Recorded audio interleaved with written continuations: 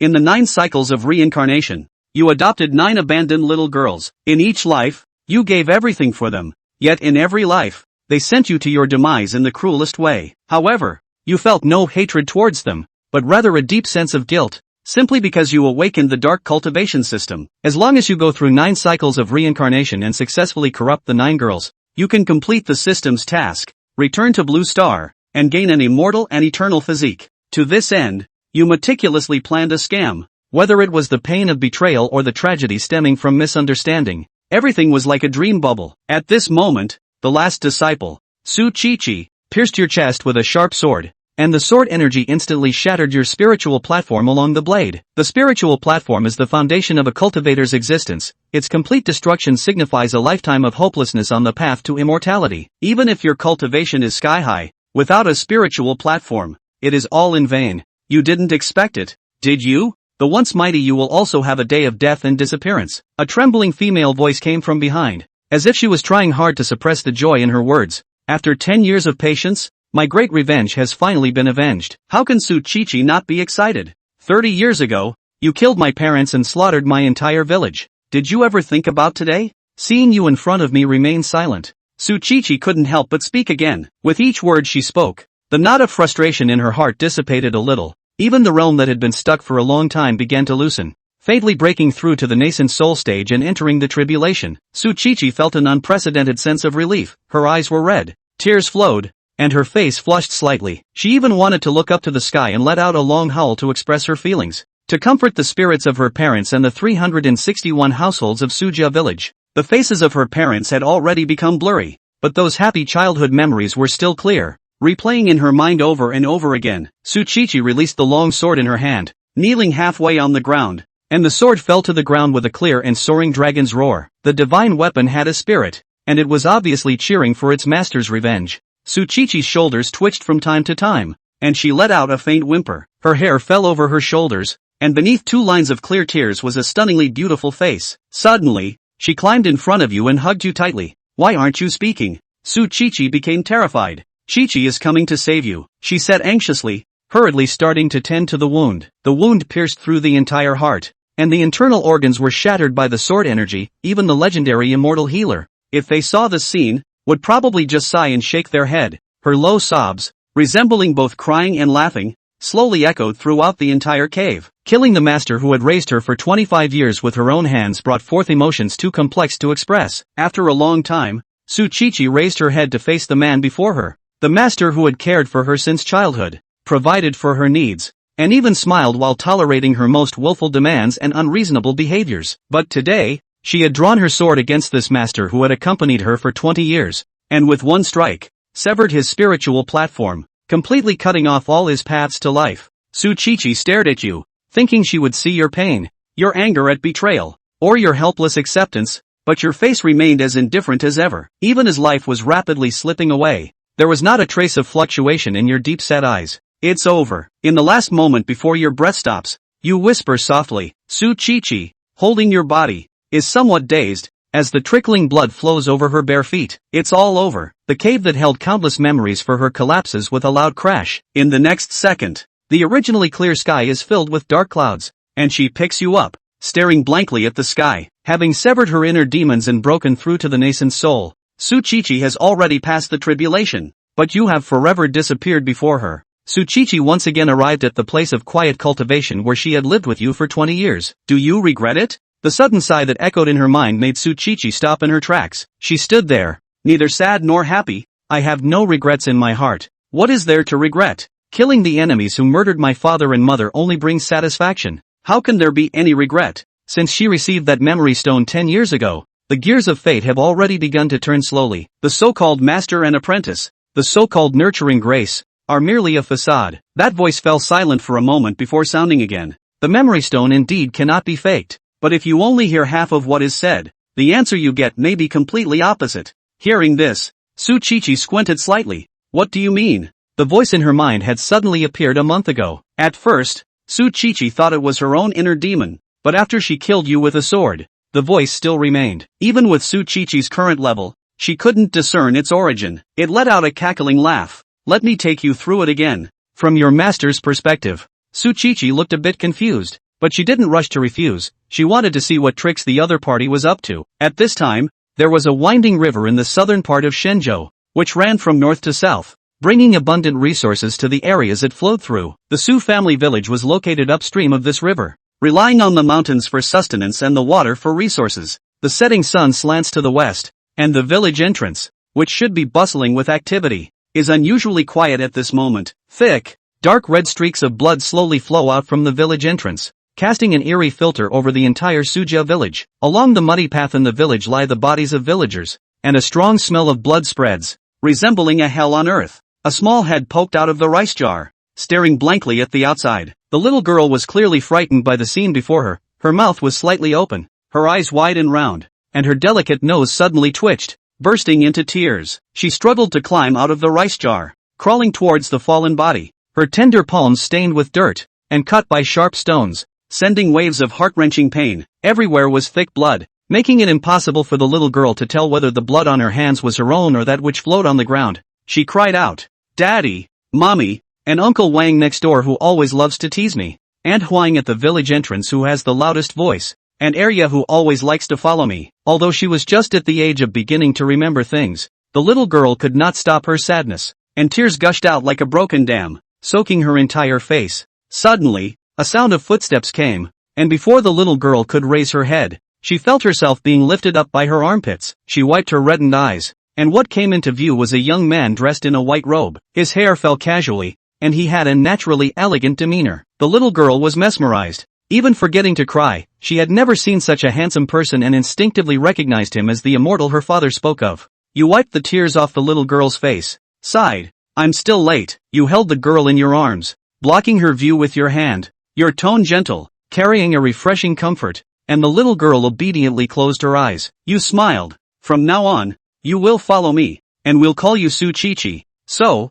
what's the difference from my memory?" Su Chichi quietly watched all of this. Look ahead. The river of time reverses, and once again arrives at a dark and damp secret chamber. Countless malicious eyes are fixed on the newborn girl on the stone platform. As a rare natural Dao body in Shenzhou for thousands of years, the girl is undoubtedly lucky, but also unfortunate, because she was found by the demonic sect right after her birth. In order to exploit the innate Dao body of the baby girl, the demon sect slaughtered her biological parents and then transformed into the 361 households of Sujia village in an unknown small village in the Divine Land. If successful, the rewards would have been unprecedented. The demonic path has never lacked gamblers, but clearly, they lost their bet. Just 3 years into the implementation of the plan, you found them and crushed their evil scheme. On that day, the Su family village was slaughtered. It was also on that day that the seeds of hatred took root and sprouted in the girl's heart, ultimately growing completely after 27 years. Su Chichi's expression remained cold and stern. She lowered her eyes, tightly gripping the hilt of her sword, and her trembling body hinted that she was not as calm as she seemed. After a long while, she raised her head, then casually swung her sword, unleashing a surge of sword energy that shattered the scene before her. Su Chichi's expression remained unchanged, her resolve as firm as ever. Indeed, it is the heart demon at work. How could he have hidden from me for so many years? After all, he covets this body, wanting to wait until my cultivation improves before refining me to help him become an immortal. The voice appeared again. Have you ever asked him a question? There was a tone of disgust in it. People like you, who are so self-righteous and ignorant, truly deserve to be trapped in that blood sacrifice for eternity. Su Chichi was too lazy to argue with it. She looked around, the place was shrouded in a hazy mist, and she couldn't find a way out for the time being, so she simply sat down. My heart is as hard as iron. No matter how you tempt me with your heart demon, don't even think about moving me even a little. The voice was disdainful. This kind of talk might fool others, but can it fool yourself? You already have the answer in your heart about whether it's true or not. You know better than anyone that he can't be that kind of person. You've just made a mistake, and that mistake can never be undone. With each word it spoke, Su Chichi's body trembled even more. Shut up! Su Chichi suddenly shouted loudly, her eyes wide open, the surging spiritual power swirling around her, the raging sword energy scattering in all directions, as if containing endless fury. I'm anxious, that voice persisted, still echoing in Su Chichi's mind. Look at how you are now. It's so disgusting. You don't even dare to look once more. You can only immerse yourself in an illusory world to convince yourself. You're truly a pathetic coward. Still avoiding it even now. Su Chichi stood with a sword in one hand. You are all lying to me. He is the demon who personally killed my parents. But she opened her mouth and couldn't make any sound. And those shattered images began to overlap. Suchi suddenly understood the words it said at the very beginning. Once again, walk the entire distance from your master's point of view. She suddenly came to her senses, looking a bit manic, and her body was trembling uncontrollably.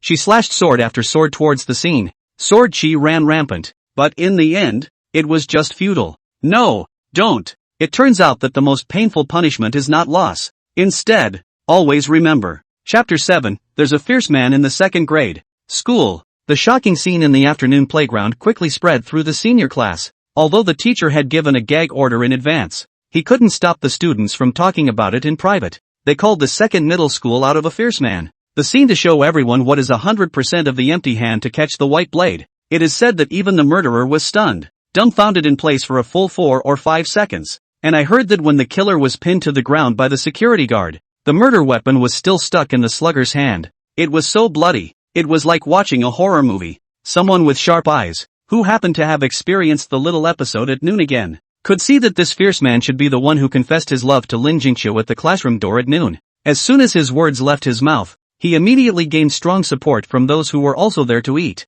You don't say. That person doesn't look like his body bones are much sturdy. How dare the... What do you know gone? Man, it's called a warrior who charges for love. But I remember, didn't you say before that the confession had nothing to do with him? It's Gao Qingyang himself who is afraid of embarrassment, that's why he's pretending. Gao Qingyang is not a small celebrity in the second school. On the basis of the appearance is still good. Usually with some of the school punks mixed well. The scourge of not knowing how many little girls. So even if they weren't in a class, the people in the first class were more or less impressed and had heard of this name. Then who knows? I originally thought the same thing. But didn't you see that scene this afternoon? I don't believe you when you say that Slugger didn't have any thoughts about senior school Flowerlin. Alas. Love. Found it. The Slugger is Chenin from the second class. Chenin? This name is strangely unfamiliar. Doesn't ring a bell. In short, the more the topic of Chenin spreads, the more outrageous and crooked. By the time the next morning rolled around, Chenin had just stepped into the classroom with his front foot when a line of curious gawking eyes threw themselves over.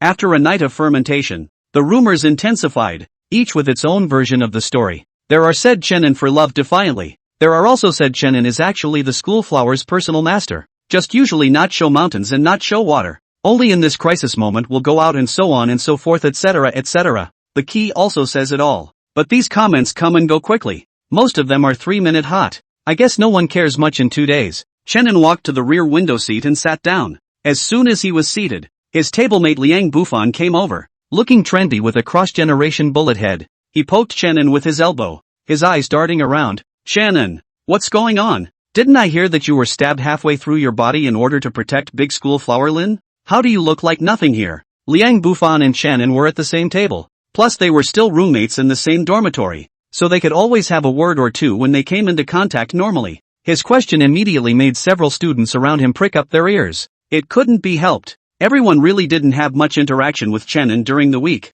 so they could only wait for Liang Bufan to play this head start. Chenin heard the corner of his mouth pulled. He still underestimated the spreading strength of rumors. How long has it been? And it has already spread into him being stabbed in the middle of his body. Is it true that if I show up a little later, you're going to collect my body? Liang Bufan hemmed and hawed. He rubbed his head. It's not because I saw that you didn't go back to the dormitory last night. I thought the rumors were true. As you said, a rumor is a rumor. It's not as exaggerated as you think. Chenin casually made a perfunctory remark and picked up the book to read. Next to him, Liang Bufan let out a light tsk as he saw the white bandage wrapped around Chenin's right hand and his eyes lit up. It's not that exaggerated. Then that means Chenin, you really received a white blade with your empty hand yesterday? Seeing Chenin nod his head, Liang Bufan's entire body suddenly tactically leaned back. His eyes flashed with shock and admiration. Then he gave a thumbs up. Cows. Chenin. Brotherin. I unilaterally declare that from now on, you're the #1 ruthless person in our second middle school.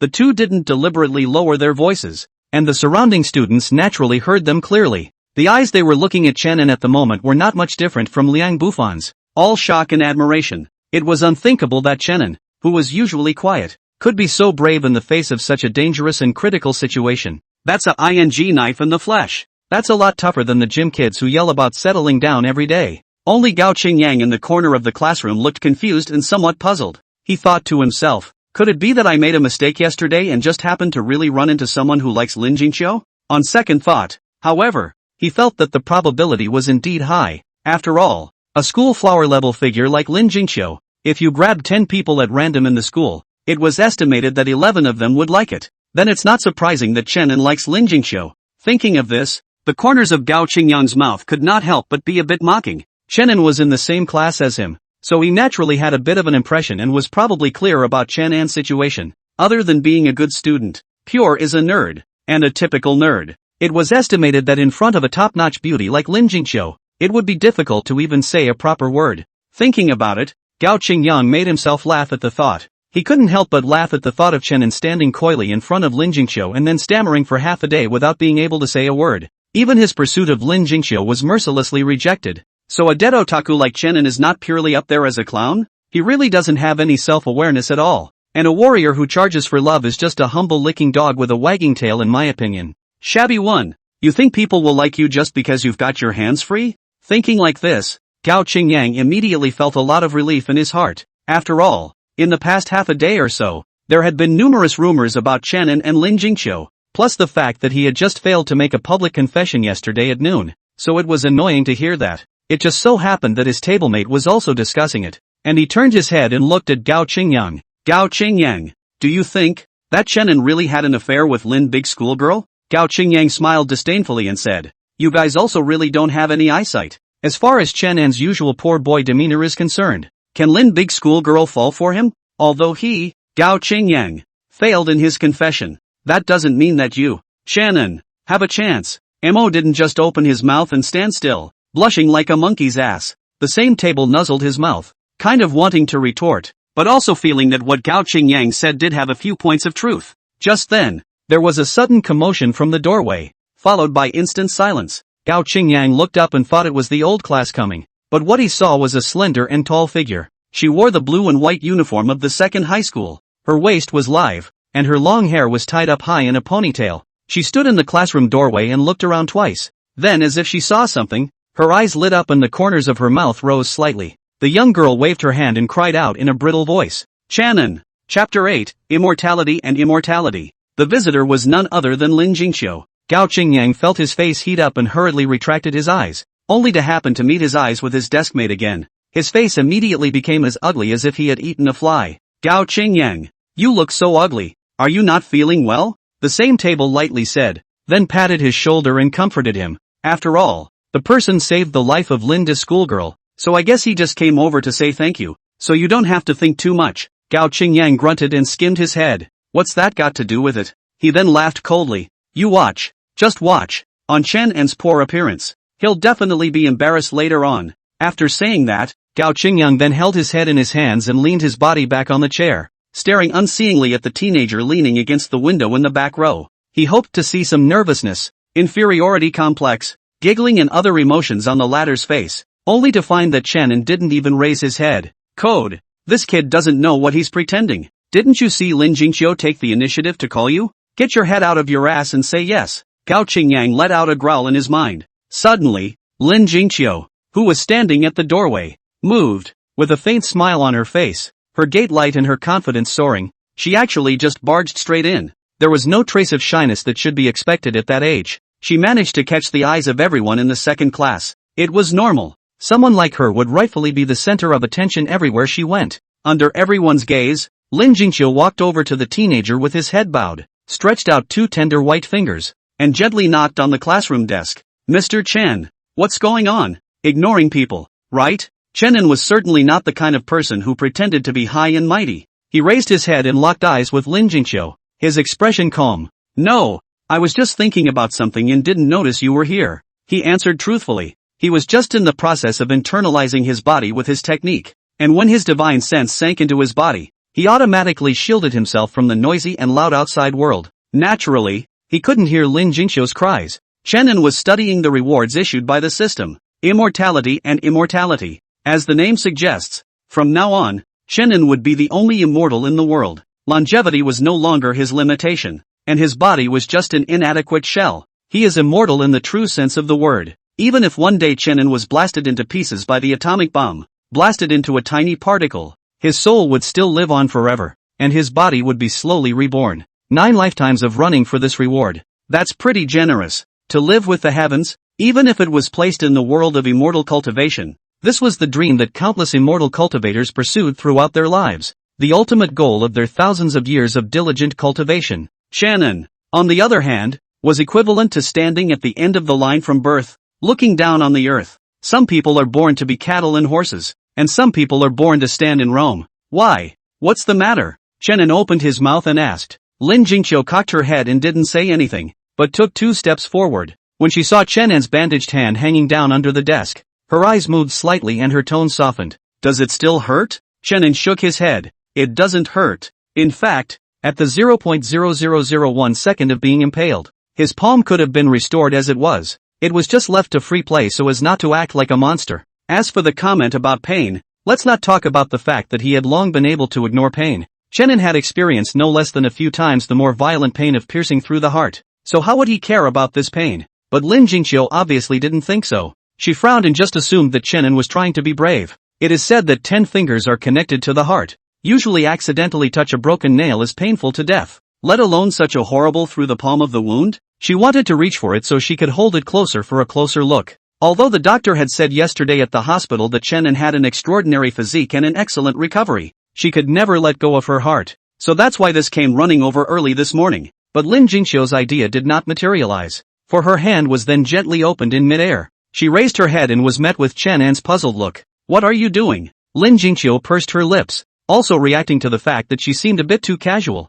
What kind of person just goes and holds the hand of the opposite sex in public? Caring is messy. Caring is messy. She gave herself an excuse, puckered her little face, and said sullenly, I just wanted to look at your wound. Why are you reacting so much? Her words were tinged with a tiny bit of condescension. This attitude of a little girl's family instantly caused all the people secretly watching the place to stifle a breath of cold air. Good lord. Is this still the same Lin University schoolgirl with soaring confidence who blinds the entire audience wherever she goes? I've been in the same class for so long. When have I ever seen the other side act like this? In the corner of the classroom, Gao Qingyang was even more wide-eyed and incredulous. Is this still the Lin University schoolgirl he knew? You didn't look like this yesterday when you ruthlessly rejected me. That ice-ballasted, cold aura was a far cry from the current Lin Jingqiu. Gao Qingyang kept hitting his forehead against the desk, muttering, This is impossible. This is unscientific. Impossible. The table sighed and patted him on the shoulder again, opening his mouth to say something comforting, but couldn't really find the words, so he closed his mouth and continued to peek away. I only saw Shannon say, the wound is nothing serious. It will be fine in a couple days. If that's what you're worried about, then you can go back. He said it naturally, and without deliberately pausing or intensifying his pronunciation on any word, as if he were making an emotionless exposition. Even though Lin Jingqiu knew in her heart that Shannon was simply speaking on the matter, but the bluntness of the words still made her a little darkly annoyed. Just make it seem like you're begging to come and see him. The dull hairs on Lin Jingqiu's head moved, and she pulled out a black bank card from her pocket and slapped it on Shannon's desk, then grunted and turned her head away. Shannon took a look at the bank card, and then looked at the back of the young girl who left in a huff, and suddenly understood something. I didn't expect Lin Jingqiu to work so fast. Just yesterday he said he wanted some money, and today he sent it to him first thing in the morning. He thought for a moment and shouted, Lin-san. Lin Jingqiu stopped and turned around, her eyebrows arched and her expression much brighter. What's wrong?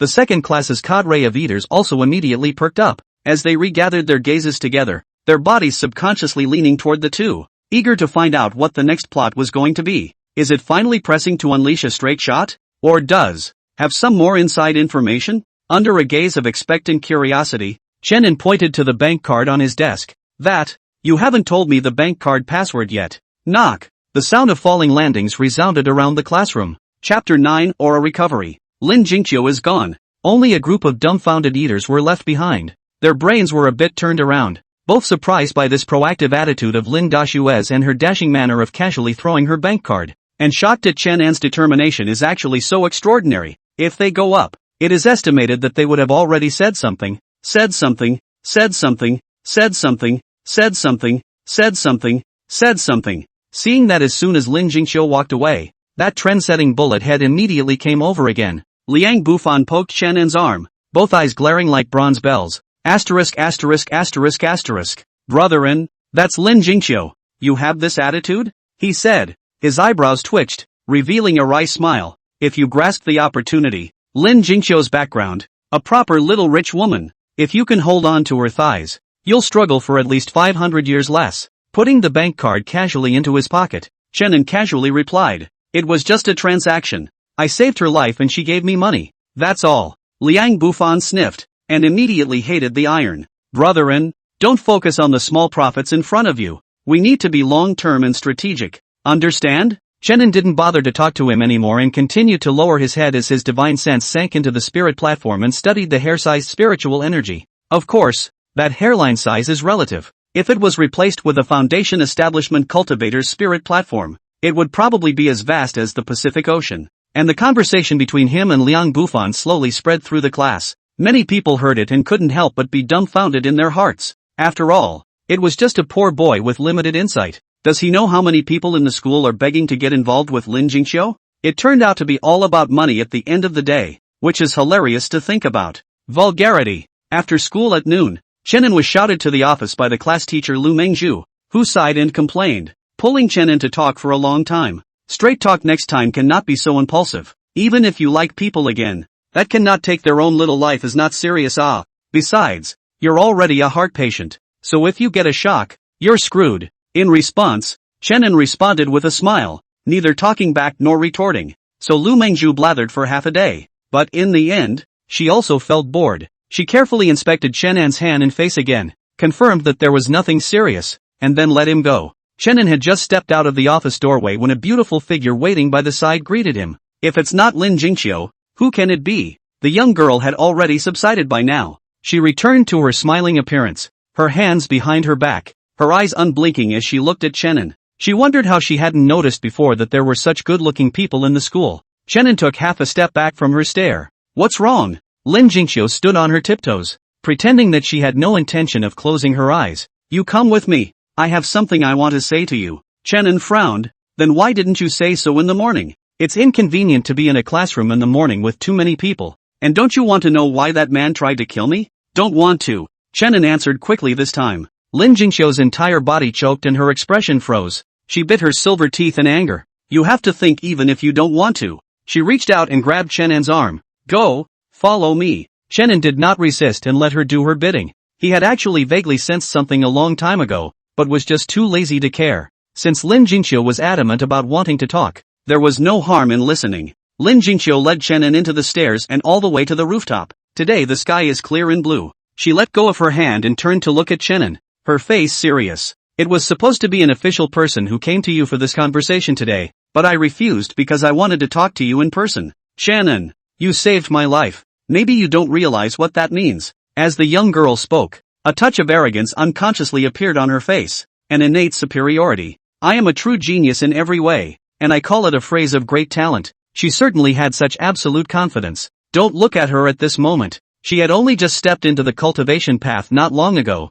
and hadn't even touched the threshold of practicing qi. But her master, Daoist Fuyun, had once put down his bold words in public. My disciple, Lin Jingqiu, has the posture of a foundation builder. It was important to realize that more than a year had passed since the recovery of the aura, and there were only a handful of foundation establishment cultivators in the country in total, and they're all those old-timers from the big sects. Chenin, have you ever read a fairy cultivation novel? Facing Lin Jingqiu's direct gaze, Chenin raised an eyebrow. I've seen a little. Lin Jingqiu bit her fingertips, her face somewhat hesitant. She hadn't thought about whether or not to involve the teenager in front of her or not. After all, as an ordinary person, it seems like a blessing to just be done with this life. But she then shook her head. More than a year had passed since the aura recovery. Even if the globe hid it anymore, there would eventually be a day when the paper could not hold fire. Since this was the case, it would be better to let Chenin know these hidden secrets earlier, so that he might be able to obtain some opportunities in the future.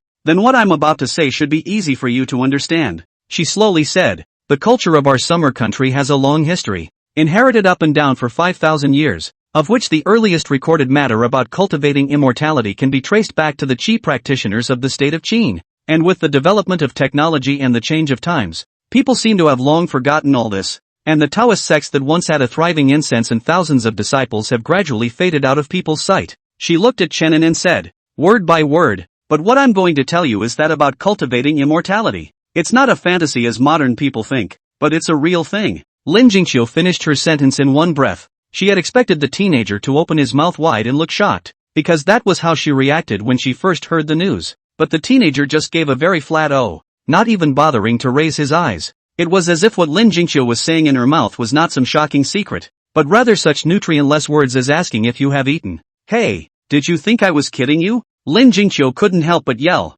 Shannon's calm attitude always made her feel like nothing was right. Could it be that I was speaking too superficially, and that's why Qianan thought I was joking with him? Seeing Qianan shaking his head, the corner of Lin Jingqiu's mouth twitched twice. That's not right. Shouldn't you have sucked in a breath of cold air, been filled with shock, and then been amazed at her? Lin Jingqiu? How come you can be so calm? Make it sound like you've been practicing immortality. Lin Jingqiu pursed her lips and looked at him. Then you're not surprised at all? Upon hearing this, Qianan froze for 2 seconds, then followed Liang Bufan's example of tactically leaning back and said in a tone without fluctuation, "Wow, that's awesome. I can't imagine that immortal cultivation actually exists for real." Lin Jingqiu had 2 black eyes. Forget it, I'm too lazy to break it up with you. She patted her chest, bringing a ripple up and down her chest. I can't tell you too much right now, and I wasn't supposed to be able to disclose this bit of talk to you today. As for the assassination, the forces involved are even more complicated, and it's hard to speak clearly for a while, but you don't need to care too much about this. Anyway, the family behind me in Castle Mountain will take care of it. You always know about Mount Qingchang, right? It's located in Shang City, which is why I transferred here. And it and the capital city's Longhu Mountain are both the top Taoist sects right now. They have a long history and countless inherited Taoist traditions, and they are also the biggest beneficiaries of the aura recovery. Even the officials don't dare to explicitly go against them now. After she finished, she grabbed Qianan's hand. I'm actually telling you all of this for only one purpose. You saved my life, and it just so happens that I learned that you have a serious congenital heart condition, so there's no way I'm going to see it through, you know? So, come with me to the capital. Even if the doctors can't do anything, I can take you to beg master again. Her old man will definitely have a solution. Qianan listened with some silence. He really didn't expect that he was just casually blocking, thinking that he just happened to explode the gold coins. But it turned out that the young girl was so attached to it. Not only did he offer to take him to the capital for a checkup, but he was also already prepared for the worst, ready to go and beg for his master's hand. Should I say no? Lin Jingqiu is really a good person. But the point is, now Qianan is not sick at all. Qianan sighed. I appreciate your kindness, but I'm not sick at all right now. And didn't Dr. Qin also say that I'm in good health? Lin Jingqiu raised her willow eyebrows. Then he even said he wasn't sure. Chapter 10, Su Chi Chi, you're in trouble. Humans by and large love a compromise. Although Lin Jingqiu was well-intentioned, she wasn't too good at forcing Qianan, so she backed off and changed her mind, saying that she would wait 2 days to see then. Okay, bye. Qianan nodded and turned toward the stairway. He hasn't had lunch yet. Wait. Lin Jingqiu called out to him as she caught up and said, "What's your cell phone number? Give me a contact." Qianan sniffed and spread his hands. I don't have a cell phone. But Lin Jingqiu was obviously expecting it and wasn't surprised. The corner of her mouth hooked. I guessed it. Then she pulled a cell phone out of her pocket and handed it to him. Here, you use this then, and the phone card is set up for you, so if anything happens, you just call me directly. After saying that, Lin Jingqiu didn't wait for Qianan to refuse and turned around to leave. She took 2 steps, then stopped and looked back at Qianan with a serious look. What I just said, I hope you can take it seriously. It won't be long before the matter of the aura revival will definitely be made public, and our future college entrance exams will no longer be just an ordinary advancement exam. She looked up at the blue sky, a hint of longing showing on her face. It's a world full of mysteries, and the high school entrance exam may well be your only ticket there. Qianan looked at her and suddenly popped out coldly. You talk so much about it, how come you still almost got stabbed? Lin Jingqiu's expression was stunned. Then a trace of shame flashed in her eyes as she wrinkled her eyebrows and said defiantly, That's because I haven't learned the arts yet. Do you understand the gold content of the foundation establishment qualification? Now that everyone has only just figured out the method of cultivation, a genius like me who can step into the first level of chi cultivation at the threshold is estimated to be no more than 20 of my peers in the whole country combined. That's still counting the ones who grew up practicing and living in the Taoist temple, and who knew that the official side was so unreliable, saying that it's impossible to have problems in Qing City, said Lin Jingqiu, somewhat chagrined. But it's true that I was also a bit too careless. She hadn't noticed that Qianan's face suddenly became a bit strange when she spoke of the foundation establishment capital and the chi practicing layer. Building a foundation of capital? Qianan thought about the path of cultivation, chi cultivation, foundation building, Jindan, Yuaning, transmigration, transformation of God, and Mahayana. This foundation building capital, he is very difficult to evaluate at a time. Even if you listen to others bragging, That is the minimum yuaning start. This is still the first time to hear that he said that he was so proud of his foundation building capital. Lin Jingqiu glanced at him suspiciously, about to see what he was thinking, and then said in realization, "Did you think that building a foundation was simple?" She said, the corners of her mouth quirking up again, and the dorky hairs on her head standing up unexpectedly. "You don't know about this, do you? Although it's only been a year since the aura recovery, the concentration of aura between heaven and earth has already tended to stabilize. The so-called foundation establishment is already a great power that can move mountains and seas. Our country's currently known foundation establishment powerhouses, but there are only 2 old ancestors from Qingcheng Mountain and Longhu Mountain." After Lin Jingqiu finished, she looked at Chen and with a slight expression of interest and crossed her arms. "Now you know how powerful I am." Chen and Xin was dumbfounded, and said that after all, she is still a teenage girl, and this point is probably not known how long she has been holding it in her heart. It was so hard to run into someone to brag about,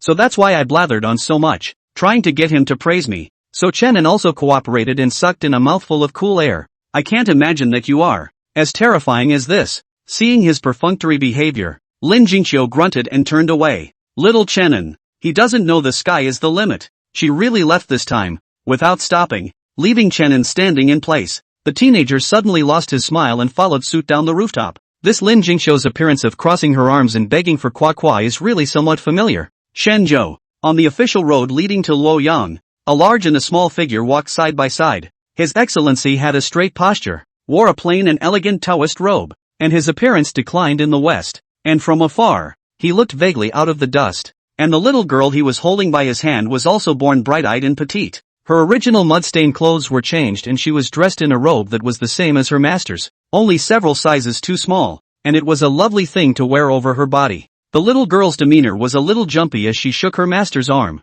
her eyes looking around and biting her fingertips every now and then. "Master, where are we going?" Su Chi tilted his little head to ask a question. The emotions of a small child come and go quickly, coupled with Chen Anji's previous art to pacify that bloody and cruel scene, has long been sealed up. If there are no accidents, it should not be remembered later. In her memories, she was just a discarded baby girl who was then picked up by a kind immortal and brought with her as an apprentice. Chenin looked down at her and gently squeezed her palm. "Go somewhere where no one will bother you." "But master, aren't you an immortal? Can't you take Chi and swoosh over there? Why do we still have to walk by ourselves?" His disciple's innocent words caused Chenin to look embarrassed. He had actually only just stepped into the cultivation path for less than 3 months, barely breaking through to the Jindan realm. Although he could fly with a sword when he built his foundation, he had to use the explosive seed technique 2 days ago in order to slaughter a bunch of devils in the Su family village. Now the Jindan on the spirit platform in his body had also become dull as a result, and for the time being, he was unable to function properly.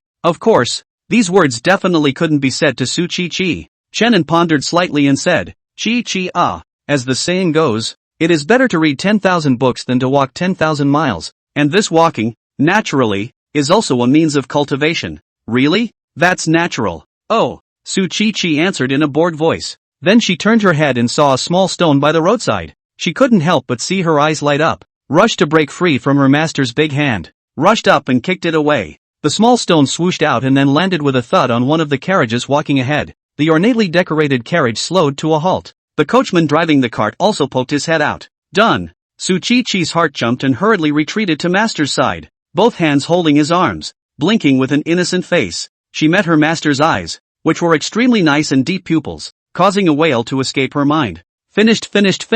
This has just been picked up by the master, to cause trouble. Woohoo! Well, the expected scolding didn't come. Su Chi mustered up the courage to look and found that master's face did not have the slightest bit of anger, but only smiled at her. "Su Chi, you're in trouble." Su Chi sniffed, deftly pulling her small head, her expression downcast. "I'm sorry, master, I will definitely pay attention next time." A large hand stroked across the top of her head, imparting a warm touch. "It's okay, go with master and apologize. It's good to make amends in time when you've done something wrong." Chapter 11, the first reason Su Chi learned. The carriage's decoration was gorgeous, and the horseman who drove the carriage looked strong and moved cleanly, not like an ordinary family. Chenin held Su Chi and greeted him. He smiled apologetically and explained why he was coming. Maybe it was because of his sincere attitude or because Su Chi was really cute. The owner of the carriage not only didn't get angry, but also enthusiastically invited the pair of master and disciple to get on the carriage,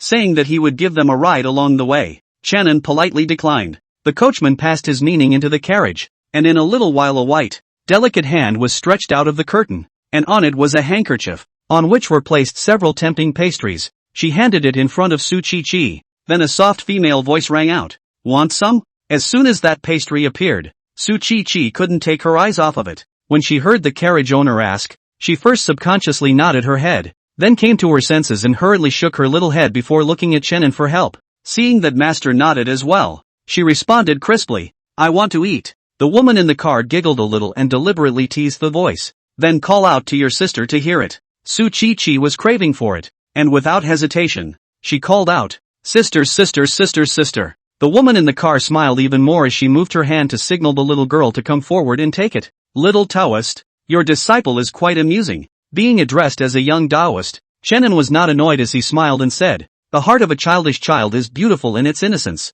I didn't think the woman heard it, but instead she snorted coldly, "Uncle Wang, let's go. These stinking Taoist priests, no skill at all, but full of mysterious and mystical theories are smooth." Unfortunately, the second Miss Ji in Luoyang City was known to hate this. Chenin stood still and watched the carriage slowly drive away. Beside her, Su Chi was busy stuffing a mouthful of pastries. She twisted up one of them and muttered, holding it up to Chenin, "Lion and tiger, the mud also chow one. Howl and eat." Chenin didn't refuse and took a taste. Soft and creamy in the mouth, sweet but not cloying. Su Chi looked down at the few remaining pastries in her hands, and then looked at the carriage that was moving away. She couldn't help but feel a little sad. "Master, do you think we'll meet this sister again in the future?" Chenin glanced over. "What? You're still thinking about someone else?" After Su Chi heard this, her eyes darted around. "What is Master talking nonsense about? I'm not that kind of gluttonous brat. And do you want to meet again?" Su Chi licked his fingers and just wanted to nod his head,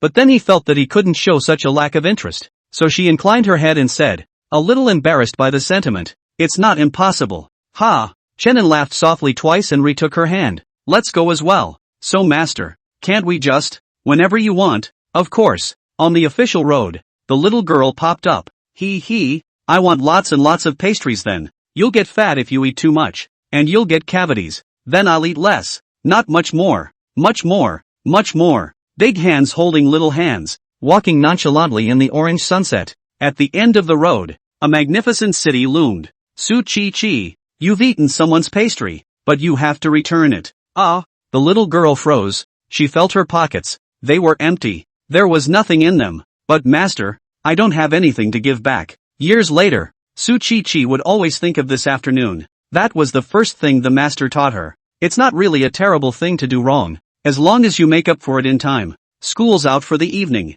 Chenin returned to his dorm room. Most of the students in the second high school are resident students. Closed. Going back from school on Friday afternoon and coming back on Sunday evening for the first evening study, and only being allowed to go home on weekends. The dormitory is a 6-person room. Chenin came back a little late. The people have already arrived, only missing him. As soon as he walked through the door, he immediately caught the eyes of all his roommates. Good boy. Without saying anything, he's now a big name in our second middle school. A thick-browed boy leapt over as he tapped Chenin on the shoulder and gave him a thumbs up. He pulled the trigger and the other roommates chimed in. "Yeah, I didn't expect Anzi, who is usually as boring as a mope, to have such a feisty day. What's the name? Still called Anzi? It has to be called Brotherin." He, on. They were playful, but someone else quickly noticed Chenin's bandaged palm and said with concern, "Brotherin, does it hurt? I've heard about it. That knife stabbed all the way through. That image makes my legs shake just thinking about it."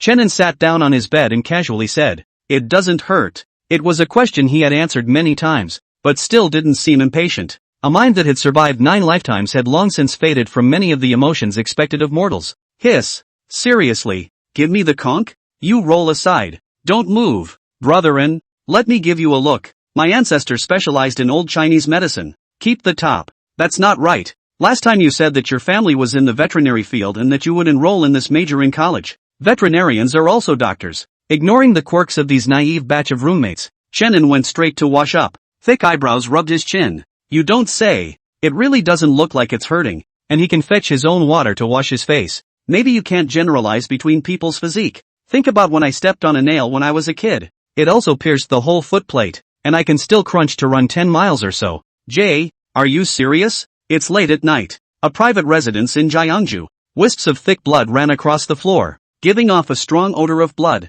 On the couch lay a whole family of 3. In the darkness, a figure sitting in place slowly opened his eyes. His face took on a sickly pallor, and there were flashes of scarlet from his eyes. The man stood up and glanced at the body on the couch, his brow furrowed. It seems that just ordinary human flesh is no longer enough for me to recover from my injuries, let alone go any further. The man grimaced and mumbled with his head down. It's only close. It's only close. He's not happy about it.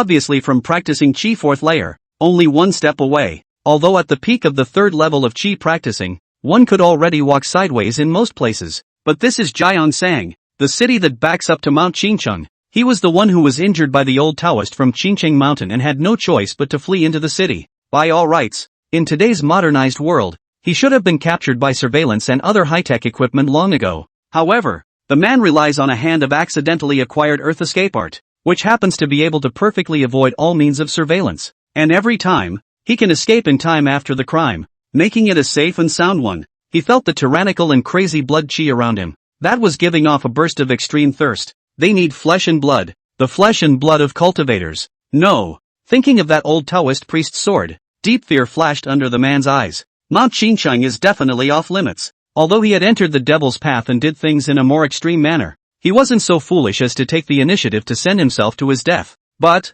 the man looked like he had thought of something, and the corners of his mouth curved up in a cruel arc. Chapter 12 Blood Sacrifice. The man had read about blood sacrifices in the bloodbath kung fu, and he happened to know of just such a place, perfect for a blood sacrifice. You don't even have to catch the children at the blood sacrifice. It's all self-contained material from the scene. It was just a pity that there were no cultivators' blood and flesh as sacrifices, not enough to allow him to break through the realm. But as long as he could recover from his injuries first, that would be enough. The man coughed and worked his spiritual energy, quickly disappearing into the earth. It went on until close to dawn, when the sky broke. It was only then that the residence once again resounded with hurried and disorganized footsteps. When the visitor opened the door and saw this bloody scene in front of him, his eyes glared as if they were bronze bells, wanting to spit fire. The burly man hammered his fist hard against the door with a dull thud. Damn! Still a step too late, he said with a sullen face, toward the 2 men arriving behind him. A man who was on the thin side frowned slightly as he sighted past the burly man blocking the doorway and peered in. Then his pupils shrank. This evil cultivator is really getting bold. He whispered and took out his cell phone and started taking pictures to document the crime scene. The other person was a lady in a Taoist robe who stood quietly without speaking. The first burly man was silent for a little while, then said at the woman, "Let's call the police station first and ask them to send someone over to clean up." After saying that, the strong man kicked on the door again. Dog day. The group of Taoist priests in Qingcheng Mountain are also really unreliable. Measuring so many times, there is no time that we can let us catch him in advance. The woman narrowed her eyes and didn't pick up on his comment, instead turning and walking outside, dialing the phone to go. The lean man glanced at the strong man. Zhang Yong, calm down. Impotent rage won't serve any purpose here. The skinny man was named Huang Lak, and the woman was named Zheng Cheng. All 3 were members of a group of the Bureau of Unnatural Things handling in Qing City, as well as 1 in 10,000 cultivators with cultivation qualifications in Qing City. Although Zheng Cheng, who had the highest cultivation level among the 3 of them, was only going to be practicing Qi at the 1st level. But according to reliable information, this evil cultivator before touching on Qingcheng Mountain, has been Qingcheng Mountain's old-timers into a serious injury. Think a short period of time cannot be recovered. At the moment a body of strength to play not 1%, coupled with the fact that Huang Jiao and the others still had modernized weapons and some precious talismans in their hands, as long as they could meet up with the evil sect face to face, there was still a high probability of success in capturing them. Moreover, they had rich combat experience against such evil cultivators. Evil cultivators have been committing crimes, not once or twice, and since the aura recovery began, they have been able to stumble upon one every 1 or 2 months. However, because Qing City had Qingcheng Mountain at its back, it was rare for powerful evil cultivators to come to Qing City without longing to make waves. Most of them are small fish and shrimp. They have not even officially stepped into the door of the cultivation world. Just take a rifle and raid a few times. And this time, the evil cultivator, with a cultivation level as high as the peak of the 3rd level of Qi practicing, had attracted great attention from the official side as soon as it appeared. Not only will a group of all personnel deployed over, but also exceptionally issued 3 palm lightning talismans, able to instantly paralyze the nerves of the occupants, restraining that evil cultivator's earth escape technique. Senior cultivators from Mount Qingcheng were also coordinated to provide remote assistance and determine the location. As it stands, though, It seems vaguely dead in the water. If the people of Qingcheng Mountain wanted to measure their orientation, they had to wait for that evil cultivator to perform his spells and sense the fluctuation of the aura before they could locate themselves with the help of external objects. Then the location would be told to Huang Jiao and the others who were on standby. But with this back and forth, when Huang Jiao and the others arrived at the scene, it would often be 1 or 2 hours later. How's that for catching someone? On the contrary, that evil cultivator was also tricky. Knowing that drilling headlong into the city made them wary and unable to use all their means, like precision guidance, ranged strikes, whatever. That was why Zhang Yang was acting so angry. He was clear that this matter could definitely be easily resolved as long as those old Taoists from Qingcheng Mountain stepped in. But one of those old Taoists then one also loved the spiritual power. If not this evil cultivator at the very beginning of the ungrateful, actually took the initiative to find the Qingcheng Mountain. It is estimated that at this moment to live more than anyone else to be nourished. Zhang Yang also hated his lack of cultivation and could only listen. Otherwise, why do you have to watch a bloodshed happen right in front of your eyes while you have the intention to kill the enemy but are powerless to do anything about it? As the leader of the first group, Huang Jiao was naturally much calmer and considered a few more things. He sighed and walked up to pat Zhang Yang on the shoulder. I know you're in a hurry, but don't be in a hurry yet. What you're saying won't sound good in Zheng Qing's heart. Zheng Chang is from Qingcheng Mountain. A year ago after Qingcheng Mountain an official communication, as a gesture of goodwill to come to the appointment of the Bureau of Unnatural Things, Zhang Yang snorted coldly and glanced at the woman standing outside. So what now? Just wait around like this? Wipe that evil cultivator's ass? Huan Lak pushed the glasses on the bridge of his nose. Coldness flashed under his eyes. Wait for 2 more days to see. He's very confident and conceited. He's bound to not leave just like that. He'll surely still be thinking of coming back with a vengeance. Be patient. There will always be a time when he reveals his flaws. But Zhang Yang obviously couldn't agree. He roared, almost spitting fire. Is it just to watch those innocent people die in vain? It was all unnecessary sacrifice. Huan Lak put away his cell phone and turned around, his words coming out softly. If their deaths can be exchanged for the ambush of that evil cultivator, it will allow the above to master that godly and unpredictable art of earth escape. That's what it's worth. It's Friday. It's almost time for school vacation. A quiet morning passed quickly. Chenin was lying on the playground with his hands on his head, looking lazy. He's sunbathing. It's a habit that was developed in one life. He vaguely remembers that he got sick during that time, and he doesn't know what it was. But anyway, just being in the sun made him feel much better. Let's take a trip back to the countryside orphanage when school's out later. Just gave the bank card to the dean to take the money and get someone to fix up the orphanage. Chenin's thoughts fanned out, and suddenly he thought of those little kids who love to follow his ass around and make a mess. And the corners of his mouth couldn't help but show a smile. Chenin's good grades and good behavior made him a role model that the director often talked about. Plus whenever he had time to go back to the orphanage, he would always bring some snacks with him. It won't cost much, but it will keep those little kids happy for a long time. Over time, those kids were willing to stick to him, too. The orphanage has actually had many more children come out of it. Just not many of them are remembering old favorites. Often, when you become an adult and go off to the big city, you don't come back. Maybe they want to come back, but it's just that the pace in the big city is so fast that it pushes them to take care of themselves all the time. Slowly, Chenin became the biggest child in the orphanage in the past 2 years. Other than him, the rest were only 6 or 7 years old, and even younger, just as they were when Chenin was picked up. Times are progressing, but that little orphanage seems to have been abandoned by the times and stagnated. Chapter 13, Trying is Trying. The afternoon playground was warm and sunny. It's so nice to be sprinkled lazily on one's body. Chenin was not the only one lying on the playground. There were many others who were piled up in 2s and 3s. Suddenly, as if attracted by something, they cast their eyes over. Immediately afterward, Chenin felt that the sunlight above his head was blocked by a shadow. What? Ignoring people again. It was the sound of a young girl's delicate voice. Chenin was a bit puzzled. Do you have nothing to do? Looking for me 3 times a day. Who's looking for you? Lin Jingqiu opened her mouth to deny it, then sat down beside him. I just came out to get some sun and happened to see you. Chenin was puzzled. Then why don't you seize the time to cultivate? I've only heard of a stupid bird flying first. I've never heard of a stupid bird still having to bask in the sun.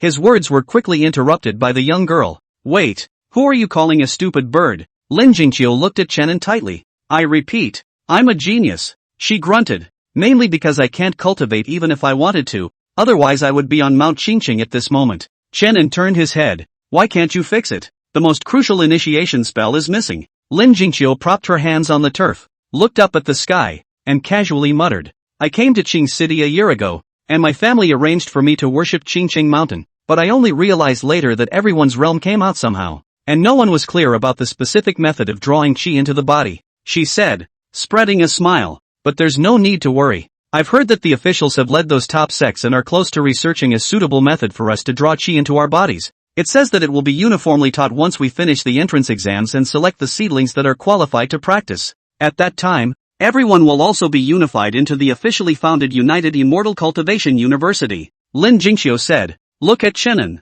See him froze a look of not seen, cannot help but laugh lightly. Why? Isn't it magical? Up to your eyeballs. Ha! Chenin nodded and praised. You guys are quite up to date with the times, that's for sure. Lin Jingxiu looked like she had been holding it in for a long time, and now she finally caught someone she could talk to, and had so much to talk about. And they say they want to maintain fairness and keep everyone at the same starting line. Chenin shook his head. That's not realistic. The young girl heated up a bit. That's certainly not realistic. Just talking about myself. Although there is no corresponding dharma for me to be able to step into practicing chi, the breathing and exhaling methods taught by master can all be the key to building a good foundation. When the time comes to enroll in school, people who are like me will definitely pull away from everyone else by a large margin. Lin Jingxiu sighed. It's a pity that the division has orders not to spread the word. At those words, Chenin smiled. The young girl sighed apparently because of this reason and could not pass on the dharma to him. But if he really wanted to talk about breathing and exhaling methods, he knew that there were dozens of top ones alone,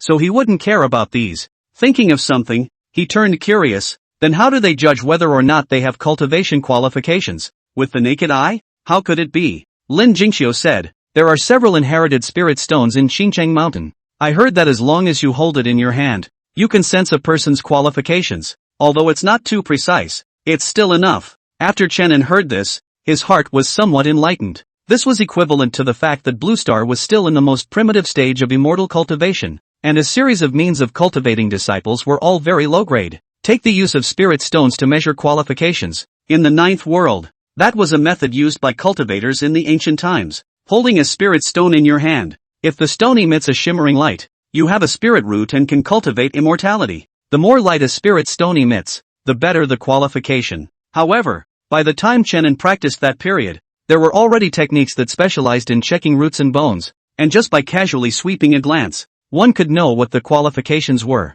For example, the Lin Jingxiu in front of him, Chenin could know the endpoint that she could reach in her cultivation path with a single sweep. The qualification is still good, should be able to reach Jin Dan. It was only because of the thinness of Blue Star's aura that a discount was needed. But these are not absolute. A person's roots, spiritual roots, were often changeable through a variety of means. You seem confident in me? What if I'm not qualified? Chenin asked. Lin Jingxiu waved her hand, the corners of her mouth rising. Like I said, you have no idea what it means to save me. And even if you really don't have the credentials, I can still let you go through my back door. As long as the mind does not slip, there are always more solutions than difficulties. The young girl smiled a little dazzlingly in the sunlight. Chen Jing quietly looked at her for a moment and then moved away. Do you want to practice chi? Faced with this somewhat inexplicable question, Lin Jingxiu gave him a blank look. You don't talk nonsense. I'm waiting for the method of practicing chi to come out now. Do you want it? Think. Lin Jingxiu was subconsciously about to answer,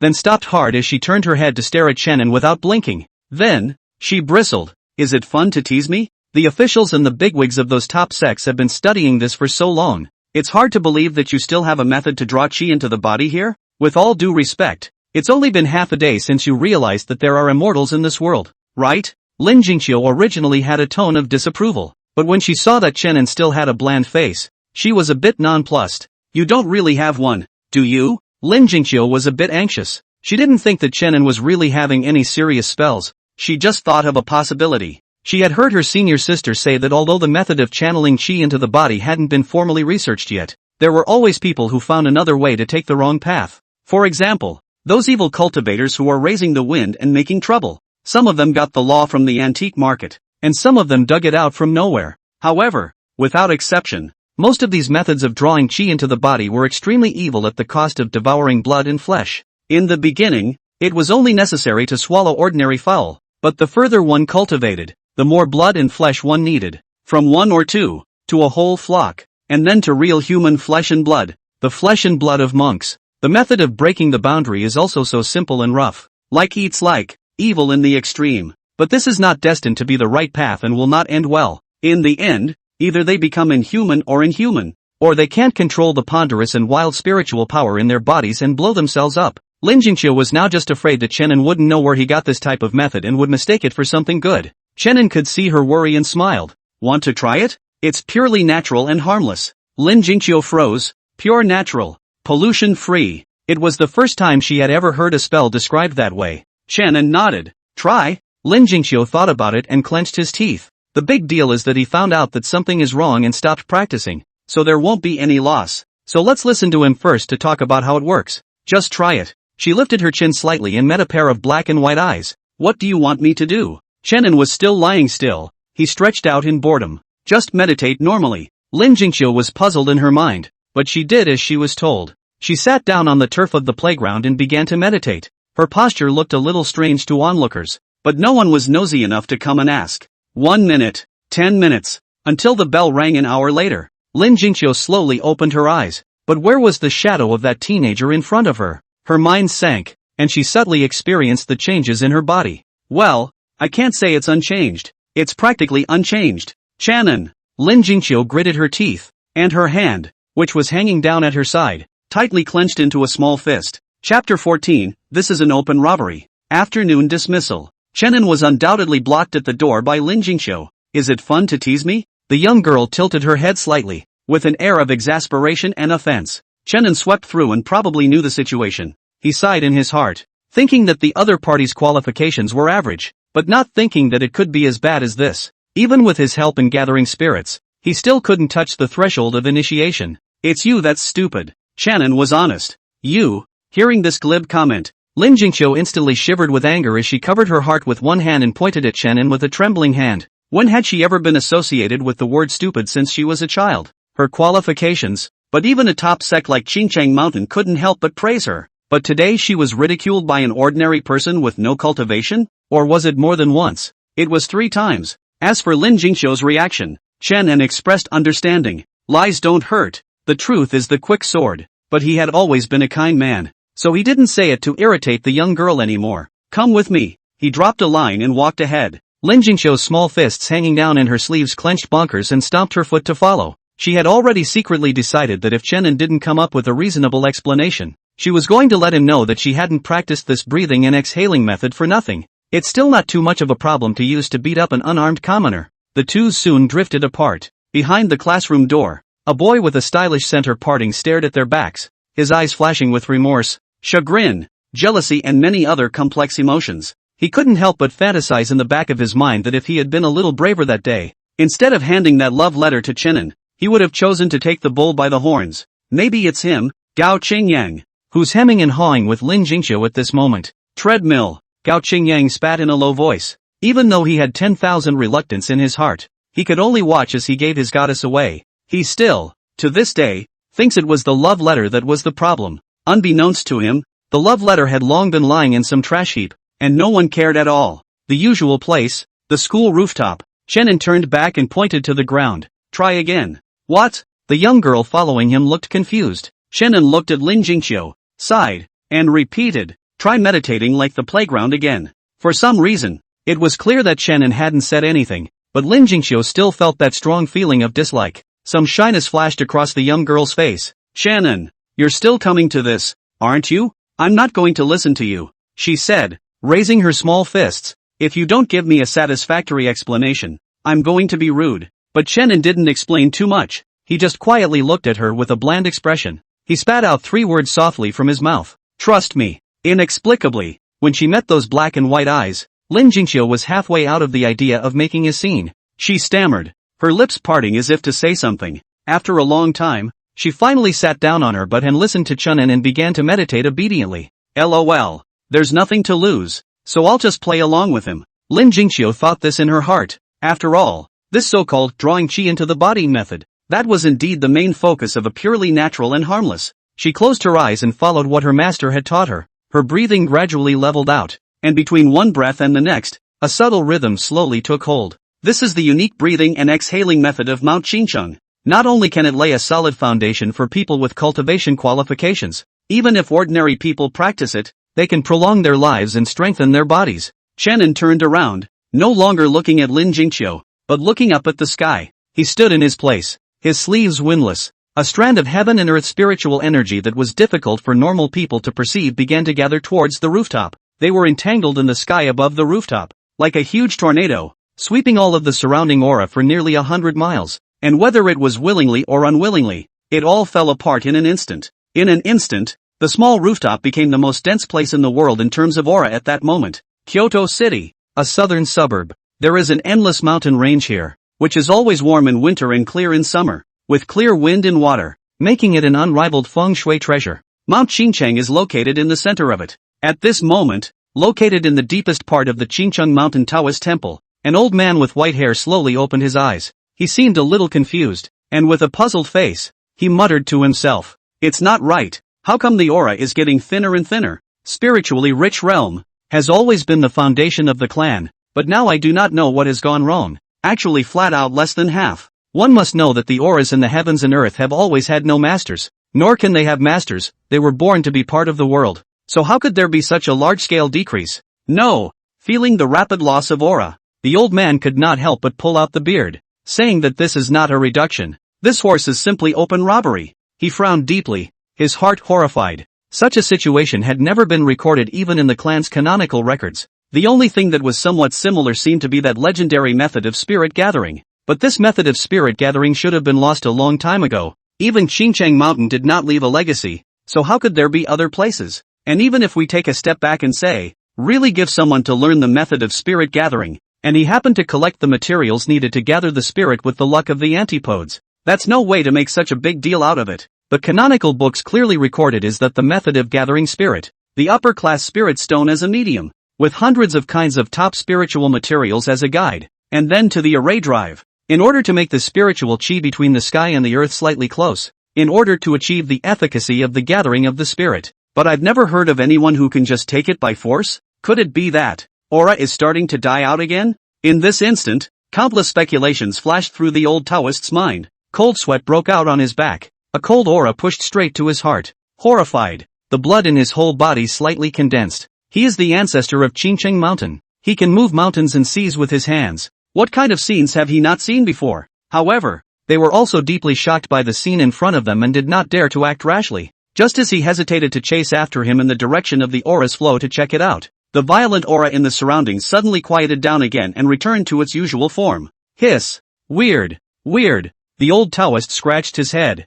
and several times he wanted to lift his foot, but then he forced himself to resist the curiosity in his heart. As he thought about it, he still didn't feel secure enough, so he pulled a smartphone out of his durag. "Hello, elder ancestor?" The person who answered the phone seemed startled, and then said in an extremely respectful tone, "Old ancestor, please give your orders. You take a couple of men and go to town." Chapter 15, The Talented Lin Jingqiu. Lin Jingqiu was feeling a bit delicate right now. It was an indescribable feeling, like a large invisible hand was slowly stroking her body, like getting a full massage. Your whole body is warm and cozy. It was an experience she had never had before when she meditated. Unfortunately, that experience didn't last long. Lin Jingqiu opened her eyes in confusion and saw a slightly whitened cheek. "Shannon!" Lin Jingqiu subconsciously shouted in a small voice. Immediately afterward, the teenager's body shook and fell straight down. Lin Jingqiu hurriedly reached out in a panic and swept him into her arms. "Going off the deep end. Well, it's kinda soft."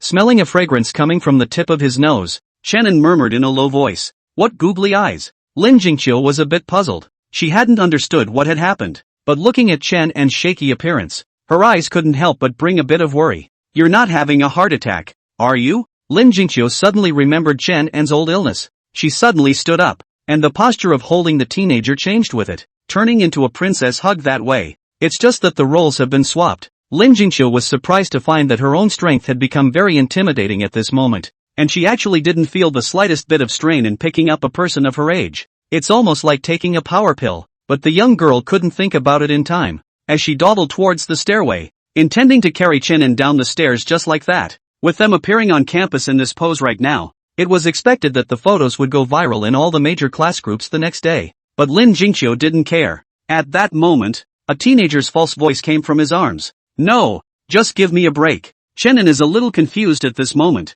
He really did not think to understand. Is Hall a Mahayana stage cultivator? Actually almost by a small girl who has not yet practiced Chi Suk Dry. Although the spiritual energy in his body right now was less than 1/10,000,000th of what it was in his heyday, but that was still an existence comparable to a Gene Dan stage cultivator. It was no exaggeration to say that in this blue star of the end times, he was the only immortal. However, this did make sense as to why the spirit-gathering spell formation that had been casually laid down at the playground at noon couldn't allow Lin Jingqiu to step into chi practicing. Even he himself was about to be sucked dry, let alone a small formation? This was also why Qianan had said the words that he had gone off the deep end. Perhaps it was the lack of spiritual energy or the lack of completeness of the spiritual platform that made him misjudge Lin Jingqiu's qualifications. After all, he had only scanned it casually. Maybe Lin Jingqiu was really a genius. Is it really okay? Lin Jingqiu lowered her head to look at him, and the distance between them was drawn so close that they could even feel each other's breath. That breath was warm and lukewarm, hitting Lin Jingqiu's face and making her blush slightly. Qianan heard the concern in her words and shook his head. You can put me down now. Hearing this, Lin Jingqiu looked as if she had finally reacted to something. Her face turned red with miso, and that dorky hair shrugged up, but she stopped her shyness stiffly and didn't move in a hurry. She first carefully put Qianan down, then took the initiative to take his arm and hold him aside. After doing this, Lin Jingqiu felt her cheeks rolling and hot, like there was a fire burning. Along with that, her whole body burned a little. Her heartbeat was also thumping. She didn't know if Qianan had a heart attack or not. All she knew was that at this heart rate, she was on the verge of a heart attack. Seeing her nervousness, Qianan softly comforted. It's fine. I won't pursue you for taking advantage of me. As Lin Jingqiu listened, her willow eyebrows rose and much of the shyness between her brows was washed away. She glared over at him fiercely, which in turn had a different flavor. Obviously I'm the one you're taking advantage of. The young girl purred in a slightly aggravated manner. What's going on here? Why is this guy still backtracking? Qianan withdrew his hand, not wanting to dwell too much on this with her. He turned to him and said, How do you feel now? Lin Jingqiu was stunned to hear this. She forced herself to sink back and feel it in detail. This time, unlike at noon in the playground, she could clearly experience a fingernail-thin strand of spiritual energy traveling through her meridians. She thought about the series of strange feelings that had just occurred, and when she looked up at Qianan again, her beautiful eyes were filled with strange colors. Breaking through? She asked with some uncertainty. Lin Jingqiu had heard her master complain to her more than once, saying that he didn't know how many Mount Qingcheng disciples had been stopped just because of this missing initiation spell. It made them all only hover outside of practicing qi, unable to advance an inch. Master also said that although Old Ancestor and the others had pretty much confirmed that the R&D had been successful, the conditions for wanting to make a breakthrough were also very harsh. There were no less than dozens of main spirit materials needed alone, not to mention a variety of other supplementary materials. And that's just the dosage for a single person. And it's still only the first step that will be taken into cultivation. From this, it could be inferred how difficult it was for mortals to truly step over this threshold. But once one steps into practicing qi, the rewards gained are rich beyond imagination. There are 9 levels of qi practice. 1, 2, 3 are early stage of qi cultivation. 4, 5, 6 are middle stage of qi cultivation. And later on, late stage of qi cultivation. If you can reach the middle stage of qi cultivation, then ordinary modern weapons will not be able to deal with you. I'm afraid that only heavy firepower, similar to missiles or something like that, will be able to crush it. However, if you really reach the middle stage of qi cultivation upwards, cultivators often also mastered a lot of bizarre and unpredictable means. Really want a fight? The one who suffers is definitely the mortals. You already have the answer in your mind, don't you? Qianan recovered extremely quickly, and at this moment, his face had begun to slowly redden. Receiving an affirmative reply, Lin Jingqiu froze in place. She barely may be really practicing her qi. But what about the promised difficulty? What about the fact that the whole country doesn't have a perfect set of introductory spells yet? How is it that she just casually meditated in place and broke through? What happened to the promise of needing so many elixirs? Lin Jingqiu clearly remembered that not only the master, but even the master's master had said that most of them had to wait until they entered the United Immortal Cultivation University before they uniformly began to truly cultivate. Because if they don't enter this university that is officially led and organized, then it will be difficult to match the resources they need to break through. Maybe a strong base like Mount Qingcheng can still support the disciples' expenses, but ultimately it is not as real as the official deployment. It's kind of a tacit agreement. The official government is responsible for providing the resources needed for cultivation, and the major clans provide disciples with cultivation talent, so everyone gets what they need and win-win together. Don't look at it as if the officials have gotten nothing out of it, but in fact, in the long run, it is undoubtedly a very effective and necessary investment. How did you do it? Lin Jingqiu is not a cutie. The facts are right in front of us. so it can't be that she's really gifted, can it? The young girl looked at Shannon fixedly. Her eyes complex. Chapter 16, thank you. Cultivation, by nature, is not that complicated. Tran-on is lazy. He dropped a casual remark and turned to go downstairs. He was going to go back to the orphanage today to visit and give that bank card to the director on the way. If we're delayed any longer, we'll miss the bus to town. Lin Jingqiu followed behind, following in her footsteps. She looked a little complicated. She had thought that she was the one to lead Shannon into the world of immortal cultivation. It didn't occur to me that it was the other party who helped her break through to the chi practicing stage instead. This switch between roles made it somewhat difficult for the young girl to suppress the embarrassment in her heart. When she thought of the way she spoke in front of Shannon before, she couldn't help but grab the ground with her toes and couldn't wait to find a crack in the ground on the spot. If you're one of those hidden bigots, you should have said so. No wonder when she spilled the secret, Shannon had a bashful look on his face, feeling that people weren't just any white people at all. Lin Jingqiu sulked. She felt that Shannon must be secretly laughing at herself in her heart at this moment. Suddenly, the teenager walking in front of him stopped in his tracks. School had been out for a while now. The hallways were empty, and the classrooms probably weren't moving much. Only the sound of students playing ball and frolicking still came from the playground from time to time. Shannon turned around and looked at Lin Jingqiu. Are you thinking that I must be secretly laughing at you in the back of my mind? Suddenly being told what was on her mind, Lin Jingqiu's heart tightened, and she tensed up her small face. No. She inclined her head, refusing to meet Shannon's eyes. It doesn't matter. Do whatever you like anyway. The young girl's pretty nose twitched slightly, and there was so much aggression in her heart. It was clear that she was sincere and cherished Shannon as a friend she had just met. Instead of choosing to hide it, she confessed everything. She had also thought about taking him to the capital and bringing him along to step through the gates of the cultivation world. It wasn't just talk. She had really tried to do so much to prepare for it. Just like what Shannon said at noon in the playground. If he didn't have the qualifications, then Lin Jingqiu would be willing to beg the master, beg the elders of the family, to specially recruit Shannon in. There's always a way to change things back there as long as you can get in. But don't look at her at that time said so easily. Actually operated this in the resistance how can be small. But she was still willing to do it. Not for anything else, but for the hand the teenager had extended that afternoon. The hand that was ticking and bleeding. It turned out that all she had done was just wishful thinking, and people didn't need her help at all. The more Lin Jingqiu thought about it, the more aggrieved she felt, although she knew it was pretentious and inexplicable, but she still felt aggrieved. Suddenly, the teenager stepped a little closer, the light mostly obscured by him. You're overthinking it. Shannon looked at her with a gentle expression and spoke softly. I've seen everything you've done. Maybe that's all wishful thinking on your part and doesn't help me. After all, I don't look as if I really need your help either, he said, suddenly falling silent. After a few moments, he continued. No, I'm actually grateful to you. Thank you. His words were always so blunt and concise, but these simple words fell on Lin Jingqiu's ears, but they seemed to have the weight of 1,000 pounds. She turned her head and locked eyes with him. The young girl arched her eyebrows, clearly not smiling, but still making people feel bright. With her hands behind her back, she bounded ahead, and didn't bother to ask another question. After parting at the school gate, Shannon embarked on his journey home alone. If the orphanage, too, is considered a home. Walked over to where I was waiting for the country bus and stood there for about 10 minutes before a wobbly little yellow bus drove up. Shannon beckoned. He looked at the sky and thought to himself that with his luck, this would be the last class. He got in the car, found a seat, and began to close his eyes.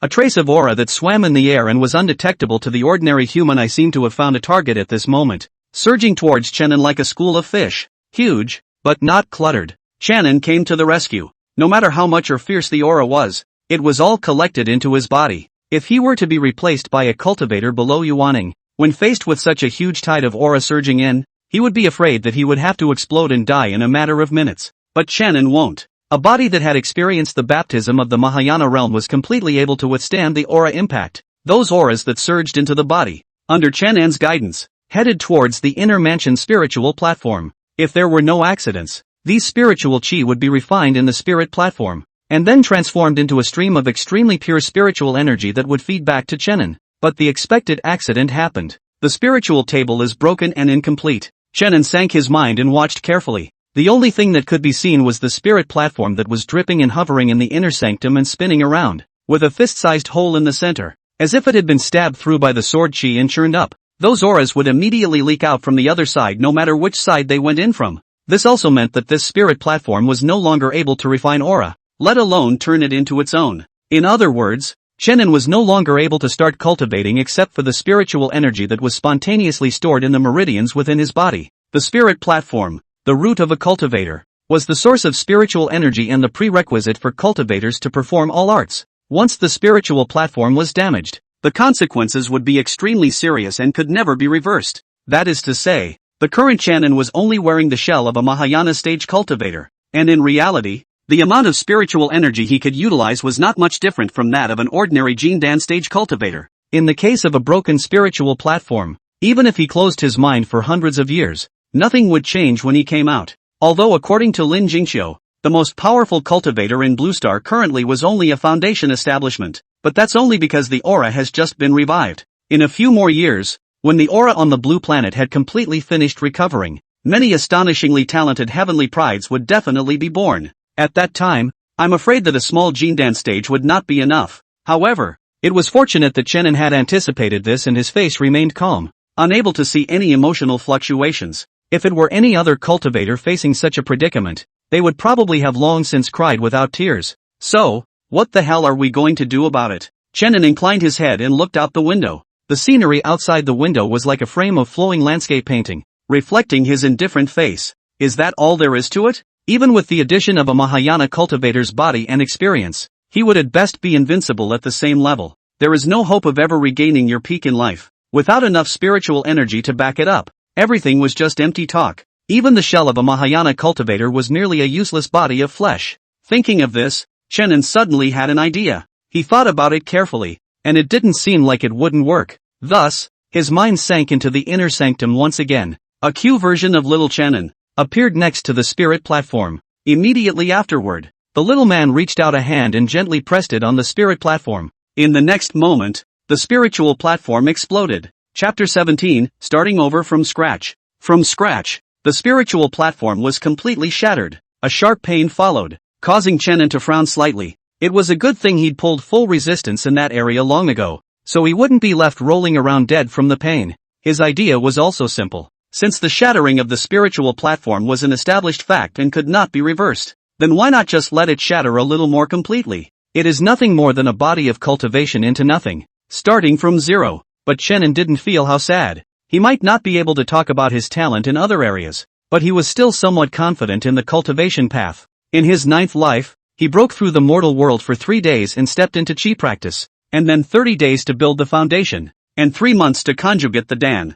Breaking the realm was as simple as eating and drinking water to him. Any bottlenecks that normal cultivators encountered did not exist in Chenin's case. His body was automatically absorbing the aura of heaven and earth all the time, to the extent that eating and sleeping were all cultivation. His body was like an extremely tantalizing pastry to the auras in heaven and earth, tempting the auras that wandered between heaven and earth at all times. That's why Chenin often puts a phrase on his lips. Cultivation, by nature, is not difficult. It was nothing more than waiting for the spiritual energy to build up to a certain level on its own, and then breaking the realm would be the end of the matter. Everything is as watered down as it should be. Other cultivators' cultivation are against the heavens. Every moment in the diligent cultivation, in order to seek the road, do not dare to have half a moment to stop. But Chenin is different. To practice, we should eat and drink, and that's enough. The colored minibus finally wobbled into town, then slowed to a stop at a traffic light. Chenin turned his head to look out the window, and the scenery looked so strange and familiar. Strange because he had been through 9 lives and returned still a teenager, so he felt a little strange. Familiar because the town was an indelible part of his memory. Potholes and cold streets. He didn't remember much about the city of K, but he did remember a lot about the town. For example, at this traffic light in front of us, if we drive a few hundred meters further, we will see the old iron gate of the orphanage. There is also the roadside liquor and tobacco store, also opened some years ago. Next to the store has changed again and again, only it is still standing. Then there's the grandmother who sets up a stall in front of the tobacco store, and she shows up right on time every afternoon around 3 p.m. Because the elementary school across the street usually lets out at 4. Since it is opened across the street from the elementary school, the stall naturally sells some of the things that children love to eat, like hot dog sausage, scallion pancakes, etc. But Chenin's favorite was the cold noodles rolled out by the grandmother's hands. The noodles were strong and the spices were to his liking. Thoughts were turning over for no apparent reason, and nothing in the town ever seemed to change. It has not suffered much from the rapid development of modern society. After all, it's just an even smaller town below a small city. There are hardly any young people to be seen in the town, except for a few left-behind children. At that moment, a man's argument came from the front of the minibus. Chenin followed the sound and saw the driver of the minibus propped up on the steering wheel with one hand, while the other hand was holding a cell phone to his ear. He spewed out a good bit of spittle from his mouth as he spoke in a hurry. I know. Don't you get tired of calling all day? You, belt. Not just the last time I forgot to bring a soy sauce you have to say a few courses? Really, is the brain broad or heard big? Well, do not say. I immediately go to work. Come back to talk to you. The man's broken words came from what must have been his wife at home urging him to come home. Small towns are a bit backward and the wages are low. But the good thing is that they are close to home and do not have to work overtime. The green light came on and the minibus started slowly with a shiver. Upon reaching the roadside of the orphanage, Chenin shouted to get off. This is the way it is with all these small town buses. They stop on demand. There is no such thing as stopping at a station. Chenin got out of the car and took a look at the sky, which was already a bit obscure at this moment. The neighborhood was also quiet, except for a kiosk next to the orphanage that was still open. Chenin raised his leg and walked over. The owner is a bearded uncle. I heard that in the early years of the big city struggled for a long time, but also once created a small town myth of $1 million a month. But it didn't last long, and the next year he lost his pants because he was addicted to stock speculation. I add to my positions when others are afraid, and I go broke when others take small losses. He has also been vibrating and not pouting ever since, living a life of all-day moping, and his once sweet wife ran away 3 months later. But Uncle never said a bad word about women. He just silently packed his bags and returned to the town where he was born and raised. Then he borrowed another sum of money from his former best buddy and opened a kiosk. Now every day I just keep this kiosk, watch the ball and have a little drink. In short, there is no escaping the life of most disillusioned middle-aged men. The uncle's name is Wang Liang, and the sign hanging on the kiosk is Wang Liang Side Food Store. He then lay back in his rocking chair, hands clasped behind his head, both eyes squinting as he watched TV. When he heard footsteps, the man raised his head, and when he saw that it was Chenin, he hurriedly rolled over and climbed up. Uncle laughed brightly. Good guy, this is not our town's great scholar. Why did you come back without a word? Chenin returned the smile. Uncle Wang. Back. Wang Liang hemmed and hawed, subconsciously in his pants pocket,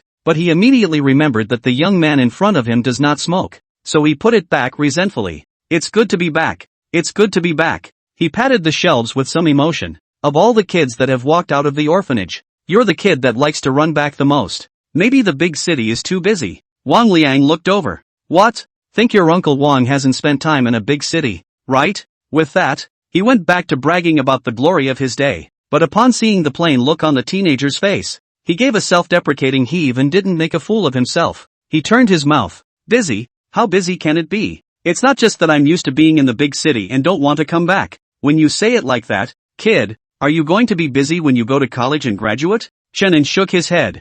I'm not busy. I'll come back to visit more often. It's also considered coming back for them. Wang Liang chirped. Okay, don't bull **** with you. What to order? I'll get it for you. Chenin glanced towards the shelves. Most of the above were some spicy snacks and the like that children love to eat, as well as the more common oil, salt, soy sauce and so on. He pointed to the pile of snacks. Pack a little of each. These small snacks, which cost a few cents, are loved by the children in the orphanage. Back when Chenin was still young, he loved it too. All these years later, he's grown up and his snacks haven't changed. Prices are cheap as always too. Chapter 18, Chun Shi. Carrying a bag of snacks, Chenin walked to the iron gate of the orphanage. The iron gate was rusted and 6 large signs hung from the top. Sunflower Orphanage. Through this large iron gate, you can see some flowers and plants planted in the backyard, green and growing. In the open space of the yard, there are several children running around, playing and playing. It looks like they are playing a game of eagle catching chickens.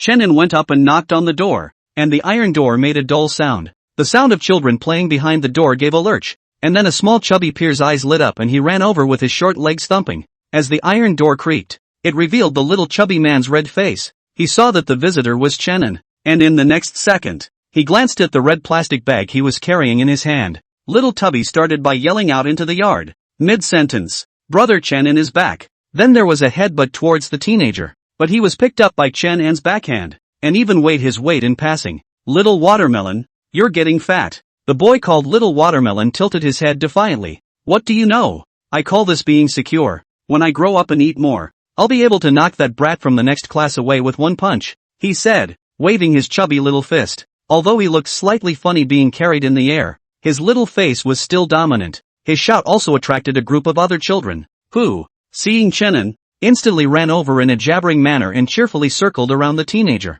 Chenin greeted them one by one. Another red plastic bag was handed to them to distribute among themselves. "Where's Grandpa Dean?" Hearing the question, the little watermelon held out her hand and pointed to the kitchen against the left side of the yard. "Making us dinner." Chenin nodded and turned around to admonish. "Then you are not allowed to eat snacks now. Wait until after dinner and then eat when you are hungry in the evening." "Slightly. I'm not." The little fat peer made a face, and then hold belongs to their own share, for fear that Chenin with him to grab like a smoke to the back of the big bunk run. The other kids saw this and followed suit, running as fast as they could. What if Brother Chenin backs out? Although Brother Chenin always brought snacks back every time and never took them back. That's how the world of children is. Chenin certainly didn't go after it. He looked at the heat rising from the chimney and thought about it, and instead of going straight to the kitchen, he turned toward the classroom on his right. The layout and facilities of the orphanage are simple. A classroom used for studying, a kitchen, a big bunkhouse where you huddle together to sleep, and the small yard where you are standing right now,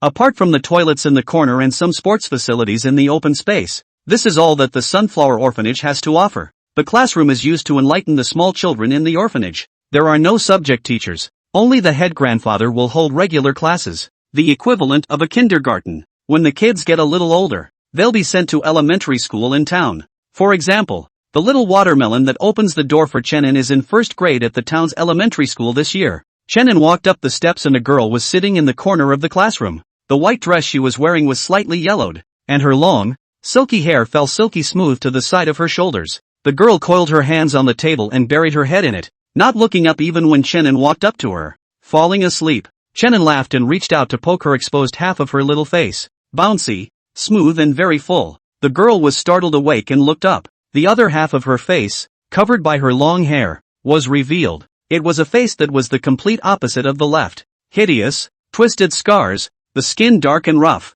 covered in scorched scabs. If the left side is the face of an angel, the right side is a monster that will scare anyone who looks at it. The girl's eyes were closed and her voice was hoarse. "Brother Chenin, is that you?" The fire took away more than just the girl's angelic face. It robbed her of her right to see. Fortunately, she survived. Unfortunately, only she survived. "It's me." "Hey," Chenin spoke softly. The girl sniffed and smiled. Unfortunately, because of the burned half of the face and the lack of eyebrows, the smile looked eerie. It's not too much of a stretch to even say horror. She stretched out his arms and spread them out to the sides. Chenin understood and went forward to grab the girl's thin waist, gently carrying her off the chair. The girl's name is Chen Shi. She is 14 years old and came to the orphanage 10 years ago. Although they shared the same surname as Chenin, the two were not related by blood. When she first came to the orphanage, because of her looks and blindness, children of her age at the orphanage often had to walk around her, like seeing a monster, scared to death. Although they wouldn't take the initiative to bully Chen Shi,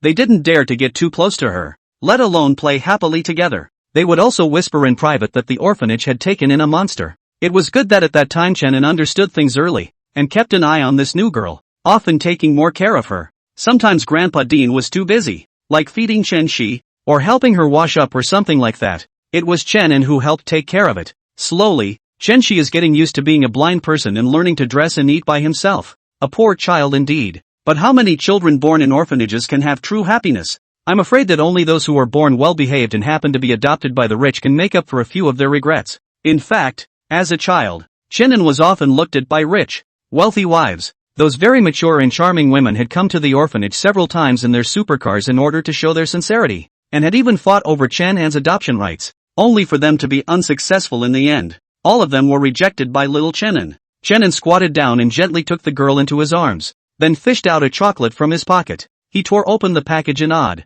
Chen Shi obediently opened his mouth. "Is it good?" The girl ate slowly, chewing. When she heard Chenin's inquiry, she shook her head and said, "Too sweet, don't like it." Chenin was stunned to hear this. This was the first time he had brought chocolates to Chen Shi. He had thought that all girls at this age would like it. He rubbed the girl's hair. "If it's not good then don't eat it, take it to the little watermelon later. He's designated to love it." With that, Chenin tried to put the chocolate away. A small, frail hand reached out and grabbed his wrist. "No." Chen Shi shook his head again. "This is mine." "Okay, yours." Chenin smiled and handed the chocolate back to her. Chapter 19, Let the Bullets Fly. "Come on, let's go see Grandpa Dean." Chenin took the girl's hand and led her towards the door. She let him do it. She is not in school. She did go there once, but soon dropped out for various reasons. The orphanage also has a heart. There is no special school education in the town, and if you want to go to a specialized special education school, you can only go to the big city. But she is alone and so small. There is no one around to take care of him when he goes to the big city, so he might as well just stay in the orphanage. It's a boring day, but it's better than nothing going terribly wrong. When I came to the kitchen, I saw a hunched figure busy at the stove. In the large iron pot, as the spatula stirred, there was a burst of vegetable aroma. The hunched figure heard the footsteps and turned around, a towel still hanging around his neck, and wiped it smoothly over his face. Upon seeing the teenager standing in the doorway, the dean laughed and scolded. "Brat, what are you waiting for? Come and burn the fire." Chenin pinched the back of the girl's hand, then walked over to where the fire was burning on the stove, where a long small bench was placed. He sat down, picked up the hay scattered on the ground with his hands, pulled it into a bale, and held it in with an iron clamp. Only after doing so did he have a chat with Dean. The wood fire was fierce, and every now and then it burst with a subtle sound, reflecting the teenager in a somewhat reddish light. In the meantime, as darkness falls, so does an unwelcome visitor to the cold town. He hid in the shadows, his skin taking on a sickly pallor, and his eyes showing an eerie scarlet glow. The man covered his chest and took a step across the street. A stray cat noticed his presence and instantly turned around and tried to run away as the cold hairs on his body stood up in fear. Unfortunately, it's already too late. The man casually grabbed it by the throat so that it couldn't make any sound. Then he opened his mouth and bit down on the stray cat's head. Crunchy. The slightest hint of fishy liquid flowed down the corners of his mouth. The man didn't stop at his feet. Stray cats are just a little snack from heaven. For about another 10 minutes or so he marched through the shadows. Suddenly, the man finally stopped. He looked at the 6 big words in front of him, and the corner of his mouth grinned a cruel, silent smile. Sunflower Orphanage. The man murmured. Now that's a tasty meal. The night is getting darker. The man took out his long-prepared materials and began circling around the orphanage. One spooky character after another was painted on the walls of the orphanage by him. The man was busy for a long time, and he looked at his masterpiece in front of him with unrivaled madness and excitement in his eyes. Check it out. What a great miracle. It's a miracle that I've created. The gears of my fate, Zhang Si, will also begin to turn from this moment. It was a long time before the man could barely suppress the thirst in his heart. He wanted so badly to start the blood sacrifice now, but it wasn't perfect. He, Zhang Si, only likes to pursue perfection. So the man bristled. A hint of viciousness swept under his eyes. Let the bullets fly a little longer. Shenzhou, Lion and Tiger. This is Luoyang? It sure is big. Looking up, the roadside stores are lined up. Pedestrians pass through them, and from time to time there are a few yells of the vendors ringing. So lively. Su Chi had an ice candy gourd in her mouth and shook Chenan's arm. Luoyang is one of the largest cities in the Divine Kingdom. It's certainly big enough. Chenan held Su Chi and walked into an inn. Hey, guests inside. Welcome to an inn. A store assistant hurriedly greeted him. He flung the rag on his shoulder and was all smiles. May I ask if you're stopping over or staying at the store?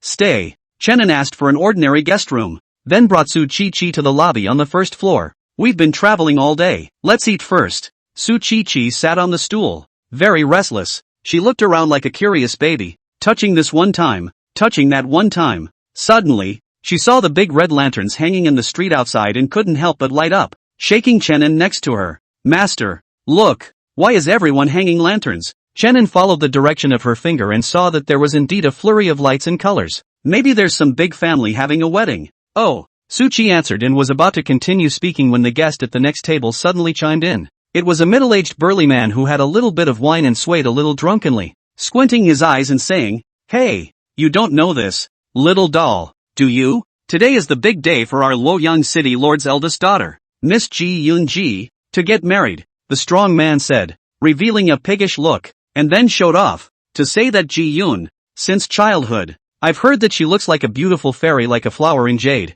and is a family girl origin, temperament and body that can be top. I didn't realize that so many years had passed and that I was actually old enough to get married. The burly man finished and barred his mouth. Chenan listened silently as he turned his head to look at the mansion located at the end of the road. At this moment, the mansion was gated, and there were countless carriages of various dignitaries at the entrance. Chenan said, "Older brother speaks so nicely. Have you not seen that Ji Yun with your own eyes?" The burly man sniffed, reached out and hammered on the table, humming, "And how have I not only met her? Even her sister who was rumored to have attained immortality." Second Miss Ji Chinga. I have greeted her. Chenin cooperatively arched his hand and said with a smile, In that case, why doesn't old brother head to the mansion to catch up, instead of being here to drown his sorrows in wine? Hearing this, the burly man deflated with a meaty sigh of relief, and he slumped down on the table, staring at the air with both eyes frozen. It was a long time before he let out a long sigh. How can I, a vulgar man, have the virtue to enter the G mansion?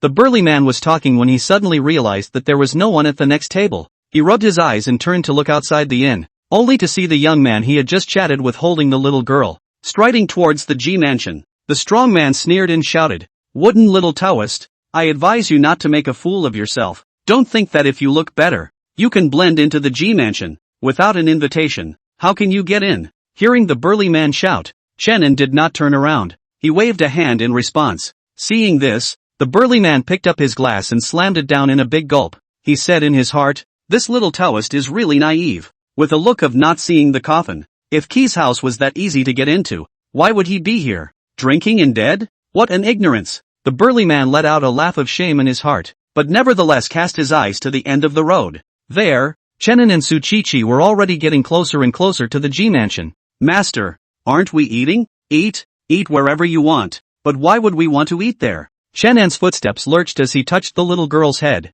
Because, to return something for you. If you eat someone's candy, you have to return it. Chapter 20, There's a demonic aura here. The entrance to the Jifu. Chenin and Suchichi were unsurprisingly stopped by the porter. However, perhaps seeing his extraordinary looks and temperament, the porter acted very politely. Excuse me, this guest, please show me your invitation. Invitations were something that Chenin certainly didn't have. He shook his head. Please also inform second Miss Ji Chinga Ji that I'm here to return something. Kiyoshi Chinkwa? Hearing the name reported out of Chenin's mouth, the porter subconsciously opened his eyes a bit wider and carefully looked him up and down again. You're a Taoist priest? The porter asked a question. Probably. Sort of. Upon hearing the reply, the porter's face suddenly pulled down as if he had eaten a fly. And changing from his initial politeness, he began waving his hand to drive people away. Go go go. You're not welcome in the G mansion, and it's even more unlikely that you'll be welcomed by the second miss, so hurry up and go away. After eating a closed door, before Chenin could react, he only heard a slightly mocking male voice coming from behind him. I say you Jianghu crooks have no end in sight. I don't know where you heard the story of second Miss G, so you come here every day to harass. The one who spoke was a young man of about 20 or so. He was dressed in a gorgeous purple robe, beautifully attired, either rich or noble. The man also had 2 followers' dog legs by his hand, and when they heard their master give the word, they also jumped out in a hurry to show their loyalty. One taunted, What is the status of the human Miss G heir? And what is your status? That's a true immortal who has attained Taoism. And you stinking Taoist priests are as different as clouds and mud. That's right, if you ask me, it's Miss G heir who is kind-hearted, or else she should have cast a spell to punish you. These stinking Taoist priests who are trying to get their hands on the immortal laws. At this time, the eyes of the porter who first drove the people away lit up. He dropped Chenin and quickly walked a few steps towards the purple-robed man to welcome him. While walking he smiled and said, Yo, this is not Wang Dazhong.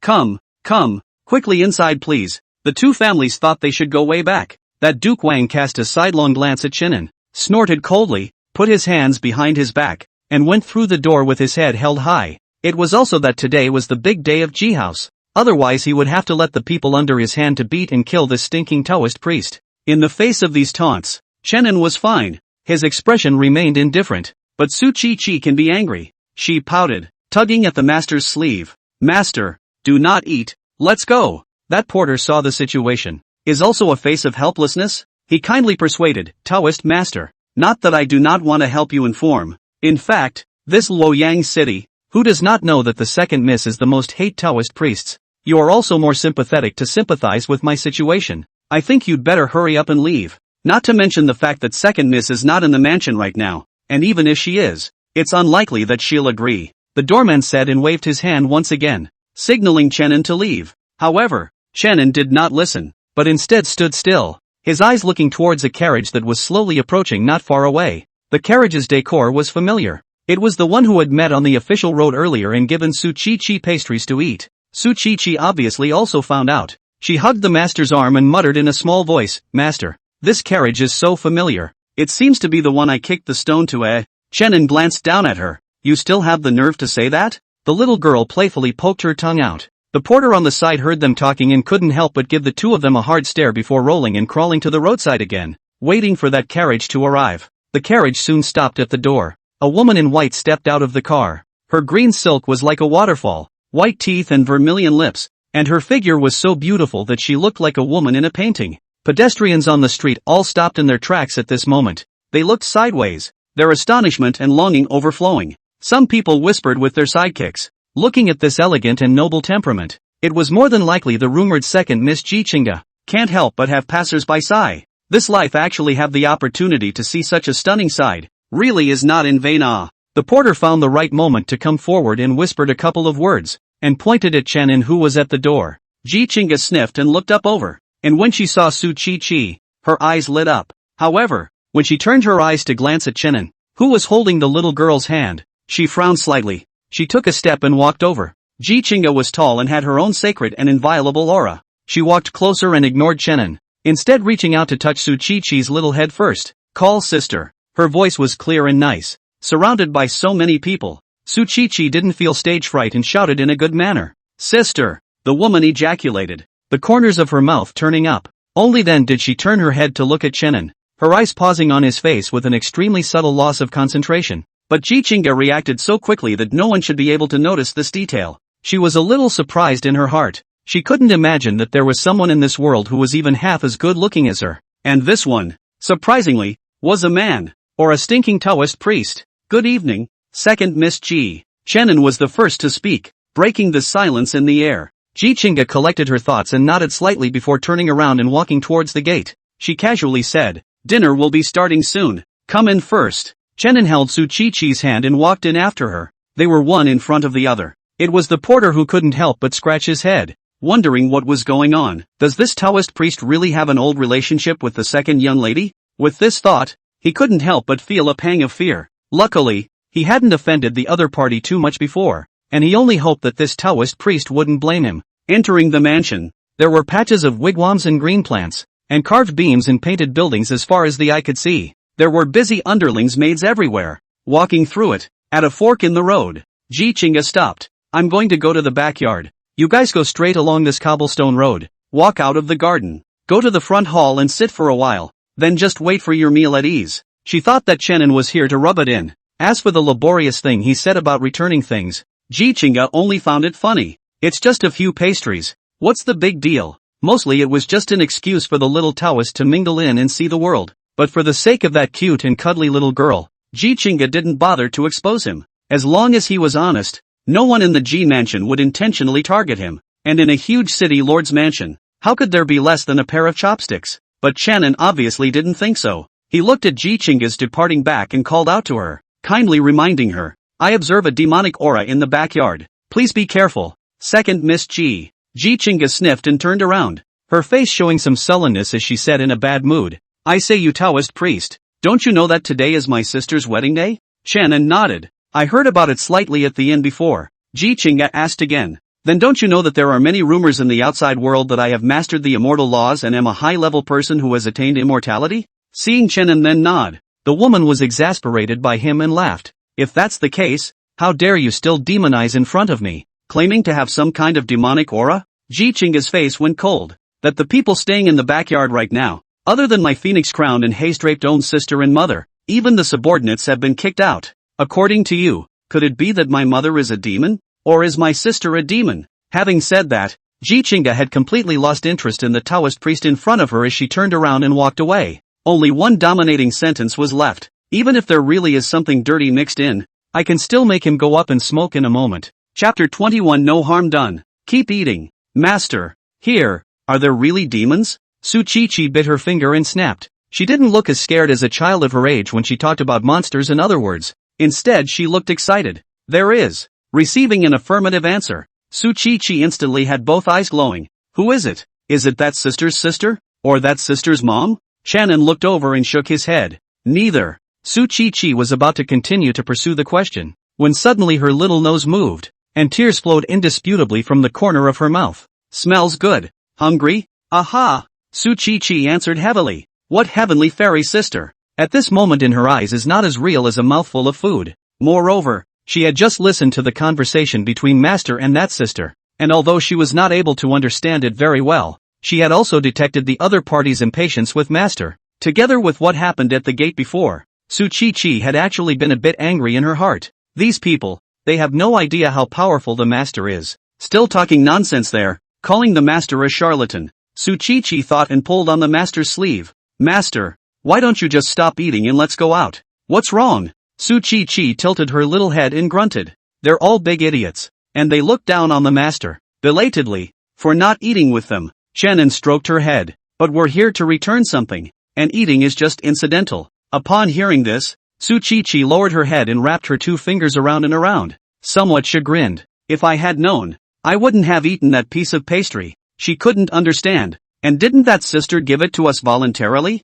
Why must we give it back to her again? Shannon smiled and led her towards the hall. To put it nicely, it's called destiny. What a Thai destiny. The little girl puffed out her little face in disgust. But she then wondered, what about the bad words? Not good. Shannon mused a little. Well, consider it idle. When he came to the hall where the banquet was held, as he looked around, behind the countless tables, a crowd was gathering. Regardless of whether they were celebrities and elegant people, or dignitaries, they were all gathered together at this moment, and they pushed cups and exchanged drinks between conversations, patting each other on the back. You say I've heard a lot about you and I say I don't dare to do that. Everyone was all smiles, like a spring breeze. This is the city lord's mansion of Luoyang City. Talking and laughing. There are no white men in the world. Unfortunately, this unbelievably joyful scene was mixed in with a large and a small group of eaters. In an inconspicuous corner of the hall, Shannon shucked up a piece of candied fruit made of who knows what and handed it to the mouth of his good disciple. Ah! Su Chi nonchalantly took a bite, and a small dimple of satisfaction immediately appeared on her cute little face. Thank you, Master. She shook her head and chucked another very tempting-looking pastry. I'm afraid that the only ones in the entire room who were really in the mood to eat were the pair of masters and disciples. The 2 of them were eating happily, not realizing that it all happened to fall in someone's eyes. Grand Duke Wang Xiaoza beckoned, and the dog's leg who had been waiting beside him hurriedly came up. Second dog. Look, isn't that the jungle crook who was stopped at the door before? How come he was given back to slip in? Air Dog looked in the direction of his master's finger and then said, that's right, that's exactly the man. Looking at the master and disciple who lowered their heads and just ate and drank, Wang Xiaoza's mouth revealed some mockery. Really rotten mud can't help the wall. There are so many big shots present. He doesn't know to take the opportunity to flatter even if it's not enough. Actually only see this bit of food in front of him. Wang Xiaoza scared. Ridiculous, truly ridiculous. Air Dog quickly chimed in. Young master is right. This kind of mud-legged man who came out of nowhere.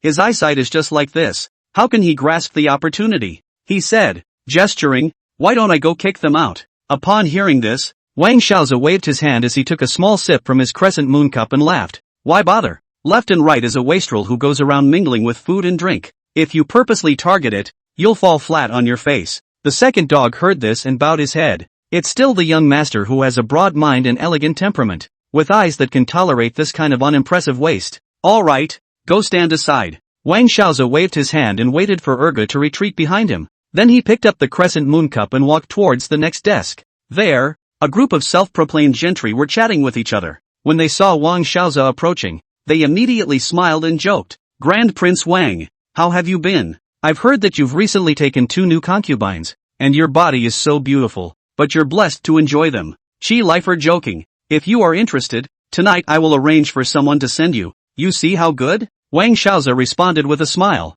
and after a few more familiar pleasantries, he easily integrated into the small group. Before he did, he took the time to glance at the dowser in the corner. When he saw that the other party was still minded to eat, his heart was even more disdainful, and a touch of superiority was born. Sure enough, there is a gap between people, just like the same beast, so how can the king of the mountain and the country wild dog be confused? Of course Chenin didn't know that this Duke Wang had so much drama in his heart. He was now just incarnated as a ruthless snack-clipping toolman. Su Chi was responsible for eating, and he was responsible for feeding. Time passed so slowly until night came. The lively banquet also gradually quieted down, because everyone seems to have realized that something is wrong. How come the bride and groom haven't moved at all when the party is about to break up? There was also that city Lord Ji, the second Miss Ji, who was rumored to know immortal technique, and she didn't even come out to greet him even after the banquet had started for so long. There were already disgruntled faces on the field. Although this Ji Ping was the noble lord of a city, none of them were ordinary people. Who in the room is not a leader in their own industry? There were guild leaders, officials who held important positions in the imperial court, and literati with great talent. And when have they ever been so cold? What's wrong with this city, Lord G? To actually leave us hanging here for so long? If you ask me, why don't we just go back to our own homes and look for our own moms? Ji Ping has a big rack. I don't eat that. Brother Li is extremely right. I think this G mansion, it's better not to stay. All of you don't need to be impatient. The old man has just sent someone to ask. There should be an answer soon. With these words of fire-filled conversation, the hall fell into a death-like silence. The faces of all the people got a little ugly. I thought to myself that if this Ji Ping could not give a decent answer by then I would not blame us for flinging our sleeves and turning the other cheek. For a moment, the room was silent. Suddenly, a crunching sound rang out, especially loud at this point in time. The crowd couldn't help but twist their heads to look at the source of the sound, only to see a little girl with a puffed-up face, holding a piece of thin crisp bigger than her head in both hands, crunching and eating it with gusto. The little girl felt a gaze cast her way and subconsciously shrunk her shoulders. Even her chewing voice was a few points smaller. At that moment, a faint voice rang out from the side. No harm done. Keep eating. Chapter 22, the first lesson taken by Su Chi. Hearing his master's words, Su Chi lowered his heart. She continued to puff, and raised the large pancake in her hand. Lion and tiger. Yummy. Crunchy. The master and disciple ignored the dead silence of the hall as if it were nothing. Under this so bizarre scene, I don't know who suddenly let out a snort. Where did the stinking beggar come from? Dressed like a man. That's right. How does this city Lord G manage his subordinates? What kind of dilettantes can mix in? If there is a mocking sound floated to Su Chi's ears, she was furious and crossed her waist, angrily staring at the crowd of people piled up in the hall. And that small face, which was beginning to look like a beauty, was fearless. This, then, was the confidence the master had given her. Chi. Chenin was still feeding himself, looking at the candied fruit around her mouth. Su Chi took a vicious bite. She muttered, Master, these bad guys of theirs, they are really hateful. Even if they don't eat themselves, they can't watch others eat. Chenin smiled and laughed, not the least bit affected by the situation. Chi, this is the first lesson that Master will teach you. Upon hearing this, Su Chi raised her little head and asked curiously, What class? Chenin's hands did not stop moving. Another chopstick was sent to his disciple's mouth, waiting for her to eat before he slowly said, This first lesson is human nature. The ugliness of human nature is that it looks for faults in the powerless, and the good, and for virtues in the powerful, and the deficient. Just now, for example, they started weighing the pros and cons and judging the value at the first sight of us. If one has no value and is not in the same category as them, prejudice, discrimination, and even inexplicable hatred will inevitably arise. Su Chi shook her head in confusion after hearing this. However, she still looked at her master with two glowing eyes. Her two little hands closed in front of her chest, and said with a face of adoration, Even though I can't understand it belatedly, it just sounds as if it's very powerful. The master and disciple's conversation did not deliberately suppress their voices, and the crowd in the hall could naturally hear them. Immediately, some people smiled disdainfully, not bothering to argue. There were also people who looked like they had been poked and prodded, red-faced and chided. What a dog's ass in vain. Nothing more than a waste of time and self-congratulation. But also have the nerve to speak out of turn here.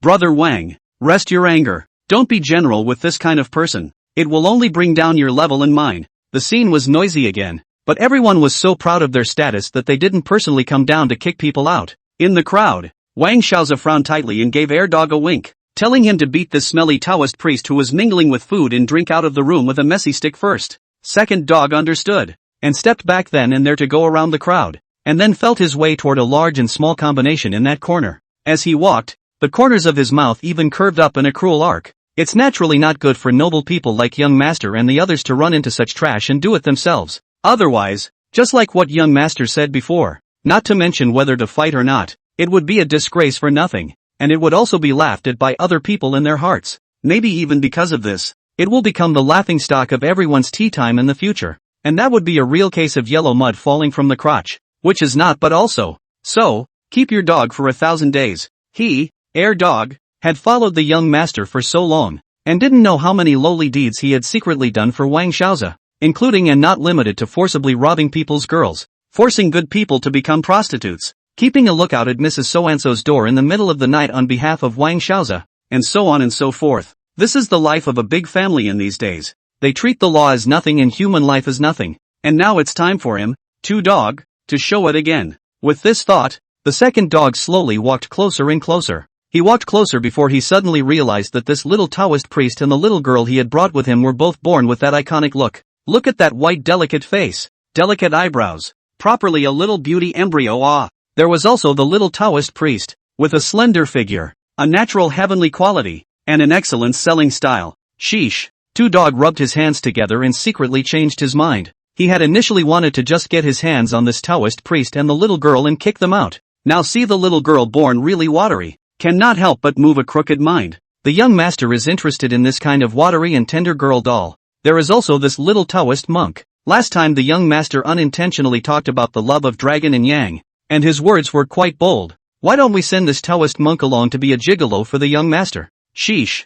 Once again, the second dog sighed in his mind. Worthy of being me, the king of dogs, a qualified dog, of course, can not only know to bite, but also learn to figure out the master's mind, make appropriate fine-tuning, which is the real way for the dog. As Dog was thinking this, he suddenly realized that he was standing in front of them, but saw that the Taoist priest was still sticking his chopsticks out to hold the food, and look at the little girl, open-mouthed and waiting to be fed. The second dog will not be able to fight out. You two are on the verge of death, and you're still in the mood to eat? He spoke in a cold voice. Stinking Taoist, are you stupid? Why don't you hurry up and kneel down when you see your dogmaster? The two dogs' hands clasped chest, showing the lanky arm muscles, a hideous horror of the veins bulging, as if at any time will rise up to do it, looking really horrible. Even those basilisks watching the show joked, Mr. Wang, this lackey of yours is a bit interesting. Why don't you cut me off and let me have him? Wang Xiaozi was pleased in his heart, but on his face he still maintained his poise. He lightly shook his feather fan and laughed. Although it is a dog, it is also a good dog. I think that Qi Lifu was better to be magnanimous and find another love. The crowd clapped and laughed. That Taoist priest is also stupid. He actually didn't hurry to escape and froze to stay where he was pretending. When the fist hits him, he'll naturally know it hurts. Ha ha ha ha, is extremely. I see that I am afraid not looking for an opportunity to kneel down and beg for forgiveness. You do not say. This Taoist priest looks really decent. Someone rubbed his chin. Later I would like to offer gold to buy it and bring it back to my house for some good tutoring. What does Mr. Wang think? Wang Xiaozi sniffed, waved his hand. If this Taoist you want, wait for the second dog to catch and tie up, and send you to the door is not a problem. But that little girl next to him, well, Wang Xiaozi said, his eyes narrowed. You guys won't be allowed to steal from me. They had a great deal of conversation, and in a few words they gave the death sentence to the master and disciple. There were also older men present, but they only frowned slightly and did not speak out to stop them. It's just a matter of tying up two people. Who hasn't had a fling when they were young? Corner. The second dog cried out in wonder. This pair of master and disciple is also really strange. All this kind of scene, but also looks like nothing. However, second dog had completely lost his patience. He pushed his sleeves. His eyes were ruthless, and he slammed his fist towards the Taoist priest. The fists are large and tigerish. If this fist is smashed solidly according to the little body of that Taoist priest, I'm afraid that it is not on the spot to kneel down to beg for life, not to beg for death. Thinking of this, the cruelty at the corner of Dog's mouth intensified, but the expected screams did not come. Missed? Dog looked confused, but was quick to adjust and landed another powerful lariat, but it still didn't affect the dowser feeding the little girl one bit. What's going on here? Dog's pupils slammed. His back was cold, and he always felt that this scene was very weird. Two dogs, stop playing around and get numb. Behind him came the urging of his master. Guess he thought he was toying with people, but only the second dog himself knows clearly in his heart. That punch after punch, by no means he intentionally smashed empty. Holy, what the hell? While Dog was doubting his life, Chenin was still lecturing Su Chi. Master, what's up with this guy? He's so weird. Is he performing a dance for us? Su Chi looked at the big man in front of her who was waving his arms carelessly and frowned. So ugly. Chenin glanced over. That's what lesson 2 is all about. Immortals and mortals are ultimately different. No need to care. Su Chi deflated. But I'm not an immortal. You will be. Really? The little girl's eyes lit up. So master, are you an immortal? Seeing Chenin shaking his head, Su Chi couldn't help but feel a bit deflated. Even master, you are so powerful. You're not an immortal. So how can Chi become an immortal if she's so stupid?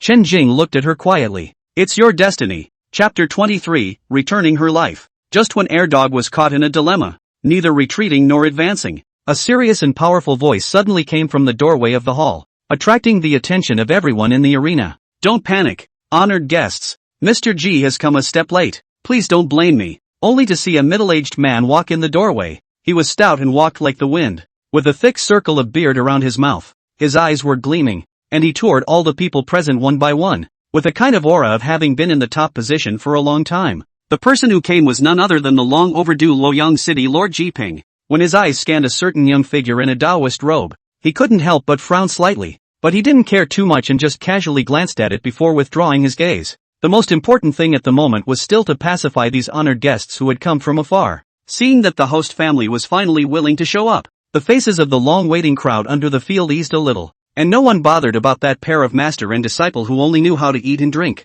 Someone lightly knocked on the desk, seemingly questioning. City Lord G, you are really a busy man. On such a big day, you even abandoned our guests who came all the way here. Could there be anything more important than the marriage of one's daughter? His words won the crowd's approval. Yes, extremely. Moreover, although this G mansion is indeed a piece of lights and colorful, but how not to see the groom and bridegroom to welcome the procession? Ah, City Lord G, are you not playing a trick on us? The ones present are not all cuties. This time, they have come back to their senses, and realized that this wedding banquet hides all kinds of weird places. And in the face of the crowd's flurry of accusations, Ji Ping wore a smile and a calm demeanor as he stretched out his hand and pressed it vainly in the air, signaling everyone to be quiet. When the crowd saw this, after all, they were all people who prided themselves on their high quality, so they stopped talking. Just one stared at Ji Ping, who had walked to the center of the hall, wanting to hear exactly what he had to say. Before Ji Ping could open his mouth, the man who had first spoken out and was referred to as brotherly by the crowd spoke up again.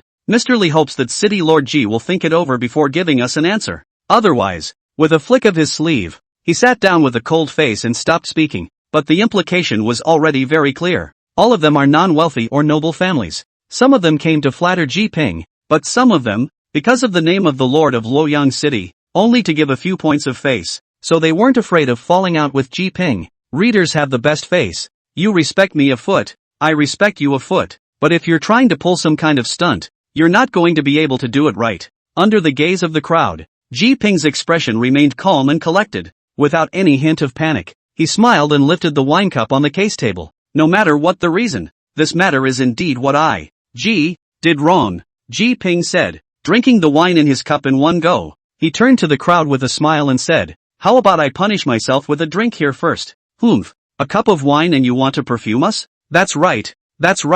City Lord G still doesn't want to beat a dead horse here. Hurry up and tell the reason. Although the crowd still didn't give a good look, Ji Ping's active softening and sincere attitude still made them feel that they had recovered some face, and their words weren't as heated. Ji Ping said with a straight face, I am grateful for your love, and would like to come to the house to have a chat, as to why I Ji Mao to use the name of my daughter's marriage, as well as why up to now the bridegroom are still missing. Gentlemen, please also allow me to speak slowly. Ji Ping was obviously in a good mood and poured himself another cup of wine before slowly speaking. This matter, it also has to start with my so-called second daughter, Ji Chinga. As soon as his words left his mouth, the faces of the crowd changed slightly, and someone asked tentatively, what does City Lord G mean by this? Could it be that this Ji Chinga is not your City Lord G's daughter? Ji Ping swept a glance at the man who had asked the question. He nodded his head and said resoundingly, that's right, that Ji Chinga is not the second daughter born to my beloved wife. She is actually a fox demon that has cultivated into human form. This time I am under the pretext of my daughter Ji Yun's marriage to call her back to the city, but also in order to make this demon relax its vigilance, and then set up a dragnet in the home. She is a heavenly ability, can only obediently be captured. What? This statement, such as stirred up 1,000 layers of waves. A time-shocked voice discussion sound mixed together. The crowd suddenly boiled. How is this possible? Yes, City Lord G. That second Miss G is the one I've seen since I was a child. So don't be old and foolish and look at her wrong. Even though it was Ji Ping's own words, most people still refused to believe them and questioned them in successive voices, thinking that it was mostly because Ji Ping was so old and confused that he couldn't even recognize his own daughter. Ji City Master. This cannot be said nonsense. Ji Chinga Miss is a real immortal. Will also be that immortal La Lu. The last time my residence was flooded, wasn't it the second Miss Ji Chinga who helped? The scene where that water dragon appeared out of thin air. My old man still remembers it clearly. This was spoken with such conviction that it was immediately echoed by those in the know. Yes, I was there. The fire was grand. I thought that Zhang Lao's life savings were going to be ruined. In the face of skepticism, Ji Ping smiled calmly. The scene in front of him was naturally something he had anticipated. After all, if someone had said that their daughter was a demon a month ago, they would have been afraid that they would have been arrested by Ji Ping on the spot and sent to jail. Thinking of this, Ji Ping spoke. Everyone, be at ease. He turned and stepped out of the doorway, saying aloud, I know that if I say more at this moment, you will only take it as falsehood, whether the Ji Qingge is a demon or not. The immortal master of the Zhangqing sect has already captured her with a formation, so follow me to the backyard and we'll see. After he said that, he walked towards the backyard on his own, leaving the crowd to look at each other in disbelief. How can this be? In the end, it was the most prestigious among them who made the call. If he, Jiping, goes, we can't? First of all, regardless of whether Ji Qingge is a demon or not, even if she's really a demon, according to Ji Ping, wasn't she also captured by a real immortal master? So what's there to be afraid of? Elder Zhang is right. Ditto. Then a large group of people followed in great numbers toward the backyard. At that moment, a cute little head poked out of the doorway of the empty hall. Master, they're all gone, eh? Chenin stepped out the door after her, then took her hand. We have to go too. Where are we going? Didn't you hear them? Let's go see the demon too. At those words, Su Chi-Chi's face showed a difficult expression. Ah, is that pretty sister really a demon? Chenin nodded. He then said, but it's a good demon. It hasn't harmed anyone. Su Chi-Chi was immediately like a chicken pecking at rice, her head nodding rapidly. Yeah, I don't look like a bad guy. Oh no, bad demon. Chenin laughed. Didn't you ask Master before to return something? Then, return her life. Chapter 24, The Origin of Ji Qingge. Chenin had warned Ji Qingge to be careful, but now it seemed clear that the other side didn't take what he said seriously. The backyard of the Ji mansion was huge. There were at least as many as 10 or so other yards, just to name a few. Walking through the long corridor leading to the backyard, one could hear the suppressed exclamations of many people. One could only see that a magnificent and massive pale yellow light screen appeared at the location where the plaque of the Qinghe farewell house was hung. The curtain of light shrouded away, encircling the entire other courtyard. How could such a godly skill not cause the crowd to gasp in amazement? Immortal law. This is the real immortal law. Some shouted with excitement, while others knelt on the spot and recited the sages. Even those old men of high reputation couldn't help but murmur with their mouths. That's right. This is precisely the Zhangqing sect's unique immortal method. The demon trapping formation. When I was once in the capital, I also saw an immortal master of the Zhangqing school use this formation. Ji Ping stood closest to the entrance of the other courtyard. He looked at the crowd's reaction and a satisfied smile appeared on his face. He thought that when he first saw the Zhangqing sect's immortal master make a move, he also reacted in this manner and was directly astonished. This righteous and powerful immortal law is not comparable to that fox demon that only sprays water? Although this fox demon is indeed also quite well behaved.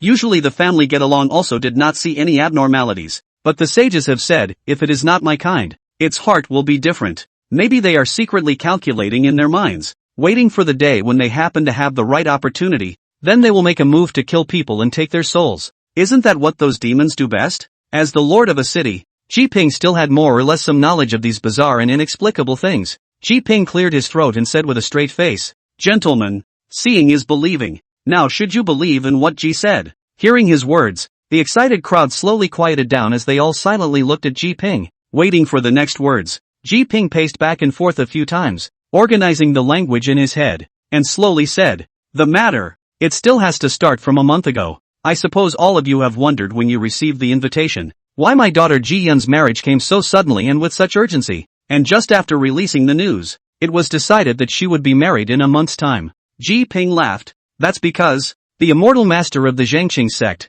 was the one who found me in January? All joking aside, at first I thought she was another charlatan who came out of nowhere. After all, living together for so long as a family member, how could I not know if she was a demon or not? But everyone should be able to guess what happened after that. The immortal master exerted his immortal magic and gave me a look at the fox demon's true body, and then set up a scheme with me on how to subdue this demon. Speaking of this, Ji Ping's face sank, and his tone took on a few curbs of anger. Immortal master also said that the fox demon wasn't even my Ji Ping's second daughter, and that my poor second daughter had already died from a difficult labor back when she was just born. It's this fox demon that forcibly took over her body and borrowed her soul. Upon hearing this, everyone subconsciously all took half a step back, and a touch of panic flowed from the bottom of their eyes. I thought to myself that the methods of these demons were really weird and vicious. even possessing a baby that had just died at birth. Someone couldn't help but speak up. If that's the case, then in my opinion, it might still be that this fox demon strangled the baby first,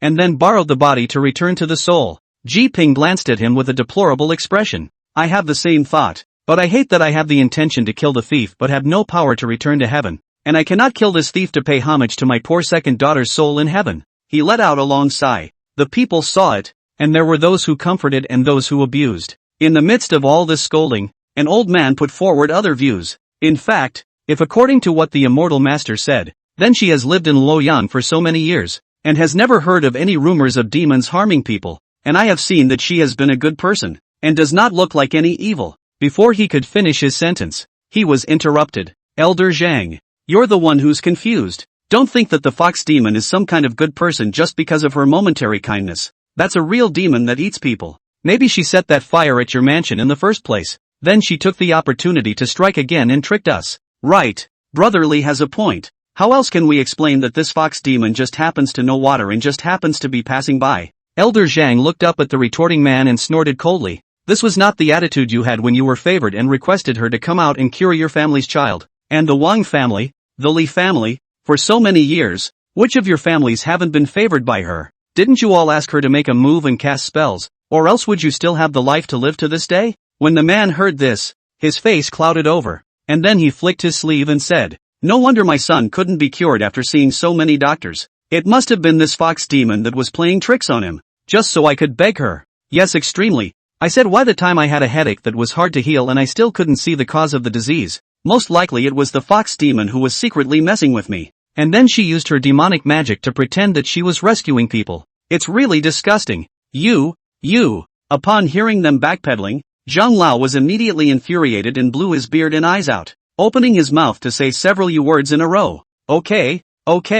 Someone stepped forward to round up the situation. Everyone, don't hurt the peace between us because of a demon. When Elder Zhang heard this, his face changed color, but in the end, he lowered his head and stopped speaking. Just when the atmosphere was somewhat silent, that light curtain suddenly thumped with a new change. Only a pale yellow light screen showed a constantly struggling shadow, like a soul, in a translucent form. When the crowd took a closer look, the shadow was the exact likeness of a snow-white fox. They looked shocked and were about to discuss, when they suddenly saw the fox shadow begin to wail in pain, screaming harshly, straight to the heart. It inclined its head, those azure-blue vertical pupils looking straight at the crowd outside the courtyard. There was remorse and sorrow, there was sadness and incomprehension, and there was also a touch of self-mockery that couldn't be dissolved in any way. Somehow, being looked at dead-on by these eyes of the fox demon, everyone subconsciously averted their eyes, not daring to meet her gaze, including Ji Ping, who was in the middle of the crowd. He was even lowering his head deeply,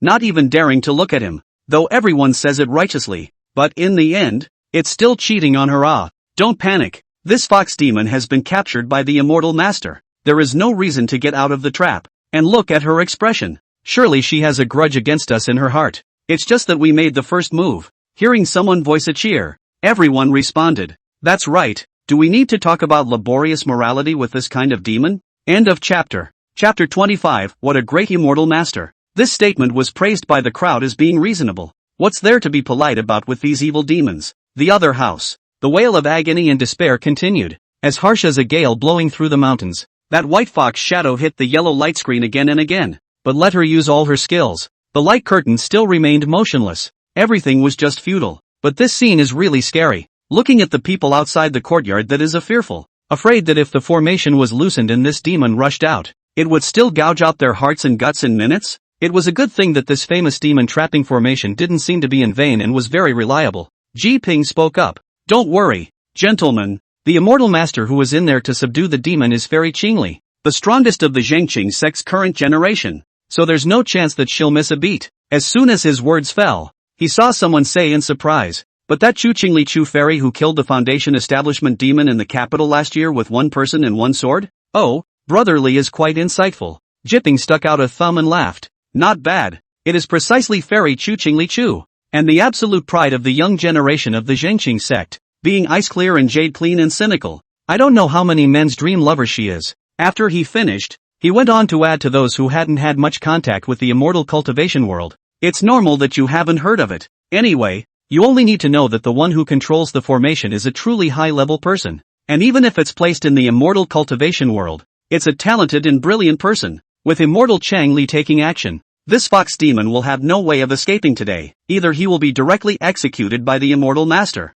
or he will have to obediently kneel down and beg for mercy. Once Ji Ping said this, the crowd could not help but look at him with some eagerness. This Ji Ping, it's not simple. Originally the lord of a city, and now that he had climbed into the immortals' relationship, his future accomplishments would surely be out of control. So they changed their previous attitudes, and they all shyly put on an old face and smiled to get close to Ji Ping. Only Elder Zhang snorted coldly and put his hands behind his back, not bothering to flatter. He listened to the wails of pain coming from the light screen and stomped his feet again, walking around the gate of the alibi, anxious and with a very tangled face. Only after a long time did the old man let out a long, helpless sigh. Miss Ji, it's not that I won't save you, there's really nothing I can do. As he was thinking this, he suddenly saw two figures coming over the long corridor. A big one and a small one. Big hands hold little hands. It was the same pair of masters and disciples who had been eating merrily in the hall earlier. He was certainly not the only one who discovered Chenin and Su Chi.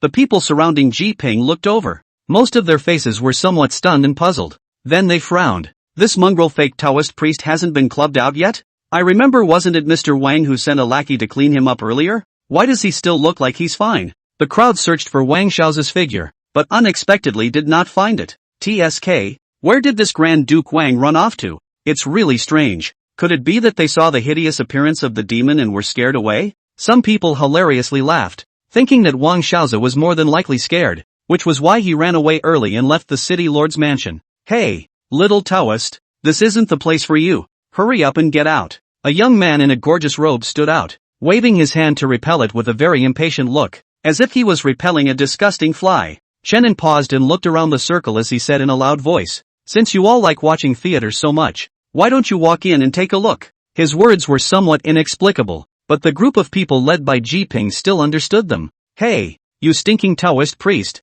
do you know what's going on in here? That's a real immortal master smiting demons in there. If you're not afraid to die, do you have the guts to go in and try? The Chinese-robed man's face was full of mockery. Speaking of which, do you still have to call immortal Ching Li an ancestor? In the face of such a disliked face of mockery, Chenin remained calm. He walked straight towards the gate of the alibi. No one is blocking. The crowd, all of them with their hands clasped to their chests, looked like they were waiting for a good show. Chenin walked to the door. He held Su Chi and raised his leg, wanting to take a step straight in. Then, he was gently pushed out by a pale yellow curtain of light in front of a group of mocking eyes. Seeing this, the crowd burst into laughter. What a boy who doesn't know the heights of heaven. This immortals means, the subtleties of which are not known to you as a mere mortal. All sorts of taunts drilled into his ears, causing Su Chi's small hand gripping his master to squeeze a little tighter. She wanted to shout back, but there were just too many people on the other side at the moment, and she was still a little wimpy. However, looking at the way the master was staring intently at the light screen, it was clear that he hadn't put any thought into it at all. Master, Su Chi came up and whispered in his ear. Chenin looked over. What's wrong? Is it impossible to get in? Upon hearing this, Chenin shook his head. It should be possible, but it will have to wait for me to study it. At this time, Zhang Lao, who had been hanging around the door, also saw the opportunity to come up. He took a look at Chenin and said that although this Taoist priest looked a bit younger, but this calm and self-contained nature of mind was remarkable. No amount of words from the outside world could affect him in the slightest, whether in the hall or now. Elder Zhang thought for a moment and spoke. Do you have a way to get in? Chenin was still staring at the light screen and didn't look at the old man, only asking with his mouth. What? You want to go in? Zhang Lao nodded his head without hesitation. He said, Miss Ji is a great favor to me. If she hadn't reached out to help me, my wife and children would have been buried in the fire, burned alive by the fire, and then, the old man would have spent the rest of his life in remorse. Zhang Lao looked solemn. That's why I can't just stand by and watch her suffer this living sin. The old man's words caused Chenin to slightly side-eye him as he smiled and said, but they're right. Ji Chinga is indeed a demon, or that kind of great demon with successful cultivation. Zhang Lao, however, spoke in a desperate tone. I don't care if Miss Ji is a fox demon or not. I only know that she's the one I've seen since I was a child, and that she's pure-hearted, and by no means could she be anything bad. And Luoyang has never had any talk of demons in the past 10 years or so, but rather it's the other cities that the old monks have been to that have more or less had rumors of demons causing trouble. I don't think these immortal masters, back then, showed up so promptly. Speaking of which, the old man's face had become somewhat exasperated. Demons that harm people are let loose, but those that don't harm people are tortured in every way possible. What a great immortal master. Chenin laughed lightly and said, that's because this fairy Qingli is still lacking a crucial peak foundation establishment demon pill. End of chapter. Chapter 26, 2 unrivaled in the same realm. Peak foundation establishment. Demon Dan? The old man froze and repeated himself. Chenin nodded. Looking at the aura and spiritual power fluctuations of this demon trapping formation, this fairy Qingli who was fighting against the fox demon inside should be only one step away from Jin Dan. And the step that is missing is the demonic elixir within the fox demon. If you kill a demon and take its Dan, and then refine it, you will be able to use the spiritual power contained in the demon Dan to break through the foundation establishment and condense the golden Dan. Zhang Lao's eyes widened when he heard the words, although he didn't understand the realm division of cultivators very well. His body had trembled slightly when he heard that last sentence about killing demons to get pills. He looked at the fox shadow still struggling in the light screen and couldn't help but smile bitterly. At this kind of moment, Zhang Lao didn't bother to think about how this little Taoist knew so much. He just lowered his head forlornly. As you said, wouldn't Miss G be bound to die today? Even if I were to barge in and plead for her, it's a matter of great importance to one's cultivation. An immortal master would never agree to it, right? Sure. Chenin laughed. Why not do it when you can do the people a favor and solve the problem of breaking the realm in the process? The old man nuzzled his mouth and retorted. But Ms. G did not harm anyone. Didn't she possess the dead baby girl of the Qi family? In the face of Chenin's sharp questioning, Elder Zhang helplessly hung down his hands, no longer having the strength to retort. After all is said and done, this matter is indeed Ji Qingge did not do the right thing. Even if the human baby died because of difficult labor, that is not a reason for you to take over someone else's body without a word. At this time, the crowd of onlookers seemed to have lost their patience, and someone kept shouting, that stinking Taoist over there. Haven't you been humiliated enough? Elder Zhang, come over here. Don't keep company with such people. Taoist, if you don't leave the G mansion, I won't blame you for me calling someone to beat you out with a stick. That's right. What kind of magical power is this immortal master's demon trapping formation? Can't you just look here and see a flower? I advise you not to make a fool of yourself here. This last statement led to another round of laughter. They felt that although they had been tricked by Ji Ping today, they definitely called it a worthwhile trip. Not only did I witness the immortal master subduing the demons, but I also had this little Taoist priest for fun. Chenin came back to his senses and stood up. He patted his Taoist robe on his body and said indistinctly, "You're right. I almost forgot. It's time to go in." After he finished speaking, he brought Su Chi and took a step into the courtyard. The pale yellow curtain of light moved slightly, but it didn't push them out like it did the first time. It just rippled a little and returned to normal. Seeing this, those dignitaries who were prepared to watch the joke, including City Lord Ji, subconsciously rounded their eyes. How is it possible? The immortal master's demon trap formation, just let him walk in? The boisterous crowd suddenly fell silent. Perhaps, the immortal master put him there. Someone mulled over the opening. Others remained dismissive. It doesn't matter. Measuring him to go in is just sending him to his death. When the time comes, the fallout from the battle between the immortal master and the demon will leave him with no bones left in minutes. Pain. It hurts too much. A coldly glowing sword intent pierced back and forth in the other courtyard. It cut many slits in Ji Qingge's clothes, revealing large patches of white skin inside. The whiteness instantly converted into bright red again, and there was also sharp and incomparable pain coming from the wound in a steady stream. Her hair was also completely disheveled, looking very messy, and she was a far cry from how she looked at the entrance of the G mansion before. The only thing that was clear was the face, which was even more brightly colored in the light of the silk blood. She couldn't stop her body from trembling as she looked at the slender figure standing with a sword not far away. It's horrible. Is this the true top-tier heavenly pride of the divine kingdom? Can't beat it. Can't beat it at all. Obviously, they were both at the peak of foundation establishment, but the other party was like a young and strong man bullying a small child, not a weight class player at all. You can't escape in the demon trapping formation. The slender figure slowly approached. The appearances actually and Fox Demon is not similar. Just compared to Ji Qingge, if there is any charm, she has to be more cold and ruthless a few points. Letting one glance at it, one was afraid that one would be chopped off by her sword at any time. It was Chu Qingli. Ji Qingge pursed her lips tightly, her eyes desperate. She looked at the woman in front of her and said, "Are you willing to let me live if I don't run, struggle, or resist?" Unexpectedly, Chu Qingli actually nodded. She raised her sword and pointed at the fox demon. "I was just passing by and happened to sense your demonic aura, which is why I came over to capture you back to the clan in passing." At those words, Ji Chinga suddenly laughed, and she even bent over in laughter. You're the only one who believes that, aren't you? I'm afraid that as soon as I tie my hands, I won't be able to wait to rush up to kill me and take the Dan to help you break through the Foundation establishment? Obviously, she was well aware of how great a temptation a peak Foundation establishment demon pill was to a human cultivator who was also stuck at the peak of Foundation establishment. After all, I don't know how many Foundation establishment cultivators have been stuck in the last step for 100 years just because they couldn't get over that hurdle. Now that the way to easily break the realm was right in front of us, how could anyone refuse? Xu Qingli was silent for a little while and said, "You didn't harm anyone. I won't kill you." Seeing that she looked serious and didn't look like she was faking, Ji Chinga couldn't help but freeze. However, she quickly laughed coldly again. "Even if you don't kill me, as long as I enter the boundaries of the Zhangqing sect, are you thinking that I will still have a life to live?" Xu Qingli frowned slightly, seemingly puzzled. "Why can't I live?" "It's just that you can't be as free as before," she said, and then explained. "The Zhangqing sect has an iron tower that is specially used to imprison demons and people in the devil's path. As long as they are not guilty of a crime that requires certain death, they can all be inside." "Enough!" Ji Chinga interrupted her and scoffed. "You're really naive. What kind of fate will befall a demon that enters that demon locking tower? Is it that you don't know, or are you simply unwilling to think about it? You guys haven't had enough of these self-defeating tricks, have you?" Facing the fox demons questioning and roaring, Xu Qingli slightly inclined her head. Her expression remained cold and unchanged. Xu Qingli said, "I'll bring you back to the clan. Otherwise allowing a great Foundation establishment demon like you to live in the human world will ultimately be a scourge. What other hidden tricks do you have? Feel free to use them, but if it's just Tsukiji, then it's better not to waste time." She seemed quiet, her tone indifferent. "In the same realm, I am already invincible." In the meantime,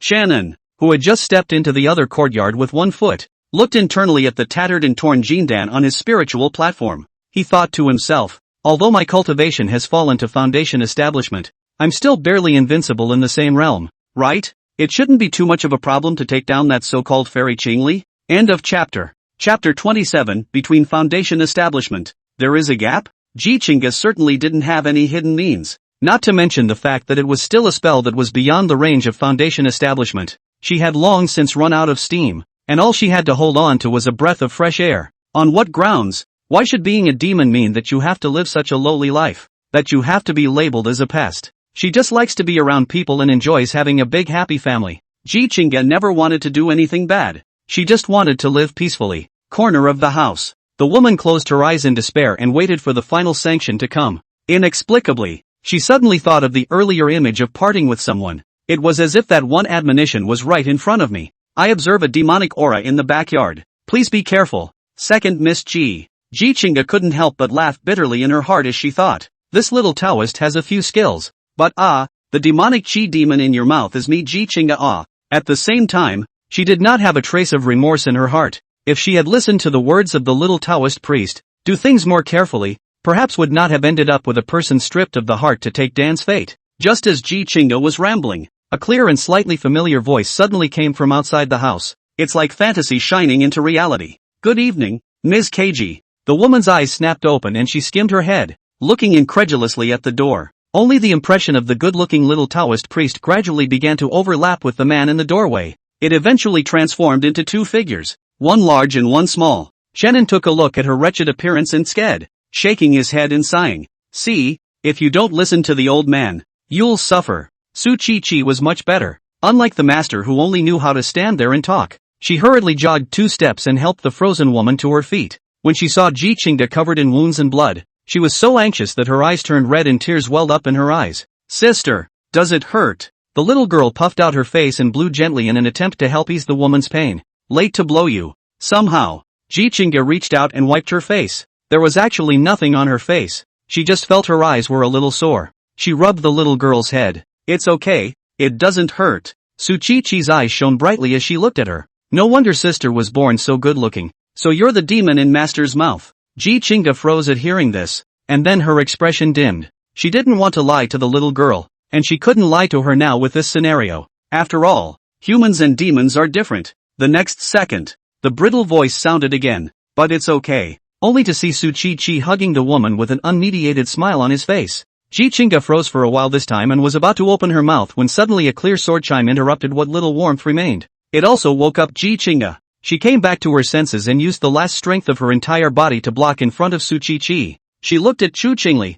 Word for word. You righteous fairies, you wouldn't even refuse to spare innocent children, would you? Chu Qingli frowned tightly and ignored it. She wondered how the two men, who had appeared out of nowhere, had gotten in. It doesn't make sense. Once the demon trapping formation was formed, unless it was a cultivator who was far beyond her by a large realm, all would be bounced off by the formation without her permission. Although the demon trapping formation was nothing damaging, it was precisely because it gave up its attacks that it was exchanged for the solid and incomparable cage. Otherwise, a different ordinary formation wouldn't have been able to withstand Ji Qingga's attack of manifesting her own body before, and she would probably have escaped long ago. However, looking at the young man in a Taoist robe in front of her, Chu Qingli really couldn't feel how strong he was. Looking at that realm, it was at most the middle to late stage of foundation establishment, not to mention being far beyond himself. Or did she make a mistake when she set up the formation? But none of that matters right now. Chu Qingli turned her head and raised her eyes to look. After confirming that the little girl was indeed mortal without a doubt,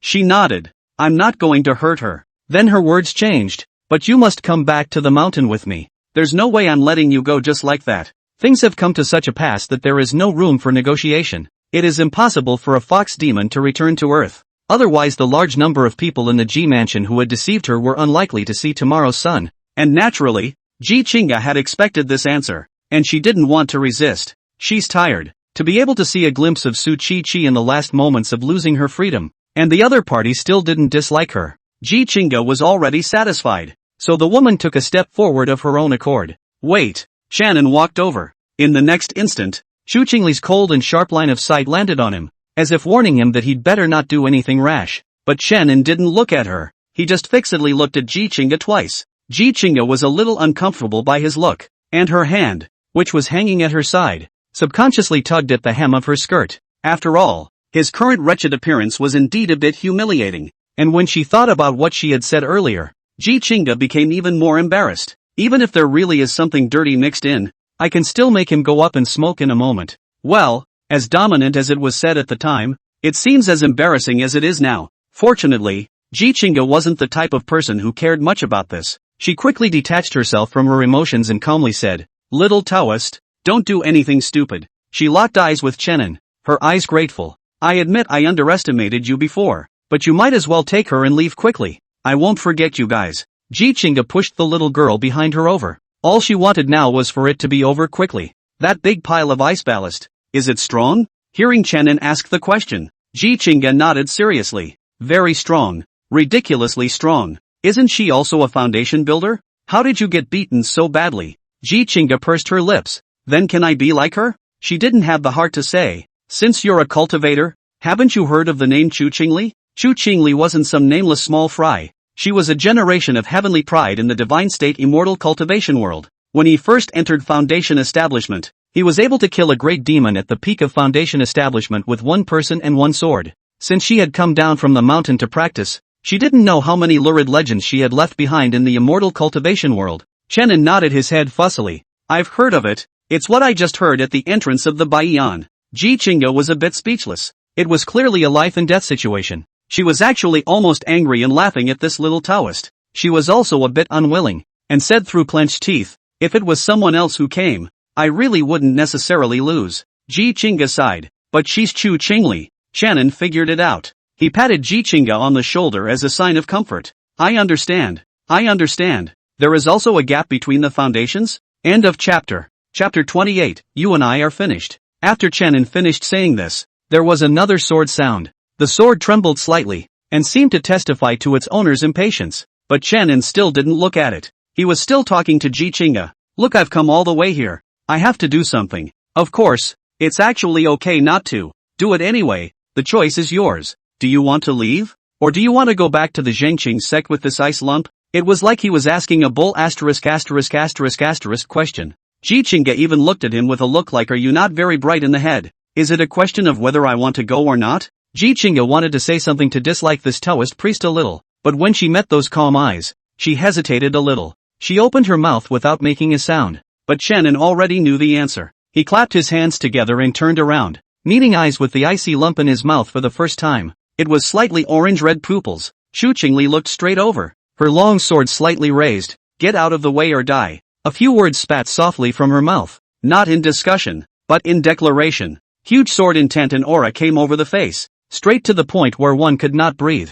Chenin took 2 steps and blocked in front of Ji Chinga and Su Chi Chi. It also blocked the sword intent that was condensed as if it were real. His back didn't show how tall he was. Just normal human size, but just enough to cover them completely. Would be enough. You're at Tsukiji, and I'm at Tsukiji. Chenin suddenly asked, why do you always feel that you can easily pin me down? Chu Qingli's eyes moved slightly. If it was in the past, she would most likely be too lazy to answer. But today, her mind was a bit messed up and she didn't want to kill anyone else. So she explained, trying to let this Taoist priest know what to do. Below Jindan, not a single defeat. This is the answer given by the woman. The faint 8 words emphasized her self-confidence and bottom line. Upon hearing this, Chenin raised an eyebrow as he said, what? Are you also invincible in the same realm? This was somewhat inexplicable, and even Ji Chinga's face turned odd when she heard it. Chu Qingli slightly raised her chin. So true. Before the words fell, the long sword in her hand had already stabbed out. Extra words have been said too much today,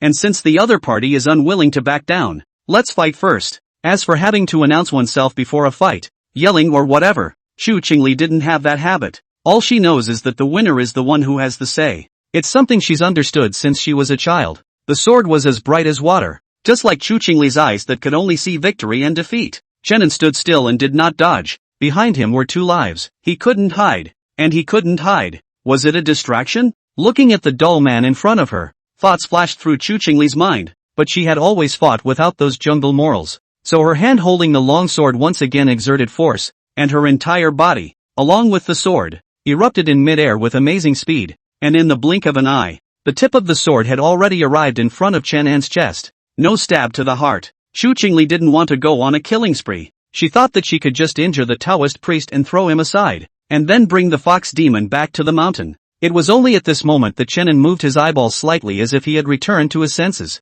The long sword stopped before a centimeter from his chest, and was not allowed to advance an inch. Not bad. What kind of sword is this? Chenin looked a little curious as he walked forward and took the sword from Chu Qingli's hand in her shocked eyes. Time. Space. It was as if the moment had come to a standstill. Chu Qingli's body stiffened, and the only thing she had was a sharp turn of mind. What kind of art is this that can actually control time and space? It's just unheard of and bizarre. She was running her heart technique with all her might, and even her skin was oozing the slightest hint of an abnormal scarlet color. But it still won't move. Take it easy. Chenin laughed and comforted her. Never seen it before. Have you? I call this move the time stop. Doesn't it seem like a new word? Actually, though, in my world, that word is pretty much overused. But there's no way around it. Whoever made it happen to fit so well. Chenin took the sword and looked at it for a while before returning it. He held Chu Qingli's hand and brought the sword and her fingers back together. After doing this, Chenin then said, hold it steady. You just stabbed this sword too fast.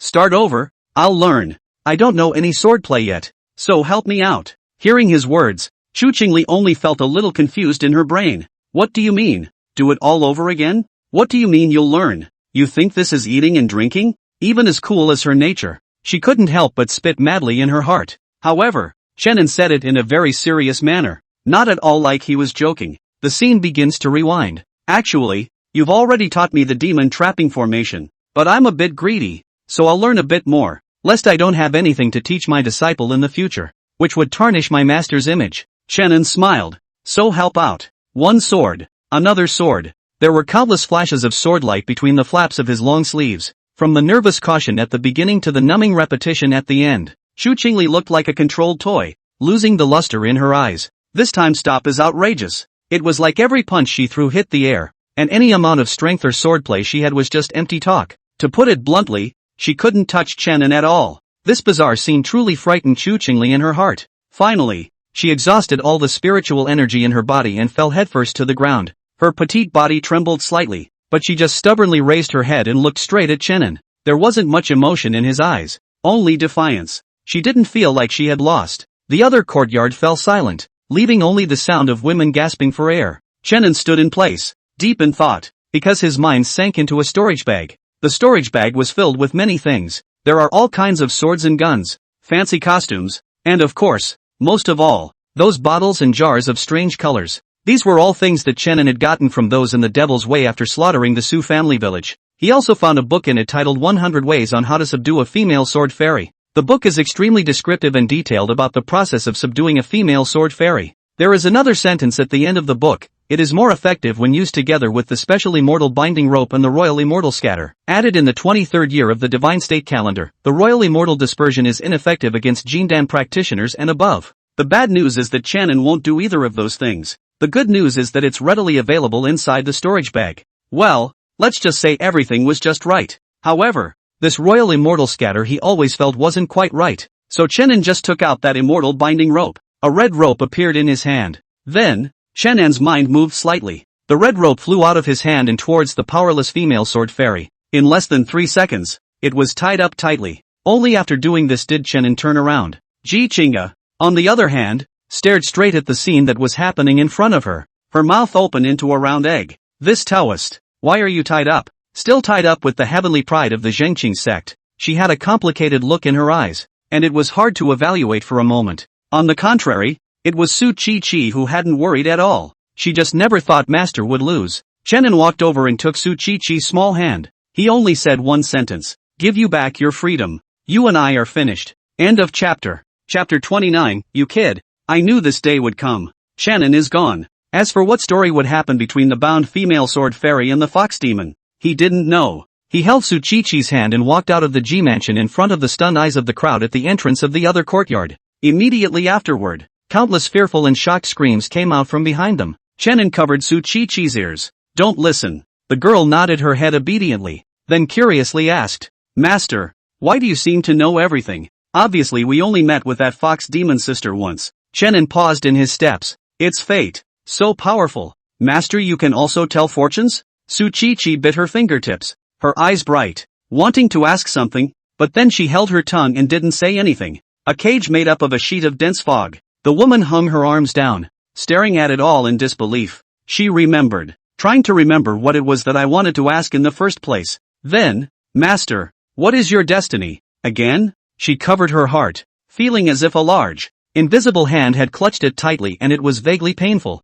The next day, early morning, on the small yard of the Sunflower Orphanage, Shannon and Chen Shi are watering the flowers and vegetables they planted. It was still early, and it was just getting light. Except for the director and the two of them, all the other small children in the orphanage were still sleeping. It had been like this in the past. He and Chen Shi were always the first two to get up. Shannon placed the shower made of the iron box on the ground with a thud. Then he looked at his drenched pant leg and then at the girl beside him. "Just wait a little longer. I'll make you visible." His words were very plain, as if such difficult cases, which were not well solved by the big hospitals, were just unusual for him. Chen Shi was also carrying a shower in her hand, and when she heard this, she looked stunned for a moment, then silently turned the spout in a different direction. Shannon's other pant leg, which survived. "Good." The girl put the shower down and answered softly, "Aren't you going to ask? Not curious?" Upon hearing this, Chen Shi shook his head. "Actually, I've already gotten used to it, so it doesn't matter so much if I can see it or not."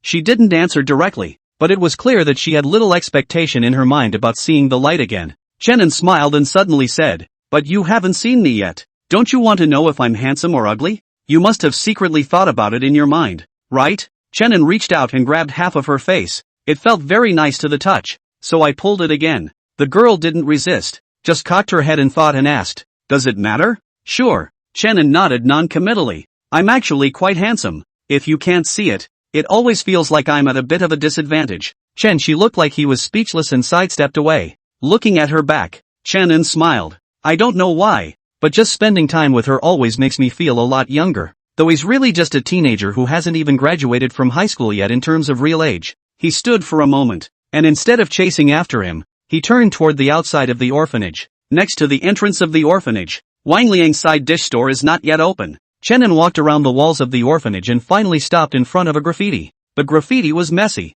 one disorganized line after another, which twisted, tangled and made up the whole pattern. Shannon looked at it for a while and inexplicably felt that there was something familiar about it. Then he turned and walked away. Nothing. Somewhere in the corner, Zhang Asi wiped the fine beads of sweat from his forehead. For some reason, the seemingly mediocre teenager had caused his psychic senses to be frantically signaling alarms, and even now his heart was still pounding. Just the speed and intensity of it, as if it was about to leap out of his chest at any moment. Zhang Asi frowned tightly and probed again to double-check. This teenager, indeed, was just a mortal no doubt. But he still didn't take it lightly, And Zhang Asi was even thinking hard about it. Or else just give up on this plan? Since he obtained the inheritance of the blood sacrifice ancestor, he had mixed from a mortal to the present, and had not fallen into being captured by the officials or overturned his car, all relying on his steadiness. Whenever he saw that something was wrong, he never made an immediate decision to run. For example, when he was at Qingqing Mountain, Zhang Asi was the one who,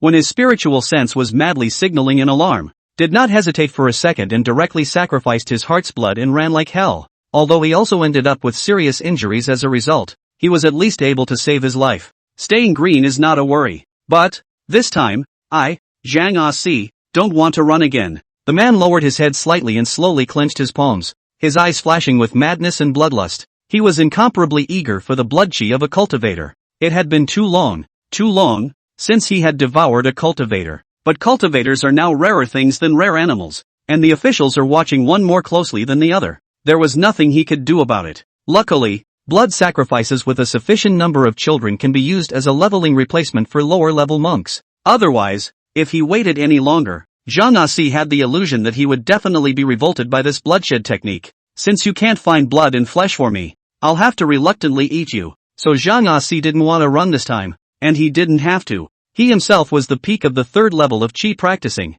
At the beginning of this aura recovery, who could stop him except those old monsters? There is no way in hell he's going to roll over at this ordinary orphanage. With this group of ass-kicking kids, and a dying old man, Zhang Asi really couldn't think of a reason why he could roll over. Moreover, even if we take a step back, even if he really ran into something he couldn't solve, it really came to the critical moment of life and death. He, Zhang Asi, also has a handful of tricks left in his arsenal. That is, summoning the Bloodshed Elder. Of course, it was impossible for him to have the other party's main body physically present, but even just drawing the slightest bit of a projection or gaze would have been completely sufficient. So the trip is foolproof. Back at the orphanage, Chenin approached the director. In that old office, Chenin pulled out the bank card Lin Jingqiu had given him earlier and handed it over. Dean pushed back his old glasses as he looked at the bank card lying quietly on the table and frowned. Where did you get it? Who gave it to you? The old man asked seriously. Chenin did not hide anything and answered truthfully. It was a classmate. She gave it to me.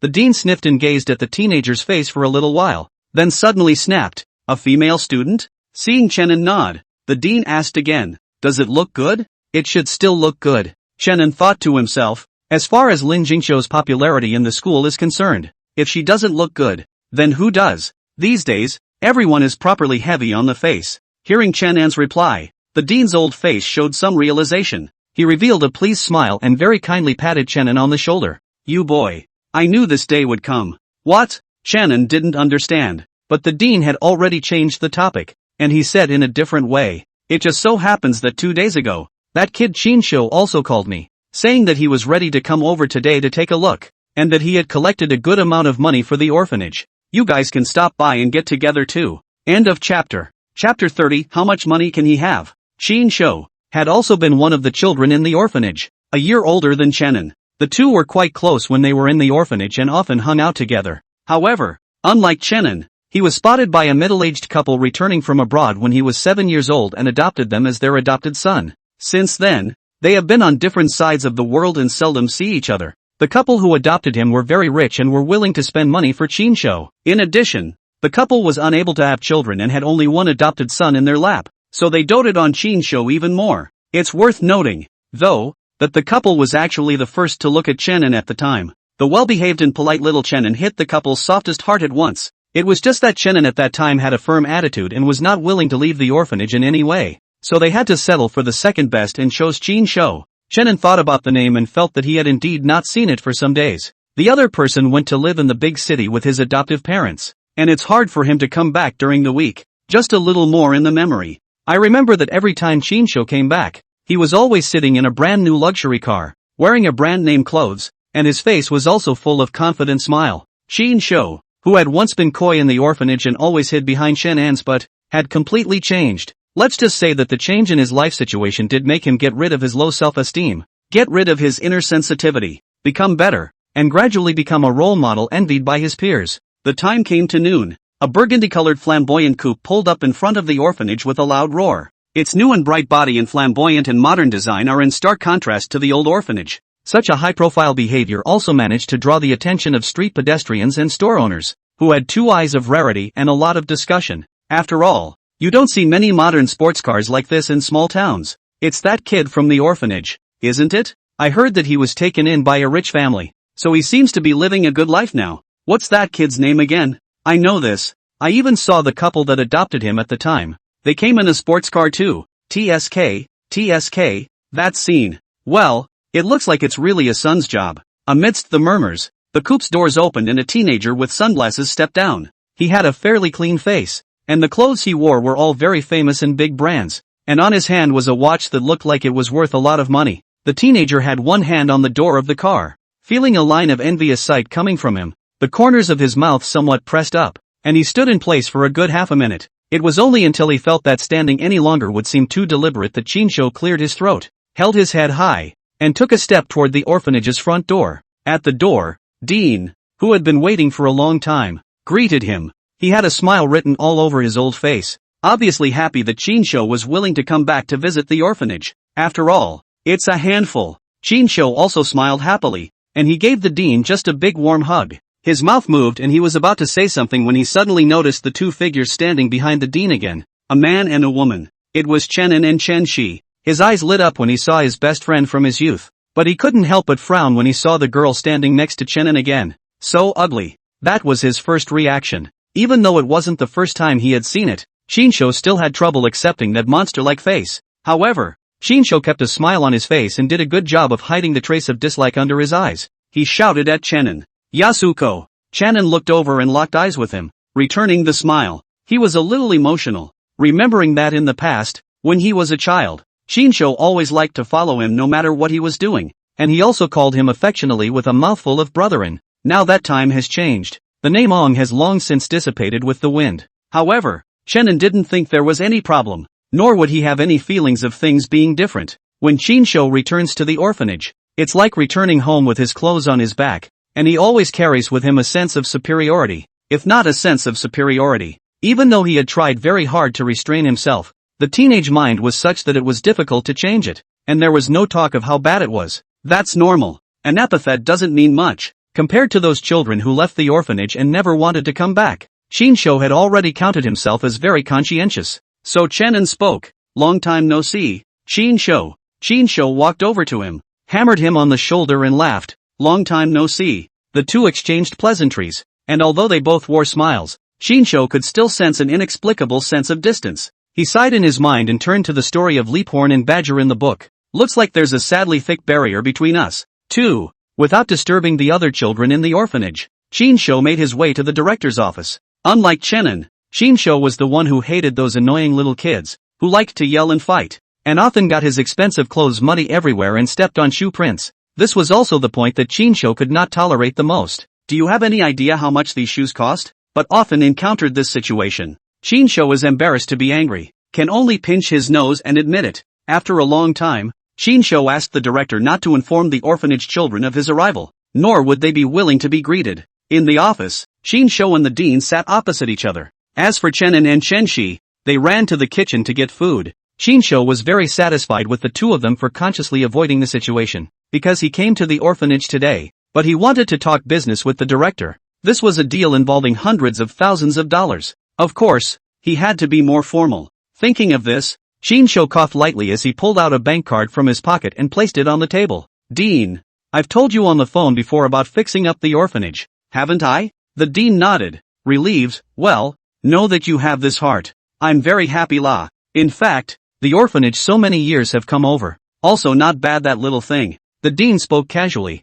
but Chinsho still keenly grasped the key. He frowned. "What do you mean you guys? Is there anyone else who wants to run this besides me?" The dean froze, then laughed. "It's Chenin Na. This morning also ran to tell me that he wants to contribute money to help repair the orphanage, saying that a good number of facilities are too old and dangerous to use." Speaking of this, the dean laughed. "This child, you see what he said? Also dangerous. I handled the orphanage for so many years. When have I ever let you guys in danger?" Chinsho raised his hand, interrupting him with slight annoyance. "Wait, Dean, what's he doing here? Isn't he still in school? And where and how much money can he have?" End of chapter. Chapter 31. How much money did Lin Jingqiu give? Chinsho's words were somewhat unforgiving. but there's no doubt he's right. Chen An's current status, not yet an adult, not to mention, properly a high school student, take the head to make money? Aside from relying on better grades and receiving some school and official subsidies, Chinsho really couldn't figure out where else Chen An had the money to get involved in this.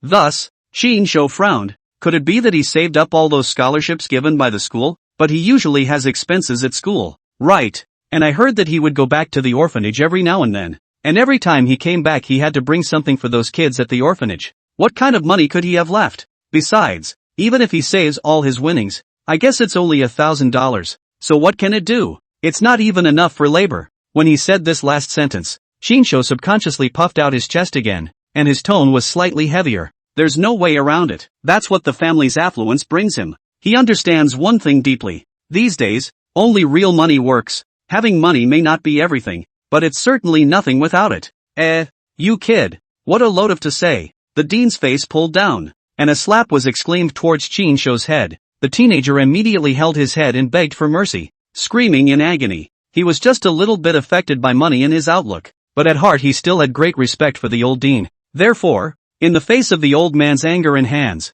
he did not dare to resist and honestly suffered. Luckily, Dean was also a man who knew his place and was just making a show of it, not really hitting hard. He took a look at Chinsho's unconvinced appearance and sighed. You mustn't let Chen An hear this. He won't feel good in his heart even if he doesn't say anything on his face. Dean educated in a serious tone. I hope you understand this too. I never expected anything from you in return for me in my life. I just want you to have a good life. Take Chen An for example. It may be true that the money he gave was not much, or even, as you said, he couldn't even afford a basic labor fee, but that was after all a piece of the child's heart. I don't care how much money there is. Can you understand that? That was the reason why the dean hadn't even asked Chen An how much money was in that card this morning. Upon hearing this, Chinsho muttered, I know, Dean. He went on to say, isn't it also for his own good? On his little money, he kept to improve the food is not beautiful? Must be swollen face, dead face living suffer, Chinsho said. Seeing that the dean made another gesture to hit,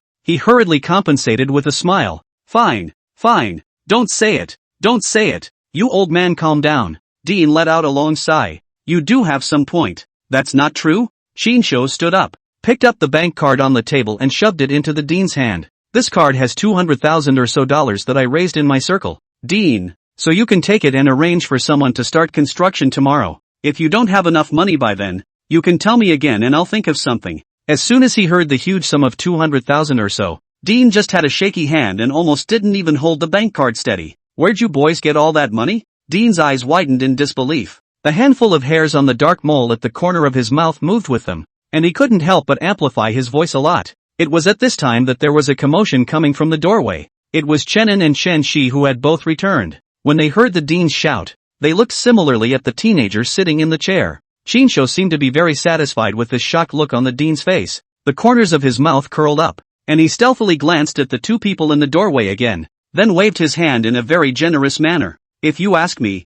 what's this amount of money? Dean, don't make a fuss about it. Just take it and use it without fear. He was joyful and happy. Chen An was an existence that he had once looked up to and even envied when he was a child. The other party's ability to easily gain the favor of an adult was something that Chinsho had secretly envied for a long time. Now that the roles were reversed in 2 levels and he could show off in front of Chen An, how could he not be pleased? However, the only pity was that Chen An's flat appearance inevitably left Chinsho somewhat unfulfilled. It's like carefully cooking a dish and not being able to find the salt. The food is tasteless. At this time, the dean slowly reacted as he looked at Chinsho with a serious face. I can warn you, don't think you can do whatever you want just because you've gone to a good family. If you really do anything bad, I'll be the first to spare you, Dean said, about to return the bank card. But how could Chinsho take it? It's not his habit to take back the money even after he's pretended to be a pussy. It's not his habit to take back the money. Come on, Dean, just keep it if you're told to. You trust me. This is really just a small amount of money to me.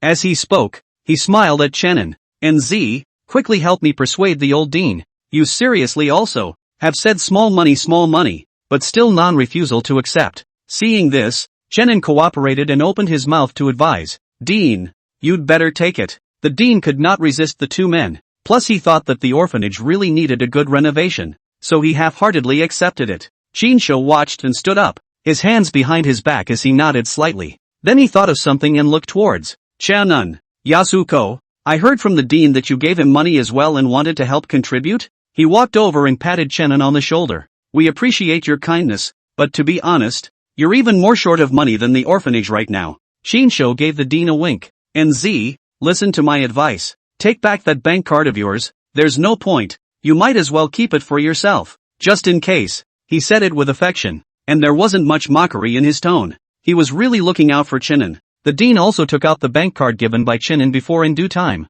He thought about it and asked tentatively, although this child Shinsho's speech is not nice to listen to, he did say a few things, or else, you'll take it back? But Chenin shook his head. It's okay, one more for me is not much, just take it together and use it. Anyway, put it at your place, even if I can't use it this time, I'll have a chance later. As soon as his words left his mouth, Shinsho became a bit anxious, and he eagerly said, Anzi, don't be stubborn, don't you have to spend money at school? Shinsho persuaded him bitterly. Let me guess, this is a scholarship that the school has given you, isn't it? How much is it? 1,000? 2,000? I'm going to be honest, don't blame my brother for saying it's embarrassing. What can you do with $1,000 these days? Wouldn't it be nice for you to keep it for yourself and go out once in a while? Hearing this, Chenin was stunned. He suddenly remembered that he really hadn't asked Lin Jingqiu how much money she had given him in the first place, so he said truthfully, I don't know how many. Shinsho gave a heave, only thinking that Chenin was still dead set on losing face as he mischievously walked outside. I don't know, so it just so happens that there's a 24-hour self-service ATM there on the back street, so let's go over there and take a look. End of chapter. Chapter 32. Sir, don't run away this time. Your own bank card. How much money is in it, can you not know? Walking out of the orphanage's gate, Shinsho was still trying to get Chenin to know better and not make a fool of himself. Someone else gave it to me. I didn't ask. Chenin was much more casual. He was more often just holding Chinshi and whispering to her. Shinsho and Dean walked in front while the two of them hung slowly behind. The reason Chenin was willing to come out was because he could accompany Chinshi for a casual walk in the meantime. It was still nice to take an afternoon walk, plus it wasn't too sunny today. I don't like him. It was the first thing the girl said. Chenin knew what she was talking about and laughed softly. Shinsho is actually quite a good person, just a little bit of vanity, but at the age of 17 or 18, a little bit of vanity is more than normal. Chenshi shook her head as she tightened the palm she was holding with Chenin. No. She moved her lips, tempted to say something,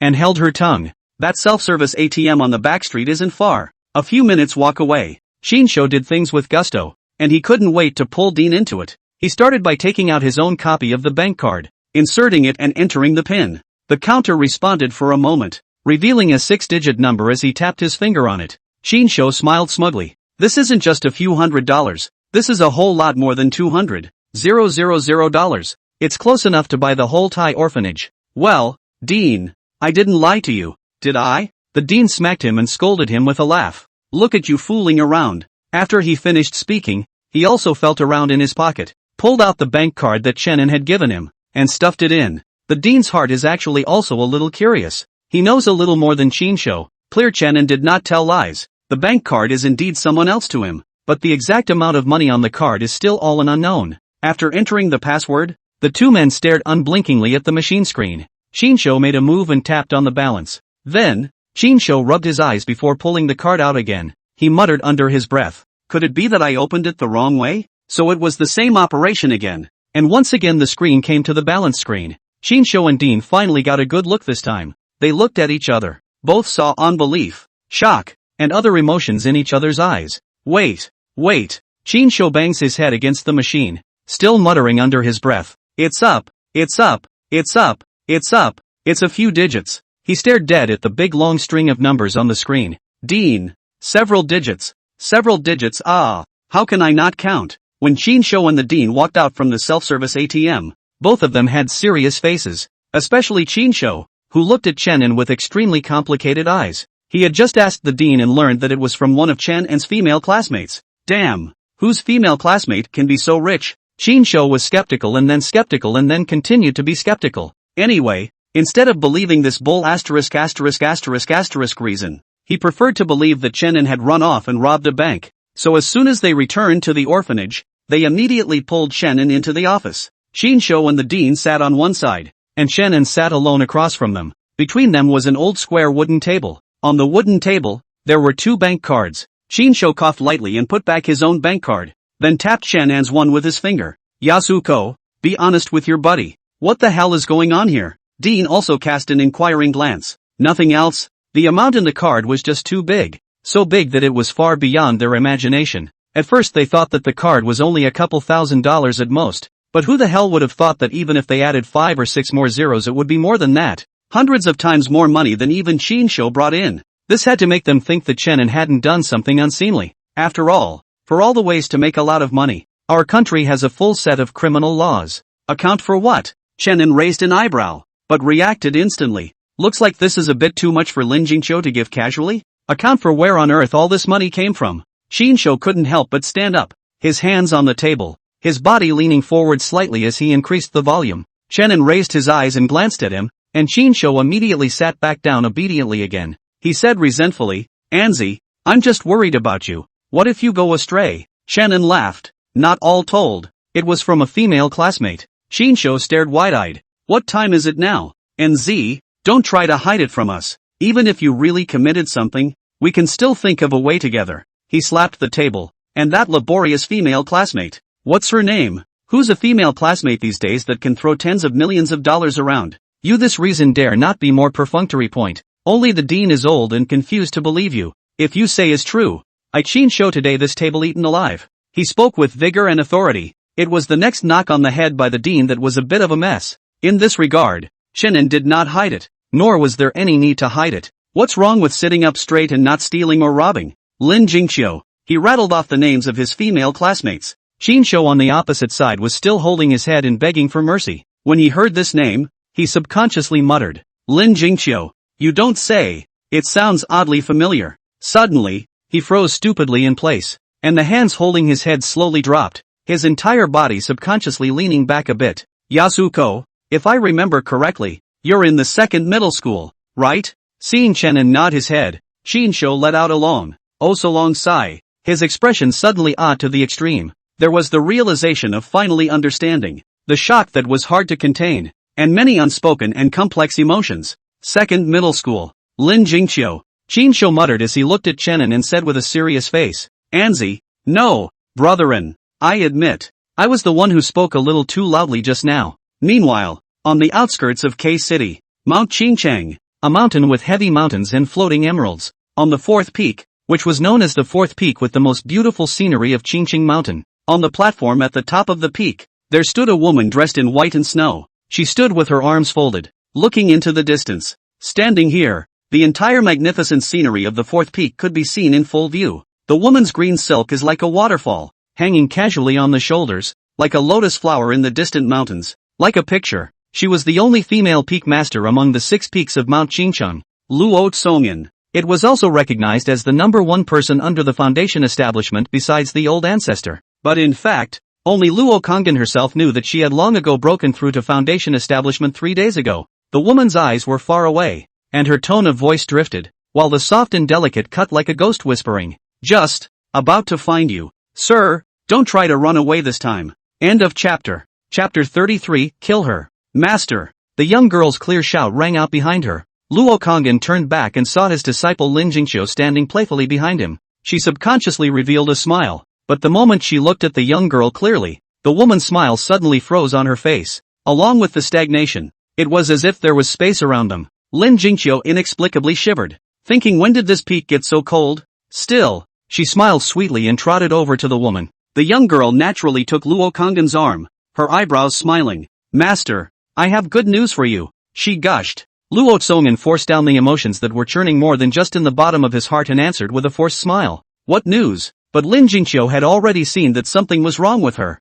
and her happy expression gave a start. Then she carefully said, Master, are you in a bad mood today? Luo Kongan shook his head, just remembering some past events. Past events? Lin Jingqiu repeated, her head cocked, her dull hairs quietly standing on end. She always felt as if she had inadvertently crashed through a story that Master had hidden in his heart for a long time, making her curious. Is it remembering an ex you haven't seen in years? Or is it that long-absent beating heart of spring that's finally about to bud and sprout? After all, for an older leftover woman, Lin Jingqiu really couldn't think of anything that could have affected Master enough to make her show this look. After all, for so many years in Qingcheng Mountain, the rumors about the beautiful peak master of the fourth peak had never stopped. I don't know how many elders and peak masters are in love with it. Her own looks and body are top-notch, and she is very kind in the world. No matter who she treats, she is always warm and gentle. Even the disciples from the other peaks couldn't help but bring a touch of admiration when mentioning the fourth peak and the name Luo Konggan. But gentleness does not mean weakness. Luo Konggan few times out. That is also no mercy, never soft. The teenage girl's instincts were shining through. She shook the woman's arm and asked curiously, "What past events? Can you tell it to my disciple to listen to? I can also help the master share his worries, alright." But Lin Jingqiu was clearly going to be disappointed. The woman still shook her head, refusing to say more. Luo Konggan turned to ask, "Didn't you want to tell master a good news?" "What news?" Although this digression was a bit raw, Lin Jingqiu was still immediately diverted. Her eyes were bright, and in them was a joy she couldn't hide. "Master, I've practiced qi." As soon as the young girl's words fell, Luo Konggan's body inevitably trembled slightly. She was very clear about Lin Jingqiu's situation. In the eyes of an onlooker, even the so-called old ancestor of Qingcheng Mountain might only be able to see that Lin Jingqiu was exceptionally talented and had the potential to build a foundation. But in reality, only Luo Konggan knew that Lin Jingqiu's body was different from normal and could contain far more aura than an ordinary cultivator. As a result, it would be relatively much harder for her to try to practice qi and build a foundation. If it were any other world with abundant aura, it might just take a bit more time, but the benefits would be obvious. But this was the blue star where the aura had just been revived and the aura in the air was very thin. Let alone the fact that the special version of the qi practicing Dharma hadn't been announced yet. Even with the help of the Dharma, it was absolutely impossible for Lin Jingqiu to practice qi so quickly. It's not about talent. It was purely that the external conditions were not enough to support her qi practice. Unless someone was able to gather heaven and earth's aura, and also spent a great deal of effort to create an aura-rich realm specifically for her. Otherwise, relying on the current cultivation environment like this, if Lin Jingqiu didn't grind for 3 or 4 years, everything would be empty talk. Thinking about this, coupled with the fact that at the first sight of the meeting, Luo Tsongan had already felt the fluttering in his heart. It was a call from the depths of the soul. She frowned tightly, holding Lin Jingqiu's hand as her aura probed out, checking back and forth in the young girl's body. The spiritual platform has been established, and there is a flow of spiritual qi in the meridians. Indeed, it was undoubtedly the first time to practice qi. Luo Konggan tried his best to restrain his emotions and said softly, "That's awesome, Xiao Qiu. Can you tell master how you stepped over the threshold of qi practice?" She said a very grand-sounding reason. As you know, right now the officials and the sects are all confused by this qi practicing Dharma. Although the research has yielded results and is almost finalized. But if we can get more relevant information, maybe we can do a better optimization on the clan side? This is a good deed that benefits all cultivators in the entire world. Such a big hat was snapped off, instantly making Lin Jingqiu dumbfounded. She pinched the corner of her coat, her face very hesitant. For such a question, Lin Jingqiu had actually thought about it in her mind a long time ago. She definitely couldn't hide the matter of her suddenly practicing qi for long, which was also the reason why she would take the initiative to run to master to confess. And after the confession, all sorts of cross-examination must have ensued. She wasn't afraid of these cross-examinations, but as long as the ins and outs of the whole thing were involved, it was impossible to bypass Chenin as the key figure. Lin Jingqiu didn't want to sell Chenin just like that. Before obtaining Chenin's permission, it was impossible for her to hastily reveal the relevant matters, or else she would surely cause trouble for the other party. At the very least, being taken away for questioning by an official is absolutely essential. So the young girl squirmed for half a day, but still rushed at her master and pouted, "Master, I can only say that someone helped me, but I can't disclose who exactly and what the exact process was. I'll have to wait until I've asked him. Do you think it's okay?" Lin Jingqiu had another reason for finding her master to confess, and that was that she knew very well that she couldn't hide it on her own, but it would be different with her master out of the way. Having Luo Konggan's backing would ensure that Chenin would not be harangued by the officials and those miscellaneous people, as long as Luo Konggan was willing to nod her head. Relying on the identity of the fourth peak master and the first person under her foundation establishment, sheltering a small Chenin, that was still not much of a problem.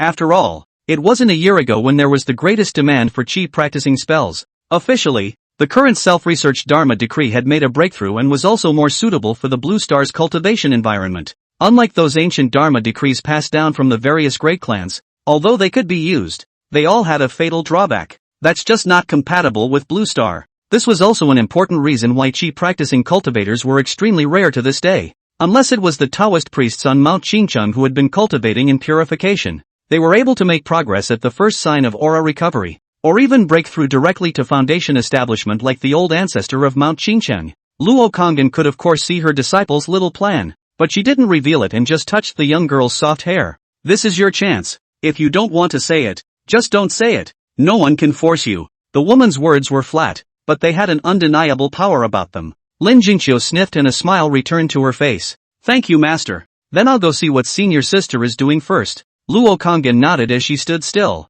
gazing at the young girls gradually fading back. Kill her! Kill her! Kill her! A touch of uncontrollable killing intent surged to her heart, and the woman's hand hanging down in her sleeve squeezed tightly and turned white. That's my apprentice. But she smells like Mr. She deserves to die. She deserves to die. Shut up. End of chapter. Chapter 34, Perverted Lust for Control. Qingqing Mountain's fourth peak, Qingyue Peak. Luo Kongyan returned to the cave that he usually used to meditate. She sat cross-legged, her mind sinking into the spirit platform, trying to stabilize the restless heart. In the sea of consciousness, she was talking to some voice. You're not me. I am you. But I don't even know any of the gentlemen you're talking about. You'll recognize it. You'll remember it. Luo Kongyan sniffed and frowned slightly. That doesn't have anything to do with killing Shoujo either. She smells like Sir. She deserves to die. Now even the always gentle Luo Kongyan couldn't help but chide. Your inexplicable desire for control is really perverted to the extreme. No wonder that gentleman of yours chose to leave you.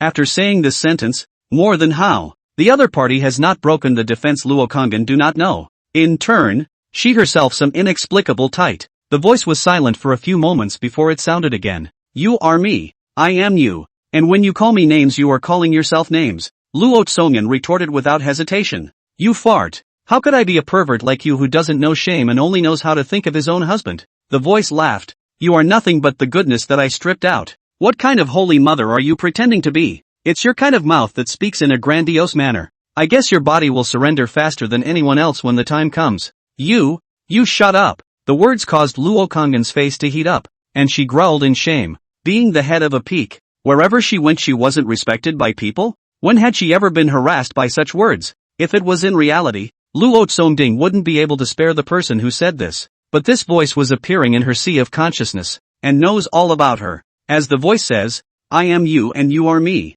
Is it hard for her to decapitate herself? Suddenly Luo Tsongmin's mind stirred, as if he had some kind of premonition. Immediately afterward, countless noisy and loud voices drilled into her sea of consciousness, and then like a magical sound penetrating her ears, they exploded. Kill her. Go on. Get on with it. What are you waiting for? Found it. Found it. I want so much. Smells good. Smells good. Go on. Eat her. Damn her. Shut up. Shut up. Shut the up. With this last roar from the Loxingen proper, the chatter was finally dispersed. The woman tried desperately to remain calm as she asked, what the hell is going on here? I told you. They're all obsessive incarnations that I chopped out. What's it going to be? When we find the gentleman, we will naturally be reunited. The conversation ended and the air fell silent. Luo Kongyan slowly opened her eyes, and she suddenly felt a trace of coolness. The woman then realized that she had broken out in a cold sweat at some point, and her entire white robe was tightly attached to her body,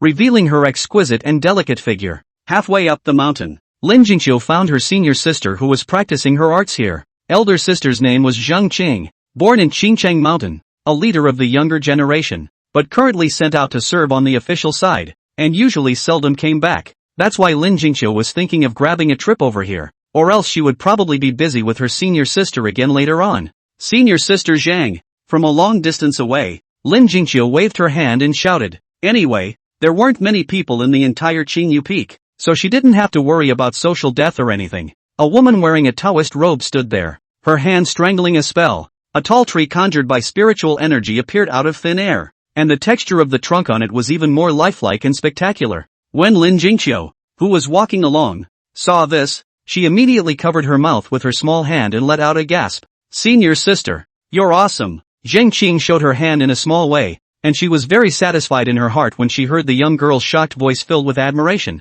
She coughed lightly. Senior sister is too kind, but it's just some unorthodox tricks, not much of a name. Lin Jingqiu hemmed and hawed and said, as far as senior sister is concerned, I can't see through this little thought of yours. However, she didn't reveal it, and instead said down the line, senior sister, in front of me, you shouldn't be modest. The young girl grabbed Zheng Qing's arm and smiled with her eyebrows. Teach me, I also want to learn this. Zheng Qing sniffed and glanced at her, somewhat worried. It's not that I can't teach you. It's not something rare around here. It's just that all of these arts have to be learned after practicing qi. Otherwise, how can we talk about practicing without spiritual energy to catalyze it? She said this because she wanted Lin Jingqiu to know what to do. After all, the official qi induction method hadn't been announced yet, and there weren't many people with natural talent like Lin Jingqiu, but they were all stuck on this step. Moreover, even with the Dharma decree, if one wanted to truly step into practicing qi, it was estimated that it would take a year and a half. Lin Jingqiu smiled wryly.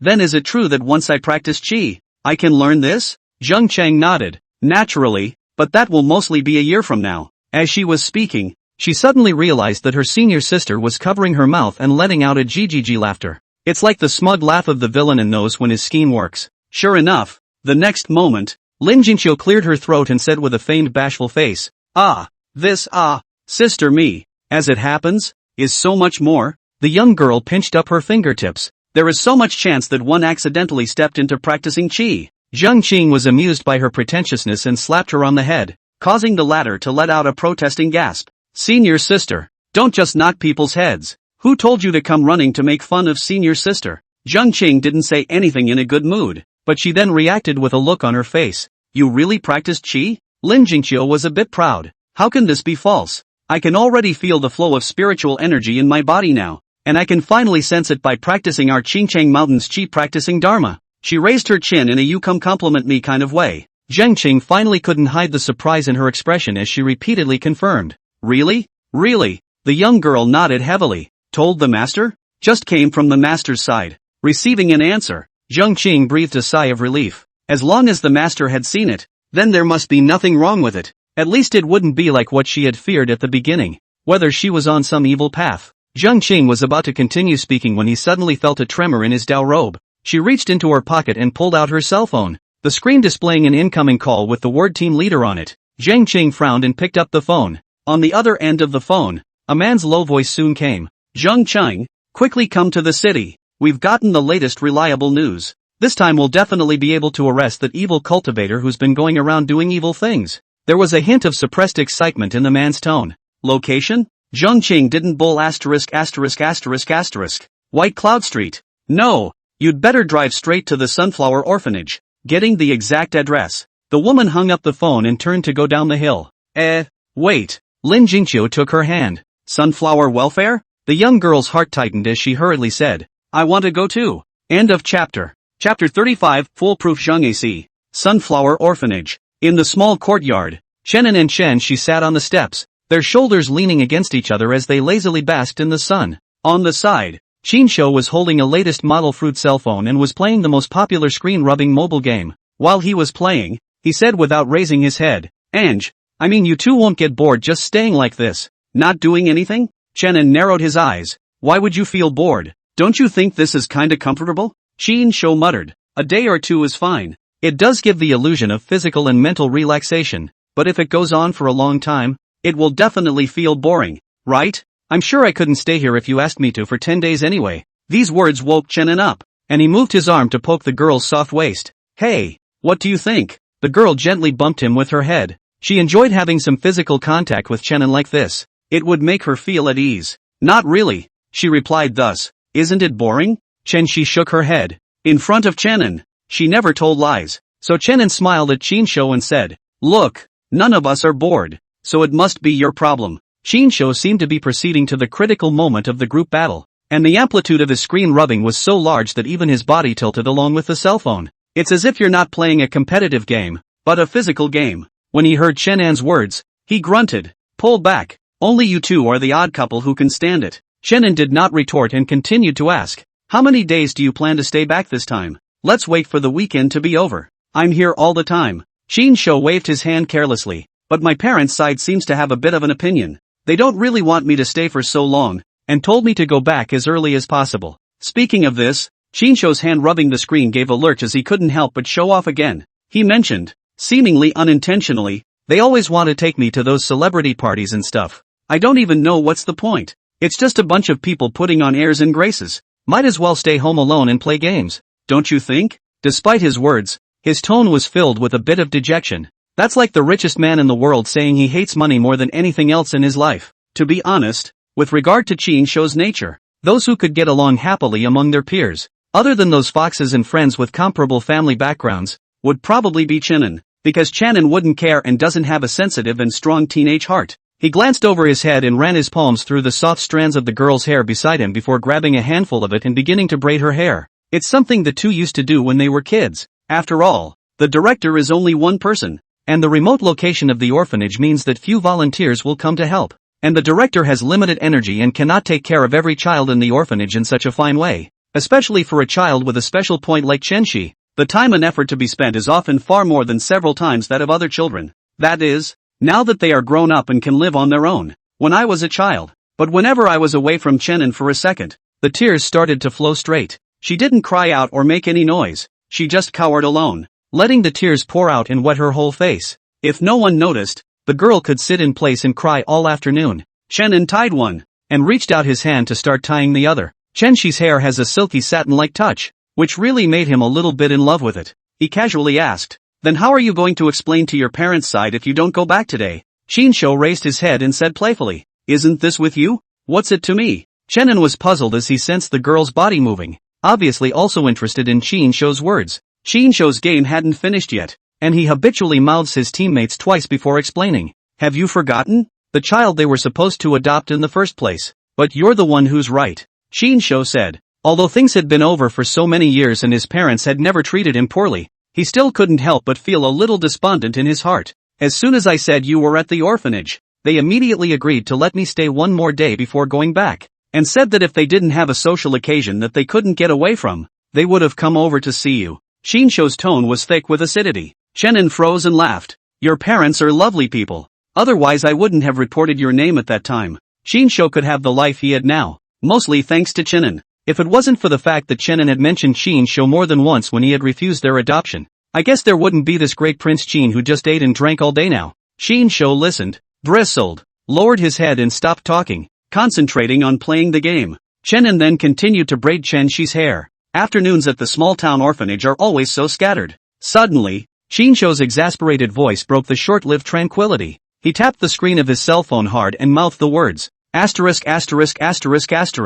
This one is so cheap. Classic blames the field when he gets killed himself. He only just touched the first red buff." The next few minutes were all about him shredding alone. Things like "What are you canyoning your steps? I'm spreading rice on my cell phone." And "Chicken's walks are better than yours." Or something like that. Then it opened in teammates' passionate spray mode. That spittle splattered high. The whole face also looks red in the face. Chenshi couldn't stand it a bit and silently moved her but to lean a bit more towards Chenin. She whispered in Chenin's ear, "He's so noisy." Chenin lost his smile. "He's just defending his parents. What's wrong with him?" Meanwhile, in a corner outside the orphanage walls, Zhang Asi's mouth curled into a cruel smile. He hid in the shadows under the wall, and the occasional pedestrian passing by didn't even realize there was someone standing under the wall. Zhang Asi thought about it and took a step forward. The warmth of the sun spilling over his body, instead of bringing warmth, made him immediately frown. He doesn't like places with light. The only thing that could give him some solace was a dark, damp corner. Of course,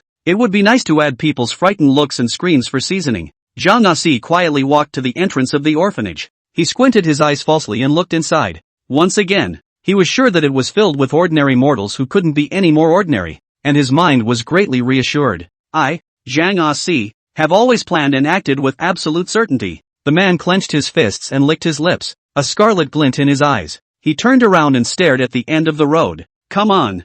Zhang Asi let out an exclamation in his heart. "Didn't you want to capture me? Don't you want to use the art of earth escape? Come on. How can I, Zhang Asi, start a meal without your main course?" End of chapter. Chapter 36. How dare she? How could she lay her hands on it? A BMW sped past on the potholed road. Lin Jingqiu sat in the passenger seat, and the strong feeling of pushing back made her heart go up in her throat. "Senior sister, what's going on?" Zheng Qing stared at the road, constantly speeding up, overtaking, running red lights, completely regarded the traffic laws and regulations as nothing. That would be a royal license. Her face hesitated, but she still explained. "This is an evil cultivator that we've been tracking for quite some time. He has committed over 5 consecutive crimes since he drilled his way into the city of Qing, and he is extremely bad in nature in all aspects. I heard that the techniques he cultivates feed on human flesh and blood." Zheng Qing had a cold light in his eyes. If he hadn't mastered a treacherous earth evasion technique in his hands, he would have been caught by us long ago.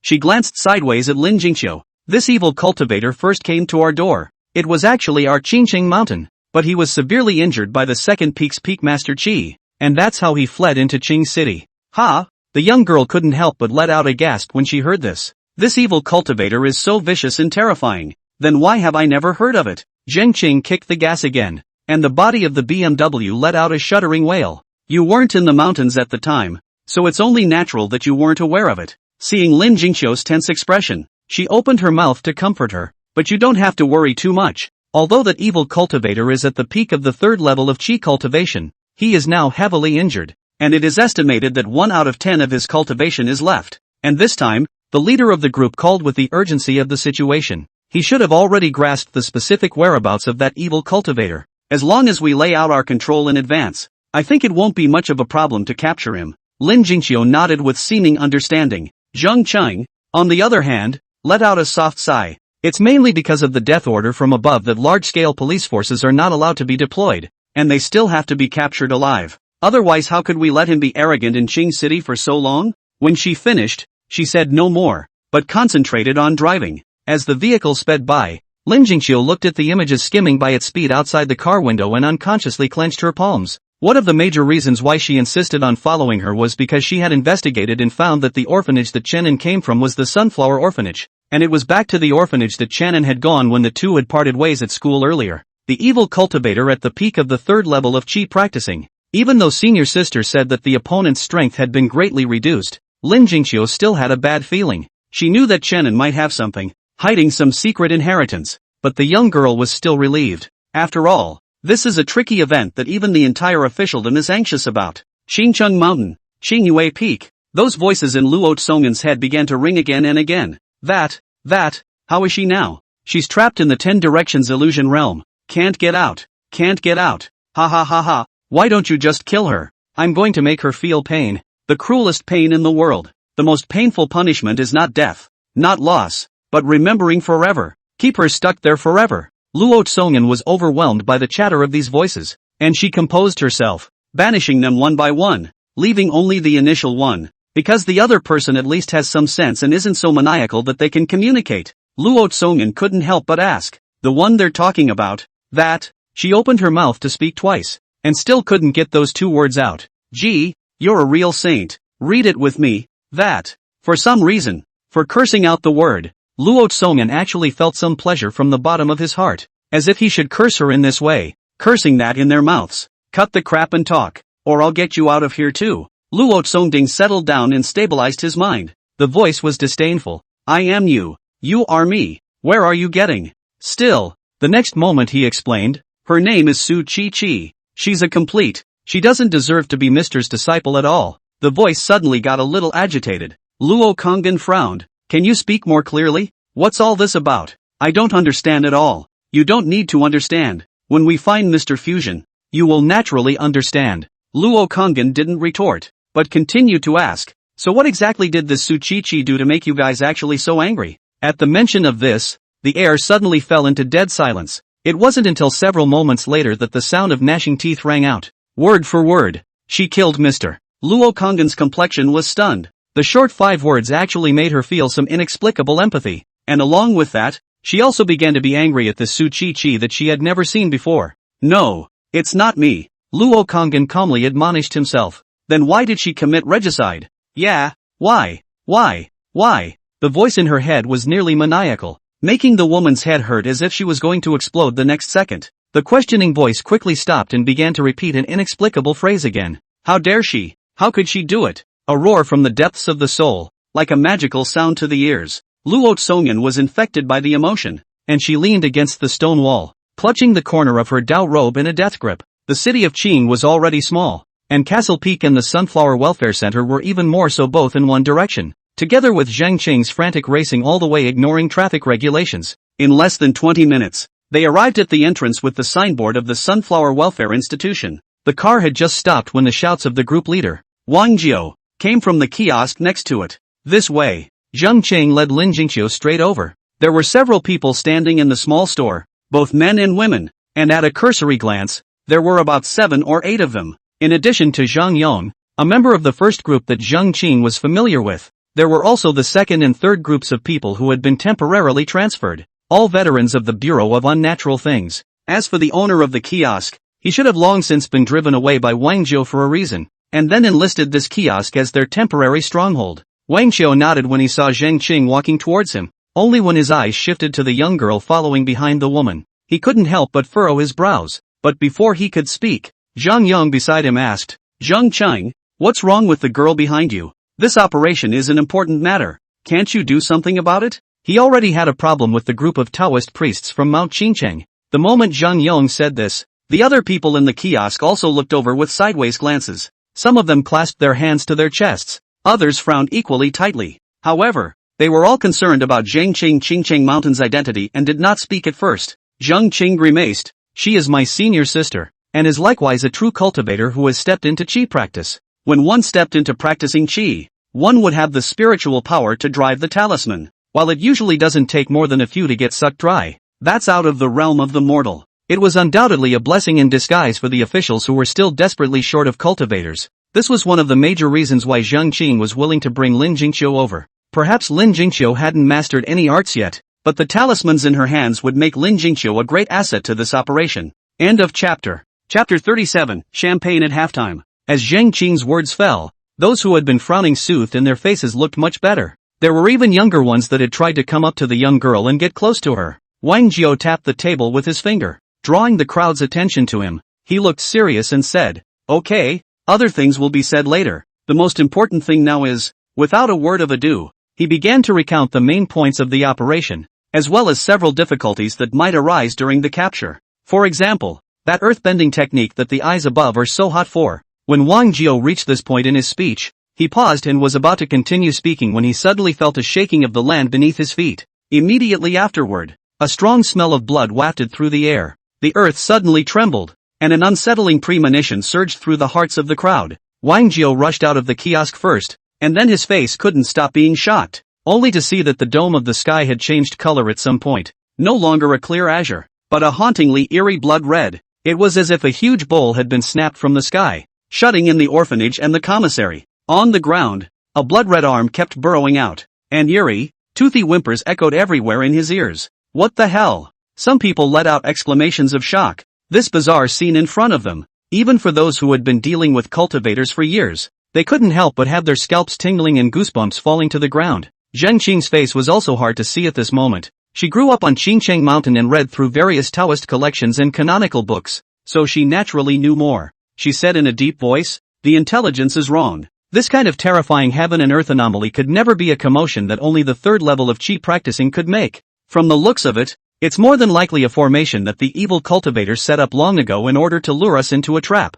After the woman finished speaking, she pulled Lin Jingqiu and quietly retreated behind the crowd. As soon as the situation was not right, she had to hurry and take her senior sister and slip away. As for the others, it's a case of death by road. In the next second, before the crowd could react in any way, they heard a mournful scream suddenly ring out. The only thing that could be seen in the crowd was the guy who had just attempted to accost Lin Jingqiu, his face terrified and his eyes pained as he looked at his feet. There was a large, blood-red hand there, wrapped tightly around his heel. The palms of the large blood-red hands revealed many more densely packed mouthparts filled with neatly organized teeth. Then, those mouthparts wriggled and gnawed up the man's flesh and blood bit by bit. No longer able to endure the fear and pain that was growing in his heart, the youngster drew his pistol from his waist and began to shoot wildly toward the leg. The fire tilted like water, bringing up dazzling flames. As well, the man wailed in even more agony. When the smoke from the gunpowder cleared, only the large blood-red hand was still intact. The man's calf, on the other hand, had been gnawed away in those few seconds, leaving only the white bones. Immediately after that, there was another succession of miserable screams. People panicked, and the earlier booked approach to the enemy was completely reduced to nothing at this moment. No one can remain calm in such a situation, even the leader of the group, Wang Jiao. At this moment, both stocks were fighting, and his clothes were tightly attached to his skin, all drenched in cold sweat. This is still a hammer, not even see a shadow of the enemy. His own teammates are dying. A burst of regret flooded his heart. The treacherous and unpredictable methods of the evil cultivator this time were not at all on the same level as the evil cultivators they had encountered before. It's not too much of a stretch to say that it's one heaven and one earth, as if it's the difference between clouds and mud. They still made the mistake of empiricism, taking those evil cultivators of the past to speculate on the strength of the target this time. But it is clear that such a presumption is simply wrong. The changes brought about by each leveling up of a cultivator were geometrically increasing for mortals. Run! Wang Ju finally reacted and shouted towards the crowd. But where is the need for him to talk more? Everyone still has feet. That slipped faster than anyone. They dragged their teammates, whose entire thighs were turning into white bones, and began to run for their lives. Maybe when faced with things that once were still in the realm of the human, they were able to keep their cool and figure out how to deal with them. The heart can also more or less maintain some sense of responsibility and mission to protect the people. But now they encountered this scene far beyond their imagination. Those laborious mission has long been left behind. Just run for their lives. But looking around, there were those big blood-red hands everywhere. So where to run? The crowd couldn't help but look in the only direction that wasn't filled with bloody hands. That's the road to the orphanage. Without any hesitation, they swarmed in towards the orphanage. At the moment of life and death, who cares so much? Let's leave this blood-red area at the moment and talk about the rest. And it was at this time that Zhang Asi, who had been hiding behind the curtain, slowly revealed himself. His face grew paler and paler, and there was an extremely abnormal swath of puffiness. It's the same as those bodies that have been in the water for 4 or 5 days before being recovered because they drowned. It couldn't be helped that Zhang Asi had invested his entire fortune in this blood sacrifice to make such a big fuss. This included an incomparably precious blood condensation pearl that came with the blood fiend inheritance he received at the very beginning. That was a real treasure. According to the Blood Fury Kung Fu, it was the collection of 999 newborn babies' hearts, together with the most bitter souls in the world, that could be refined. It was also with this blood condensation pearl, coupled with Zhang Asi's own remaining essence blood, that this most basic condition for opening the formation could be achieved. Otherwise, with his cultivation at the 3rd level of Qi practicing, it was completely insufficient to support the entire blood sacrifice. Zhang Asi stood still, looking at the direction the crowd was running away from. A smile appeared at the corner of his mouth. Yeah. It's better to run in there and save him the trouble of catching them one by one. Thinking about this, Zhang Asi couldn't help but hum a little song with ease. This is the advantage of familiarizing yourself with the Book of War. Do you know what it means to be surrounded by 3? The blood sacrifice is complete. Who can stop me now? I, Zhang Asi, have been settling down for so long that I am finally taking off. And while the outside world was plunged into a bloody and horrifying chaos, Chenin was still braiding the hair of the girl beside him. The years are quiet in the small orphanage. As for those children in the orphanage, they are now attending classes in the classrooms against the inside. The old dean is teaching them phonics today, and every now and then you can hear the sound of neat reading coming from the classroom. Chenin thought for a moment and rushed at Qinsho, who was still playing the game, and said, I think you can go to the restroom. Qinsho was a bit puzzled and asked in confusion, why? Chenin asked rhetorically, don't you think playing games and going to the bathroom go better together? Qinsho chirped, I'd say it goes a little better with the upper big one. But when you say that, I really come to feel something. Do you have any paper on you? Chenin pulled out a pack of tissues from his pocket and handed it to him.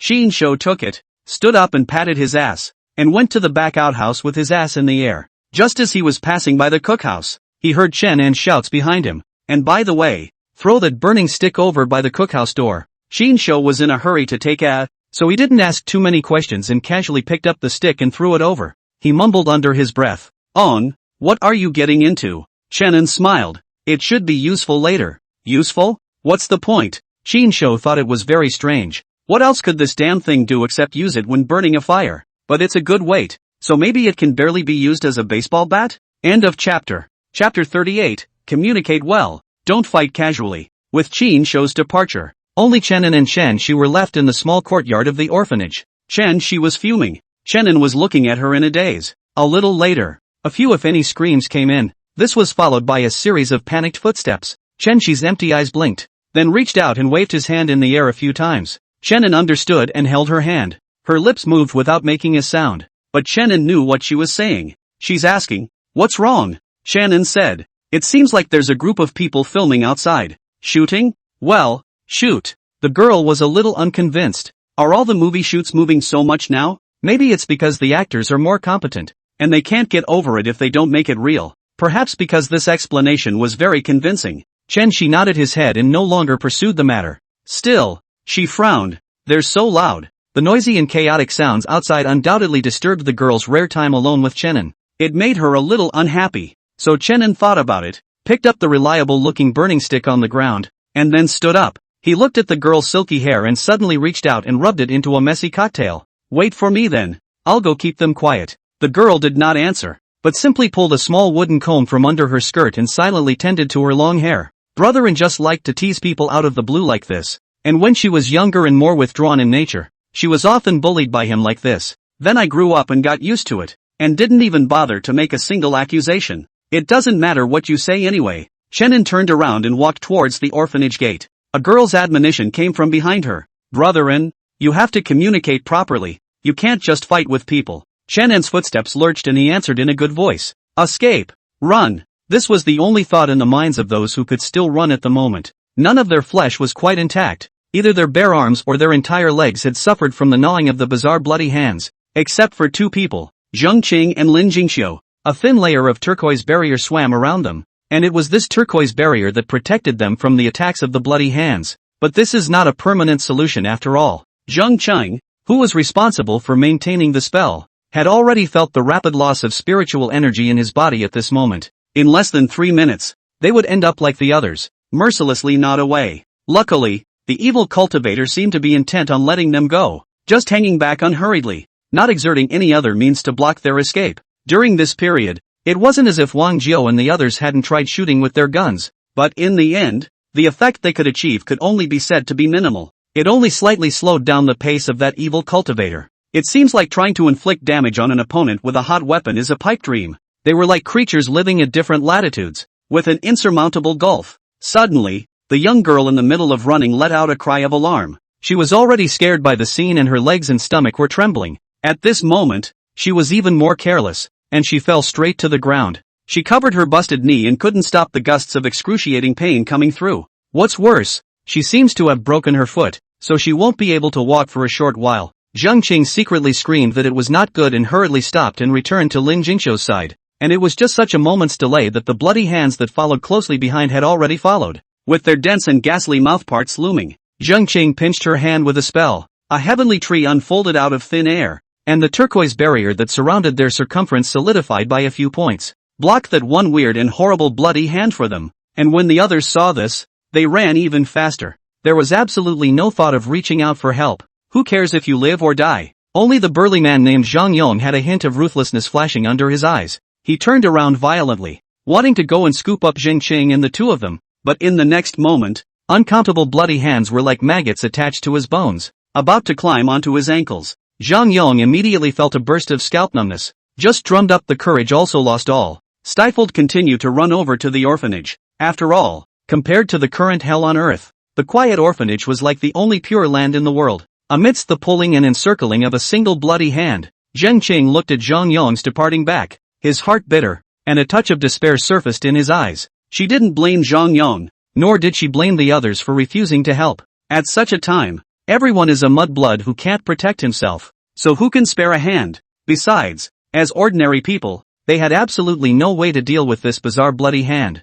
Elder sister, don't mind me, just go. The young girl sat down on the floor in tears and despair, rubbing her eyes indelicately. She secretly cursed herself. Why should she be nosy and come here? Maybe she would have to play with her own life. Woohoo! I should have known that I did not care about Chenin. This time even the face of the people did not see. To souls returned to their hometowns, died young. And maybe Chenin isn't even in the orphanage at the moment. Maybe he's gone somewhere to have a good time. Lin Jingxiu's nose twitched. She was indeed much more mature compared to her peers. But in the end, she was still just a young girl in her flower season. In the face of this situation, I was scared out of my wits. Zheng Chang was much calmer. Although she also knew that the situation was not optimistic, she still opened her mouth and comforted. Xiao Qiu, don't panic. This evil cultivator has made a lot of noise. The master's side must have noticed something. And you can also drive spiritual power. We just need to take turns activating this protective spell. Hold out until master arrives. There is no chance of surviving. On the other side, Wang Jiao and the others were still running away. It was a good thing that the orphanage and the commissary were so close to each other, and they were about to dive in as far as they could see. But even if you escape into an orphanage, does it really help? This answer, Wang Jiao didn't dare to think about it, nor did he want to think about it. Fear had long since filled everyone's minds, preventing them from thinking calmly and leaving them only exhausted. Even if they all knew that this was a trap laid out for them by that evil cultivator, then they could only walk up to it with their heads first. Otherwise the thick, fishy, bloody hands on the ground alone would have swallowed them whole. The crowd, running for their lives, stopped at the entrance of the orphanage. For in the place of the gate stood a strange teenager with a wooden stick in his hand. The stick was crooked and still dark, so one couldn't help but wonder if it was a random one picked up from any stove. The young man leaned against the door with a calm demeanor, gazing up at the blood-red dome of the sky, and behind him, the big old iron door, wide open. End of chapter. Chapter 39, Traveling Alone. What's wrong with this teenager? Was it dumbfounded by the bizarre and horrific scene? Uncharacteristically, this thought flashed through the minds of the crowd, but they then came back to their senses, no longer thinking about how the teenager was doing, but instead a stream of heads went behind the large iron door. Chen didn't block it. He witnessed the panicked people, the looks of panic on their faces. In less than 3 seconds, Wang Jiao and the others were already standing in the courtyard. At that moment, I don't know who suddenly shouted, "Come on in, don't just stand there." Then someone else reacted and shouted anxiously, "Close the door, close the door." As for whether or not this big iron gate, which just looked incomparably old, could stop that evil cultivator, it would just be left to God's mercy. Let's live a little longer if we can. After all, now that the commotion had gotten so big, it was impossible for those immortal masters and those above them to still sit still, right? Maybe if we hold out a little longer, we can hold out until backup arrives? That's what's going through everyone's mind right now. But the next second, the anxious shout suddenly stopped, because everyone's eyes were wide open, and their mouths couldn't help but open wide, forgetting to shout. Only the strange teenager, who did obey, began to close the door. But what was shocking and unsettling was that he was standing outside closing the door. There was a flat voice coming through the door, like an admonition. "Stay well and keep your voice down." Immediately afterward, the iron door made a toothsome creaking sound, then closed heavily with a thud. Wang Jiao and the others watched the iron door close, and the last thing they saw was only a pair of black and white eyes. There was no fear in the eyes as they had assumed, and naturally there was no such thing as panic. This man, Mo is not a cutie, right? Someone stammered and blurted the words out, but he soon suffered the wrath of the others. Zhang Yong was a straightforward and honest man, and immediately wanted to shout angrily at the person who said this, but in the next instant he remembered the admonition and had to do his best to lower his voice. "Gao Ping, don't talk nonsense here. If you're capable, get out." When Zhang Yong finished speaking, he saw the man blushing and then snorted coldly. He gathered his courage and came behind the iron door, resting his whole face on the crack and peering out through it. Then, his pupils slammed shut and he saw a scene that he would never forget. Chenin stood in front of the door, holding a wooden stick in one hand while gazing at the middle of the road. It was surrounded by endless bloody hands, and only a faint glimmer of a struggling green light could be seen. Bloody hands climbed the barrier, blocking all sight. Not far to the side, there was also a pale, thin man standing. Zhang Asi looked at the two women within the turquoise barrier and licked his dry lips. He smiled happily. Originally, he was a little worried that only the flesh and blood of a chi practitioner level 1 cultivator wouldn't be able to heal his injuries, but I didn't realize there was actually a surprise. Not one cultivator, but a full 2. Such a wonderful start. Zhang Asi couldn't help but cheer in his heart. That's when he caught a glimpse of the teenager standing at the orphanage gate. He frowned, inexplicably annoyed, because this teenager was, quite literally, the one that his intuition had frantically warned him about earlier. Zhang Asi pressed his thoughts and took a step back without moving. At the same time, his mind moved slightly, and the land that the teenager stepped on suddenly became muddy. Immediately afterward, a ghastly bizarre bloody hand was like a hungry beast finding food, scrambling up the leg. The hideous mouthpiece in the center of the bloody hand wriggled and began to gnaw. When Zhang Asi saw this, he was instantly relieved. Sure enough, it's just an ordinary person. What a bull ***** intuition. It was purely that the teenager's calm appearance was so bluffing that it made him scare himself. But the imagined screams didn't come. Channon moved. The teenager just walked straight towards Zhang Asi. A bloody hand that was still gnawing at the flesh hung from his legs, but it was as if he had shielded himself from pain, and his face remained calm without the slightest bit of pain. When Zhang Asi saw this scene, he was instantly jolted, and his entire body almost jumped up on the spot. What the is this? As a very self-disciplined evil practitioner, Zhang Asi had always considered himself to be a ruthless person. He once could jump into a cesspool and remain motionless for 3 hours to avoid being chased, but now he felt he was wrong. Zhang Asi couldn't imagine how this strange teenager could still look as normal against this pain that was eating away at his heart with 10,000 ants. And it's not even if you look as good as you look.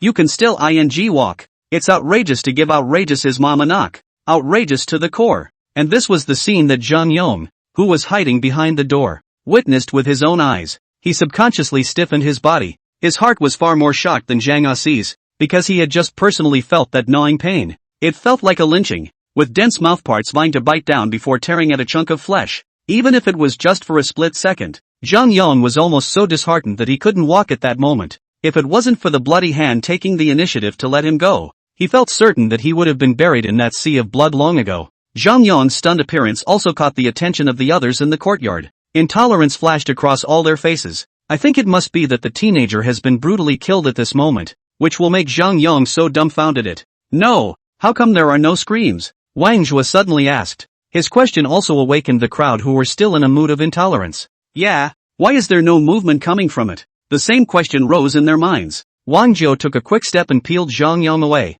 then followed his earlier example and pressed his eyes into the doorway to watch. Then he, too, shivered, and his mouth trembled with words. A monstrous aura of blood, endless bloody hands. The only person who went ahead alone was a small figure, but even the most resilient perseverance cannot resist the demise of the physical mortal body. The bloody hands nod quickly, not to mention that there was only one target like Chenin right now. The teenager had only just taken 2 steps before the flesh and blood of his legs were about to disappear into thin air, revealing the ghastly white bones inside. Seeing this, Zhang Asi, who was originally in a cold sweat of shock, couldn't help but breathe a sigh of relief from the bottom of his heart. It couldn't be helped. The eccentricity and perseverance of this teenager made even he felt frightened and creeped out when he saw it. But now that you're a withered bone, about to fall apart, you can't still move on, can you? The teenager responded in kind, only to see that on the original white bones, delicate and tender flesh and blood suddenly appeared out of thin air again. It was like a newborn baby's skin,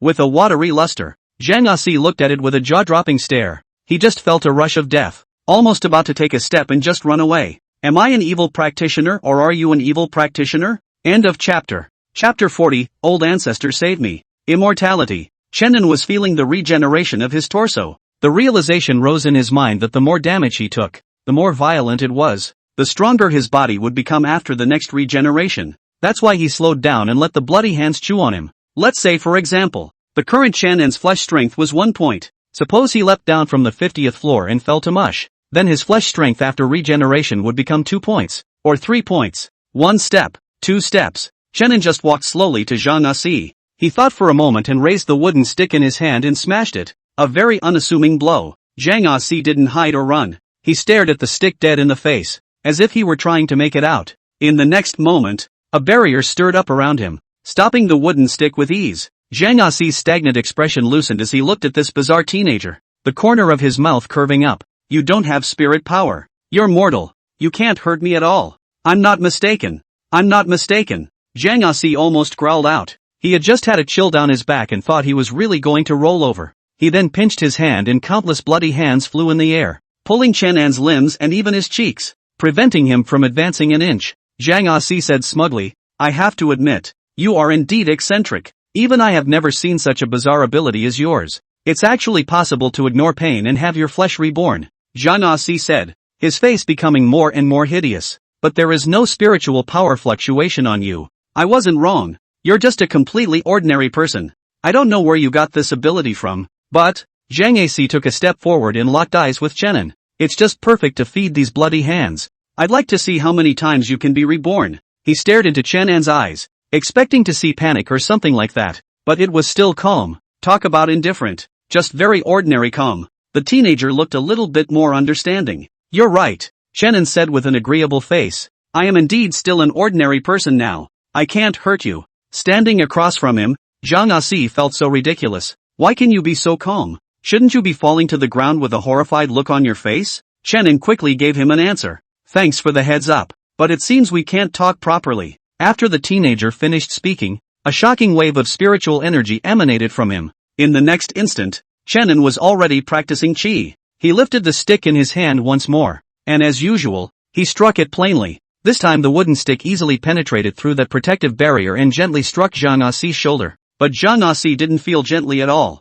This seemingly weak blow directly caused his entire body to fly backwards a full 10 meters away, even until he landed on the ground. The expression on his face was still a state of extremely stunned confusion. Tendons and bones snapped. Incomparably intense pain struck the man, who clenched his teeth in death, forcing himself to keep from screaming out. I thought Zhang Asi, was a tough guy back in the day. But the eyes he looked at Chenin again were already filled with fear and incomprehension of the unknown. He really couldn't figure out why in this era of thin aura, someone could say that they practiced chi. We're all serious about cultivating immortality. But you're the only one with a hangman's license, aren't you? But in fact, Chenin could have practiced chi a long time ago. It was just as he said himself. Forgot. Simply forget about the breakthrough. In his last life, when Chenin cultivated immortality, he practiced chi for 3 days, built the foundation for 30 days, and Jindan for 3 months. And this time, he only used 3 breaths. If Zhang Asi had known that the gap between people could be so great, he would have been afraid that he wouldn't have vomited blood on the spot. No, even if you enter chi practicing, that's only just stepping into the first level of chi practicing. Why? Zhang Asi said through clenched teeth, biting the corners of his mouth and bleeding without even realizing it. He's not convinced. On what grounds? Zhang Asi braced himself and stood up. An incomparable coldness erupted in his eyes, and as the spells in his hands flew, a single bloody hand drew out of the ground in an attempt to tear the teenager away. At the same time, a wild fluctuation of spiritual energy surged out from his body, and it seemed that he was preparing to fight to the death. Zhang Asi's eyes were sharp, and his spiritual energy was even spurting to the extreme at this moment. He mouthed a silent spell and his skin turned the color of earth in an instant. Tudo. It turned out that the look of determination and fighting to the death that was just made on his face was purely used to paralyze people. This is a trick that Zhang Asi has tried time and again. His body was sinking fast, and he was about to burrow completely into the earth. Unfortunately, he meets someone who was completely out of his league. Chenin moved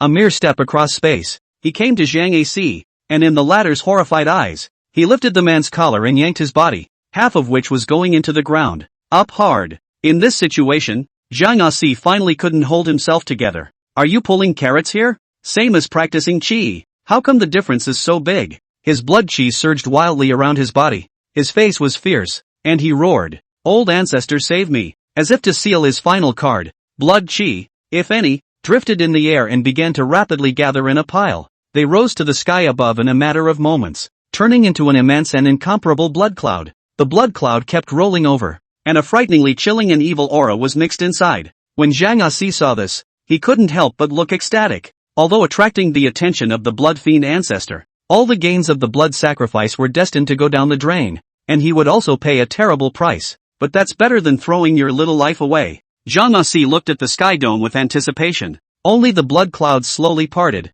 revealing a large, bizarre blood-colored eye. Those eyes contained an unspeakable rage and silence. And just casting a glance over, it was as if there was a great terror of exterminating everything. This coming out movement is a bit of a blast. Chenin then raised his head and looked over as well. In the next instant, he locked eyes with the one in the sky. Chenin blinked. Then, the blood cloud abruptly disappeared. And that disappearance was far faster and more rapid than when it came. It was as if a mouse had seen a cat, and the previous aura was gone. It could even be described as lumbering, as if he was afraid of running slow. And not only that bespectacled evil blood cloud, but even the entire formation that shrouded the heavenly dome disappeared into thin air the moment they locked eyes. The sky was clear for a while, as if nothing had happened. Everything is just an illusion for everyone. Zhang Asi's ecstatic expression froze on his face. No, old ancestor. That was the rumored bloodshed ancestor who ruled a realm and had nearly 10 million disciples under his command. How could he just leave his most loyal disciple behind?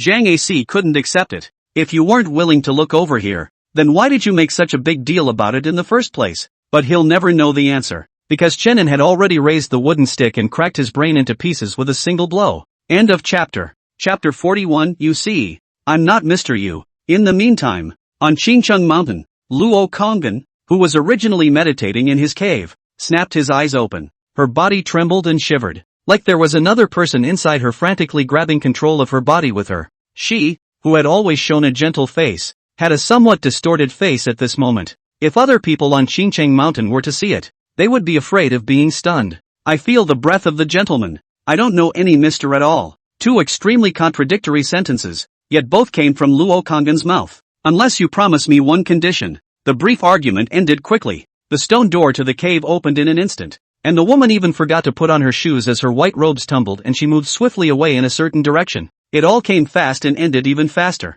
Chenin carried the stick and frowned, because his clothes were a bit badly torn, especially at the pant legs. His long pants were almost chewed into shorts. He went to the middle of the road, where a woman lay straight up, mostly because of exhaustion and fainting. Next to the woman, there was a young girl who was crying and confused. However, she had stopped crying at this moment, and she didn't shed any tears. She just sat paralyzed on the ground. her eyes unblinking as she looked at Chenin, her mouth open into a tiny egg. The object that he had cursed in his mind the last second suddenly became his savior. The young girl was obviously still in shock. Chenin walked over. He leaned over slightly and held out a hand. "Get up." The familiar voice woke up Lin Jingqiu, who was still in shock. The midday sun was mostly blocked out by the teenager. She got a good look at the face, still so good looking as always. Lin Jingqiu reached out to hold it, and it was warm and reassuring. She then tried to stand up in a smooth motion, but forgot that she had fallen earlier and let out a gasp of pain. Hiss. Lin Jingqiu carefully raised her head and looked at Chenin in a very aggravated manner. "Broken foot." Chenin nodded in understanding. Then he flipped his wrist and picked the young girl up whole. It was like carrying a weak, pathetic and helpless little kitten. Eh? A big question mark popped up on Lin Jingqiu's head. She thought to herself, how is this different from the plot depicted in the anime? Shouldn't it be Chenin who squatted down and carefully helped her take off her shoes before holding her slender ankles in that big hand and gently helping her reset them? How did it come to this? She didn't dare to ask out loud because she always thought she'd get some kind of weird answer. Chenin carried her in one hand and the wooden stick in the other, heading towards the orphanage. At the entrance of the orphanage, there stood a group of people led by Wang Jiao. They all looked complicated, looking at Chenin with awe and admiration in their eyes, fearful because they've never seen anyone so hard on themselves in their lives. Admiration, on the other hand, was due to the natural worship of the strong, and the fact that the teenager had literally saved them. Though lol, the teenager stopped dead in his tracks. He stood still and looked toward the sky. Lin Jingqiu was a bit bewildered, but she also followed his line of sight. Only a small white dot appeared in the sky. As the white dot flew closer, she gradually saw the white dot for what it really was. That's a person. A woman Lin Jingqiu knew too well to be familiar with. Luo Tsongan's arrival was like a beautiful painting slowly unfolding in midair. She stood out of the air, her bare feet jade white, on the body of the Taoist robe fluttering with the wind. Xia skirt and moon cape, immortal posture and anonymous appearance. It was like a fairy that came out from the cultivation of immortality, attracting everyone's eyes. Surprise flashed between the young girl's brows as she cried out, "Master!" Hearing this cry, Wang Jiao, who was not far away, was startled in his heart. He knew that Lin Jingqiu was Zheng Qing's senior sister, so this master she called out was naturally Zheng Qing's master. Calling on the other party's unearthly demeanor and temperament, Wang Jiao had an answer in his heart. The visitor should be that rumored fourth peak master of Qingcheng Mountain, the only female peak master of the peaks of Qingcheng Mountain. People gentle and friendly, beautiful posture. There is a body second only to the old ancestor of Qingcheng Mountain's top cultivation. I do not know how many disciples and elders admire the object. Wang Jiao guessed that a big shot would come over, but he didn't expect it to be this one. But then she thought about the fact that both of her beloved disciples were here, so it didn't seem to be a problem that it wasn't her coming. But the woman didn't heed the affectionate cry in full view of the crowd. She didn't even glance toward the former favorite apprentice. There was only one teenage figure that her beautiful eyes gazed at tightly. Lin Jingqiu's surprised look couldn't help but slowly stop. She suspiciously looked at Chenin, and then looked at the floating master. She always felt as if there was something wrong. After a long time, Chenin was a bit annoyed by the staring, and as if he thought of something, he handed over the young girl in his hand. "No, oh, you're her master. You're here to take her back, aren't you?" Chenin figured out. No wonder people stare at themselves fiercely when they come over. So it is because they are still carrying someone else's disciple. But the gaze from the woman remained unshifted. She reached out and picked up Lin Jingqiu,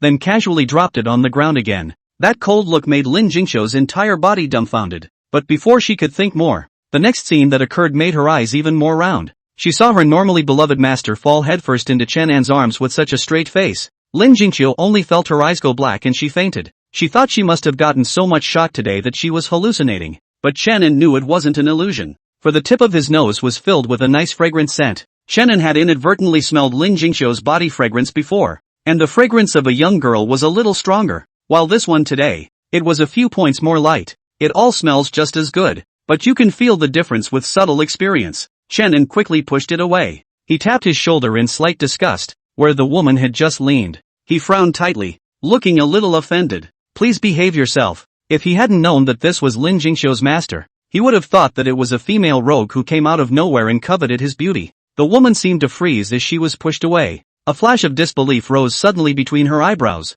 and quickly turned to a sadness that I could see. "Sir, don't you remember me?" She spoke softly, her tone sounding like she was harboring an endless amount of resentment. But Chenin only frowned tighter. "With all due respect, this should be our first meeting." Hearing these words, Luo Kong'an's pupils shrunk violently and his mind shook with fear. She covered her chest gently, her expression wooden. Then, as if undeterred, she spoke again. Sir, I'm Shawan Luo from an. I'm your student. Chenin shook his head and just assumed that she had recognized the wrong person, because he really doesn't remember much. You see, I'm not your mister. End of chapter. Chapter 42, I'm not the kind of bad woman who forces herself on people. You see, I'm not your mister. The brief words kept echoing in Luo Konggen's mind. Chenin didn't lie. Luo Konggen could also see that he was indeed not lying. He really doesn't remember. And I guess he doesn't feel the need to remember much. Luo Tsomin lowered her eyelids, and for a moment she couldn't see her expression. Chenin took half a step back, trying to get around her. He still had to go back to the orphanage and continue to help Chen-Shi braid her hair, so he didn't have time to accompany this inexplicable woman to play any role-playing games, even though the other person's looks and temperament are not bad. Unfortunately, Chenin was more vulgar and was not willing to get too entangled with her. His stride stopped again, but this time it wasn't of his own volition, but someone had a death grip on his coat. This bizarre scene fell into Wang Jiu's eyes, and he felt his eyelids jumping straight up, so he hurriedly closed his eyes. I can't see, I don't see anything. He murmured in his mind that the desire to survive was very strong. Don't. The voice was somewhat subtle, like a murmur drifting on the wind. Chenin had already lost his patience as he expressionlessly raised the wooden stick and smashed it down towards the slender jade hand. The wooden stick swung, pausing the moment it was about to hit. Let go, Chenin said in a cold voice. Luo Konggen raised his eyes, his pupils a little lax. She shook her head. So the wooden stick fell ferociously and struck the back of his hand with a muffled thump.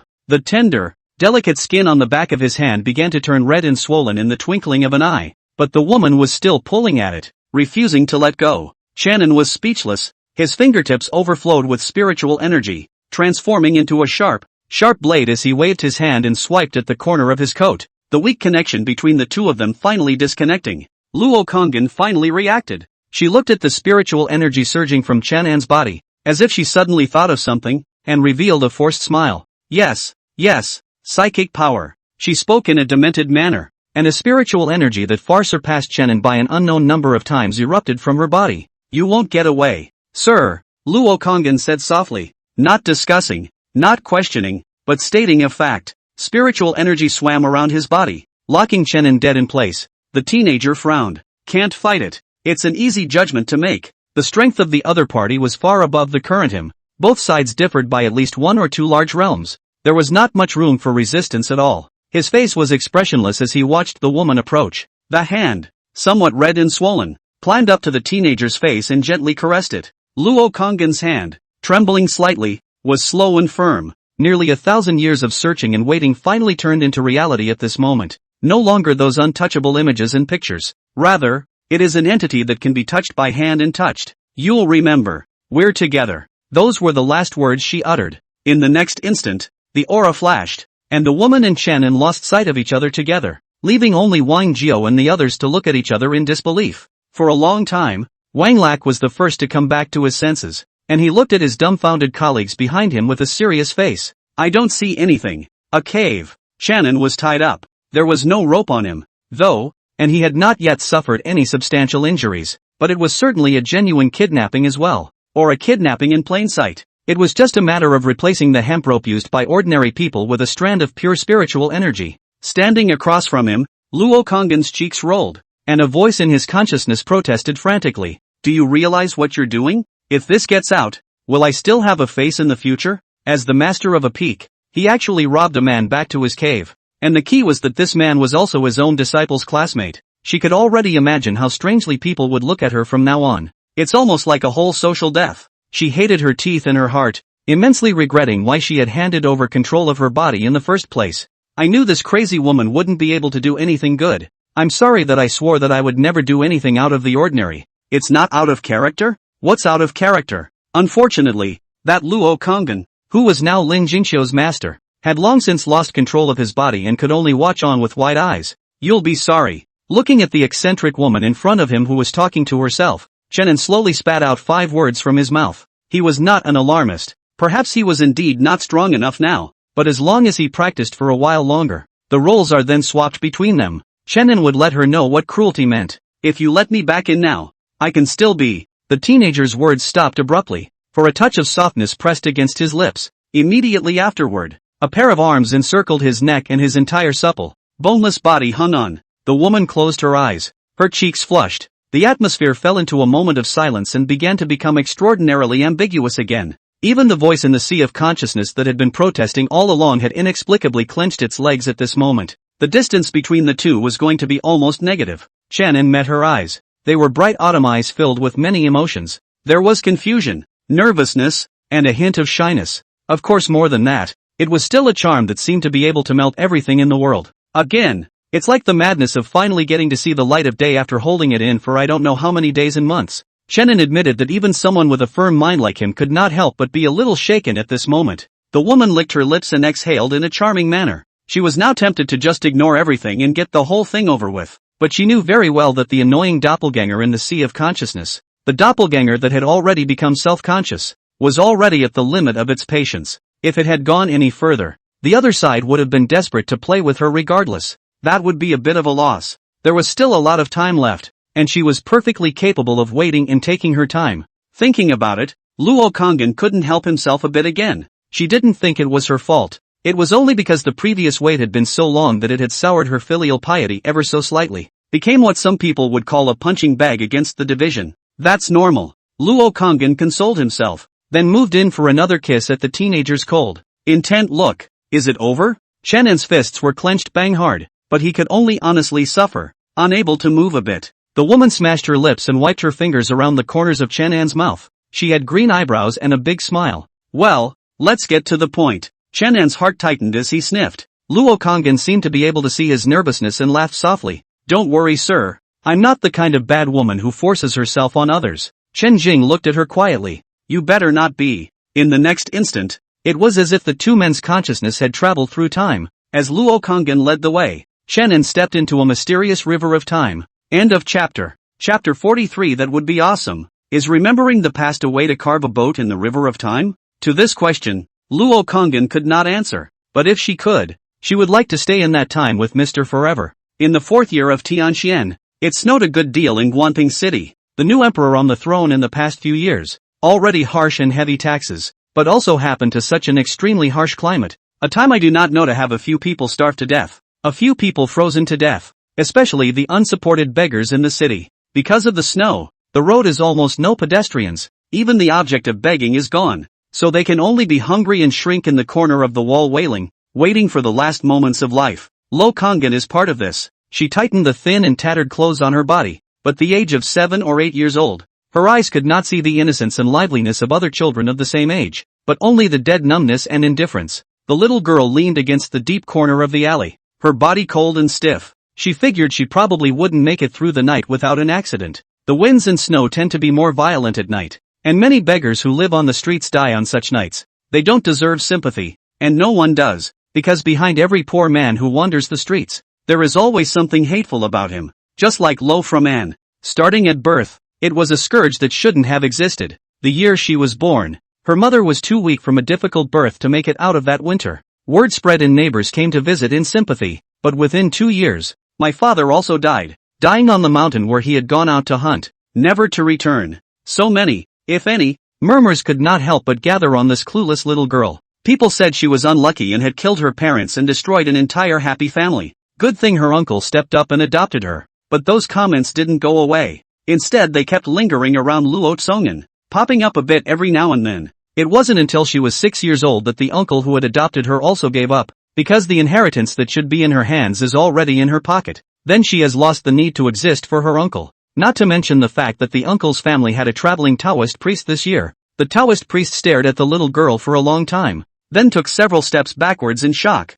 calling her a demon. The Taoist priest's words elicited widespread agreement from all. After all, looking at that long, snow-white, demonic hair, what kind of normal person could it be? The white hair and red pupils became the proof of the little girl's guilt in killing her parents with her own hands. Her uncle had also discarded her as a matter of course, leaving the family with one less mouth to feed. Though Luo Tsongan never thought of herself as anything less, the young girl didn't have much room for resistance. Everything is forced to be born. Until today, it seemed like relief was finally coming to her. There's really no harm in ending it early. Luo Tsongan just stayed in thought, when he suddenly heard a snap of footsteps ringing in his ears. She subconsciously wanted to reach out and beg on her knees. After all, survival was a human instinct. You know it's not easy to run into someone out and about on a wintry day like this. but the next moment, she stopped moving stiffly, just burying his head, already buried between his legs, a little deeper. The footsteps came to a sudden halt. It was followed by a gentle male voice. "Want to come with me?"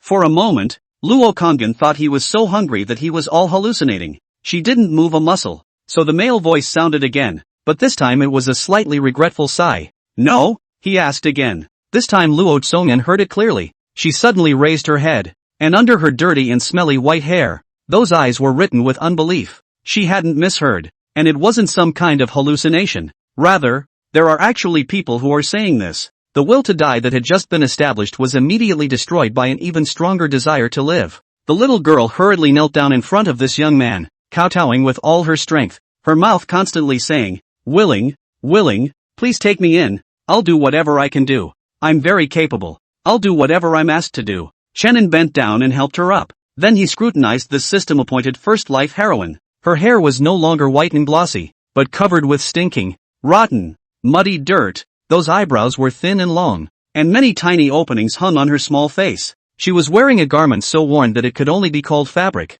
Her bare skin was blue from the cold, and her petite body shivered constantly. Aside from having a pair of demonic red pupils, she didn't look too different from other beggars. While Chenin was sizing her up, Luo Kangin was also carefully stealing glances. Her feet were hastily joined together, rubbing her fingers together somewhat uneasily, and when she was about to meet Chenan's eyes, she hurriedly lowered her head again, not daring to look at him squarely, fearing that he had upset Chenin somewhere. He then turned around and walked away. A little. "See, this young man still froze," did not say. The little girl's heart just lit up the hope, and visible extinguished down. She couldn't help but think, yes, how could people look at her in this filthy state? If she were in her place, and she met such an ugly and stinky beggar on the road, even if she didn't say anything on her face, she would have secretly disliked it in her heart. If it was one of those Jui Alley lords, they would have had to have their servants kick them away, lest they be tainted with the bad luck she was carrying. After all, it wasn't the first time Luo Kangin had been treated like this. With that thought, the light that had lit up in the girl's eyes slowly faded back to its initial numbness. These days, the most worthless thing is human life. Even if they really wanted to find an underling or something, they wouldn't pick a frail and useless little girl like her. Luo Tsongan grumbled to himself and moved his feet, trying to get back into the corner again. The walls were cold and prickly, but it was good to lean on. Suddenly, her hand was taken by another. The warmth was pleasant to the touch. It made Luo jump a little faster from her heart. Then, Chenin opened his mouth, still with that gentle and calm voice. He laughed. "Sorry, I was a bit surprised to see you with white hair and red pupils just now." White hair, red pupils. Luo Kangin caught those two words acutely, and she lowered her head and jerked her hand hard. No twitching. The other's grip was tight, but Luo Kangin's voice trembled and took on a hint of sobbing. "I know. I was born unknown. I don't need you to emphasize it. Let go." Her stressful and anxious appearance caused a few moments of consternation to show on Chenan's face. He thought about it and gave a knowing smile. "You seem to have misunderstood. I mean, white hair, red pupils and all. That's awesome." End of chapter. Chapter 44, Don't Call Me Master. In his first life, Chenin had asked the system what he needed to do in this process of raising, or, rather, how he should be raised. Instead of giving a direct answer, the system informed the heroine that she was in a state of despair and asked for his opinion. At the time, Chenin's response was, "Of course you have to care for her in every way, love her, make her feel good about the world again, ignite her thirst for life, and then get someone to nickel and dime yourself and throw it in front of her. By the way, it better be as miserable a death as possible." This answer sent the system into a long silence. Wouldn't that be a bit cruel? Chenin was slightly stunned, and then he agreed. "Indeed, then you can change my ending a bit. The five-horse split is still a bit too bloody." Until he entered the warm compartment, Luo Kanggin's face was still dumbfounded, always feeling like he was dreaming. But even if it was a dream, she was willing to sink into it and refused to wake up. "How's it going? Still getting used to it?" A question came from behind her, awakening the little girl who stood staring stupidly. She subconsciously stood up straight, lowered her head and didn't dare to look, and whispered, "Thank you, sir, but I don't need to live in such a nice house. Just let me live in the firewood room." Needless to say, sleeping in the woodshed was really one of her dreams at one time. Compared to the dark, damp, and uncovered deep alleys, a woodshed where you can shelter from the wind and rain has become a luxury. What a silly thing to say. A hand reached out and lifted the long hair that covered most of her face. Luo Kanggin couldn't avoid it, so he could only muster up the courage to lock eyes with Chenin. For a moment, Her heart was pounding so hard that her breath was almost on the verge of freezing. It's so pretty. Luo Tsongan rummaged around in his mind, trying to find some words or sentences he could use to describe it. But with her lack of vocabulary, she could only hold back 5 words even after thinking for a long time. Duke, that's beautiful. The voice was as thin as a fly. Shannon smiled and spoke. I haven't asked you what your name is yet. Perhaps due to the influence of the environment. The little girl relaxed a little. Her long eyelashes moved, and she answered obediently. Luo Tsongan. Which Lo? Shannon pursued. It was a question that seemed to put the girl in a bit of a bind. Because she can't read, her uncle, Luo Hua, was a notorious miser in the entire alley. So naturally it was even more unlikely that he would hire any teachers for her. Even the name Luo Tsongan was something she barely recognized because of her ears and eyes. Luckily, Shannon was very understanding and put his hand in front of the girl. Can you write? Aha! This time, the girl nodded heavily as she stepped forward, carefully extending a finger as well, and writing with all her heart in the palm that could only wrap her completely tightly. A stroke of a pen. So that's what this is, Lo. I almost heard it as Lo. Shannon was dumbfounded. He then thought of the 2 words after the girl's name and joked. Looks like we're really a bit destined to be together. There's an N in my name as well. To formally recognize you. My name is Chenin.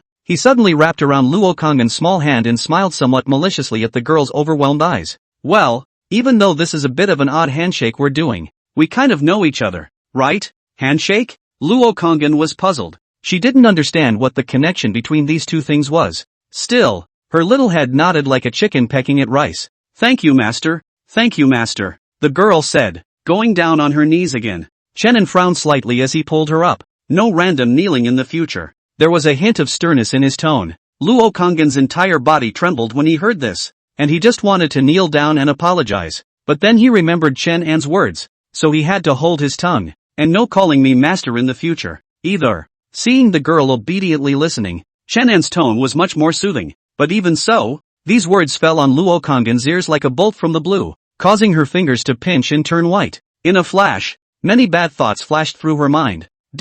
Again, he screwed up. Master doesn't want her. By not letting her call her master. Wasn't she unwilling to accept her as a servant? Luo Tsongan could have endured the darkness if he had never seen the light. But after feeling those big warm hands, Luo Konggan was afraid. Tears began to flow uncontrollably, wetting her entire cheek. She didn't make a sound. Only her shoulders twitched every now and then, reflecting the fact that the girl was not at peace in her mind. Chenin sensed her difference and re-gripped the girl's hand. He was also a little nervous. After all, it was the first time he had done this kind of work of deceiving a little girl. For him, a 3-good teenager of the 21st century, it was impossible not to have some guilt in his heart. What's the matter? What's the matter? Don't cry. Is it something I didn't do well enough? Is it this compartment you're not satisfied with? Why don't you sleep in that room of mine? Chen An's words were interrupted by a whimper. Luo Konggan kept wiping her eyes. She clearly didn't want to make a sound, but when she heard Chen An's words, she couldn't hold back any longer. Her nose twitched.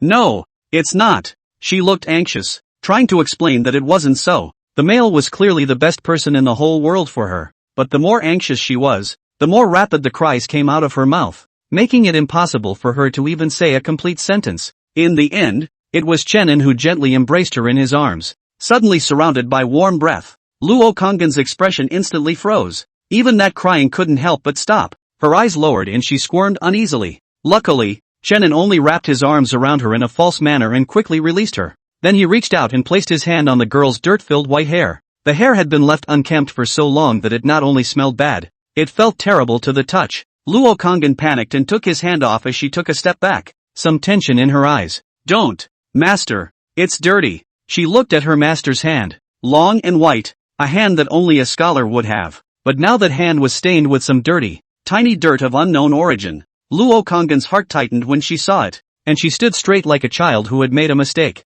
Chenin really couldn't do anything about her, but more or less guessed what was in the girl's mind. He said sincerely, "There's no need to be so sensitive in my case." Luo Konggan stubbornly shook his head. A trace of pity flashed in Chenan's eyes, but he still didn't compromise. "No calling me master anyway." The candle flame was bright and flickering, reflecting his cheeks in and out. "I won't let you call master. Not because I don't want you anymore. I just want you to realize that you were never attached to anyone. Not now. Not ever." End of chapter. Chapter 45. Sir, if you can't be called master, what should you be called? Faced with this question, Chenin thought for a moment, and he said, Let's call him Sir. Mr.? Luo Tsongan didn't really understand, but he still called out honestly, Sir. So Chenin revealed a smile. He scratched his head and looked at the dirt the girl was covered in. I'm going to heat up some hot water, so sit here for a while and I'll tell you to take a shower later. Upon hearing this, the girl hurriedly took 2 quick steps and pulled on Chenin's coat. Don't.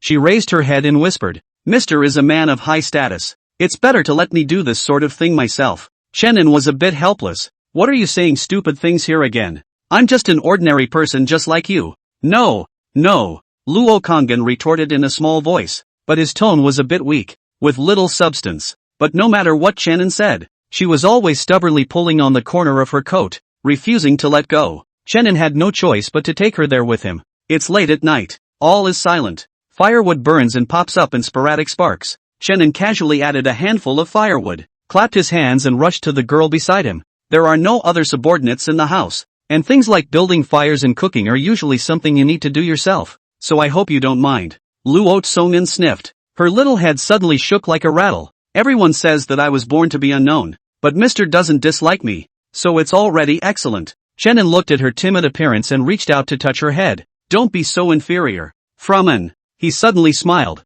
Do you think there is such a possibility that in another world, a white-haired, red-pupiled person like you is a favorite? Another world? Yeah, another world. Froman doesn't understand. It's normal not to understand. It's not important anyway. It was rare for Chenin to ramble a bit tonight. He had come to this world alone for some years, and had done many things and experienced many things, so now he was a bit more open-minded, and only thought of hurrying to complete the tasks given by the system. In fact, I have been looking for you for a long time. Just say let me wait. There is no accurate letter. Just dry wait. But good thing is also wait. Maybe this is fate?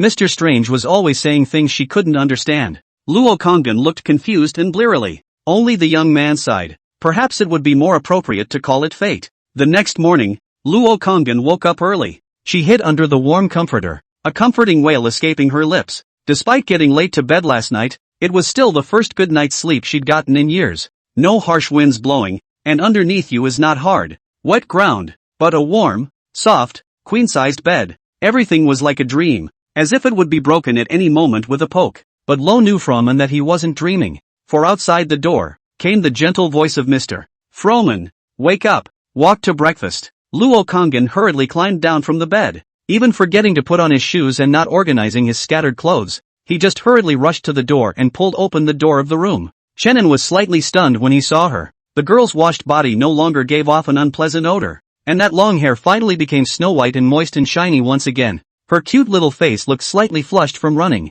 In the early morning sunlight, like a pearl buried in the dust for a long time, and now washed out the lead, dust and light born. If it wasn't for the fact that there was still some damage on her skin that would be difficult to condition over in a short period of time, Chenin would have thought that this was a secondary anime heroine that had appeared from somewhere. It's this shirtless look. Chenin did not look away and coughed lightly twice as he turned around with his hands behind his back. Kongan, even though we're at home, we should still pay attention to our image. Behind them came the girl's shy exclamation of surprise and the sound of the room door closing. A little while later, Luo Kongan straightened his clothes and the door to the room opened again. Chenin turned back around with a smile on his face. He noticed that the glistening whiteness of the tread had disappeared as well. In its place was a pair of worn-out little cloth shoes. Chenin frowned. Later on, by the way, I'll take you to buy some clothes and shoes. The girl's face was still a little flushed from not having dissipated, her bare toes gripping a little tighter as she opened her mouth to refuse. But Chenin saw what she was thinking and added without question.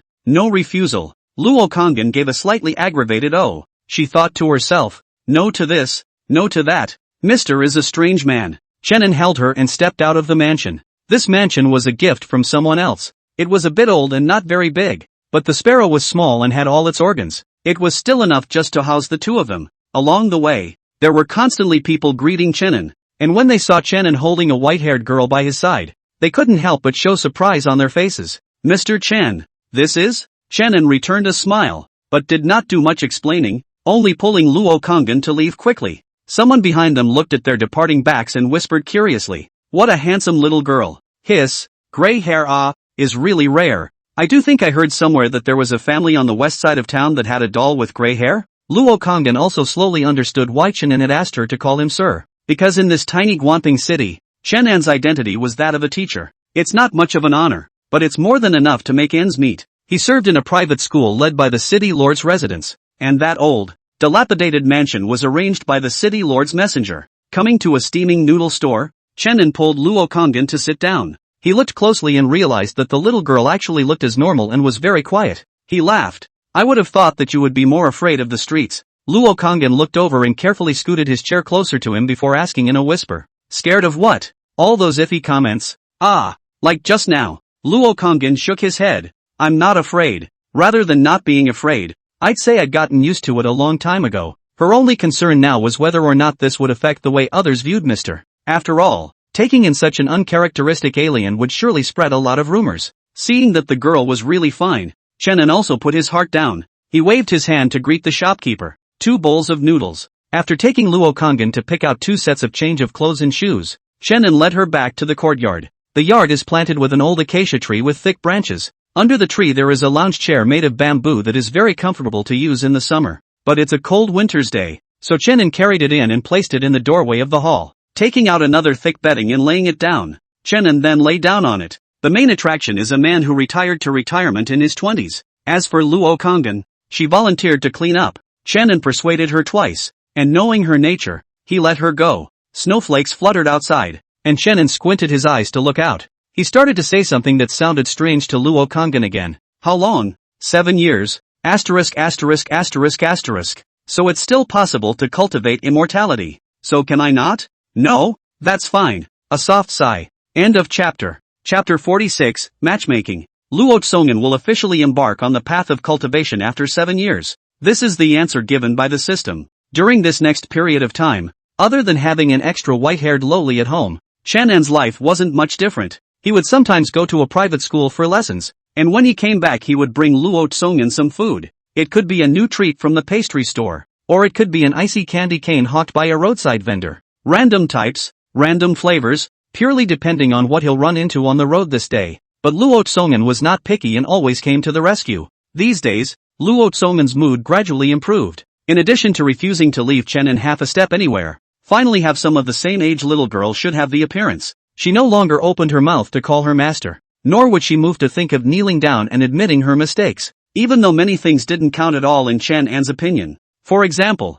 if she accidentally scratched the new jacket that Chenin had bought for her or something like that, Luo Kongin would have to hide alone and secretly grieve for a long time. If it wasn't for Chenin stopping it in time, he probably would have cried and apologized to him again. Froman, have you memorized all the words you were taught to recognize yesterday? In the hall of the old small courtyard, Chenin was lying on that bamboo chair as usual. He was covered with a thick blanket and asked casually. After this period of recuperation, Luo Kongin's complexion and skin were obviously too much better than when the two first met. Small face visible to the naked eye appeared a little baby fat. The skin also showed a touch of white and red light rouge color. Looks very pleasant. Once life is on track, the natural thing that follows is learning. No child escapes this. Chenin began to slowly teach her to recognize words, teach her to read, and occasionally tell her short stories from the Blue Star as an after-school pastime. Hearing his question, the little girl, who was still sitting on the threshold staring at Mr. Days, turned into a bitter face. She whispered, remember,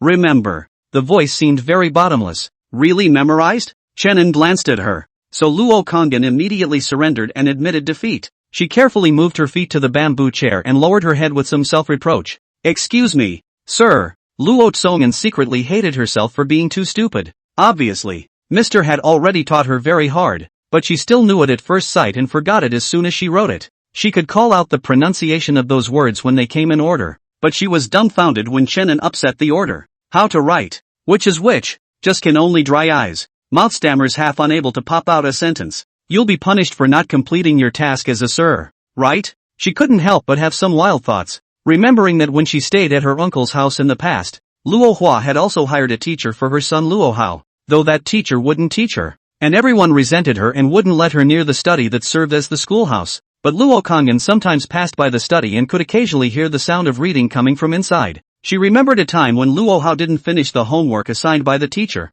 and the teacher was furious and hit Luo Hao with many loud slaps in a row. The little boy who hit him was crying. So at this moment Luo Tsongan couldn't help but wonder if she would also be beaten, or maybe some other punishment. But the expected rebuke did not come. Chenin pulled Luo Kongin's small hand and gently kneaded it. Then he nodded with satisfaction. It seems that this newly purchased jacket does work. and his hands aren't as icy as they were before. At the mention of this, Luo Kanggen's eyes suddenly reddened, and she looked at the corners of Zuazeo's coat with heartache. There was a small, extremely subtle piece of fabric broken there that you wouldn't normally notice if you didn't look closely. She rubbed her eyes and looked downcast. Sir, I'm useless. Chenin laughed lightly as he used his usual trick to touch the girl's hair. The feel was not as rough as the first time. It was a slightly silky texture. Why say you're useless? And you've been great and hardworking. Luo Kanggen pursed her lips, tears flashing in her eyes. But Mr. Teacher has taught me those words so many times, and I still can't remember them all. That's okay, just do it again then.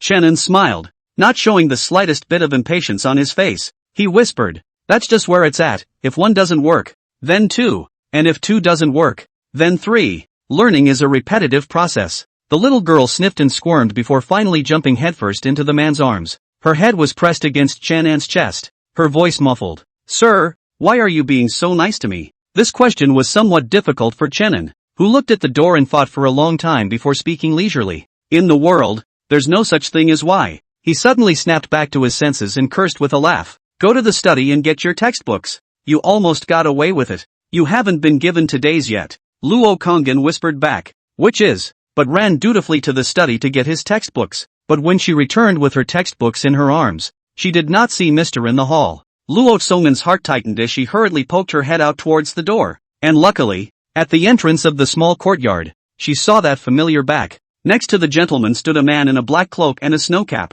The girl sighed in relief, followed by some curiosity. These days, she rarely saw Mr. having any dealings with other people, and most of the time it was only when they met on the street that people would exchange a few token greetings. And who is this man who has come forward? Luo Songman was curious and tight in his heart, but he didn't rush to jump out and add to the chaos. Although according to the current level of indulgence of Mr. to her, even if she ran over and made a fuss at this moment, Mr. would most likely not blame her. But Luo Kanggen didn't want to do that. Just because Mr. indulges her doesn't mean she can really act recklessly. Not letting her wait too long. A few minutes later, they saw Chenin and the man arching their hands at each other and returning to the courtyard. He saw the girl hiding behind the hall door and a smile appeared on his face. What's wrong? Without a word, Luo Tsongan walked up to him, and then in a hug, she held out one finger and pointed to the door. Chenin understood and said, his name is Li Yi, a former classmate of mine. Luo Kanggen hummed, still eyeing him. Seeing this, Chenin lost his smile and said,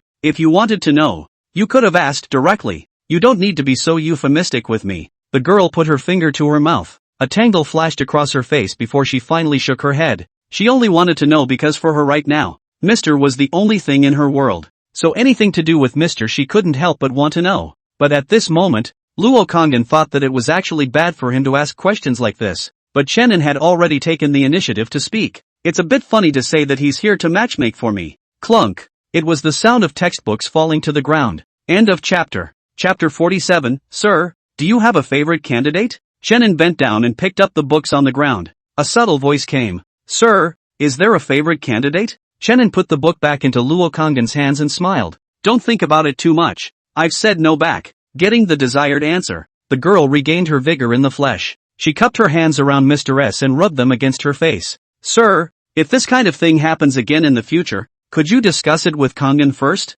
Chenin was stunned, then nodded his head. That's for sure. I don't have any family in this world. Kanggen is my only family. If I don't discuss it with you, who will I discuss it with? Hearing these words, Luo Kanggen arched his eyebrows, and in his heart, he only felt a few points sweeter than if he had eaten the sweetest candied fruit in the world. A wry look appeared in her eyes. Then it's a deal. No hiding it from me. Mr.'s future wives will have to be tested by me before they are allowed. Chenin, on the other hand, responded in a slightly perfunctory manner, as he hadn't even thought about getting married. If nothing else, he wouldn't be able to live long in this world, so there was no point in holding anyone else up. Spring and fall have come and gone, and it's been 3 years. That year, Luo Kanggen was 11 years old. Her hair was getting so long that it was almost down to her waist, and it was usually very difficult for her to take care of it alone. So that's why you let me brush your hair every day? Sitting in the girl's compartment, Chenin held a wooden comb and gently helped her with her frizzy hair. In front of them was a crimson dresser,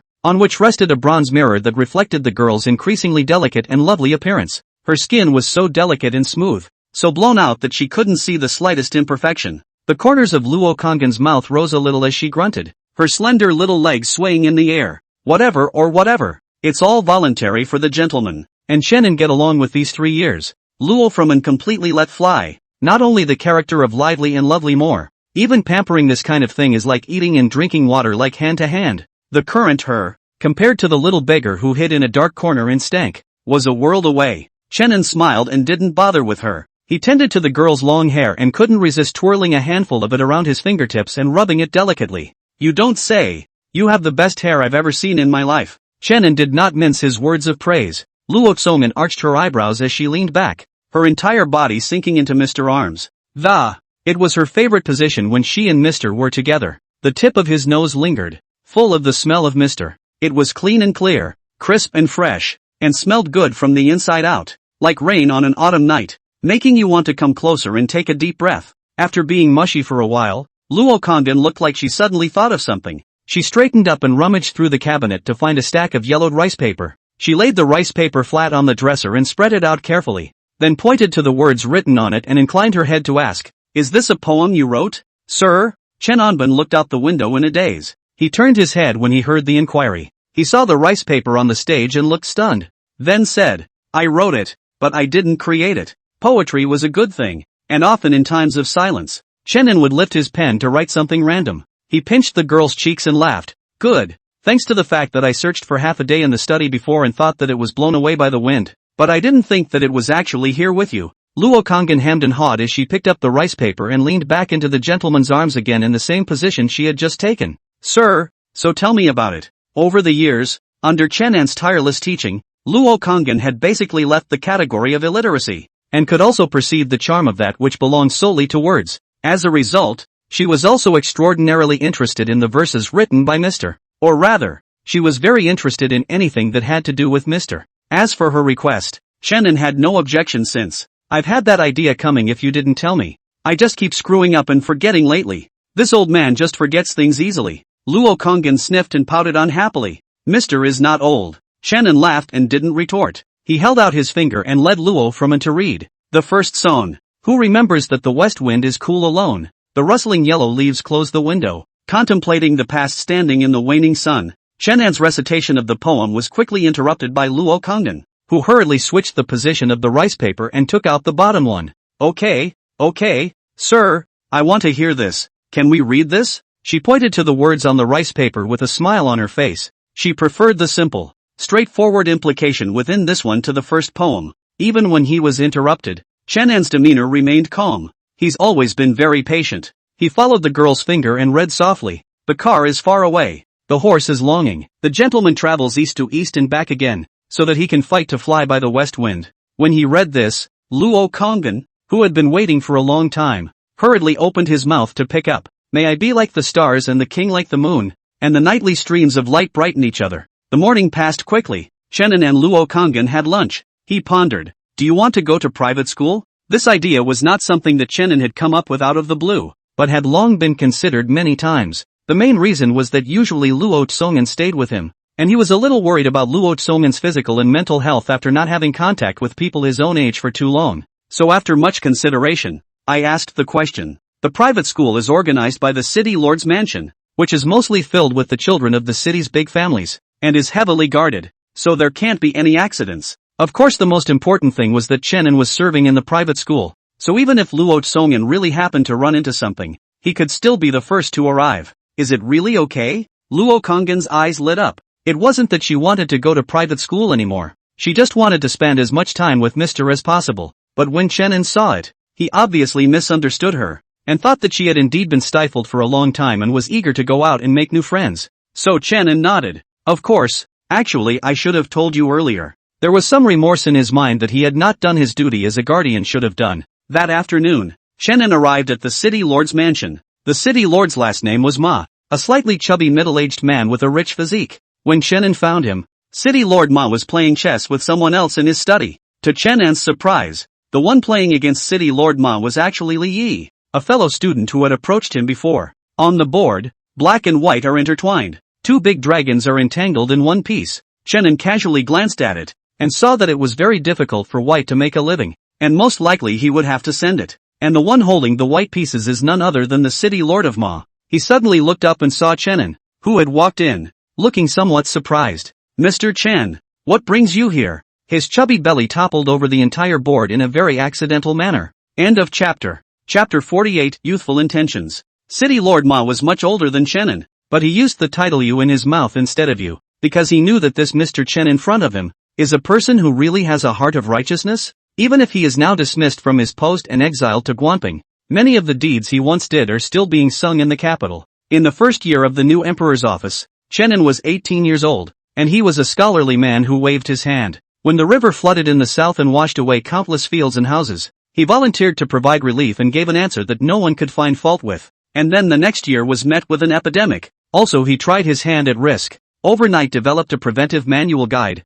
successfully controlled the spread of the epidemic trend. There are also a series of feats such as daring to show the sword towards the family class in the imperial court, vigorously implementing tax reforms, and so on. It is also this matter of reforming the tax, so that Chen in 10 years of cold window, once relegated to white body, sent to Guanping. However, he did not complain, but only left 4 short lines of poetry to caution the imperial court gunners, to establish a heart for heaven and earth, to establish a life for the people, to continue the great learning for the past saints, and to establish peace for all ages. It's short and concise, and the words speak for themselves. Those who heard it were shaken to the core and brought tears to their eyes. On that day, there was a long line of people at the capital's docks to see them off. Although Chenin had stated outright several times that it was taught by the immortal in the dream and not created by him, to the ears of the others, it was nothing more than some trivial pretense. Mr. Chen, come, quickly have a seat. Ma City Lord narrowed his eyes, his face smiling,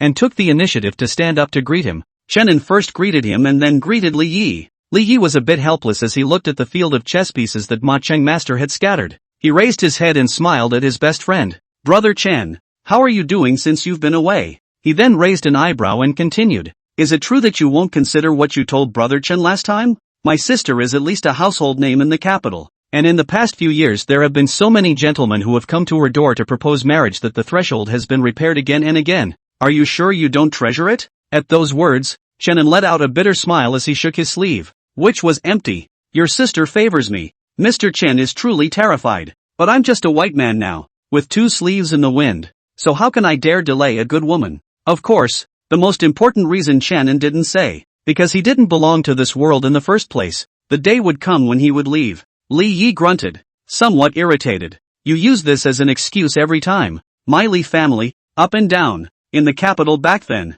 Have you ever been treated poorly for this reason? If it is not, my sister is not competitive. Not to stay there to say what a C Chen in error life. The whole day depressed, in tears, and how can I pull down this face to ask you so many times? The more he spoke, the angrier he became, but it wasn't angry at Chenin. It was angry at his indomitable sister. It's hard to find a 3-legged toad in the world, but aren't 4-legged men everywhere? Why do we have to hang ourselves from this crooked tree? In response, Chenin could only laugh awkwardly and make a harumph. It's a good thing that Li Yi isn't the kind of person who gets what he wants. It's just that this latest thing has been bottled up in his heart for too long and he can't help but vent. He sighed and apologized. Brother Chen, it's because I just got emotional. Please don't blame me. At this time, the Ma City Lord who was acting transparent on the side also ran out at the right time to round up the situation. He smiled. All right.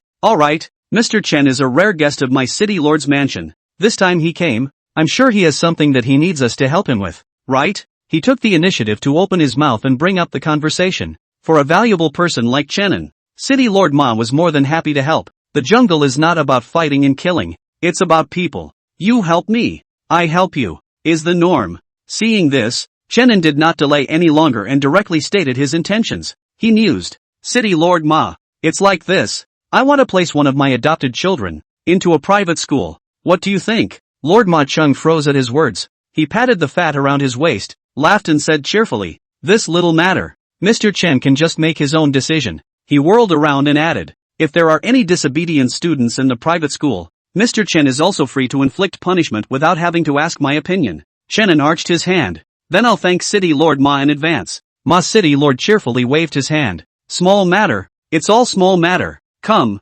Today Mr. Chen is so hard to be willing to make a trip to my City Lord's mansion. I must give you a good meal, he said, pulling on Chenin to go to the hall. Chenin wanted to refuse, but since the other party was too enthusiastic, and since Li Yi was also kindly advising him, he let it go. At the wine table, the 3 men drank to each other. Chenin was only drinking a few small cups, and most of the time it was City Lord Ma and Li Yi who were drinking. Li Yi, in particular, didn't stop pouring wine with the maid beside him. In his drunken stupor, Li Yi suddenly talked about his future plans. He looked at Chenin, his voice a little low. In 2 days, I will be returning to the capital. With these words, the atmosphere froze with the naked eye. Chenin kindly laughed. Congratulations, is this a return to officialdom? Li Yi and Chenin were relegated to Guanping together, and they were both the main promoters of the sensational reforms of that year. Li Yi's eyes flashed with many complex emotions as he let out a long sigh. My father still has some connections in the dynasty, from which he operated a bit, this time back not only reinstated, or promoted. Being promoted to a higher position is supposed to be a great joy in life, but Li Yi couldn't see any joy in it at all. He slumped over the table with no regard for decency, murmuring under his breath. Why? Obviously Brother Chen is the one who should return to the capital the most. Brother Chen is a talented person, should not be buried in this small Guanping. I, Li Yi, and what can I do? The man smiled to himself. Chenin looked at him with a calm expression and said softly, Brother Li, you're drunk. The following day was a balmy morning. Chenin brushed Luo Konggen's hair as usual, picked up the lesson plan that was placed aside, and led the girl out of the courtyard door. In these 3 years, Luo Tsongen had only gone out a handful of times. If Chenin hadn't taken her out with him, she would have said nothing to go out by herself. She'd rather stay home and laze around, or do what Mr. did and lie down in a bamboo chair for a leisurely snooze. So much so that Chenin always wondered if he had brought Luo Konggen down. He's retiring to retirement in his 20s. Lo fast-forwarded straight to retirement in his teens from An. It was the height of summer, and the streets were crowded with people, and every now and then someone would turn their head to look at the two of them. More accurately, it was looking at Luo Konggen's long, snow-white, dazzling hair. Occasionally, small murmurs would reach their ears, but neither Chenin nor Luo Konggen took them seriously. Let the gossips talk. Just live your life. End of chapter.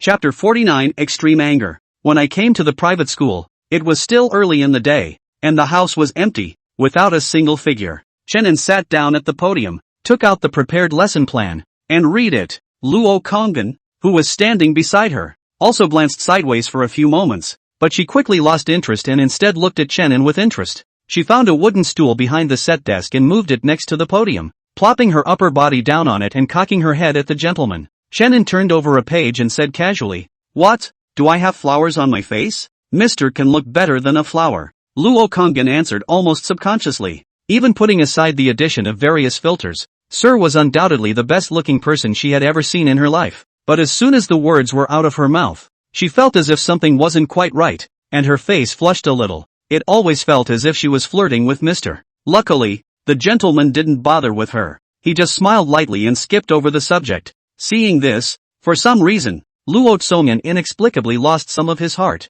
She held out one finger and drew circles on the podium. What are you going to teach today, sir? Chenin's movement of flipping through the book paused as he replied. Artistic arithmetic, which can also be called mathematics. Luo Konggen gave a shallow O. What she hated the most was arithmetic. It was not interesting at all. It was boring and tedious, and she could not figure it out all the time. Even if you do count it occasionally, you still mostly don't get it right. Which is like poetry. She loves it when the gentleman tells her poetry. Mister's voice was always unhurried and his tone was calm, like a soothing and light tune, making Luo Konggen infatuated. The girl stopped asking questions, so Chenin read in peace. The private school grew quiet, with only the occasional rustle of fingers across the pages of a book. This quiet morning didn't last long. A shout full of vivacity came through the door, before the person arrived. Sir! Immediately afterward, a foot crossed the threshold and in walked a clean-cut, well-built teenager. He was smiling foolishly on his face, when suddenly his afterglow caught a glimpse of a dazzling Snow White,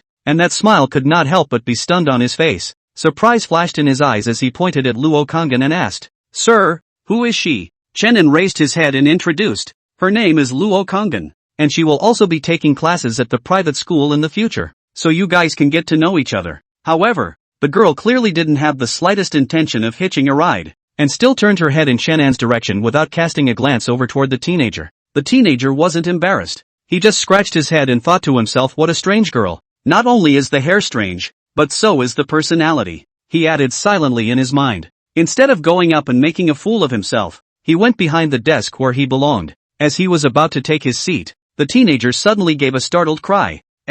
Where's my stool? In front, Luo Konggen heard the movement and moved his shoulders twice. covering his mouth to make a cuckoo sound. Chenin rolled the lesson plans together and gently knocked her little head. Luo Kongin ate the pain. She held her head with both hands and screamed in aggravation. Sir, what are you doing? Chenin was helpless. Letting you come to private school is for you to make friends, not to stare at me. Luo Kongin grunted. I don't need friends. Just as they were talking, one by one, other students began to come in. They were all surprised to see Luo Kongin. Firstly because the private school hadn't had any new students for a long time, and secondly because the girl's long, silvery white hair was just too conspicuous, and it was hard not to notice it. However, since Luo Tsongan had been acting as if he was not bothering me, everyone just quietly took their seats and no one took the initiative to go up and talk. The last to step through the door was a boy with a lowered head and a slightly somber demeanor. He glanced at the petite figure under the podium, and his pupils instantly shrank. Isn't this the same Calamity who was thrown out by his father?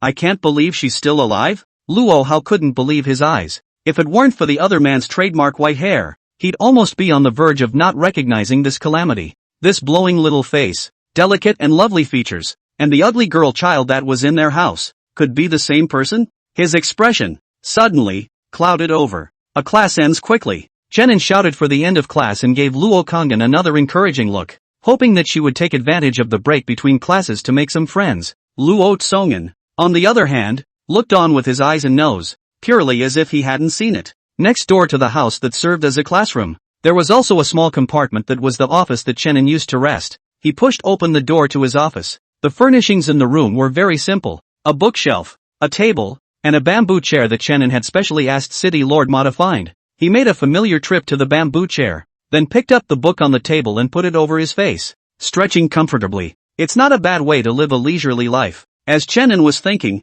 he suddenly heard a rush of footsteps coming from outside, followed by the sound of knocking on the door. He had to get up again and walk over to the door, only to see a girl about Luo Konggin's age standing in the doorway. She had a small round face and an anxious look. Chenin had some impression of her. It was Wang Lingling, the daughter of the Wang family in the west of the city, usually answering questions in class and whatnot. Very active. Chenin frowned and asked, "What's wrong?" Wang Lingling anxiously stamped her foot and hurriedly said, "Sir, it's not good." When she was in a hurry to speak, she was prone to stuttering, and the more she stuttered, the more anxious she became. So Chenin reached out his hand and placed it on her shoulder, saying in relief, "Ling Ling, don't be anxious, let's talk slowly, okay?" "Aha!" Wang Lingling nodded heavily and calmed her mind before she slowly said, "It's that new student you brought here today, sir," and the two of them, her and Luo Hao, fought. Hearing these words, Chenin's expression was stunned as he then asked, "So did she win the fight?" Wang Lingling's head was a bit spinning. She thought to herself, is this the point? Still, it was an honest answer. Should I win the fight? Chenin Xin sighed in relief. Without further delay, he led Wang Lingling straight to the classroom. The classroom was silent. In a position near the door, Luo Kongan looked icy cold and crossed her arms. Across from her, there was also an angry boy standing, none other than Luo Hao. He covered half of his red and swollen face with one hand, pointed at this white-haired demoness in front of him with one hand, and said in a hateful voice, "Am I wrong? You are a demon, a symbol of the unsettling. It's not enough that you got your own parents killed. Now you want to come and harm us?" As Luo Hao said that, he was even more furious, and he took several steps forward in a row in his extreme anger. Mischievously, so Luo Kongan raised his hand and slapped him again. The slaps were crisp and loud. The crowd of onlookers stared in disbelief. End of chapter. Chapter 50. Sir, what's wrong with me? Luo Hao was out of his mind with anger. He couldn't figure out how that once obsequious could now dare to make a move against him. Luo Hao's eyes wanted to spit fire. He stared at Luo Kongan, being slapped twice in the cold. He was almost confused. Fine. Luo Kongan, right. You wait for me. He turned around and took a step out, just in time to bump into Chenin, who had arrived. Luo Hao was delighted in his eyes and shouted, "Mr. Chen, that calamity. No, that white-haired hit someone." He trotted over to Chenin and complained with an aggrieved face, "Mister, you have to judge me. Do you know how much damage these two big mouths have done to me?" But Chenin's steps didn't stop. He directly skipped over Luo Hao and quickly walked towards the girl. Luo Hao behind him was dumbfounded, and he wasn't a cutie. Quickly reacted that Chenin was more than likely trying to harbor that calamity. So he gritted his teeth and took off running in the direction of his house. He's going to go to his father and tell him off, so he can come and treat them properly. He wanted to let this calamity know that a pariah will always be a pariah. Don't think that you can turn over a new leaf just because you've fallen for a pedagogue. Yes, and Channon. Luo Hao grimaced, thinking, I call you sir on weekdays, but you really take yourself seriously, don't you? Just a stinking pedagogue. When the time comes for father to come, he'll clean up the mess along with you. The stinking pedagogue. The matter of Luo Kongdan and Luo Hao fermented quickly. The girls' miserable childhood encounters came to the surface one by one. Chenin was rarely a bit angry. He understood where Luo Kongdan's lowly to the bone look came from when they first met, but Luo Tsongan had never told him about this, had never even cried a single word in front of him. Is everything okay? Looking at the girl in front of him who bowed her head and trembled slightly, Chenin softly inquired. Luo Kongdan heard a familiar voice. She tilted her head, a mist of water appeared in her eyes, and then she fell headlong into Mr. S. arms. She muttered in a small voice, I'm sorry sir, I seem to have gotten into trouble again. Chenin smiled as he stroked the girl's hair. No blame could be heard in his tone. He just said slowly, so do you know it's wrong now? Luo Kongdan pursed her lips and buried her entire head into Mr. Chest. Although she wanted to say that it was that annoying Luo Hao who took the initiative to taunt her, she ended up holding it back hard. Wrong. Fruman knows it's wrong. What's wrong? Chenin was still pursuing. At this moment, Luo Kongdan felt aggrieved in his heart. I shouldn't have hit him. Immediately afterward, she heard Mr. Gentleman's voice. You were indeed wrong, but not wrong for hitting him. The girl then raised her head suddenly, her eyes unblinking as she looked at Chenin with a slightly confused expression. So, what's wrong with that? Chenin laughed lightly as he corrected. You're wrong for not saying sorry to me. I clearly emphasized to you a long time ago that there is no need to say you're sorry in front of me, no matter what you've done. His flat words were like an arrow that accurately hit the girl's sensitive and fragile heart. Luo Kongdan couldn't hold back any longer, and her tears were like a dike, wetting Channon's lapel. Mr. Uhu, I didn't want to hit him. He's the one who had to say I wanted to harm Mr. I'm no unknown. I'm not going to harm Mr. Luo Kongdan's voice was a little broken, with occasional hiccups in between. The girl's mood swings were a bit violent, and Chenin calmed her down while rushing towards the other students who were still eating their melon. Alright, all disperse. He waved his hand and began to shoo people away. That's it for today's class. You've been given a half day off, so get back to it. When they heard that they were going on vacation, the students jumped up and down, and they bounced twice, ready to go back to their homes and their mothers. There were also one or two curious ones who wanted to stay and continue watching the show, but they were all mercilessly expelled by Chenin. Soon the schoolhouse was silent, with only the smallest sounds coming from the girl. It took a long time for Luo Kongdan to raise her head again, and she poked Mr. Chest with some embarrassment. Too, she was just about to open her mouth when she met Channon's eyes, so she hurriedly changed her words and said, Sir, I'm delaying your lesson. Chenin didn't care about this. He casually found a stool and sat down, smiling. It's normal to take a vacation or something once in a while. Luo Kongdan walked over to Mr. and sat down next to him. She couldn't help but be a little scared now that she had calmed down. Sir, will anything happen if I hit Luo Hao? Such as? Luo Tsongan put his finger to his mouth and thought about it. Not without worry. Like what if he goes home and complains and makes my uncle come over to take revenge? Chenin glanced at her with some surprise. You still call him uncle? The girl sniffed, her face downcast. She muffled. Although uncle did treat me badly, but in the first place, if it wasn't for him, I might have died a long time ago, and then I wouldn't have met Mr. She began to doubt herself again. And, maybe uncle is a little afraid of me too. The girl held up a small handful of her gray hair. After all, I just don't seem like a nice person. Chen Xin sighed lightly in his heart, but smiled on his face. Do you remember the last thing I said when we first met? Luo Kongdan looked over and thought, how could I not remember? The winter night she met Mr. is a memory that she has woken up smiling from countless dreams. She suddenly thought of something, and a wisp of redness quietly colored under the roots of her white ears. Next to him, Chenin urged, don't remember? Luo Kongdan twisted his head and hummed, of course I remember. Even if I forget everything, I won't forget sir. So tell me. Luo Tsongan hesitated, swallowed, and still whispered against the gentleman's gaze. That's fantastic. There was warm light streaming through the window and spilling over the girl's face. A scarlet. The next day, Luo Hao really did as Luo Kongdan thought, bringing his father, Luo Hua, to the small courtyard where Chenin was early. But it wasn't the way Luo Tsongan had imagined a rising offense. Under the early morning sunlight, Luo Hao was naked, with a large bundle of thorny vines tied to his back. He was kneeling in the doorway of the small courtyard, teeth bared on his face, thinking that he was in terrible pain and forcing himself not to scream out. Next to him was Luo Hua in the same costume. Luo Hua was much taller, also kneeling on both knees, and the man's expression added a bit more trepidation compared to his son's. The door was opened by Lo from Anne. This was the scene she saw when she opened the door. Luo Kongan looked complicated. She only wanted to live a good life with Mr. Now, and she was unwilling to pursue those past. But her generosity was rewarded by the man's horror. Luo Hua kneeled at her feet,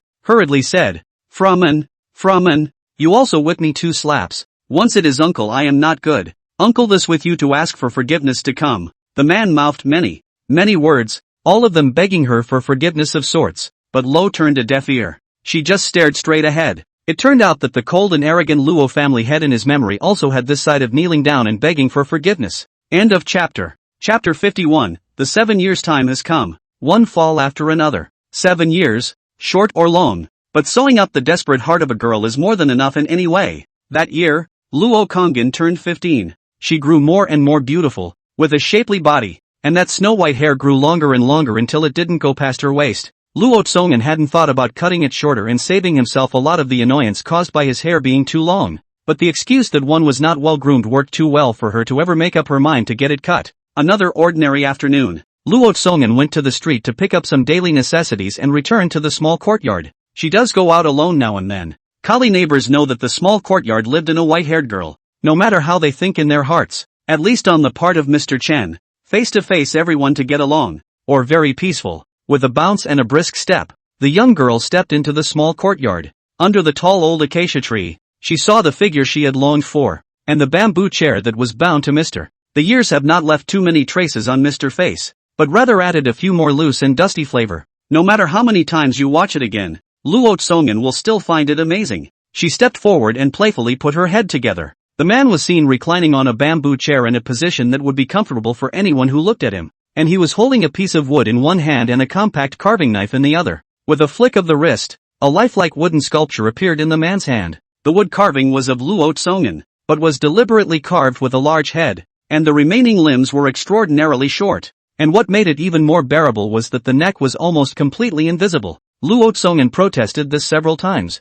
but Mr. never refused to compromise, and his mouth often yelled, "What do you know? This is called a Q version of Luo Tsongan, and it's cute even if it's small." What Q version and other words, Luo Kongan cannot understand, but the latter sentence was still understandable. And anyway, it was a compliment on her cuteness and that was the end of it. So Luo Kongan didn't bother to count. Mr. usually didn't have many hobbies, other than occasionally going to the city lord's mansion to play chess. He spent most of his time napping in the small courtyard. This carving hobby also started only a year ago. Luo Kongan took that wooden sculpture and looked at it carefully for several moments, and couldn't help but exclaim, "Sir, you're really a genius at everything you do." Shannon looked over. He clasped his hands behind his head, leaning his upper body against the bamboo chair, and casually said, "There is no such thing as a genius. Practice makes perfect." Shannon is not making false claims. Most of his time this year has been consumed with carving. In order to store the half-finished products that had been scrapped from the carving, he even cleared out a utility room and stacked them all there. Luo Tsongan also couldn't help but recall the first time Mr. carved. It looked ugly, and apart from some raw lines, he couldn't see any facial features at all. The key is that Mr. also had to point to that wooden sculpture, saying how much it resembles her, giving Luo Kongan the hair that stood up in anger at that time. "Can I be that ugly? Whatever. When I say Mr. Awesome is awesome." The young girl's heart made her raise her chin and grunt lightly. Suddenly, a cool fall breeze blew through. Luo Tsongan didn't feel soothed, but only tightened his heart and rushed to look at the man on the bamboo chair. Sure enough, the next moment the man put his hand over his mouth and coughed softly. The cough wasn't talked about as violent, but Luo Kongan was still worried. She trotted to her room and pulled out a thin blanket, then covered Mr. with it, again carefully flattening each corner. The young girl grumbled out of her mouth, "Sir, why did you run out into the wind when you knew you had been unwell lately?" Shannon smiled unconcernedly. "The human doctor has said that this is just a minor problem for me. I don't even need to grab any medicine. I'll be fine in a couple of days." That's not to be taken lightly. Luo Kongan raised her willow eyebrows and crossed her arms to retort. Shannon hummed and didn't argue. He also almost never argued with anyone, and his personality was the same all these years, loose and spontaneous. The young girl leaned over again. She actually wanted to get right into Mr. S. arms, but now that she was older, she was more or less ashamed, and knew that men and women were different, and ultimately she couldn't be as capricious as she was as a child. She bumped her head gently against Mr. S., her eyes hiding many emotions. Luo Tsongan said softly, "Sir, do you think we'll stay like this?" Chenin picked up a square piece of pine wood from the stone table at hand and carved it. Without looking up, he returned, "What? Bored? I told you to go out and make more friends before, and you refused. And you're still cold, like a big pile of ice." Luo Kongren sniffed. The strength of hitting Mr. Head slightly increased. She said defiantly, "I don't need friends. They look so ugly. Who would want to be friends with them?" Chenin was stunned and had an odd expression on his face. "Good man. I can't believe you're still a heavy face reader." Luo Tsongen continued. "And how could I be bored when I'm with Mr.?" Her words were full of longing for the future. "If I can always get along with Mr. like this in the future, even if the days are dull, I'm willing to do it." The young girl's words were soft, ringing in her ears like a fresh spring. Shannon's carving hand stopped. He looked at the blue sky and suddenly felt some emotion. "But you're so young. You shouldn't be spending time with me here, in this dead little courtyard." This is something Luo Kongren is not happy to hear. "I don't understand. Sir, why do you always make it seem as if you were very old? Obviously you are only not much older than me. Then I think it's still pretty big. I don't think what you think counts." Words that anyone who heard them would find childish were the daily routine of Luo Kongren and Mr. The corners of her mouth turned up slightly, and she was about to continue speaking when she suddenly met the gentleman's eyes. It was a pair of black and white, extremely durable eyes that gazed at her silently. Chenin looked at it for a long time before withdrawing his gaze. "What's the matter, sir?" Luo Kongren's voice trailed off, and she inexplicably felt a little uneasy. Chenin shook his head and didn't say anything. The next day, an immortal master has come to Guanping City. This was also the first time Chenin had seen an immortal. Not one of those pretentious, beckoning tracks, but a true immortal. Immortals who can fly in the sky. For a time, the city shook. Even the city lord was startled, and he dragged that chubby body, trembling and kneeling. But the immortal ignored it. Her goal was clear, flying straight towards the small courtyard where Chenin was. Chenin was still lying on the bamboo chair without moving. The immortal master was greeted by Luo Tsongen, who looked a little rattled and glanced in the direction of the gentleman from time to time. The immortal master followed the young girl's gaze and caught a glimpse of the motionless Chenin, then frowned slightly as a flash of displeasure flashed across the bottom of his eyes. But she didn't say much, instead staring closely at Luo Kongren. "Do you, by any chance, wish to follow me in my quest for immortality and the way?" These were the first words spoken by the immortal master. End of chapter. Chapter 52. The Eve of Parting. The news that the immortal master had come specifically to take on disciples went viral. For a moment, the entire Guanping city was abuzz, and the crowd instantly exploded. When people looked at the white-haired girl that they usually disliked, their eyes were all filled with intense envy and regret. Had he known that the other party would have such a soaring day, he should have shown his goodwill in advance in the first place. As the saying goes, once a man gets a government position, he gets a government position, and they may be able to follow suit. But immediately afterward, an even more powerful news blasted out. "Luo Tsongen." She refused. "Are you thinking about it?" In the small courtyard, the myriad true elder, who claimed to be from the heavenly diffusion sect, slowly spat out these words from his mouth. She was indeed surprised. She said this more than once, with ecstatic, despondent looks, and immediate kneeling and curtsying. However, it was the first time that Myojin had encountered a direct refusal. The young girl's white face was a little apologetic and nervous.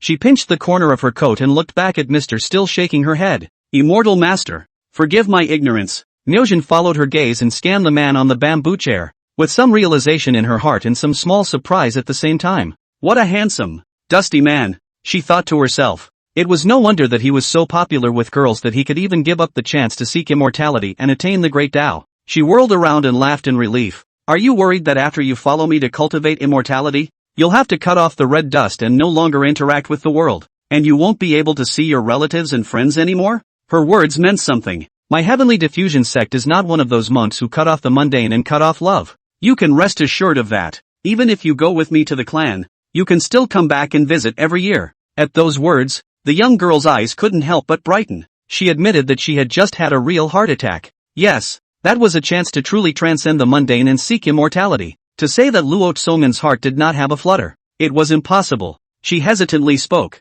"Immortal master, then, can sir come with me?" Luo Tsongen was clearly getting a little carried away. If it was in the past, Myojin would have definitely just flicked his sleeve and left. She's a Jindan realist, an elder of a clan. Can she still lack a disciple like you? But this time, Myojin was rarely very patient. After all, for the sake of this spirit rhythm Tao body in front of her, she had been searching hard for decades, and she didn't know how many cities she had stepped through during this period. "I had given up hope, but I didn't think I'd run into her at the end of the day." Miaojin kindly explained. Your husband's meridians are impassable and he has no spiritual roots, so he can't cultivate. So naturally he can't go to the heavenly diffusion sect. So Luo Konggen's eyes dimmed again. But Miaojin's words turned. But cultivation is supposed to go against the heavens and turn the impossible into the possible. If you are successful in your cultivation in the future, you may not be unable to find a solution. Seeing that the young girl's expression was still hesitant, Myriad Zen also understood the reasoning behind overdoing it.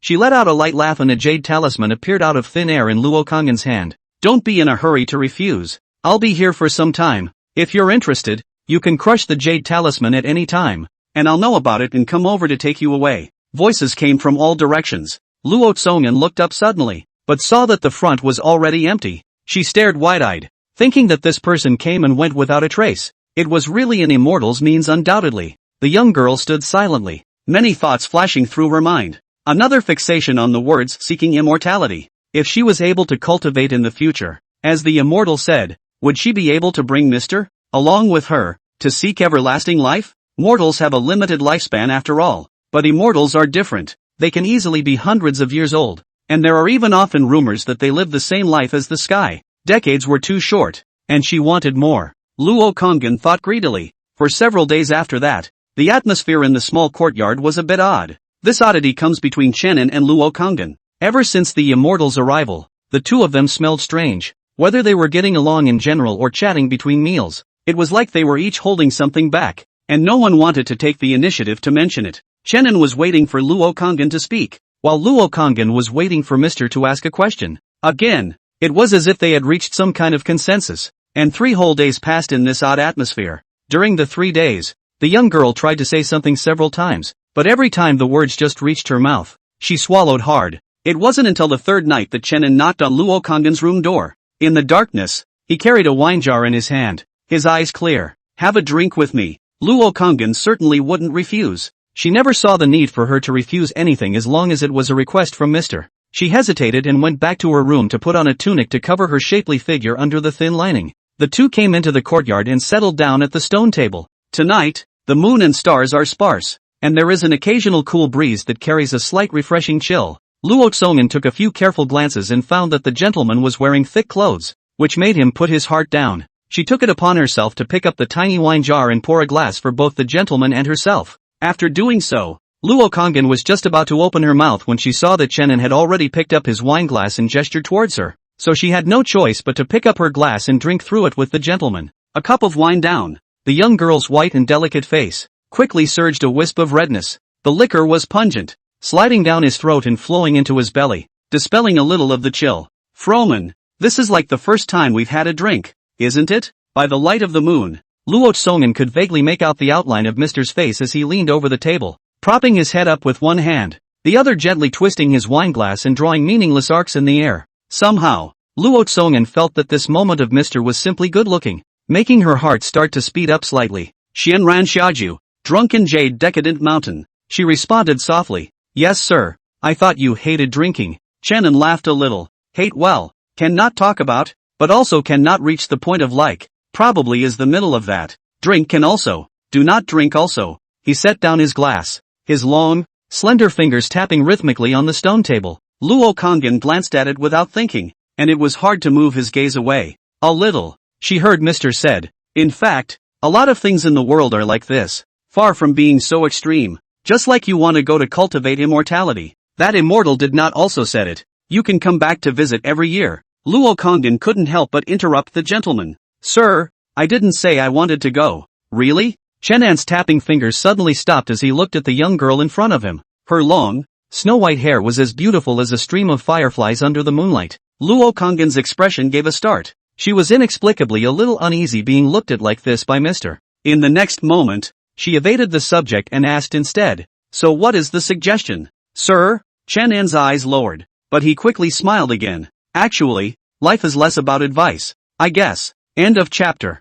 Chapter 53, Sir, wait for me when I return. Tonight is destined to be an uneventful night. A small altar of wine was all drunk by Luo Konggen alone for most of the time. She took advantage of her drink to say many things toward the gentleman that she had previously only been able to keep bottled up inside. He also made a promise with Mr. that he would return to visit him before the new year this year. A flash of determination flashed in Luo Konggen's eyes as she said, Sir, I want to try, Shannon softly encouraged. Cheer up. The young woman's body slowly leaned in, and she snuggled up next to the gentleman with a slightly nasal She felt a little drunk. Luo Tsongan had never drank alcohol before, and it was normal for him to get drunk easily. Not having a cup to pour is considered very talented. In fact, she should have figured it out a long time ago. A seed had been planted in the bottom of her heart when the immortal said that in the future, there would be a chance that she could take Mr. with her to immortality. The seed quickly took root and kept driving her. Luo Tsongan silently made a promise in his heart. She did not say so explicitly, for it was a truth that Mr. had taught her long ago. Until you succeed in doing something, remain motionless yet heartfelt. The night returned to silence, with only a few insects chirping. Little by little, time passed, and Luo Kongan got what she wanted, completely falling into the arms of Mr. This time Shannon didn't push her away, but gently patted her back. He chanted softly, "When is the bright moon? Ask the sky with a glass of wine." Luo Kongan couldn't help but speak, her eyes misty. Mr. can still sing? Not really, but it always feels like it doesn't have that flavor in this sad atmosphere without a whole lot of spice. Pust. Luo Kongan burst out laughing. Shannon rambled on and stayed with her for many more words. The next day, Shannon woke up early. He packed a lot of stuff, all the trivial necessities, including the clothes, shoes and socks, bedding and bedsheets bought for Luo Kongan over the years. Shannon packed them all into one big package. Standing in the small courtyard, he looked at the package, and an illusion of an old father marrying his daughter suddenly rose in his heart. The next moment, the door of the compartment was pushed open, and Luo Kongan walked out from inside fully dressed. There was something of the sentimentality of parting in her brow, and she looked sullen at the sight of the gentleman standing in the courtyard. However, the young girl regained her vigor with a fleshly look. She bounced over to Shannon, saw the large package, and said in surprise, "Sir, what is this for?" Shannon explained, "Luggage for you ah." Luo Kongan froze for a moment, covering his mouth and snickering, "Sir, I am going to cultivate immortality, not to go to the capital to catch the examination. You have this big bag of small bags." The young girl's words caused Shannon to drift off. He nodded, and rightly so. Seeing this, Luo Kongan couldn't help but be a little worried about his mental state. "Sir, are you really okay? How about?" Shannon interrupted her with a wave of his hand. "Don't you dare. How can you easily back out of something you've decided?" Luo Tsongan beamed. She took Mr. S' hand and pouted. "It's not that I can't leave you." Shannon was much more open-minded. He laughed. "Anyway, you've agreed to come back at the end of the year. What's there to be sad about?" He sighed. "I hope you won't forget about me once you've cultivated immortality. Remember to take extra care of caring for empty nesters." Luo Tsongan was amused by him, and the parting sentiment between her brows washed away a lot. She smiled and took out the jade talisman given by the immortal master in her bosom. At the doorstep, she hesitated again. "Sir, how sudden?" Shannon looked over and casually said, "Suddenly? It's okay, it's not." He whirled around in response and remedied the situation by saying, "It was indeed quite sudden, but that's the way life is. Who knows what you'll stumble upon next?" Luo Kongan raised his chin and snickered. Mr. is really getting more and more reasonable lately. He didn't used to love educating people that much. As she said that, she tightened her grip on Shannon's hand, then crushed the jade talisman. Not letting the two wait for too long, a silhouette was soon revealed in the sky. Shannon looked at it with some envy in his eyes. "You don't say. If I could cultivate immortality, I'd definitely try it too. So dashing." Luo Tsongan sniffed, and it strengthened his inner thoughts even more. The immortal master quickly landed on the ground, sending up a fine ring of dust. She looked relieved, and there was a touch of joy under her eyes that she couldn't hide in any way. Thinking about it? This time, Luo Kongan no longer hesitated. "Aha!" She loosened her grip on Mr. S' hand and took a firm step forward. "However, I have one more condition." Myriad Zen's pleased smile paused as impatience flashed through her mind. But she still asked, "What conditions?" Luo Kongan looked back at the gentleman behind him and said, "Coming back once a year is too long. I can't wait that long." Miaochen frowned. "Those who cultivate immortals are light on emotion and desire. If you are too greedy for the red dust, even if your talent is different from the norm, it will be difficult to make any refinement." Luo Kongan still shook his head. Miaochen thought for a moment and offered a compromise. "If you can break through the middle stage of chi cultivation in the first year, then I can make an exception and allow you to travel freely.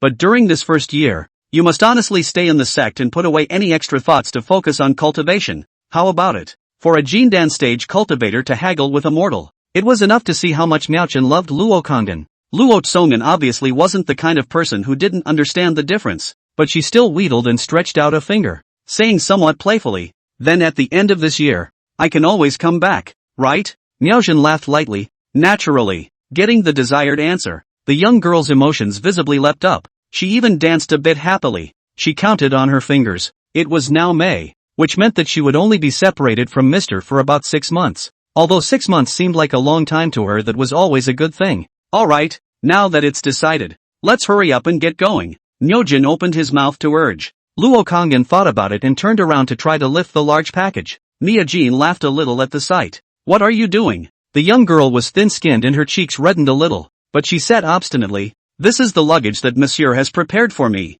and I must always bring it with me. When you arrive at the sect, all food and drink will be taken care of by the sect's handyman. You're not afraid of being laughed at if you bring these over?" Luo Tsongan listened, still clutching the package and refusing to let go. In the end, it was only when Shannon spoke up that Luo Kangin was dissuaded from this idea. He rummaged through the package and found a living, breathing Q version of Luo Kangin and handed it over. "Take this with you." Luo Kangin took it and rubbed his eyes. No tears fell, but the redness was tight. "Mister, promise me that you won't run around and that you'll wait for me to come back, okay?" Shannon was stunned. He was silent for a long time before he nodded. "Okay, wait for you." End of chapter. Chapter 54, Waiting for 6 months. If you want to come back. The small courtyard that had returned to silence resounded with Shannon and the system talking to themselves. "You really want to wait? Wait. Meet me before you go. You've promised people, but your mission is over. And the longer you stay in this side of the world, the more your body will be rejected, and you will live a life of pain. It's only half a year. It won't be too long a delay." The system went down for a few moments before spitting out the last sentence. "She's not coming back." Shannon shook his head. "It's fine. Just wait 6 months and return if you like." After returning to a solitary life, Shannon's health deteriorated drastically. His occasional mild cough evolved into something extraordinarily violent. That body was even too fragile to do much physical work, and he gave up all daily non-essential activities except for maintaining his hobby of carving. July of the same year, the second month after Luo Tsongan left, Li Yi, far away in the capital, sent a letter. In his letter, he greeted Shannon and described the pomp and circumstance of the capital. He also asked Shannon for a lot of advice on taxation and flatly stated that he would not give up his original idea. Today he is steadily rising through the ranks of government, but remains unforgiving. At the end of the day, Li Yi added that his wife had given him a big, white, fat boy, and that she would definitely come over to visit him sometime in the future. As for the problems mentioned by Li Yi in his letter,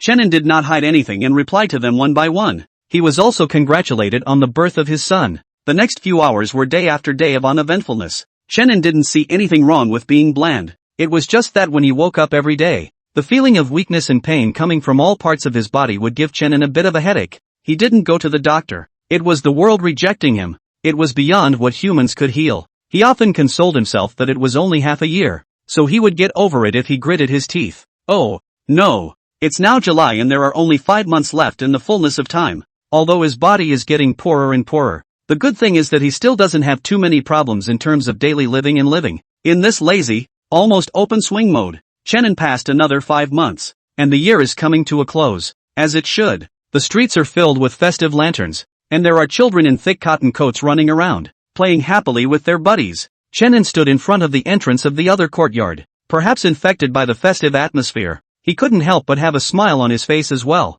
Even the daily handiwork was put down today as an exception. Not long after, at the end of the long street, a chubby silhouette was revealed. It's Lord Ma Chang. He had a big smile on his face. Like a spring breeze, Lord Ma Chang came alone, without any entourage, and carried a delicate wooden box in his hand. He saw Shannon, who was leaning against the doorway waiting, and his face was a bit surprised. "Mr. Chen, could it be that you know some immortal magic as well?" Shannon froze. "What makes you say that? Why else would you have predicted my visit today?" Shannon's face was a bit odd as he arched his hand and chose to reply with a high emotion. "Ma City Lord, you're so smart." The Lord of the City of Horse came and went quickly. He exchanged a few pleasantries with Shannon and went back to the City Lord's mansion. Shannon, on the other hand, continued to guard the door. The sun rises in the east and sets in the west, until a disk of bright moon hangs in the sky, with a clear light that identifies one's eyebrows and hair. Shannon stood at the door for a day and a night, finally unable to resist the coldness.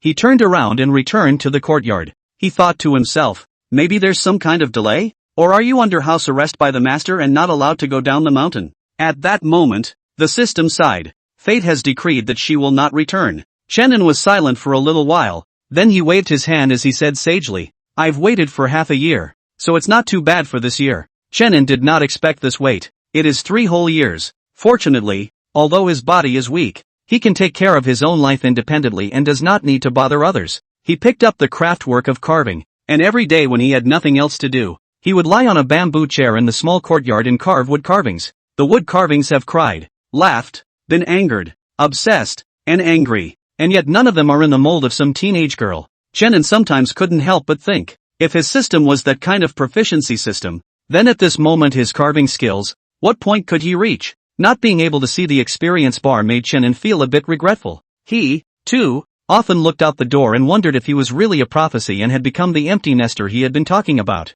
This repeated itself until the 4th year. In a certain early morning, Chenin opened his eyes from the bed, and as he conventionally tried to get up and wash himself, his body rolled uncontrollably to the ground. The arm came into close contact with the ground, scraping the skin and sending a sharp pain through it. But instead of rushing to inspect the wound, Chenin reached out and tapped his left leg. Numb, unconscious. It's almost forgotten that my body is constantly being ostracized. Chenin muttered to himself, and instead of the sadness of losing a leg, he laughed. He gave a thumbs up and praised the system. He knew that if the system hadn't stepped in, he would have died quietly. And now, the cost of surviving 3 more years is just an inconsequential leg. Are you going to stick around? This time, Chenin did not answer. He dragged his unconscious legs to his feet, little by little, and then tried to make his way to the door. The movement was a little rusty, but it was good to not fall over. Chenin smiled under the early morning sunlight. You don't say. It's quite a rare experience. In the back of his mind, a voice sounded again. It's a puzzled tone that is completely incomprehensible. It doesn't hurt? Chenin's mouth trembled as he bared his teeth in anger. You know it hurts and you had to remind me of it, didn't you? That rejection from the world existed all the time. And even when he slept, it was as if there was an invisible weight pressing on his heart, making Chenin breathless. It was a good thing that over the past 4 years,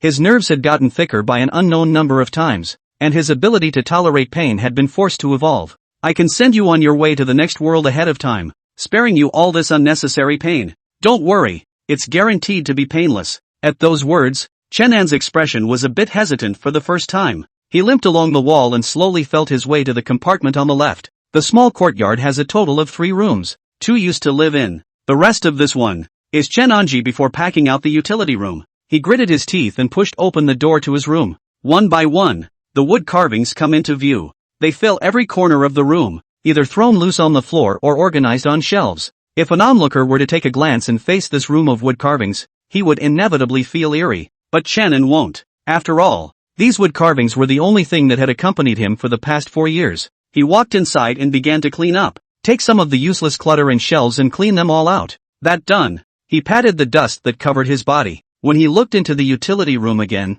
he saw that the space that had been full was back to being mostly empty. The wood carvings, through and through, were organized in a corner. As it turns out, the previous appearance of causing the utility room to fill up was simply because the shelves and useless clutter were taking up too much space. So Chenin thought, when this room is filled with wood carvings, he departs. End of chapter. Chapter 55, 3 years and 3 more. One fall after another. Some people see you again. Some people never see you again. Dragging such a half-crippled body, Chenin survived for another 3 years. This is the 6th year that Lo has been away from Anne. It was ridiculous to say that Chenin didn't know what he was fighting about. It was clear that everything was predetermined, and he had mentally prepared himself early on, counseling himself not to get too deep into the drama. But when he really waited for this day, Chenin couldn't help but look forward to it after all. One evening, he suddenly had a premonition, so he asked someone to bring a message to the Lord of the city of Ma. He wanted to ask Lord Ma to do him a favor, ask him to draw a reliable candidate to take care of the future. A rainy day. Lord Ma Chang did not inquire too much, but simply did as he was told. He didn't know much about Chenin's recent situation. He only knew that the other party was living in deep seclusion, guessing that the blow he received when he was young was too great, and that's why he just wanted to live some clean days now. Ma City Lord was basically obedient to Chenin, and when he had occasional contact in normal times, he was also very respectful. This was not only because he admired Chenin's character, but also because of Li Yi, who was far away in the capital. Li Yi had been in the official world for the past few years, and from time to time news had reached Guanping, and as Ma City Lord was a smart man, it was naturally even more unlikely that he would treat Chenin poorly, and so Chenin's quaint, old, small courtyard had a new book boy. The book boy was about 12 or 13 years old, with a clean-cut look and a quick wit, and his name was Xiaoyu. Chenin was pleased with her. Although Xiaoyu is not very old, she is diligent and has good hands-on skills. With her presence in the small courtyard, everywhere was cleaned and cleaned, but also extraordinarily more angry. She didn't know if she had gotten the news from City Lord Ma or what she had explained, but the way she looked at Chenin always carried a lot of curiosity in her eyes. Of course, what she was more curious about was this Mr. Chen's craftsmanship. Mr. Chen doesn't do anything else on weekdays. He just loves to lie down on a bamboo chair and laze around, either carve nothing else but wood, nor do they carve other shapes, just a weird look, large head, no neck, short limbs. This was the only impression Xiaoyu had of the wood carvings carved out by Mr. Chen, but that doesn't hide her admiration for Mr. Chen, because those wood carvings are really fine, shaped like living creatures, so that people can look at them without marveling and secretly smacking their lips. On an ordinary morning, Xiaoyu got up from her compartment and heard Mr. Chen's calm shout, "Coming, sir!" Rain bounced up and took a step towards Mr. S' room. The other thing she loved about being with this Mr. Chen was that the other party never restricted her movements and didn't have all sorts of bad temperaments like those host families she had served in the past. Mr. Chen is undoubtedly a greatly good man. He also had the mildest temperament she'd ever seen, and always made people want to be close. Xiaoyu often thought this way, if she could just serve Mr. Chen for the rest of her life. It didn't seem impossible. Let's just say that most of the human race is solidly face-painted. Xiaoyu pushed open the door of the room and found that Mr. Chen was half leaning on the bed, quietly looking out the window. When he heard movement, he turned his head and smiled. "Xiaoyu, I might have to trouble you a little more from now on." Xiaoyu was a bit puzzled, but still walked forward and said, "Sir, what are you talking about? It's only right that I originally came over specifically to serve you." She nervously scratched her head and opened her mouth with some embarrassment. "Speaking of which, all this time, I haven't been able to help Mr. with anything, and I still feel strange in my heart." Saya finished and looked up to meet the man's eyes. Nothing too emotional, just a bit of unspoken sentimentality. She heard Mr. Chen calmly say, "In the future, it will be wheelchair-bound." That year, Chenin lost the ability to walk. Things can't be papered over after all. Ma City Lord knew about Chenin's crippled legs, completely reduced to a disabled person. He expressed great shock and deplorance, and came to visit several times, and brought a lot of thick gifts that Chenin simply could not use. He saw the wooden carving that Chenin casually placed at the bedside, and was immediately astonished, wanting to request Chenin's help in carving a wooden figure of his wife, and promising a large sum of money. Chenin smiled and refused, and City Lord Ma didn't force himself, just smashing his mouth sadly. Then after some polite socializing, City Lord Ma left. As the lord of a city, he still had a lot of official business to deal with on a regular basis. Chenin, on the other hand, gave all these gifts to Xiaoyu in turn. In the room, looking at all the silks and gifts piled up on the floor, Xiaoyu was flattered. She hastily knelt down. "Sir, forgive Xiaoyu for not being able to follow orders." Chenin smiled. "Certainly not for nothing. You get up first." Chenin took out the drawings that had been drawn beforehand and pondered. "You help me find a great craftsman in the city to help me make a pair of wheelchairs out of it according to the drawings, and for the labor money and whatnot, just look for an advance from me." He reached out and pointed to the gifts. "As for these, consider them your payment, shall we?" When Xiaoyu heard this, her face was still a little difficult. However, under Chenin's repeated insistence, she had no choice but to nod her head and agree. In July of the same year, Li Yi learned of Chenin's recent situation and wrote a letter. In the letter, Li Yi expressed great sympathy and compassion for Chenin's suffering, and said he would bring his children along to visit Chenin next month. But as January passed, Chenin waited for only one letter. Li Yi excused himself, saying that he was too busy with his official duties to get away, and apologized. For the next 3 years, Chenin was in a wheelchair. He favored to linger under the big acacia tree in the yard. In the spring, he watched the acacia tree's thick branches sprout bright green shoots, and watched the weeds rise wildly in the yard. In the summer, he cooled off under the large shadows held up by the acacia trees and listened to the cicadas and birds. In the fall, he reaches out and catches the dead leaves falling from the acacia trees to feel the change as autumn goes and autumn comes again. Only in winter would Chenin choose to return to the hall and cover himself with thick bedding. In winter the small yard is too cold and sometimes a silver frost falls all over it. Chenin's body is getting weaker and weaker and can't take the cold, but his carving skills have gotten better and better. Chenin felt that if the system could display levels, he would definitely be LV99 on the skill he was carving at this moment. Over the years, his carving has slowed down. From several a day in the beginning, it can take days to carve one out. The space of the utility room was unchanged. but the efficiency of Channen's carving could be artificially altered. Xiaoyu would often stay with him, sometimes lounging in the yard with him, other times having a conversation. And if the weather happens to be sunny, Xiaoyu will push the wheelchair to take Chenin out for a spin. Guanping was a small city, and it didn't take long for the two of them to get around the city. With such a dull life, Chenin might have gotten used to it a long time ago, but Xiaoyu was obviously a bit listless and was often bored to sleep. At noon one day, Xiaoyu pushed open the door to the utility room, clutching a pile of tiny wooden figures. After she put the wooden man away, she returned to Chenin, then casually said, "Sir, it's almost out of the pile." In the hall, Chenin tightened the bedding on his body. End of chapter. Chapter 56, Horses. Never trust a bad woman's bull ***** again. Chenin slowly stopped his hand movements and placed the half-carved wooden figure on the table. He thought to himself, well, let's just leave it uncarved for now. I guess you get tired of doing the same thing all day long. At this time, Xiaoyu on the side looked like she suddenly saw something and said with a surprised face, "Sir, you have gray hair, eh?" She pointed to the small handful of hair that hung down next to Chennen's ear, where there was a single flowery white strand that stood out in a sea of darkness. Chenin froze as he asked, "Xiaoyu, how long have you been over?" "How long? It seems like ages and ages." Xiaoyu cocked her head in thought. She broke her fingers and counted. 1, 2,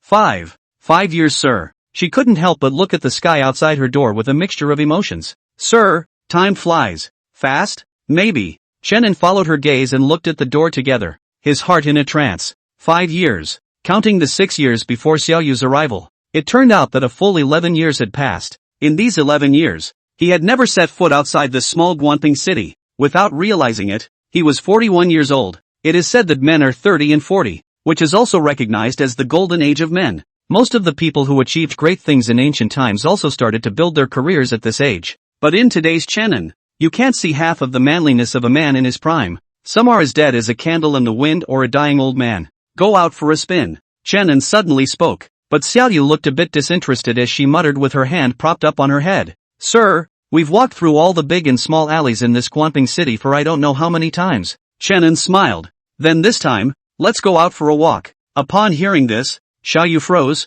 and then an excited glow blossomed in her eyes. "Really? Really?" Getting a definite answer, Xiaoyu hesitated again, though she had long wanted to go around outside the city, see the landscape and all. "What? No?" Xiaoyu quickly waved her hands. "No, it's just that I think.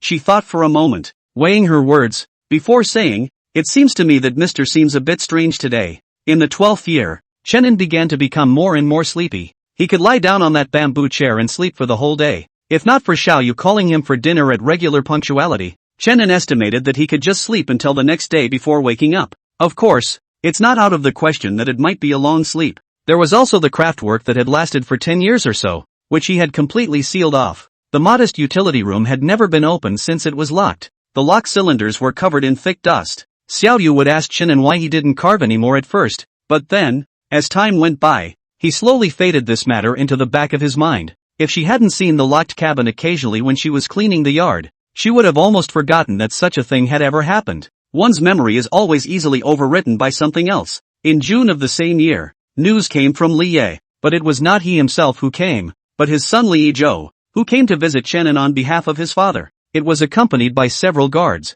After a short stay of 3 days in Guanping, Li Zhou left again without stopping, and also took away some of the books that Chenin had written on a whim some years before. The contents of the book were mostly some of the theories that Chenin had known when he was on the Blue Star. Although Li Zhou looked a little cloudy, he was still as if he had been given a treasure, and paid 3 obeisances to the small courtyard through the air. The 13th year of Lo's departure from An. It's the heat of September. This ordinary morning, Chenin woke up. He opened his eyes and instead of the familiar beams and roofs of the house, he was met with pitch blackness and not the slightest bit of light to be seen, as well as, expectedly, total paralysis. Chenin lost his eyes. Unlike those who were born blind or acquired blind, he was truly blind, because for others with symptoms of blindness, there is ultimately some light to be seen, and even a chance to feel the blurring of light and shadow. But not Chenin. He knew it was the last warning from this side of the world. Chenin didn't panic, just softly calling out to Xiaoyu as usual. He was suddenly a little glad that he hadn't lost his ability to hear voices. He heard footsteps outside the door and the sound of the door being pushed open with a creak. Xiaoyu's voice soon sounded. "What is it, sir?" she asked gently. Chenin answered truthfully. There was no hiding, nor was there any need to hide. Xiaoyu listened and froze in place for a long time. She opened her mouth to speak but nothing came out. Xiaoyu, thank you for being willing to take care of me for so many years. Chenin looked calm as he slowly narrated. He spoke a lot of nonsense in rare moments, but mostly implied that Xiaoyu could leave first on her own. Xiaoyu didn't know whether he couldn't understand or didn't want to. Anyway, she still decided to stay. She had actually had a feeling about it. She just didn't think it would come so quickly. Xiaoyu doesn't know or understand anything, but that doesn't stop her from being kind and knowing what's best for her. And in these muddled days, Chenin miraculously spent another 3 months. He lasted through the winter at the end of that year. It wasn't that he didn't want to wait, or couldn't find any other excuse. It was simply that life had come to an end. It snowed heavily in Guanting City that night. Chenin lay on the bed, quietly feeling the last moments of his life. No remorse, no complaints. There is just a bunch of fluttering and scattered useless thoughts. He thought ruefully, never trust a woman's bull ****** again. In the meantime, a secret realm of the Heavenly Diffusion sect. A young girl with white hair and red pupils suspended her meditation and slowly opened her eyes, because she felt an inexplicable pang. Luo Tsongan couldn't help but cover her chest with her hand, always feeling as if there was a big invisible hand that had just clenched hard on her heart. Hidden pain. What's going on? Did something go wrong with the practice? She tried to continue meditating, but she couldn't quiet her mind. So Luo Tsongan had to pull out the tiny wooden sculpture from his clothes and rub it against his chest. She thought to herself, hoping that the Q version of herself blessed her so that she could successfully break through to the middle stage of Qi cultivation so that she could go back to visit Sir at the end of the year. The young girl began to count the days in earnest, and she did so several times before she finally couldn't help but snicker. Just 2 last months left. When the time came for her to break out of the realm, she must give her master a surprise, and then sneak back to the small courtyard to see if Mr. had been having an affair with any bad women during these days of her absence. She couldn't help but feel a little afflicted at the thought. Should not. Mr. had promised her that even if she was going to marry and have children, she would have to let her take the lead before she could do so. Luo Kongan stayed in thought and suddenly frowned. She stared intently at the wooden carving in her hand. Obviously only 3 or 4 months have passed. Why is this wooden sculpture old like this? End of chapter. Chapter 57, a drink, a peck, a heavenly decision. Luo Tsongan was 15 years old and formally worshipped in the Heavenly Diffusion sect. There were many disciples of the sect, and countless other miscellaneous disciples of the outer sect, and she is, without a doubt, a lucky one. There was no need to climb up from the bottom step by step, and there was a Jindan elder as a backer in the opening, envying the others. Of course, what was even more enviable and even jealous was Luo Kongan's terrifying to the core talent. In just 1 month's time, Luo Tsongan realized the transformation from nothing to something. Although there was also the relationship of myriad true sparing no effort to help behind the scenes, no one could deny Luo Kongan's terrifying qualifications. Even once caused the attention of the patriarch, directly set her up as a true disciple, specifically for her to make an exception to open the clan's secret realm, allowing her to use it at will. One must know that cultivating in the secret realm for a month was enough to top the outside world for 3 months. However, such a heaven-defying secret realm naturally had extremely harsh conditions, putting aside the large amount of resources needed to be spent to start up first. Just the fact that only Qi-practicing cultivators were able to enter made this secret realm a bit tasteless to eat and a shame to discard. However, it was good to use it to cultivate a disciple of Luo Tsongan's exceptional talent, and because of this heavenly pride that Miaojin had brought back for the clan, she had managed to obtain the return to origin pill that she wanted. The returning to origin pill, with a very simple and crude function, could directly extend the lifespan of a cultivator. Jindan cultivator, life 4 or 500 years. Miaojin has almost come to the end. If there was no return to the origin pill to renew his life, he would most likely only end up with a grudge. A month after Luo Kongan arrived at the Heavenly Diffusion sect, at the entrance to the secret realm, the Heavenly Diffusion sect patriarch and myriad true stood not far away. Looking at the back of the white-haired girl stepping into the secret realm alone, the patriarch stood with his hands folded and couldn't help but have a smile on his face. This girl, regardless of her heart or talent, is truly extraordinary, especially this spirit rhythm Dao body, which can automatically further purify and compress the spiritual energy in her body. Terrifying as it is, if my Heaven Diffraction sect gets this heavenly pride, why would I worry that the sect won't prosper? The light of ambition flashed in the patriarch's eyes. To think that back then, the 4 major sects of the righteous path were all led by my Heavenly Diffusion sect. What a glorious sight! But now in my hands, I've been reduced to such a state. Miaojin echoed. I originally thought that the records in that ancient tome were only fabricated by cultivators,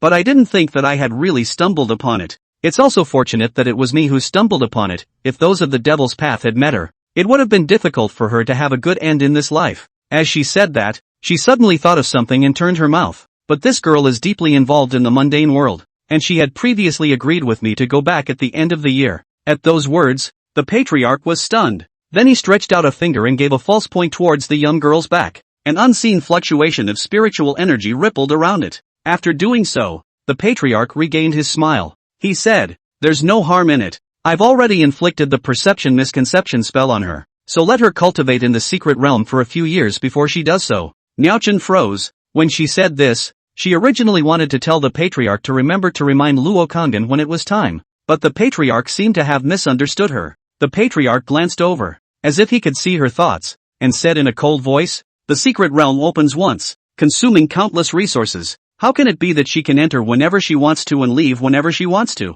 When her cultivation exceeds the upper limit of the secret realm, she will naturally be expelled from the secret realm. This has always been the case for my heavenly diffusion sect's cultivation of heavenly prides. I have yet to hear of anyone having to come out early." The patriarch paused for a moment, his tone calming down. "And if she wants to go home, my heavenly diffusion sect is not some sect that breaks off love. It's just a matter of letting her go back a few years later." But how could the patriarch not have imagined that Luo Tsomin's stay in the secret realm would be a full 13 years? Unusual heavenly pride, at best, would only stay in the secret realm for 4 or 5 years before being expelled compulsorily. But Luo Kangin could maximize the compression of her spiritual energy because of her different physique, so much so that her realm had remained at Qi practicing. But the strength of the spiritual energy in her body had long since rivaled that of the middle stage of foundation establishment. The day Luo Tsongin came out, the entire clan shook. The patriarch even greeted him personally. But what made everyone freeze was that this white-haired girl did not speak a single word to the patriarch.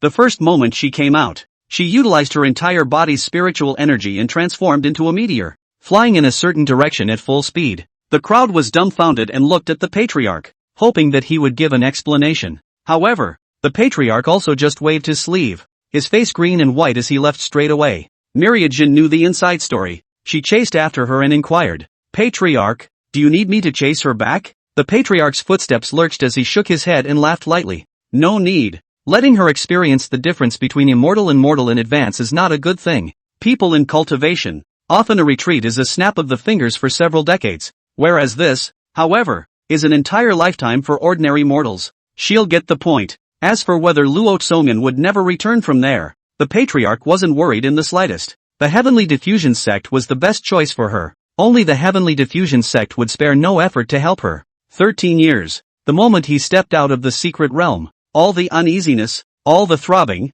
was transformed into a real-time change. When Luo Kangin realized this, she didn't get confused or hesitate, but flew towards Guanping City at the first opportunity. She didn't even have time to question it, to question why they were doing it. Fortunately, she had already mastered the method of aerial control in the secret realm, and her own spiritual energy was pure enough to support her aerial travel. Her speed grew faster and faster, and her long hair was blown by the air currents and fluttered in the air. Luo Kanggin's eyes were red. She couldn't think of anything right now, just forcing herself to accelerate in a blindfolded stream. A small city soon appeared at the end of the line of sight. Luo Kanggin's face was expressionless as he landed in the open space outside the small courtyard. Feet, making the plopping sound of sinking into the snow. The young girl was suddenly startled to realize that the entire city of Guanping was shrouded in a quiet white of snow. She couldn't help but think, it seems that the day I met Mr. Guanping, there was a good snowfall too. Luo Kanggin's body trembled a little, inexplicably hugging his arms tightly.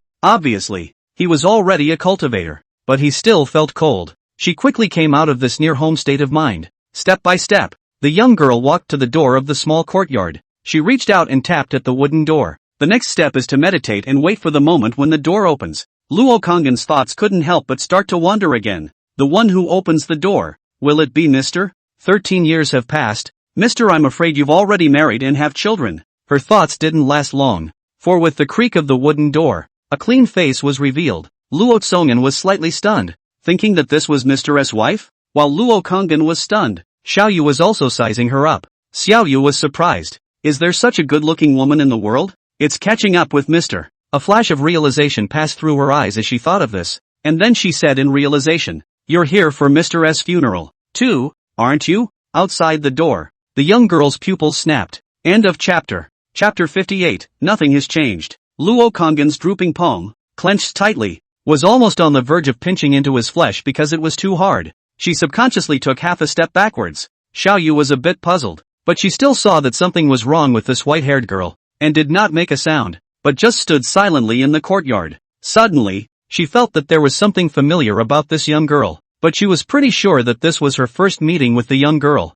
If they had crossed paths before, just based on the other party's stunning face and white hair, there was no way Xiao Yu wouldn't have been impressed. So where did the familiarity come from? Xiao Yu was wondering when she heard the young girl standing outside the door speak. Her voice was hoarse, as if she was suppressing many emotions. Burial, funeral. Drizzle nodded and confirmed. Yes, the funeral. She thought for a moment and added, "Are you the daughter of Mr. Chen's late friend?" She wanted to ask the other party if she had an old relationship with Mr. Chen, but on second thought, thinking of the age difference between the two, she added 2 words to the end. But Luo Kongyan didn't care that much. She just stared straight ahead. That was the state she was in after getting a definite answer. So much so that she didn't even listen to the sentence that followed. Funeral. The young girl's voice was light and airy, like a murmur drifting on the wind. Xiao Yu frowned. She felt that this person was really eccentric. She couldn't help but urge, "If there's nothing else for you to do, please leave early. I still have to continue to pack up Mr.'s relics." After she finished, she was about to close the door when she suddenly met Luo Kongyan's eyes. Those eyes were pitch black and dead, with no semblance of luster to be seen. Hollow, godless, unfocused even. All in all, it made Xiao Yu feel a bit intimidated somehow, and she shrunk her neck back, stopping the movement of her hand. The next moment, there was a hoarse voice that sounded again. "You, who are you, sir? You, why are you called sir?" Xiao Yu tensed up. She didn't really want to answer those 2 questions, but had the illusion that if she didn't answer them properly, it seemed like something really bad would happen. So she hesitated and said, "I am Mr. Chen's book boy. Anyway, that's how Mr. Chen called me in the beginning." After she finished the sentence, she saw that the young girl was still staring at her with one eye, so she had to continue. "As for sir, that's what everyone calls him, and Ma City Lord also told me to call him sir. So what's the problem?" Luo Kongyan was silent and shook his head. She took a step, like a worm wriggling, and little by little she moved through the door.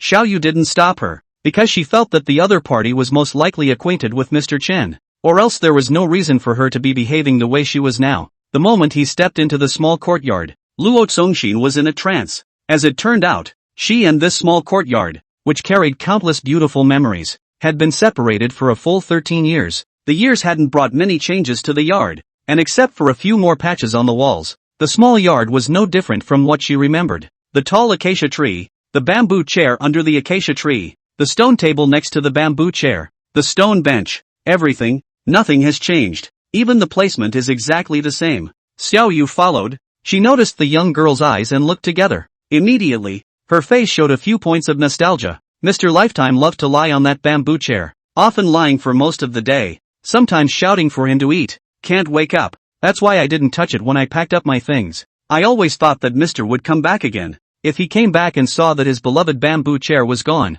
how sad would he be?" Xiao Yu said, thinking of something, and suddenly burst out laughing. "But it's possible. Mr. always looks like he doesn't care. Even if the bamboo chair is gone, I guess he'll just smash his mouth and say it's a pity." She rambled on, and these days, every time a mourner came by, Xiao Yu would talk more about things related to Mr. so that everyone would be a little more impressed with him. It was really because Chinon had lived too deeply in his past life, and even the Ma City Lord had a hard time seeing his face, let alone anyone else. And the people who will come to offer condolences, and most of them are from the capital. Xiao Yu heard Ma City Lord said, that are all Mr. Chen before in the capital to help people, and some of them are the early years of teaching brought students. As she thought of this, she spoke. "You are also from the capital, right?" "Actually, sir was buried 3 days ago, so if you're interested, you can wait until the 7th day of the first month to pay your respects together. By the way, I haven't asked what your name is." Luo Tsongan sniffed and turned her head slightly stiffly. She looked at this clear little girl and said back,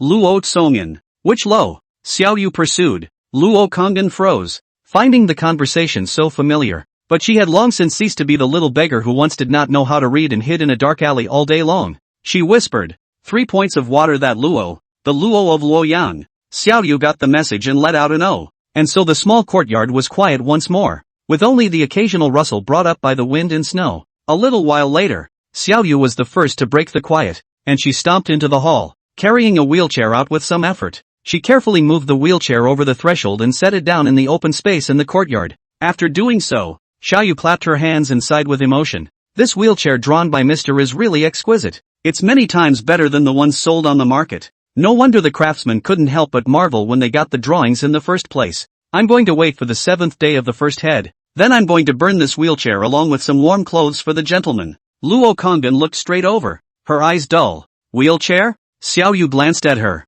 Yeah, wheelchair. Don't you know? Without waiting for Luo Kongren to reply, Xiaoyu then asked herself. That's right. It's quite normal that you don't know. After all, the capital is so far away. And it's not like Mr. would take the initiative to say anything. She walked to the back of the wheelchair and placed her hands on the handles, the wistful look in her eyes intensifying. My recollection is that it wasn't long after I arrived that the gentleman was in a wheelchair. It was an ordinary morning. And when I heard Monsieur calling from his room, I got up in a hurry and ran over to him.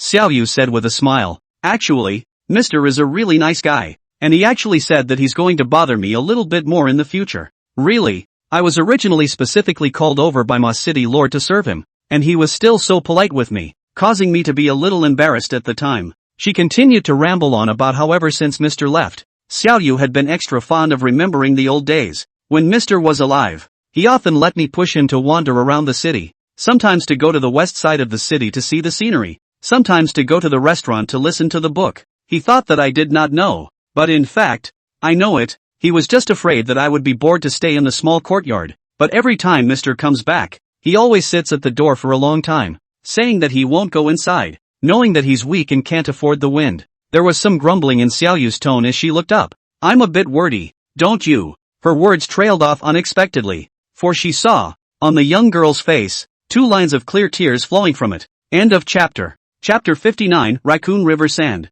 Are you okay? Xiaoyu was Luo from and this looked startled. She said to cry just cry. How even a sound does not bring sound. Really some scary. Luo Kongren shook his head, his voice as husky as ever. It's okay. She stepped forward and reached out to place her hand on the wheelchair, but reached halfway up and retracted. You go on. 4 words came out of her mouth. Although Xiaoyu found it strange, but it was rare to run into someone who was interested in Mr. Life, so she didn't pursue it too much. After all, these days, her heart was also suffocating, and there were so many words that she couldn't find a place to pour them out. She hesitated, some uncertainty on her face. Actually, I have a feeling that Mr. likes to sit by the door, not because he loves the breeze, but more like he's waiting for someone. I asked Mr. several times, but he always laughed and shook his head and wouldn't tell me. So after I asked a few times, I didn't continue. At those words, Luo Kongren's body trembled lightly. She began to move her feet again, like a slow wriggling worm, slowly approaching the hall. As he was about to cross the threshold, Luo Kongren stopped. Xiaoyu, on the other hand, looked at her back curiously, wondering what this young girl with white hair and red pupils, who looked exceptionally familiar, wanted to do. A short while later, she stepped forward and inquired, do you want to go in and take a look around? There's not really much left in there. It's empty, and I took most of it to be burned, because I heard from the people who perform the rituals that the things the dead used in life cannot be left in the young world for too long. Luo Kongren didn't say anything as she numbly turned around and walked towards another room next to her, still slowly, moving forward. The color of curiosity in Xiaoyu's eyes grew stronger as she followed Luo Kongren. The room looked smaller compared to the others, and the old wooden door was locked with a chain that was covered in thick dust, so I guess it hadn't been open for a long time. Xiaoyu took the initiative to introduce. This is the sundry room, which houses some small wooden figures carved by the gentleman. She paused for a moment, then said with a dazed look, I almost forgot. In fact, Mr. had a hobby during his lifetime, and that was carving these strange little wooden figures. At that time, Mr. every day, in addition to eating and sleeping, is to take the carving knife to days, although the carving out of the strange look, but anyone who looks at it, but to praise the fine. Even my city lord cannot help but want to ask Mr. hand it, but in the latter 2 years, the gentleman suddenly stopped carving again, and when I asked him why, he kept digressing. Xiaoyu sighed. I always feel that Mr. is hiding so many stories in his heart, but unfortunately I am too stupid for Mr. to want to tell them to me. She looked at Luo Kongren and laughed, and if you ask me, those little wooden people look really strange, eh? You'll never guess. Luo Kongren suddenly spoke, interrupting her. Big head, no neck, short limbs. Xiaoyu was stunned. She looked surprised. I can't believe you know. Luo Tsongan put her hand into her chest and took out the wooden sculpture that Mr. had given her when they parted earlier. Because of the age, The wood carving is a wholesome slight deformation.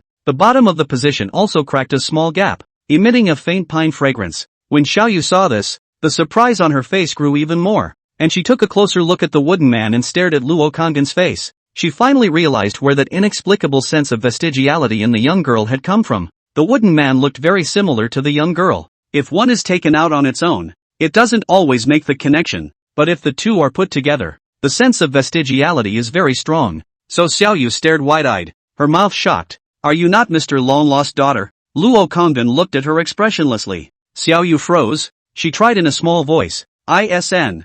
It? At the same time, she was muttering inside. If you are not the daughter of your late husband's wife, or his long-lost daughter, can you still be his wife? Luo Kanggen ignored her, but walked straight up and gently pushed the wooden door of the utility room. The chains loosened and clattered. Xiaoyu reminded. I'll get the key from the hall if you want to go in, she said, turning to go to the hall, but Luo Tsongen voiced out to stop her. No need. Then, Luo Kanggen stretched out her hand, and the entire chain, which was thicker than her arm, directly broke from it. When Xiaoyu saw this, her eyes were round and her mouth opened into a round pigeon's egg. The chain landed heavily on the ground, bringing up a cloud of dust. Lo pushed through the door. In the face of it, there is a fine dust that flutters everywhere in the air, and they are clearly visible in the sunlight. As well, an unpleasant odor of rotting, moldy wood. One oddly shaped wood carving after another comes into view. They have been locked away in this tiny utility room for years, and now they are finally seeing the light of day. Because no one had taken care of it for a long time, the body of the wooden sculpture was covered with thick ash, and the form was cracked, just like the one Luo Tsongen treasured in his arms. The young girl leaned against the door, staring blankly into the door, looking as if she were dumb. Xiaoyu walked over. She covered her nose with her hand and looked towards the door in the same way. The next moment, she looked at the neatly arranged wooden carvings all over the room in front of her and couldn't help but sigh. So many just the last few empty seats left. Actually, I've never understood why Mr. suddenly refused to carve in the first place, when it was obvious that there were only a few more to go before the pile was full. This was a question that Xiaoyu didn't know, and Luo Kanggen was naturally even less likely to know. She suddenly snapped. Does Mr. He have anything to say before he dies? In response, Xiaoyu tilted his head to think about it and said, when Mr. left, he was very calm, but I didn't hear him explain anything. Speaking of which, Xiaoyu's eyes lit up as she ran back into the hall, then walked out clutching a stack of old, yellowed rice paper. She put the rice paper away carefully, then looked at Luo Kanggen expectantly. You're from the capital. Surely you know a lot of words. These are all found in Mr. S' room. A lot of them I can't read. Can you read them to me? Xiaoyu does know some words, but not many. 2 days ago there was a gentleman from the capital called Li Yizhou. Xiaoyu had wanted him to help read, but Li Yizhou just hurriedly put on a few columns of incense, and then hurriedly left again, not even bothering to look at Xiaoyu one more time. So Xiaoyu had to put his hopes on the young girl in front of him. After all, the other party, unlike the others who had come to pay their respects, seemed to be a little more interested in what was going on with Mr. himself. Luo Kanggen's gaze slowly moved away from those wooden carvings, finally stopped on the pile of yellowed and even a little tattered edges of the rice paper. She picked up the top one and softly read, Who remembers that the west wind is cool alone? The rustling yellow leaves close the window. Contemplating the past standing in the waning sun. The voice suddenly paused as he read this. What's wrong? Xiaoyu was listening carefully with her ears perked up beside her. She was puzzled to see Luo Kanggen stop. There was some extremely slight trembling in the fingers of the young girl holding the rice paper, because she remembered the first poem that Mr. read to her that early morning, which was also this raccoon brook sand. She remembered that she had very capriciously interrupted Mr. Luo Kanggen's voice shivered as he forced himself to read on.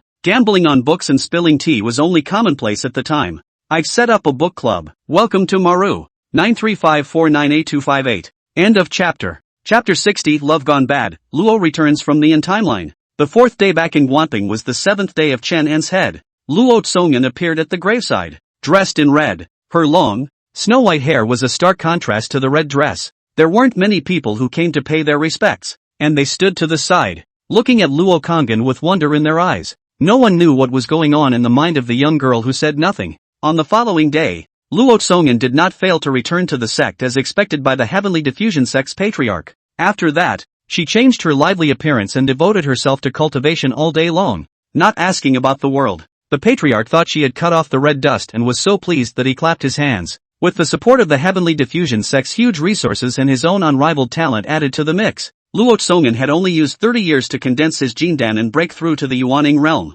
One must know that at this moment, the Heavenly Diffusion Sect Patriarch was only at the late Yuaning stage. Everyone was waiting for the day when Luo Kangen would show his sword. There was no doubt that she was a big gamble that the Heavenly Diffusion Sect had plugged all of. She was a heavenly pride that was rare in the immortal cultivation world for 1,000 years. Luo Kangen's fame was no longer limited to within the Heavenly Diffusion Sect either. The youngest Yuaning cultivator in the past 1,000 years was unknown, but no one expected this white hair, red pupils, the appearance of the talent of the two outstanding talent, bright first sword, but it is hard to cultivate her 30 years of Tianyan sect. She secretly colluded with the righteousness of the mortal enemy of the Heavenly Devil sect, inside and outside. A white dress hard dyed red. On that day, the blood mist above the Heavenly Diffusion sect was miserable and filled the area for hundreds of miles without stopping. The whole clan up and down a total of 1,349 cultivators. None of them were spared. The corpses were everywhere, and the blood flowed for more than 10 miles. When this matter came out, it shocked the entire immortal cultivation world and officially started the endless pursuit of Luo Kangen. She was scorned and abused by the world, ungrateful and wolfish. The unspecified destiny was also completely marked at this moment. The world is a big dream, and life is a few autumns away. In the cave residence of the fourth peak master of Qingqing Mountain, Chen An's eyes gradually regained clarity. Although it seemed like he had lived a full life in his memories, returning to reality was just a snap of the district's fingers. The first thing he felt was a touch of fragrance. Well, and wide open to unimaginable softness. Chenin took a deep breath and raised his head to lock eyes with the woman who had taken him into her arms. In those red pupils were thoughts and love that couldn't be melted away. Even after traveling through time and space, it has not faded one iota. The woman purred softly. Ring a bell? Mister. Chenin was silent for a little while and spoke. Perhaps. You can untie me first. But he didn't expect that his casual remark would cause the woman in front of him to suddenly freeze. She looked straight at Chenin, her hair disheveled, and her expression was actually somewhat indescribably twisted. She came up to Chenin's ear, her voice very soft. Sir, do you want to leave behind Fruman? Again? On that last word? Luo Tsongan intensified his pronunciation. Chenin was somewhat helpless. Perhaps he had moved his feelings towards Luo Kangen, but that was definitely also a kindred spirit. Never to the point where the other party was so exaggerated and even called it pathological. Seeing that Chenin didn't say anything, the woman became anxious. She took Chenin back into her arms as soon as she could and held on for dear life, as if she was afraid of suddenly disappearing. The woman's mouth murmured, "No, it won't. Sir, there's no way I'm letting you go this time. I'm going to lock you up forever and ever and ever." Suddenly plunged into the raging waves, Chenin instantly felt his mind and heart shake with it. He fixed his mind and said in a deep voice, "Luo Tsongan, since you know that I'm your husband, how dare you commit this treacherous act?" But the woman apparently didn't even hear his words in their entirety, and just reached out to roam around and caress Chenin's cheeks. She suddenly smiled. "Look, you're finally willing to admit it, Mr. Luo Kangen inexplicably licked his lips, a strange luster shining in his eyes. What would Mr. Teenage taste like? Chenin only felt a rush of scalp numbness and couldn't help but drink. You claim to honor me as a gentleman. So do you want to see what you're doing? I see you're really in love gone bad." Chenin's words ended abruptly, because the fawning woman in front of him suddenly fell straight down towards him. The two inevitably collided with each other with a muffled thud. After a few short seconds, Luo Kangen opened his eyes again. Her pupils changed, and instead of the weird red pupils, they took on a normal black color. The craziness and sickness in his eyes was disappearing little by little. The woman's expression was no longer distorted, but a touch of quiet softness, and her whole body exuded an air of holiness. In just a few seconds, it was as if he had changed directly into a different person. Chenin gazed at this brand new Luo Kangen, and consternation could not help but rise in his heart. The woman, on the other hand, frowned tightly as she cruised around, her brow guilty. It was a long time before she spoke slowly, breaking the silence. "I am Lin Jingxiu's master." Chenin looked at her silently and didn't say anything. Luo Kangen sighed. "As you can see, she and I share a body, but are two completely different consciousnesses." Chenin's eyes moved slightly as he asked in confusion, "What do you mean, taking away the body?" Luo Kangen shook her head as she stood up and distanced herself a bit from Chenin. "It's not a takeover, technically. I am her and she is me." According to her, after breaking through the void and traveling through time and space, in order to find you, she transformed into thousands of bodies and wandered through various worlds and corners, and I am one of her incarnations in this world. In theory, after finding you, I should have fused with her long ago, but I don't know what point in the middle went wrong, and I ended up where I am now. Chenin fell silent. He had to admit that he was a bit shocked by Luo Kangen's persistence. He had met the other man in just 7 short years. Maybe 7 years is a long time for the average person. Long enough to last a lifetime. But she was a cultivator. A cultivator with outstanding natural talent. How many more than 107 years of life did she possess? A little while later, the cave resounded with a soft sigh from Chenin. Why bother? So what exactly happened after the slaughter of the Heavenly Diffusion sect in the first place? Faced with this question, the woman couldn't answer. I have no memories of her. And the only way you'll get an answer is to ask her yourself. And where is she now? Luo Konggen's palm, which was hanging at his side, was slightly squeezed and released. She returned, in order to awaken your memories. She used up too much of her aura and had no choice but to fall asleep. As for when I'll wake up, I don't know, but you can tell them apart by the color of their pupils. The one with red pupils is the paranoid, crazy Luo Fremen. Chenin was stunned and thought of something. What about gray hair? Luo Konggen looked over and for some reason, she was suddenly a little inexplicably annoyed. I don't know. The cave was quiet again. It was only after a while that Chenin opened his mouth. So, can you untie me now? End of chapter. Chapter 61. Go on. I'm listening. The atmosphere inside the cave was a bit awkward. Luo Konggen straightened his slightly disheveled Taoist robes and coughed lightly. It's not impossible to let you go, but you have to agree to one condition. Chenin looked up at her. What conditions? Luo Konggen mused. Today's matter will definitely cause Xiaoqiu's misunderstanding. You have to promise me to hide it for me. Chenin frowned slightly. It's not that difficult. There's actually nothing between me and you. So just find an excuse and gloss over it. But this one body and 2 souls of yours, what exactly are you going to do with them? Have you thought about it? Chenin's words caused Luo Konggen to fall silent. She leaned against the stone wall, looking confused. If it wasn't for this other consciousness that had suddenly appeared in her mind, she would have been a peak master of Qingcheng Mountain who was admired by 10,000 people. A strong person who stood in the first echelon at the beginning of the recovery of aura. Oh no! She had successfully built her foundation with the help of another consciousness. And in terms of her current realm alone, she was already at the top of this world.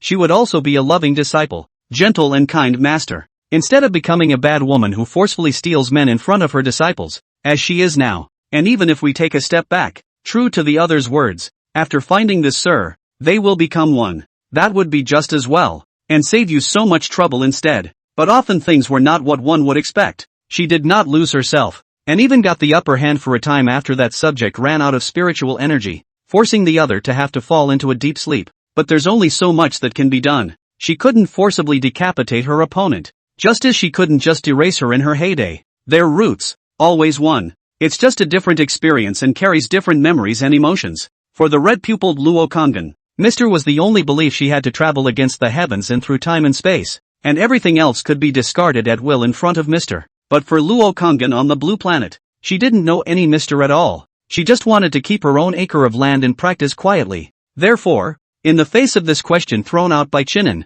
Luo Konggen had no way to answer. After all, what happened to her was just too amazing. The woman thought for a long time, but only 4 words came out of her mouth. I don't know. Not only could Luo Konggen not find an answer, but Chenin was just as unable to give one. His always peaceful mind fluctuated a little for the first time today. It's like a pool of stagnant water that suddenly ebbs and flows with the injection of a new source of water. A short while later, Chenin spoke again. So, can you untie me now? This is the 3rd time he's said this. Luo Konggen's expression stagnated. Then her plain hand hidden under her Taoist robe lightly pinched the spell, and the spiritual vines that had been wrapped around Chenin's body disintegrated. Chenin finally regained his freedom. He couldn't help but sigh in his heart. It seems that being immortal doesn't mean you can wave around. Especially if you run into some unreasonable one. You'll tie him up in a minute. A clean slate may be about to be destroyed. At this time, Luo Konggen on the opposite side opened her mouth. She said, let's put it this way. When the time comes, let's say that you're exceptionally gifted.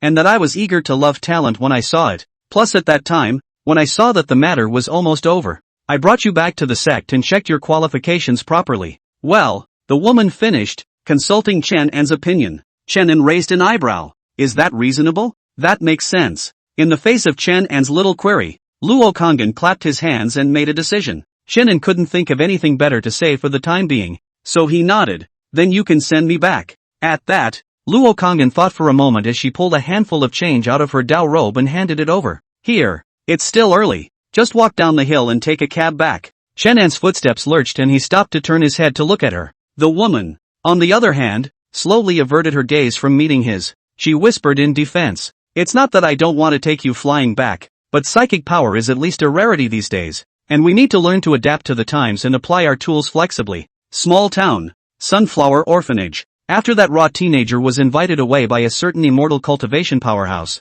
Wang Ju immediately displayed his professionalism. He first greeted the female members of the team and sent the unconscious Zheng Qing and Lin Jingqiu to the hospital. 2 more people were arranged to collect Zhang Asi's body and send it to the nearest stronghold of the Bureau of Unnatural Affairs as soon as possible. Otherwise, if we delay a little longer, I'm afraid we'll be cut off by our arriving counterparts. As for himself, he took the rest of his men and together they began to clean up the battlefield. To put it bluntly, it's street sweeping. After all, the white, yellow, and unnamed foul-smelling liquid was dripping all over the place. Not someone of their mental toughness would necessarily have the guts to get their hands on it. They moved quickly and quickly restored the entire street to its original condition. After doing this, Wang Jiu dismissed his men and came alone to the kiosk that he had temporarily commandeered earlier. He cleaned himself up a little and straightened his instrument in the mirror before stepping towards the orphanage not far away. Unlike the frightening and terrifying commotion outside the institution, this small orphanage seemed to always be in a state of age-old tranquility. Wang Jiu walked through the door just in time to hear a sound of reading coming from the classroom. He looked around and found a petite figure sitting silently on the steps outside the classroom. A waterfall of long hair fell down, covering most of the girl's face. Wang Jiu was here to wipe the ass of that Qingqing mountain bigwig, because in his perspective, the teenager who walked out of the orphanage was clearly not a bad guy, and had actually saved their lives. And looking at the way the big man was treating the teenager at the time, there must have been something else going on as well. That's why he was planning to come to the orphanage to let him know. But now Wang Jiu is a little difficult. He only knows that the teenager is from the orphanage, but does not know his last name. A time do not know how to speak. Just then, a stylishly dressed centerfold teenager came out of the next bathroom cursing. The next moment, he looked a little surprised when he saw the strange man standing in the clearing. Qin Shou frowned and shouted at the man. "Hey, over there, something wrong?" Wang Jiu heard the shout and turned around. He didn't have the slightest bit of a big shot's demeanor, and even though Qin Shou's tone was impulsive, he only greeted him with a smile on his face. He very patiently explained, "This little brother, it's like this. I'm from the Qing City Police Department. A robbery of an extremely bad nature just happened outside. But don't worry, the criminals have been stopped by us in time." When Wang Lak said this, his head turned and he randomly hard-coded it. "But it just so happens that the orphanage walked out of a young man about your age. He saw the righteousness, helped us a great deal, so I also came to inform you that he had to go back with us first to do a statement. For a moment and a half may not return." His words suddenly paused as a handsome, ragged-looking teenager walked through the door and appeared in the sight of the 2 men. Chenin was stunned when he saw that both of them were staring stupidly at him. He then looked at Wang Jiu. "Keep talking, I'm listening." End of chapter. Chapter 62 got into a fight with a woman? Wang Jiu walked away. Only his distant back was slightly awkward, accompanied by Qin Shou's whispered mutterings. "Tay meow. This year's crooks are really excessive. Cheating people to the countryside even if actually run the welfare center to cheat. Really heartless." Chenin patted him on the shoulder and sighed. "Perhaps, just a good-intentioned lie?" Qin Shou was just about to retort, when he suddenly noticed the tattered and torn clothes on Chenin. His face changed, and a nameless fire rose in Miso. Yasuko, who did you get hit by?" He rolled up his sleeves as he spoke, with a righteous look of aggressiveness to avenge his brother's death. Chen Jing quietly watched him perform. So Qin Shou imagined, "Don't stop me. I have to get justice for my brother today," and other domineering words. "Can only choke on the side of the mouth," he said a little resentfully. "It's really okay?" Chenin shook his head. "It's fine." But Qin Shou still expressed his skepticism. "I'm just going to go up to a big number. How did you get so messed up?" He rubbed his chin in deep thought, still feeling that Chenin was most likely being bullied by someone, but was just embarrassed to admit it due to his face. Chenin lazily ignored him, turning around and walking straight towards the tiny figure on the steps. The girl was staring blankly ahead when she heard movement and inclined her head. "What's wrong?" "Not much, just ran into something and got delayed." She didn't pursue what was going on specifically, but suddenly brought her head a little closer, her tiny nose twitching slightly. "Brother Chenin, you fought with someone?" Apparently she had also heard the conversation between Chenin and Qin Shou just now. Chenin was helpless. "Don't listen to his nonsense. It's not like you don't know my nature. How could I possibly fight with someone?" She gave a shallow "oh" and didn't speak anymore. Chenin sat down next to her, reached out and twisted a handful of silky hair and continued to braid the previously unfinished braid. For a moment, the only sound left was the slight breathing of the 2 men. A little while later, She suddenly opened his mouth. His voice permeated with a ghostly flavor. got into a fight with a woman? The next day, Chenin got up early. He came to Qin Shou's bedside, ignoring the other man's protests, and dragged the teenager stiffly out of bed. Qin Shou was wearing a chicken nest head and 2 large dark circles under his eyes, yawning frantically. One look at it is that I was on my cell phone until midnight last night and refused to go to bed. Hey, Yasuko, we're just saying, it's not easy to take a vacation. Can you let me get a good night's sleep? Qin Shou rubbed his hair in annoyance, his tone full of complaints. Chenin glanced at him. Don't you have a car? Accompany me somewhere. He could actually run there himself with his spells, but like Luo Kongan said, running wasn't as practical as riding in a car. However, if it was refined into a magic weapon in the future, it could be used as a means of transportation. Hearing this, Qin Shou froze, a hint of curiosity being aroused in his heart as he asked, "Where to?" "The 7 Stars Herbal Market in the next city over. Next to K City." There was also a city that was somewhat smaller in size compared to it. 7 Star City. The two places are about 100 kilometers apart, and the whole drive on the highway takes about an hour or so. The city of 7 Stars is a nationally recognized trading and growing base for herbal medicines, where they are produced to rave reviews. Chenin had come here to look for some medicinal herbs that could be of use. He was going to refine an elixir called the Face Nourishing Elixir to help Chen Shi restore his face. This idea was not improvised. As early as the first time he knew that he could cultivate immortality, Chenin had been thinking about it in his mind. Standing in front of the plaque bearing the word 7-Star Medicinal Herb Trading Market, Qin Shou scratched his head in puzzlement. "Yasuko, you woke me up early in the morning and went through all this trouble to drive 100 or so kilometers just to run over here to buy Chinese medicine?" He couldn't help but spit out. "Have you been tricked by some old charlatan Chinese medicine practitioner? And even if we want to buy it, we can buy it online, which requires a personal trip." Chenin didn't explain, just took a step and walked into the market. A strong odor of Chinese medicine hit his nose. Although it is still early in the day, the market is already crowded. The flow of people is very dense, yelling from time to time, enough to see the popularity of this place. Most of those who would come to the 7-Star Herbal Market specifically were here to talk about bulk wholesale business, and retail like Chenin was relatively rare. Stores lined the roadside, and there were many stalls extending out from the doorways with neat piles of medicinal herbs of every kind. Nourishing Face Pill was not a high-level pill in the immortal cultivation world, and the required herbs were relatively simple and quite a lot. Chenin swept his eyes over them one by one, and was able to tell at a glance the approximate year and potency of these herbs.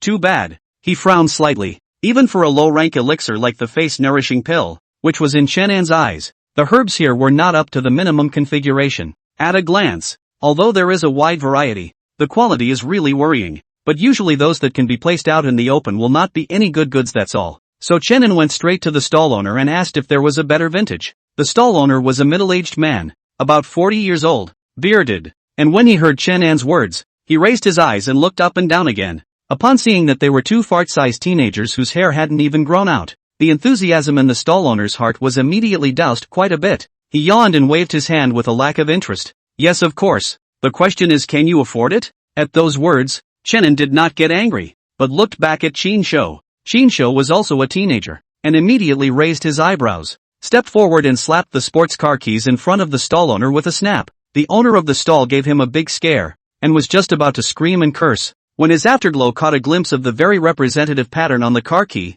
and he turned his words sharply. "You stepping horse, is really a nobleman. Come, come, 2 honored guests. Inside please." The stall owner's change of face became incomparably smooth, smiling and with a warm face, pulling Chenin and the 2 of them towards the house. Qin Shou's face didn't move, and he gave a very measured In fact, the heart is called a dark pleasure. Doggone it. This kind of male protagonist's classic pretending exploit really still need me to personally come out to the right flavor. They went into the inner room, and the stall owner took out another pot of tea with the finest tea leaves specially prepared for his honored guests. It was only after that we talked about the herbs. Hearing that Chenin was asking for quality, not quantity, the stall owner brought the 2 of them to a remote corner of the herb market again. There was a stall set up there as well, but compared to the one at the gate, it looked much colder and smaller. The stall owner introduced, "This is my own family brother. We in the 7 Stars this side of the dry herb business are decades. My stall, although all are artificial planting and breeding, but my brother this,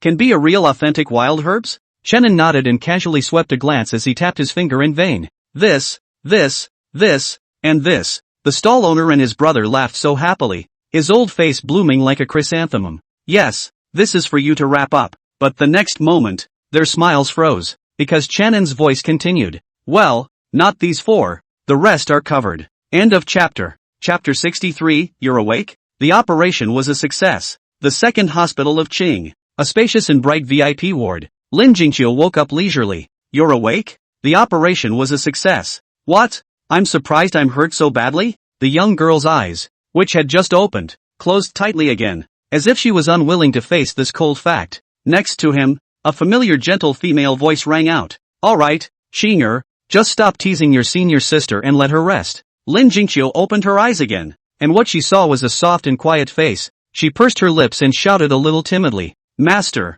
nothing else? It was really the scene before the dislocation and unconsciousness that had given her too much of a shock, and she hadn't been able to slow down a bit until now. How could the master, who had always favored himself, do something so heartless? However, what Lin Jingqiu cared more about than master throwing her casually to the ground, was master's headlong move into the arms of some teenager. Luo Konggen's face was also a bit uncomfortable, obviously knowing what Lin Jingqiu was thinking. She coughed softly, a gentle, doting smile on her face as she reached out and gently took the young girl's palm in hers. It's okay, Shui, the doctor said you're just a little out of it. Lin Jingqiu gave a good-natured Her eyes moved slightly as if she wanted to say something, but she didn't feel too good, so she lowered her head so that no one could see her expression. Luo Konggen's heart couldn't help but tighten when he saw this. She turned around and rushed at Zheng Chang, who was standing by the side. You go out first. I still have something to say to your senior sister. Although curiosity flashed across the latter's face, he could only obediently respond and withdraw. The hospital room fell silent with the snap of the door closing. Luo Konggen organized his language and spoke tangledly as he had discussed with Chenin. Actually, maybe, probably, after about a few minutes, the woman's narrative was complete. On the bed, Lin Jingqiu slowly raised her eyes as she nodded in realization. Master, what you mean is that you originally intended to come over to save me, but as a result, you didn't expect to run into Chenin. You saw that he was actually able to exterminate the evil cultivator, so you became suspicious, which is why you sought to confront him in the first place. It turned out later that he was just simply gifted and self-taught, and did not cultivate any evil gong methods or be possessed by anything strange and weird. Luo Konggen averted his gaze slightly sheepishly and hummed. The young girl rubbed her chin. A touch of joy surfaced under her eyes as she hurriedly said, doesn't that mean that Chenin is really powerful? She had only been able to vaguely sense Chenan's unusualness before, but didn't have a clear idea. Now that she had received Master's affirmation, Lin Jingqiu was a little excited. It's like a confirmation of your own unique vision. Then, she thought of something and suddenly asked, then why did Master want to talk to him? She blushed slightly and didn't say the latter half of the sentence, but Luo Konggen had already adjusted her mind at this time. She explained in a serious manner. At that time, things were in a hurry. I was afraid that the evil cultivator was still hiding some evil follow-up means. That's why I came into close contact with him, to make it easier to probe whether there was a ghost in his body. Really? Just for a body check? Lin Jingqiu pursued the question as if he were convinced. Really? Seeing her master nodding affirmatively, a bright smile finally reappeared on the young girl's face. Although the reason given by the woman was a bit bizarre, Lin Jingqiu was still willing to believe her. After all, this is the most favored master and the character is still Qingqing Mountain is famous for its warmth and relatability. Plus she couldn't think of any reason for the master to lie. So the young girl leaned forward slightly and reached out to give the woman on the bed a big hug, only to hear Lin Jingqiu attached to the master's shoulder. Whispered, in fact, I'm just a little bit curious. You see me at the beginning of the most resisted not to ask La. I am the most trusting master. The young girl's sudden warmth took Luo Konggen a bit off guard. Her eyes flickered, wanting to speak. A strong sense of guilt could not help but rise in her heart as well, making the woman sit up a bit. Fortunately, Lin Jingqiu had the good sense to withdraw her hand in time. She playfully blinked her eyes and said, Master, since Chenan's talent is so powerful, why don't you take him into Mount Qingcheng as a disciple as well? Look at the other peaks which are not numerous disciples under the door. Just our fourth peak is cold and quiet. Lin Jingqiu said, suddenly covering her mouth. Kukuku giggled, because when she thought of Chenan's tugging and pulling appearance, yet she had to honestly call her senior sister, the corners of her mouth pressed up a bit. Moreover, she was really thinking about the fourth peak, and this was clearly a win-win situation for everyone. Luo Konggen, who was sitting on the edge of the bed, was stunned when he heard this, and then his expression became odd. If she remembered correctly, in the other side of the world, she should have to call Mr. Chenin, but now Lin Jingqiu was asking her to take Chenin as her disciple. Chenin and Lin Jingqiu were classmates again. No. Luo Tsongin shook his head, thinking what's going on here? Why is it getting more and more confusing? More and more wrong. She politely refused. Qingcheng Mountain's acceptance of disciples is not child's play. Is it as simple as you want to accept? And immediately the college entrance examination is approaching. All of you good seedlings will be unified after this college entrance examination, and promoted to the official-led cultivation of Immortals Joint University. At that time, whether it's food, drink, or cultivation, it will all take place there. So why bother to worship the fourth peak? Thinking of something, she added, and maybe I'll be invited over as a teacher. 2. 7-Star Herbal Market. Chenin and Qinshu stepped out, both of them carrying large bags of valuable Chinese herbs in their hands, attracting many astonished looks along the way. Qinshu changed his usual flamboyance and didn't complain anymore, just silently walked to the trunk and put the herbs away. Chenin sat in the passenger seat and craned his head to look out the window as he casually asked, "What's wrong? Not a word?" Qinshu closed the car door, pulled on the seatbelt,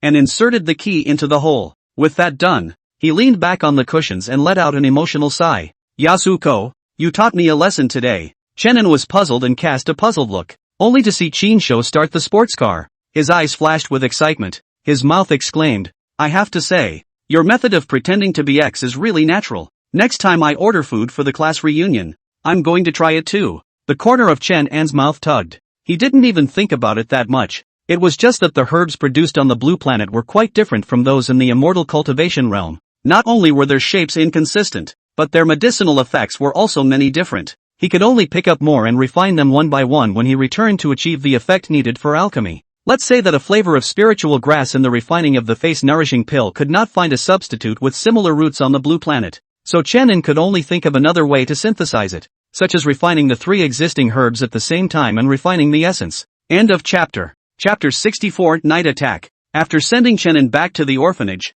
Qinshu did not get out of the car and directly went back to Qing City by the way. Chenin, on the other hand, was alone, carrying a large pile of herbs to the kitchen. The orphanage's kitchen was of that classic country style, with no natural gas or gas stoves, just a big iron pot and stove. Chenin chose this place to focus on a grounding. Alchemy, in the immortal cultivation world, is almost a skill that is essential for all hands. The difference is only the talent level and specialization or not. Those cultivators who could quietly delve into the Dan Dao for dozens or hundreds of years were often the ones that everyone else fought to please as well. The path of the Dan Dao required a huge amount of resources, and if they didn't have a powerful clan at their backs, there would rarely be any casual cultivators who had made a name for themselves. When Chenin was cultivating, he had not deliberately delved into alchemy, but some of the more basic pills. He had still refined them for fun when he had nothing to do. Most of the pills that were refined were also casually eaten by him as candy beans. There were 3 types of pills that he currently intended to refine, namely the face-nourishing pill and the yuan recovery pill,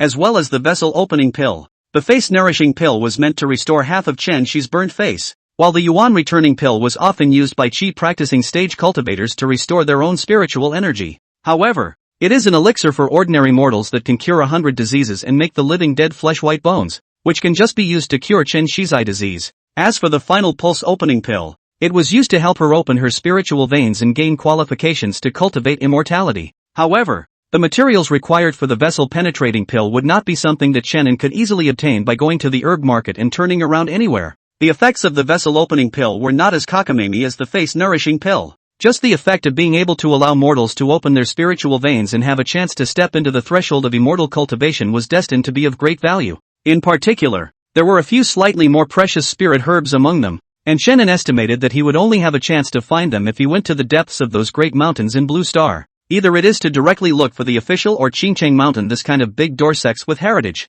They must have more or less some hidden goods. It is not a bad choice. As Chenin pondered, he stretched out his finger and made a false point in the air, only to see those sealed medicinal herbs. After being ordered by him, they flew up out of the air like a scene from an immortal cultivation anime. They floated in the air, dribbling around Chenin. Immediately afterward, Chenin once again stretched out a finger, and a wisp of spirit flame emerged from the tip of the finger with a swoosh. The spirit flame split into 4 and flew towards the medicinal herbs in a hurry. As soon as the two came into contact, the medicinal herbs quickly melted and turned into a mass of spiritual liquid of different colors. This is undoubtedly a phenomenon that defies physics. For if it were a flame on the blue planet, no matter how high the temperature, dry burning like this would only yield a pile of useless ash. However, the spirit flame that Chenin used was different. The very existence of the practitioner is empirical evidence that disproves all theories. 2 pills with smooth body surfaces and a white jade luster were quickly revealed. Chenin did not turn red in the face,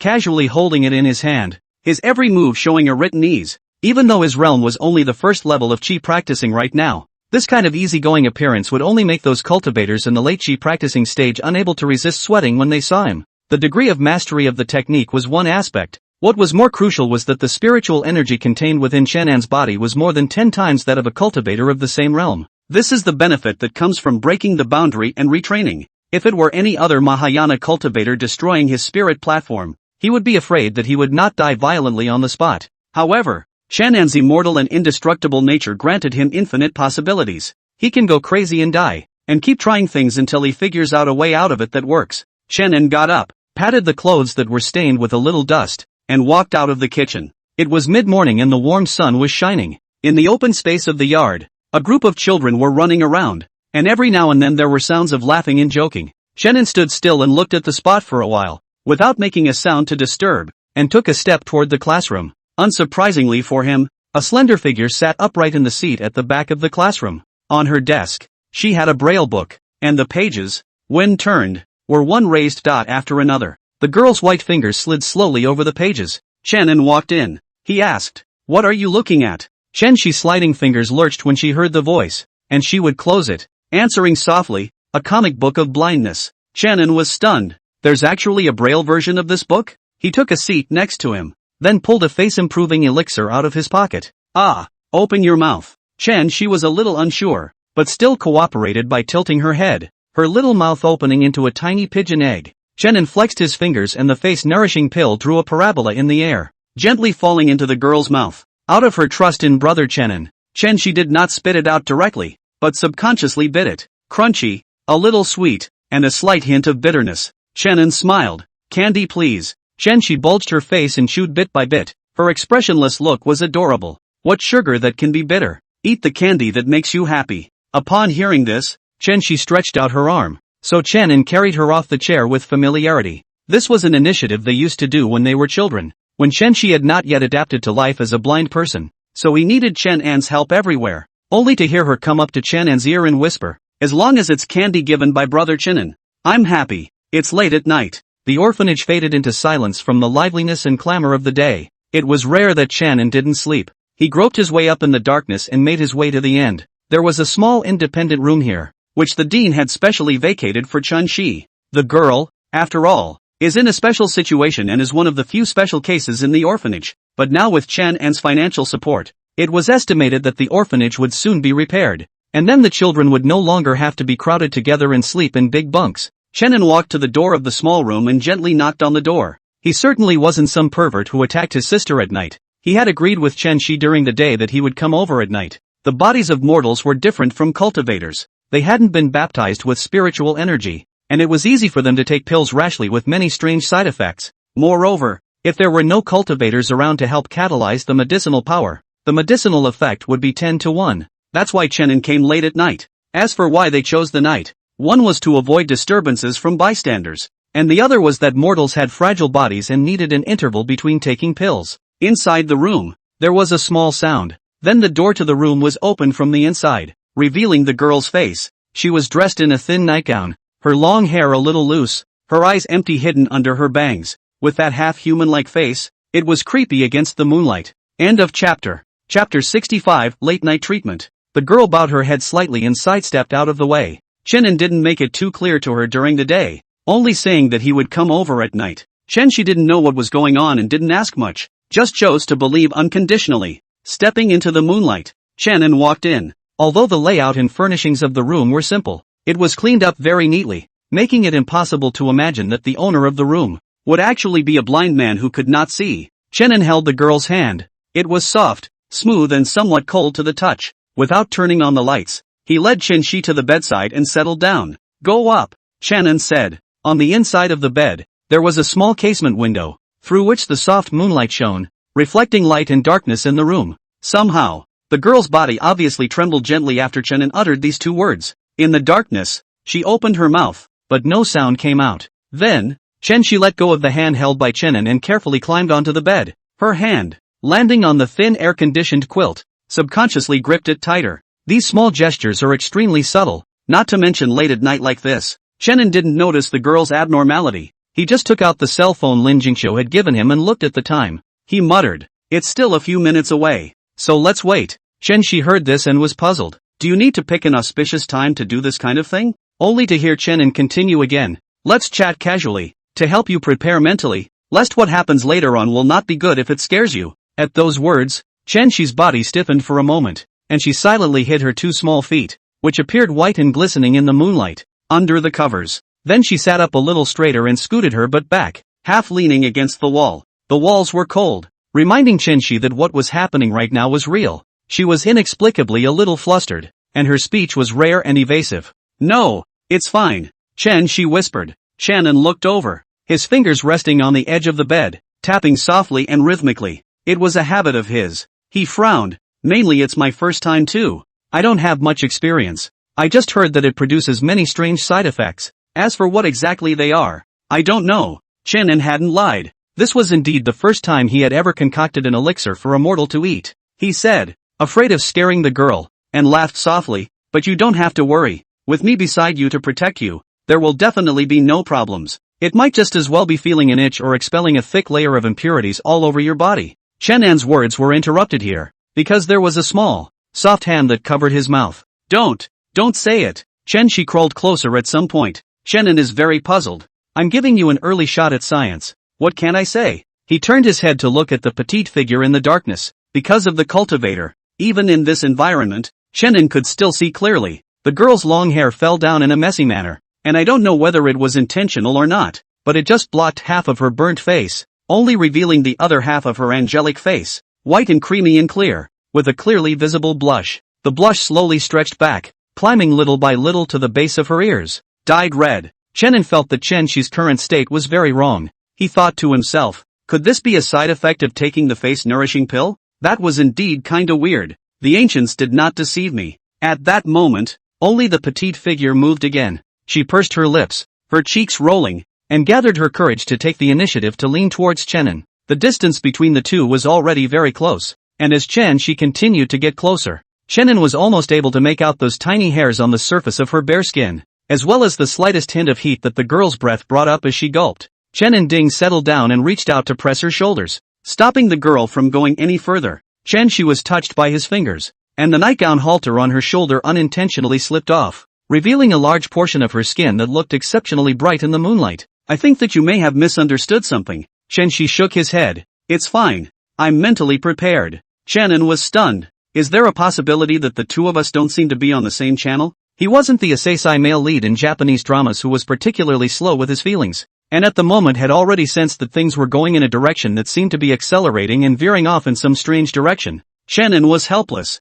Xiao Shi, I'm here to help you heal your body. What do you think I am? But Chen Shi had clearly gotten into the thick of it, and was still squirming one way or the other as she whispered and mouthed, Brother Shannon, come and treat it then. 3 minutes later, on the bed, Shannon and Chen Shi pulled apart. However, the girl's white and creamy face was still slightly flushed. Shannon coughed lightly to ease the incomparably awkward atmosphere between the scene. He looked at the time, thought it was about time, and said, let's begin. Chen Shi, on the other hand, gave a slightly nervous after Shannon's short explanation just now. She had already understood that Shannon was very serious about treating her body and not what she had imagined. This made Chen Shi almost a bit groundless, her white toes, hidden under the covers, clasped together, her toes gripping the sheets as tightly as the legs that had been pressed together. At the same time there was some curiosity in my mind that my own burns and eye problems were both traumas suffered as a child now. Now after so many years of settling in, even a visit to the largest hospital in the country would probably only result in a status quo. Ah, open your mouth. As he was thinking for no reason, Chen Shi heard Shannon's voice. She tilted her head slightly and opened her mouth as she had done in the classroom that afternoon. The next second, a round, jelly bean-like object was dropped into her mouth. Unlike the afternoon, the sugar snap peas, this time, tasted mildly sweet with no hint of bitterness, and the moment she ate it, Chen Shi felt a large, warm hand on her back. The thin nightgown was a complete barrier to the hot touch. Chen Shi couldn't help but stiffen his body. Immediately afterward, without waiting for her to think more, a fire that was 100 times more intense than her back suddenly rose in her belly, as if a fire was burning. The girl grunted, an uncharacteristic blush appearing on her face. Her brow was furrowed, as if she was actively holding something back. At the same time, the burnt and charred scabs that had been hidden by the long hair began to miraculously appear to fall off in large pieces. Along with that, there is baby soft skin. However, she couldn't feel the changes brought about by the outside world at the moment. She just felt so hot. Her forehead, discharging many fine beads of sweat. The whole person was even softer and fell into someone's embrace. End of chapter. Chapter 66. Feeding an elixir is just wrong. Truth be told, Chenin had never thought that it was just a matter of feeding an elixir. How did things become so wrong? He had been a cultivator standing at the very top of the divine state, looking down on the living world. I didn't expect to get all sweaty in this tiny room now. Shenxi's consciousness was gradually turning back. It was so warm that it was like being in a hot spring. Every part of her body felt like it was being gently massaged and kneaded by a big invisible hand, making her unable to resist letting out a weak wooing sound. Immersed in such a physical sensation, it was another unknown amount of time before she finally got some touch of reality. The first thing I felt was a slightly cool night breeze, as well as being all sticky and wet and uncomfortable. She winced, suddenly sensing a subtle glimmer of light appearing ahead of her. After so many years, the girl had long been accustomed to the darkness, and now the sudden appearance of light, instead of making her feel elated, made her feel a little uneasy, until a familiar gentle voice rang in his ears. Try it. The tone was soft, mixed with encouragement. So Xi's long eyelashes moved, and she began to try to explore towards that subtle light. Once, twice, after 10 years of darkness, this is the moment of closure. Shi opened his eyes. The entry was an extremely good-looking teenager. The moonlight poured through the window and splashed on the side of his face, allowing Shi to see it clearly. Compared to his face value, the teenager's temperament is even more out of the ordinary, as if he were an immortal. The girl's mouth opened a little wider, and her pupils constricted a little. She had fantasized many times about Chang'an's appearance. Maybe fat, skinny, tall, short, or maybe handsome, mediocre, ugly, but whichever it was, she approached it with an unbelievably hot heart. But the only thing she never thought was that his brother Chenin would be so perfect. Either way, the only word to describe it is perfect. Even the sight of this face made it difficult to contain a sense of inferiority rising in Xi's heart.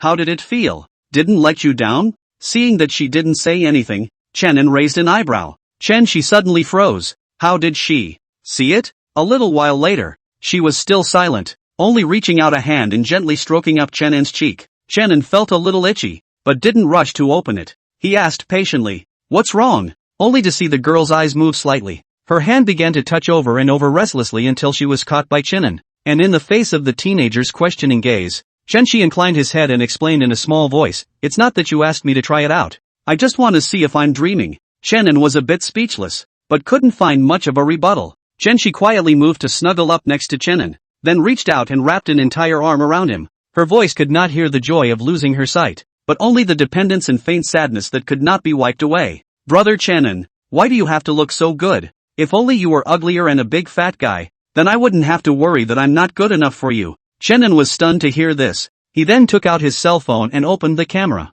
The screen showed the two of them head to head, so she covered her lips in some disbelief. Early the next morning, shocked by Shi's restoration of his appearance and return to the light, the dean sucked in a breath of cold air. His old man had lived for so many years, but it was really the first time he had come across something that violated science. But when the facts were right in front of him, Dean had nothing to say but shock and emotion. On the contrary, the little children in the orphanage are simple-minded and don't think that much, only knowing that there is a beautiful angel sister in the institution. Time passes and a month rushes by. The college entrance examination, which is related to the fate of ordinary people, is also on schedule. During this month, Chang'an's life returned to its previous calm. He didn't hate this bland life. It wouldn't be much fun, but it would be true living, not for others, but for himself. In the meantime, he had been approached by an official and left after a brief chat, but there was a pull in the words. This caused Chenin to have some small surprises, because according to the strength he showed that day, the officials, not to mention how to guard against him,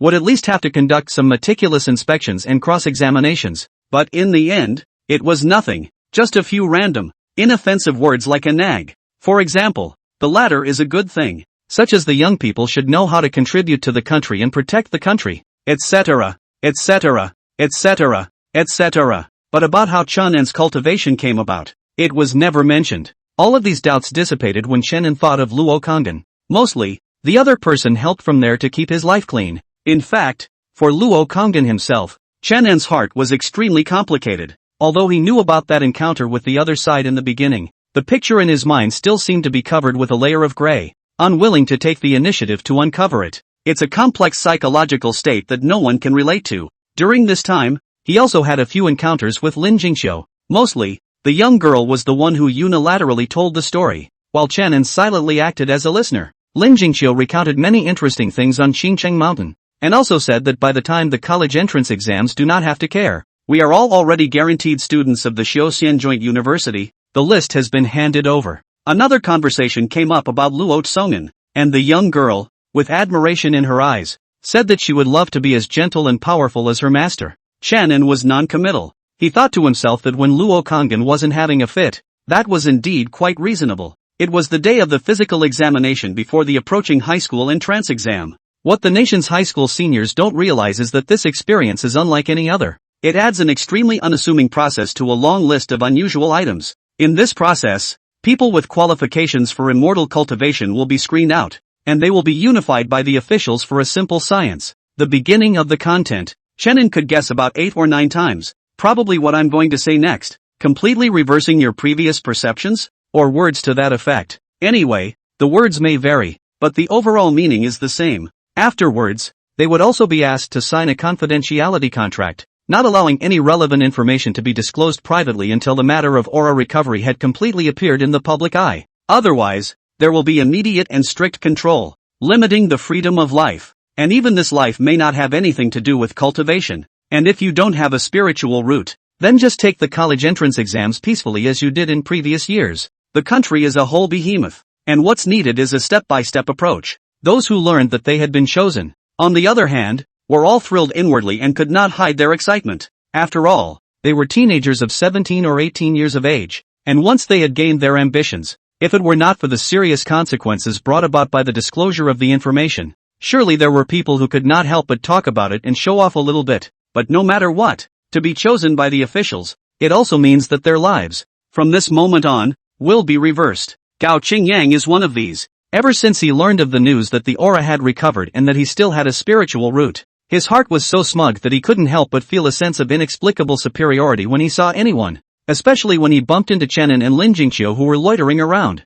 That desire to show off peaked in an instant. He raised an eyebrow and walked straight towards the two. End of chapter. Chapter 67. How can the yard know the will of the bullseye? Gao Qingyang slowed his pace and coughed lightly again so that the two would notice him, but he was obviously going to be disappointed. Chen and Lin Jingxiu were still chatting without lifting their heads, not noticing his presence at all. Gao Qingyang's face had an awkward expression, and then a few moments of shame welled up in his heart, thinking that they were definitely putting on a show. He then walked quickly to Chen and blocked the way of the two. Chen stopped in his tracks and looked up to ask, "Something wrong?" Lin Jingxiu followed suit and stopped, looking together towards this teenager who had suddenly jumped out to block the way. She thought there was something familiar about the other person, but couldn't remember what they were called. But Gao Qingyang didn't think so. He shook off his center parting, put his hands in his pockets, and put on a melancholic and deep look. He slowly said, "Shannon, although you shouldn't know it yet, I have to say that we are already people from two worlds." Gao Qingyang tilted his head and looked at the sky with great emotion.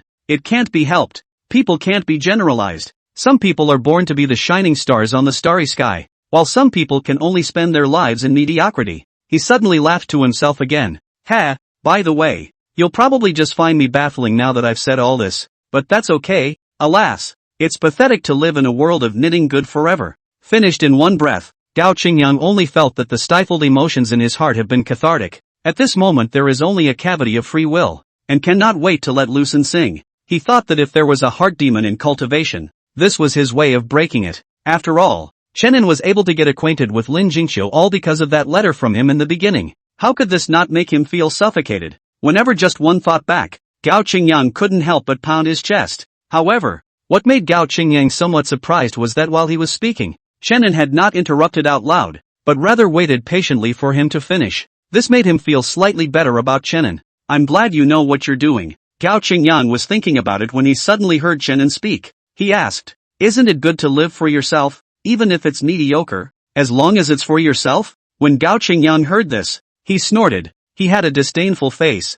"What quite good? I am most afraid that some people are bumbling around all their lives, and they still have to comfort themselves that being ordinary is rare and precious." He then looked at Lin Jingxiu who was on the side. The young girl's posture was slender and tall, her long hair was tied up high, and the few strands of hair that fell in front of her further emphasized her clear face. Only at this moment she looked slightly odd. the corners of her mouth moving as if she was trying to hold something in. Gao Qingyang looked squarely at his former white moonlight, wanting to put in some harsh words, such as "I admit that you do have a little bit of beauty" and so on, but the words stumbled out of his mouth. Lin student, last time that matter. Indeed I was too reckless. Did not consider your feelings, after all. Feelings should be slowly. His words ended abruptly, because the young girl in front of him didn't listen to him at all, but flicked her ponytail and chased towards Chenin, who had walked away. One could still hear the grumbling sound of her mouth. "Hey, Chenin, sneaking off alone again without calling me." Gao Qingyang didn't make a sound to stop him. He stood in place, his head lowered, his palms hanging to the side squeezed tightly in death. After a long time, he loosened his grip and suddenly smiled. "How can a swallow know the will of a great swan? That was a weird guy just now. Do you know him?" Lin Jingqiu jumped and caught up with Chenin. She had her hands behind her back and was a bit curious. "When do you plan to leave?" Tranon replied in the negative, but Lin Jingqiu knew what he was talking about, so she thought about it and said, "Tomorrow. After all, Qing City is still a bit of a distance from the capital, so I'll wait for you at school then." The location of the Joint University of Immortal Cultivation was set at Longhu Mountain in the capital. Unlike Mount Qingcheng, which majored in the way of the sword, Mount Longhu embraced all things, and was most famous for its talismans and arts. Dragon Tiger Mountain out of the disciples, basically all the time carrying a full set of talismans. They fight, but also stand far away, throw spells, throw talismans on the finish. Chenin originally did not intend to follow, but in the recent month, he had unsuccessfully searched for the herbs for the vein-penetrating pill many times, so he had hit on the official. Sitting on modern technology, they definitely possessed vast resources of map information, and what Chenin needed was this information. He just has abilities and insights that are much beyond this side of the world, but he can't create something out of nothing. Coupled with the fact that the aura has just been revived, spirit herbs are hard to come by and are mostly hidden in corners that no one knows about. If there is no official information channels to help, Chenin will have to take one step at a time, step all over the world, and do not know to find the monkey years and months to go. There's actually the easiest way to do this. That would be to go straight to Luo Kongan, but for some special reasons, Chenin is not quite willing to face it now. It's not so much an escape, but I just don't want to add to my worries. And he's patient, in every way. Chenin's lifespan was infinitely long, so he had an incomparably calm bottom. If you have a problem, just leave it alone. Time will be a competent quack, and the cure may be a long one, but in the end it will be a cure. Chenin thought and saw the dull hairs on the young girl's head move. The next moment, Lin Jingqiu frowned as she said, "I heard Master say that this aura revival concerns not only our country, but many scenes that could only be seen in mythological stories in the past have also appeared abroad, and there's talk of international exchange students coming over to study." Upon hearing this, Chenin was not surprised. This is quite normal, and it's not even just us humans that are affected. Those beasts that live in the mountains will also benefit. It's just that it's all early days at the moment and there's not a lot of movement. He paused for a moment and said, "Heaven is still fair in this." Lin Jingqiu skimmed her mouth. The color of curiosity in her eyes was heavier. "Chenin, how do you know so much? From the first day I met you, I felt as if you knew everything." This question, in fact, Lin Jingqiu had thought about it in her mind a long time ago, but had never asked it, because she always felt that getting to the bottom of things wasn't a good habit, and it was nice to keep a few secrets for both sides. But to this day, she finally couldn't help herself. Lin Jingqiu rubbed her chin, and the BGM of the Frog of the Heart's Desire keeps touching your stomach rang in her head. With a flash of inspiration, she said, "Could it be that you appear to be an ordinary? Nothing more than a good-looking high school student, but in reality, you are actually a contemporary disciple of some unearthly sect who has come down to the mountains to experience the red dust? I've heard that this kind of sect sits on an ancient inheritance, with only one person in a generation, and is extremely mysterious." When she finished, she saw that the teenager beside her was still expressionless and indifferent, so Lin Jingqiu came up with another, in her opinion, very probable conjecture. Or maybe you're actually the illegitimate son of one of the capital's great families, who just happened to have been victimized by a treacherous person and exiled to this day, and now that your wings are full, you're ready to make a comeback with a vengeance. The young girl did not finish her words, because she was rewarded with a big brain crash by Chenin. Lin Jingqiu covered her head and yelped in pain. She looked aggrieved. "What are you doing? If you don't say it, then don't say it. Why are you still hitting people?" End of chapter. Chapter 68, Sister Jianxian. You've been beaten up again. Next day, Chenin bid farewell to the people of the orphanage, big and small, and embarked on the drive to the capital alone with Lin Jingqiu. It was actually quite nice to walk around. After all, for him, there were many places on the blue planet that he had yet to visit. It's always a bit of a novelty experience. It was like starting to practice all over again. And Chenin often gained a completely different experience from the first time he practiced. It was the thought of Chunshi that made Chenin a little difficult. Chunshi belonged to the category of mortals without cultivation qualifications. So naturally, it was impossible for him to go to Longhu Mountain with Chenin. But leaving Chunshi alone in the orphanage, Chenin was a bit uneasy. If there is another character like Zhang Asi, how should we deal with it? So after thinking for a minute, Chenin chose to keep a backhand. He first spent several days laying down 99 total of 81 layers of formations around the orphanage. He also sneaked into the room while Chunshi was sleeping and planted 7 layers of seals in her body. Each of these 7 layers of seals corresponded to a sword chi. 1 layer stronger than the other. 1 layer more durable than the other. Although the power was limited by Chenan's current cultivation at the chi practicing stage, it was still easy to deal with cultivators below foundation establishment. As long as they didn't run into a pervert like Luo Kongdan, there couldn't be any accidents. In this way, it is foolproof. Most importantly, of course, there were the entire 81 arrays, which were interlocked and covered the entire orphanage. Moreover, it was also hand-arranged by a former Mahayana immortal like Chenin, and the inner subtleties were incomparably complementary. I'm afraid that an ordinary foundation establishment can only look on in fear. However, Chenin was still a bit dissatisfied.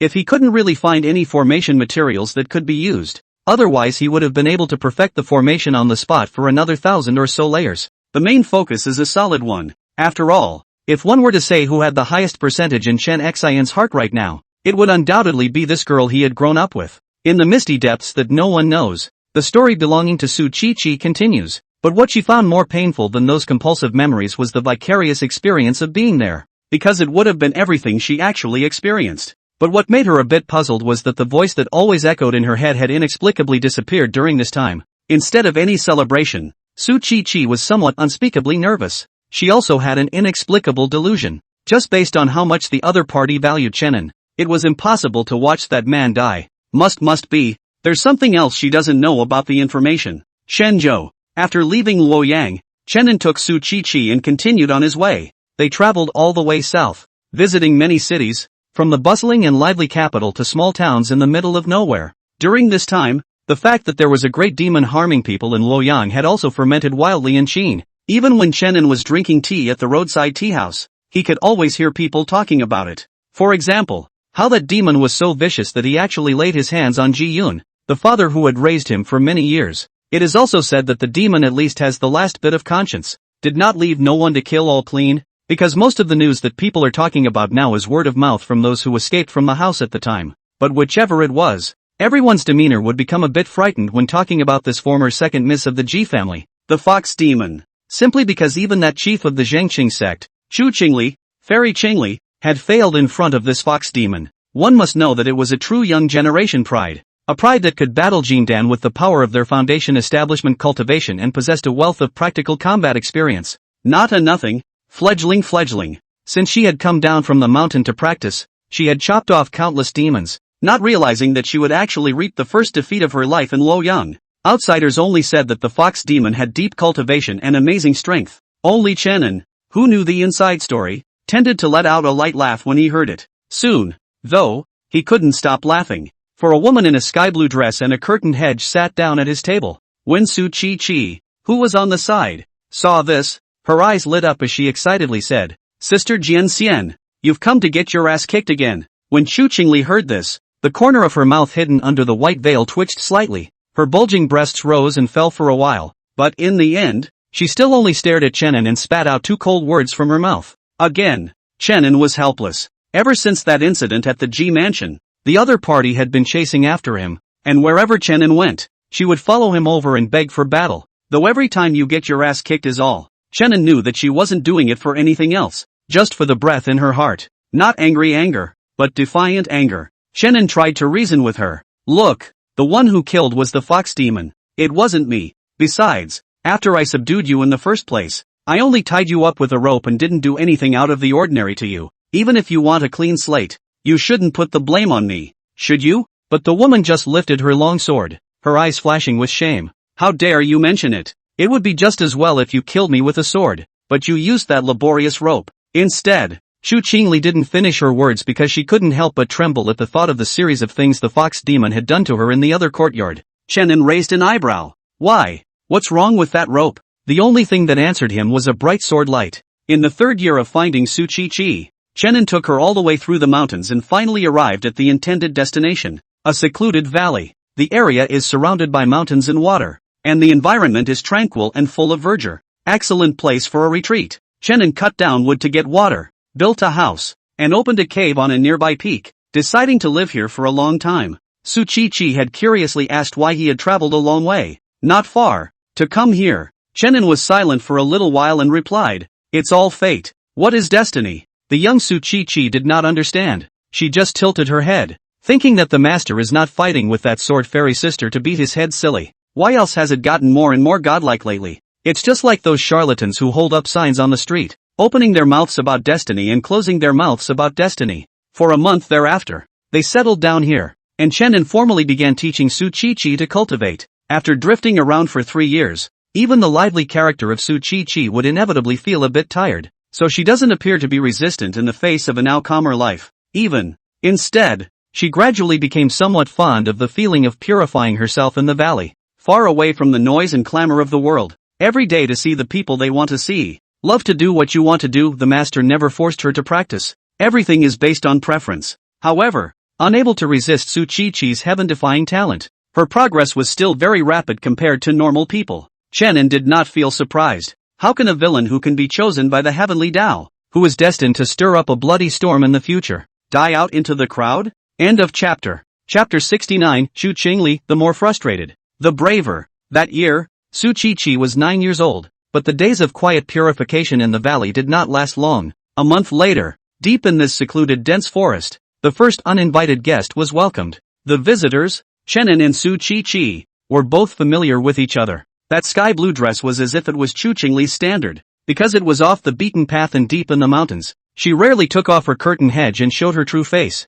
2 sashes were tied around her slender waist, and the breeze from the valley blew through, bringing up the sashes and a corner of the woman's skirt. Su Chi jumped forward, smiling. "This sword immortal sister, why are you here to get beaten up again? Do you like my master?" Chu Qingli swept a glance at her and slightly tightened her grip on the hilt of her sword. What a nasty little girl, she thought to herself, just like her master. Then she slightly raised her hand, her long sword pointing straight at Chenin. Chu Qingli looked a little arrogant. She looked at the man in front of her and said with a cold face, "Thanks to you the other day, I've successfully formed the Jindan, and today I'm going to let you know what it means to be more courageous the more frustrated you are." After the words were spoken, a shocking battle intent surged out of her eyes. The dust around her body was windless, and the long sword in her hand cleared several times. This aura was really a bit intimidating, making Su Chi couldn't help but subconsciously take a step back. 3 minutes later, the battle was quickly resolved. The result was no different from what Su Chi had once seen.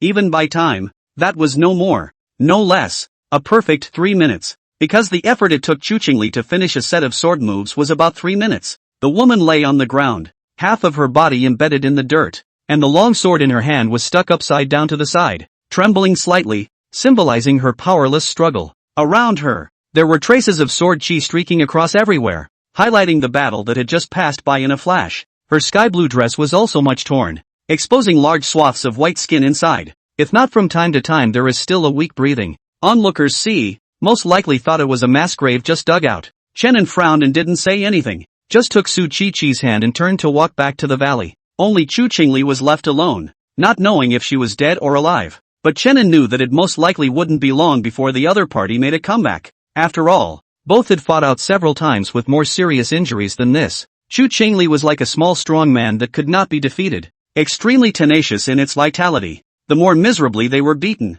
the more refined their cultivation became the next time they appeared. Chenin didn't lay his hands on him. He wasn't someone who preferred to kill indiscriminately. Besides, Chu Qingli didn't usually bother him except for her hobby of looking for him to fight. Instead, they tend to hear about her from some passers-by. What is it that Fairy Qingli has killed a certain demonic beast again? And who has successfully challenged her across the border? And so on. The sound of a large and small group of footsteps slowly disappeared. It was accompanied by the sound of the girl's distant laughter. "Master, she's so stupid." Chu Qingli lowered her head and silently pulled her body out of the dirt. The wariness in her eyes was gone, and there was only some unspoken frustration. She had trouble understanding how this man was always one step ahead of her, as much as Chu Qingli didn't want to admit it. Being defeated by Chinin in that almost humiliating manner during their first meeting had undoubtedly left a heavy shadow on her heart. She could accept defeat, but not to lose in such a mess. This was also the reason why she had, time and time again, persevered in challenging Chinin.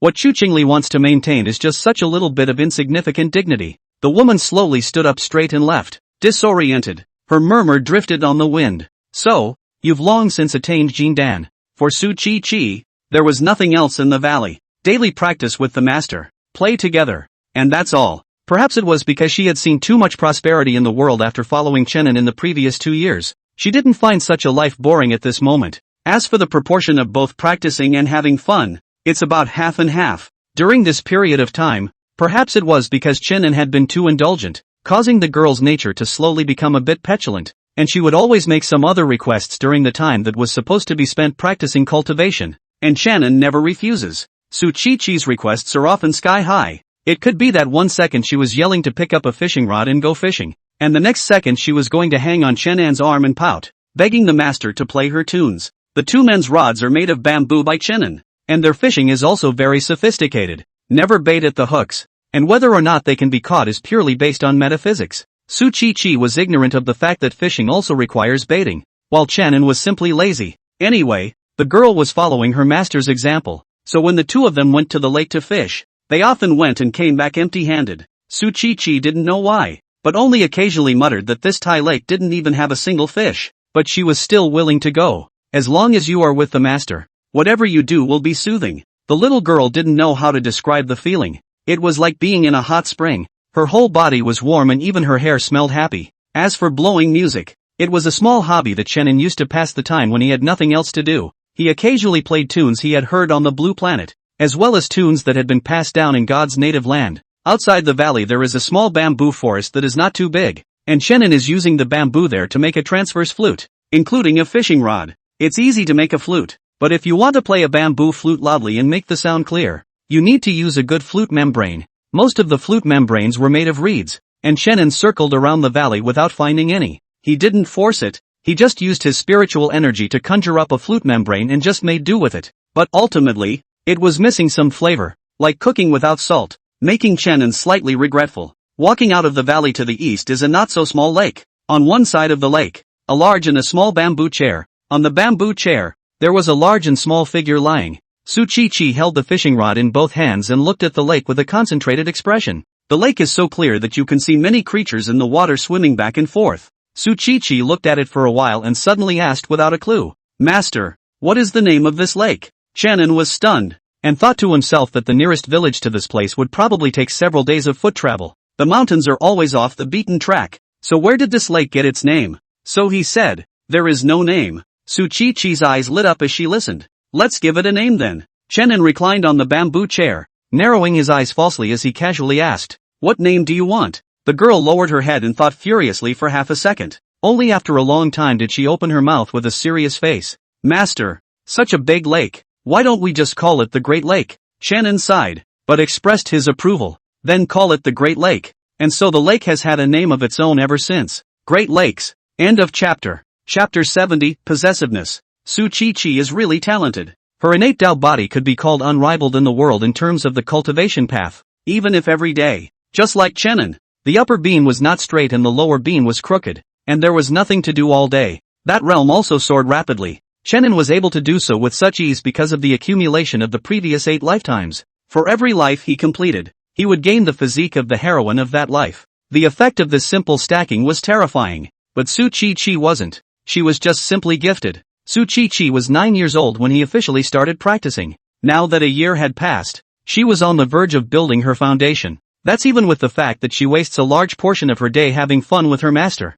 During this year, Chu Qingli had come many times, each time coming fully dressed and looking cold and proud, then leaving with torn clothes and a lost soul. Su Chi-Chi's attitude towards Chu Qingli also slowly became deprived from the initial excitement. For the first time in her mind, she was a little bored, tired of this woman's pestering of the master, tired of her spirit of perseverance. Of course, what was even more tiresome was the fact that every time the other party appeared, he was bound to disturb his time with his master. Even though she got tired of being with her master every day, it was never enough. This insufficiency often peaked again when the woman in the sky blue dress appeared. It was as if it was a master that belonged to her alone. but had somehow been given a piece of it. The little girl didn't understand that it was actually a peculiar possessiveness of people for their favorite things. She just pushed the feeling, silently, to the back of her mind. For Chenin, there was nothing else in the mountains. Just eat and drink what you need to eat and drink daily and wait for that day to come. If I had to say there was one, it would probably be Su Chi jumping up and down and getting all dirty every day.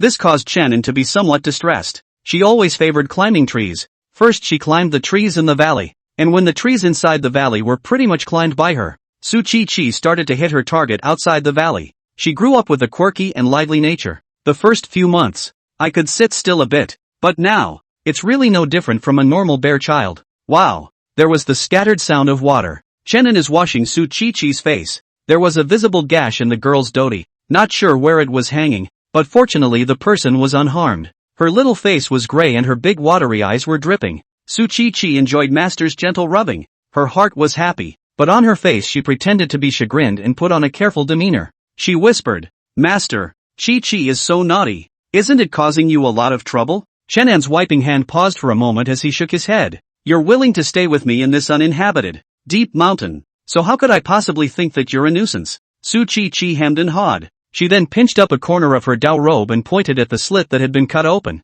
and said in a condescending manner, "Master, I bumped into a big tiger in the mountains today. It was so fierce, it was so hateful. I just went up and plucked a hair, and it chased me for 10 or so miles, and it even torn my clothes." Chenin was stunned to hear this. He knew that there was a tiger spirit outside the valley that had devoured the essence of the sun and moon and cultivated itself. It's just that they've always been well watered. But I didn't think that today Su Chi actually ran into someone else's territory to spread their wildness. He laughed. "You have nothing to do to provoke others. Be careful that next time you can't run fast enough and get swallowed in one bite." Su Chi hummed disdainfully. "Master, don't underestimate people. Today it was it that took advantage of my lack of preparedness. Wait until tomorrow when I'm rested. Then I'll go and settle the score with it." Chenin gently wiped away the last bit of dust from the girl's face as he responded. "Get up from where you fell. Master supports you." So Su Chi obediently lay back, her whole body sinking into the master's arms. She closed her eyes, the corner of her mouth showing a smug smile.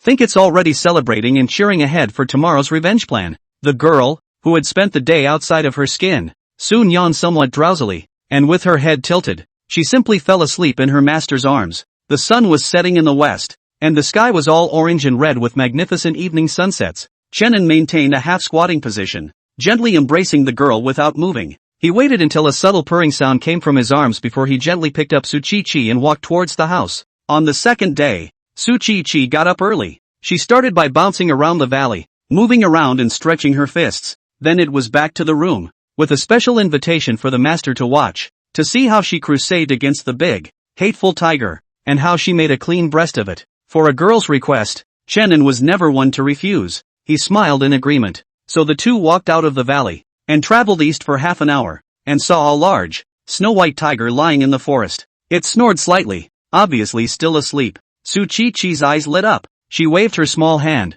signaling the master to stay right where he was and not move, until she went up to subdue. She tiptoed and slipped in front of the white tiger with a very serious look, and suddenly her legs gave out, and her whole body flew up in the air, and then towards the huge tiger's head was a sliding shovel. A sharp wind blast rang through the air. The white tiger suddenly opened its eyes, a pair of turquoise blue vertical pupils. 3 minutes later, a girl's yell rang through the forest. "Master, save me!" Only to see that Su Chi, who had just been majestic, had lost her early morning spirit at this moment. In its place was the appearance of being whisked up and down by a white tiger, running in a state of confusion. But perhaps the rich experience brought by years of climbing trees had worked. Su Chi was as slippery as a mudskipper. No matter how much that white tiger chased, it was always lightly dodged by the girl at the last moment. The white tiger's eyes were almost ready to burst into flames as he glared, just when it finally couldn't help but take out its real skills and give the other party a little lesson to see. It suddenly felt a gaze staring at it. The gaze came from a man dressed in a pale green Taoist robe.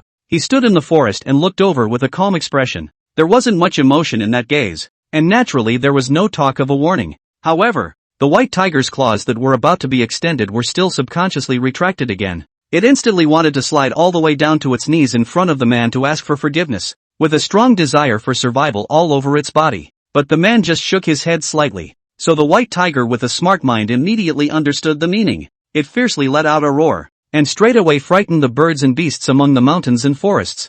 fleeing one after another. Then it ran as fast as it could on all fours and continued to play cat and mouse with the annoying little girl. Although he, the big cat, is a bit of a misnomer. End of chapter. Chapter 71 Longhu Mountain. Master, I actually ran away on purpose. Indeed. See, on the path between the forest, Su Chi explained in a serious manner. Master, you also saw it. I let it chase me just to show you my newly practiced stance. Shannon applauded in recognition. Running away from the dust. Spiritual and ethereal. Truly powerful. Being praised by her master. The girl's expression stagnated. She turned her head, her small face slightly red. The one who knows me is the master. Winter is here. Everywhere in the valley, a ground of silver frost fell, as if the earth changed into a snow-white dress. Today, Su Chi didn't cultivate in the cave and didn't mess with the tiger spirit. She felt that winter was her opponent's home turf, and with that white fur blending in with heaven and earth, the fight would be very unfavorable to her.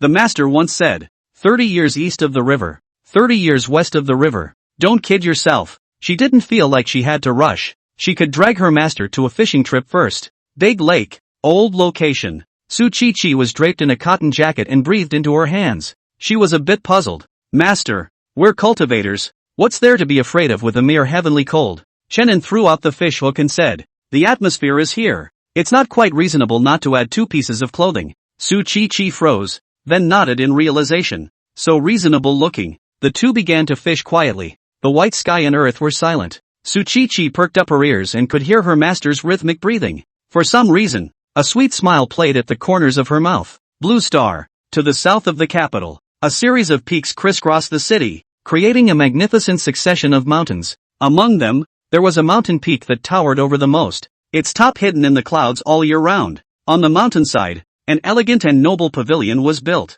This is Lungfu Shan, one of the 2 holy places of Taoism. On the platform by the cliff, there are many figures shuttling in and out, and as far as the eye can see, most of them are teenagers and young girls who are not too old. One by one, their eyes were wide and full of curiosity as they surveyed everything around them, and a touch here and there. Gao Qingyang was listed. Although he desperately wanted to suppress his excitement, he couldn't hold back that excitement on his face. He had never had a good night's sleep since he had known the other side of this world. Now it is finally eye to eye. But think about it, all by the official come forward, or special car transportation, dedicated to explain to all the parents of the students. How could it be faked? At that moment, a sudden, suppressed cry of alarm came from the crowd in front of them. Gao Qingyang followed the sound and saw a group of people walking down the mountain path. At the head of the group was a woman wearing a green-colored Taoist robe, her body's Taoist robe fluttering with the wind. Her delicate features were clear and beautiful. Her expression was indifferent, and her eyes were as clear as water.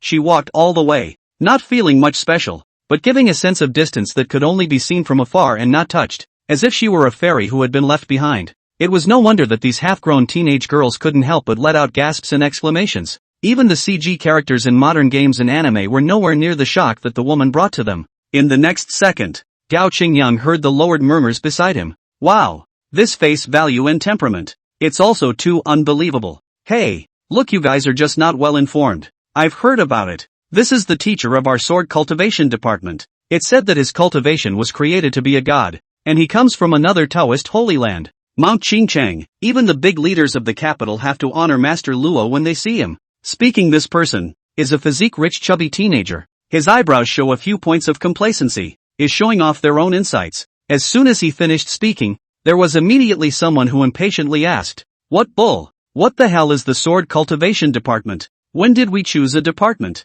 Yeah, and I've never heard of letting us pick a major?" They all knew they were here to cultivate immortality, but most of them had basically zero knowledge about it. Just knowing that he was officially selected and then traveled thousands of miles to the capital to pursue his education. After all, until the day of the medical exam, they were living in the ordinary, mundane world, only to see that chubby teenager smiled smugly and said, "Nah, who told you to choose a major? We are the first batch of students to adopt a fully elective teaching method, to have a wide net effect." Enjoying the gazes of admiration and surprise from the people around him, he continued, "When we first enrolled in school, we could go to whichever department we wanted to cultivate in, but the knowledge we learned was mostly superficial, and if we wanted to plow deeper into this path, we would have to wait until after we stepped into chi cultivation and formally worshipped the various departments. You can roughly understand it as being the difference between an outer disciple and an inner disciple. Of course, If by then you are greedy and can't chew the cud and waste your time for nothing, then you can only honestly stay in the outer sect for the rest of your life.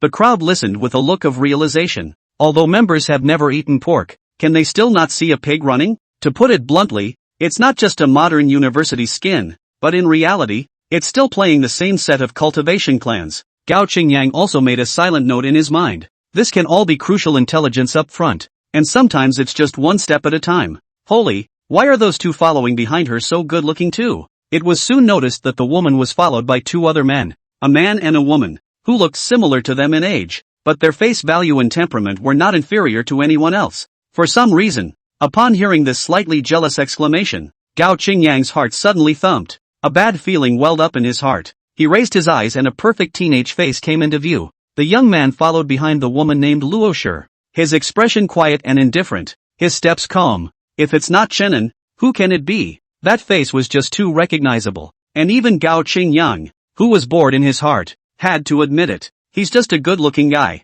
Since Chenin had appeared here, the young girl beside him, Gao Qingyang didn't even need to look at it. He just used his ass to think about it. He could know who it was. It was at this exact moment that Gao Qingyang's eyes cast away happened to meet Chenin's. As the two of them looked at each other, Gao Qingyang only felt as if his face was on fire, and his body instantly tensed up straight. The next moment, Chenin followed the Luo master and walked towards the crowd. Gao Qingyang's heart tightened as many thoughts flashed through his mind. No way. Is this an attempt to get back at you with a public slap in the face? He was never expecting that another meeting with Chenin would come so quickly, so unexpectedly. Now recalling those words that he had left behind 2 days ago, it was like a sharp sword that stabbed at Gao Qingyang's heart. He was just sorry now. Very sorry. Nima, why did he go and commit this in the first place? Unfortunately, there are no ifs in the world. The current Gao Qingyang could only stubbornly hold his head high and harden his eyes against Chenin. He didn't want the other man to see his weak side. However, Chenin only nodded at him and then averted his gaze. His pace did not pause,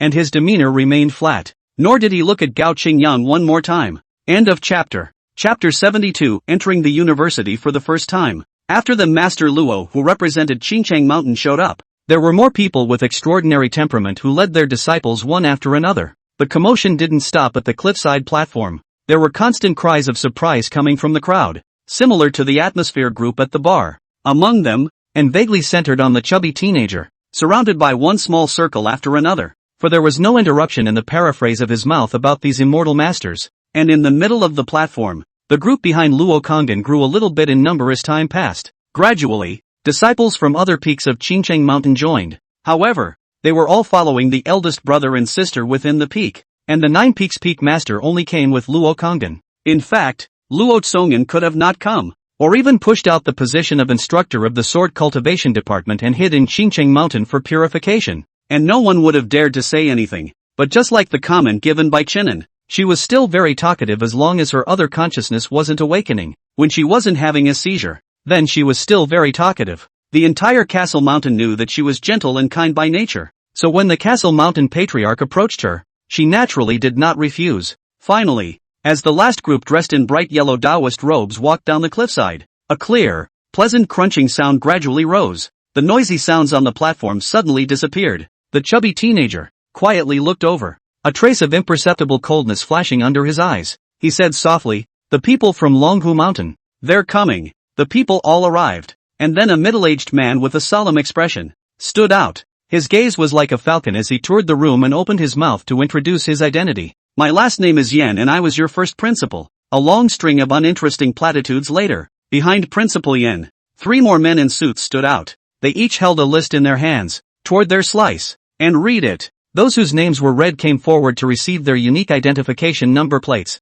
With this number plate, you can travel freely in the area except for the area clearly defined by Lung Fu Shan. Also, on the back of the number plate, their dormitory room number and a map guide are labeled. The first batch of trainees selected this time totaled 343, all under the age of 20, all good prospects to be developed and nurtured. Principal Yen put his hands behind his back as he scrutinized the fire on the faces of the teenage girls under the field and nodded in satisfaction. Chenin received the number plate and looked at the young girl standing on the side. "I'll go over there first, then." Lin Jingqiu wore a Taoist robe of the same style as Luo Konggan today, and although it was plain, it still attracted many people's surreptitious glances. There were even already groups of teenagers in 2s and 3s, squeezing each other's eyebrows and leaping forward. looking like they were going to come up and strike up a conversation. When she heard Chen An's words, she reached out and raised the number plate in her hand. See you tomorrow. Lin Jingqiu revealed a smile. Luo Konggan inclined her head as she and Chen An met eyes and nodded slightly. Lung Fu Shan is divided into the front mountain and the back mountain. And at the back mountain there is an explicit rule that students stop walking. On the hillside of the former mountain, many new houses have been built, ranging from those with classroom plaques to those used as dormitories. I heard the principal say that today. Each of you will first find your own dormitory, take a day off, and familiarize yourself with the environment. Wait until tomorrow morning for the official freshman orientation. At that time, it will also be explained one by one what kind of teaching format and rules this unprecedented university has. The air in the mountains is fresh. Chenin followed the guidance on the number plate, and after traveling for about 10 minutes, he finally saw a private house. At the entrance of the Baiyan, there was a sign of B4, the very dormitory that Chenin had been assigned to. He pushed the door open and lifted his foot into the room. The compound was small, with only one room inside the entrance, except for a small clearing that came with it. The room was furnished with 4 beds, which appeared to be for 4 people. Chenin had wandered over all the way to see the scenery, and when he arrived, the other 3 housemates in the room had already arrived. They sat on their bunks and chatted away. Seeing Chenin enter, near the door, a very strong-looking teenager's eyes lit up. He grinned. Truly speaking of the devil, it seems that all of us from House B4 are here. The other two looked over. Then they were shocked in their hearts in unison. I can't help but secretly marvel at how handsome this last roommate appeared. Wait! The tall and thin teenager sitting on the top bunk frowned as he thought of something and suddenly jumped off the bed. He took a closer look at Chenin and exclaimed, "You're the disciple who followed Master Luo before, aren't you? You're a good-looking guy. I've always had an impression." Although Luo Tsongan appeared for a very short period of time, her unassuming temperament and appearance soon spread like wildfire among the freshman group. The name about Master Luo was also spread by word of mouth. Seeing Chenin nodding his head, he didn't deny it. The 3 of them looked at him with sizzling eyes. They swished and leapt to Chenin, surrounding him in the center. That tall and skinny teenager who first revealed Chen An's identity said with an excited face, "Damn, big brother, from now on you'll be my own brother. You guys who come from So-and-so mountain, So-and-so sect, surely you know a lot more than us ordinary people, right? In the future, you must take care of my little brother." Chenin shook his head. "I'm not a disciple of Mount Qingcheng. I just happened to be acquainted with her and came by the way." When the 3 of them heard this, their faces laughed, but they still acted very enthusiastically. One must know that even if one wasn't a disciple of Qingcheng Mountain, to be able to follow behind Master Luo, one must have a specialty in place. It's either your own specialty or a background specialty. Anyway, either way, there is no doubt that they are all proper potentials and worth befriending. Next, from the several people's conversation, Chenin also roughly knew the origin of the 3 people. The tall and thin teenager named Sun Junjiang, a local of the capital, but not some rich young man of the capital. For this sudden opportunity, it can be called ignorance. The stout-bodied teenager, named Xiaorun, came from a small city in the north, and was even more clueless than Sun Junjiang. It was the last one, the dark-skinned, somewhat short Xiaowenqing, who was said to have come from a Taoist temple in Nanyang, and was much more of an insider on the matter of aura recovery. As they looked at Chenin, they all rubbed their hands together in anticipation, hoping to gain some early insight into this university. But it was obvious that they were going to be disappointed. Most of the questions asked, Chenin had no idea. Maybe Lin Jingqiu had told him about it, but Chenin had always been too lazy to remember that. So slowly, the enthusiasm of the 3 of them cooled down. Toward evening, Xiaoren greeted everyone and said he had long ago mapped out the location of the cafeteria during the day. He also said that he had inquired about the meals that were supplied to them, all of which were specially made and rich in spiritual qi to facilitate their cultivation in the future. Tranon politely declined the invitation, because he was going to make a trip to Lokonggan. End of chapter. Chapter 73, What's so pretty about a skirt? Xiaoren called out several more times, and when he saw that Chenin was unmoved, he could only scratch his head awkwardly and set off with the other 2.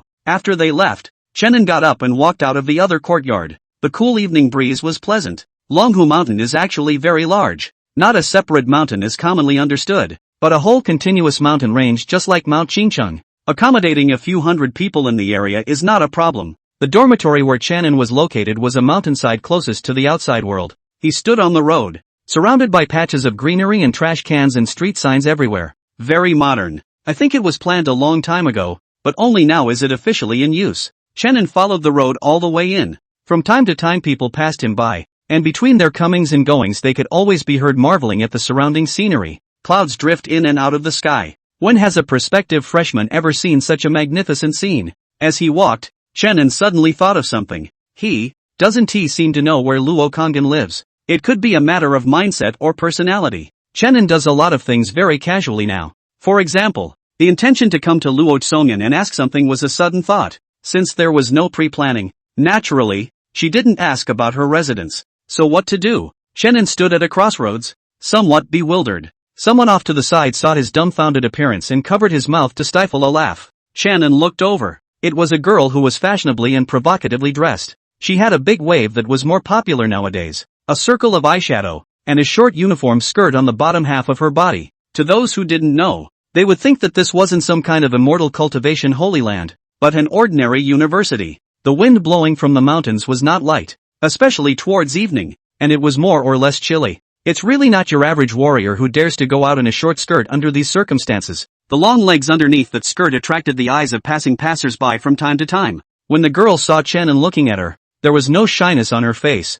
Instead, she even boldly straightened her chest and walked straight over. Her eyes were fixed on Chenin, like a hunter seeing his prey, only to see the girl walked close to the front, pretending to unintentionally ruffle the hair. This is the most practical trick to seduce those innocent little boys. Apparently, she thought of Chenin as an innocent schoolboy as well, still kind of dorky and looks like he'd like to be molested. What? Just like looking at your sister's legs? Wang Jingrua playfully hummed and took the initiative to speak. She knew how to hold the heart of such innocent schoolboys, unlike the set of tricks used to deal with licking dogs. For this type, if you still pretend to be high and mighty, and hang a little bit from time to time, the other party will most likely be self-retreating. That's why Wang Jingru chose to take the initiative. Sometimes it's easier to add favor by being appropriately bold instead. She wasn't willing to use that trick on everyone, though, if it weren't for the fact that the boy she'd stumbled across today did seem to be right up her alley. Otherwise, Wang Jingrua would most likely still choose to remain reserved. After all, when it comes to things like hitting on someone,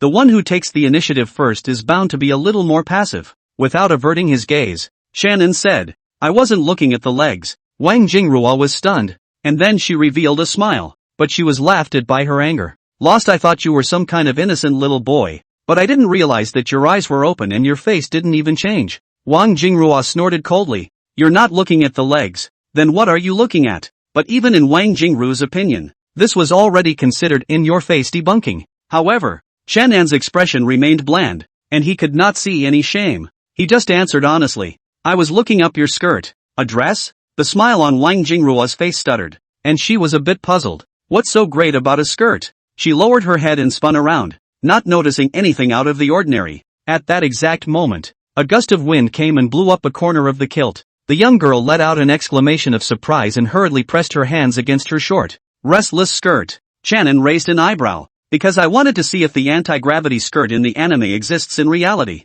Wang Jingrua's cheeks couldn't help but blush a little. Even though she prided herself on being decapitated, the scene she had just experienced was still a little too forward for her as an 18-year-old girl. She glared at Shannon in shame. "Bah! Hooligans!" Shannon didn't think anything of it, just lifted his feet and prepared to go around the girl. Wang Jingrua called out to him, "Hey, you're so weird. You don't even get mad when I talk about you like that?" Shannon had a footstep. "Why should I be angry?" Upon hearing this, Wang Jingru squirmed a bit and said with some embarrassment, "It's just that I said that you're a hooligan or something. Actually, I don't mean that either. It's just a moment of fast talking." Shannon waited patiently for her to finish before smiling. If a random person comes along and says a word or two, and you have to develop emotions because of that person, such as low self-esteem, anger, and so on, wouldn't it be too tiring to live like this? Wang Jingrua froze. She was a bit upset in her heart, but for a moment she couldn't find anything to say to refute it, because it's like saying she's an irrelevance. Though it's true, isn't it? Wang Jingrua shook her head, unwilling to dwell on it. She kept in mind that she was here to strike up a conversation. She was here to talk about how people were born, not to preach. A flash of cunning flashed in Wang Jingrua's eyes as she turned her mouth. "I just saw you standing at this intersection for most of the day. Surely you don't know how the road goes, right?" Everyone was a new student, and it was too normal to be unfamiliar with the road when coming to a completely unfamiliar environment. She hemmed and hawed and pointed ahead of Chenin. "Let me guess. Are you planning on going to the cafeteria?" Chenin shook his head. Wang Jingrua froze, and she took another careful look at Chenin before she seriously said, "No matter what you're doing, this path definitely won't work anyway. Those words managed to get Chen An's attention as he turned around. Why? Because this is the road to the back of the mountain. Over there are all the places where the immortal masters of Longhu Mountain who have already entered the way are purifying themselves. Then there are the residences of some division heads and great leaders, which are forbidden to students. Wang Jingrua finished in one breath and looked at Chen An with her arms crossed. A smug look of "come and praise me." Chen An was very cooperative with the stick reading. That's awesome. I can't imagine you can know so much. He then turned his words around and said, but I don't see a sign prohibiting entry, and there's no one to guard it. Wang Jingrua snorted. There are not a few who think like you. You think no one's ever tried to sneak in? A mischievous smile surfaced on her face. On this road, there is a real formation present. Without an immortal master to lead us, we ordinary people go in. Only. Wang Jingrua's words came to an abrupt end, because she saw this good-looking teenager, who had already taken a step into it. End of chapter. Take a vacation. Lately the plot has fallen into my worst area. I've always been a bit better at writing hero and heroine relationship scenes, but a book can't just be about that. So it's going to take time to freshen things up a bit, and the plot is going in a very confusing direction, which is a newcomer's common problem, but I guess I'll have to stick with it. Today's is actually written, but I'm not happy with it either way, so I'd better take a vacation and change my brain. After raising Villainesses, they came after you take a vacation. It's being hand-typed, so please wait a moment. After the content is updated, please refresh the page to get the latest update. Chapter 74, Late Night Meeting. Wang Jingru's eyes widened, and one of her outstretched hands stopped in midair. The mouth also subconsciously continued to finish what had just been left unfinished. Ordinary people who go in there only have to stay in place for as little as half an hour or as long as half a day. She then snapped back to her senses and stomped her foot in exasperation. What kind of person? I warned you nicely and it fell on deaf ears. Wang Jingrua bristled as she stood at the intersection, her face flashing with entanglement. She was tempted to just walk away and forget about it. After all, she and the other person had only met in passing, and she hadn't even had time to ask for a name. But when I think of the teenager's good-looking face, I can't help but want to stop and wait to see it again. A little while later, in the midst of people coming and going and ogling, she bit back a sigh and turned away anyway. Anyway, in the future, all of them would have to live in Longhu Mountain, and it wasn't as if there wasn't a chance to run into them again later on. Chen An walked on the road to the back of the mountain. The path was not wide and slightly rugged, but it could be traveled by 2 or 3 people side by side. It's a very ordinary trail. It was just not ordinary that as soon as Chen An stepped into it, he could feel a change in the spatial location he was in. If an ordinary person came, I'm afraid that even if they walked up the road for an hour or two, they would only be circling around in the same place. It was a very simple, yet very practical formation, not possessing any aggressiveness. Its only use was to make those who stepped into the formation lose their way without realizing it,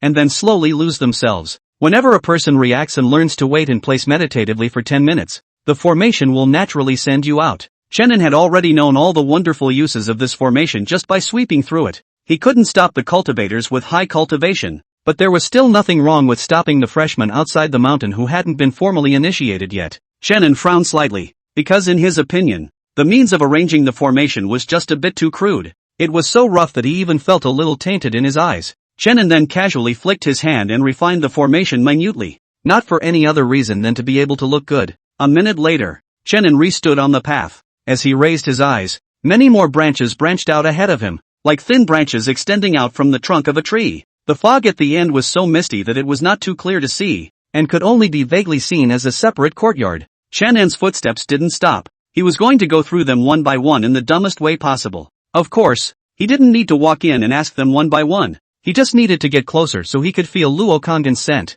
This method was undoubtedly time-consuming and stupid, but the last thing Chen An needed right now was time. Perhaps it was a lucky day. After an hour, Chen An stopped at the entrance of a courtyard. He thought about it and politely walked up and knocked on the door. But the door was one step ahead of him and was opened from the inside first. Behind the door, the woman's unmistakable face was revealed. She looked at Chen An with a complex expression that was somewhat difficult to capture. But fortunately, the color of her pupils was still normal. Not that paranoid scarlet. What brings you here? Luo Kangdon was the first to break the silence. Chen An was just about to reply when the other party pulled half of his arm and yanked his entire body in. He frowned, but didn't make a sound. Come in and talk first. When Luo Tsongan said this, a trace of strangeness inexplicably flooded his heart. It's like she's secretly having a private meeting with someone. Because of certain special reasons, it was difficult for her to view Chen An and her own disciple, Lin Jingqiu, in the same perspective. Unlike Luo Tsongan, Chen An was much brighter, and he looked slightly stunned as he surveyed the layout of the courtyard,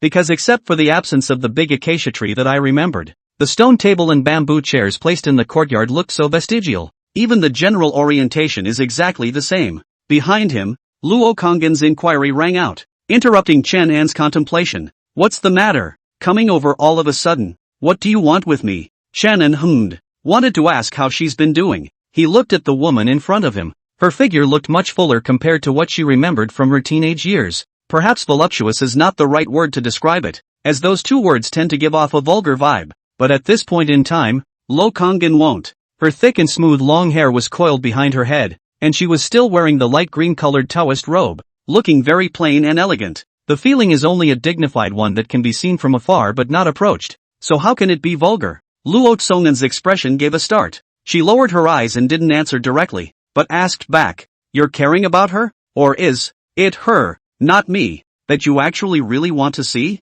When Chen An saw the bamboo chair, his body unconsciously walked towards it. He skillfully laid down, which said, "Care, actually cannot be talked about. Just suddenly thought of it. So come over to see." He did things the way he always did, when he wanted to. As for who to see, Chen An remembered the experience in the cave, and the woman's red pupil sickly appearance seemed to be still fresh in his mind. So he said honestly, "That must be so much easier with you. At least you don't have to worry about being tied up at every turn." Luo Konggen raised his head. No change of expression could be seen on his face. He just went on to ask, "She's treated you like that? Aren't you afraid? Even when I look at it, I feel that she has gone crazy, completely reduced to a slave to her emotions." At those words, Chen An fell silent. After a long time, he spoke slowly, "I don't know." Luo Tsongen listened and found it funny. For some reason, her voice was a little icy. "I'm afraid I'm going to have to disappoint you. She's suffering from a severe heaven-style backlash, and it'll be hard for her to pop up again to fight me for control of her body without 30 to 50 years. Receiving the answer, Chen An's expression was neither sad nor happy. He calmly said, 30 to 50 years sounds like a long time, but to a cultivator it's just a snap of the fingers. You should have thought of a way to respond before that. Chen An said, suddenly thinking of something. He turned his mouth and asked, "Right, coming all the way here. By the way, is there any secret realm or something opening up recently?" As the aura slowly recovered, the secret realms around the world would surely be gradually opened, and with Luo Konggen's identity and status, he could more or less know some relevant news. The secret realm? Why do you ask? Luo Konggen was a bit puzzled. Chen An didn't hide it and said, "I want to refine pills, but with the current environment on the Blue Star, if I want to nourish the spirit materials I want, they can mostly only be found in those secret realms with rich spiritual qi." Now Luo Konggen was even more confused. "You also know how to make pills?" That said, "I still don't know where you got this cultivation from again." Chen An knew what she meant, because in that memory, he should have been a plain old school teacher. End of chapter. Chapter 75, It's my disciple's fault for making things so difficult for the master. A little bit, Chen An replied about alchemy. Seeing this, Luo Konggen knew that he didn't want to say more, and although there was some curiosity in his heart, he didn't continue to ask. She thought for a moment and said, "Recently, there is a spirit ruins mystery realm inherited from Longhu Mountain that is about to be opened, and it is said that the aura inside is recovering extremely fast, several times that of the outside world. It's just that you can't stay there for much longer. Longhu Mountain has sent an invitation to my Qingcheng Mountain, and the other disciples from the 9 peaks have come over for this matter. So if you want to go, you can go over in the name of my 4th peak." Chen An nodded. "Then I'll take my chances." Luo Konggen looked at him and continued. "This time, the secret realm. I heard that the Longhu mountainside was influenced by the officials, and a group of foreign psychics were specially invited along." Chen An raised his eyebrows, somewhat surprised. LWS sheds? Generally speaking, secret realms were opened up by sages and were mostly in the hands of large sects.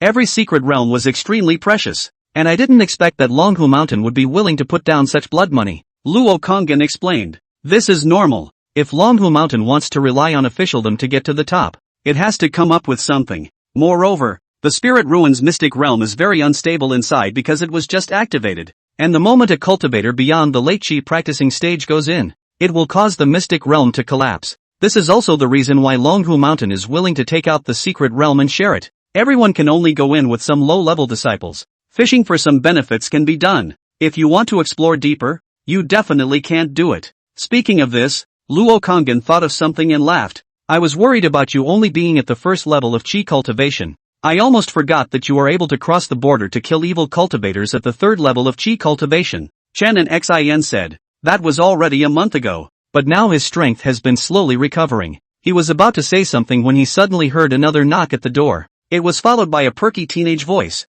Master. At this time, it was already late in the day, and the surrounding area was silent, so Lin Jingxiu's voice seemed very crisp. Chenin was stunned as he turned his head to meet Luo Konggen's eyes. Luo Konggen was also a bit puzzled. It was obvious that Lin Jingxiu coming over was not something she had ordered in advance. Chenin said very considerately, "Why don't I go into the inner room to take refuge?" After all, in Lin Jingxiu's perspective, he and his master, Luo Konggen, had only met once. Now that they were meeting in their bedchambers in the middle of the night, it was inevitable that they would cause some unnecessary misunderstandings. Luo Konggen, however, didn't move in a hurry as she stood in front of Chenin, a tangle flashing across her face. A little, only to hear her firmly said, "Between me and you is originally innocent. Ask the heart is not guilty, and why need to hide?" Chenin glanced at her. "Are you sure?" Luo Tsongan had managed to make up his mind and was ready to face his disciple straight on, but now that he repeated it, he in turn started to get a little nervous again. She worried, but what if Chui wants to come in the house? It was Chenan's turn to be helpless. Wouldn't you just find a reason to stop? He could sort of see that compared to that murderous and paranoid character, the Luo Konggen at the moment was simply so simple that he was good at cheating. White blind grew so big in the realm of foundation establishment. For his own disciple is really no sense of majesty at all. But it was the moment they both milled about that the young girl at the door had pushed her way in. A creaking sound made Luo Tsongmin's heart tighten. The gate was only a false cover, not closed tightly. Lin Jingxiu still had the same lively look full of vitality. Her eyes were bright and her hair was casually on her shoulders, rising and falling with her steps. The young girl was humming a little tune on her lips, and it was obvious that she was in a rather good mood. However, when she saw a familiar teenager lying beside her master, Lin Jingxiu's entire figure lurched. Her pupils widened slightly, and she subconsciously took half a step back, her small face somewhat bewildered. Chenin? Seeing the teenager's face, Lin Jingxiu was surprised. Obviously the one who shouted was Chenin, but Luo Konggen on the side couldn't help but squeeze his palms. It was a good thing that Chenin appeared to be very calm. He didn't even get up, just slightly inclined his head and looked over. "Good evening," he snorted. Luo Tsongan also looked back and gave a somewhat forced smile. "Xiaoqiu, why did you come over at night? Is something wrong?" Perhaps it was because Chenin had acted too frankly and naturally. Lin Jingxiu did not suspect anything after her surprise, but quickly returned to normal. She narrowed her thin and long eyebrows, her gaze darting back and forth between Chenin and Master before finally returning to Master. "What's the matter? I just want to come over to see Master. Can't I?" The young girl spread a smile and stepped forward to take the woman's arm out of habit. Luo Tsongan's delicate body, hidden under her Dao robe, shivered imperceptibly and gently. She coughed lightly and said, "It's your first day of college. Don't you need to make nice with your roommate?" Lin Jingxiu sniffed and wrinkled her cute little nose as she glanced at someone and grunted. "If someone comes, I can't. Why is Master so biased?" She cooed. Chenin was dumbfounded to hear this, and could not imagine that she would even want to fight for this. He closed his eyes cozily and lazily and went back to lying down. He thought to himself, this bamboo chair not only has a strong sense of vestiges, even the feeling of lying on it is extremely similar and comfortable. Luo Konggen immediately denied it. "Xiaoqiu, what are you talking nonsense about?" Lin Jingxiu sighed quietly, pretending to be aggrieved. "Alas, really, I knew that Master didn't want to see me. Then I don't come, is it? Well, I'll go. I won't bother you." Despite her words, her feet didn't move half as much as they should have. Luo Konggen was helpless, angry and amused as she gently patted the young girl's head. "What are you thinking about all day in your head? Chenin is looking for me for something serious." Hearing these words, a touch of cunning flowed from the bottom of the young girl's eyes, and with a cheeky smile, she hurriedly asked after him, "What business?" Luo Tsongan couldn't help but be stunned. She just had a quick mouth and really hadn't thought of how to explain, only to see Lin Jingxiu let out another long sigh. "Okay, I get it. To make it so difficult for the master, it's my bad as a disciple." Luo Tsongan, which can stand this set of her even elimination, immediately cannot help but painfully said, "No, Xiaoqiu, you heart thinking of Master. Master of course happy la." As she spoke, she twisted her head to look at Chenin, who was lying motionless on the bamboo chair. The woman pursed her lips and then said, "It was me who made Chenin come over." Luo Konggen weighed the wording in his head and felt it was very reasonable before continuing. "It's about that evil cultivator last time. I was worried that I wouldn't be able to see any abnormality in a short period of time. Plus it just so happened to be fine. so I called him over with the intention of checking his body once more. As soon as her words fell, the teenager, who was lying on the bamboo chair resting, slowly opened his eyes. He looked over at Luo Konggen, who also raised his chin slightly, as if he was proud of himself for finding this perfect reason. So Chenan's eyes closed silently again. End of chapter. Chapter 76, Chenan's water is too deep.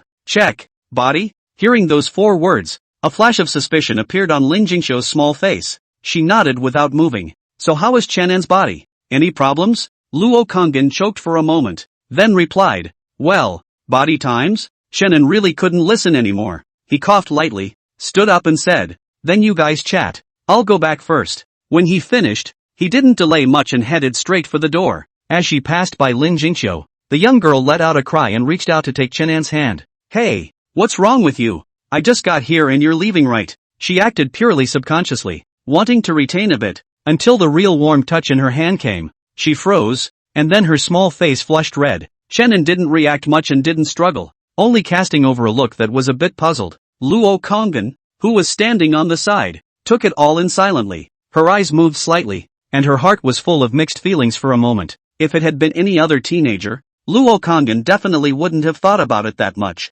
And the thing about teenage girls is that it's perfectly normal to have some sort of ambiguous affair at that age. Luo Konggen wasn't the kind of master teacher who had a dead brain, and wouldn't blame his disciple for anything because of it. But the point is that Xiaoqiu this has a different kind of emotion object is Chenan. Although Luo Konggen had always emphasized that he was independent and would not be affected by that memory in his exchanges with Chenan. But is that really the case? Emotions are the most complex things, they are often not black and white, but full of contradictions. While Luo Konggen helped Chenan recover her memories, it meant that she also experienced it all over again. She would feel equally sad. Of course the main thing, Luo Konggen was still doing it for Lin Jingxiu's good. Chenan was too mysterious a person, hiding many unknown pasts in his body, and Xiaoqiu was obviously an untouched flower girl. How can they really be a couple? With the indifferent stance Chenan was currently displaying, I'm afraid that the only one who would be injured at that time would be the young girl. To put it bluntly, she just feels that Chenan is too deep in the water, and her own stupid disciple will most likely not be able to hold on to it,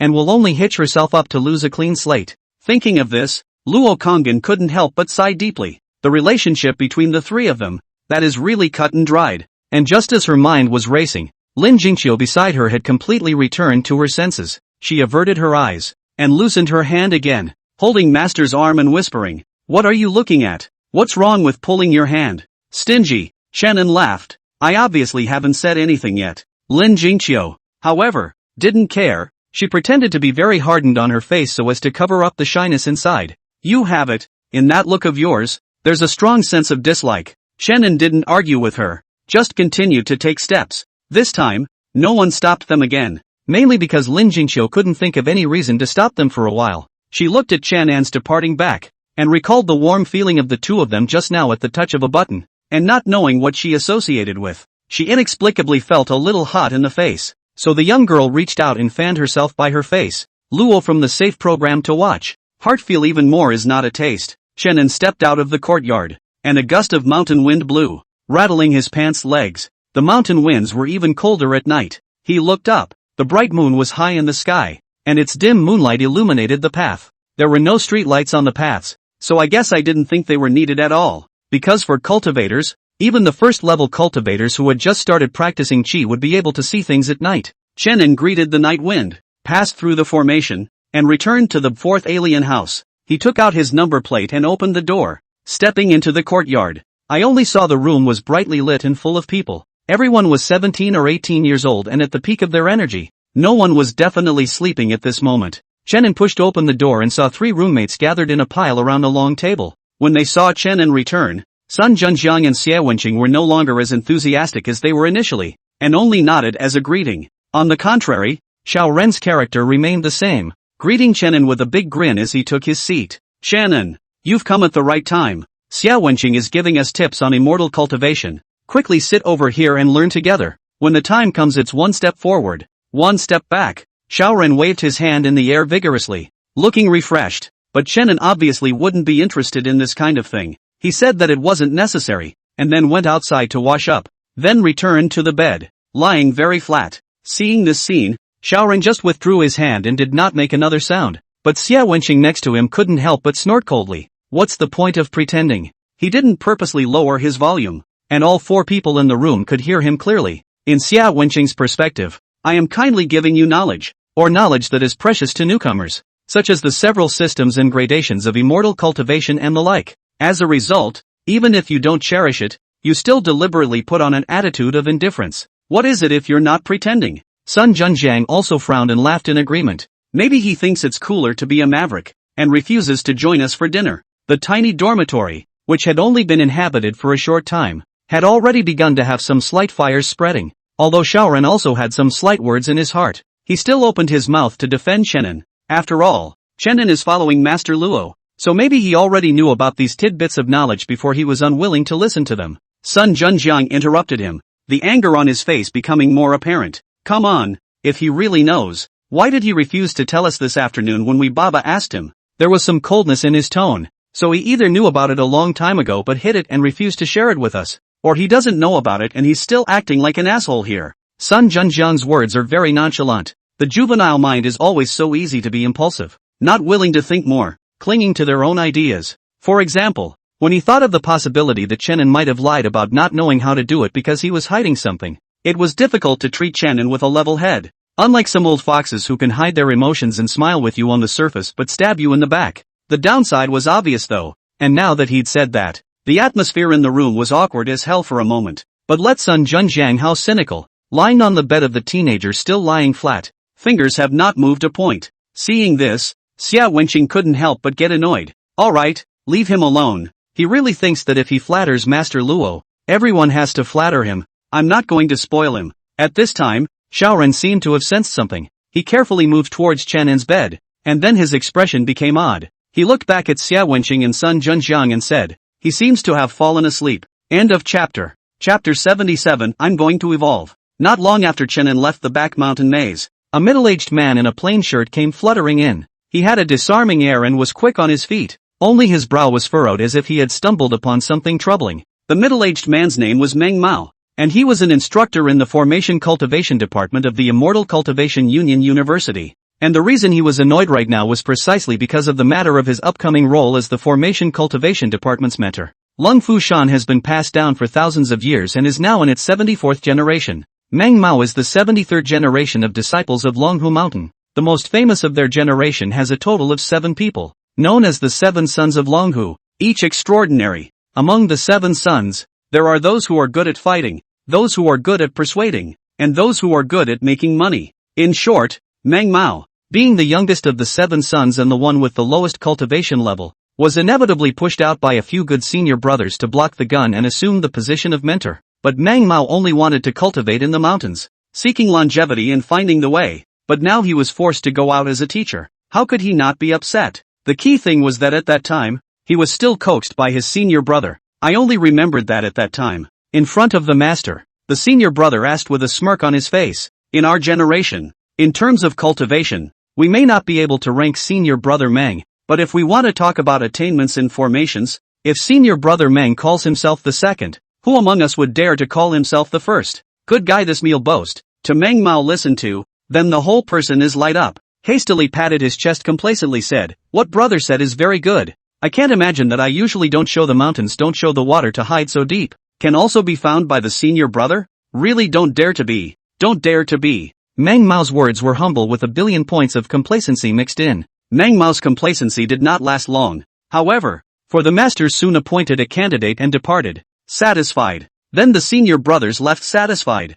leaving Meng Mao alone, frozen in place and dumbfounded. Simple senior Meng was played for a fool. Pinch a horse. The middle-aged man with an unassuming temperament couldn't help but burst out a nationalist phrase as soon as he recalled the scene where his senior brother had set him up. He waved his sleeves with a face of obscurity, then lifted his foot and stepped into the formation. But soon, Meng Mao retreated again. He stared blankly at the mesmerizing array in front of him, which he had once set up with his own hands, and some confusion flashed in his eyes. How does it feel like something is wrong with? The formation was still the same, but it was like a wife who had accompanied him for many years and had already aged, suddenly came back with a second spring, bringing a whole new experience. Holding this doubt, Meng Mao stepped into the formation once more. This time, he stayed in the formation for as long as 3 hours. When he appeared outside the formation again, Meng Mao's eyes already carried an uncontrollable shock and excitement. The tummy of annoyance from before had long since been lost somewhere at the moment. Wonderful, wonderful, Mang Mao muttered under his breath as he continued to wholeheartedly observe the once incomparably familiar formation in front of him. The reason why he had to say once was because there had been some insignificant changes between the current formation and the one he remembered. The change was extremely subtle. If not for the fact that this formation was set up by Mang Mao himself, if he hadn't been immersed in formations for many years, he would never have been able to feel this subtle change. But it was also this insignificant change that made the entire formation completely transformed, uplifting it by more than one notch. At least the current Mang Mao could experience nothing but beauty at a glance. It was the beauty of regularity, the beauty unique to formations. Mang Mao was mesmerized for a moment. He didn't wake up slowly until the sky was a shade of fishbelly white and some freshmen started coming and going for their morning jog. Some students noticed the middle-aged man who was acting strangely and cast curious glances. Mang Mao had to leave in a daze first, leaving only a few soft murmurs behind. Who could it be? Is it eldest brother? Or is it master? Could it be the one from? The man shook his head violently. No way. Absolutely no way. Early morning. Perhaps because he slept early last night. Chenin got up early today. When he woke up, his 3 roommates were still huffing and puffing. Presumably too late last night for in-depth communication. Chenin pushed open the door and walked out of the ethereal 4-separate courtyard. There were a lot of students coming and going on the road, mostly of similar age, just dressed in very different styles. Those wearing taiji suits and zhengshan suits are fine. Not so much that they look too out of place and mistakenly think that they are still living in the bustling city below the mountain. But those who wore jeans and skirts couldn't help but make one's eyes widen slightly with a strange illusion of ancient and modern hybridization. Chenin is ready to go and have breakfast first. Even though his body didn't need to eat, that didn't stop him from eating and drinking and sleeping when he should. He had indeed lived through 9 lifetimes, but it was not until this one that he had truly lived for himself. So even if it was just a small thing like eating and sleeping, Chenin was extremely willing to do it and try. He had also thought about bringing Shenxi along when the materials for alchemy were complete, and then the two of them would work together step by step, measuring the north and south of the Great River with their footprints. To put it simply, the world is a big place and I want to see it. Thinking so, Chenin walked along the disorderly flow of people. He didn't know where the cafeteria was located, but figured that those who could get up this early were mostly in a hurry to get breakfast. Sure enough, after a few minutes of following the crowd, Chenin saw an ancient building with hot air coming out of it. The building is very new. It should be newly built not long ago, not Lung Fu Shan's own building, including the before bio where Chenin lived. The construction layout inside was brand new. Officially, they did plan ahead for quite a while in order to develop them. If it wasn't for the fact that the Chi practicing Dharma decree happened to be developed right next to the college entrance exams, it might have started laying out a plan to cultivate immortality long ago. Chenin walked into the cafeteria, and the furnishings inside were no different from an ordinary university. At best, you don't have to pay for your meals, and the food you eat is a special edition. He went to the window and casually asked for a bowl of porridge. The congee was sprinkled with a few green onions, white and moist with a bit of emerald green. The whole thing was quite nice. Coming to the table and sitting down, Chenin had just picked up his spoon when he heard a gasp from the side. It's a teenage boy with an inch of hair. His eyes were glazed over and he was pleading the wonders of white porridge with his best friend beside him. Is this the legendary porridge made from spiritual rice? It's so powerful. Drinking it makes my whole body feel warm. Do you think I'm about to evolve? The best friend beside him looked helpless. Silly big guy. We're here to cultivate immortality, not to be digital babies. That's called practicing chi. Practicing chi. Do you understand? And even if you drink regular white porridge, you're still warm all over when you drink it, okay? Chenin heard this and smiled in his heart. Perhaps it was like what he had just thought on the way. Because of truly living for himself, even the extremely mundane routine of this life would be interestingly tight to him. End of chapter. Chapter 78 Open Lay. Chenin ate breakfast and returned to the dormitory the same way. When he pushed his way in, his 3 roommates were already up, packed and ready to go. Chenin greeted politely. Good morning. Xia Wenqing and Sun Junjian listened to the corner of the mouth. Said last night you are really asleep, is not it? I do not know how the brothers taunted you, and now actually with a person like nothing. However, the so-called reach out and don't hit the smiling face. They didn't have the good sense to make a mocking remark again. They just gave a slightly indifferent and then continued to do their own business at hand. Only Shaoran, who had always shown a willingness to get close to Chenin, waved his hand and smiled. Good morning, Chenin. He folded the quilt and walked closer to Chenin. You don't say. When I was in high school, I was always the earliest riser in the dormitory. I didn't realize that I was meeting my match today. Chenin casually replied. If you sleep early, of course you get up early. Xiaoren looked like he thought of something and his face was awkward as he scratched his head. That does seem pretty early. Chenin stopped talking and went to bed to lie down. The three of them couldn't help but look at each other when they saw this. In a few moments, they were all pretty much cleaned up, so they turned and headed for the door. Xiaoren thought about it, or rushed to the bed of Chen and shouted, "Chenin, you eat breakfast well. We intend to go to eat a breakfast first, and then go directly to the square over there. To be together or not?" Chenan's body didn't move. He just lazily returned. "I've eaten. You guys go ahead." Xiaoren had no choice but to speed up his pace and catch up with the other two who had already gone out. On the way, Xia Wenqing heard the commotion, turned around and saw Xiaoren rushing alone, and glanced at the B4 Beiyuan, and couldn't help but say, "He just loves to pretend. Why do you care about him?" Next to him, Sun Junjiang hurriedly agreed. "Right, Xiaoren, you are just too good-tempered and too spoiled." The three have vaguely formed a small group, excluding someone, intending to pull Xiaoren together to discredit. But when Xiaoren thought of Chen An's lazy demeanor, he couldn't help but mutter in a small voice, "Why do I get the feeling that he really doesn't care? Look at him saying hello to us this morning." Xia Wenqing's face changed when he heard this, and he didn't say anything, just burying his head and walking. Sun Junjiang nuzzle.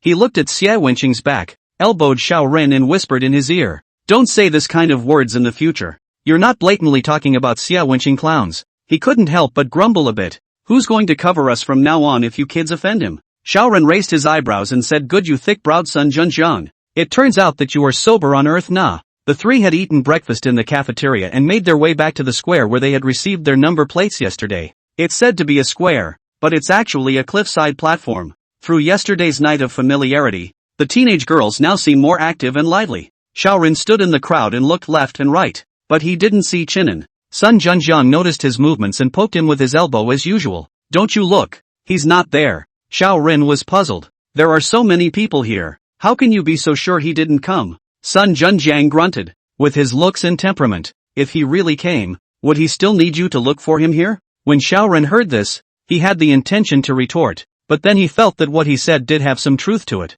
Soon, Principal Yen came out. He stood on a raised boulder used to temporarily serve as a podium. He didn't have a microphone in his hand, but his voice was loud as a bell, spreading throughout the plaza so that every student could hear him clearly. First, there were some grandiose platitudes and scenes, and then finally came the content that the students had been waiting for. "This time we have opened a total of 4 large classrooms. The Sword Cultivation Department, the Formation Cultivation Department, the Rune Cultivation Department, and the Artistry Department. And don't ask why there are only sword cultivators and no blade cultivators, because we haven't found the appropriate teachers yet." Principal Yen made a rare joke, which immediately caused a burst of laughter from the students in the arena. He coughed lightly and resumed his seriousness. "I believe that many students already know that we are teaching this lecture as an all-elective program, and we will not take too much interference in your classes. I'm just highlighting. I'll state it again. By the way, daily classes and class locations are posted in a large unified group." As Principal Yen said this, he waved back and immediately a man in black stepped forward as he held up a massive QR code. Come on, all scan the code and add to the group." The meeting ended with a dismissal from the principal. The three of them, Xiaoren, were walking back to their dormitory, and they all looked excited. Most of the pedestrians on the road had the same expression as them. "Well, we're going to officially start practicing this afternoon, so it's a little exciting to think about." Xiaoren couldn't help but clench his fists. Sun Junjiang glanced at Xia Wenqing and said, seemingly unintentionally, "Hey, when the time comes, we all have to be rich and not forget each other.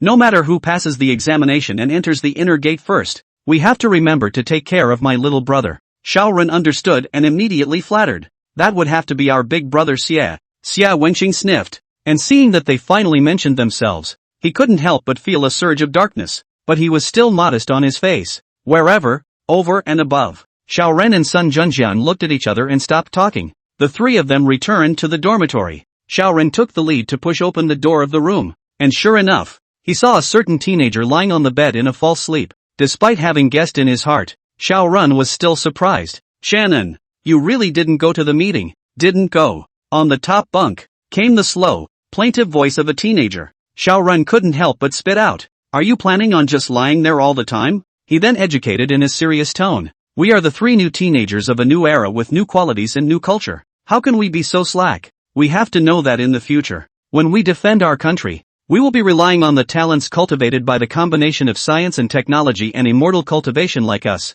He said it with a flourish. So Chenin sat up and nodded with what seemed to be an understanding. You're right, he agreed. Seeing this, Xiaoren finally revealed a satisfied expression. He's having a good time saving a lost teenager. Obviously at this age, it is the time to struggle. It is the time when one should practice hard and study hard. How can Xiaoren watch Chenin give up on himself? Chenin got out of bed and walked out of the room. In the dormitory, Xiaoren looked at his departing back and froze for a moment. He turned back to the two. What's wrong with him? What's he going to do? Sun Junjiang gave him a blank stare. If you ask me, who do I ask? As for Xia Wenxing, he let out a cold snort and mocked. Mostly because he listened to you and is ready to pretend to make an effort. Chenin quickly returned and dispelled the trio's doubts, because he was also carrying a bamboo chair, only to see the teenager swing the bamboo chair towards the courtyard, and then lie down on it, squinting comfortably. Chenin thought to himself, Xiaoren is right. Lying in bed during the day, it does always feel like something is missing. End of chapter. Chapter 79, Going down to the mountain to practice Su Chi Chi. There are no years in the mountains, and the cold ends without knowing the year. Especially for cultivators who could easily close their doors for a year and a half, the passage of time would often be even less noticeable. The only thing that reminded Chenin was the girl's gradually drawn body. Su Chi Chi grew up very quickly, practicing Chi at the age of 9, building the foundation at the age of 11, and now that she is just at maturity, she is already in the late stage of foundation building. Chenin estimated that if there were no accidents, Su Chi Chi was expected to crystallize the Dan before 20, a Jin Dan stage cultivator. Even when looking at the entire divine state, belonged to the middle of the pack. If you are willing to live in a small area, you will have the capital to start your own school in a small place. It was also this year that Su Chi Chi found Chenin in his cave. Master, I want to go down the mountain. The young girl pulled Chenin's arm, her eyes bright as she came out looking better and better. Her face, which was a bit baby fat, gradually faded, and although her nature was still lively, at least she would no longer be like a child, scurrying up and down the valley like a monkey. At first glance, it looks like a pavilion. Chenin slowly opened his eyes, slightly surprised. I didn't think you could hold it for so long. For Su Chi Chi, who was jumpy by nature, being able to stay peacefully in the mountains for so long had far exceeded Chenin's expectations. But Chenin still shook his head. This was also the first time he refused Su Chi Chi's request. The young girl pursed her lips in some confusion, but she wanted to fight a little more. Master, are you worried that something will happen to me if I go down the mountain? Then how about you come down the mountain with me? Just like at the very beginning. Chenin looked at her and said softly, wait a little longer. Wait for what? How long? Chenin didn't say anything because he didn't know either. The young girl's desire to get off the mountain rose day by day like the weeds outside the valley. She always looked at the sky from time to time with a somewhat indescribably forlorn expression. The big lake that felt incomparably wide and vast when he was young was no longer so big in the eyes of the present Su Chi Chi. The Great Lakes certainly don't change. What does change is her heart that yearns for the world beyond the mountains. Chenin knew he couldn't shut her down. It was good that in this last life, he had learned to collect his emotions and his heart was like water. It's natural not to be disappointed when you don't have any hopes. In the year Su Chi Chi turned 20, she rightfully broke the boundary. A 20-year-old Jindan cultivator. Speaking out was enough to shock the entire divine state. However, Su Chi Chi had no idea about his own strength because he had been secluded in the valley with his master for many years. The only thing that would be a good comparison would be that the tiger spirit really couldn't beat her. Without an opponent, Su Chi Chi's days in the mountains became even more boring. She couldn't get a master to be her chaperone, could she? Although Su Chi Chi had thought that she was gifted and not a normal person since she was a child, but not stupid enough to make a fool of himself. She had once curiously asked her master about his realm, and was answered with a slightly bland remark. Probably, just Mahayana. The master looked slightly uncertain as he said this. Su Chi Chi stared wide-eyed. Although she had not been out of the mountains alone, but the basic common sense, the master are still taught. The Mahayana was already the pinnacle of a cultivator's lifelong pursuit. On the way up, maybe there is, maybe there isn't. It was because the divine state had gone through hundreds of millions of years, and there had yet to be a cultivator higher than a Mahayana. Su Chi Chi was secretly shocked and couldn't help but sigh with emotion. Master, you are so powerful. Wouldn't that mean that no one can beat you? No one can kill you? The question, more or less, seems offensive, but Chenin didn't get angry. He was silent for a little while before he smiled. People, even if they are powerful, they will die. At that time, Su Chi Chi was puzzled. Who could hurt such a powerful master? It was also in June of the same year that Su Chi Chi finally got her wish and traveled down the mountain alone with the consent of her master. At first, she was fighting the urge to pull Chenin down with her anyhow. However, Chenin didn't agree and just said, You have to grow up eventually. I can accompany you for a while, but I can't accompany you for a lifetime. And isn't this a must-have trope in the storybook, where the protagonist hones his supreme martial arts skills in the mountains, then comes down to shock the world and pushes all the way across the world? Su Chi pursed her lips and looked at him miserably. I don't want to be any protagonist. Master, you just accompany me to go out and have fun together. And Master, you're so powerful and your cultivation is superb. Surely you can accompany me for the rest of my life. The way she shook her arms and pampered herself caused Chenin to be somewhat slightly stunned, for it seemed as if in one life's memory there had been such a maiden at just the right time who had done the same thing to him. Chenin still shook his head and refused once again. Su Chi was puzzled in her heart. Why would the master who had always favored her and spoiled her be so resolute in this matter? I remember when I was a child, no matter how bizarre or excessive the request she made, master would never refuse. Like what, playing in the mud together, climbing trees together, and a lot of other things that sound very humiliating and unorthodox. But none of the masters had ever been immortal, nor would they say anything like telling her to behave herself. The only thing that rejected her 2 whole times was on the matter of going down the mountain. But nothing can resist the prosperity at the bottom of the hill. The years of purification in the valley had been too long, so long that Su Chi was tired of seeing everything in the valley except for master. She often thought sometimes that maybe the reason she couldn't get tired of looking at her master wasn't because of how much of a mentor-pupil bond she had with him, simply because the master is good-looking. For this point, Su Chi had a clear mental cognizance. That evening, the young girl's skirts fluttered and she took a step away. Chenin stood at the entrance of the valley, looking at her back with a calm expression. A little while later, a tiger's head of great size poked out from the forest on the side. Its eyes saw the young girl's back as she walked further and further away, and it couldn't help but happily bounce in place. It bounced and ran to Chenin, then circled around the man, one moment rubbing his hands together, the next rubbing his pants legs together. It doesn't look like a virtuous tiger spirit that reigns supreme in the mountains. Instead it looks like a clingy kitten raised by an ordinary family. The orange sunset sprinkled down,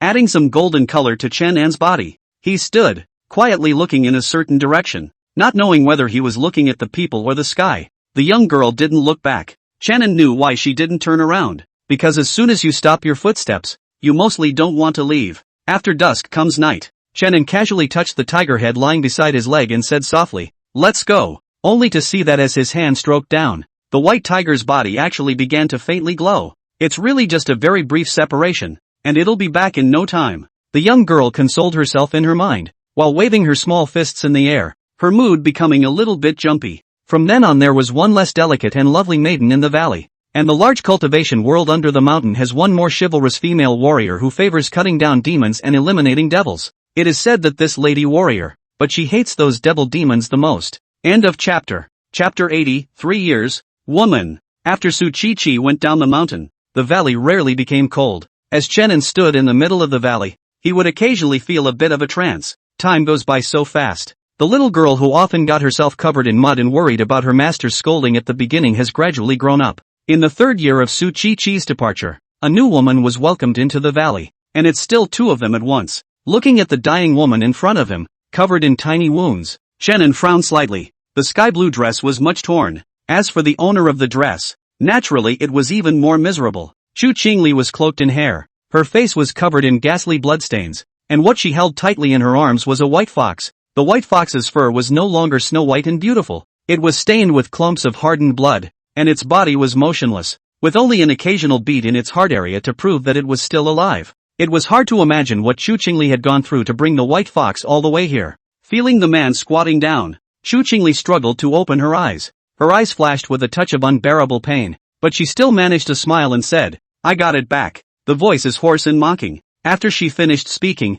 perhaps because she was too tired from all the thousands of miles of traveling these days, she actually passed out straight away like this, leaving behind only a very reassuring sleeping face. Chenin was stunned, and said, "I haven't even said I want to save you too. Why do you look like you're eating me up?" He had no choice but to reach out his hand and place it on Chu Qingli's chest to probe it carefully. As expected, compared to those wounds exposed on the outside, what was even more alarming was the woman's internal ryatsu that was like a mess. It was filled with all sorts of sword chi and residual techniques, and it looked like they had experienced countless vicious battles and were too late to find a place to meditate and calm their injuries. Chenin took another glance at the half-dead white fox. Good guy. The demon Dan destroyed. 100 years of cultivation destroyed. You two are really difficult. One more than one miserable. But the good thing was that the life of a demon was generally harder than a human's. And even with such a fatal wound, The heart was still beating stoutly. The white fox was no one else but Ji Chinga, who Chenin had run into in Luoyang back then. He couldn't quite understand how these two one-man demons who had once fought to the death could now allow one of them to risk their lives to save them.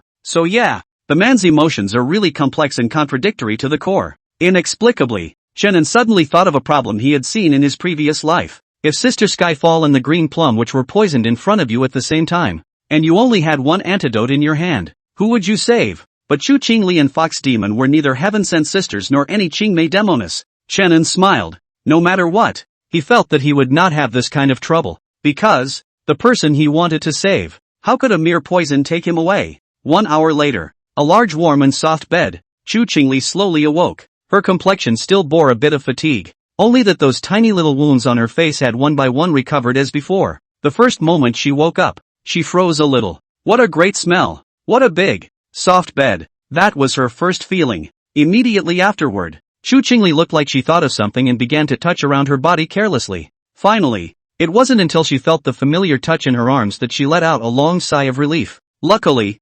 the stupid fox was still there, still hot and not cold. Chu Qingli thought darkly, and suddenly heard a familiar male voice. There was only one man she considered herself familiar with, so naturally she didn't have to wonder who it could be. Not to mention the fact that she was supposed to be running over here begging for help. You're awake? The operation was a success. Surgery? What surgery? Chu Qingli looked a bit dumbfounded, blinking her eyes. Of course she couldn't understand Chen-En's little bit of mischief. Chen-En didn't explain much, just nodded and turned around to get ready to go out. Hey, wait. Chu Qingli called out to him and couldn't help but ask. Aren't you the least bit curious? Chen-En had a footstep and didn't turn around. Curious about what? Curious as to what happened during the time I disappeared. Chu Qingli looked a bit frantic, as if all her desires were unsatisfied and there were ants crawling all over her body. Of course, it's the desire to confide in the desire. Chen-En glanced at her, dropped a sentence, and walked out of the room. If you want to talk, change into full clothes first.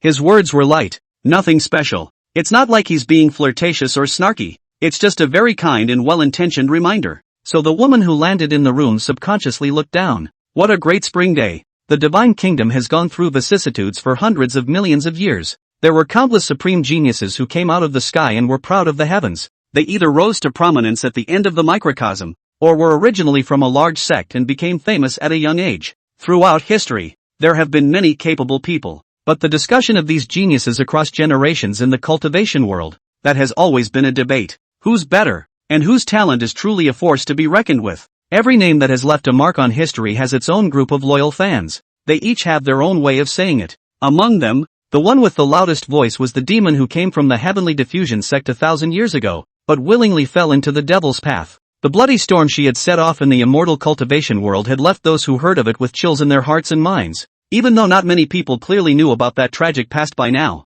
the name of the demon man was still passed down all the way. Ungrateful and murderous. It's synonymous with her. The devil's way was once led by the demon man, and officially came into the view of everyone in the cultivation world. No more hiding, like a street rat in a sewer. Rather, it is a real chest-raising, equal to the famous sects and schools of seniority. The prosperity of the devil's way didn't begin to decline step by step until after the inexplicable disappearance of the demon man. Without a top powerhouse, it's like losing the marrow of the bone, and ultimately it's just like a piece of trash that crumbles at the touch of a button. After listening to the conversation of the line of people beside her, Su Chi frowned. The location they were in now was one of the strongholds where the devil's way was entrenched back then. It was just that nowadays, the buildings were empty, and only a few dilapidated caves and altars remained, highlighting their former glory. Off to the side, a cleanly dressed young man with a handsome face stepped forward. His name was Xiao Fan. He was the chief of the younger generation of Kunlun, and this demon smiting squad of theirs was also organized by him by pulling the strings.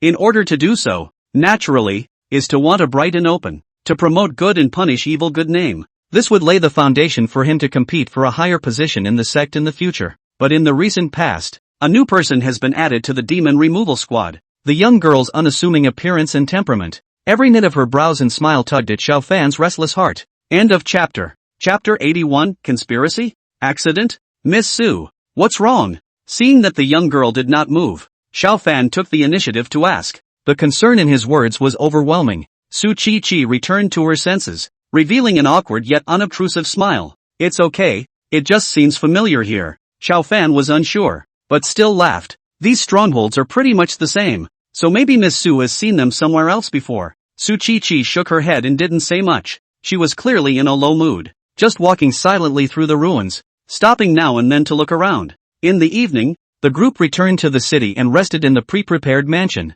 Late at night at midnight, Su Chi left the mansion alone and reappeared at this stronghold. The moon and stars were thin, and the mountain wind blew through, bringing up a whimpering sound like a ghost's cry. It added a bit more terror to the already spooky environment. She didn't have to wait long as a dark shadow quickly attacked. The opponent paused in front of the young girl, his whole body hidden under the black clothes. His behavior was very mysterious. Su Chi looked at this thing of unknown gender, not knowing whether it was a human or a ghost, and said in a cold voice, "If you can't produce the so-called evidence, don't blame me for being merciless and taking your dog's life. Of course the shadow retaining stone can't be faked." It snapped. The voice hissed and sounded like an animal imitating human speech. "Back then, I unintentionally left the shadow retaining stone in the Su family village. And who knows, I recorded this horrifying scene." Su Chi fell silent after hearing this. It is impossible to fake the shadow retaining stone, which belongs to the category of treasures possessing the laws of the heavenly Tao. How can a cultivator change it?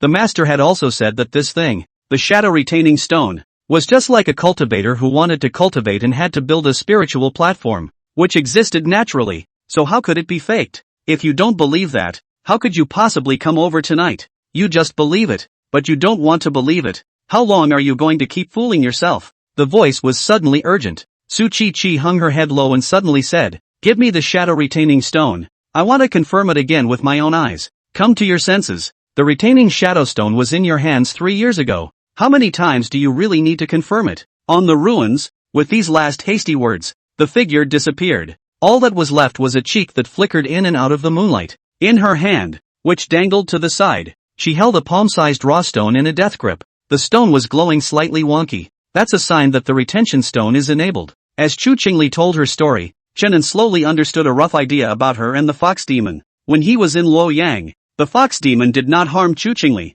but only used some inadequate small means as punishment. But in the end, it never really hurt her. As a result, Chu Qingli's inherent impression of demons was slightly changed. She started poking around the area, asking questions, and got mostly positive reviews. And so the guilt of the fox demon came into her mind. This guilt, until one day Chu Qingli learned of the news that the fox demon had been captured by Kunlun's disciples, turned into an impulse. On impulse, she'd run 1,000 miles to save her life. But how could the disciples of a famous sect like Kunlun be any kind of idlers? Although Chu Qingli's cultivation was already not bad among the younger generation, others were not soft, especially when the other party was outnumbered. Chu Qingli fought one against many, and it was entirely by relying on her rich combat experience and the firm flesh that had been repeatedly ravaged by Chenin that she was able to hold on to save the fox demon, and then run thousands of miles with it to find Chenin to renew her life. Chenin couldn't help but sigh with emotion after hearing this. Change Chu Qingli's gender. Isn't this a proper metaphysical male lead script?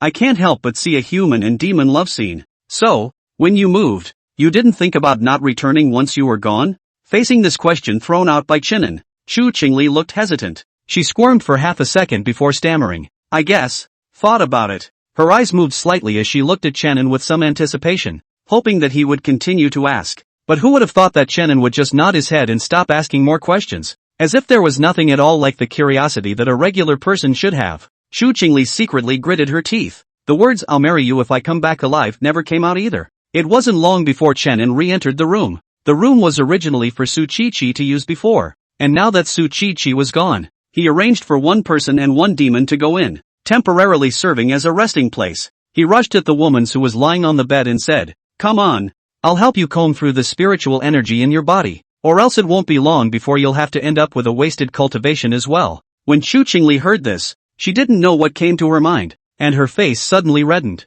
This is certainly extremely rare. This kind of flushing on her face was something Chenin had only seen when he had once beaten the blood out of her. Simply put, it's when you're getting beaten up and spitting blood. So Chenin frowned and took 2 quick steps to the bed. What's going on? He reached out and placed his hand on the woman's chest, the purest to the core spiritual energy traveling between them. A little while later, Chenin loosened his frown. He then looked at Chu Qingli with some doubt. "You haven't worsened here either." The latter didn't say a word, just opened his hand with a red face. Then in a small, mouthing voice, "You let me do it myself." Chenin was a bit confused as he listened to people. "What are you doing here?" Chu Qingli answered him with practical actions.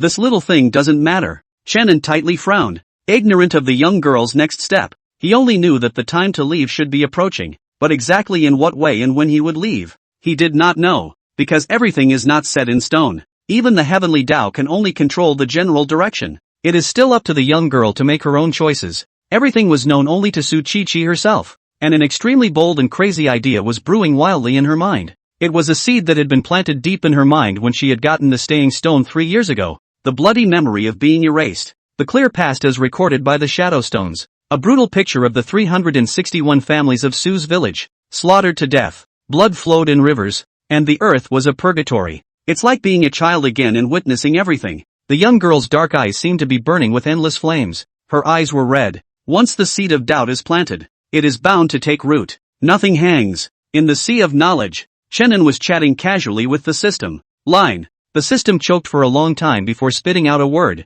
For the rest, you don't have to do anything. Just wait quietly. The man stood with his arms folded, looking into the distance. The mountain wind blew, causing the Taoist robes on his body to undulate. Let her be, he said. Su Chi went down the mountain and rediscovered the mysterious thing that was neither human nor ghost. When the two first met at the very beginning, the other party claimed to be the contemporary Tao master of the devil Tao. In order to revitalize the glory of the devils way back then, only then did he want to pull Su Chi into the gang, and together they stirred up the divine state. Su Chi certainly wasn't that bored and balked, but after seeing that scene today, she was a little shaken. She didn't know what to shake or why. She couldn't say. Like many people and many things in the world, even the parties at the center of an event are many times indefinable. She just felt extraordinarily distracted anyway. It's particularly disgusting. And all the time, there was a voice compelling, pleading in her mind. He's not even your master. He's the murderer of your own parents. It's your undying enemy.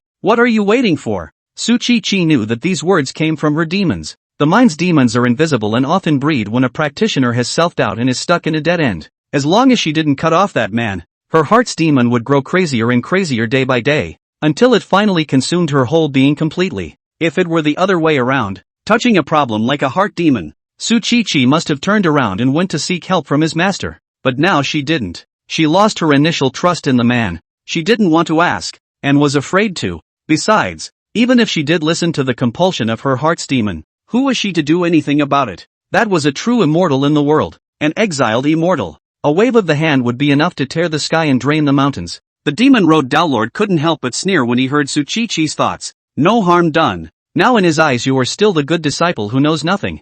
I have a plan that will cause him to be attacked by a group of the 4 major sects of the righteous path. No matter how godly his cultivation is, facing the full force of the 4 major sects at the same time, even if he doesn't die, he will definitely reveal his cracks. The voice was hoarse and penetrated with endless moroseness. End of chapter. Chapter 83, Do What You Want. Chu Qingli stayed in the valley in the name of recuperating from her injuries. Shannon did not refuse. Or maybe he's just an easygoing guy by nature, and is mostly nice to talk to. The next day, the fox demon was still sleeping. Chu Qingli got up and found the man who was bored at the top of the mountain. On one side of the valley are towering peaks. At the top of the peak, there is a small platform for people to sit and rest. The view from here provides a magnificent view of the mountain below. Chen intends to run up here to laze around and blow off steam when he's bored. Just like the system said, there was no need for him to do anything. Just wait in peace for the final moment to arrive. What are you looking at? A clear female voice came, and Shannon turned around and saw Chu Qingli's figure. Her head full of green silk fluttered in the wind, and her dress was blown around. The exquisite figure is hidden between the fluttering of her skirts. She could occasionally catch glimpses of some of the white skin at her calves. Look at the view. Shannon replied as such. Chu Qingli walked closer and sat down beside him. She bent her legs slightly and wrapped her arms around them. Then she buried her head between her legs and silently accompanied Shannon as she blew in the wind. She didn't speak, and Shannon wasn't very talkative by nature. So the two sat there from dawn until evening. The sun rises in the east and sets in the west, and there's another haunting swath of oranges and deep reds. Chu Qingli suddenly said, "Do you think I did the right thing?" Shannon was unsure. What's right or wrong? Chu Qingli changed her head in a different direction. She was originally looking at the sky with her head tilted. Now she was looking straight at Shannon. There was some confusion on her face. Save the man. Oh, save the demon. Shannon looked indifferent. He waved his hand and said casually, "What's right or wrong? It's just a position." Position? Chu Qingli pursued the question. She always knew that she was rather stupid, so whenever she couldn't understand what she heard, she would always ask without shame. Yeah, position. Chenin laughed a little. There are many things in the world that are indistinguishable from right and wrong. For this point, Chu Qingli was not very agreeable. She shook her head and denied. A demon that brutalizes the living and abuses the people would definitely be wrong. Chenin glanced at her. Fox demons don't kill people too. At those words, Chu Chongli's expression stagnated, nuzzled her mouth to retort something, but didn't say anything. You see, that's the position. But there's really no point in dwelling on that too much. Just do what you want to do. Chenin didn't continue to pursue the matter, but instead turned to say, you've done it all. So instead of dwelling on that, why don't you think about what you're going to eat tonight? Chu Qingli stared at him and blinked. Her eyes wandered over Channan's face and averted her gaze again. So what are we eating? It's me, not you. So what are you eating? This was asked to Chenin. He frowned. I don't know. Anyway, at our realm, we won't be hungry. When we want to eat, we will eat again. He hadn't finished his sentence, for there was a touch of softness, bold and firm against it. Chenin was a bit caught off guard. Then he heard an extremely subtle sound in his ear. You're the one who just said, do whatever you want. Anyway, you're not allowed to blame me. Say, where's your apprentice? Back in the valley. Chu Qingli pretended to ask questions as if nothing had happened. She was trying to hide her embarrassment at the top of the mountain for one thing, and she was indeed a little curious. She remembered, that little girl can stick to their own master. This is almost a day and a night actually have not seen. Chenin found a recliner and his body swayed slightly with the chair. He casually replied, went down to the mountains to travel. Chu Qingli didn't feel much shock at this answer, and just nodded in recognition. Back then, I was about this age, leaving the clan to experience the red dust on my own. It's really quite rewarding to think about that period now. Chenin narrowed his eyes and didn't answer. At this time, Su Chi was still experiencing the red dust. The scheme proposed by the Devil's Way Taoist master was simple. Anyway, Su Chi has an immortal as a backer, so why don't you just do whatever you want? Mess with the four great sects of labor. The Kunlun sect, the Zhengqing sect, the Shinji sect, and the Taisher sect, all over again. Take their contemporary outstanding young disciples. Should be tied up, should be killed. As long as the anger of the four major sects is provoked. And then go back to the mountain Wo. Just the way your master dotes on you. There's no way he'll hand you over. At that time, the other party has become a target. Surrounded by top cultivators. You are waiting for the opportunity to move. There is no reason to fail? When Su Chi heard this, he backhanded a sword and chopped it over. Straight chopping this so-called Devil's Way Taoist master, jumping up and down. Her face was expressionless, neither agreeing nor vetoing, just leaving silently. It was only in her 5th year that she finally made her way back to the mountain once more. On this day, as if it had been anticipated, the men were waiting outside the valley early. Beside him stood an equally tall figure. Her long hair was tied high behind her head with a sky blue tie, and her face was delicate and picturesque. The young girl stared at her. It's been a long time since we've seen each other, and the years haven't left a mark on each other's faces, but instead have added some flavor. Chu Qingli and Su Chi looked at each other, and she whirled around to reveal a smile. It's been a long time. For some reason, hearing this greeting, a strange feeling surged in Su Chi's heart instead. It's hard to describe. It's never a good taste anyway is all. She averted her gaze and turned to the man, the master who raised her for so many years. He is also a teacher and a father. His eyebrows, as always, were beautiful. But once he thought of the images that flashed through that shadow-retaining stone, Su Chi couldn't help but tremble. Can't go wrong. Can't go wrong. She settled down and took a step toward the man. Seeing the young girl come close, Chenin smiled. It's been a long time. How was your time at the bottom of the hill?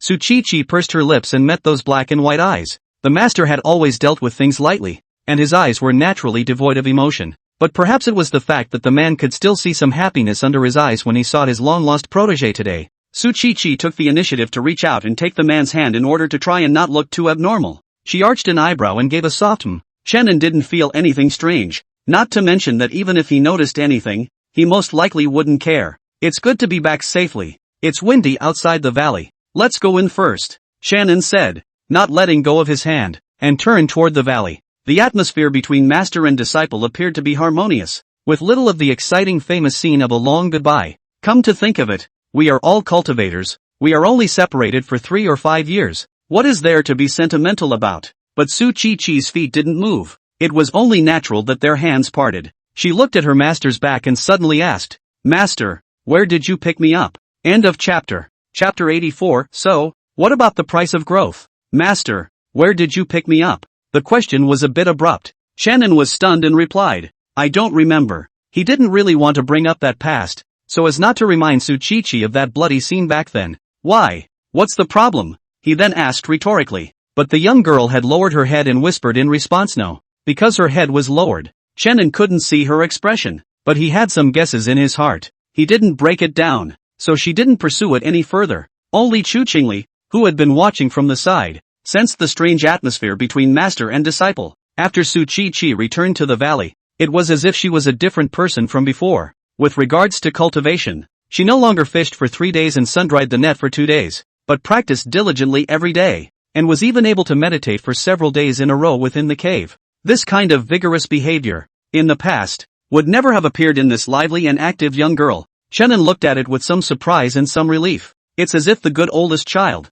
who has been raised for a long time, has finally become enlightened and knows to practice hard. Tsuchichi's talent was already extraordinary, and with Shannon's careful teaching, her progress was rapid, and her cultivation naturally rose. In her 3rd year of returning to the mountain, she was already vaguely able to touch the threshold of the broken realm. It was also this year that Shannon found an excuse to drive Chu Qingli off the mountain along with the fox demon. He didn't have anything else in mind. He just didn't want to make another incident and implicate innocent people. On this day, Shannon meditated and practiced in his cave as usual. To say it's a practice is actually more aptly described as a snooze. All of his cultivation was equivalent to picking it up for nothing, and he really hadn't experienced the feeling of not being able to deceive a young man into being poor. The white skirt fluttered as Tsuchichi barged in. A few moments of jumpiness faded from her face, and her aura became a bit high-strung. Often, it was only when she was with Shannon that she would show some of her little girl's mischievousness. These details, one by one, also reminded Shannon.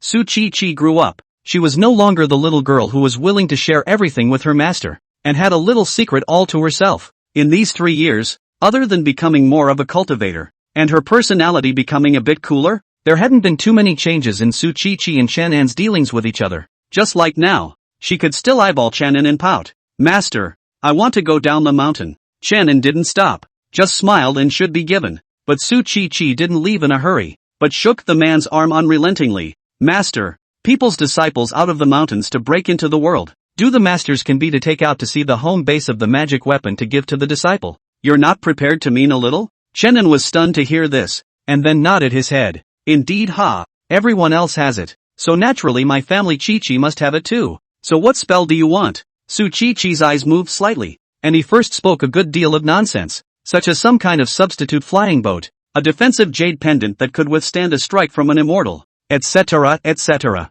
It was only after Shannon had agreed unanimously that she brought it up again, seemingly offhandedly. Master, do you think there are any magic weapons in this world that can allow people to cross borders and kill people? Shannon casually replied. That's a lot. For example, the Kunlun school has a treasure of the town school, called the Tai Shi ruler. The holder of the ruler can make use of the thousands of years of spiritual power contained in the ruler. If you can communicate with the spirit of the instrument, even if it is held by mortals, there is also a chance to kill the cultivator. If replaced with a Yuaning cultivator, as long as it is used properly, it is not impossible to defeat a strong enemy across 1 or 2 realms. Tsuchichi's eyes lit up as she listened, and she asked, then will there be a day when an immortal as powerful as Master is defeated? Shannon glanced at her and said, of course, a Mahayana immortal is also a human being. It's just that idol means can't break through my body protecting divine deity. This matter, as Tsuchichi who had spent time with Shannon, naturally knew about it. She fell silent and didn't ask any further questions.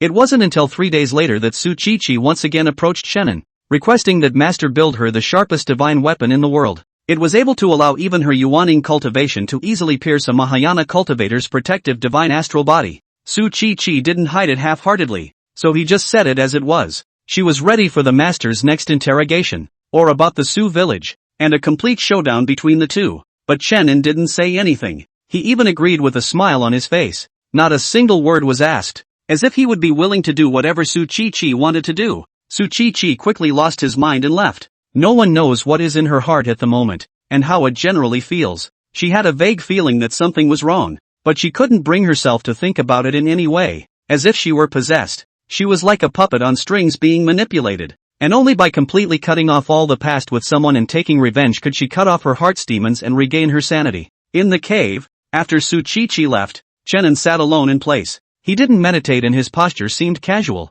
between half sitting and half laying down. The secluded cave resounded with the man's mutterings. Where in the world is there any divine weapon that allows a mere Yuaning to cut down a Mahayana? But despite the words, 3 months later, Chenin still forged a divine soldier and delivered it to Su Chi. The divine soldier was a long sword with a bright body and a clear, pleasing sound of sword chirping. Anyone who saw it had to call it a good sword. During this time, Su Chi began to become more and more reticent. Chenin sometimes thought to himself, maybe this is the process of growing up? And what is the price of growth? Chenin's thoughts jumped around and rambled. He often thought like this when he had nothing to do in the valley. This was the day that Su came to say goodbye. She had everything she wanted in her hands, and there was little other reason to linger. Chenin was a bit whimsical and let her to do the things they used to do when they were kids all over again. For example, to bully the tiger spirit that gulps the essence of the sun and moon in the forest. Like picking up a fishing rod without bait and going fishing in that lake called Great Lakes. He also took Su Chi to look at the bamboo forest outside the valley.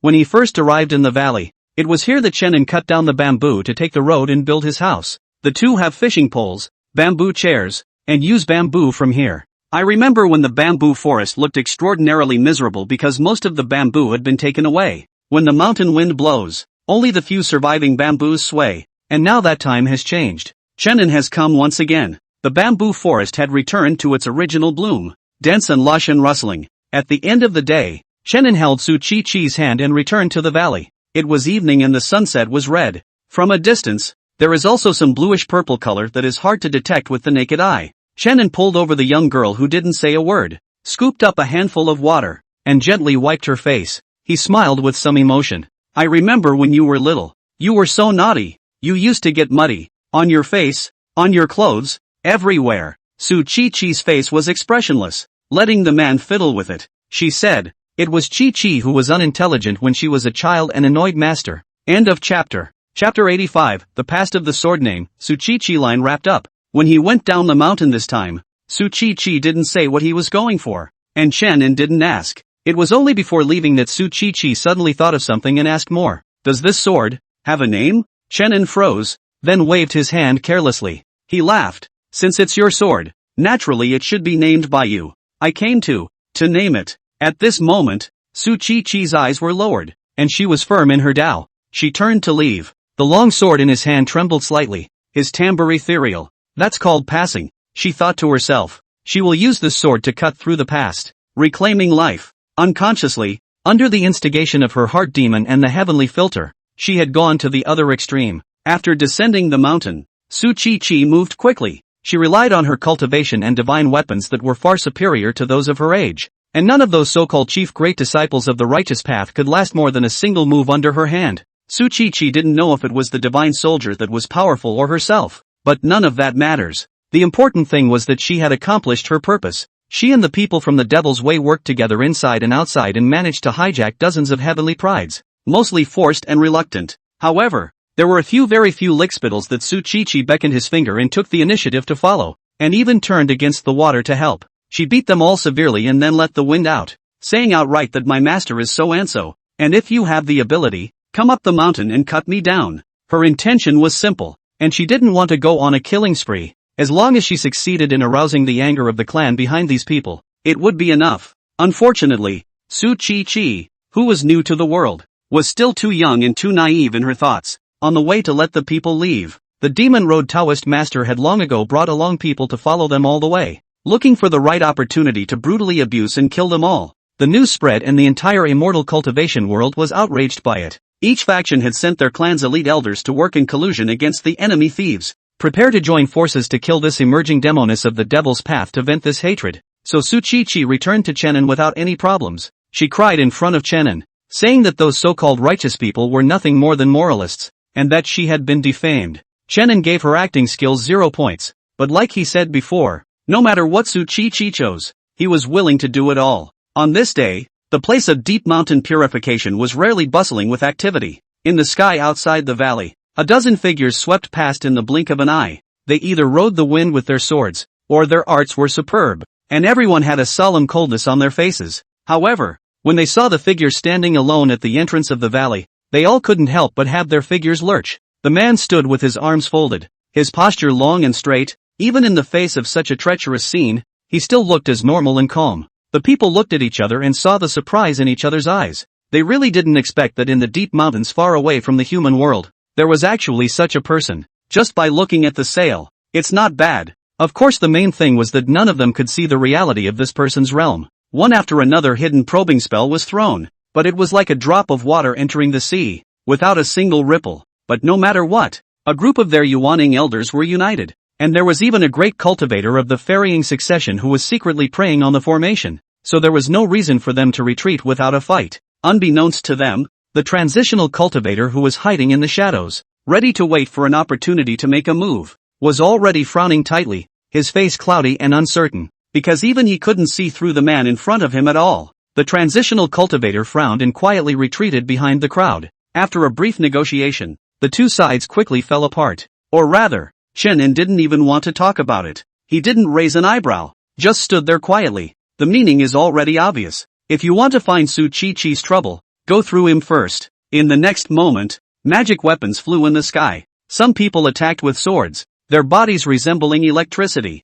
while others clenched their hands with spells, and the light of spells behind them flourished. There is no doubt that this was a brutal siege. Chen finally raised an eyebrow. He thought to himself, but I'm the one who rounded them up.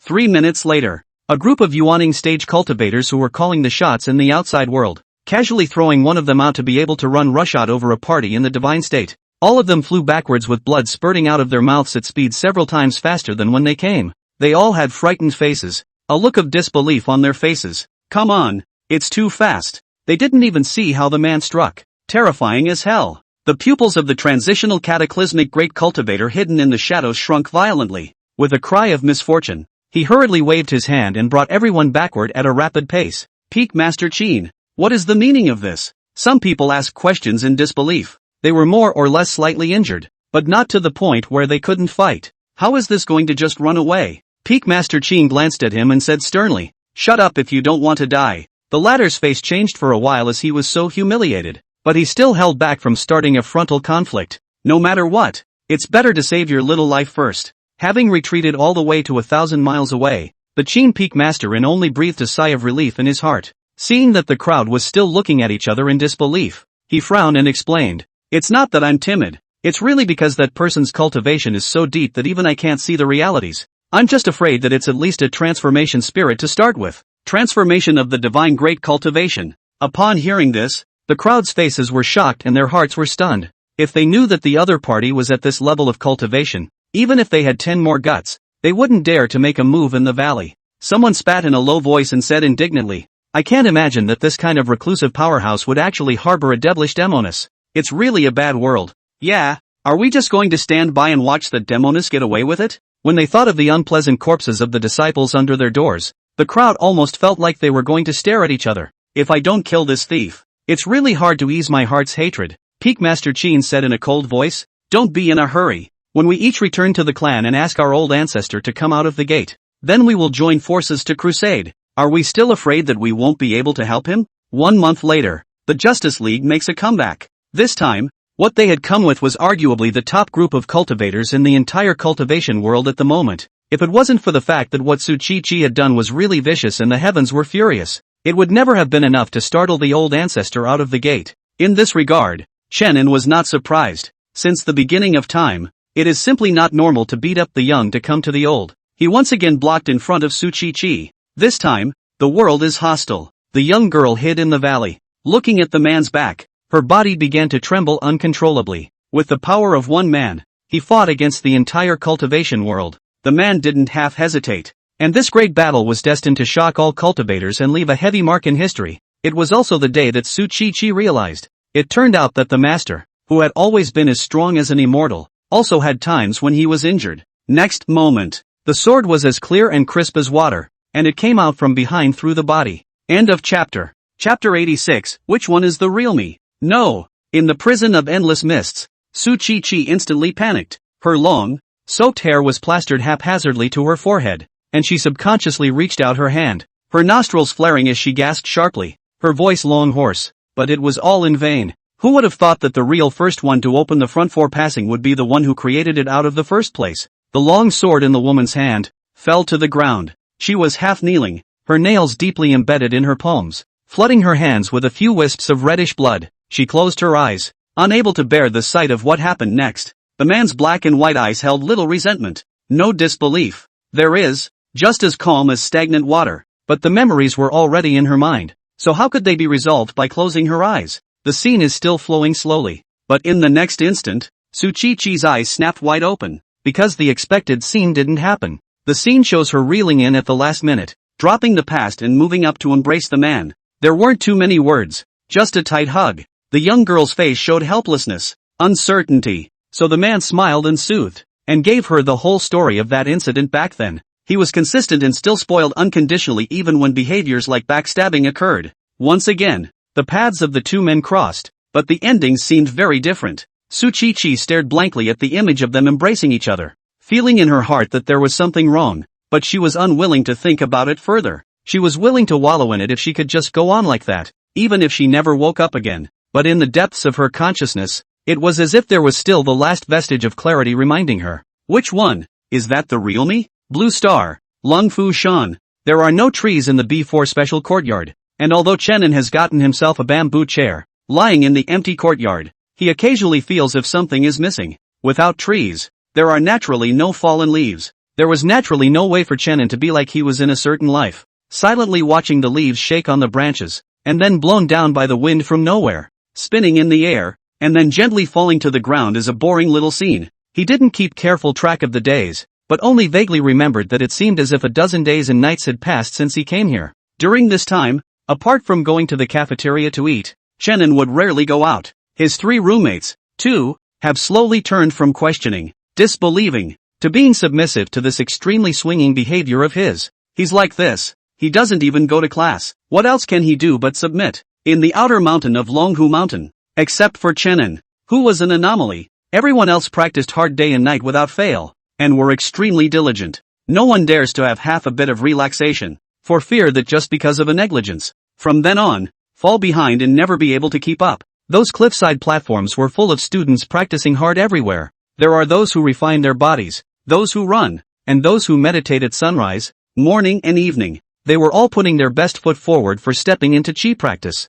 There was actually early speculation among the student body as to who would be the first among them to take the crown. Putting aside Chenin and Lin Jingqiu, whom they did not know about, the most highly regarded group of disciples should be the group that already had a bottom line. They talk well and have an unassuming temperament, often standing in the crowd as if they were standing out like a crane. For example, there were those who came from Longhu Mountain, Qingcheng Mountain, those who came from other places of the Great Daoguan, and those who had a deep family background. The most representative one would be a teenager named He Jin. He was both an outstanding disciple of Longhu Mountain and had the He family in the capital as a backing, and it had only just been over 10 days that had passed, and his fame had already spread throughout the entire group of new students, both consciously and unconsciously. At this point, Lin Jingqiu was highly similar to him, except that the two took very different routes. One is extremely high profile, in order to enlist people's support and eagerly establish a small circle of their own. One is quiet and low-key. This afternoon, the door to the small courtyard of B4 was pushed open and in walked three talking and laughing teenagers. Having come here for some days now, Xiao Ren's trio had also dispelled the small excitement and nervousness they had felt at the very beginning, and entered into the rhythm of cultivation. They had just returned from the formation class today, and they were still excitedly discussing with each other. To be honest, Master Meng is awesome and feels knowledgeable. It's just that the whole person looks fierce, making me not quite dare to go up and ask questions. It was Sun Junjian's voice, and he'd scared a bit, complaining quite a bit in his words. The other two shared the sentiment and both nodded along. Indeed, but in terms of poor temper, it has to be the Dan Cultivation Department's Master Ma. I heard that in his class. If one dares to go out of his mind, he has to be caught up as a test drug. That can be too horrible. As Xie Wenqing said, he thought of something and suddenly hammed and hawed. If you ask me, everyone's favorite class is probably Quasi-Master Luo's class. The person is good looking, the body is also good, and most importantly, the temper is also gentle. Speaking of this, the three of them looked at each other with recognition in their eyes. That's true. Think about it. Every time we go to the Sword Cultivation Department's classroom, which time isn't there no absentees? I've often seen people standing at the back and listening to the class. As they chatted about this, their eyes happened to see the teenager on the bamboo chair, and they couldn't help but have a look on their faces, because it seemed like on the first day they came, the other party came behind Luo Shi. At first, the three of them thought that Chenin most likely had two brushes, but just liked to pretend to speculate and refused to communicate with them. However, as time passed, Chenin did not show that there was anything different from the norm. This had to make the three of them start to think that maybe his relationship with Luosher was really just a coincidence? After all, thinking about Luosher's gentle nature, it wasn't impossible that this was possible. But no matter what, as far as this self-loathing appearance of Chenin right now was concerned, it was really something that people could not help but despise in their hearts when they looked at it. It was good that there were no irreconcilable conflicts between them, and they were still polite on the surface. Chenin. Xiaorun was the first to say hello, so the bamboo chair came from the teenager's light reply. Good afternoon. The three of them were not surprised by Chenin's answer. Even privately, the three often compared Chenin to an emotionless greeting machine. As soon as you say hello to him, you can trigger the keyword and receive a slow hello. After greeting, the three of them also brought small benches from the house and sat together in the courtyard to bask in the sun and chat about the sky. Xiaoran took out his cell phone and casually scratched the screen. He saw the first news pushed by his browser and showed some surprise on his face. He waved at the other two. Asterisk. Look guys, over at Changbai Mountain, there's a new incident of fierce beasts injuring people. The two men were energized and interested in what they were hearing. End of chapter. Chapter 87, meeting Luo Tsongan again. Sun Junjiang frowned and asked, how many times is this month? Why does it feel like it's getting more and more frequent? As cultivators who had come into contact with the other side of the world, they knew very well in their hearts that behind these events, it was never as simple as it appeared. Xia Wenqing, on the other hand, skimmed his lips, somewhat unimpressed. Anyway, the large-scale recovery of aura can't be concealed sooner or later. It depends on how long the official side can conceal it. But it always feels like there's something not quite right. Even if those beasts in the mountains have a spirit, they should be hiding and practicing. How could they be obsessed with hurting people? His questions were naturally unanswerable by Xiaoran and Sun Junjiang. However, they were not far from Xia Wenqing's thoughts. As reported, those beasts just became a bit more manic and insane, and actually didn't have much of an increase in battle power.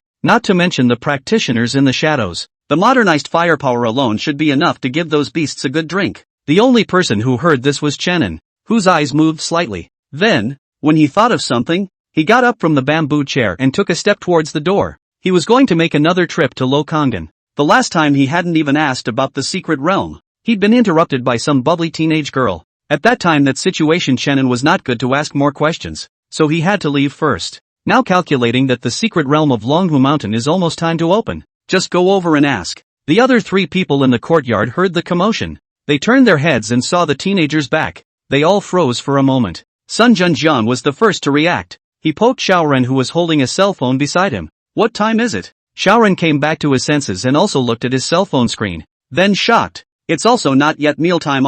Upon hearing this, both Sun Junjiang and Xia Wenqing were equally surprised. You know, according to Chen An's routine in the past, he would never go out until it was mealtime. The three of them had used him as a timed alarm clock for the start of the meal, but they hadn't thought that there would be an accident today. So Xiaoran hurriedly shouted at Chen An who was about to walk away. Chen An, where are you going? The teenager took a step and waved his hand. Looking for Lo from An. He was as honest as ever and didn't make a point of hiding it. But these words fell on the ears of the three people in the courtyard. But how to listen to all feel a bit tasteless. Xiaoran listened in awe. Could he really be going to find Master Luo? Xiaoran's words immediately ushered in a snort from Xia Wenqing. You believe? Let's not talk about whether or not he's really related to the Luo division. Even if he is, the divisional commanders live in the back of the mountain. So how would he get in? Xia Wenqing bristled. Or do you think that a half-assed person like him who fishes for 3 days and wears the net for 2 days can practice chi before he Jin and the others? Sun Junjiang had been listening silently, and when he heard this, he spoke out and added a sentence. It's not 3 days of fishing. It's never fishing all the time. Xiaoran scratched his head in some embarrassment. Okay, you two to it. Hostile so much. I'm not just put forward a hypothesis. Obviously, he also didn't think that Chen An had really gone to find Master Luo, although it had only been just over 10 days. Luo Kongan, relying on his unique charisma and a drop of insignificant face value, had undoubtedly already captured the hearts of a group of teenage boys and girls in Outer Mountain. It became the object of unspoken admiration in everyone's mind. And looking at the tone of Chen An's departure just now, it looked as if he could find it if he wanted to. Plus, he also called Luosher by his first name, which really made the three of them sound upset. Even if I assume a little more boldly, even if he's already a chi practicing cultivator, that maze leading to the back of the mountain isn't something he can just enter whenever he wants. Have you forgotten whose class you took today? That maze was set up by Master Meng himself in the beginning. and without a token or someone proficient in formations to guide you, it's absolutely difficult to pass. With Xie Wenqing's last words, the ethereal four other house terminated the topic, and Shannan's image in the eyes of the three was lowered once again, but it was already low, and it can't go much lower. The path that led to the back of the mountain appeared as a teenager. As he walked along the road, an inexplicable premonition suddenly welled up in his heart. It always seemed as if he would come over as often in the days to come. Anyway, once you're back, you're back. This time Shannon didn't have to walk over one by one anymore. He followed the route he remembered and smoothly arrived in front of the door of the Aliyah where Luo Kangin lived. As usual, Shannon did not give any advance notice and just came when he wanted to. As for whether Luo Tsongan was at home or not, and whether he was available at this moment, it was not in his consideration. Even the flow of his visits is set in stone. For example, you should now walk up and knock on the door. With the passing of two modest dull thuds, the wooden door opened. A tall figure appeared behind the door. In a rare move, the woman didn't wear a do-rag, but changed into a more loose and comfortable at-home nightgown. The long, slightly damp hair was coiled behind her head, and her fine, long eyes moved slightly, inadvertently revealing a bit of flirtation. She was also slipping on a pair of large white rabbit slippers under her feet, her white toes leaking out and looking delightful. She noticed Shannan's prying eyes and, somehow, moved her toes a little uncomfortably. The tone of his voice couldn't help but bring on a few moments of shame. What's to see? Shannon averted his gaze as if nothing had happened, and he stepped into the door with his legs open. Just a little surprised that I didn't realize you brought this type of clothing with you. Luo Kangin pursed his lips and explained. It was Xiao Chou who brought it to me. Shannon understood. So it is. With a sudden lurch of his form, he remembered something and greeted. Good afternoon. Luo Kangin glanced at the evening sun in the sky and said in a good-natured manner. It's already almost dark. When she finished, she was shocked to realize that she seemed to have turned a little strange, that she would actually get annoyed with a teenager over such a trivial matter. In fact, there was no talk of sulking. It was just that whenever Shannon appeared in front of her, her mood swings would inevitably become bigger. In short, in front of Shannon, it would be hard for her to keep a good heart of the kind she had on the outside. That's not a good sign. Luo Tsongan silently noted it down, thinking that he must pay more attention in the future. As much as she didn't want to face it, she had to admit that she had indeed been affected a lot by the other self in her head, without even realizing it. Seeing that the teenager had already walked over to that bamboo chair to lie down, Luo Tsongan smoothly closed the door and followed him. Or was it that last time? She asked. The other party had always been the one who didn't have anything to do. Luo Kangin didn't need to think about it to know what he was here for. Shannon, on the other hand, slightly inclined his head, because between the woman's walk, the white and glistening below was really a bit dazzling, making his heart inevitably a bit strange. Well, I forgot to ask you last time when exactly the secret realm opens. Luo Kangin wasn't surprised, just a little curious. Why your character?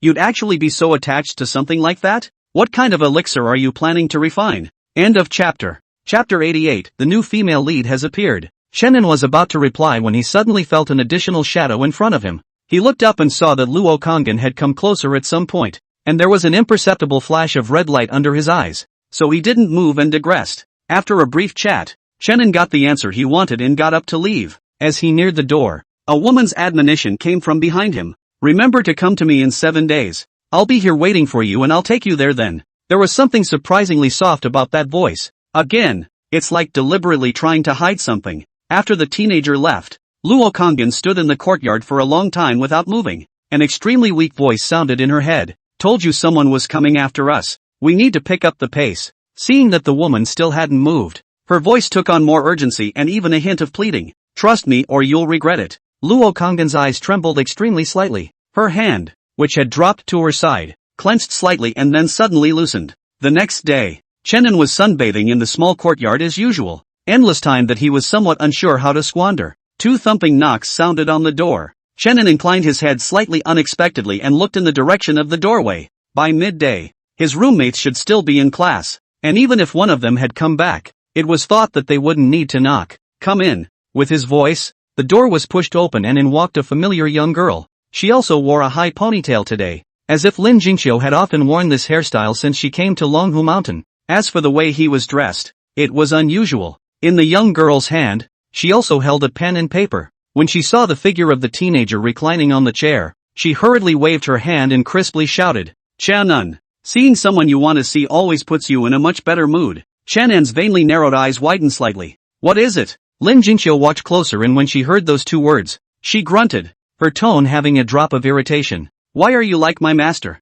Asking if there's anything wrong as soon as I come. Making it seem like I can't come to you if there's nothing wrong. Shannon nodded. You're absolutely right. So what's up? Lin Jingqiu bristled as she raised the notebook in her hand. Looking for you to ask some questions. When she finished, her voice suddenly rose a few degrees. Well, you sure didn't show up for class. I told you how I couldn't find you in any of the classrooms. Shannon didn't retort. These courses are useless to me, so I don't need to take them since. He gave the young girl a look. You weren't there either. Upon hearing this, Lin Jingqiu hemmed and hawed and laughed a little. Actually, I know pretty much all of those cultivation basics that master taught me, and she also said that I should just let myself cultivate at ease. She paused for a moment and continued. Shannon, do you know about formations? No, some. So the young girl's eyes lit up, and she said that she had been right in her thinking. After all, Shannon's image in her mind was just too omnipotent. She half squatted down by her chair and opened her laptop, a few agonizing frowns on her face. I've been going to formation classes these days, but there are several difficult areas that I don't really understand, she said, the dorky hairs on her head twitching quietly, admiring her own resourcefulness a bit. Using that as an excuse just makes sense. At least she was a girl with some cheek. She couldn't just say, I haven't seen you for days. I want to come over to see you, right? If you have a question, why don't you ask your teacher? Master Meng is so fierce. This is not to ask you first to see if you understand it. The young girl's voice unconsciously took on a bit of petulance. Shannon kept his posture and didn't move. He said, then ask. Although the tone was flat, it inexplicably made Lin Jingqiu feel at ease. In the small courtyard, one asked and the other answered. Shannon's answer is often like a sharp sword, pointing straight to the essence, helping her to cut down those difficulties she encountered with a sword. Cleanly. Awesome. Even though she had long known how powerful Shannon was, Lin Jingqiu still couldn't help but let out an exclamation. Once again, she felt the gap that existed between herself and Chen Anji. After all, the young girl wanted some reserve, and after asking the question, she left. The door to the courtyard, though, was soon opened once more. A figure stood outside the door. It was a woman carved like a work of art. Her head was slightly bowed, her black dress deep and lightless, her bare skin so white that it was almost pale, and an unnatural translucent color. What was most surprising was that the woman appeared to have landed on the ground, but was actually floating slightly in midair. Those bare feet were as white as the rest of the skin on his body, white and even a little eerie. The hem of the black dress was not too long, and between the flutters, you could see the deep black texture that wrapped around the legs inside, and from a distance, it looked as if a thin layer of stockings had been put on. On the lines of the woman's leg skin, there was also a dark red glow flowing, vaguely translucent with an air of restlessness. Every move contains a forbidden beauty. Shannon frowned and sat up straight. Upon returning to Blue Star, his always indifferent demeanor changed for the second time. I remember the first time when it was because I bumped into the sickly Luo Kongdan. His opponent's brutal and unreasonable strong-arm tactics forced him to square up. And this time, it was also because of the unprecedented sense of crisis brought to him by the woman in front of him. Even just by looking over, it was as if an uncountable number of negative vibes had come over them. It's violence, it's desire, it's fear, and they are mixed with all sorts of auras that hit one's mind and soul one by one. If it wasn't for Chen and Xian's firm and unshakable spirit, I'm afraid that just any other person would have been shocked into a little cutie by this breath at this moment. I'm afraid that if it wasn't for Chen and Xian's unshakable spirit, such a ponderous and evil aura inexplicably made Chen feel somewhat familiar. He couldn't help but turn his head in the direction of Luo Kongdan's residence, and it was in this moment, when he looked back again, that he saw the woman, who had been floating quietly, suddenly raise her head. There were scarlet flashes of blood in her eyes. In a flash, 12 massive, pitch-black wings unfolded from behind the woman, covering the sky. Even the entire sky suddenly darkened. The negative aura on the woman's body seemed to peak at this moment as well. She's like a collection of extreme dark emotions in a figurative incarnation. The teenager's slightly dilated pupils reflected the woman's extremely fast approaching figure. Chenin had the intention to dodge, but the other party was too fast, and if he were at his peak, he would definitely be able to dodge easily. But now he was far from powerful, and so the two collided inevitably. But the imagined pain did not come, but a touch of unimaginable softness and clarity. The other braked nicely and just gently but forcefully swept the teenager into his arms. The woman spoke, her voice trembling lightly. "Father, don't you remember me?" Shannon was silent. He wondered if he had seen this scene somewhere before. End of chapter. Chapter 89, The Priest and the Witch. Feel the wet, sticky touch coming from his ear. Shannon subconsciously tilted his head back. The next second, thin red lips brushed against him. Chenin met the woman's somewhat confused and doubtful eyes, and said that this is how Luo Kangen got his hands on him last time. Is it possible to lose your virginity twice by the same means? His figure moved slightly, his spiritual energy running around his body, wanting to break away from this warm and soft embrace, but an even stronger force came from the woman's hands, like an iron hoop, pressing Chenin to death. Father, why? Why do you always do this? Irene, but it's going to be sad. Have you forgotten? The promise that was made in person. The woman spoke softly, folding her arms across her chest. Her eyes were like water, slowly flowing. She took the tone of the man from back then and repeated it with extreme seriousness. Slowly, holy light be upon you. I will never let Miss Irene be sad. Ever, ever. But no matter how emotionally the woman spoke, the teenager in her arms was just expressionless. Chenin sighed long and hard, not knowing exactly where the accident had occurred, how one after another all ran over. He was a little tired and thought about muddling through. He knew it didn't seem realistic, but it wouldn't hurt to try anyway. And it's true that he doesn't remember much about those heroines from the once 9, so that's not a lie. I'm sorry, I really don't know any Ms. Irene, but he clearly underestimated the effect he had on women. Instead of having the desired effect, the word sent the other into a complete frenzy. The rich negative emotions wrapped Chen's safety aspect around him, and all the 7 emotions and desires were amplified at this moment. 12 huge black wings stretched out and buried the two together again. How could you forget it? Memories spread like water as the woman murmured. Under the effect of those negative emotions, Chenin buried the deepest memories in his mind. The inevitable awakening. The charismatic 613 years. The Mayan Empire, which had ruled the entire continent for hundreds of years, was also gradually going into decline. It's not much of a stretch to say that countries have risen and fallen since the beginning of time, but the decline of the Mayan Empire was only a royal decline. Accordingly, the prestige and power of the Holy See has grown like never before. The world can be ignorant of the name of the royal family, but it cannot be ignorant of the Holy See, including the Demon Hunters Association, which is dependent on the Holy See. The status has naturally risen. Waking up from a luxurious and extravagant bedroom, Chenin couldn't help but be stunned as he listened to the background of the world introduced by the system in his mind. Meaning, it's also changing Western fantasy this time? He muttered, surveying the unfamiliar surroundings. Chenin, oh no. Now he should be addressed as His Excellency Lithurian. He traveled in the flesh, except that each side of the world automatically helped him correct the memories of everyone in this world. Lucius frowned and rubbed his head, which had a slight headache from the pang of memories pouring in. The man got up from the bed and looked around. Everything in sight is a dazzling array of things. Whether it's the ceiling or the big lights on the ceiling, it all looks very textured. The floor was covered with a thick carpet embroidered with many unreadable designs. The entire bedroom is decorated in a vintage style, but every little detail is still extremely luxurious. Lucius thought to himself, it's kind of like the medieval style of the West on the Blue Planet? His head was still a little dizzy and disoriented from just crossing over. At that moment, a cool female voice sounded outside the door. Lord Lucius, the demon hunters over at the church have all arrived and are awaiting your presence. The Holy See? Attendance? Upon hearing those two keywords, a memory flooded back to Lucio's mind. A day ago, the outer city parish under the capital of St. Maya, the Livia church managed by Lucius, managed to capture 2 magical girls. Now the demon hunters have escorted the witch and sent her to the church to await instructions from Luther, the supreme leader. Witches, i.e., women who are beautiful, almost demonic, with pale skin, as delicate as a porcelain doll. They tend to have a lot of unsettling symbols on them. For example, the most common sickly pale skin and the evil lines all over the body. In the Mayan Empire, these magical girls were regarded as devils who had escaped from the hands of the goddess and had to be captured and put to death, or else they would bring great disaster to the whole Mayan Empire. This is nothing new, there have been such legends since the beginning of the Mayan Empire. The witches were cunning and insidious, and as soon as they were given a chance to hold their own and catch their breath, they were bound to launch a general attack on the church. Those magical girls who had come of age possessed a terrifying power that made even the Holy See fearful.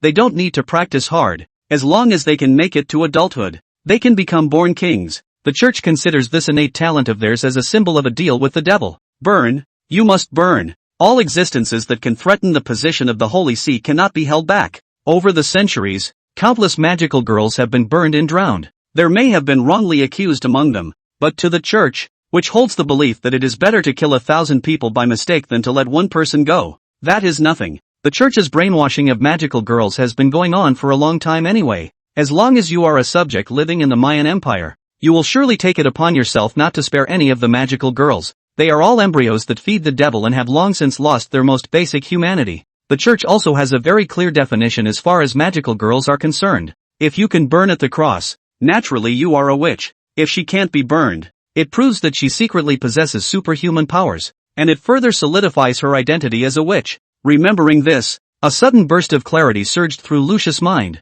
Obviously, the female lead he needed to raise in this life should be this so-called magical girl without a doubt. Lucius sked, thinking that trying to raise a magical girl in such a big environment was no easy task compared to when he was in his last life. But the good thing was that his identity was also vastly different in this life. Not only is he a high-powered priest, but the extraordinary powers he possesses himself are very powerful. The thoughts end here. Lucius straightened the pure white robes on his body and stepped towards the door. He pushed the door open and a tall figure came into view, blue and white with a short skirt and white stockings, as well as a decoration on the head. All of this fell into Lucius' eyes, causing him to stare slightly. Good lord, it's actually a maid's outfit. Lucius really wanted to ask, this holy see he stays in, is it decent? Outside the door, the head maid, Anna, although a little puzzled by the man's surprise, respectfully repeated it again. Lord Lucius, the demon hunter squad has been waiting in the church for quite some time. In the eyes of the world, Lucius is the youngest priest currently in the Holy See and has an incredibly bright future. No one in their right mind would go against this young priest. What's more, Anna was originally a maid in Lusho's manor, so naturally she had even more respect. End of chapter. Chapter 112. Winged White Goddess Stone Statue. The woman was tall, with long natural reddish-brown hair, and her exposed thighs were full and round and eye-catching. Her long hair was slightly curled and tied neatly around her chest with a hair tie. Anna was bent over respectfully at the moment, not daring to raise her head to meet Lord Loxo's eyes. Even if it was just a glimpse of what she had just gone out, she couldn't help but feel it in her heart. As expected of Lord Loxo, even if you put aside the priestly aura and status he carried, that face alone could make the heart skip a beat. Take me there. Luo Shou spoke softly, then moved his gaze away without moving. Because of the head maid's position, a glimpse of her chest was really visible. Luckily, in his last life when he spent every day with Luo Konggan, Luo Shou was still very patient in resisting beauty. Anna answered and went ahead to lead the way. Luo Shou followed behind, passing a long corridor along the way, and looking around. The surrounding area was a large garden covering a vast area, and with the cool breeze blowing, he could smell some fragrance. His residence was less like a monastery where the clergy rested and more like a separate estate characteristic of the great nobility of the Middle Ages. As a rule, priests are generally expected to live inside the churches under their jurisdiction, which have not only offices inside, but also rooms dedicated to the clergy. But Loxo didn't. It could also be a sideways reflection of just how inflated the power of the papacy is in today's Mayan Empire. Even the priests of the parish church have privileges comparable to those of great nobility and even royalty. Walking out of the manor, there was a carriage Anna had arranged waiting at the entrance. The carriage was ornately decorated, and the road beneath his feet had a strong Western fantasy medieval style. There were no words along the way. The Church of Livia was located in the southern part of the outer city, not far from Loxo's estate. After about 10 minutes or so, the carriage slowed to a halt in front of an imposing church. The crowd outside the church was so large that it surrounded the gate, and from time to time, between the crowds, people stretched their necks to look inside. They were enraged. Their hands were dancing, and their mouths were full of words. Burn, burn, worthy of the Bloodrose Demon Hunter Squad. This is already the second time they've captured a witch, isn't it? That's true. This time we still caught two at once. At that moment, the people noticed the arrival of the carriage, and at once shouted with excitement and became more agitated. It's Father Rashio's carriage. Ha ha ha. I can't wait to see the priest preside over the execution ceremony. Such shouting came to a peak when Loxo lifted the curtain and stepped out of the carriage. He was the pride of the entire outer city, the most outstanding genius since the birth of the church, also an archmagus at the age of 25, the youngest priest in the order. He was gifted and magnificent, and he didn't know how many of the empire's subjects regarded him as a god and an idol to pursue throughout their lives. How can people not be excited to see such a character in person? Not to say it's unprecedented, but it's certainly unprecedented. And from what the public knows, today would have been the first time the young priest had officiated. And aren't all the onlookers present witnesses to this history? In the midst of a crowd of warmly expectant eyes, Luo Shou walked into the church with a smile on his face. Calmly and unhurriedly, entering the interior of the church, the clamor suddenly diminished, as if a soundproofing spell had been cast. Stepping onto the aisle made of marble floor tiles, Luo Shou was in awe. He thought back to the enthusiasm of the people when he was just outside and was somewhat secretly surprised. So it seems that the image of the witch as an unknown and plague has been ingrained in the minds of the children of the Mayan Empire. The feud between the two has continued for hundreds of years and has long been in a state of immortality. Then, if he wanted to raise the magical girl to adulthood, the resistance and crises he would encounter in it could be imagined. Loxo took a deep breath and sauntered into the hall at the center of the church. This is usually a place used by the people to pray and return wishes, but now it is closed for special circumstances and no unrelated people are allowed to enter. In the front of the hall, there was a tall stone statue of a goddess with 12 white feathered wings stretched out behind her,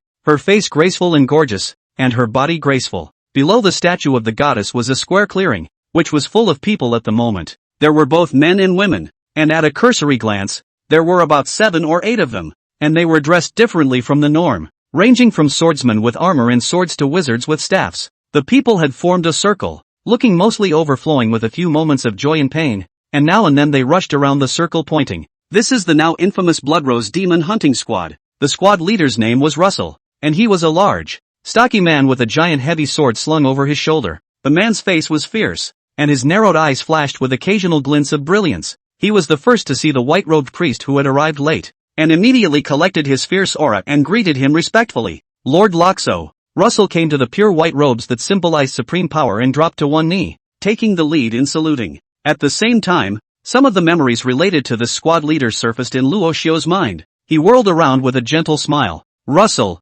there's no need to be polite. Please rise. Although he would definitely have to go down the path of going against the demon hunters in the future, he was nowhere near the point of tearing his face off. Proper fellowship is the way to go. As expected, after hearing Luo Xiu's words, Russell's eyes moved slightly, answered in a small voice, and retreated to the side. According to the rules of the Holy See, no matter how high you are in the Demon Hunters Association, as long as you are meeting a priest face to face, you must get down on one knee and kiss the top of the other person's shoe as a sign of respect. But it was clear that just now Loxo hadn't really asked him to do that, and it kind of helped Russell preserve a little bit of his demeanor in front of the squad members. This may be just a small and insignificant detail, but it is often these details that are most touching. For example, at this point in time, a trace of gratitude inevitably rose in Russell's heart. He thought to himself that those rumors about Father Lotho were indeed not false. It is said that although this priest is in a high position at a young age, but he is extremely gentle in his treatment of people, without a little bit of the stink of a big man, and is widely loved by the wives and young ladies in the aristocratic circle. Lord Loxo, please. Russell thought as he held out his hand and led the way for Luo Xiu. Loxo nodded, and together the three of them headed for the clearing below the statue of the goddess. Seeing this, the other Bloodrose members hurriedly moved out of the way. They are not required to see a salute, not because they're special, of course, but because they're not good enough. If anyone was entitled to come and kiss the tops of the priest's shoes, then Lasso simply wouldn't go out and find a doorway to sit in and wait for people to come and kiss him one by one and be done with it. And as the people dispersed, Luo Xiu finally got to meet the heroine of this world. Those were two petite figures that had collapsed to the ground, bound up by forbidden magic chains. End of chapter. Chapter 2, Bring me to my room and I'll judge the sins myself. The figures were two girls with delicate and picturesque faces. Their clothes were much tattered, and they wore identical black dresses. Their hair like ink, splashed randomly on the ground. From a distance, I thought it was some ordinary family's twin cute girls, but as Luo Xiu and the others approached step by step, the full face of the two magical girls was then revealed. The small section of their bare arms and calves were so white that they even vaguely gave the illusion of being translucent. The most crucial and direct evidence was the demonic tattoos on their calves that glowed with a cold light. The lines were dark and enchanting, along the bare feet from the bottom up, climbing on the skin, through a mysterious and evil different beauty. Luo Xiu frowned, thinking that it was no wonder that they were seen as unsettling. Just the brief glance he had just taken felt a bit alarming. It was like committing some unforgivable sin, and one couldn't help but shudder in one's heart. Lord Loxiu, the two magical girls captured this time were caught over in the slums. Russell saw the opportunity to come along and began to explain the capture, while incidentally bragging about their exploits. The slums are fishy and stinky, with sewage flowing everywhere, but after we got the general information, we squatted there for a month before we managed to catch these two stinky rats hiding in the sewers, he said, his tone gradually taking on a hint of hostility. Those damned stinking rats.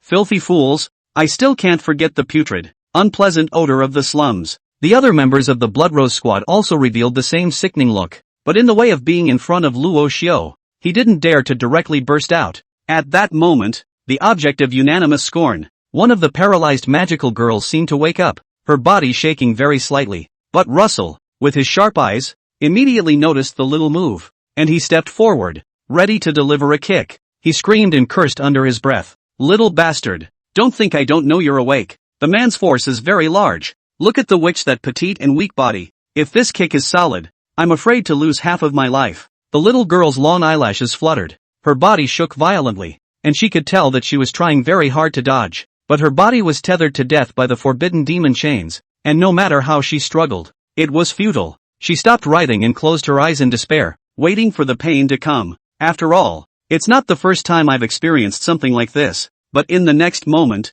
the imagined pain did not come. Only a clear and gentle voice sounded beside his ears. Stop. The voice wasn't loud, just faint, yet somehow intimidating. Naturally, Russell couldn't disobey Lord Loxo's words, not to mention him. Even if the president of the Demon Hunters Association were to come in person, he would never dare to openly disobey the priest's orders. So Russell withdrew his foot in time. He looked at the witch and said hatefully, "You should be glad that if it wasn't for Lord Loxio, you would have been a cold corpse by now." He then turned around, and when he looked at Luo Shou again, his demeanor had already completed a perfect transformation, and he lowered his head extremely humbly. "Lord Loxo, if you please." "Command?" Luo Shou was stunned to hear it. Honestly, it had all happened so fast that he still didn't have much of a clue. He had just raised his voice to stop it, but he just didn't want the girl to get hurt again for nothing. Loxo rubbed his chin, deep in thought. So how on earth was he going to be able to save these two little magical girls in name only, under the eyes of so many people?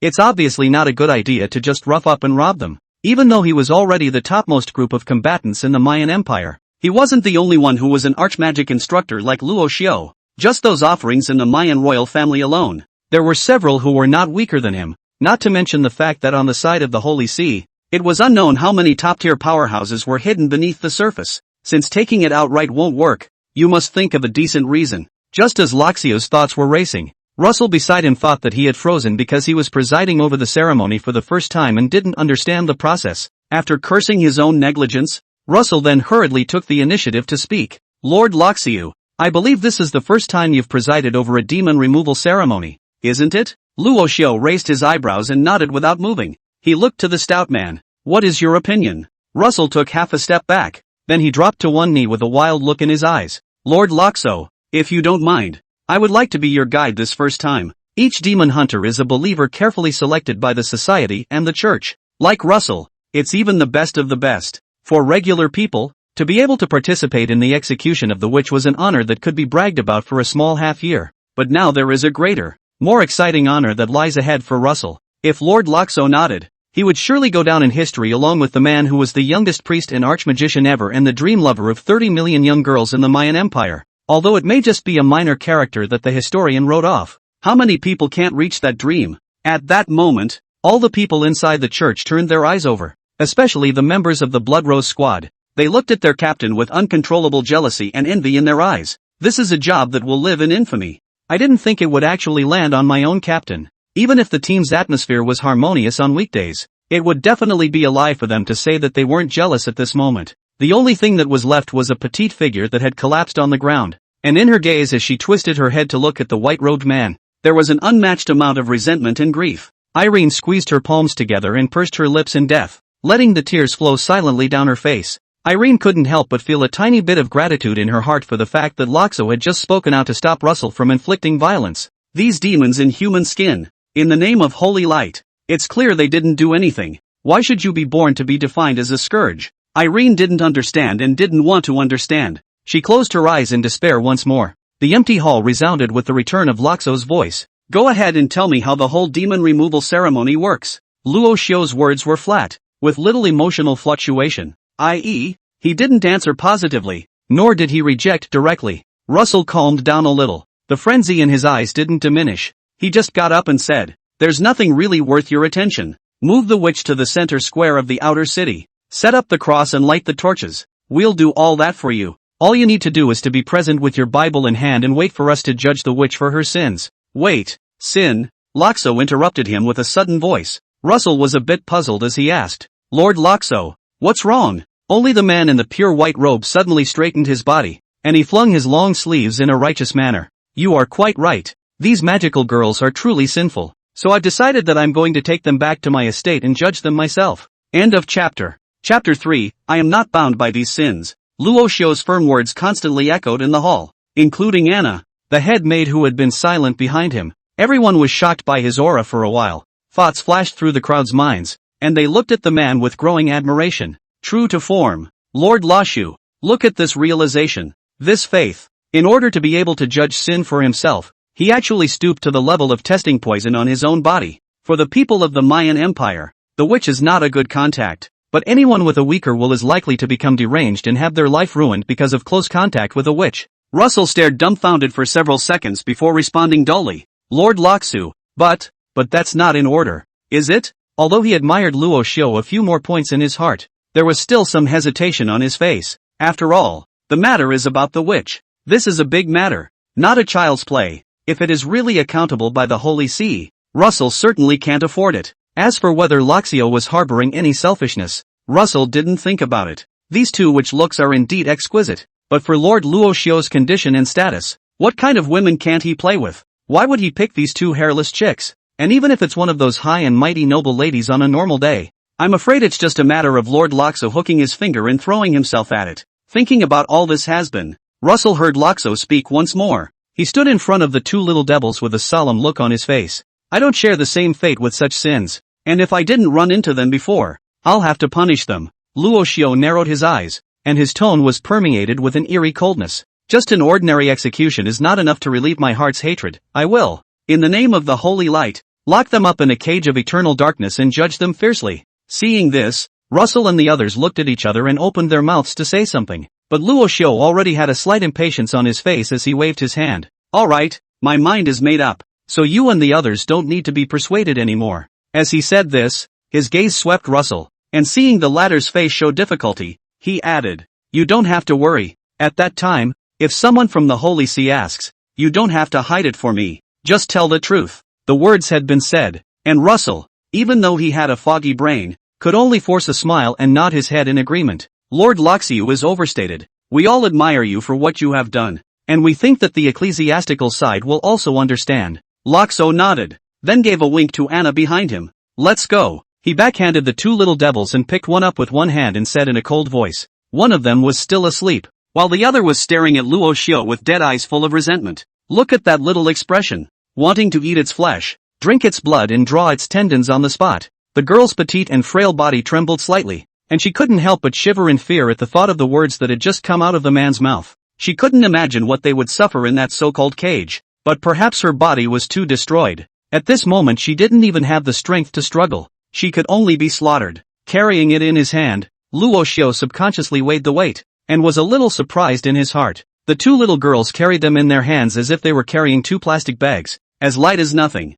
I don't know whether it is the reason for the witch's physique or because all day long to hide. Ate the last meal without the next meal hard to starve. Luo Xiu sighed softly in his heart. Admittedly, under the poison of this medieval environment, the degree of misery is definitely not worse than that of some girl with white hair and red pupils. It was like wandering in a darkness, and I don't know how long it took. When Irene's consciousness returned again, there was no longer a cacophony of noise and clamor in her ears, but a rare moment of silence. Yes, for her, who had lived in the slums for so long, the silence alone was precious. The slums are a constant presence of the growls of drunkards, the shrill voices of harlots, and the screams of abused young children. There gathers all the gloom and filth of the world. Thoughts drifted a bit, and Irene was suddenly startled to realize that now did not seem to be the time for her to be compassionate. She haphazardly felt a piece of silk in her hand, not knowing what it was, and the little girl jumped in shock, shaking it away before opening her eyes and jumping up. It was the same moment of opening her eyes that Irene froze. The entry is a scene that once existed only in fantasy.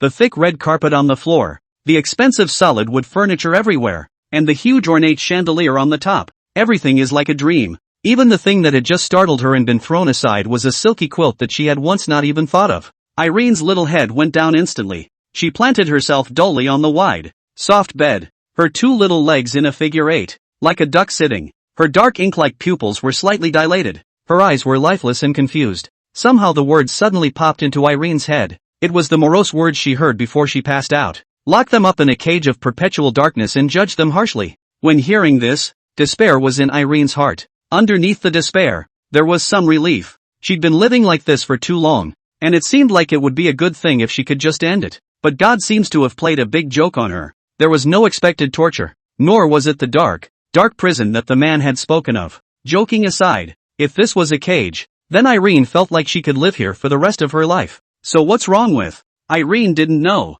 The bedroom was empty, and there was no one to answer her query. She dared not make a sound for fear of shattering the fleeting illusion. Suddenly, Irene thought of something and her eyes flashed with panic. No, there's someone missing. She hastily turned up the big soft quilt, which was empty of anything. So she hurriedly jumped out of bed again and rummaged around the bedroom. Under the bed, under the table, even in the cupboard. Despite the vague sense of uncertainty that had crept into her mind, she persisted and finished searching the entire bedroom for places where she could hide someone. No, nothing. Irene collapsed to the floor. A warm touch came from the thick red carpet beneath her, but her heart didn't feel warm at all. What there is just endless sadness and haste. Selena is missing. As for why Selena was missing and where she had gone, she closed her eyes in agony, not daring to imagine the inhuman torture her best friend would suffer. If it's just execution, it's still a pain in the ass. But if it was like what the priest had said earlier in the church, the consequences would only be unimaginable. Just when she was desperate and helpless,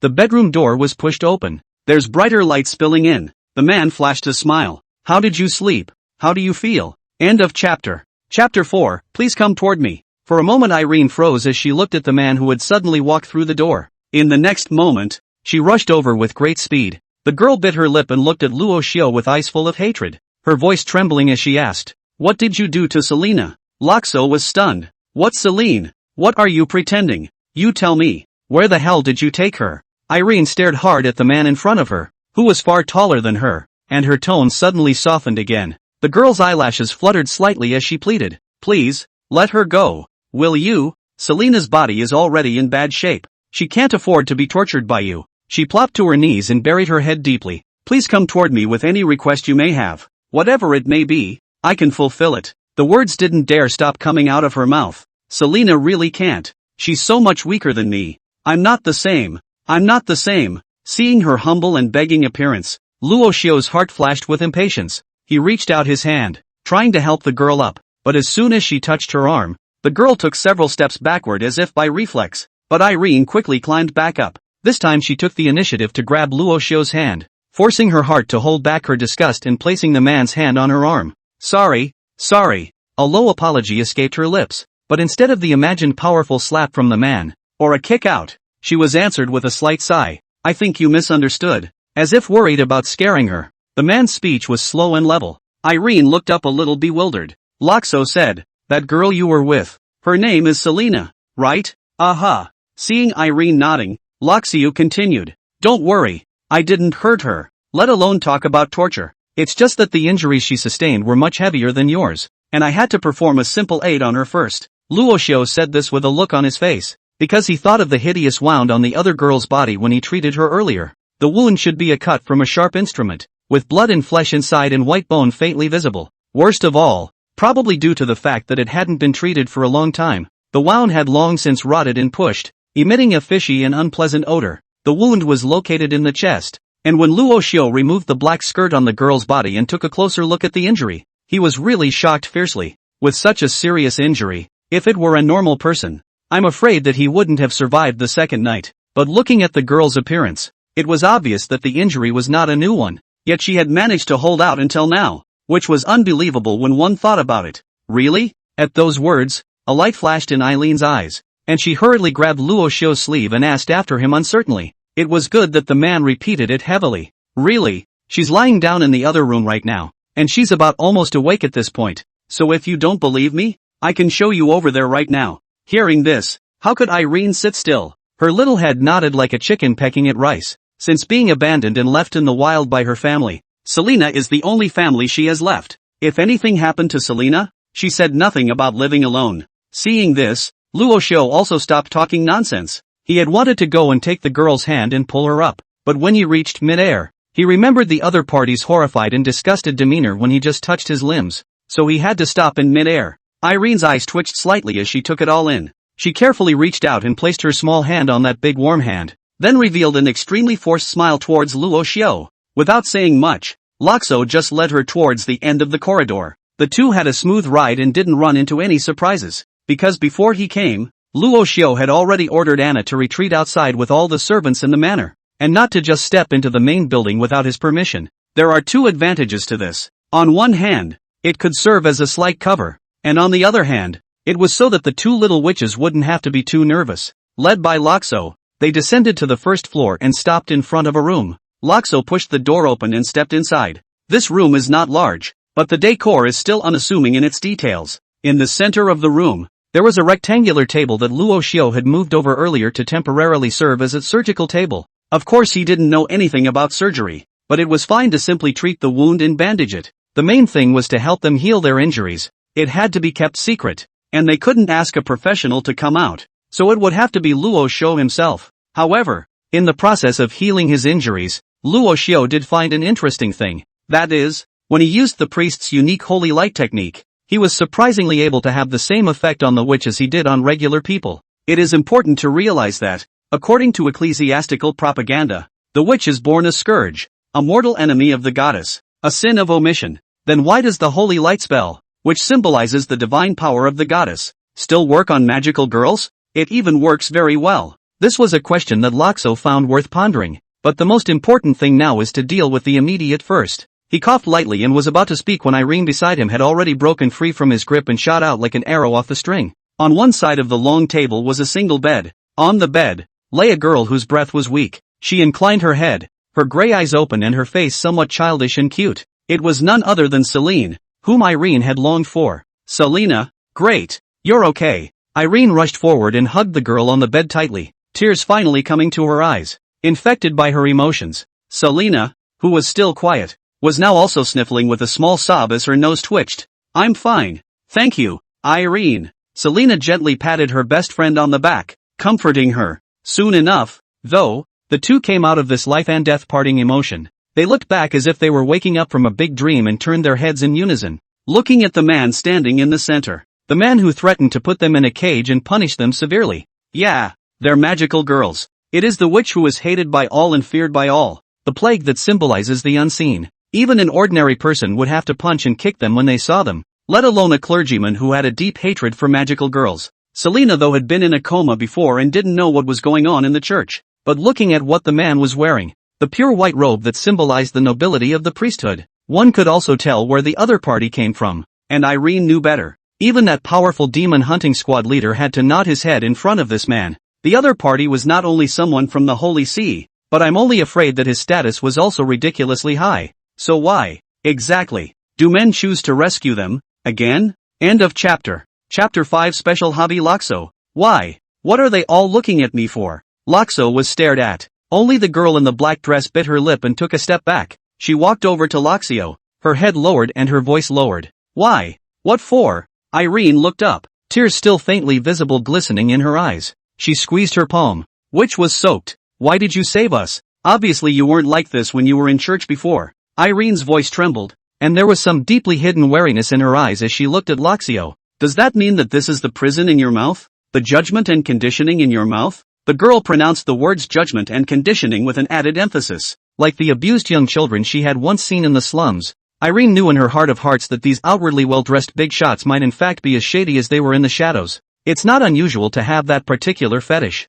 The words were uttered with a hint of unrealistic fantasies in her mind, but they were quickly doused again by reason. Everything is mostly just a whim of the other person. Or maybe it's the calm before the storm. Well, a severed head meal is not out of the question. Irene had always been unafraid to speculate on people with the utmost malice, for the bloody facts of the past have long since been laid before us. That they were born unknown, born to be burned alive on the cross. Even if someone is reaching out from this, they must have an agenda. Ha! You say that. Loxo laughed. He weighed his words. It's hard to explain to you why. Really, but well, the man's words changed. Consider me idle. It's never a bad thing for you guys anyway. Is it? Idle? Well, what's the problem? Irene sneered and shook her head. What a ludicrous justification. Do you believe that yourself? A little girl's heart can't be hidden. Even if she knows that she should be bluffing at this moment, she still can't help but want to make a few snide remarks. It was Selena, who was lying on the side of the bed, who was much calmer. Her hand hidden under the covers gently tugged at her friend, signaling her not to be impulsive. Irene was about to make a couple more taunts when she sensed Selena's little gesture and held back. Irene doesn't fear death. The only one who could really soften her up was Selena, believe it or not. Surprisingly to both of them, the man was not angered by her words, but rubbed his chin and thought hard. I only heard him laugh. It doesn't really matter if you believe it or not. Time will prove everything. He finished and turned toward the door. Since you're all fine, why don't you stay here and get some rest? I have some business to attend to. Luo Shou knew in his heart that for himself now. The two girls' hearts were definitely full of distrust. And even resentment was normal. So he planned to give both sides some space and move forward slowly and gradually. He had plenty of time. No need to rush. Sure enough, after he offered to leave, Irene's little face, which had been tense, relaxed with the naked eye. The next moment, though, the little girl was suddenly nervous again, because the back in front of him paused for a moment. The man didn't turn around as he dropped a line. By the way, I didn't say the word conditioning, it's all in your head. Loxo walked away, his footsteps disappearing completely down the aisle. He also very thoughtfully brought the door with him. Silence returned to the room, with only the subtle breathing of both Irene and Celine. Irene froze for several seconds before turning her head dumbfounded. She and Selena locked eyes, both seeing confusion, overwhelm, and a host of other complex emotions in the other's eyes. Really? Just like that? Didn't take the opportunity to do something weird to them? For example, tie it up with a long thick rope and set it up on a shelf and pick up a candle dripping with red oil. Images flashed through Irene's mind, and she shook her head off with a quick little blush. She patted her chest somewhat thankfully, then climbed into bed and wrapped her arms around her best friend. Oh, Selena, I'm glad you're okay. I just woke up and realized you weren't around. I was really worried sick. She said it with affection. Selena similarly reached out and hugged Irene, her brow furrowed in some concern. Irene, I have a feeling something is very wrong.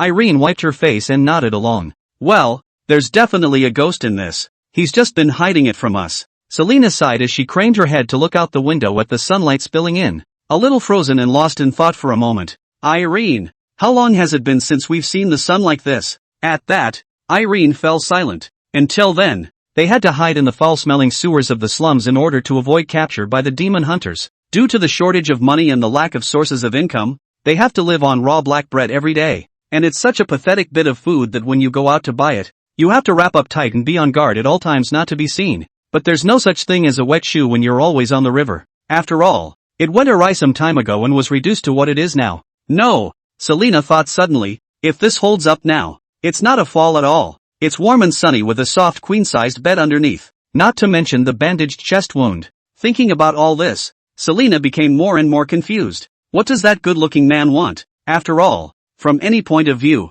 they are not worth the slightest amount of money for a man to risk taking them in and rescuing them. She thought for a moment, glancing at the girl beside her with a vague guess in her mind. Irene's emotions had gradually calmed down. Her eyes were still just a little red. Her cheeks were pink. Her thin lips were red. And there were two shallow tear stains hanging on her face, which further set off the entire face in a delicate and clear manner. Just as Selena was struggling with whether or not to voice her suspicions, Irene had jumped the gun. She whispered, Selena, I think he must have had some other ideas in mind when he chose to bring us back. Selena's eyes twitched slightly. Like what? The two can always survive until now. Nature is not what stupid people will not be naive to think that the man is really as said that. Save them just idle panic. Irene moved over and leaned over to Celine's ear and whispered, he might need to take us for some special experiment or research? Witches' physique is different from normal people. Hundreds of years ago, there were witches who had been captured by the church for secret research, but in the end, nothing was found. Then as time went on, no one in the church paid any attention to this aspect anymore. Then Irene threw out her second guess. But I think the most likely, the girl stammered. I think it's still some kind of special fetish he has. End of chapter. Chapter 6. This Ms. Selena, may I invite you to dinner? Are you saying that he was probably seeing things? Selena narrowed her eyes as she echoed that thought. After all, putting aside the unspecified identity of magical girls, their delicate and lovely appearance was unanimously recognized. Inevitably, there will be those with unfulfilled hobbies who want to hunt. Selena, what to do? Irene shuddered with hindsight and fear at the thought of the possible image represented behind that guess. It's okay, Irene. Don't be afraid. Despite the fear in her own mind, Selena braced herself and comforted her best friend. She thought for a moment and whispered, anyway, at least he's being nice to us now. Irene waved a small fist. She said indignantly, anyway, I'll never let him have his way, and I'd rather die if he dares to have any bad ideas. Seeing her react so violently, Selena sighed softly in her mind. Irene, even if it does come to that, how can I stand by and watch you die? She reinforced her inner thoughts, not realizing that he is being made up by some people at the moment. Loxo walked out of the room and found Anna in the other half of the room used for meeting guests. Anna was still wearing the blue and white maid's uniform. The skirt was a little short, and the thighs that leaked out were full and glistening, outlined in circles of strangulation under the white silk. Luo Xiao averted his gaze with great perseverance and said with a straight face, "Is there a letter from the Holy See?" It was nearing evening, and several hours had passed since he had taken the man away in the morning. If there were no surprises, the Holy See should have already sent a message. After all, eliminating the witch had always been a task that the church had put at the top of its list. Sure enough, Anna nodded and pulled a fire-painted, printed letter from her chest, respectfully presenting it with both hands. "My lord, a letter from the inner city, the capital of the Mayan Empire, divided into inner and outer cities. The inner city only the Mayan royal family and the headquarters of the Holy See can exist. The guard is very tight. In the outer city, Luo Xiao's status could be described as one of the best, and the only one who could question him so quickly and have the authority to do so would be the inner city." Luxo hummed and reached out to take it. The envelope was a little warm, with a little residual warmth. He got his hands on it and opened it at once, and the letter was not what he had expected. It was to inquire about the exact process of the witch's trial today, and why it wasn't dragged to the central square for execution, and to question Luo Xiao as to why he had taken her away in private. However, what made Luo Xiao somewhat surprised was that the wording and phrases in the letter were more euphemistic and polite, so it seemed that his position in the Holy See was only quite a bit higher than he had imagined. The youngest priest ever and the youngest archmagician ever. Any one of these halos on someone else's head would make them famous in history and enjoy a lifetime of honor and wealth. And Luxio favored two alone. The Holy See holds him in high regard. "By the way, where's the messenger?" Luxo asked. Looking up, Anna replied, "It was a man by the name of Sif. He has gone, but on his way out he instructed that you, my lord, reply as soon as possible." Upon hearing this, Luo Xiao didn't move and put the letter away. Sifo is the personal secretary of the contemporary pope, and his word is the pope's. The pope is the highest authority in the papacy, and below the pope are priests like La Servitor Romano. Below the priests, there are various tiers of bishops in a hierarchical division. To actually have Sifo personally make a trip, it seemed that the Holy See was indeed sensitive to this aspect of magical girls. Luo Xiao pondered for a little while. "There's no harm in it. Go ahead and prepare dinner. And by the way, help me find 2 sets of girls' clothes that I can change into. And by the way, have someone prepare the hot water as well." Hearing this, Anna couldn't help but stare. Clothing and hot water were needless to say, surely prepared by Lord Luxio for those 2 little devils. But the question is, if it is true, as was said in the church in the morning, that Lord Lotho intends to judge alone and in person, why is it necessary to prepare all these things? But Anna did a good job of holding down the doubt in her mind and not showing it. These things were not for her, a head maid, to meddle in. Just listen at ease. So Anna whispered a yes and left to get ready. Luo Xiao stood in the same place, watching her back. The woman's body is tall and plump, and she has a different kind of flavor when she walks. The maid who could serve in Luo Xiao's home, aside from her business ability, that body and face were also top-notch, making him a bloodthirsty big man. Look at it too much and inevitably feel some fluttering in his heart. Luo Xiao patted his face and muttered, "There's no time to think about all these has-beens right now. We still have to think about how to reply to the Holy Seaside first." He subconsciously craned his head to look at the room where the 2 little girls were, and it occurred to him that neither seemed to have been asked their names yet. In the next few moments, Luo Xiao began to wander around the manor, roughly mapping out the layout of the entire manor. It wasn't until Anna refound him and said that dinner was ready that he turned and headed for the main building. The main building was the one dedicated to Luo Xiao's sleeping quarters, and that was where the 2 little girls were temporarily housed by him. Without letting Anna accompany him, Luxo walked alone to the door of the room and knocked. The door quickly opened to reveal a small, somewhat guarded face. Luo Xiao smiled. "Good evening, come over for dinner with me." Irene looked puzzled. She was obviously a little reluctant to leave the environment they had just become a little more familiar with, but the constant hunger in her belly was reminding her that if she didn't eat, she would really starve to death. Behind her came another gentle female voice. "Irene, please give your lordship a little more credit, and let's go over there together." Immediately afterward, the owner of the voice walked out. They both had identical dresses and hair colors, except that they each had their own distinctive features, one a bit cooler and Selena a bit more feminine. The characterization of the 2 also comes through.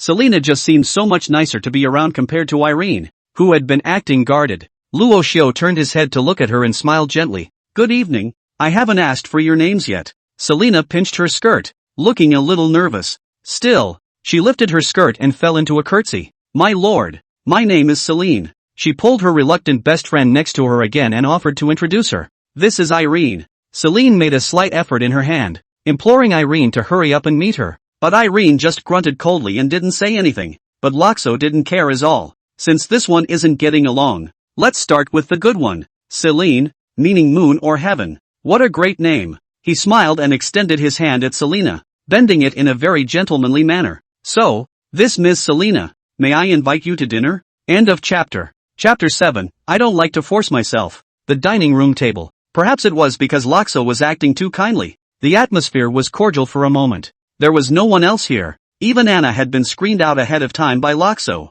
In order to be able to dispel the wariness in the hearts of the two little devils, Luo Xiao could be described as having taken great pains. Of course, his attentiveness naturally ushered in the reward it deserved, despite the fact that the girl, Irene, still had the cold look of a man who had never been beaten by his old man. He and Selena had made great strides in their relationship. The way the two of them talked and laughed fell in the eyes of Irene, who was silently picking up her food, and her heart was furious. How it was not a taste. What about the promise to fight together to the end? Why did she get the feeling that if this kept going on, her best friend Selena was probably going to throw herself on her own accord? Come on, wake up, Selena. It's all a trap he laid for us, just waiting for you to jump into it. Irritated in her mind, Irene kept poking her chopsticks at the bowl of delicious rice. The next moment, however, she was drawn back to the wide array of food on the table, and she couldn't help the tears that ran down the corners of her mouth. For the girls, who have been eating only black bread for a long time, such a big meal is something they could not even think of in the past. The greatest hope at that time was just a fragrant and soft bread. But what is in front of you now is a lot of food that you once never even heard of. Just as Irene was thinking about something, Selena spoke up. Lord Lashu, you are truly the best person we have ever met in our lives. Thank you. After the small talk she had just had, Selena had also learned the man's real name, the Honorable Lashu Rian. Compared to Irene, who was clueless and unsure, Selena had heard of the name. Naturally, she was aware of the meaning behind the name. That was the most outstanding genius in the Mayan Empire for hundreds of years. While she was secretly shocked, the doubt in her heart grew even more. Lord Loxo, forgive me for taking the liberty, but I still want to ask why exactly you are doing this. Selena was about to say something a few times before she finally asked. When these words came out, even Irene, who had been acting coldly, stopped her chopsticks and raised her head. Apparently she was curious too. Seeing this, Luo Xiao was somewhat helpless. He knew in his heart that if he didn't give a solid reason, he was only afraid that the two of them would have to guess around and stay up all night.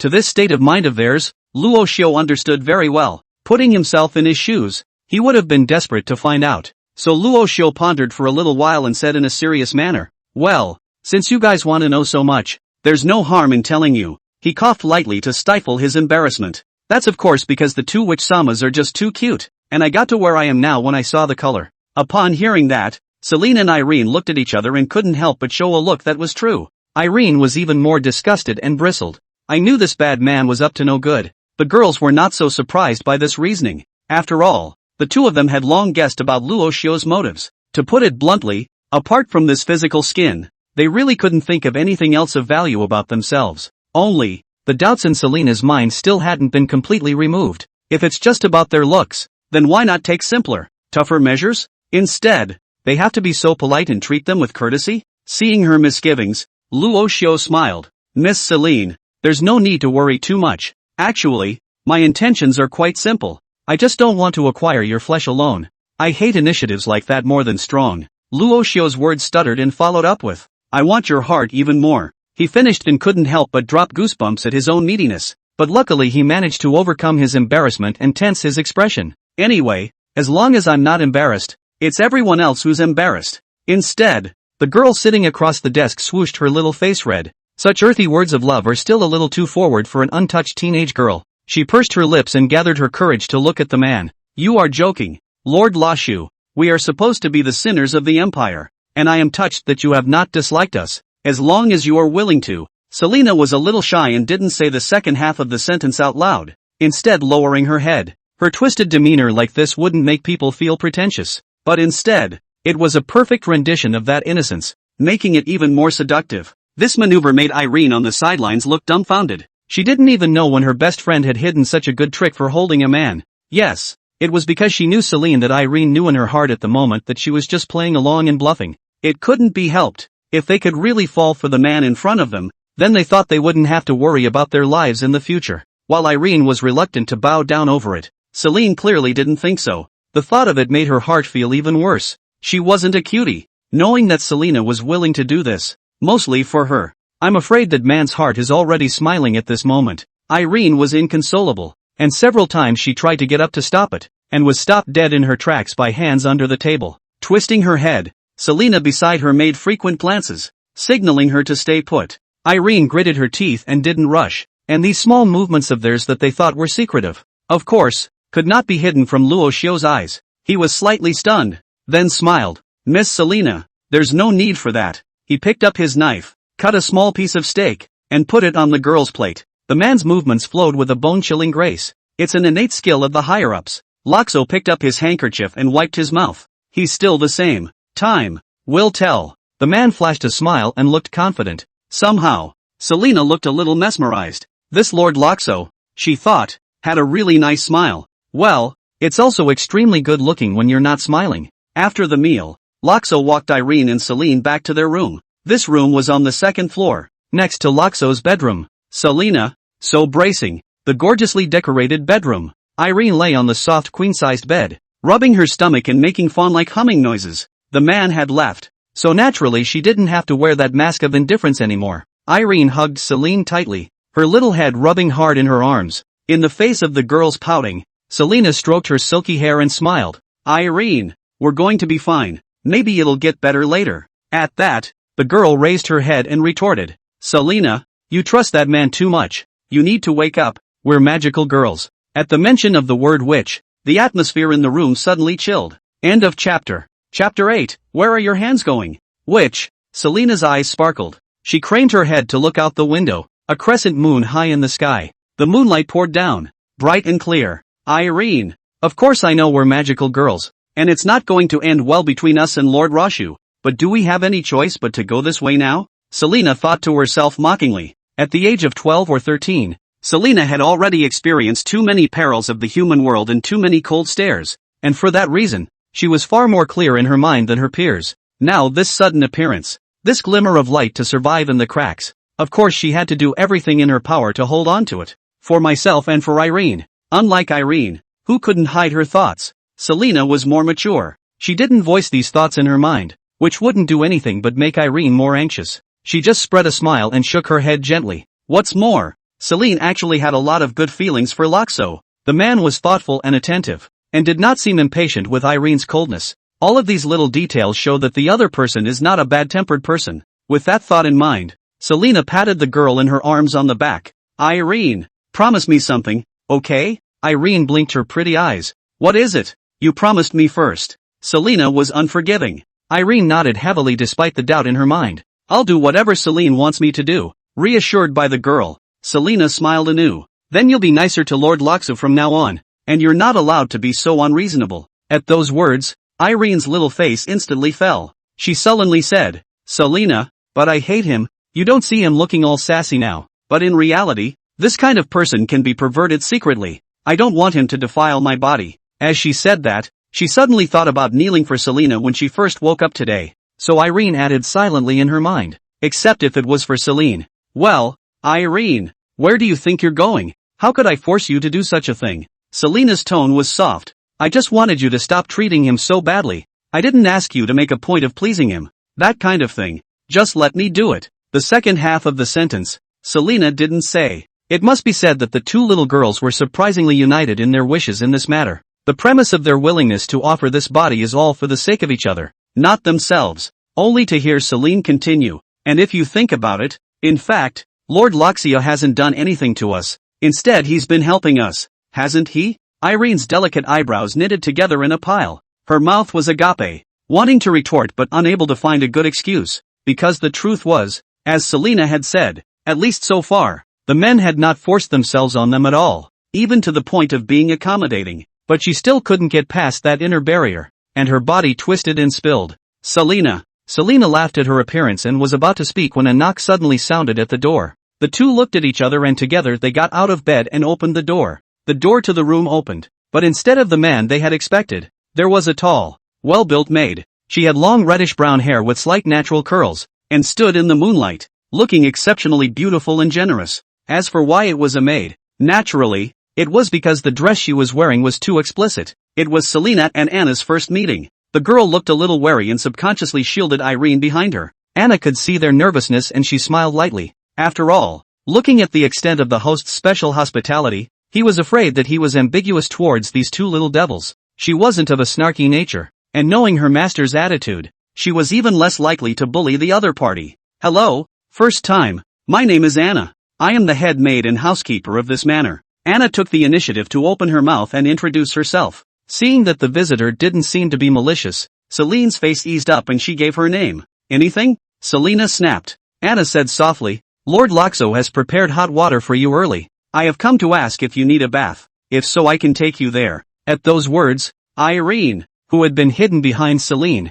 suddenly poked her head out. She did a double take. Really? Selena listened and got a little bit of a kick out of it. You know, with all the years of living and hiding, it's a pipe dream to take a nice, hot bath. They nodded their heads in unison and followed Anna's lead, walking in the quiet manner, the exquisite atmosphere of the surrounding rockery, carefully manicured gardens, all let the two girls holding hands, quietly holding a little tighter. It was a world away from what they had seen in the slums. After showing the two to the bathing area, Anna had the good sense to excuse herself. At the side of the large, steaming wooden barrel, the black skirt slowly retreated, revealing two crystalline bodies. Their skin was snow white and demonic, with a regal beauty. Only one of them had a bandage wrapped around its chest, slightly ruining the one-of-a-kind beauty. Years of living in a dirt-ridden area didn't bring roughness to their bodies. Still like a newborn baby, smooth and glistening, as if a pinch can tenderize the water. Oh, Selena, I'm sorry. Suddenly, Irene's eyes reddened and she rubbed them. Every time she saw the wound on Selena's chest, she would always be in a predicament of overwhelming self-loathing. The sword that should have been taken by himself was blocked hard by Celine. She reached up and gently touched her hand to the wound, watering. Selena, does it still hurt? Selena grabbed her hand, a gentle smile on her face. It stopped hurting a long time ago, thanks to Lord Rashu's spell, she whispered softly, and her mind drifted to a certain man. She inexplicably blushed a little when she thought of the words the man had mouthed at the dinner table. I want your heart more. That light tone was still echoing in his ears. Irene certainly didn't know at this moment that her best friend was on the verge of mutiny. She saw that Selena really didn't look like something was wrong, and only then did she stretch out one white, bare foot and carefully test the temperature of the water. Joy flashed in her eyes and she sat down, then greeted her best friend. Selena, come on. You're too injured to do it yourself, so let me help you wash it. Selena was thinking of something else, so she nodded and let her do her bidding. The result was that a minute later the barrel resounded with an exclamation of mortified surprise. Irene, where are your hands going? End of chapter. Chapter 9. Why are you wearing the same clothes as Anna? After thrashing around and taking a shower, they walked behind the screen. There were clothes there that Anna had prepared in advance for them. Only when Selena picked up the thin, translucent layer of silky satin, her cheeks, already red from the heat, flushed even more. There is no doubt that the clothes that Lord Lashu has prepared for them seemed to be immodest. It was a maid's outfit much like the one Anna was wearing, only the model was much smaller. It was one of these kits that Celine now held in her hand. She didn't know it was Anna's own little mind, and just assumed it was Lord Loxo's bad taste. So even though he was shy, he put it on honestly. Irene, on the other hand, had her arms crossed and her little face fierce. She had the tone of a sure thing. Celine, you see, I told you he was unsettled. Now it's the maid. I'm afraid I don't know what more perverted play I'll have to accompany him in the future. Unlike Selena, Irene acted disgusted. She perked up. I'm not going to wear those clothes to impress that pervert. 10 minutes later, the aisle, with a reluctant little expression on her face, Irene was still forced to put on the small-sized maid outfit at Selena's request. Of course, it's also because their original dresses are covered in dirt and dust and sweat and other filth, and they just can't wear them anymore. The aisles were quiet and many of the rooms were dark, but the two girls had long since gotten used to such darkness and didn't feel much fear. Instead, there was a bit of a washed-out leap in their hearts. Coming to the second floor, one of the rooms was brightly lit. Celine knew that it was Lord Loxo's room. She couldn't help but stop as she passed the light and peered infrequently through the window. The man could be vaguely seen sitting at his desk, which was lit by a fuel lamp, pen and paper in hand, writing and drawing. He paused occasionally in his writing, would rub his chin in contemplation, and then proceeded to move his pen. Irene could see the difference in her and gently tugged on her hand without pulling. She couldn't help but blush and lowered her voice to ask, Celine, you don't still want to go in, do you? Celine didn't rush to reply, but stood still and watched in silence for a few more moments. the candlelight reflected in her eyes. Selena bit her lip and squeezed her fingers in a tangle. A little later, she said firmly, I'm going to go in and look around. Irene was very puzzled, and her thin eyebrows quirked. Selena, you volunteered at this late hour. No, she stammered and didn't have the heart to finish her sentence, but Selena had clearly made up her mind. She shook her head and let go of the hand she had been holding with Irene. Celine's voice was soft. Irene, why don't you go back to your room and wait for me? I'll be back in a while. At those words, Irene's eyes widened and she was about to say something, but Celine held out a finger and gently placed it to her mouth. Trust me, okay? She laughed suddenly, and I think that Laksa-sama is definitely not the kind of pervert you're talking about. Irene silently gestured to the maid outfits they were both wearing before locking eyes with Celine. It's all in the words. Celine would understand, her cheeks blushing slightly as she defended Laxiu. It's just a little fun from Lord Laxiu. Irene was completely speechless now, scratching her head in a frenzy. Selena, you're too good to be true. We've all known him for less than a day, and you're talking to him like that. I think you're just dying to get it to the door. So tell me honestly, do you look at people's good looks? Irene's eyes revealed a sharp glint and felt as if she had caught the point. Celine blushed even more at her comment and pushed her away with both hands. Annoyed, Irene, what are you talking about? I just wanted to go and say goodnight to Lord Laxo. Irene was skeptical of her reasoning. She looked at her friend suspiciously. Really? Aha! Selena nodded. Irene let out a long sigh, looking like she was worried about her. Celine, how can you reassure me when you're so close to stripping yourself naked and sending yourself to that man's bed now that you're talking about Lord Laxo? Selena looked stunned at that, not wanting to tangle with her any longer. This was really getting out of hand. She shook her head to get rid of those distractions, let out a deep breath, and knocked on the door. Inside the room, the man's writing hand lurched, followed by the gentle sound of his voice. Come in. Selena gave Irene one last look. I'm going in, she finished,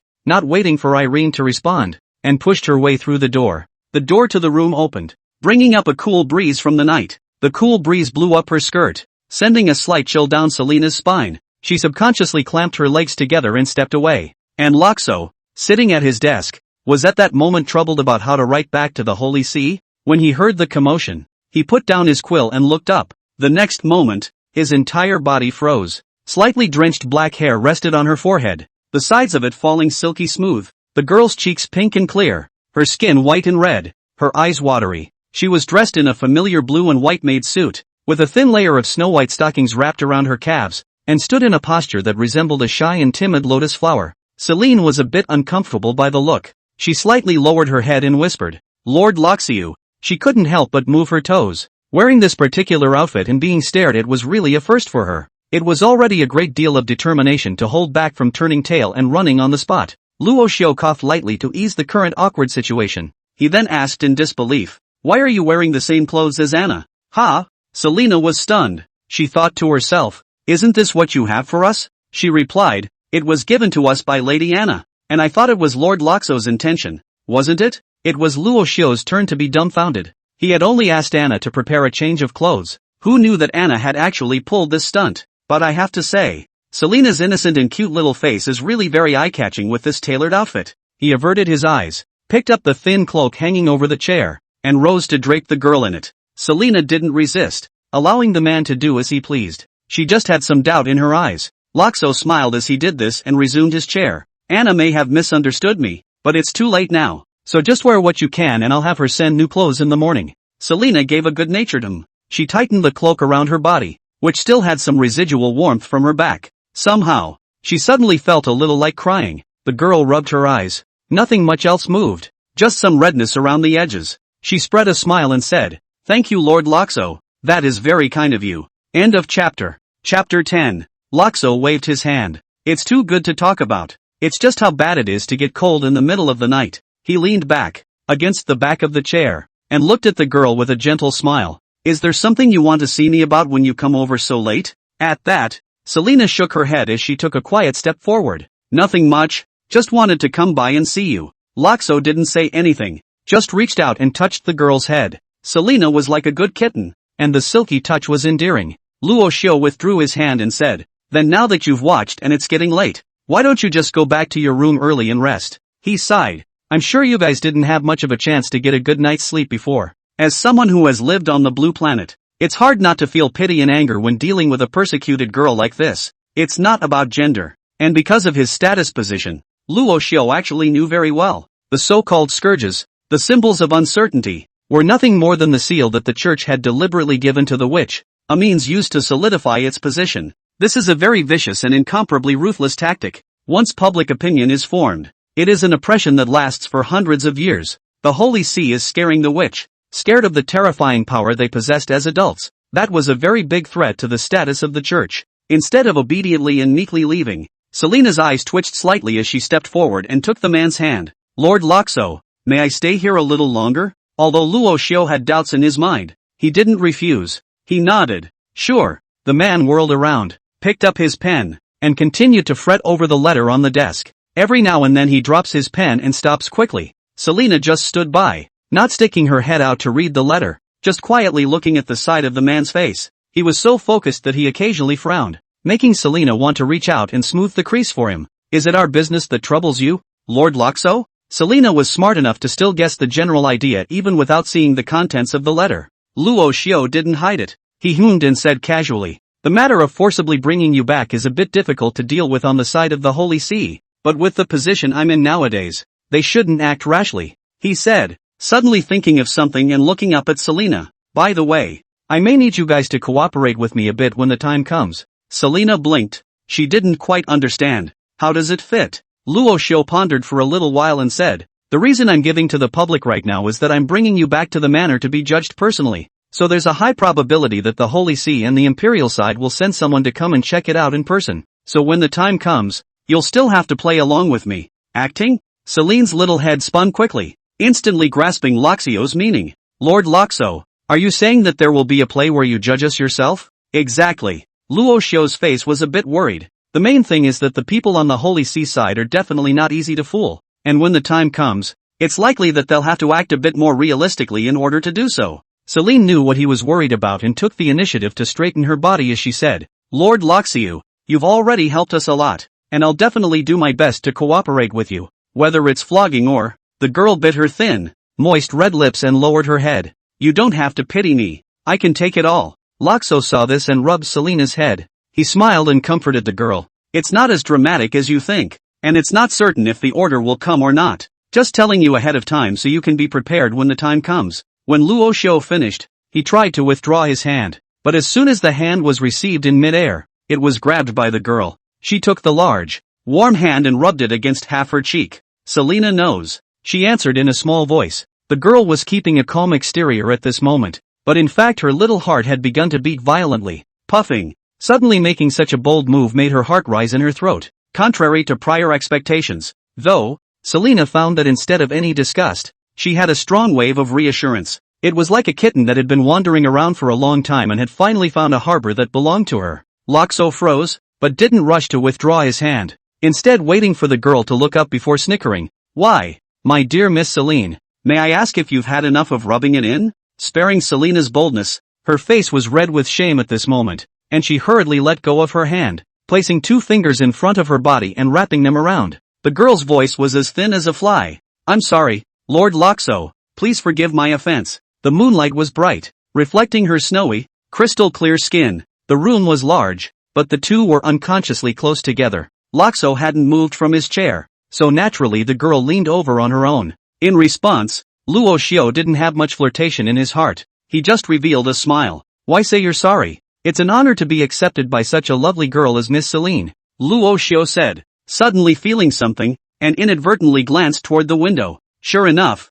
he saw a pair of glaring eyes. It didn't take much to figure out that it must be Irene who was hiding by the window and peeking in. And so a little bit of a trickster idea also sprang up in Loxio's mind, and he deliberately reached out his hand and gently stroked up Celine's cheek. The girl was not going to struggle since, and even stood slightly on her tiptoes so that he could touch it a bit more easily. By the time Loxo glanced at the window again, he saw that Irene was already red-eyed and scratching at the window, almost frantic. He instantly smiled even more. Let you be so cold to me during the day. Let's see if you're angry now. Also in a husband's current offense, the atmosphere in the room was quiet, with candles flickering, but it was still possible to make out the girl's snow-white gooseneck, reddening to the naked eye. The wisp of blush, again, crept upward a little, until it infested the entire ear. Eventually, Celine couldn't stand the foreignness in her mind, and she twisted her legs and whispered her exit. Looking at her fleeing back, Luo Xiao let out a light laugh and shouted, "Remember to have good dreams." Selena lurched to her feet and turned back,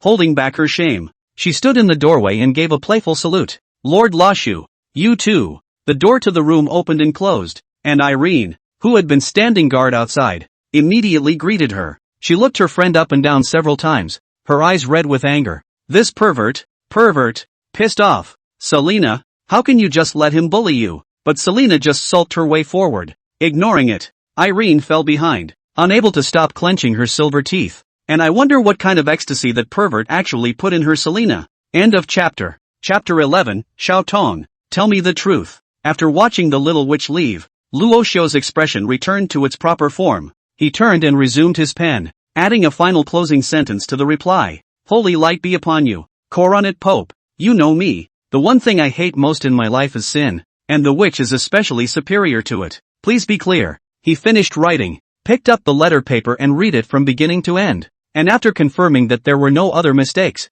he folded it up with satisfaction and put it into the envelope. Of course he knew that this was a ridiculous and absurd reason, but with the favor of the Holy See and the Pope, even if they really wanted to make a scene, they would definitely think twice. What Luo Xiao was thinking now was that if he could stall for a while, it would be a while, and if he really couldn't hide it, then he would show down with the Holy See and make a final showdown. Yes, he was ready to give everything for it. This was originally the sole purpose of his coming to this side of the world as well. Imagine what could be more exciting than creating a boss out of your life with your own hands? As for the candidate for this boss, Luxio first thought of Celine, a girl with a gentle and kind personality. Even through the numerous trials and tribulations of the world, it still retains a piece of the true goodness and beauty of human nature. But Luxio quickly shook his head. What he wanted to create was a villain who could topple the entire Mayan Empire and break the oppression. And with a gentle character like Selena, she naturally couldn't take on the big job. In fact, many times there are no pure villains. It's just about position.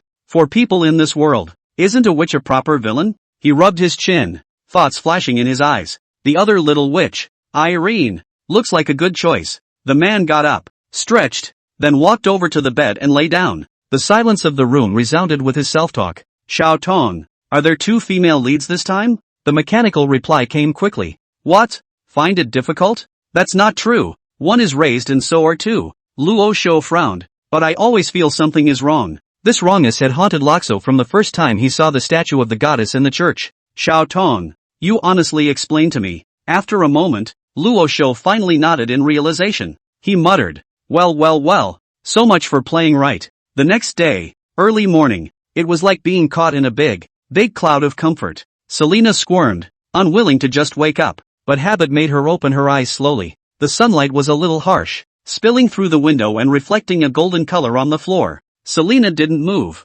just froze for a few moments with her eyes open. Without a doubt, this was the first good night's sleep since her identity as a witch had been revealed. Peaceful and reassuring, soft and comfortable. She moved her arm quietly and drew herself out, because some still sleeping girl was hugging too tightly. Selena inclined her head, her eyes falling on the girl's serene sleeping face. The eyelashes were long and occasionally trembled slightly, and the small face was so smooth and delicate that one couldn't help but want to hug and kiss it. Of course, Selena was just thinking about it and certainly not acting on it. Otherwise, if you woke the girl up, you'd surely be labeled a pervert as well, right? With this thought, she lightly went down to the window, and with bare jade feet, she came to the window step by step. Reaching out, she pushed the window open, the curtains blowing in the wind and hitting her face softly. Selena took a deep breath, her body and mind feeling more relaxed than ever. Soon, however, this relief was masked again by an extremely well-hidden flash of worry at the bottom of his heart. I also wonder what Lord Lashu is going to do about it.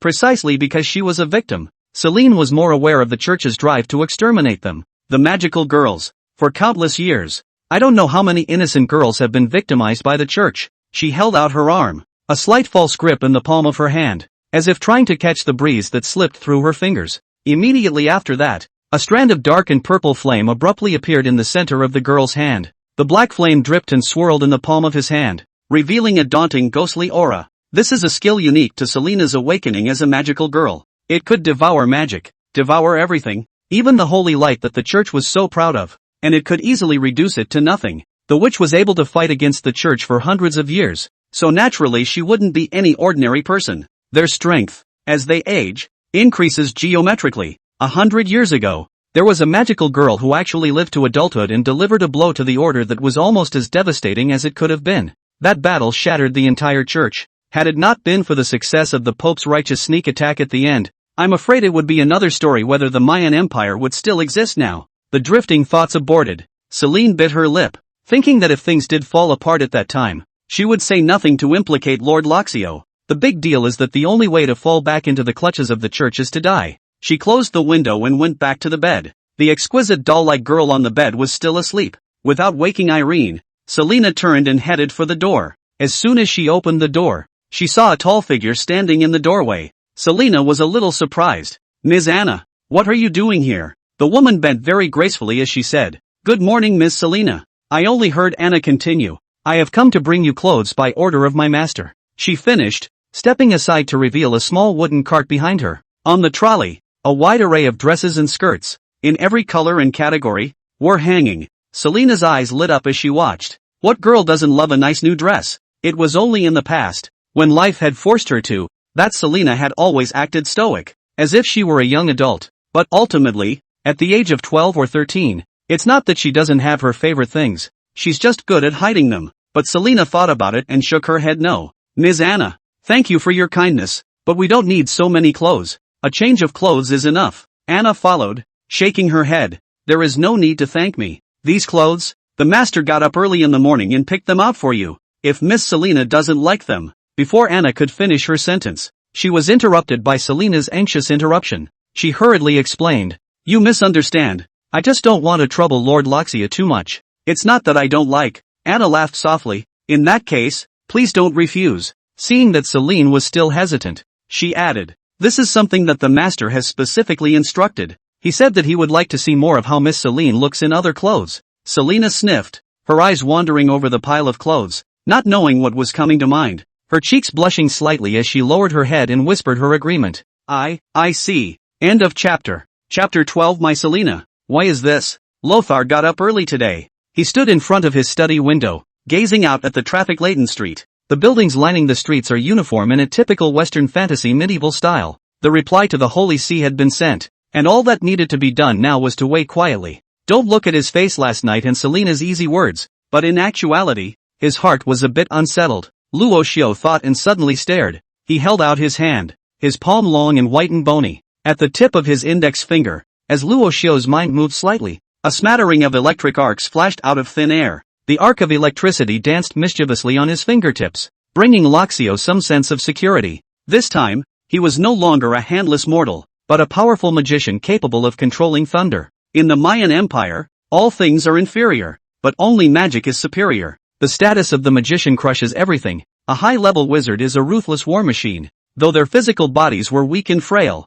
they mastered spells and forbidden arts that were powerful enough to destroy the heavens and the earth, allowing them to be above it all. Even the Holy See is no exception. Every high-ranking cleric of the church would also inevitably be a high-ranking magician. Iron is still hard. Luo Xiao associated it with the young girl who ran away to cultivate immortality in his last life for no reason, and there was some curiosity in his heart. I also wonder which is better, cultivation or magic. His curiosity was not answered now. Naturally, pushing his thoughts down for the moment, Luo Xiao walked out of the study, making his way to the dining room. Loxo pushed the door open. The seats were already occupied by two saucy girls. Their faces are delicate and lovely, and their skin is glowing and bright, glowing in the sunlight. They had changed out of the maid costumes they had been wearing last night, and in their place, each of them had a gorgeous long dress of a very different color. Selena was in an elegant and noble purple dress with an ancient and elegant floral pattern embroidered on the edge of the skirt. Two rosy purple lacing straps draped down her body. Her waist was live,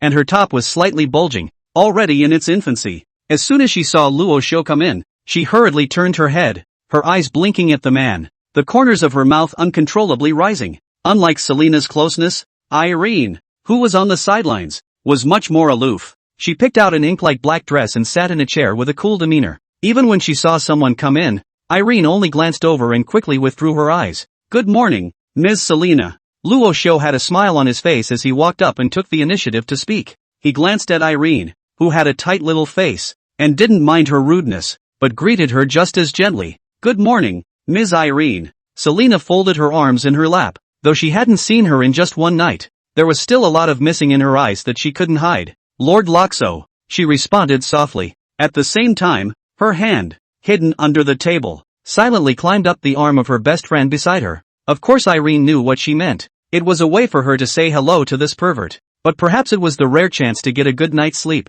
And even the man's originally hateful face was inexplicably smooth to Irene's eyes at the moment. So she squared her shoulders, thinking that she'd barely respond to one then. But the next moment, he saw that the man in front of him had turned around, because Loxo hadn't even thought about getting a response from Irene. At the sight of this, Irene's expression stuttered and she almost had to tense her little expression. She hastily took a deep breath and adjusted her mind, admonishing herself to be calm and not impulsive. Phew, calm down, can't be impulsive, can't be impulsive. Needless to say, Irene could have endured the darkness and the cold, damp, dirty, stinking sewers if she had never seen the light. But the big, soft, fragrant bed last night was so delicious that Irene was a little reluctant to let go of her current life, even if she knew the man was up to no good. Her firm resolve couldn't help but waver a bit. Perhaps it wouldn't be a bad idea to let this pervert take advantage of the situation? At that thought, Irene hurriedly shook her head to put the snappable thought out of her mind. Irene,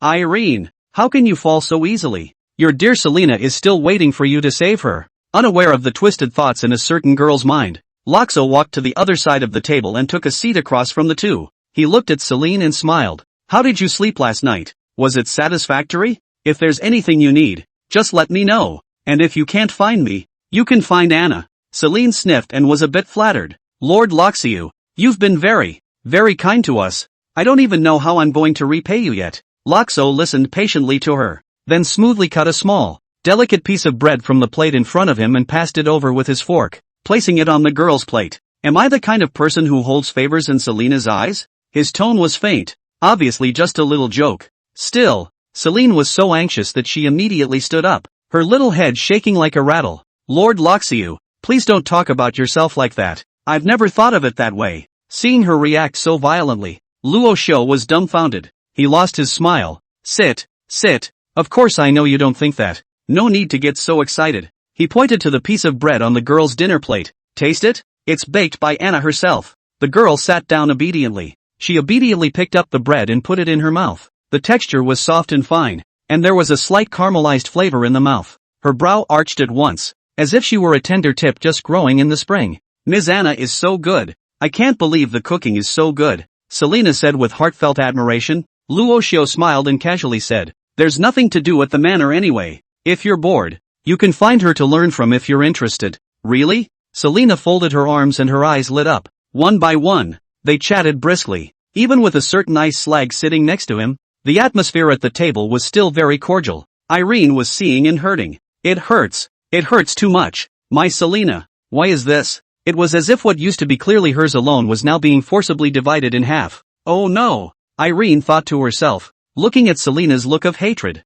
only to give it all for nothing. She certainly wasn't going to blame Selena for what happened. How could Selena, who was so gentle and kind, be wrong? It must have been that pervert who secretly drugged my Selena. It seems that the plan to save Celine is a matter of time. Irene was thinking viciously when she suddenly saw a cut piece of soft white bread handed to her. She lifted her head and met the man's black and white eyes. He asked, what? You don't like this? Irene couldn't help but be taken aback. In the afternoon, the estate welcomed new guests, or rather, an unexpected visitor. He did not come alone, but with an entire trained army. The army is solemn and moves in a neat and tidy manner, and it looks like it's not something to be messed with. On being informed by Anna, Loxo was surprised. He didn't expect to be blocked from the door after only a day had passed. However, it was good that the visitor was not someone from the church, but the royal family of the Mayan Empire. The leader of the group is His Royal Highness Lance, the third prince who is the most favored by His Majesty today. At this moment, he stood at the entrance of the manor,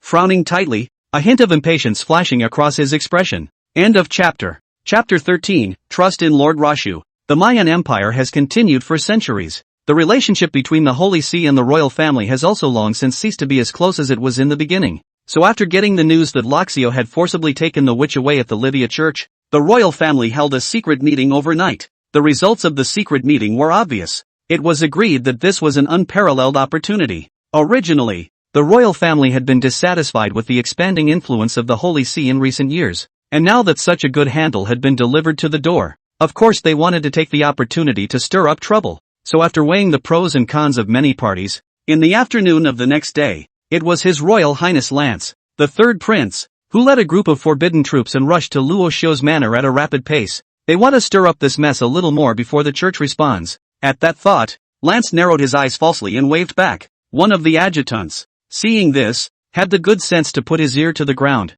Lance looked straight ahead and asked in a whisper, "How did it go?" The adjutant lowered his head and responded, "Your Highness, it's all been accounted for, and it's estimated that by tomorrow at the latest, rumors about Luo Xiu's betrayal of the Holy See, betrayal of the Empire, and self-sacrifice and collusion with magical maidens will spread throughout the entire outer city." At those words, Lance nodded in satisfaction as he stroked his chin, an imperceptible sinister glint in his eyes as he looked towards the manor. He suddenly sighed again, regret on his face. Damn, if only he had actually colluded with the witch. Yes, even though this was an outrageous thing for Loxo to do, even Lance, who was an enemy, didn't think that Loxo had really betrayed the church. Which one who can reach the position of priest does not have absolute loyalty to the holy light? That's why Lance is sorry. For the mere fact of taking the witch capriciously is not enough of a crime. Far be it from arresting the man, let alone the expectation that Lance would want to put him to death. The adjutant at the side, hearing the third prince's sentiments, was shocked. Of course he knew of the conflict that existed between the royal family and the Holy See, but he hadn't thought it had gotten to this point. That's Lord Rashu, not only the youngest priest of the Holy See, but likewise the most outstanding talent of their Mayan Empire. However, the adjutant thought on second thought. He and His Highness the third prince had been together for a long time, and knew the third prince's nature of being jealous and good at the wind. Plus, the halo surrounding Lord Luo Xiu in the past 2 years was too dazzling. So dazzling that everyone had forgotten that in the royal family, there was still the existence of such a third prince. I thought that if there was no Lord Luo Xiu, with His Highness the third prince's natural talent, he would have become the center of attention as well, right? It was only the fact that there was a more dazzling pearl in front of him that made everyone overlook the diamond in the rough that was the third prince. Thinking so, the adjutant didn't find it strange that the third prince resented Lord Luo Xiu. It was only after another short wait, until Lance had become thoroughly impatient, that movement finally came from the manor gate. With a creak, a slender figure appeared behind the door. He had a dashing brow and an upright posture, and a pure white robe that moved with the wind, causing no one to look sideways. On the man's chest, there was also a black solemn cross. He was seen looking around the room, then to Lance, the leader, with a slight frown. "If you see me, why don't you bow?" Hearing this, Lance's face twitched hard. He didn't expect that before he could take the lead, the other party would come down on him instead. According to the canon law, however, priests are only below the Pope and His Holiness today. The rest of the royal sons and daughters are expected to kneel and curtsy and kiss the tops of their shoes as a sign of respect when they meet the priest. So Luo Xiu's questioning was not unfounded. Despite being very upset in his heart, in front of so many people, Lance didn't dare to violate the canon in public. So he took a deep breath and slowly walked over to the man, then dropped to one knee and bowed over. At the same time, the resentment in Lance's heart towards Luo Xiu was taken to the next level. Thinking that he was a royal prince, it was fine for him to be suppressed by a person of his age for 10 years or so, but now he actually had to kneel down to him in public. On the contrary, he couldn't show half a bit of dissatisfaction. "It's suffocating, it's too suffocating." Lance gritted his teeth and lowered his head. His eyes flashed with a cold light, thinking to himself, "If you let me go in and search for the witch later, you'll be in for a treat." Luo Xiu stood in place, taking in his reactions one by one, the corners of his mouth slightly upturned. He nodded in satisfaction and then asked, "Your Highness Lance, may I ask if you have come with the Forbidden Army?" "With great vigor, but are you preparing to arrest me?" Lance spat in his mind and said, "You're pretending you're a horse." But on his face, he still revealed a kind smile. "Lord Luo Xiu is overstating it. I just heard that there is an ominous person such as a witch in your manor. That's why I rushed here without stopping, wanting to help you solve your problems." "Ah," Luo Xiu sneered. "Your Highness Lance is really well informed." He waved a hand. "But troubleshooting isn't necessary. I can handle my own manor." Lance snickered at that. "That's easy for you to say, but if I really leave in disgrace like this, do I want to hang around in front of my 2 older brothers in the future?" Lance narrowed his eyes and waved behind him. "Lord Loxiu was wrong. I've come here. How can I leave the witch alone? Don't you think so?" When he finished, his face suddenly turned grim. "Get in there and search me." With Lance's command, the forbidden squads were ordered and began to stride. They didn't dare to clash with Luo Zheng face to face, so they were ready to bypass the men and rush straight into the manor. Loxo didn't make a sound to stop him. He just gazed at Lance in silence. "Your Highness, the third prince, forcing your way into a priest's residence. Do you know what that means?" Luo Xiu's eyes were calm and his tone was even more indifferent, but it made Lance's heart inexplicably tighten. He was unwilling to lose his momentum, so he braced himself to meet Luo Xiu's eyes and said with a smile on his face, "I'm offended, Lord Luo Xiu." Luo Xiu simply turned around and stopped looking at him. A disorganized rush of footsteps resounded in the front half of the estate. In that formerly quiet garden, the forbidden soldiers began to search inside one by one. In the corridor near the main building, Anna's face was anxious as she watched the behavior of the armored men and tried to speak several times. Then, it wasn't until Loxo's figure reappeared in view that Anna breathed a long sigh of relief. She whispered a question in the man's ear. "Lord Loxiu, is there really no need to stop them?" Luo Xiu's expression was calm and unhurried. "It's okay, give him a search. We'll go up first." On the second floor, in some room, the two little witches who had been taken from the church by Loxo were waiting quietly. The commotion outside was not small, and they naturally heard it clearly. "Selena, do you think he'll turn us in?" Irene's body shook a little, and instead of calling the pervert names, her mouth just froze and asked. Selena gently took her tiny hand in hers. She said firmly, "We have to trust Lord Loxo." End of chapter. Chapter 14, Your Highness Lance, please, believe. Lord Lasho. Irene was silent. She thought of the man's righteous words in church when they first met, and of his gentle smile when she opened her eyes again, and the warm touch that came from her palm when he took her hand. Yeah, who else can we trust but him? The two girls leaned in, hands clasped. They had thought that such happy days would always last for a few days. Even if you know it's not going to end well,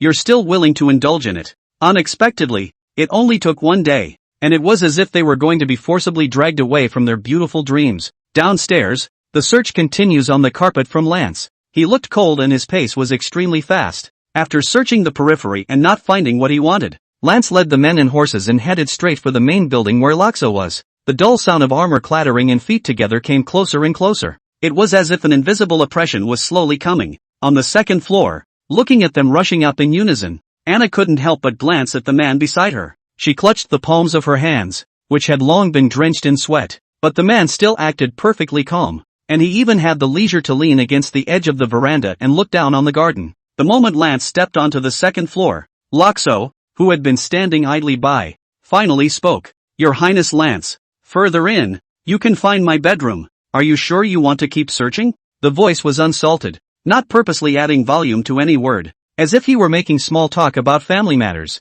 but it was clear to Lance that this was the man's final warning to himself. He was also a little frightened in his heart by Luo Xiu's calm appearance, and stopped his steps, not daring to act rashly. Soon, though, he reacted again, his narrow eyes flashing with annoyance, thinking that he is at least a royal son of a country, with a distinguished status and outstanding talent. How can he be so easily scared of people? Besides, if you've come this far, there's no turning back. So Lance had no choice but to top himself, while the forbidden army followed him in silence behind him. No more words, and silence is the best answer. But in the next instant, raging magical power erupted from the man's body, transforming into a thunder curtain that shimmered with electricity and blocked their way. Not to be outdone, Lance's body was similarly flooded with magical fluctuations, and the protective barrier was cast in an instant. It was just that this magic power fluctuation was much weaker compared to Luo Xiu. It's hard not to find some humor in the comparison. Lance turned around and gave the man leaning against the edge of the hallway a death glare.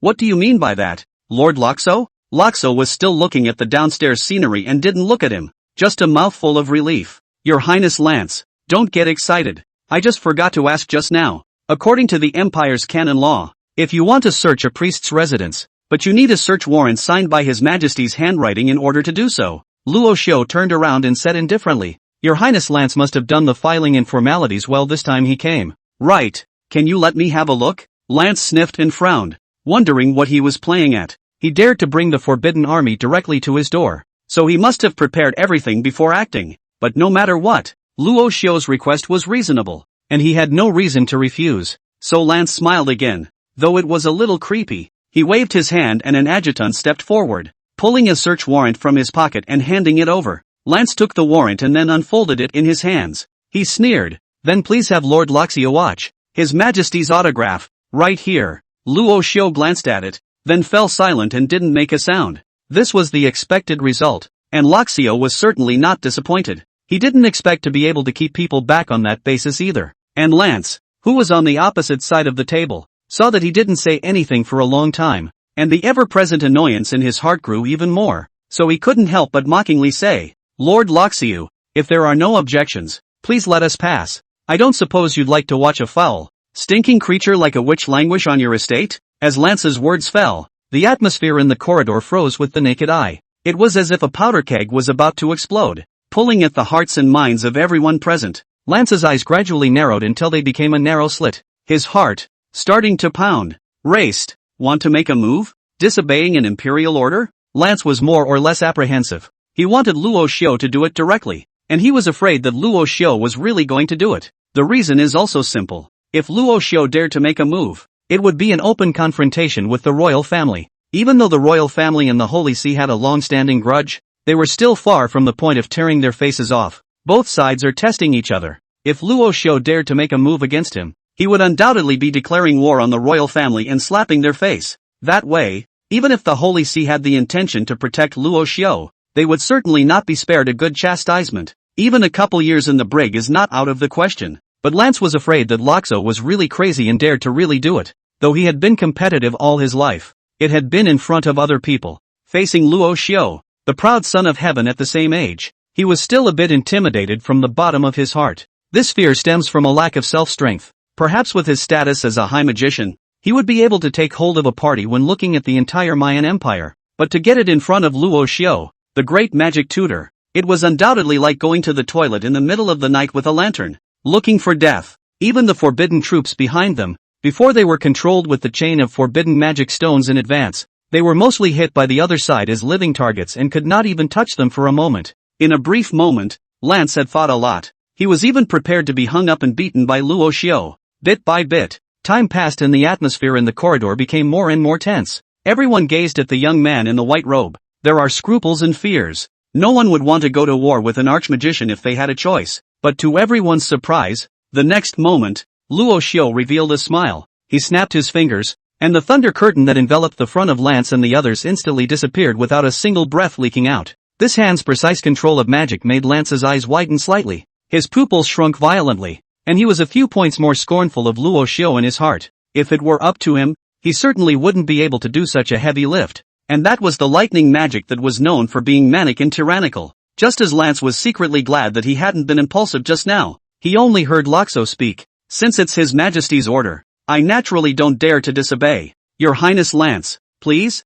The man's eyes lowered. End of chapter. Chapter 15, you have one sentence. Lance grunted and continued to search inside with his men. Luo Xiao stood in place, quietly looking at their distant backs. When they were a little farther away, Anna, who had been tensing her body next to them, suddenly pressed her hand against her chest and let out a long sigh of relief. Loxo turned his head to look at her and saw only a wave. He laughed. Anna, intimidated? Anna bowed her head slightly and responded in a small voice. Thank you for your concern, master. I'm fine. When she finished, she glanced vaguely across the room at them again, some apprehension in her eyes. Lord Loxo, what if they have to search back? Before Lance and the others came up, Loxo arranged the two little magical girls in the first room on the second floor. It was the same position that Loxo was now facing. The main event is a lampshade. This, coupled with the earlier flurry with Lance, was also an attempt to distract the other man from focusing his suspicions further inside, thus ignoring the immediate. I don't know if this move will work, but there's no way to use it as a solution anyway. Loxo frowned. He won't have a chance to get in. At those words, Anna placed her hands on her chest in a prayer position. May the holy light bless. Loxo was amused by her. We're harboring a witch. What's the point of you praying for holy light? Anna's prayer gesture faltered and she blinked. Lord Lashu, it seems to make sense. Loxo sighed and turned his head to continue looking out into the blue sky. He suddenly asked, Anna, aren't you afraid? It is said that magical girls are a scourge, the root of all bereavement, and now that I, as a priest, have done such a thing as harboring a magical girl, you should go to the Livia church and report me. The breeze was gentle, ruffling Anna's long, somewhat slightly curly hair. I am Lord Lashu's maid, and I will be by your side no matter what you wish to do. She responded softly. Life is not as it should be. It could also be that the holy light heard Anna's evil prayers and got annoyed. After some fruitless searching, Lance still turned his attention to this last room. It was also the room he had ignored at first. That Loxo took the witch in the Church of Livia was there for all to see. Indeed, there was no doubt of the fact. This time, Lance intentionally only said that he had heard about it, because he didn't want to really tear his face off directly. But it was obvious that there must be something fishy hiding in Luo Xiao's repeated concealment. Could it be that it was still true? As he had said in the church, That it was for the purpose of bringing the witch back to the manor and judging her in person? Lance scoffed at that reasoning. Also trial. I think you have some special hobby yourself? The wolf's ambition is simply obvious, but Lance didn't think it was so strange. As an imperial royal family, he had long since seen these things before. Compared to the ugly and stinking tricks played in the aristocratic circle, Loxio's hobby was not worth mentioning at all. Lance was just a little surprised at Loxio's unique tastes. With his qualifications, what kind of women could he not find? Why does he have to take such a big risk and get too small? Average-sized witch girls? Messy, dreary footsteps that quickly went and came back, finally stopping again in front of the door to the first room in the hallway. Lance whipped his head around and looked at the man down the hall, his eyes revealing a few hints of amusement. A winning smile also hung at the corners of his mouth. Ah, Lord Loxo, I have felt the unsettling aura deeply. You know? He deliberately walked back and forth at the doorway, the corners of his mouth grinning up to his ears. And seeing Loxo remain silent, Lance's smile grew more and more unrestrained. He licked the corner of his lips. I think Lord Luoshu must not know, right? Why else would he leave them alone? But that's okay, I'm willing to share Lord Rosh's worries. Ha ha ha, I really can't wait to see the helplessness and fear showing on their faces then. Lance let himself go completely. His open-hearted laughter carried through the walls and into the room. Inside the room, Irene and Celine's hearts tightened as they listened to the commotion outside the door. Sure enough, or were they found? Despair could not help but well up in their hearts. It's like being captured by a demon hunter squad for the first time. Would anyone in this world really want to help them? There was no answer in Irene's mind. At the moment, outside the door, Lance's outstretched hand had been about to touch the door of the room. His eyebrows rose and he looked excited. And he kept saying with his mouth full, "TCH, Lord Loxo, I have to say, you are not a competent priest." But in the next instant, Lance's voice ended abruptly, for a blazing bolt of electricity flashed across the door of the room. Lance grunted in pain. He hurriedly took 2 steps back, grasping his trembling hands as he glared angrily at the always calm man behind him. "Loxiu, what do you want?" Lance's face was twisted, his features huddled in a pile of pain and anger. He placed the charred, blackened, and still meat-scented hand in front of Loxio and hissed and growled. "Loxiu, is this how you treat royalty?" Lance's words flickered, a sinister glint in his eyes. "Or are you trying to represent the Holy See and declare war on my royal family?" A sky-high hat that had been prepared long ago was thrown straight up by Lance. Although he was in pain, his heart was extremely happy. "You're finished, Loxiu, just you wait. I'll inform the Holy See about this right away, and the Pope coronation will surely send down a punishment." He couldn't stop talking, like a yelling wild dog, and it was distracting for Loxo to hear. Loxo raised his eyes. "Enough said?" Lance's twisted expression gave a start. Then he was infuriated and laughed. His expression was tinged with a few epileptic moments. Fine. Now that it's come to this, you're still pretending with me, aren't you?" Lance said, suddenly suspending his voice, because an incomparably majestic and violent wave of magic power surged out from the man in front of him. Whoosh, whoosh, whoosh. Dense, shrill whistling sounds scrambled through the tiny space. Luoshio stood in place, with rosy purple thunder flowing on his arm. In the next instant, the thunder was like an arrow off the string, violently shooting out toward Lance. Loxo didn't move quickly, even purposely leaving Lance time to resist. And naturally, Lance had cast the appropriate defense magic long ago, but those light shields, in front of this raging thunder, were as if they were made of paper and were easily penetrated. Thunder climbs up Lance's throat and takes a death grip. Loxio's arm rose slightly, and the thunder carried Lance's body through the air as well. Lance's face instantly turned red, and his body struggled madly, but he couldn't break free. In front of absolute strength, everything is just empty talk. His face was miserable, and his suppressed hoarse screams echoed in the corridor. Loxo gazed at Lance, his eyes calm and deep. "You only have one sentence. End of chapter." Chapter 16, I understand. Lord Roshu. Loxo's voice was not loud. He spoke evenly, as usual, but when it fell on the ears of Lance and the others, it was like a demon's whisper, causing Lance's body to shake violently once again. The roundness of his eyes was so great that they were almost about to bulge out of their sockets, and his eyeballs were covered with scarlet blood. But that vapid hand of thunder was like steel poured over steel, and despite all his efforts, it was still firmly around his throat. The forbidden army that accompanied him was also shaken at this moment, as if his heart was pinched by a big invisible hand, not daring to have the slightest idea of making any rash moves. One ghastly thunder after another surged at the soles of their feet. Crazy. This is nuts. Why don't you give me a chance to be able to say something? Lance's cheeks were turning red and swollen to the naked eye. That's what happens when you can't breathe. The worst he was prepared for at first was just a good beating. but looking at Luo Xiu's stance now, it was clear that he wanted to strangle him alive. Lance's will, too, was infinitely close to the brink of collapse. He had fantasized that Luo Xiu might be a bit stronger than himself, but hadn't thought that the gap between them could actually be this big. The way Luo Xiu pinned him was as easy as if he was casually pinching the ants on the side of the road. In the next instant, there was the sound of strange bowel movements, and a disgusting, unpleasant stench, coming from Lance's crotch. He lost his bodily functions and was scared less. Luo Xiu frowned and whisked his sleeve, throwing his entire body out. Immediately afterward, the terrifying magic power that was scattered in all directions also dissipated in an instant, and everything around them returned to calm. It's like nothing happened. But the man lying on the floor in constant convulsions, as well as the unpleasant odor wafting through the corridor,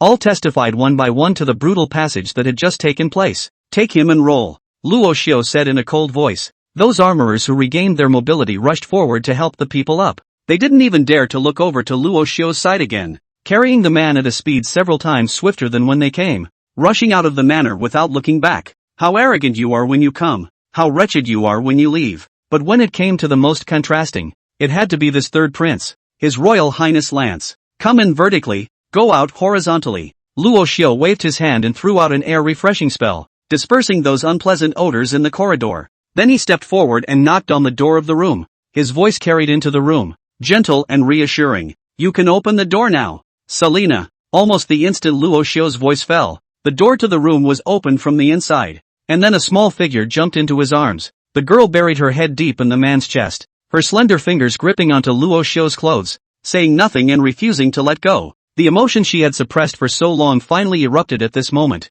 wetting a large portion of her bodice. Luoxiu gently stroked her long hair and smiled reassuringly. All right, Celine, it's over. There's no need to worry with me. Because of the close proximity, Selena's voice seemed a little muffled. She hummed, still not looking up. Luo Xiu was helpless, knowing that it was probably because the royal family's attack this time was so sudden that it scared the witch who had only subsided for a day. He stopped talking and left Selena alone to slow down. In the doorway of the room stood another girl. Her black dress was noble and elegant, and she leaned against the door, pursing her lips slightly, her eyes likewise a little reddened, but she just didn't say a word. Seeing Luoxiu look over, Irene met his eyes and the man shook his head and laughed softly.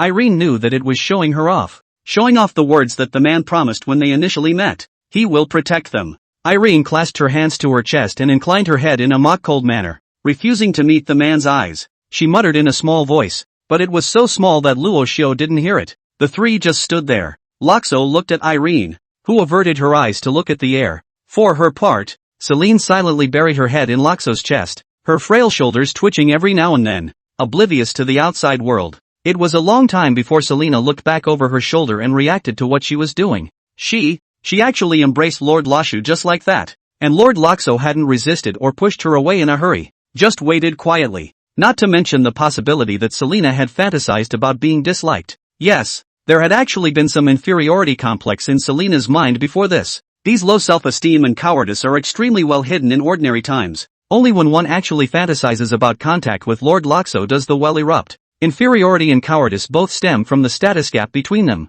One was a revered clerical priest, with a higher status than even the lord of the outer city. He was, in the eyes of the people of the Mayan Empire, the embodiment of the holy light, a gift sent down by the holy light. In front of such a character, how could Selena, who had grown up with curses, not feel cowardice in her heart? It takes a lot of courage just to fantasize about it in your head. But reality answered her. Her Lord Luoxiu, too, responded with tangible actions. Selena's eyes reddened again at the thought. It was good that Luoxiu spoke up just in time. What? My dear Miss Celine, is it not enough to cry once, but you want a second time? His tone was rarely a bit flirty, like a smile, but it was just the right amount of snark to kind of help take away most of Selena's negative feelings. She pinched her fingers out of habit and lowered her head, her ears crystal red with shame, only to hear the girl apologize. I'm sorry, Lord Luoxiu, for causing you so much trouble. At those words, Luo Xiu reached out and cupped her cheeks with both hands. His tone was gentle once more. Selena, like I said, I have my own selfishness in this. You don't need to feel sorry for me, and you haven't wronged anyone. Selena sniffled as she reached up and wiped the non-existent tears from her face. Then the girl broke into a bright smile. I understand, Lord Luoxiu. Luoxiu was pleased with her performance. Feeling the smooth and delicate touch coming from his hand, he couldn't help but give it a gentle squeeze. Luoxiu didn't exert any force, And naturally Selena didn't feel any pain. She just tilted her head and arched her eyebrows. Looking at the man without blinking, Loxo coughed lightly and confessed in his mind for a fraction of a second. The next moment, he let go of Selena's small face and said, "Now then, it's time for us to consider the next question." The girl was a little confused. "What's the problem?" Loxo smiled. "What's for dinner tonight?" "Of course." He finished and took Selena's hand. Off to the side. Irene was still leaning against the door as she quietly witnessed the interaction between Loxo and Selene, then bristled with disdain, until the man put his other hand in front of her face. Irene looked stunned. After a few moments, she grunted, didn't bother to hold hands, and ran ahead on her own. End of chapter. Chapter 17, Luoxiao a Luoxiao, how can you degrade yourself? Over the next few days, Loxo's estate returned to its usual tranquility. Although the tranquility was obviously only temporary, it was more than satisfactory for the two little magical girls. No need to worry about food sources. No need to sleep in damp sewers that don't see the light of day. That is, they have a special physique that comes with a purification effect. Otherwise there would have been at least several extra thick layers of dirt on his body from the moment he was first caught in the church. These days, the relationship between Loxio and the girls was also drawing closer by leaps and bounds. Perhaps it was because the means and determination shown by Lance's previous arrival, Loxo, had given them a great sense of security. It made the attitudes of the two little magical girls quietly shift. Needless to say, Loxo had Lance to thank for this. The other man was like a catalyst that catalyzed their relationship quickly. Selena, needless to say, had been foolish enough to fall into the bad man trap long ago. According to Irene, the one who has changed the most is Irene. This girl who often pretended to be cold in front of Luoxiao's face. Compared to when she first came to the manor, her attitude was not even a fraction of a star better. In the beginning, Irene basically wouldn't give any good face when facing Loxio. It was either a cold stare or a few dark curses for being a pervert. By now, though, it still tautens a little face from time to time, pretending to be high and mighty, but that's still a lot smoother than before. Loxo was occasionally in the garden and could see the wary girl. She was sitting alone, or gazing at the sky, or touching the flowers in the garden, always with a smile on his little face. In fact, Loxo hadn't even made a point of doing anything, let alone trying to impress her. It was just that the past days were too bitter, and even a more mundane routine like the current one was enough to make her feel at ease. Though every time she noticed Loxo's arrival, Irene would set her little face in a "I'm not happy at all and don't like it here at all" kind of way.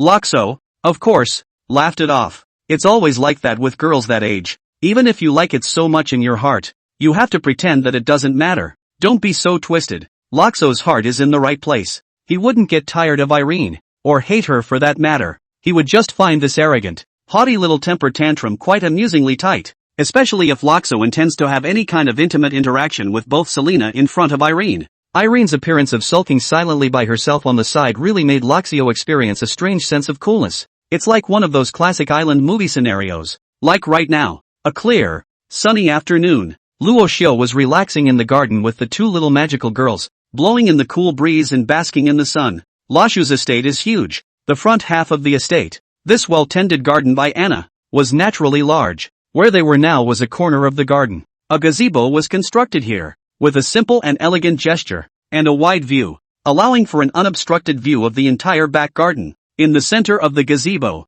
there was a small table with delicate and small pastries. Loxo slumped back in his chair, enjoying Selena's feeding. The dress Selena wore today was a goose yellow color, with a fresh circle of tiny flowers embroidered around the edge of the skirt, and the corners of the skirt rose and fell with the cool breeze, revealing a sliver of crystal and calf. These days, the girl familiarized herself with the environment of the manor, and with the fact that she got tired of being with Luoxiao every day, her personality became more and more clingy and playful. She sat next to Luoxiao, holding a small fruit plate in her hands, twisting up the fruits on the plate from time to time, her jade fingers gently lifting and feeding them into the man's mouth. Luoxiao, on the other hand, had a cozy face as he rested his hands behind his head, enjoying this depraved life that was unique to great nobles. As he thought of this, he couldn't help but confess to the holy light in his mind for 0.1 second. Luoxiao, Luoxiao, you are here on a mission. How can you only know how to eat, drink and have fun every day without thinking about progress? The crisis on the royal side,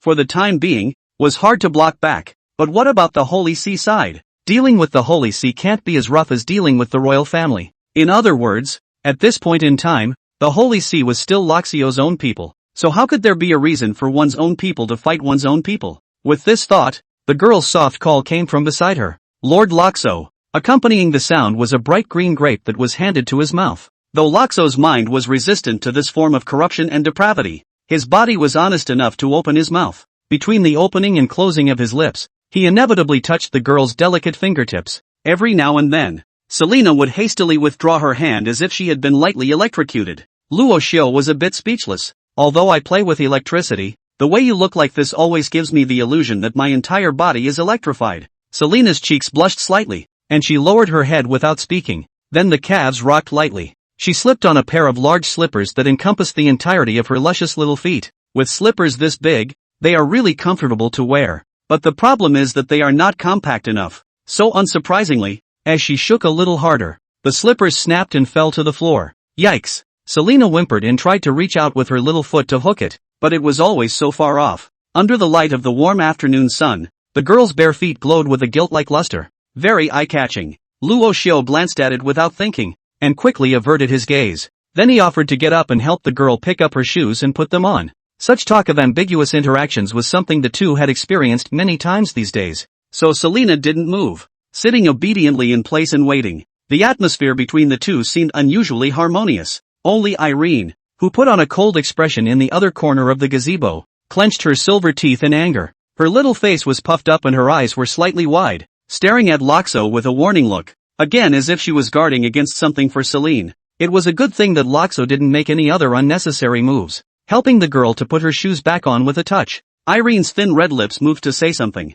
but then she saw Selena, who was full of joy and blushing. The words that wanted to chide were clogged on the edge of his mouth, but he couldn't get them out. She thought sullenly, never mind, it was only important that Celine was happy, and besides, the man really hadn't broken his promise, and had even gone against the entire royal family in order to protect them. It's not impossible to let him take advantage of it. At the thought, Irene's mood was suddenly a little lower again, because it was clear to her that they might not be facing an entire Mayan royal family, but an entire world. It's the papacy. It's all the children of the Mayan Empire. And how long can days like these last? Would this man who claimed to protect them really stand firmly with them? Against the whole world? Setting the scene. Irene felt sure he couldn't do it. She turned her head and looked up at the blue sky. Transfixed. Love your votes. Thanks for the support, yay. Cock. Newbie trying to bubble. End of chapter. Chapter 18. Luo Xiu bears his fangs. Mayan Empire, Capital. Inner city. An imposing and architecturally majestic cathedral.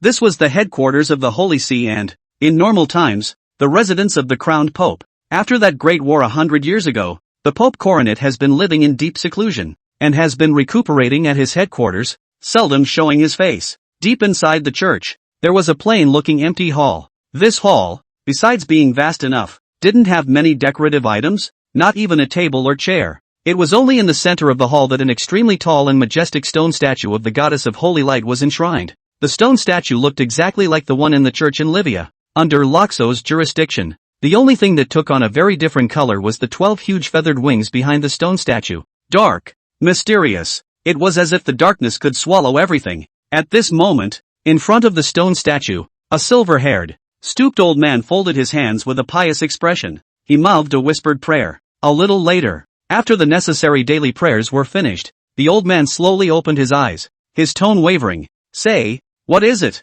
In the empty hall, as his words fell, an extremely hidden black shadow was revealed in the void. As soon as he appeared, he knelt on one knee and whispered respectfully, Coronation Pope. It's still Lord Loxiu's side of the story. The old man's brows frowned imperceptibly as he heard this, and he hummed. So the black shadow continued. 5 days ago, Third Prince Lance led a group of outer city forbidden troops and stormed into Lord Luo Xiu's residence, threatening to help Lord Luo Xiu solve his problems and punish the witch. The black shadow said this, quietly glanced at the old man's expression, and then told the process of everything that happened in the manor that day. In detail, the fineness was as if he was there. The old man listened quietly and suddenly asked, He didn't find you? At those words, the black shadow's face was slightly tangled, but he still honestly said, Lord Luo Xiu should have discovered me. He just didn't reveal it on the spot. The old man nodded, his expression unreadable. He continued, And have you seen the witch? The dark figure shook his head. That door wasn't open.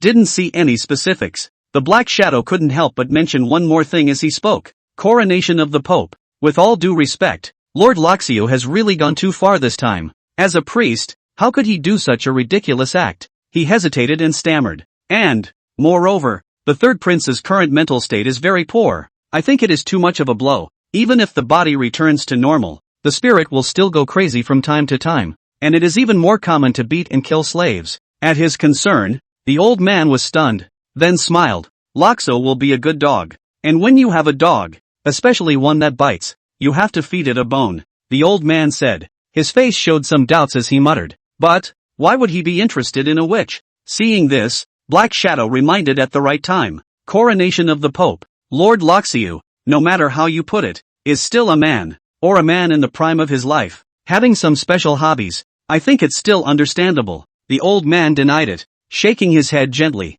No. The Pope's narrowed eyes wandered and finally landed on the tall stone statue in front of him. He spoke softly. It's not quite like Loxo's character, and I haven't heard any of these rumors in the past, so it remains to be confirmed exactly how things are. The Dark Shadow was silent, but in his heart, he disagreed. We're all men. He can't know the little things in our hearts. The Pope's coronation, though shrewd and wise, is unfortunately too simple for that. The Pope, of course, did not know of this great irreverence of his thoughts. The old man merely gazed in thought, and opened his mouth and inquired, how many cardinals, at present, are stationed in the capital? Hearing the question, the Black Shadow hurriedly threw away all those miscellaneous thoughts in his mind and replied respectfully, there is only Bishop Jacob alone. The rest are outside. The old man's eyes flashed with light as he instructed, you will send a secret order to all the cardinals who are out in the world later, recalling them all to the capital. By the way, call the other 2 priests in addition to Locio and tell them to come straight here to me. The Black Shadow was shocked to hear this. His pupils dilated slightly, but he didn't dare to ask more questions. He just bowed his head and said yes. He had some guesses in mind. Looks like the Holy See is about to make a big move. The old man shook his wide, pure white robe and continued. Also, you should leave Luo Xiu's matter alone for the time being. Let Ishtia go, and let her investigate properly what Luo Xiu's motives are. I've always felt that I'm afraid it's not that simple. The old man continued to look up at the stone statue, his expression growing more and more puzzled. Rasho, what do you want? The Black Shadow led the mission, silently, and disappeared into the darkness. The silence returned to the empty hall, and the old man was left alone to murmur. This evening, Lasho received 2 notifications. One was from the ecclesiastical side, and the other informed of the time of coming to visit. The letter never mentioning the fact that he had violently beaten Lance some days before. It seems that in this matter, the attitude of the Holy See is really ambiguous very much, and even if it is not that the influence on the surface is really too bad, it is estimated to give Luo Xiu a credit.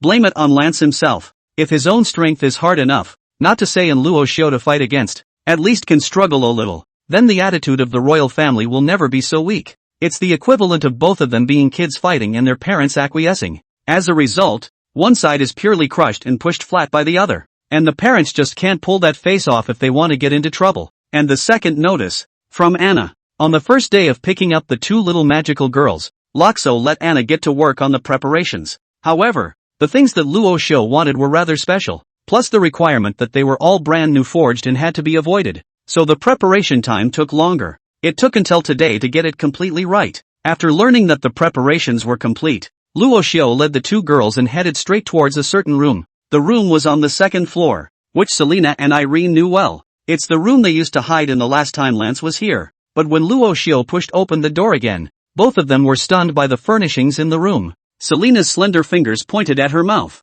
and her mouth widened slightly into a pigeon's egg. Her eyes twitched slightly, and then she quickly averted her eyes with a blush and stopped looking. On the contrary, it was Irene, who clasped her hands to her chest with a look of "you pervert," finally leaking out. She's scared, and her conspiratorial words quickly drifted into Luo Xiu's ears. TSK, sure enough, certain people can't help but finally show their fangs even if they usually hide it well, right? Somehow, underneath Irene's look of disgust, her heart inexplicably leapt a little. It should finally fulfill her words that men really are perverts. The girl stepped into the room of her own accord, reaching out to run her hand back and forth over the coldly glowing iron. The cold touch on her hand made her heart beat a little faster. End of chapter. Chapter 19. I, for one, would not agree to it. Ahem. In the face of Irene's mockery, Loxiu blushed a rare moment. Because of the facilities placed in the room, even he had to say pervert when he saw it. Tall crosses, cold chains, long whips glowing with cold light, as well as the red candles that glowed faintly in the gloom.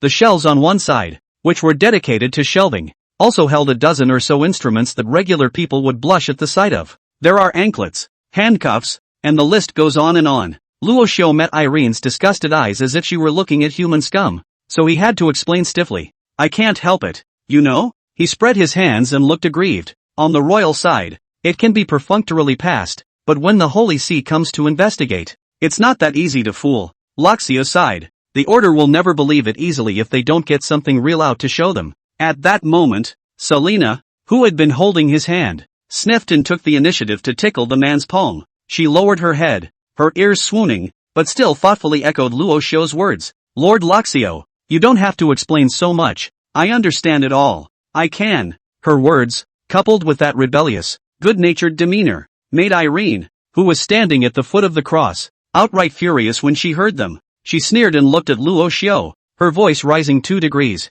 So, are you just going to do your act and they'll believe you and not pursue us? Irene was much more sensible than her best friend, who had long since fallen into the abyss, and questioned, would you believe this trick of yours? Yourself? Facing the girl's question, Luxio moved to a reply he had prepared long ago. Unperturbed, he explained, of course it won't be that simple. Luo Xiu rubbed his chin. I didn't really want to be able to hide it from the Holy See. I just thought that if I could delay it for a while, it would be a while, and I had to get a night's rest before I had time to think about anything else. His tone was a bit helpless. Besides, this is not to think of any other good way. If you have any insights, you may as well say it out for everyone to hear. Irene grunted as she bristled and raised her chin proudly. No. Luo Xiu was speechless, saying that you're proud of yourself then. He shrugged. Not then. You can't ask me to have a direct showdown with the church, or even the entire Mayan Empire, can you? Irene froze at the sound, and she moved her mouth without making a sound, because she was clear that everything Luo Xiu said was the truth. But no matter how much you try to avoid it, won't things eventually lead to this result? Declaring war on the Holy See, declaring war on the royal family, is tantamount to declaring war on the entire world. At that point, what are you going to do? These words, Irene silently pressed in her heart. Not that she didn't want to ask, but she didn't dare to ask. At that moment,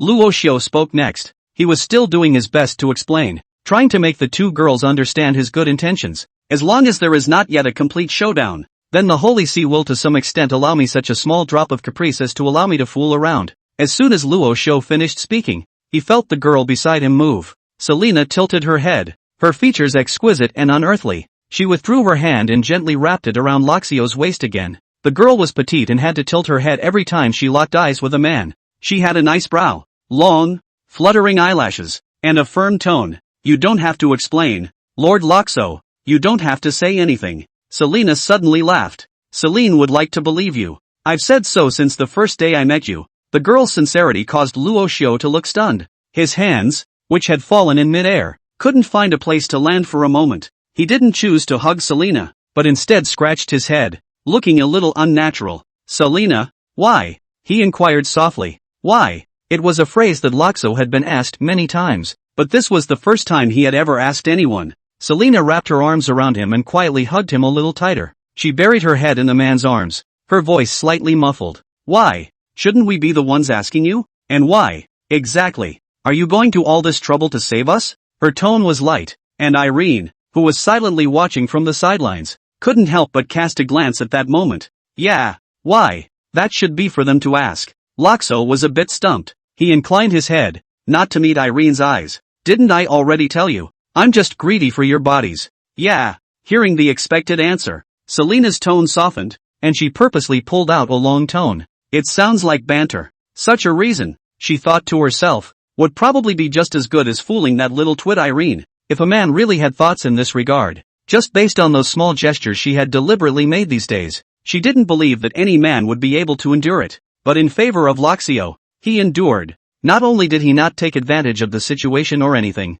but he acted more disciplined than anyone else. Even if the Holy Light himself was present, he would probably have to praise him for being honest. So for this reason given by Luo Xiu, Selena also changed from her initial half-belief to complete disbelief. However, she didn't break it down, only in a position where Luo Xiu couldn't see it. The corners of her mouth rose slightly. I only heard the girl reply, then I believe in you also because Lord Luxio is good-looking. Lord Rashu is so good-looking, surely he can't be a bad person. Selena looked certain. The way they were looking at each other like this, it fell in Irene's eyes and a word popped into her head for no reason. Adulterous ex-wife. Irene hurriedly shook her head and mentally poo-pooed it. It's okay for a man to be an adulterer. my Selena wouldn't be that bad of a woman. On the other hand, although Loxo knew that Selena was mostly not telling the truth, there was nothing he could do about it. In the end, he wasn't the type to get to the bottom of things, so he casually changed the subject. Since you guys can understand me, that's good. His eyes roamed over the tall cross and the torture device used for the trial as he slowly said, when the time comes, when the people from the Holy Seaside come, they might have to make you guys suffer a bit. Selena had no problem with it since she hummed and said, Lord Loxo doesn't have to worry about us. It's easy enough to just do this for show compared to all the pain we've suffered in the past. As she finished, she couldn't help but turn her eyes to Irene, because Irene seemed to be very interested in the torture devices in this room, touching this and that for a while. She felt the strange look Selena was casting and hastily settled herself to stand up straight. It's like being caught red-handed doing something bad. Irene puckered her little face and tensed her high-strung expression. What to look at? What to look at? What's there to see? I have no desire to experience. Ah shucks. I'm not going to agree to that. End of chapter. Chapter 20, Luo Xiao is the most annoying. It seemed as if Irene's state had been a little off ever since she entered this room. However, Luo Xiao didn't think too much about it, and just took the initiative to smile. My sweetest and most adorable Miss Irene. I'll just trouble you to cooperate. Ha! His tone was soft and he tried to talk sense into the situation. Unfortunately, Irene clearly wasn't having any of it, and she wrapped her arms around her body, getting goosebumps from the sound of it. Her willowy eyebrows went up, and her little mouth was as if it had been smeared with honey. Shut up! Shut up! It's disgusting! Selena saw the situation, was about to open her mouth to persuade, then heard the girl then muttered in a small voice, It's not impossible for me to cooperate with you a little bit, but you have to know that I am willing to accompany you to act for the sake of Selena. You must not make a fool of yourself. Irene moved to step back in front of Loxo. She subconsciously raised her small face, her expression returning to its former coldness. You begged me, she said coldly. Luo Xiao was stunned, then smiled and nodded. Well, I begged you. His plain, unassuming words caught Irene a little off guard. The prepared lines were choking in his mouth, and he didn't know what to say. A little later, she stomped her feet and trotted out into the hallway, covering her ears. Nasty, nasty. Loxo is the worst. Her twisted look fell in Luo Xiao's eyes, and it couldn't help but make the man smile a little more happily. Selene witnessed everything, and she bumped Loxo lightly with her bare forehead. She complained in a small voice, Lord Loxiu, Irene is actually a very pitiful child. You shouldn't keep bullying her. Loxo scraped Selena's tender cheeks with his fingers, innocence written all over his face. Selena, how can you insult someone's innocence out of thin air? When did I bully her? Clearly I'm the one being bullied, right? Look at that. But I'm going along with everything she says, and I end up hating her instead. Selena tapped her jade finger to her lips and cocked her head in careful thought. Geez, Lord Lashu. Although it does seem as if this is indeed what it looks like. Late night, Loxo's study. Today he sat down at his desk, as usual, and began flipping through his books. Most of these books have a long history and their authors are untraceable. They have become modeled through the years and many of the inscriptions are illegible. On one side of the desk was the petite figure of Selena.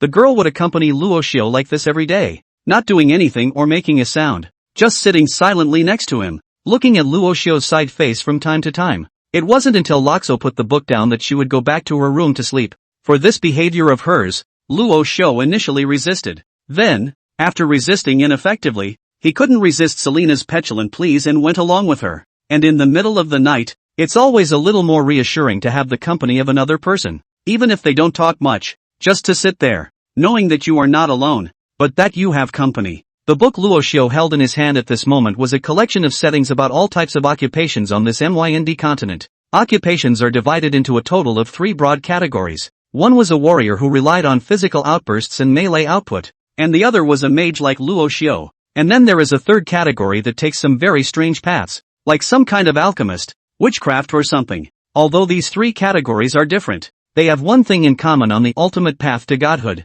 That is, after becoming a demigod, if you want to continue to advance upwards and obtain true divinity, you need to hold a grand promotion ceremony. Each profession has a different ritual for promotion, and even the currently known rituals for mages to become gods have yet to be verified for authenticity, because on the Minjen continent, up to now the so-called fleshly body becoming a god was just a vain legend. There is not a single conclusive example. In fact, many scholars have already pointed out that this so-called rite of passage to godhood is just a fantasy made up by people in the last century. Humans are only humans after all, so how can they delude themselves into becoming gods? Therefore, generally speaking, After reaching the realm of a great magician, the last step was to become a demigod. Today's crowned pope is in this realm. When the pope was young, his talent overwhelmed all the world, and he stepped into the demigods early, only that his realm had stagnated since then, and he hadn't heard any news of any refinement. This is strong, hard evidence that scholars agree that the path to godhood is just a figment of people's imagination.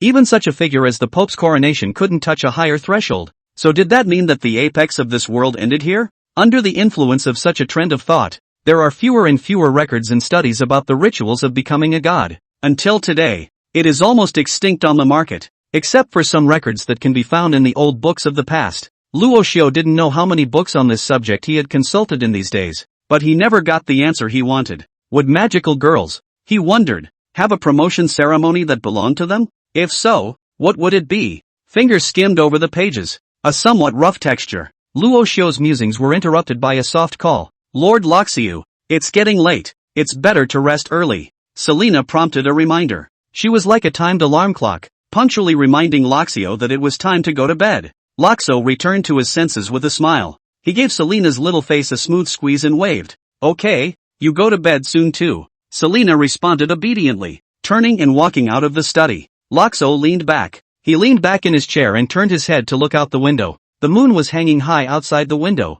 and the color of the moon was clear and bright. He muttered, what could it be? The night wind blew, turning up the pages on the table and finally coming to rest on the spot where the account of the mage's rite of passage to godhood was written. Luo Xiu rubbed his brow, feeling a little tired. Never mind, what's the point of dwelling on it? He stretched, stood up and blew out the oil lamp, preparing to go to bed and fall asleep. The next moment, however, there was a slight knock on the door. Loxiu was stunned, thinking it was Anna who had something urgent for him, and quickly stepped forward to open the door. The door to the room opened, and a delicate and lovely figure stood in the doorway. Not Anna, as Loxiu had expected, but Celine went and returned. He was a bit puzzled and was about to open his mouth to ask about it when he suddenly noticed what the girl was wearing. It was the classic blue and white maid's short skirt coupled with pure white Imperial Evil thin socks. Looking at Luo Xiu's entire body was confused. Selena, what are you doing? It was even if he went and returned late at night, but he actually changed into such a strange costume,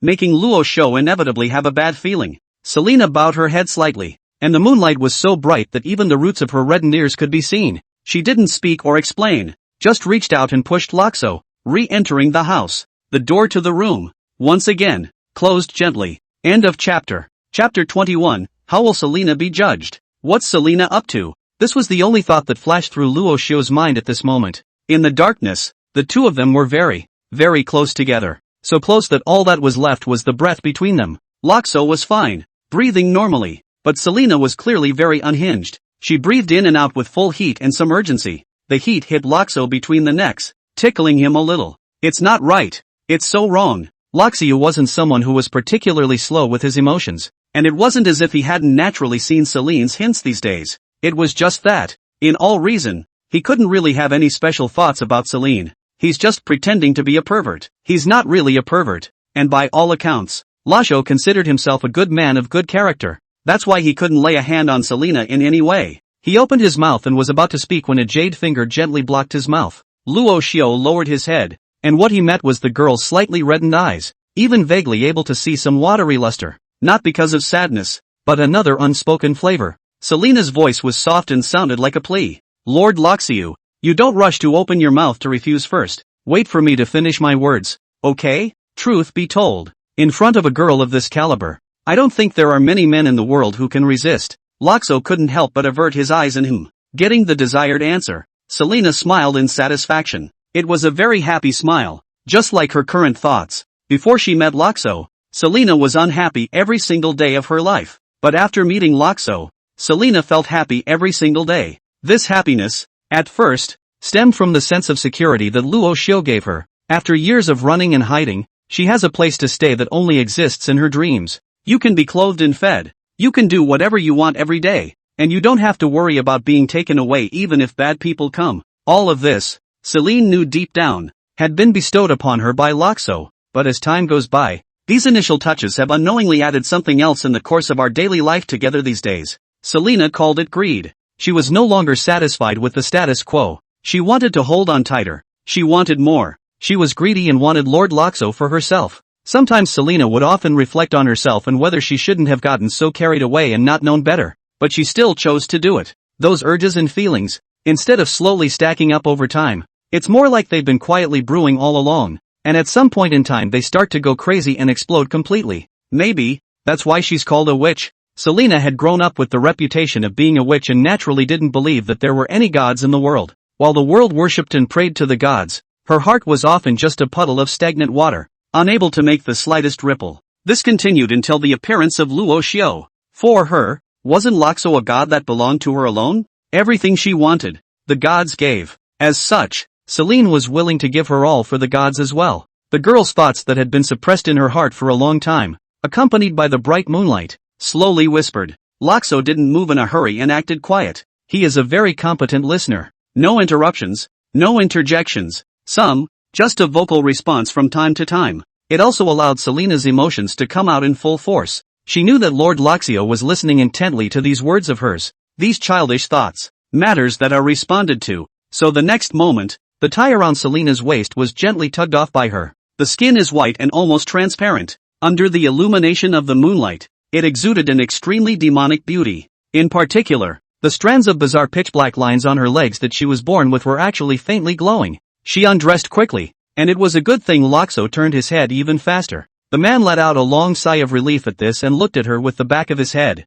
Selena was puzzled as she stepped forward and wrapped her arms around the man. It was an action she did often these days, and had become more or less accustomed to in the past. But doing so at this time, the delicate body, or slightly imperceptible gentle trembling, she asked in a whisper, "What is it, Lord Loxo?" Loxo kept the back of his head looking at the man as he stammered in a rare moment. I am not ready for this." At that, Selena was even more puzzled. Why did she feel as if the positions of Lord Loxio and her were reversed from each other? "It's all right, Lord Loxo. It was bound to happen sooner or later anyway, wasn't it?" Luo Xiao sighed. "It's not like that. You're still too young to know. What happens later will wait until later." Selena rested her little head on his shoulder, her eyes as clear as water, and exhaled. Gathering her courage, she continued, "But Lord Loxiu, in the Mayan Empire, there are a number of girls my age who have gotten married and had children." She purposely straightened up, her tone seeming a bit nervous. "Besides, Selena isn't little anymore."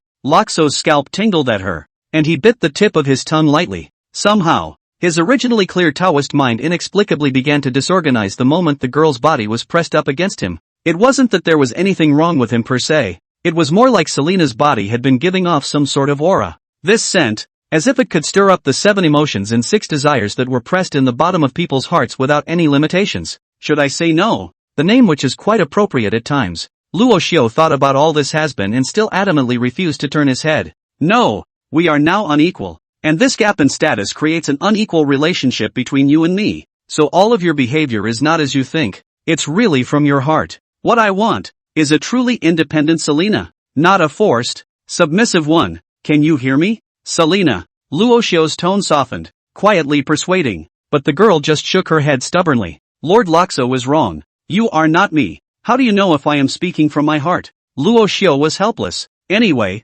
today is designated as a no-go. Let's wait for a while longer and then take a look. Wait until the day you really grow up. Won't everything be clear?" His tone softened, his attitude remained firm, repeatedly bumped into the wall. Even the most daring girl, it is inevitable that the heart is timid, not to mention Selena, who was already hanging on by a thread. She knew in her heart that being able to let herself go on her capricious whims was already the limit of Lord Loxio. So Selena inhaled deeply, the tip of her nose overflowing with the smell of Lord Loxo. She was about to get off the man just like that when she thought of something else and suddenly asked, "Lord Luo Xiao, if that's the case, then why don't you dare to look at me?" Her voice changed quietly to something very seductive. "With Lord Lashu in this state, I really don't know what it will take to judge Selene." End of chapter. Chapter 22, The Plumed Knight Attacks. Luo Xiao's expression lurched. He coughed lightly. "Selene, you and I both know that the trial is just an excuse used to paralyze the Holy See, so why bother?" He was just in the middle of his sentence when he was interrupted by the girl's body pressing up against him again.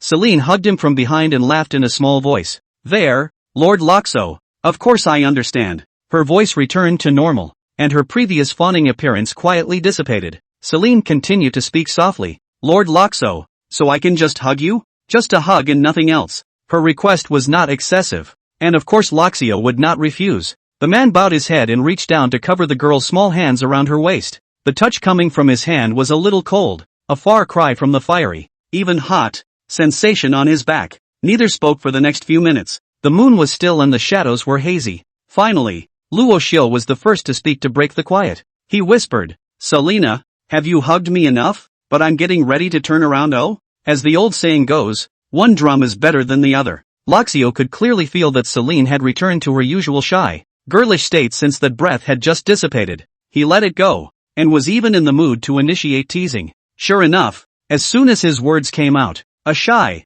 low cry came from behind the girl as if she was waking up from a dream. "Hey, wait, Lord Luxo, no!" Her hands fumbled and she panicked, lifting the skirt that had fallen to the floor. This was followed by a small sound of clothes rubbing against skin. Only when she finished everything and shouted in a small voice did Luo Xiu leisurely turn his head. Only Selena was already fully dressed and standing there playfully. The girl's hair was slightly disheveled, a few strands of hair plastered to her bare forehead, and her eyes were clothy and shy. She met Luo Xiu's eyes and moved away again in a hurry. Selena's sash was still a bit disheveled, and the tie around her waist had been thrown somewhere. Being looked at so nakedly by Luo Xiu, the girl only felt a hot flash on her face. It was a good thing it was late at night with no lights on, otherwise a glance would have shown her reddened, clear face. Selena also woke up with a start at the moment, realizing what treasonous thing she had just done. She actually took the initiative to seduce Lord Luxio. The thought of her shamelessly tie appearance just now made her face hot, not to mention her little heart that had been thumping and accelerating.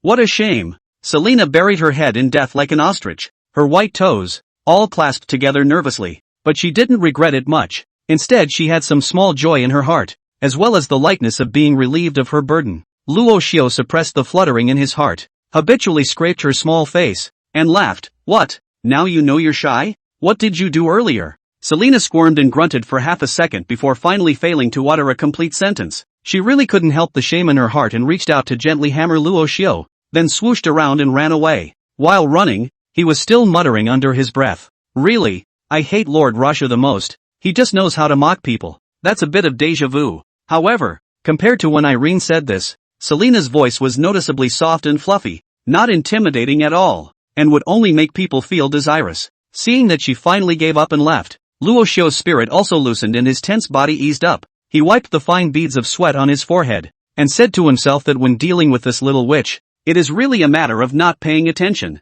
and it is estimated that he is going to be eaten dry and wiped clean. Depraved, too depraved. Luo Xiu felt deeply repentant for those unclean thoughts in his mind. The moment she climbed onto the door handle of the room, the girl suddenly turned around again. Her eyes were bright, clearly visible in the darkness, and her voice was thick with guilt and a hint of sweetness that couldn't be suppressed in any way. "Lord Luxiu, thank you. I was too willful today. I will definitely reflect on myself when I return." Luo Xiu listened and felt very relieved. He said to himself that it was not a waste of his previous efforts to persuade him. No sooner had such a thought flashed through his mind than he heard the girl continue, "I'll reflect on this and try to take it next time for sure." After dropping this bold statement, Celine hastily spread her legs and ran out the door with a smothering rush. Luo Xiu looked stunned, then shouted, "Wait, Celine, you're running backwards." Bang! In the darkness, a muffled thud was heard, supposedly the sound of flesh hitting the wall. The girl didn't run back just because of Luo Xiu's reminder. Instead,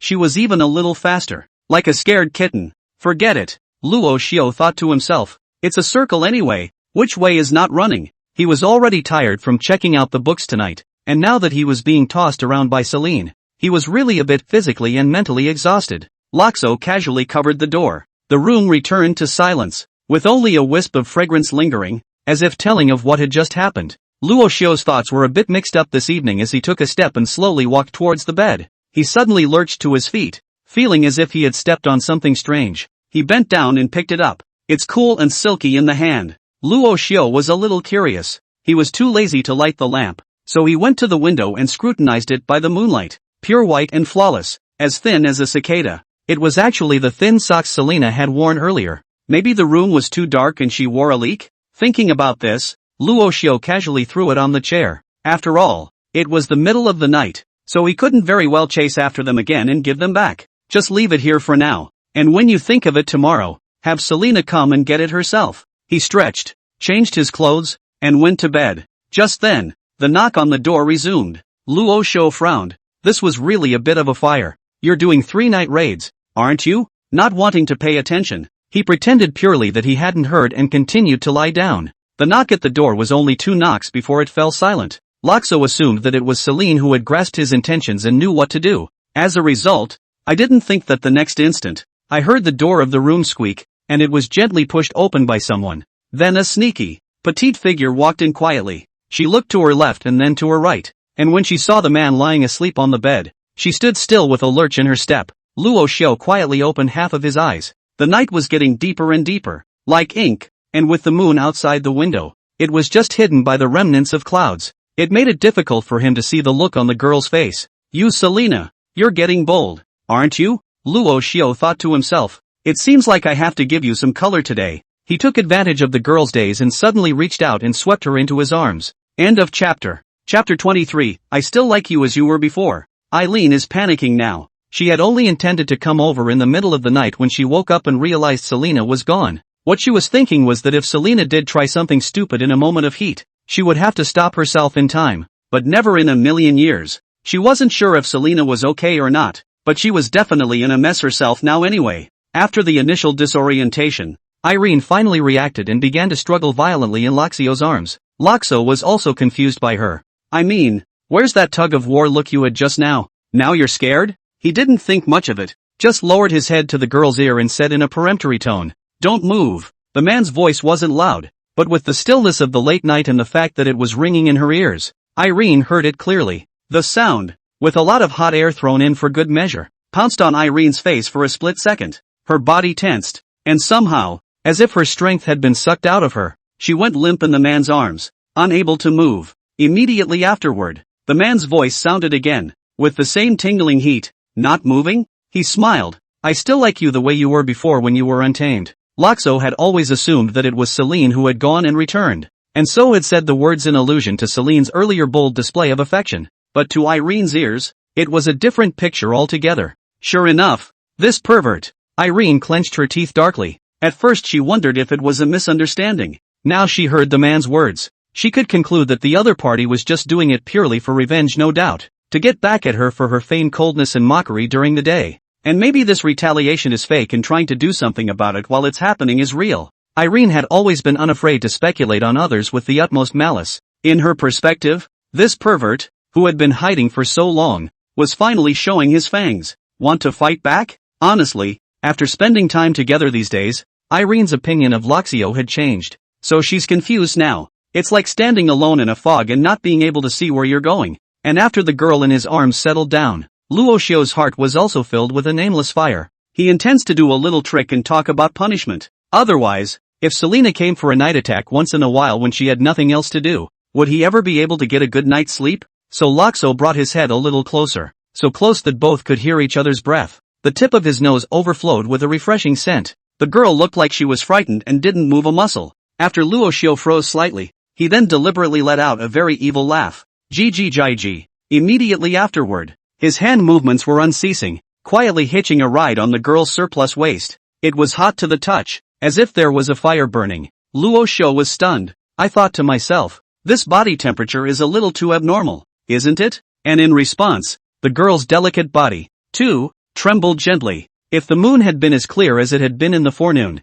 the girl's scarlet cheeks would have been visible. It's beautiful. It was an exciting experience that Irene had never experienced in her life. The man's large, warm hands were strong but not rough. Even though it was through her clothes, Irene still couldn't help but take small gasps. She was tempted to speak up and say no, to chastise the man for his rude behavior. But the words turned into a dainty onomatopoeia. She was filled with the desire to resist, but she grunted and squirmed around. The squirmy little womanly gesture simply made Irene ashamed and angry. She feels as if she's getting weird. Anymore. Irene didn't dare to think any further. She was afraid that she would actually turn into the kind of woman she used to hate the most. It's a good thing that Lakso was very martial and just point blank. Feeling the amazingly slippery touch on his hand, Luo Xiao moved his hand away with great perseverance. He casually spanked the girl in his arms and uttered, "Go on back." In the darkness, a muffled grunt escaped from Irene, who was suddenly attacked. But at the moment she didn't want to bother with so much as she scrambled and rolled out of bed,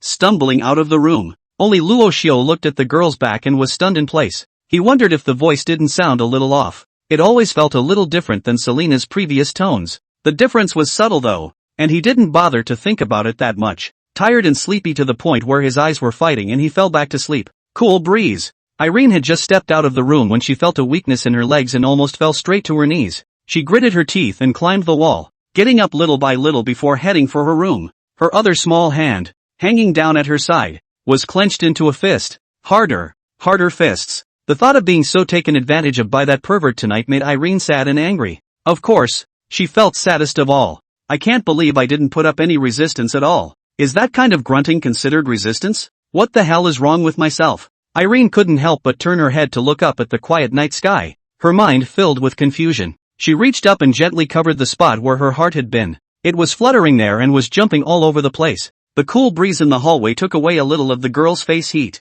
With an unspeakable mindset, Irene re-entered the doorway of her room. She was about to push the door in when it suddenly occurred to her that she seemed to have come out to look for Celine, only to turn around and be touched by that pervert for nothing not counting. How come she didn't find anyone? Well, at that moment, a familiar cry came from the room. Irene, is that you? Eileen's eyes lit up and she shook her head, shaking the vast majority of the strange thoughts from her mind. Before pushing open the door to the room and stepping inside, a hand quickly reached out and Irene and Selena hugged each other tightly. In the next instant, Selena let out a soft giggle, her tone a bit puzzled. Irene, where have you been? Why are you so hot? Are you not feeling well? At that, Irene froze, and she stammered for a moment, not knowing for what reason she chose to conceal it. I just went to the bathroom. In a rare move, she lied to Selena. The sadness increased in Irene's heart. She felt she had become bad and was no longer the innocent girl she used to be. Selena listened, choosing to trust her best friend,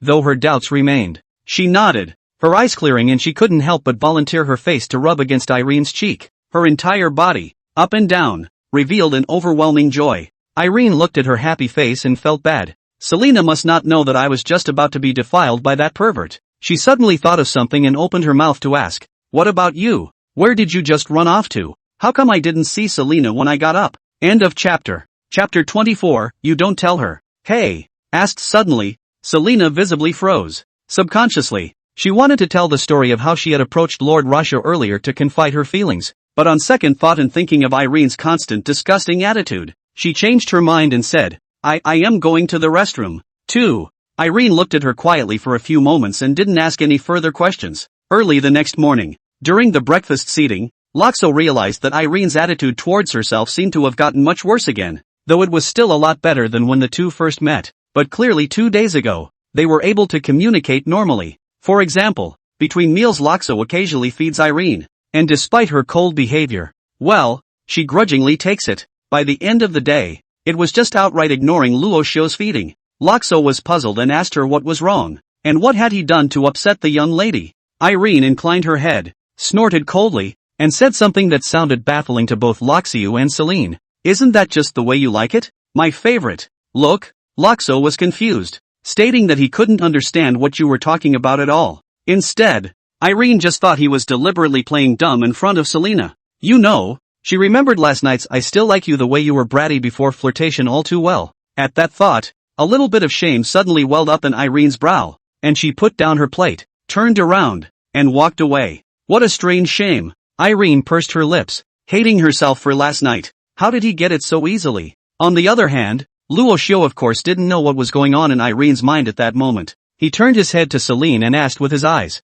As a result, Selena looked back at him with a confused look on her face as well. The two men looked at each other in disbelief, both wondering where she had gotten her little mood attack again. It's sky-high fall. Making her way out of the aisle, Irene followed the garden path to the place where she used to spend a lot of time alone. There are tall flowering bushes to the left and right, and the setting is tranquil and fragrant. She likes to stay here and enjoy the hard-earned peace and quiet. She'd actually prefer to stay with Selena, but Selena had been getting more and more sticky with the man lately. This led to many times when Irene could only watch from the sidelines, as if she were an outsider. It wasn't as if Irene hadn't tried to pull Selena away from that creep, but whenever she saw the smile that spread across Selena's face as she talked to the man, she couldn't be bothered to interrupt. Over time, it's better to be out of sight, out of mind, and to be left alone with a clean slate. Like right now, it was still early in the day, and the flowers and grasses along the roadside all still had a small amount of emerald green morning dew hanging on them.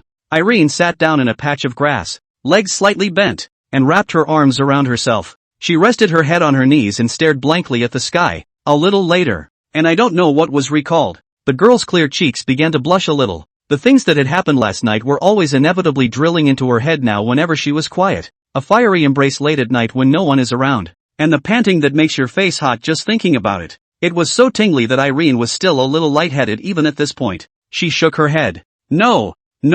If you keep thinking about it, you'll break down. At that moment, a sudden snap of footsteps sounded behind them. Irene didn't turn around. She knew who it was. The only person who would find his way to this place would be that person. Sure enough, the next moment a familiar man's voice rang out. His tone was always calm and unhurried, soothing to the ear. What's wrong with you? Running here alone to hide again? Loxo came and sat down beside the girl. Beneath their feet was a whole green, spooky lawn. The breeze brought a few cool flavors. Irene inclined her head, still refusing to look at him. However, his mouth still coldly replied, "What's it to you? If you think I'm troublesome, just get rid of me." The girl's nature was as usual, not good for touching, covered in thorns. It was good that Luo Xiu had long since gotten used to it and didn't feel that he had lost face or anything by being treated like this. He laughed. "Ms. Irene, holy light be upon you. I promise that no one will be able to kick you out as long as you don't want to go yourself." Luo Xiu's voice was soft, and he didn't purposely speak with conviction. He just told her, word for word, carefully. Irene's small hand, dropping to the lawn, squeezed and unclenched quietly. Her rosy, glossy lips moved slightly, but unfortunately her voice was too small for Luo Xiu to hear. Luo Xiu didn't care. He smoothly lay down on the lawn, resting his hands behind his head and looking up at the blue sky above him. "So, who exactly has upset you? You might as well say so. Maybe I can help." Listening to the man's words of concern, Irene lowered her eyes and bit her lip. She thought to herself, "Who pissed me off? Don't you know what you're doing? There's no one else here. You still want to keep pretending in front of me? Or do you just like to play this particular trick?" Irene couldn't help but curse under her breath in shame at the thought. "Pervert." Loxo glanced over his shoulder at her and shrugged with an innocent look on his face. He was about to open his mouth to retort when a morning breeze picked up. The wind blew the girl's long hair and hit Loxo in the face. Some tickling. Loxo reached out and removed it. Unexpectedly, Irene seemed to be noticing this, and she came to the point of deliberately bringing her head over, with a toss from side to side. The hair was like a waterfall, pouring down on Luo Xiu's face. Seeing the man reach out unawares to block it, the corners of the girl's mouth rose slightly, and her eyes smiled a little at the success of her prank. Loxo had to smile helplessly. Miss Irene can be a naughty child. At those words, Irene's small face, which was still smiling, suddenly went cold again. She grunted softly. "Who's talking about children? I could have gotten married long ago at my age." The customs of the Mayan Empire are somewhat similar to the ancient times on the Blue Planet. Most of the women are 13 or 14 years old and are about to be ready to talk about marriage. Loxo shook his head, not dwelling too much on the issue, and the girl stopped talking. The lawn was quiet, with only a faint chorus of insects. A little later, she thought of something and asked coldly, "Does Selena know you came to see me?" Luo Xiu was stunned and answered truthfully, "She went to learn how to make pastries from Anna, saying that she must let us eat the pastries made by her own hands. As for me coming here, I didn't tell her that." Irene looked at him. "Not even before?" Loxo nodded his head as he asked back, a little puzzled, "What's the matter? You miss her? I'll get her next time if you want." But out of Luo Xiu's expectation, the girl slowly shook her head after a moment of silence. She averted her gaze and stopped looking at Loxo, mouth whispering, "Don't you tell her." End of chapter. Chapter 25. What are you looking at? Pervert. Gee, so does that count as a little secret between the two of us?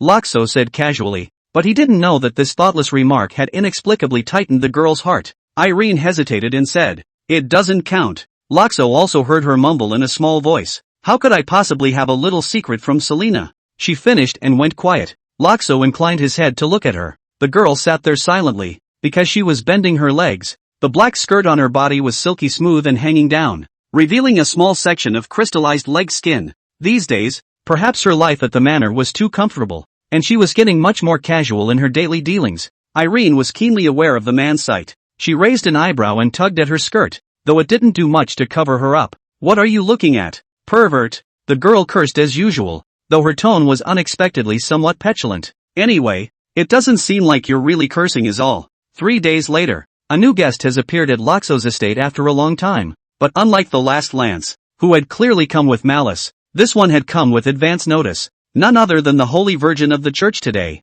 Ishtia. She wore the same attire that Loxo often wore, a long, clean white robe with a solemn cross outlined on her bulging chest. She had long blonde hair that glistened in the sunlight. This was the scene Luxio saw when he arrived at the parlor. As far as I can remember, he seems to have had very little dealings with this holy maiden of the Holy See. With this holy maiden of the Holy See. This would still be their second meeting. The Virgin generally operates at the headquarters of the Holy See, where daily devotions and offerings to the goddess are made. If nothing else, she wouldn't get to walk out of the gates more than a few times in her life. Despite the loss of freedom, the saintly woman has also gained a corresponding status. They are of noble status, serving the goddess day and night, and need not be polite even when they meet the Pope's coronation. Luxio was the first to speak up and say hello. It's been a long time, Ishtia. Ishtia turned back, her eyes bright and clear. She saw Luo Xiao and her eyes moved slightly. Lord Luxio, I'm sorry to disturb you on this visit. Luo Xiao smiled. Where's the word? It should be me being too much of a fool,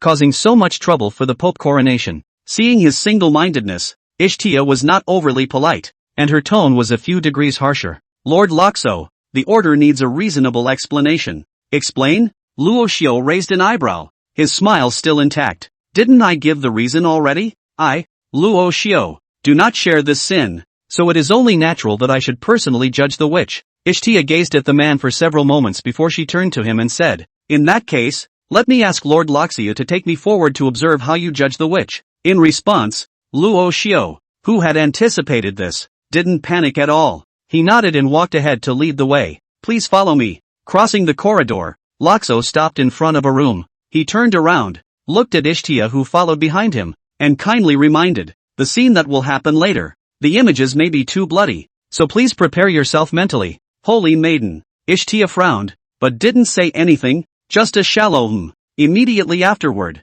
a slender white hand slowly pushed open the door of the room. The room was dimly lit, with thick curtains hanging from each window, blocking out any light that attempted to penetrate. Luxio pushed the door open and very politely gave up half his seat. He looked at Ishtia. Holy maiden, please. The sunlight from the hallway converged into a line that spilled over the doorway. Countless tiny specks of dust flopped and danced in the light. Ishtia frowned tightly and, without excusing herself, stepped into the room. As soon as she stepped through the door, she stopped dead in her tracks, her eyes suddenly dilating as uncontrollable shock flowed from her eyes. Only in the center of the room, there was a series of blood-stained and morose torture devices. They were neatly arranged on iron shelves, their iron-poured bodies glowing with a cold, ghastly cold light. Just ahead, there was a tall wooden cross. On top of the cross, bound to a girl in a black dress. Her dress was much torn and stained with many fresh bloodstains, and her bare skin was so white that it was almost demonic. Only at this moment, whether it was her face or body, there were bright red horrible whip marks,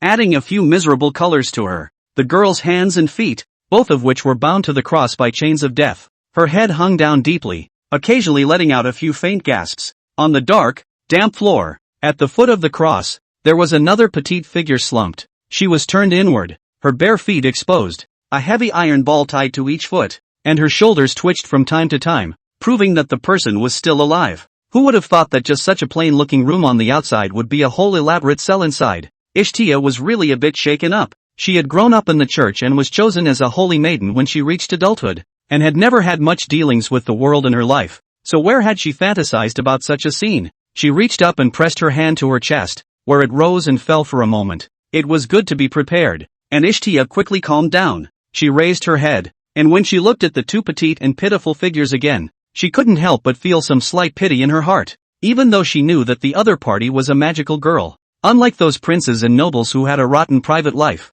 when had Ishtia ever seen any of this? Even though she was just as well bred, the goddess is benevolent. So Ishtia closed her eyes and exited the room one step at a time. Luo Xiao stood in the doorway, watched her movements, and laughed. What's the matter? Didn't the holy maiden want to see for herself how I judged? His tone was flirtatious. If the holy maiden doesn't mind, I can show you something live. Saying that, Luo Xiao stretched out his index finger, and there was an electric light flashing at his fingertip. The man's smile was suddenly wicked. Just those ordinary instruments of torture can be far from enough for a trial. Would the holy maiden like to see the image of them trembling under my fingertips? The man spread his arms wide, his expression somewhat appropriately twisted, as if he was a pervert who enjoyed torturing others. He said with an intoxicated look on his face, "TSK, I can guarantee that you, holy maiden, would love that feeling." Ishtia just felt a tingle in her head as she listened. She hadn't thought that this genius who was renowned throughout the empire actually had such a nasty appearance in private. It made the last bit of goodwill that had existed in her for the man evaporate.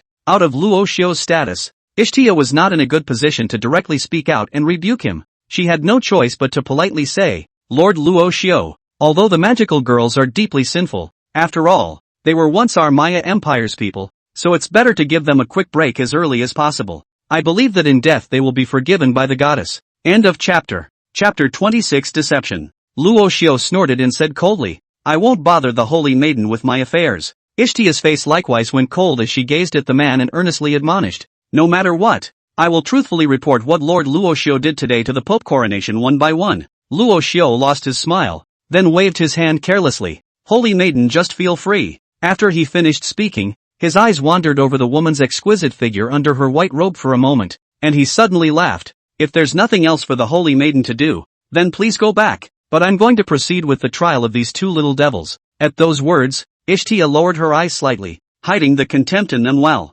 She shook her head. Would Lord Loxo allow me to look around the manor? Luo Xiu was a little surprised, but didn't stop him. He turned and walked into the room, his back to Ishtia, and casually said, be my guest. Then he closed the door of the room with his hand, as if burying the dirt that was hidden inside. Ishtia stood in place for a moment, then turned away. She circled around the second floor and quickly arrived at the study belonging to Luo Xiu. The door to the study room was ajar and not closed. Ishtia didn't hesitate and pushed her way in. As far as the eye can see, the layout and furnishings are simple and unpretentious. The only thing on the desk was a thick book. The books were worn and yellowed and looked to be some years old. Ishtia stepped closer. A breeze blew by the window just in time, blowing the pages of the book over and revealing one of them. It details the steps regarding the ritual of a mage's becoming a god. Luo Xiu was the youngest grand magician ever in the Mayan Empire, just one step away from being a demigod. He will be interested in the content, true to form. But the only thing that puzzled Ishtia a little was the two words written in her own handwriting on it. Deception.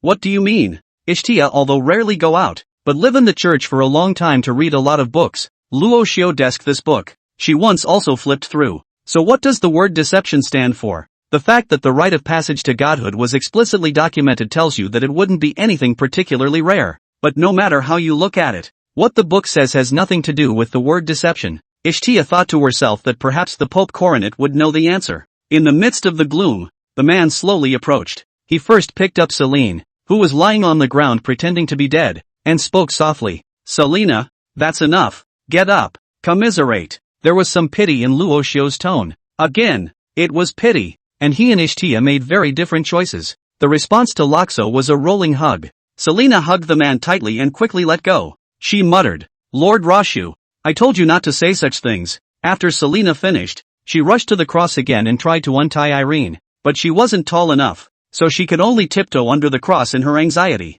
In fact, as agreed at the beginning, she should be the one to hang it up, but the two of them couldn't argue with Irene at the back, so they had to let her go. As for those cuts on Irene, they were certainly cuts and whippings, not some kind of trick. No one was sure that Ishtia would not get up and check it herself, or maybe she wasn't so innocent in nature. Maybe Luo Xiu would really want to get in her face and whip her a few more times. Loxo stepped forward quickly and reached out to untie the chains binding Irene's hands and feet. The soft, boneless body fell straight into his arms. He took his whole body into his arms in one smooth motion. The girl was already petite and light in weight, so holding her in her arms was like holding a poor kitten. It was just that at this moment. I don't know if the previous whipping had been too harsh, but her body had been trembling slightly. Loxo gently stroked her hair, looking apologetic, and whispered, I'm sorry, Irene. I shouldn't have pushed so hard before if I knew she wasn't going to come in and explore properly. Irene didn't say anything, but in a rare move, she didn't ostracize Loxio, but took the initiative to get closer. She pressed her cheek against Loxo's chest, a nice smell lingering on the tip of her nose. It's clean and clear, refreshing and also extra reassuring. Irene somewhat resisted the urge to inhale deeply. The smell was not unfamiliar to her, it was the same nice smell that had come from that sudden embrace late the other night. Loxio looked down and saw that in the girl's mouth, there was still a small iron ball stuffed. She'd been so buried in her head when she was on the cross before that she'd forgotten there was such a thing. Luo Xiu hurriedly reached out and removed the iron ball. After the iron ball was removed, seeing that the girl in his arms still didn't say a word, Luo Xiu's heart apologized even more. It would be impossible to say that Loxo didn't feel guilty. After all, those whip marks on the girl's body could have been made by his hands one after another. In order to be able to assuage Ishtia's suspicions, they almost strove to be truthful with each stroke. It can't be. It's still really broken for this little witch, right? He couldn't help but worry. Irene, are you uncomfortable somewhere? While Loxo was worried, Irene spoke up. Her voice was thin and imperceptible. I'm fine. Loxo was deeply skeptical. He reached out and wiped the dust from the girl's face. It was well-intentioned, but I didn't think that just as soon as my fingers touched Irene's skin, the girl's body shuddered violently. Her eyes were tightly closed, and her small white hands were clutching Luo Xiu's lapel in a death grip. The mouth murmured unconsciously. No, no. Luo Xiu was stunned, thinking, what can't you do? I'll just help you wipe your face. What can you not do? And at this moment he realized that the girl's body in his arms was frighteningly hot. Even though the two were separated by their clothes, they could still feel the amazing heat radiating from her body. Loxo frowned and reached out to touch Irene's forehead, which was just as hot to the touch. What the hell is going on? Loxo was a little confused. At that moment, Celine, who had been watching from the sidelines, let out a gasp. She pointed to Irene's calf and cried out, Lord Loxo, look! Loxo didn't put Irene down as he inclined his head to look, only to see that on the girl's delicate and smooth calf skin, one mysterious line after another was faintly glowing. They intertwined to form intricate patterns. This pattern Luo Xiu couldn't understand, but he could still feel the mystery and demonic nature of it. Loxo turned his head to Celine and asked with a frown, Celine, what's going on? He had thought that Celine, who was also a witch, would know more or less what was going on. Unexpectedly, the other party also shook his head with a puzzled look. I don't know. Selena pursed her lips and looked down again to lift her skirt. The calves underneath the skirt also had a pattern very similar to Irene's, only her pattern was dull, and hard to even see with the naked eye in this darkened room. End of chapter. Chapter 27, Who Wants to Merge With You? So hot. That was the only thing Irene was feeling right now. It was as if her whole body was glowing, and that heat spread from her calves, all the way up her entire body. It was as if they were being roasted on a fire. Irene felt like she was on the verge of burning up. She grunted twice unconsciously. It was as if a switch had been flicked somewhere in the body, and the whole thing started to get weird. The only thing that could slightly relieve her of this symptom was the nice smell that emanated from the other party when she was leaning closely against Luo Xiu. So that creates a very funny looking scene. Even though Eileen's consciousness was already close to lax at the moment, she still refused to let go of her hand, and like a wombat, she firmly hung on to Luo Xiu. Look at that intensity, really wanting to stuff the whole person in and become one with Luo Xiu. Luo Xiu's expression was a bit helpless, and he was also a bit at a loss for words. He and Selena exchanged glances. Selena asked tentatively, well, why don't we just leave it at that and check back later? Luo Xiu nodded. There's not much else to do right now but wait. He and Irene stayed in this strange position for the next few hours, whether it's eating or walking. It was a good thing that there was no one else in the manor, and Loxio didn't really need to worry about anything. The only thing Loxo found a little annoying, though, was that Irene wasn't restless in his arms. She grunted every now and then, and also put her head between Luo Xiu's neck, revealing her two little tiger teeth in a nibbling gesture. If he hadn't seen that Irene was indeed still in the process of losing her mind, Loxo wouldn't have been able to resist pulling her off her body and pinning her to his lap for a few hard spankings. You're a witch, not a vampire. What are you doing chewing on my neck? With such a novel experience, it was not until late at night that the girl in her arms slowly came to her senses. Her long eyelashes trembled slightly, and her thin red lips unconsciously opened and closed. Then Irene's eyes snapped open, only to let out another long sigh of relief when she saw clearly that the person holding her was Loxo. To her, it was much more acceptable to let Loxio take advantage of her than to be taken advantage of by someone else. It was late at night, and the room was quiet, lit only by a small candle flame. The man was sitting at his desk as usual,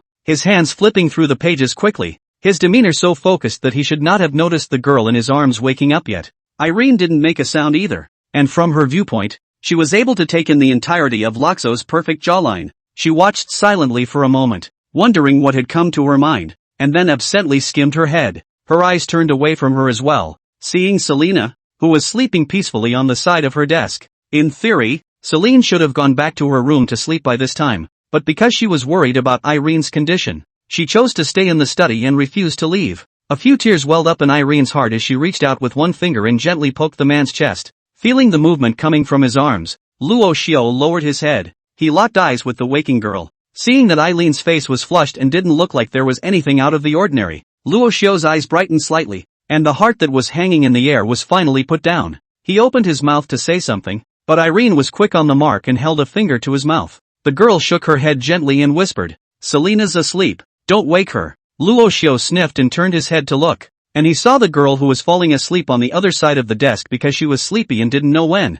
He hummed, inquiring with his eyes, "How does it feel?" Irene didn't directly voice an answer. She sat her body slightly straighter and her head came up to Loxo's ear. For some reason, Irene now had less and less resistance to Loxio in her heart. She would even subconsciously feel disgusted when the two first physically touched, to the point where she was now willing to initiate contact. These changes, Irene was in the midst of them, unaware of them. "We'll talk outside." Her voice was lowered. Luo Xiao didn't refuse and stood up carefully with her in his arms. The chair moved, making a subtle scraping sound against the floor. Selena's delicate brow twitched, well enough not to wake up in alarm. Luo Xiao casually cast a lightness spell on himself, then hugged Irene and quickly walked out of the room. A little after they had moved away from the room, inside the quiet study, the girl, lying on her desk, quietly opened her eyes. Tonight the hallway is a little darker than usual. Large pieces of residual clouds, the moon completely obscured. Bright moonlight cannot penetrate that thick clouds. Loxo carried Irene all the way to the hallway. He didn't go too far, and he didn't need to go that far. Anyway, as long as he didn't disturb Selena's peaceful sleep. Stopping in the hallway, he lowered his head slightly and lowered his voice to ask, "How's it going? Is everything okay?" Loxo remained in the princess hug position. Also because of this position, with his head down and talking, he was inevitably close to Irene, so close that Irene could clearly feel his breath. The man's hot breath was still trapped as he spoke, puffing into Irene's small face. If it were normal, Irene would have busted out long ago. Words like pervert, animal, disgusting, etc., etc. But today Irene only blushed slightly, but didn't heckle. It wasn't that she had changed, she thought to herself. It was just because the other person was caring. As the saying goes, if you're concerned, you can be excused for momentarily overlooking these details. Come to think of it, Eileen helped Lothar find a good excuse. She snapped back to her senses and tried to push Loxo's embrace away with her hands. Only the outstretched hand was limp and had little strength at all. It doesn't make it seem like she's resisting, but instead gives the illusion that she's trying to resist. Loxo was a bit confused by her little action and asked frostily, What's wrong?" Eileen's face was getting redder and redder. She forced herself to calm down and took a deep breath, then grunted coldly, "What's wrong? How long do you want to hold it?" Luo Xiao was stunned to hear it. "I said to myself that you are angry with me because of this." He was a bit speechless. "It was clearly you yourself who kept grabbing me before and refusing to let go. Alright, why are you still being evil?" When Luo Xiao finished, he put the girl down without any goodwill. As soon as he let go, though, he realized that the girl's calves were weak and she looked like she was about to fall. So Loxo had to reach out and hold on again. He met Irene's eyes with a few moments of shame and innocence. "You can't blame me for that too, can you?" Irene withdrew her eyes and did not speak. She crouched silently with her back against the cold wall. Seeing this, Luo Xiao crouched down after her. "I'm fine." A little later, Irene spoke in a small voice, even though it didn't look like something was wrong with her. Hearing her confirm it herself brought a smile to Loxo's face. "It's good to be okay. It's good to be okay. I almost thought I was going to have to hyphenate with you from now on." Irene sniffed and immediately glared. Her little face was fierce. "Who wants to be conjoined with you?" End of chapter. Chapter 28. Of course I hope Ms. Irene is always happy. Who wants to be conjoined with you? The girl's pretense of fierceness left Luo Xiao somewhat dumbfounded. He lost his smile and said, "Line." The hallway grew quiet. Luo Xiao thought for a moment and opened his mouth to ask, "Then the changes that happened to your own body, you're not clear about that either?" Irene shook her head, then nodded. She tapped her finger to her lips, her face a little tangled. "Presumably, should be, well, a good thing?" She sounded a little uncertain. At those words, Luo Xiao came to be interested. He raised his eyebrows. "Good thing?" Irene hummed. She scooted over and went from a crouching position to sitting on the floor. Her legs curled slightly out of habit and she wrapped herself around them.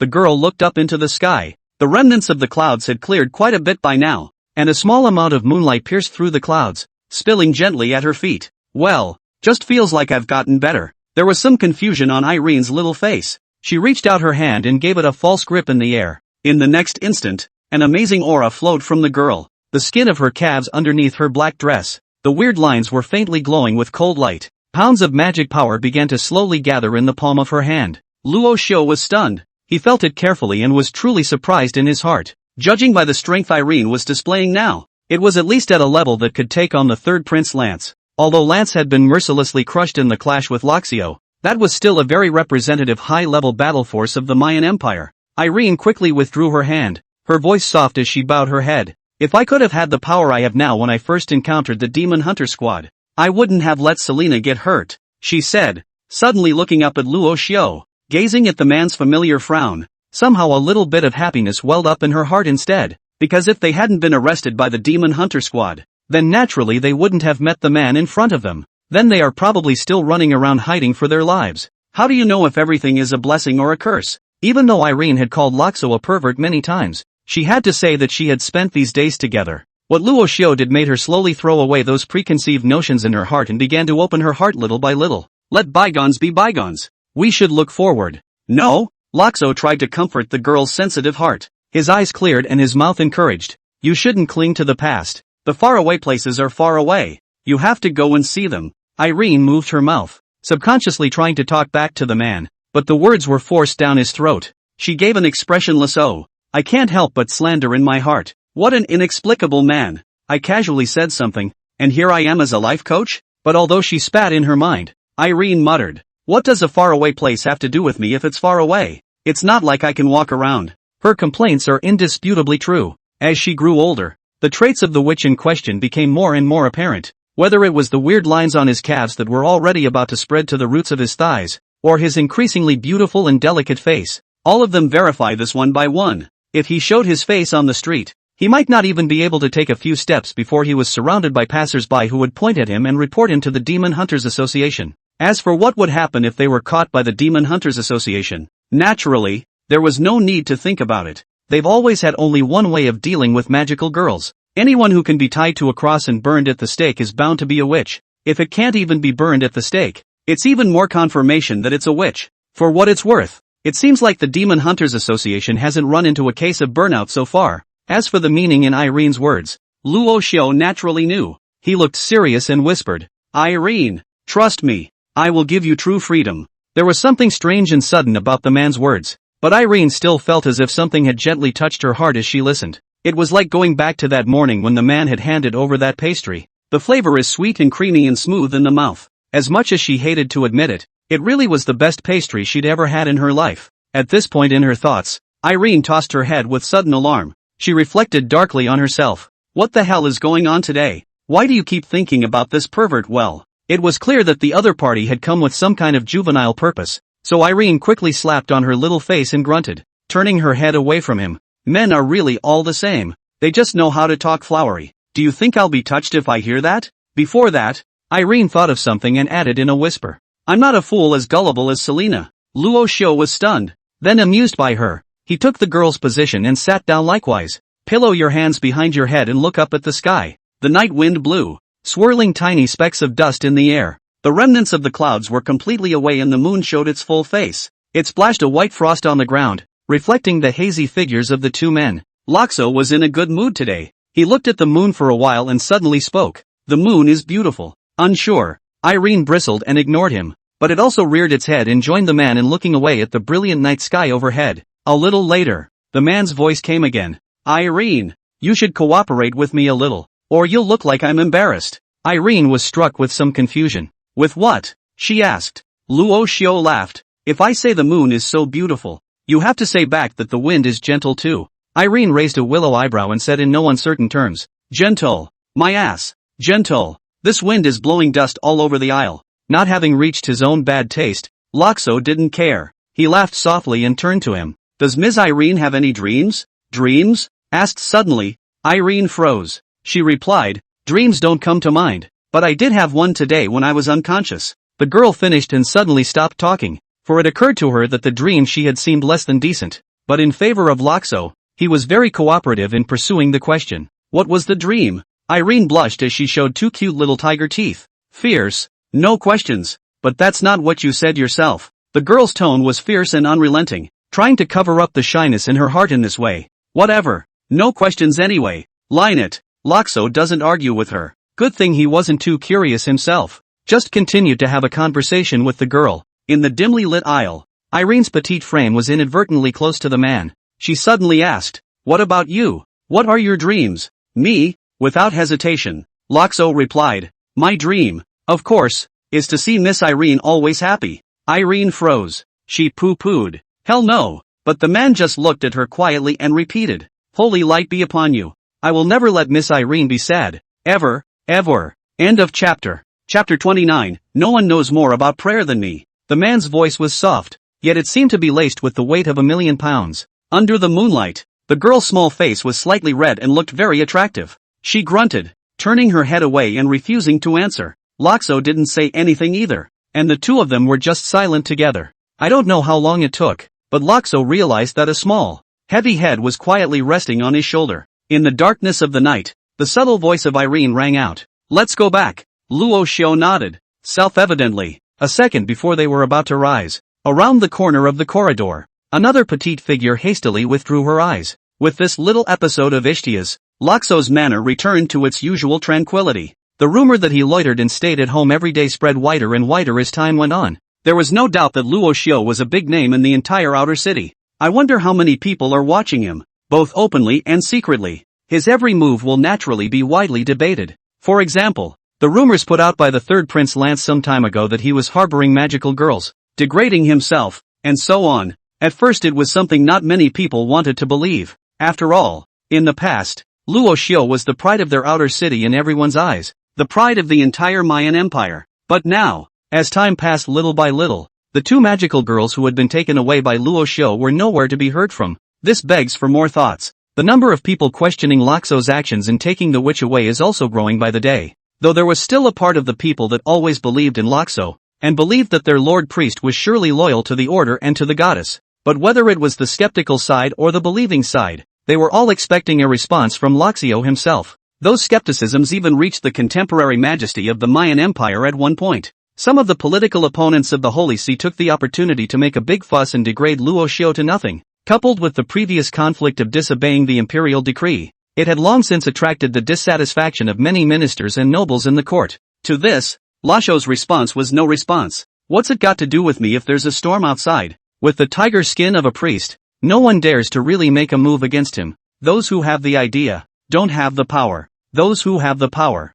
again, mostly choose to turn a blind eye. The most typical is the third Prince Lance, who has not yet fully recovered. I've heard that his temperament has changed drastically. He is mentally deranged. His temper is getting more and more irritable, and he is also incontinent from time to time, which is laughable to think about. It should be that the psychological shadow that Luo Xiao brought to him last time was just too great. Early that morning, Loxo rose from his bed and got dressed when he heard Anna's gentle female voice from outside the door. Lord Loxiu, there's another letter from the church side, hoping that you'll hand over the witch as soon as possible. Loxo gave a snort and pushed the door open. The familiar blue and white maid's outfit was in sight, and the woman's graceful curves were visible. With a disinterested face, he said, "It's fine. You can put the letter in my study later. I'll write back later." When Luo Xiao finished speaking, he paused and suddenly asked, "By the way, how many times has this letter come?" Anna bowed her head slightly and respectfully replied, "This is the 7th letter from the Holy See." Luo Xiao's eyes moved slightly and he didn't say anything, but just gave a his expression slightly thoughtful. Anna continued, "Lord Loxiu, the royal family has also been urging you, saying that His Majesty has named you for a personal interview."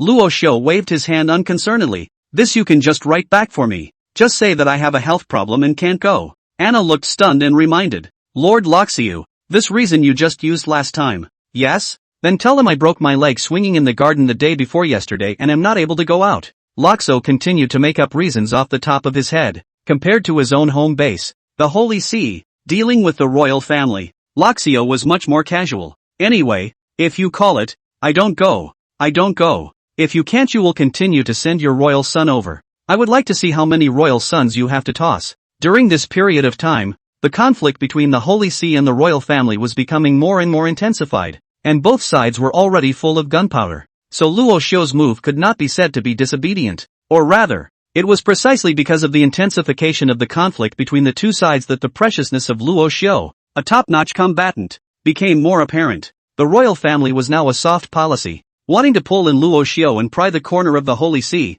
while the Holy See side naturally refused to agree. Both sides, explicitly and implicitly, had promised Luo Xiao an unknown number of benefits. For example, the fact that the Holy See acquiesced to his keeping of magical girls was a great gesture of goodwill. Only those people in the court who can't understand the situation think that Luo Xiao is a target of the crowd, and they are still thinking of bringing him down, not realizing that one's own strong strength is the guarantee of all sources. If the Holy See and the royal family really fall out, the first to use the target of the knife. Is that these usually fat oil noble ministers? Thinking about all this has been. Loxo suddenly noticed that Anna hadn't said anything. He raised an eyebrow in return. What? This one's been used too? Anna gave a good-natured him and nodded. This is the 23rd time the royal side has sent someone to press the issue. The implication is that most of the usual reasons that can be thought of have been used in the estimation. Loxo had to frown, think for a moment, and say, then tell them I'm going to church today to pray and won't have time to come over. Anna looked stunned. But it's not a day of prayer at church.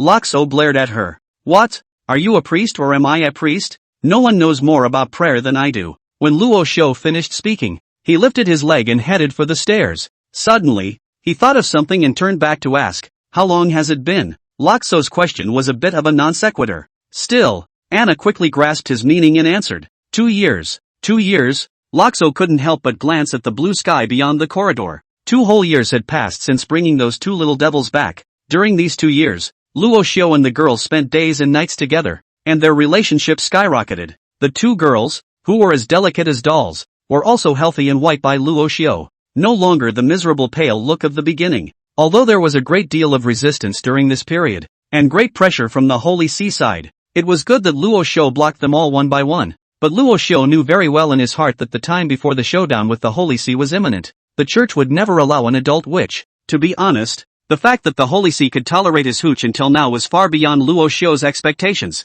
He had thought that, at the most, the Holy See would have to take coercive measures against him for a year. Let the 2 witches be set free once and for all. Loxo took a step down the stairs. He actually had an idea in mind. The idea came from the information the system had given. It also comes from that legendary rite of passage to godhood. End of chapter. Chapter 30. What did you 2 do behind my back? In the garden on the first floor, Loxo saw Irene and Celine. They stood amidst the flowers, their little faces wearing if anything a smile, and occasionally speaking to each other in an extremely light-hearted manner. It was qualitatively different from the bitter and hateful look he had when he first came to the manor. The 2 girls' bodies developed extremely quickly, and now they look and feel very much like young girls. That said, 15 or 16 is pretty much out of the realm of girls. Loxo's thoughts jumped around as he stood quietly admiring it from a short distance away. Everyone loves beauty. Naturally, he would be no exception. When you wake up in the morning, you can see 2 young girls who are as exquisite as the wife who walked out of the 2nd generation. I think that not many people would like to refuse. Of course, Loxo's thoughts had always been pure. He put himself in the right place. As in his first life, he knew full well that he was not going to stay in this side of the world for long. This was also the reason why, in the face of Celine's bold displays of love time and time again, Loxio chose to run away. At the end of the day, it just can't work out between them. To avoid disappointment, Loxo eliminated any possibility of that happening. He stood still, the moment of quiet appreciation not lasting long. The 2 young girls quickly noticed his presence. Selena's eyes lit up and she hurriedly lifted her skirt and trotted over with a bounce. Actually, Irene was the one who first noticed Loxo, but when she noticed her best friend's movements beside her, the footsteps that she had just raised, quietly retracted. Selena's body was slender, and her bare skin was even more white and very tender, radiating a charming glow under the morning sun. Her eyebrows were thin and long, and at this moment, they were arched, with a heartfelt light smile on her absolutely beautiful face. The young girl's figure was tall, and the clothes that Luo Shou had prepared for her when she initially came to the manor had long since become unwearable. What she was wearing now was an elegant and noble rose-purple gown. The dress was custom-made by Anna and fit perfectly, emphasizing the extraordinary curves of the young girl's figure. She lifted the edge of her skirt and walked towards Luo Shou step by step, like a flower fairy in an oil painting. Coming closer, the young girl's speed was unabated as she attempted to just run headlong into the man's arms. However, Luo Shou had anticipated this and just calmly stretched out a finger and gently tapped it on the front of the young girl's forehead, which prevented her from advancing an inch. Celine's eyes rolled back in her head, her small face watering. Lord Loxiu, you've changed. Clearly you wouldn't have refused my hugs before. Luo Shou let out an expressionless huh. That's because the old Celine, when she was in my arms, wouldn't be as restless as she is now. Loxo spoke with considerable resentment. The last time was when he accidentally fell for Selena and almost made a big mistake. One could only say that it was worthy of the girl who carried the name of witch, and it was not only the physical body that was growing by leaps and bounds, but also the increasingly unbridled mind. Loxo had sometimes reflected on whether he had been too lax in his tutelage of the girls, and that was what had made Celine the way she was. But soon Loxo figured it out again. Obviously not being complicit with her is considered extremely rare. Luo Shou's words, falling on Celine's ears, made her blush slightly, because what he had done in secret during the last hug did seem a little too out of character. It's still hot in the face every time I think back on it now. Still, Celine muttered with a stiff upper lip. What is Lord Loxia talking nonsense about? I was just careless. Behind her, Irene, who was walking slowly, heard this and asked in confusion, Celine, what are you saying? Why can't I understand? With a suspicious look on her face, she looked at Loxo and then at her best friend who looked as if something was very wrong. What have you two been doing behind my back? Selena's expression faltered as she coughed lightly and waved her hand in a hurry. No, I'm not sneaking. Selena was like a kitten whose tail had been stepped on. Her mouth subconsciously wanted to deny it, but she stopped hard in mid-sentence. Her strange words and attitude made Irene more and more suspicious. She shifted her eyes to Luo Xiao, revealing an expression like looking at scum. Selena is still so young. You pervert. The young girl said coldly. Despite spending more and more time together, Loxo and Irene's relationship, on the surface, didn't seem to be making any great progress. When in Selena's presence, Irene would still maintain a cold demeanor. The only time she shows a slightly softer side is when she's alone with Loxo. Luo Xiao had once asked her about this question, but the answer he got made him a little bit unable to stop himself. It turned out that Irene was thinking that Selena was interested in him, and it was obvious that her heart was tied to him. Then, as a close friend, she naturally couldn't be in front of Selena and still dally with the two of them. The closer she and Loxo got, the less her heart must have felt in Celine's eyes. As for how Irene came to this realization, she didn't go into detail. Perhaps long ago, her opposition to Celine and Loxo getting close was for Celine's sake, because at the time, she couldn't confirm what the men were really thinking. Are they only used as a lustful tool that can be discarded at any time, or do they really want to protect them? Perhaps, as Lasho replied, only time will give the answer. But now she still feels bad in her heart when she sees Celine and Loxo making out. It's really all the same. Irene is a very possessive person. Initially she wanted to take advantage of the fact that all there was Celine, so she didn't want her favorite things to be divided up among other people. It's just that the object of the desire to possess now seems to have changed a little in a quiet way. Only Irene knew this best in her heart. That's why she purposely acted so cold in front of Selena, not wanting to put her in the same situation as herself. That inner torment, it's bad. Returning to reality, Irene felt Loxo's gaze as he looked over. That gaze held a bit of a teasing smile, only to hear the man say, seemingly unintentionally, well, that's natural. I'm sure Ms. Irene hates perverts like me the most, right? Irene is still wearing her black dress today. She, unlike Selena, was always dressed like this. When she heard Luo Xiao's words, her eyebrows were a bit shy. If it had been before, she would have answered with an open mouth. But now that word nasty, it was impossible to say. Luckily, Loxo didn't want to embarrass her and quickly digressed. He laughed. Okay, you guys go ahead and have breakfast. I have to go to church. His words caused the hearts of both young girls to tighten. A church? The past life is so comfortable that they almost forget that the man in front of them is a priest. If nothing else, it's the witch's sworn enemy. Seeing the concern of the two of them, Luo Xiao softly explained, don't think too much. I'm just going over to show up. End of chapter. Chapter 31 on the 100 Ways to Judge a Witch. Early in the morning, there is very little foot traffic on the road. Loxio cast the sentinel technique and quickly arrived at the Lydia church. By definition, as the church's priest, he needs to come to the church once a month to complete his prayers. It's also about brushing up on your impression in front of the general public. Except that Loxo hadn't been to Lydia's church once since he had taken the witch away from her at the church 2 years ago. As a priest, this is certainly a dereliction of duty. Loxo didn't really care. He was derelict in his duties in more ways than one anyway. Walk into the church to the hall for prayer. It was early in the morning and there was no one else in the church, except for an old man in a red coat standing beneath the tall, elegant 12-winged, clean white statue of the goddess. He is Sekko Borden, one of the 7 cardinals of the Holy See. Noticing movement behind him, Sekko turned and saluted respectfully. He bowed his head slightly, not looking directly at the man. This young scion was far more hardened than his old bones. Father Rashio, I have been waiting here for a long time. Luo Xiao gave a nonchalant Speak, what is it? With a gleam in his eye, Sekko didn't delay and went straight to the point. He spoke with a hint of pain. Father Loxo, you and I are the goddess's most devoted followers, so why keep playing the fool? The Pope coronation has given you many chances. Insisting on going down the wrong path will only lead to death. Luo Xiao frowned and said in a cold voice, Sekko Borden, is this the manner in which you speak to me? The red-clothed old man owed his body and hurriedly bowed his head in apology. He said this young man is so unreasonable. I kindly advise you not to go astray. But you are telling me that the attitude is not good? Please, father, calm down. Seko hesitated, but went on to persuade. Father Loxo, I hope you understand that the Pope's coronation is in love with your talent, and that's why he's repeatedly tolerated your whims. But there's a limit to how much nonsense you can do. After all, I'm the one who came to persuade you today, but next time if anyone comes back, it will be the judgment army of the church. The words were overflowing with danger. Luo Xiao narrowed his eyes, his expression unmoved. Are you threatening me? He threw up his sleeves with a flourish of posture. I, Luo Xiao, have acted in my life. Why do I need to explain myself to others? Get out! With Loxio's cold cry, Seko Fluctuation's old face clouded over for a moment. He had originally come with the task of persuasion,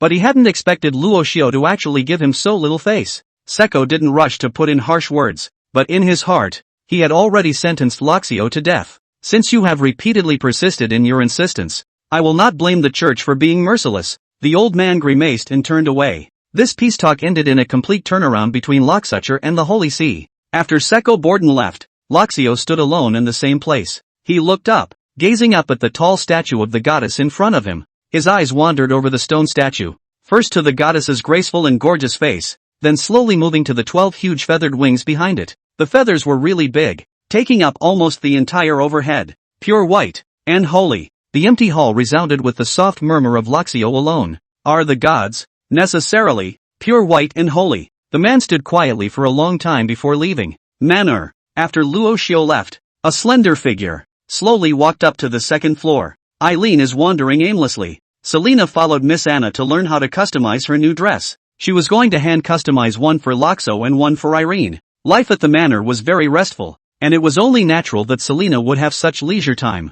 Irene wasn't too keen on the mishmash, though, every now and then, she would run around the manor alone. It was more accurate to say that it was the manor, but it was actually more accurate to say that it was wandering around Loxio's study. As she grew older, in Loxio's words, it was Irene's arrogant nature that really hadn't changed at all. This nature makes it so that perhaps it can only change after some major life change. Luo Xiao's study was large, but the furnishings were simple. Aside from a set of tables and chairs that were in regular use, the rest was one tall bookshelf after another. Irene loved being here. She would often pick a random book off the shelf and sit in the chair that belonged to Loxo and read quietly. Today is naturally no exception. She tiptoed around and took a thick book off the shelf. The morning light poured down, illuminating the delicate figure of the young girl hidden under her black dress. It also illuminates a few large words on the book cover. On 100 Ways to Judge a Witch. Irene clutched the book and subconsciously glanced around. The manor was quiet in the early morning. Plus Luo Xiao had screened out all of the manor's subordinates for the sake of secrecy. At the moment there was no other movement except for the occasional rustling sound brought up by the breeze blowing the leaves outside the window. Still, Irene's little face was a little tense, inexplicably feeling weak. She clutched her book and came to sit in Loxo's seat. Then, as the man usually did, he spread the book out and attacked it with a serious look. This is a book that Irene has actually read several times, but each time she can't read much before being interrupted by various mishaps. Inside, the contents of the book are also as the name suggests, telling of some of the common tactics used by priests to dispose of magical girls hundreds of years ago, such as the most common flogging and so on. Irene, of course, looked at it with a critical eye, but to her surprise, the first half of the book was fine, but the more it went on, the more immodest it became. Totally a forbidden book. If it was simply depicting how to judge a witch, it would naturally not be called taboo to the church, and could even be used as a positive teaching material. However, the description of the witch and the priest inside the biased book is extremely ambiguous. If the people of the Holy See read this, they would definitely treat it as an evil book written by some cultists who deliberately scandalized the priests. The good thing was that it had been stored in Luo Xiao's study, and no one usually paid attention to it, so it survived. Eileen reads books quickly. The study was silent, except for the occasional rustle of the pages she turned. The more she looked, the more her little face flushed. By the end of the day, that small face, which used to be clear and incomparable, was already flushed red at the moment. Together with her physique, the rest of her body's skin showed an unusual snow-white color, and now that the two contrasted, it was even more beautiful and extraordinary. The last few descriptions in that book were so extremely vilely written that Irene just couldn't read them anymore. She hastily closed the book and let out a long breath as a whole, as if finally detaching herself from some strange state. The young girl patted her chest gently, soothing her violently beating heart. A little while later, she slowed down, her brow welling up in a few moments of shame, and she cursed in a low voice. Yuck! I'm sure it's a pervert who still puts such books on the shelves. I'm sure it's premeditated. Irene chastised someone under her breath, forgetting that the book hadn't even been opened when she found it. Irene sat in her chair for a moment longer as she turned her head and glanced out the window at the sky. At some point, the sun was high in the sky. End of chapter. Chapter 32, Are They Sacrifices? A fresh breeze blew through the window, blowing up the young girl's waterfall-like hair. Also turned the pages of the books lying on the table in the process. Irene was slightly stunned, for the book that had been blown open by the wind was not on 100 Ways to Judge a Witch, which she had taken down from the shelf, but the one that had originally stood on the desk. The cover of the book was a deep black with no writing on it, and it was only now that it had been turned over that the exact contents of the book were revealed. Irene had been in the study many times over the past 2 years, and had seen the mysterious-looking book many times, but out of respect for Loxo, Irene never opened it without permission. Only today, it seems that the heavens want to see what secrets are depicted in it. Irene struggled with this for a moment, but chose to put her head together and glance at it. There is only a short sentence on it. It turns out that becoming a god doesn't require any earth-shattering sacrifices or tedious and complicated rituals. A sentence without a clue. Irene's eyes twitched slightly, her long lashes following. Somehow, she suddenly thought of the word she had asked when she was initially brought back by Luo Xiao. Why? Why did you save me? This doubt, in fact, had been buried deep in Irene's heart. If it's about their bodies, then why is it that 2 years have passed and men haven't actually done it yet? It can't be that he can actually hold it hard for 2 years, can it? It is important to realize that the three spend so much time together and in contact that there is no way to fight back if they want to do something. And Selena had made it clear on more than one occasion that she didn't mind men doing something at all. At that thought, Irene looked down at the quote from the book again. The handwriting was clear and spontaneous. She had seen Luo Xiao writing. It was indeed the other party's handwriting without a doubt. The young girl froze, a crazy and near-desperate thought percolating in her mind. Are they sacrifices? Irene didn't dare to think about it in detail, and hastily threw the thoughts away from her mind. No, it isn't. The young girl's small hand unconsciously squeezed tightly as she thought about the little bits and pieces of contact with the man, and the oath that the man himself had uttered that night. He would never be that. Irene reached out and gently pressed her hand to her chest. It was as if a large invisible hand had clutched it hard there, and it hurt vaguely. Just then, footsteps suddenly came from outside the corridor. The young girl awoke with a start and hastily closed the black book, then thought of something else and cradled into her arms the copy of On 100 Ways to Judge a Witch, which was resting on the table. She was just about to get up and put the book back on the shelf, but the next moment, the door to the study was pushed open, revealing a slender figure. Loxo pushed the door open and raised an eyebrow at the sight of Irene's figure. His face not so much surprised, but the young girl's nervous demeanor made him a little puzzled. What's the matter? You can keep reading if you want to. Am I interrupting you? Irene silently blocked the throwaway book title with her hand and shook her head, whispering, No, no. Luo Xiao was even more puzzled. He walked up. What no? What are you talking about? Seeing the man getting closer, Irene put her heart on the line and resumed her place in the chair. She placed the book in her lap and pressed her hands against the cover so that the entire title was perfectly blocked out. She couldn't help but raise her voice a few degrees. I said I didn't look. The young girl's reaction was a bit agitated, and Loxio couldn't help but look at her twice more. Instead of rushing to speak, he went and sat down in the other chair beside the desk, the one originally reserved for Selena. She would often sit with Loxio in the study until midnight. Then Luo Xiao casually said, Didn't look at it.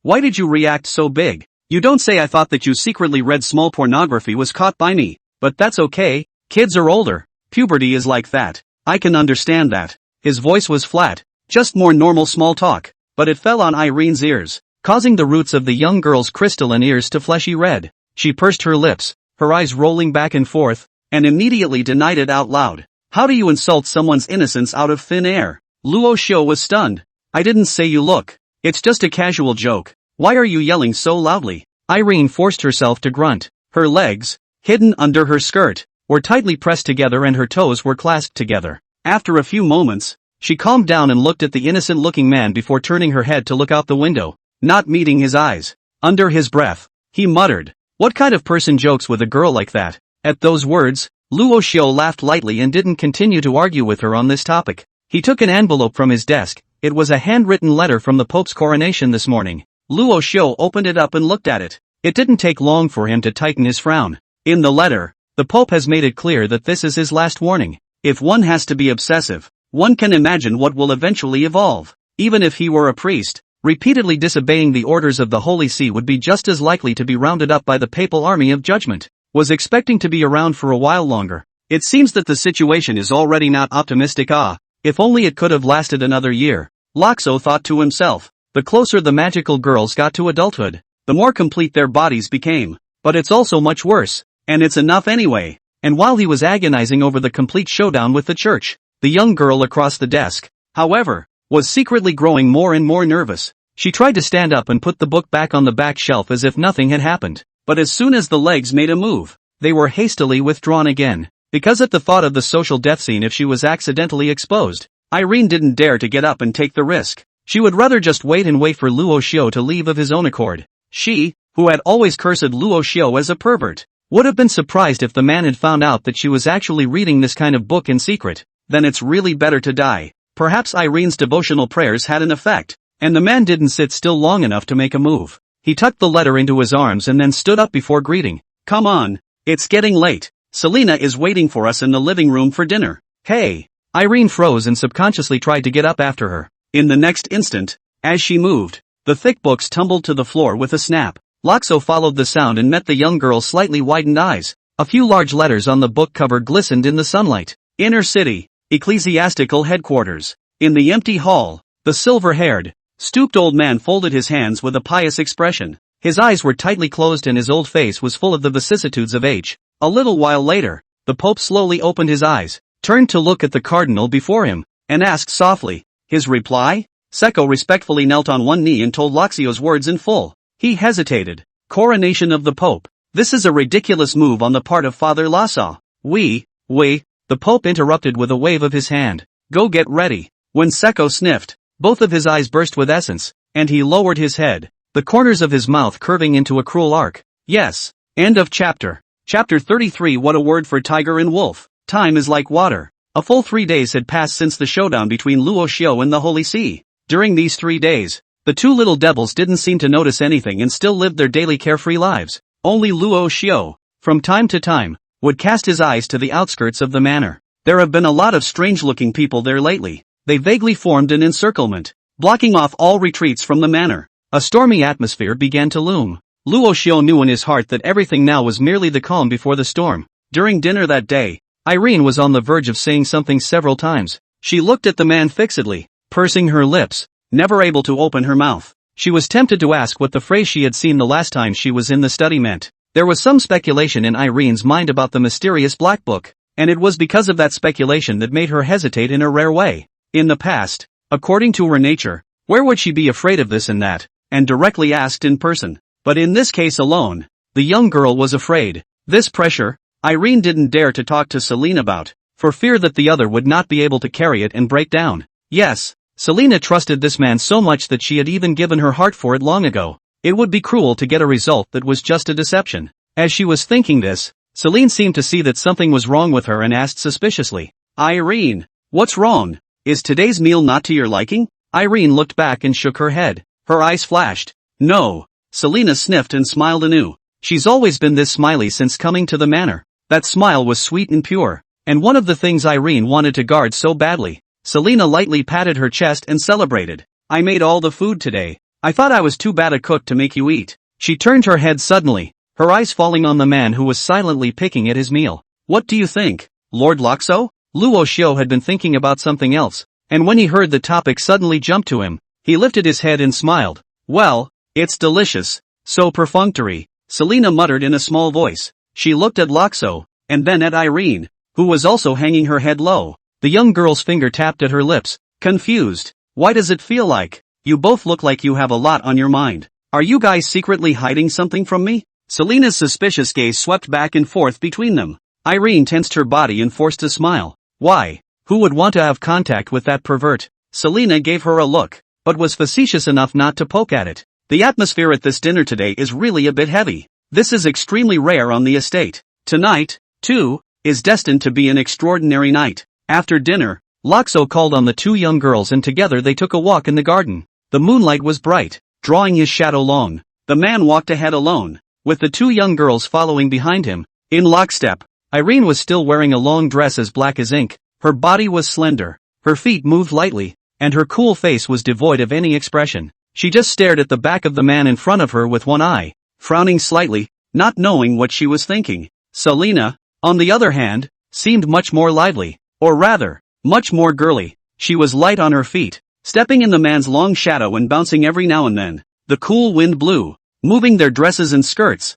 clinging to their bodies and revealing their exquisite curves. Luo Xiao hadn't said anything, just walking slowly, occasionally raising his head to look at the location outside the gate. The atmosphere fell a little silent. Selena was no cutie pie. From the evening meal, she had a slight sense that something was wrong. At this moment, she bit her lip and accelerated her steps a few points to catch up with the man in front of her. The young girl reached out for the large, slender, broad hand. Luo Xiao didn't dodge and let her do her work, successfully holding hands. The warm touch on her palms came to dispel the little panic in Selena's mind. She didn't know why she was panicking. It was obviously just a perfectly normal night. She had experienced such nights many times, and walks after dinner were part of their mundane routine. But just inexplicably, that heartbeat started to speed up. It was a good thing that the touch of skin on skin gave Selena a certain amount of comfort. She vaguely glanced at the black-skirted girl who had fallen a few meters behind her, put her head to the man's ear, and whispered, "Lord Luo Xiao, it feels like you're very out of sorts today." Luo Xiao's footsteps didn't stop,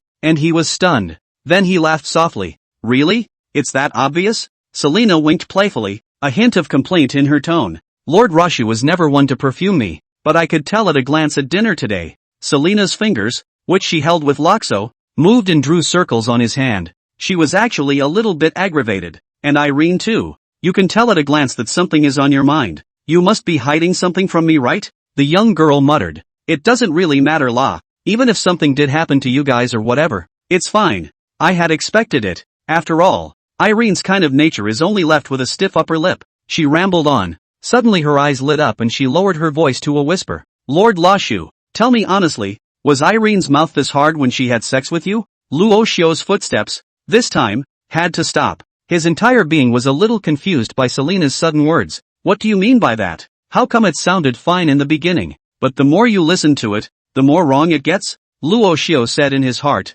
"I thought you were guessing that we were going to be besieged by the Holy See. Why did you suddenly get involved with Irene?" He couldn't help but ask. "Which one are you talking about?" "Under the moonlight." The young girl's clear face flushed. She stammered. "That's the one." Loxo frowned. "You might want to make that clearer. I really didn't get it." Selena saw this and stomped her foot, thinking, "I've said my piece and you're still pretending." She put her heart on the line and once again leaned into Loxo's ear. It was much closer this time. Those thin, rosy lips, almost next to the man's ear. From a distance, it looked like Selena was actively kissing the man's ear. At least that's what Irene, who was behind her, thought. She looked stunned for a moment, then hurriedly turned away, her heart aching slightly. I can't see, Irene murmured in her mind. On the other hand, Selena was finally bold enough to say those exact words. Luo Xiao's pupils dilated slightly, and subconsciously his voice rose a few degrees. "What are you talking about, tiger and wolf?" Selena hastily reached out and pressed a whole hand to the man's lips.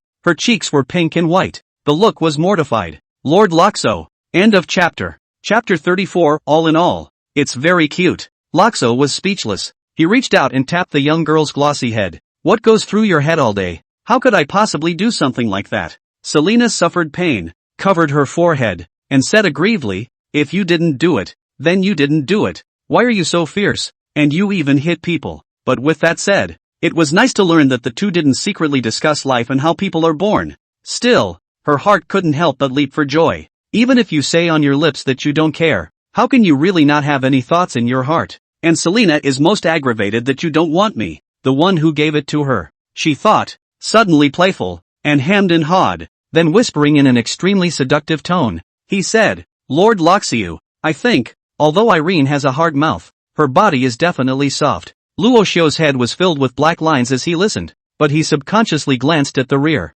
There, the young girl stood quietly, her black dress blown up by the evening wind, like an elegant and mysterious lotus flower. Loxo withdrew his gaze and saw that Selene in front of him was also looking up at him without a word, those eyes, reflecting a different kind of brilliance. A little later, she spoke softly. "So, Lord Loxo, what is it exactly that bothers you?" The young girl stepped forward, bringing the two of them close together. She took the man's arm and slowly pressed her head against Loxio's chest. It's an action that Selena does often. She was familiar with it and loved it, because this way, it allows her to clearly hear the man's heartbeat. Thump, thump, thump, thump, thump, thump, thump, thump, Thump, thump, thump, powerful and true. This satisfied Selena. She could clearly feel her Lord Loxo, not as a pathetic fantasy on her deathbed, but as a tangible presence. As she thought about this, her little head began to rub gently again. Good-naturedly, Loxo was a little slow to react today. After a few moments,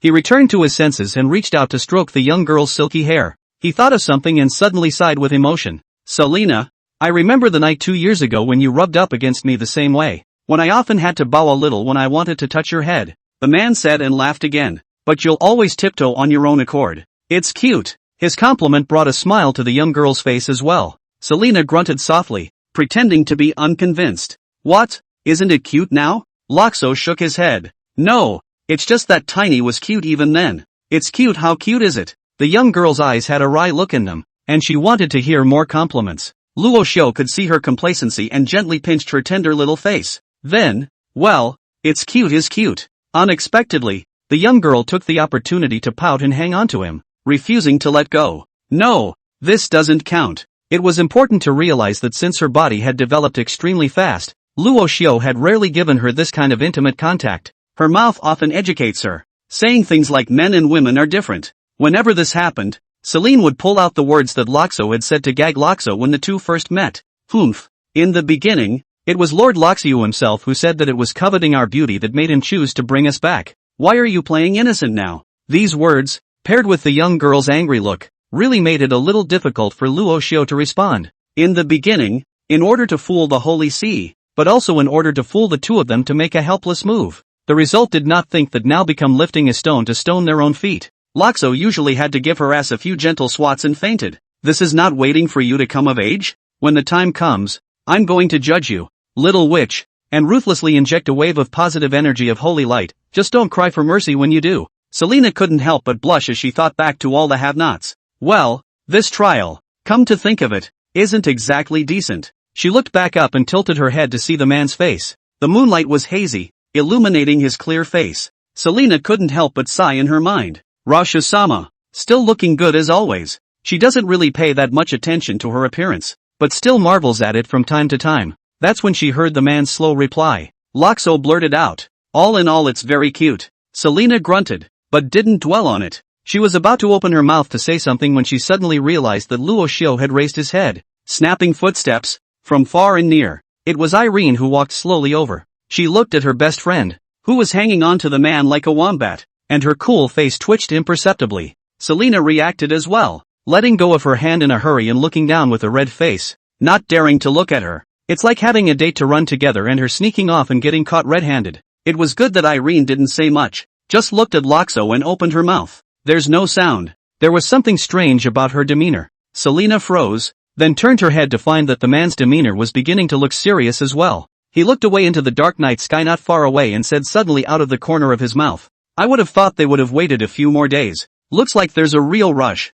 The man's words were still flat, but in the ears of the two young girls, both of their hearts were tightened. Selena frowned, more than a little worried in her eyes. Lord Lashu, is something wrong? She had always been intelligent, and her thoughts turned rapidly, so she quickly figured out the meaning of Luo Xiu's words. She had rarely seen a man show this look, and with the fact that all through today, Loxo had shown that he had something on his mind, it's actually quite a good guess. Lord Loxo is a city priest, noble and powerful. Aside from the fact that it involves the order and that it involves the witch, there shouldn't be anything that can bother him. Sure enough, Loxo nodded. Well, I was going to wait a couple more days before telling you guys. I just didn't realize they'd be in such a hurry. He looked at the two men with some regret on his face. It's a shame I can't give you 2 more days of peace and quiet. The manor was empty and the outskirts were dark. As his words fell, the low, ink-like night sky blackened. It was as if an infinite amount of malice was sweeping in, and was coming towards this place little by little. Luo Xiu continued to speak softly,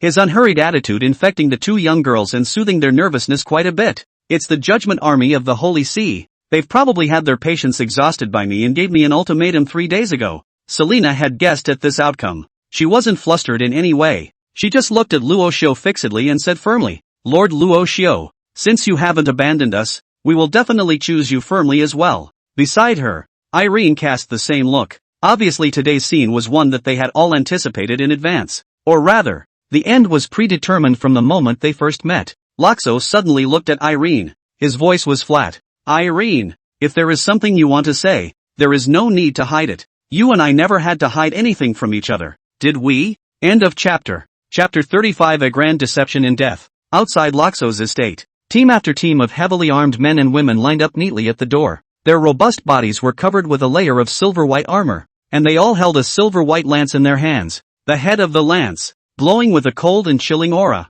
was engraved with the pattern of a cross, which was the unique symbol of the Judgment Army of the Holy See. Extraordinarily costly and valuable, this silver-white armor is well insulated and immune to the impact of most spells. In short, it's a pair of magic treasures, combined with the Judgment Army's own formidable physique. They are often invincible when rounding up those powerful heretics. This is an important guarantee that the Holy See has been able to remain so supreme. The leader of the Judgment Army is no stranger to the world. It was none other than Cardinal Sakapadon. Beside him was the figure of another priest, and 4 cardinals of the same rank as him. They stood in the air, hands behind their backs, all quietly looking away from the manor in front of them. The manor was quiet, with only a few scattered lights under the darkness of the night. This siege operation could be said to have drawn the entire backbone of the Holy See. The lineup was completely unprecedented, and it was enough to see that the Holy See had scorn and respect for Loxio. No one knows how much mysterious power, or what extremely evil means, this young priest is hiding behind?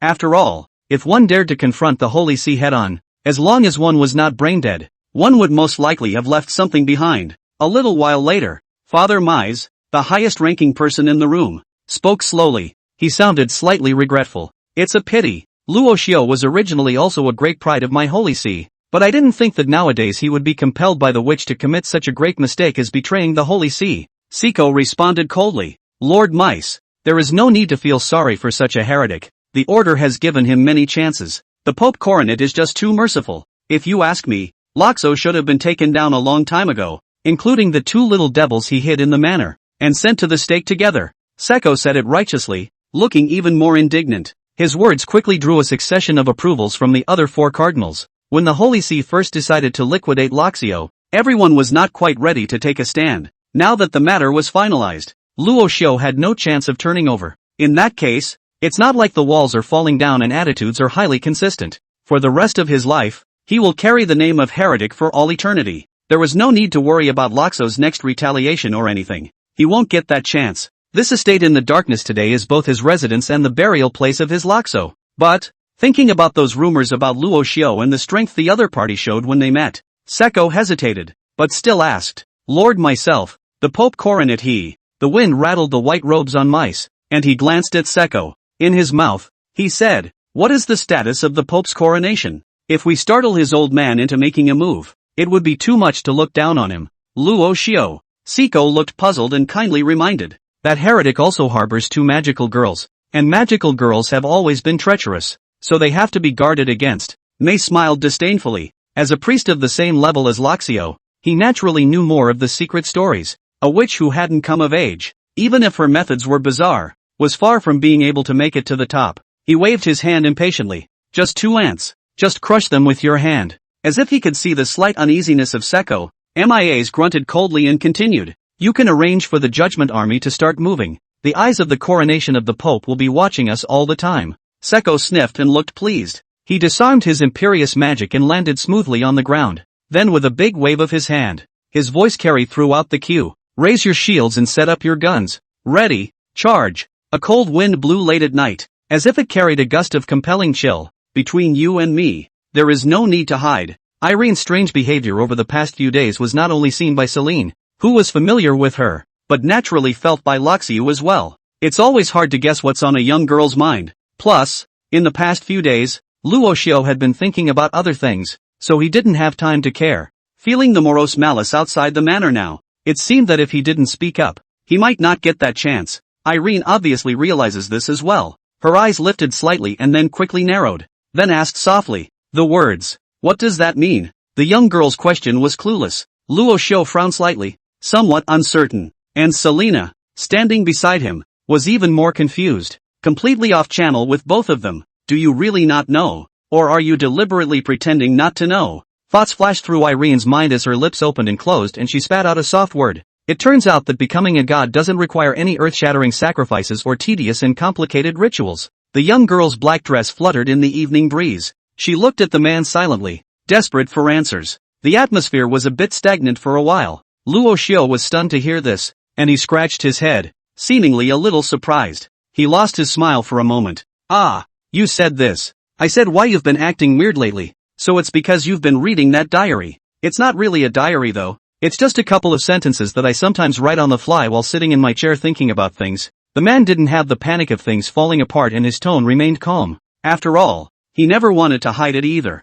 But to Irene's eyes, it was a different scene. She subconsciously put her hand on her chest. Her heart was beating so fast, afraid that the man would suddenly just say something heartbreaking. Irene stared at him intently as her mouth continued to press. So, what does that mean? Exactly? Is it a joke? Or do you really intend to use us as sacrifices? Her demeanor, and even her tone of voice, was rarely more than a little pleading. You know, this was almost impossible to see in teenage girls in the past. Her mouth had always been full of words like most annoying and disgusting, and she had rarely given a man any good looks. Such an Irene had never begged and pleaded with Loxo except on the first day for Celine's sake. But today, that black dress fluttered in the wind, as if it were a rootless duckweed, shaking and ready to tip over. Loxo had been looking up things about the rite of becoming for the past 2 years, and Irene and Celine had seen them all. But these were too far away for them, so they usually didn't care much. Now hearing it suddenly, Selena's head snapped up as well. An unbelievable gleam flashed in her eyes, and she subconsciously clenched her palms. Loxo was still smiling. The smile was gentle and the tone unchanged. Well, as you can see, to become a god is actually quite simple. He doesn't need all those tedious and trivial steps, nor does he need any grand ceremonies. One grand deception and death is enough. I'm stuck in a terrible jam today. And I actually had these 2 chapters written a long time ago, but I was never satisfied with them and revised them frequently. Another chapter will be sent out as close to 12 as possible. End of chapter. Chapter 36, Can You Really Become a God? Loxo's voice was not loud, but in the stillness of the night, both young girls heard it clearly. Deception? Irene looked at him, a slight murmur on her lips. She opened her mouth again, but this time no sound came out. Those eyes, which were like a clear spring in the night, also gradually lost their splendor. Surely, is everything we've done just a deception? Irene had fantasized about the answer many times. It could have been just words dropped by the man's hand, or it could have been a not-so-subtle joke, but now the man's own words brought her to the answer she least wanted to think about. Yeah, should have thought of that a long time ago, if it weren't for the opportunity to touch the gods. And why did he go out of his way, risking death and leaving behind the honor of his priestly position, to force them, the 2 plagues, to bring them home? And ended up being labeled a traitor by the church. Thinking like this, the young girl's face couldn't help but become a little more miserable. She hung her head low, and no sound came from her for a long time. Luo Xiao let out a soft sigh in his heart, then turned his head to look at the other young girl beside him. At this moment, Selena's face was also complicated to the extreme. She met the gaze cast by the man, but still harboring hope in her heart, she spoke softly. Is that really true, Lord Lashu? Is it really true, as Irene said, that what we experienced between us was just a trick you deliberately set up? Selena's question caused the black-skirted girl, who had been keeping her head down and silent, to move her head quietly. Obviously, they all had an unusual amount of trust in Luo Xiao. Even now that Luo Xiao had said it himself, he was still unwilling to believe this cruel fact. After 2 years of spending time together, the men brought them experiences they had never had before. That's something you don't even fantasize about in the days of living in the sewers. For the first time, someone was willing to care about their feelings, to stop and listen to them. It was no exaggeration to say that what the men had done after bringing them back to the manor fully qualified them as gods in their eyes. Was all of this really just a carefully constructed deception? When she learns that she is being rounded up by the order, Celine can take it in stride. It wasn't as if she hadn't even thought about voluntarily walking towards death for Loxio. Either way, she thought she should be blasé. The only thing that made it hard for her to stay calm in the face of such deception. Loxo was silent and didn't make a sound in response. Sometimes silence is the best answer. Selena suddenly broke into a smile, her eyes slightly red. She just took a step over and held Loxio's hand. It was an action she had done many times over the past 2 years. Lots and lots. She knew full well that it would be hard for them to last, but she didn't expect it to be so soon. Today would likely be the last time she'd ever make such a move. Luo Xiao stood quietly, letting her fiddle with it. Selena took the man's hand and placed it on her chest. She lifted her head and looked up at Loxo. The man was slender and always looked up like this whenever Selena tried to look at him. Her voice was smooth, not trembling. Lord Loxiu, can this way really make you a god? Without waiting for Luo Xiao to reply, the young girl seemed to laugh at herself and continued. Regarding and Lord Luo Xiao, Celine actually thought about it a lot, even though she knew full well that it wouldn't end well, and it was even highly likely that it would even drag Lord Luoxiu down. But I was still greedy and refused to let go, thinking that maybe one day Lord Luoxiu would get tired of this game, not be interested anymore, and kick me out of the manor. That way, even if I'm greedy, I'm sure I won't be able to involve Lord Luoxiu, right? I'm so sorry. Selena is really a selfish girl, the young girl recounted softly, her eyes slowly dimming a bit. Her voice was extremely thin by the end of her sentence. It's just that Celine didn't expect that the end with Lord Luoxiu would be anything more than a deception. Luoxiu listened and was about to say something. Suddenly a flush of shouts came from the gates of the manor. A killing intent that almost condensed into substance was pointed straight at Luoxiu. The magic array that the manor used for protection also collapsed in the blink of an eye, even in just a few breaths. The earth-shattering shouts and the trampling of horses from the Judgment Army had already come close. That formerly brilliant and magnificent garden, those exquisite sights, crumbled in an instant. Yellow sand filled the sky with a roar like a landslide. The dark night sky was assaulted by a myriad of malice that had long been laid in ambush. The inquisitors charged them devastatingly, lances raised high in their hands. No peace talks, no bull ********. War was brutal, and from the moment Luoxiu had a complete showdown with the Holy See, there was no way back. The Holy See will not allow a heretic to live in the world, even if this heretic was once a noble priest. The charging army, transformed into a silver-white river, rushed forward with great vigor. Above them floated a total of 5 figures. One of them, the leader, was wearing the same standardized white robe as Luoxiu, and the other 4 were all dressed in red. The people all had cold faces, carrying endless killing intent, and all sorts of terrifying magical power fluctuations swam around their bodies. Irene froze stupidly in place, not moving or trying to dodge. There is no greater sorrow than the death of the heart. At this moment, her mind was blank, as if her body had been drained of its strength, and if it wasn't for Selena coming over to assist her, she would have been paralyzed on the ground. Just as Irene was stunned, Luoxiu took a step forward and blocked the 2 young girls. He was slender and his back did not appear to be much stronger, just enough to shield the 2 petite figures together. Without a single word of nonsense,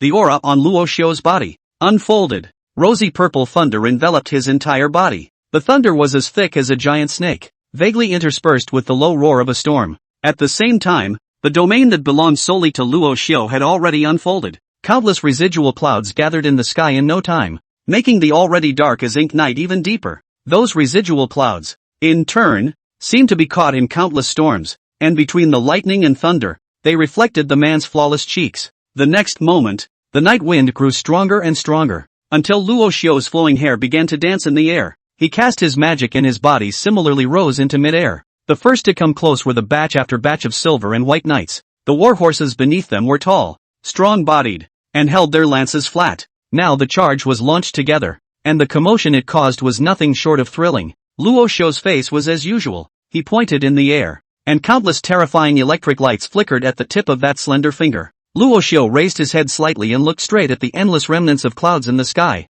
Immediately afterward, the man whispered softly and waved his finger downward. 1,000 pounds. Drop. It's as if the word is out. Countless thick thunderbolts tore through the sky and fell violently from the high clouds. Thunder connected into a curtain, blocking that silver-white torrent away. End of chapter. Chapter 37, The Beginning of the Great War. The Judgment Army of the Church is immune to most magical attacks. This is a necessary safeguard for their invincibility. However, when the person casting the magic was a man that the entire Mayan Empire was looking up to, that so-called magic immunity couldn't help but be weighed. The silver-white iron cavalry slowly stopped in front of that thunder curtain. The thunder curtain was grand and magnificent, as if it was a heavenly moat, and anyone who dared to cross it would be subject to the fiercest divine punishment. Mid-air, Mace frowned. He was not surprised by the loss of the trial army. It hadn't been thought that it would be easy to capture Luoxiu with just this army. The reason he frowned was that the manor was actually unguarded, or should I say, like purposely opening the door of their home and waiting for them to arrive. Everywhere was empty, except for the 2 magical girls and Luoxiu. Not even a ghost could be seen. It's weird. Mace didn't think Luoxiu was being a little sweetie, knowing that the church was ready to make a move on him, and not doing anything at all to defend himself, foolishly staying at the manor waiting to die. Looking at the man who was shrouded in thunder and was crazily emitting a terrifying wave of magic power outwards, Mace was a little darkly unsure of what to do. He's not adventurous. Moreover, the Pope's coronation was watching this place, giving him time to prepare so far in advance, and if he couldn't take it in one beautiful blow, there was a big chance that he would lose points for it. Just as he was contemplating, Siko on the side had already pressed on, and with magic powers surging around him, he waved out a majestic flame. The flame light turned into a line of fire in the air, like waving a brush and splashing ink, and came straight toward Luo Xiao. When the night is dark, this line of fire becomes extra bright. At the same time, the other 4 cardinals attacked together. Light after light cut through the night sky. The various elements in heaven and earth were all mobilized. These extremely dangerous high-level magics were all attacking towards that lone back figure in mid-air at this moment. In all directions, there is no way to avoid it. Luo Xiao's expression was cold, without the slightest bit of fear on his face. His hair fluttered in the air, his fingertips swirling with raging thunder. With a wave of his finger, the thick thunder split into 5, each meeting the 5 incoming attacks. Since coming to this world, this was the first time Luo Xiao had gone all out, fighting 1 against 5, not losing the battle at all. The white robe on him fluttered and clattered with the wind, looking like a god. Even the thunder, which was split into 5, had a hidden tendency to retrograde, constantly roaring and attempting to roll up against the wind and engulf the person who had cast the magic altogether. Boom! Whistling like a star falling. But the magical attack from the air was resisted. But the huge thunder curtain below, woven out of thunder, naturally weakened quite a bit with it. The silver-white torrent of iron horsemen charged once more. They raised their lances in their hands and shouted from their mouths, "For the Holy See! Judge the heretics!" The cries were connected and loud. Along with the cries came the deafening sound of iron hooves. Their target wasn't Luxio, who was suspended in mid-air. Instead, it was the 2 magical girls on the ground who clasped their hands to each other. Irene remained frozen in place. She'd been in this state since she got that answer from the man. She had thought that even if she did know the truth, it didn't matter how painful and cruel that truth was, she could also manage to be honest about it. At least not to the point of saying how sad it was. After all, hadn't her mouth been saying that Luo Xiao had ulterior motives? All she was worried about at first was that Selena would have a nervous breakdown over it. But now that it's really happening, Irene is in a state of shock. It turned out that the weight of this man in her heart had long ago inadvertently had the weight of 1,000 pounds. Selena at least managed to maintain her outward composure, even offering words of comfort in turn. But he couldn't lift a single bit of strength in his own body. As it turns out, it's not Selena who's really going to break down over this. Rather, it was her, the Irene who would always remain cold and proud in the presence of men. The young girl's faith in life slowly begins to disintegrate and crumble. It was as if there was a high wall that had taken 2 years to build with great difficulty. At this moment it was again overturned by the hands of those who had built it into a high wall, and it came crashing down. Desperate sounds of iron hooves, shouts and killings were intertwined. The voice was getting closer and closer, and it looked like it was close at hand. Suddenly, a prairie black flame, centered on the 2, formed a circle, protecting them. This flame was extremely mysterious, but it wasn't obvious in the darkness of the night. It was just light, like it would be blown down by the wind at any moment. The silver-white torrent did not stop. They had extreme confidence in the armor they wore, unless one ran into an Empire-class peak mage like Luxiu. But this time, the invincible magic immunity of the past seemed to have completely lost its efficacy in front of this pitch-black flame. The warhorse fell to the ground, accompanied by a mournful scream. First came the wailing of the warhorses, followed by the agonizingly harsh screams of an uncountable crowd. The black flame was like a gangrene,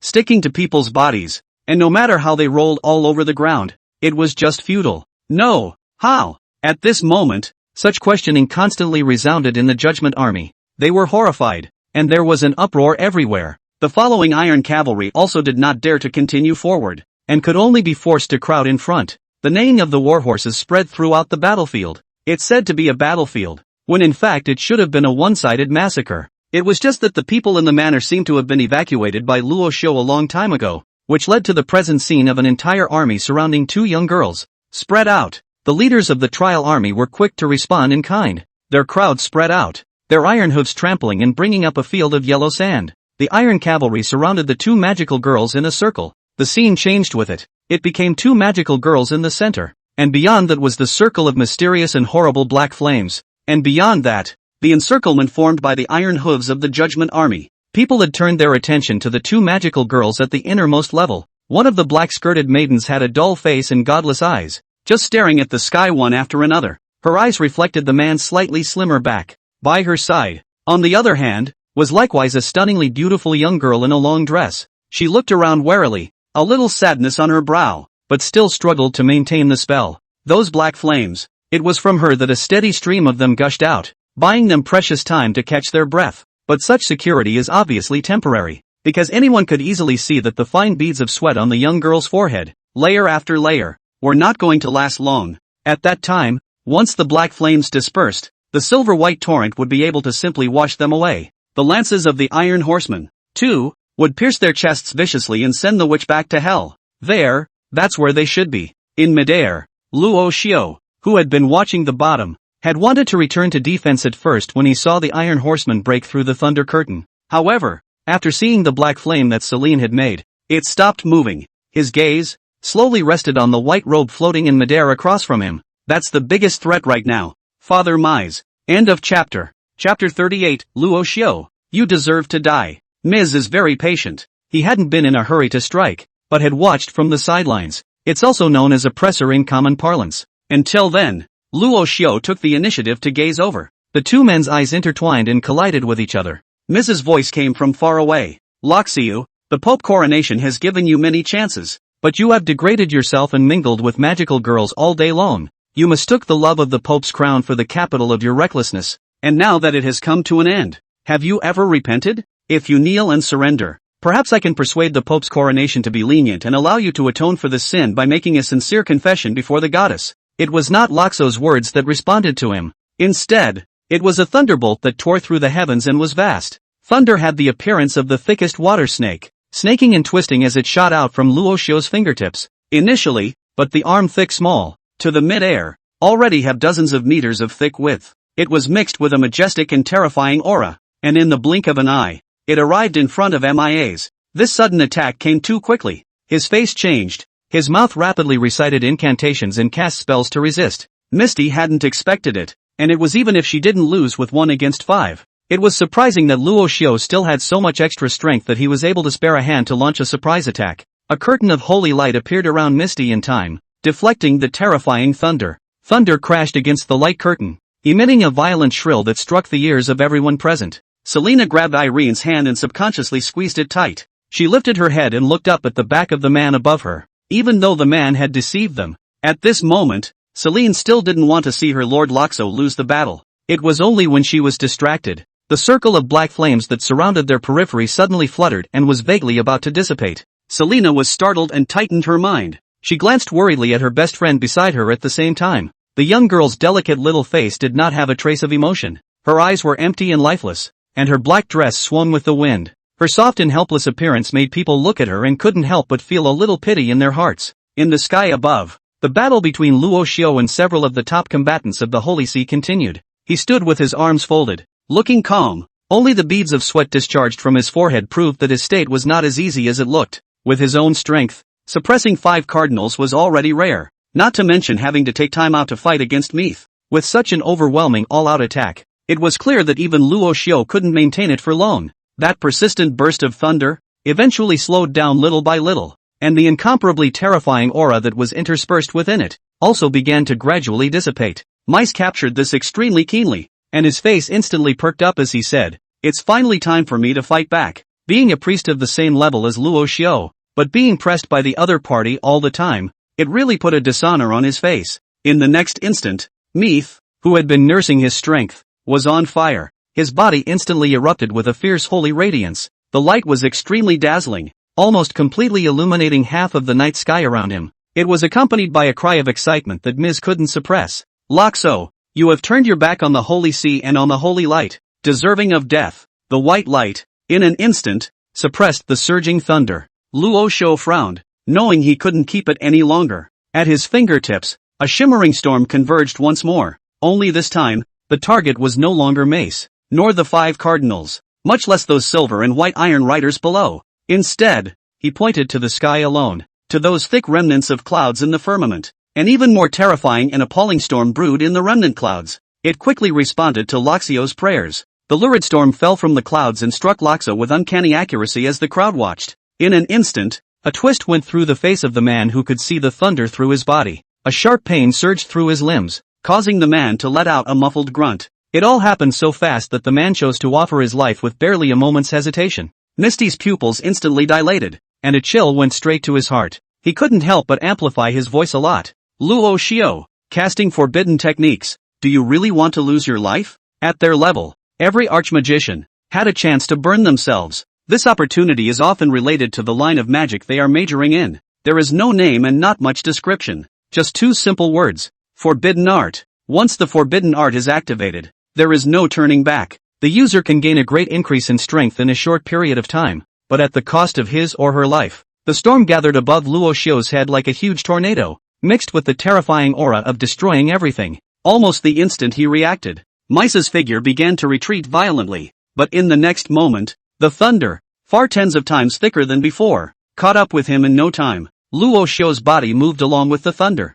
What the forbidden spells bestowed upon him was not only more powerful spells, but also a physical body strength that was strong enough to rival the top, though the cost of having it all was very expensive. So expensive that he would no longer be able to survive in the future. But at the very least, right now, he was good enough to stand proud. Feeling the icy killing intent coming from behind him, the cold hairs on Mai's arms stood up, and his body stiffened, and he felt a great sense of death. He turned and ran with all his strength, horrified straight away as the blood in his body curdled slightly. Unfortunately, Luo Xiu's speed was far faster than his, and in less than a second, Luo Xiu had already arrived at his back. The dozens of layers of light shields and defense spells prepared in advance on Misty's body disintegrated in an instant. Immediately after that, a slender white hand had gently strangled his throat. No, no. Mai's voice trembled as he looked at Luo Xiu, his mouth frantically saying, "You can't kill me, Luo Xiu. Kill me and you'll really be immortal with the church." Never wanting to return to the goddess's embrace again.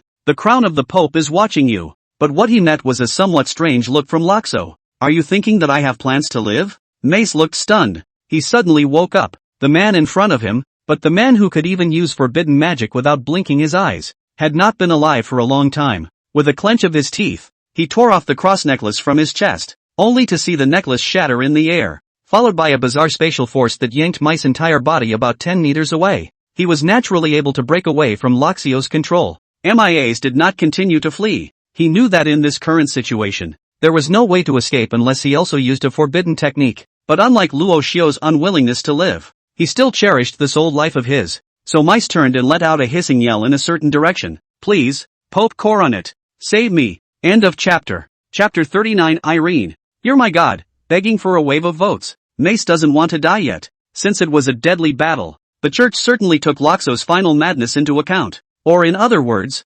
Mice's mission had originally come to test out all of Luo Xiu's hidden means. It was clear that his mission was now accomplished. Just leave the rest to the Pope's coronation. That supreme leader of the order and the true top mage of the entire Mayan Empire. The only demigod in this world. Even if Luo Xiu struggled as much as he could, he would never be able to cross an entire great realm and possess the power to resist a demigod. That's the kind of confidence that the papal coronation brings to myself. That was a true legend. And how could Luo Xiu defeat it? Though it is undeniable to say that Loxo's performance is such that perhaps even the Pope's coronation at his age could not have done what he is doing now. But Loxio was still too young after all. Maybe in a few decades, he would be able to have the capital to call the shots with the Pope's coronation. But right now it was far from enough. As Misty cried out, Loxo slowed to a stop. Because not far away, an old man with a hunched back was walking step by step. His beard and hair were white, and his whole body's aura was not any different from that of an ordinary person on the street. But Meat's eyes erupted with extreme fervor at the sight of him. The old man's pace was not tight or slow, just very steady with each step. His cloudy eyes couldn't see much in the way of mood swings. An unrivaled domain quietly unfolded, enveloping the entire manor. Unlike Luo Xiu and the others who were fighting to turn the sky upside down, the old man's every move did not cause any color changes in heaven and earth at all. He gazed at Loxio, holding the silver white staff in his hand aloft as if he were judging a heretic. The old man murmured under his breath, "Luo Xiu, do you know your sin?" The moment the words fell, invisible pressure surged out from all directions, rushing toward Luo Xiu. The pressure tried to bring him to his knees, but Loxo tensed up, causing a popping of bones to come from his body. He smiled inexplicably. "Know your sins? My faith in the goddess is unshakable. So what is my crime?" Loxo's reaction was calm and completely devoid of the madness that comes with the final end of life. He's more like content. That makes it hard for the Pope to evaluate. What's going on in your head when you're about to play for your life? It is clear that the future is really bright as long as one is at ease as a priest. As a result, he had to go against the Holy See and ended up in such a sorry state. The Pope frowned tightly in his mind. Or rather, he had been puzzled since 2 years ago when Loxo had forcibly taken the witch from the order. Together with what Luo Xiu had done over the past 2 years, he had secretly observed each and every one of them. Aside from hooking up with those two little devils all day long, He couldn't find anything suspicious at all. As for the idea that it was really because of a strong bond with the two little devils or something, the Pope had long since ruled that out. The least solid thing in the world is what is called a relationship. So, what the hell for? The Pope contemplated for a little while and chose to ask directly. Why? He was now facing Luo Xiao in a completely victorious manner, so he didn't appear to be in a hurry at all. Luo Xiao was bound to die, and naturally those two little devils couldn't escape him. The big picture is set. This is how the Pope feels at this time. He paused and continued. Luoxiu, you say that your faith in the goddess is unshakable, but aren't you degrading yourself by what you're doing? Luoxiu didn't make a sound,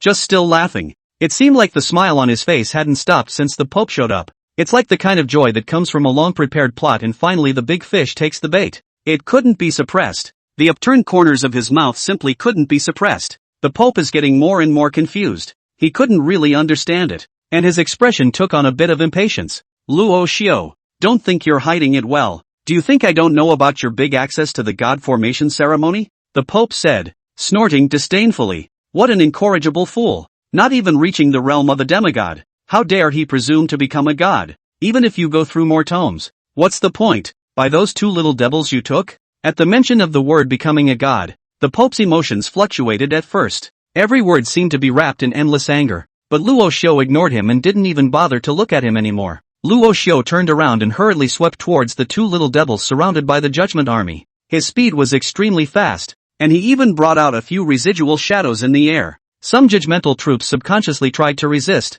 but they were directly slapped away by Luo Xiao. The Pope saw this, narrowed his eyes, and didn't stop. He wanted to know what exactly Luoxiu was playing at. What was happening high in the air had nothing to do with Celine, who was struggling underneath. Her long hair was soaked with sweat and rested messily on her forehead, maintaining that black flame had drained too much of her stamina. Now that she saw Luo Xiao return, the young girl finally revealed a smile. She tried to say something, but her body went limp and she almost fell to the ground. Luckily, Luo Xiao reached out his hand in time and gathered her into his arms. Looking at her tired appearance, Luo Xiao felt a little heartbroken in his heart. Selena reached up and gently stroked the man's cheek. She whispered, Lord Luoxiu, did you win? High above. It was a game belonging to the top mages. Luo Xiao was stunned to hear this, then shook his head. That old man, the Pope. Even if I use a forbidden art, I can't beat him. The gap between me and the demigods is still a bit too big. Luoxiu spoke calmly, just stating the facts. Celine gazed at him with a surprisingly soft expression. Obviously, when she learned that Luo Xiao had deceived her, she should have shown her anger, but the young girl's eyes still had a love that could not be erased. She collapsed into the man's arms and whispered, Lord Luoxiu, you saved me, you gave me a second life. There is no mourning, no pain. Celine took Luoxiu's hand once more. Lord Luoxiu, please become a god. The young girl finished the sentence. Her eyelashes fluttered slightly, and she closed her eyes. Too much physical exertion. She was too tired and fell into a deep sleep. Luoxiu was silent as he cradled Celine's slender body in his arms and turned his head to glance at Irene, who hadn't said a word next to him. The young girl's black dress trailed to the ground, stained with a bit of dust. She saw the man look over and her empty eyes slowly focused. She didn't say anything, just followed Selena's example and closed her eyes as well. The two young girls were surprisingly consistent. Neither of them had any idea of resisting. Even if you know it's a carefully constructed deception, you're still willing to do it. But after a long wait, the expected pain did not hit. Irene couldn't help but open her eyes. In the next moment, her pupils snapped. Only an unbelievably bloody gash was opened in the man's chest. The spot where the heart should have been stored was now empty. The young girl looked up, and a still beating heart was handed to her. Irene froze completely, and just as she froze, the man didn't hesitate to give her a firm squeeze. Blood sprayed freely, soaking the young girl's long hair and her black dress. Eternal and unblasphemous aura began to erupt between the two young girls. That is the innate greatness of the gods. The ceremony, thus far, has been a success. It was indeed a deception from start to finish, only it wasn't them who offered death. It was Luoxiu, looking at the unclimbable glory of the maiden. At the corner of the man's mouth, a somewhat forced smile curled. Ms. Irene, you are my goddess, he said softly. 3 shifts today. Ask for a wave of votes. End of chapter. Chapter 40, Irene, don't look back. The man's breath, growing fainter and fainter. Irene stared straight at him, her lips unconsciously opening and closing up and down, but she couldn't make any sound.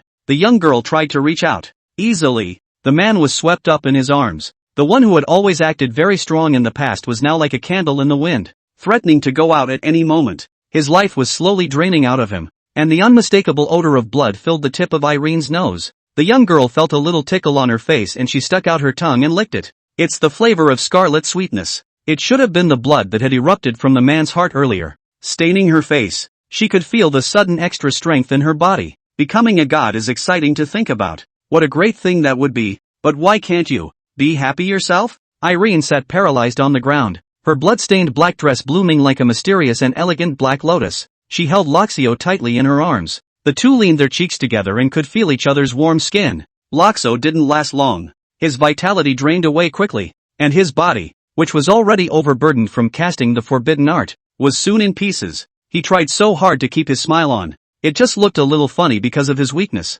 The young girl gazed quietly into his eyes. Those eyes were always clear, by far the best eyes she had ever seen. Tonight, and for the first time, Irene knew that sadness could really be expressionless, with stagnant breathing and dull eyes. Slowly, she finally seemed to come back to her senses, her face showing overwhelming panic and uncertainty. The young girl's body began to tremble uncontrollably, and the voice coming from her mouth was even tinier, over and over and over again. Don't, please, don't. Her look had panic written all over it, her hands cupping the man's face in a straight line, and she mouthed words that even she couldn't hear. Lord Lashu, you are a priest. You will not die. Woohoo! You clearly said you wouldn't break my heart. The young girl's low whimper was dry and muffled, all in all very hard to listen to, and in no way like her old voice. Luo Xiu gazed at her silently, as if he saw that little girl who always had a cold and arrogant face again. She clasped her hands to her chest, disgust piled up on her small face, and always muttered something like pervert and disgusting under her breath in a small voice. Being on the verge of death wasn't the first time Luxio had done it. He doesn't mourn or agonize over death, but it still makes you feel a little sad to watch a young girl break down like this. Irene, remember our conversation the other night? He inquired softly. The young girl was stunned, first subconsciously nodding her head, then hurriedly shaking her head. On her body, endless black mist surged out. Those mysterious lines on the skin of his calves also began to shine with a never-before-seen luster. She tried to take all the power and gifts of the gods and stuff them into the man all at once. She didn't want to be some god. She just wanted her priest to live. 2 lines of tears rolled down at some point. The young girl's weeping was silent, and she muttered under her breath. Lord Luxio, I don't remember. I don't remember anything. The young girl used the gentlest tone in her life. Only her voice was exceptionally hoarse and hard to hear. You don't want to die. You tell me slowly. I really don't remember. You tell me slowly. Okay. Luxio's response was weak, and he gave a soft Good. Irene. I'll speak slowly. He always did. No matter how irrational or nonsensical the young girl's begging was, he would always respond softly and do his best. As it was now, the man's voice drifted, getting lower and lower, barely audible only by gazing intently, rambling, bit by bit. She listened quietly, nodding from time to time in response. Irene, I told you I was going to give you true freedom. That's good, isn't it? The young girl shook her head frantically, her mouth repeating over and over. No good. This is not good at all. Don't. Above them, the dark night sky. The large patch of residual clouds slowly faded and some faint moonlight began to spill down. From afar, the moon was bright, with a touch of extremely hazy beauty. The moon is beautiful. The man couldn't help but let out a sigh of relief. He had said the same thing to the young girl 2 nights ago, only the girl was still grumpy than compared to this well-behaved look now. The young girl was bathed in such moonlight, as if she were a cold corpse, not moving. Unconsciously, the tears were like a dike, wetting the entire face.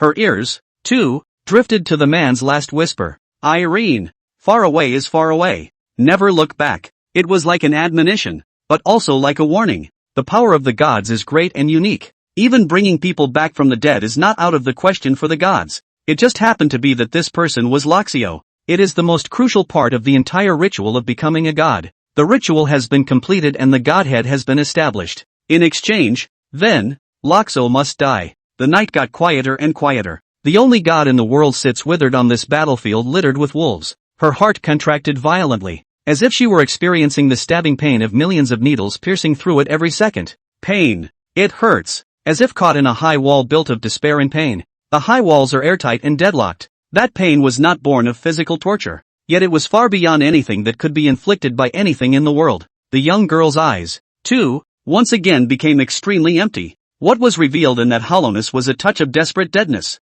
There was endless black fog that began to spread outward in a frenzy. They were like fierce beasts that had been starving for millions of years, showing their bloodthirsty fangs at this moment. The black mist spread over the other young girl's body, wrapping her up and then gently bringing her back to the gods. The gods are selfless. And so the maiden's body began to disintegrate little by little, turning into an even deeper black mist that surged into the arms of the gods. Immediately after that, the black fog slowly coalesced behind them, one after another, totaling 12 sky-blinding pitch-black feathered wings, unfolded with a roar. From this moment on, the gods shared all their authority with the maiden. They were in the darkness of the night, melting into one, undivided. The first thing that the black mist devoured was the silver-white torrent that had been surrounding the perimeter. The black mist was too fast. With almost no time to react, the entire Legion of Judgment army was instantly enveloped. Their souls were forcibly extracted by the black mist and floated in the air, letting out an extremely painful wail and scream. Immediately after that, it was the intact flesh and skin that also began to be stripped away bit by bit,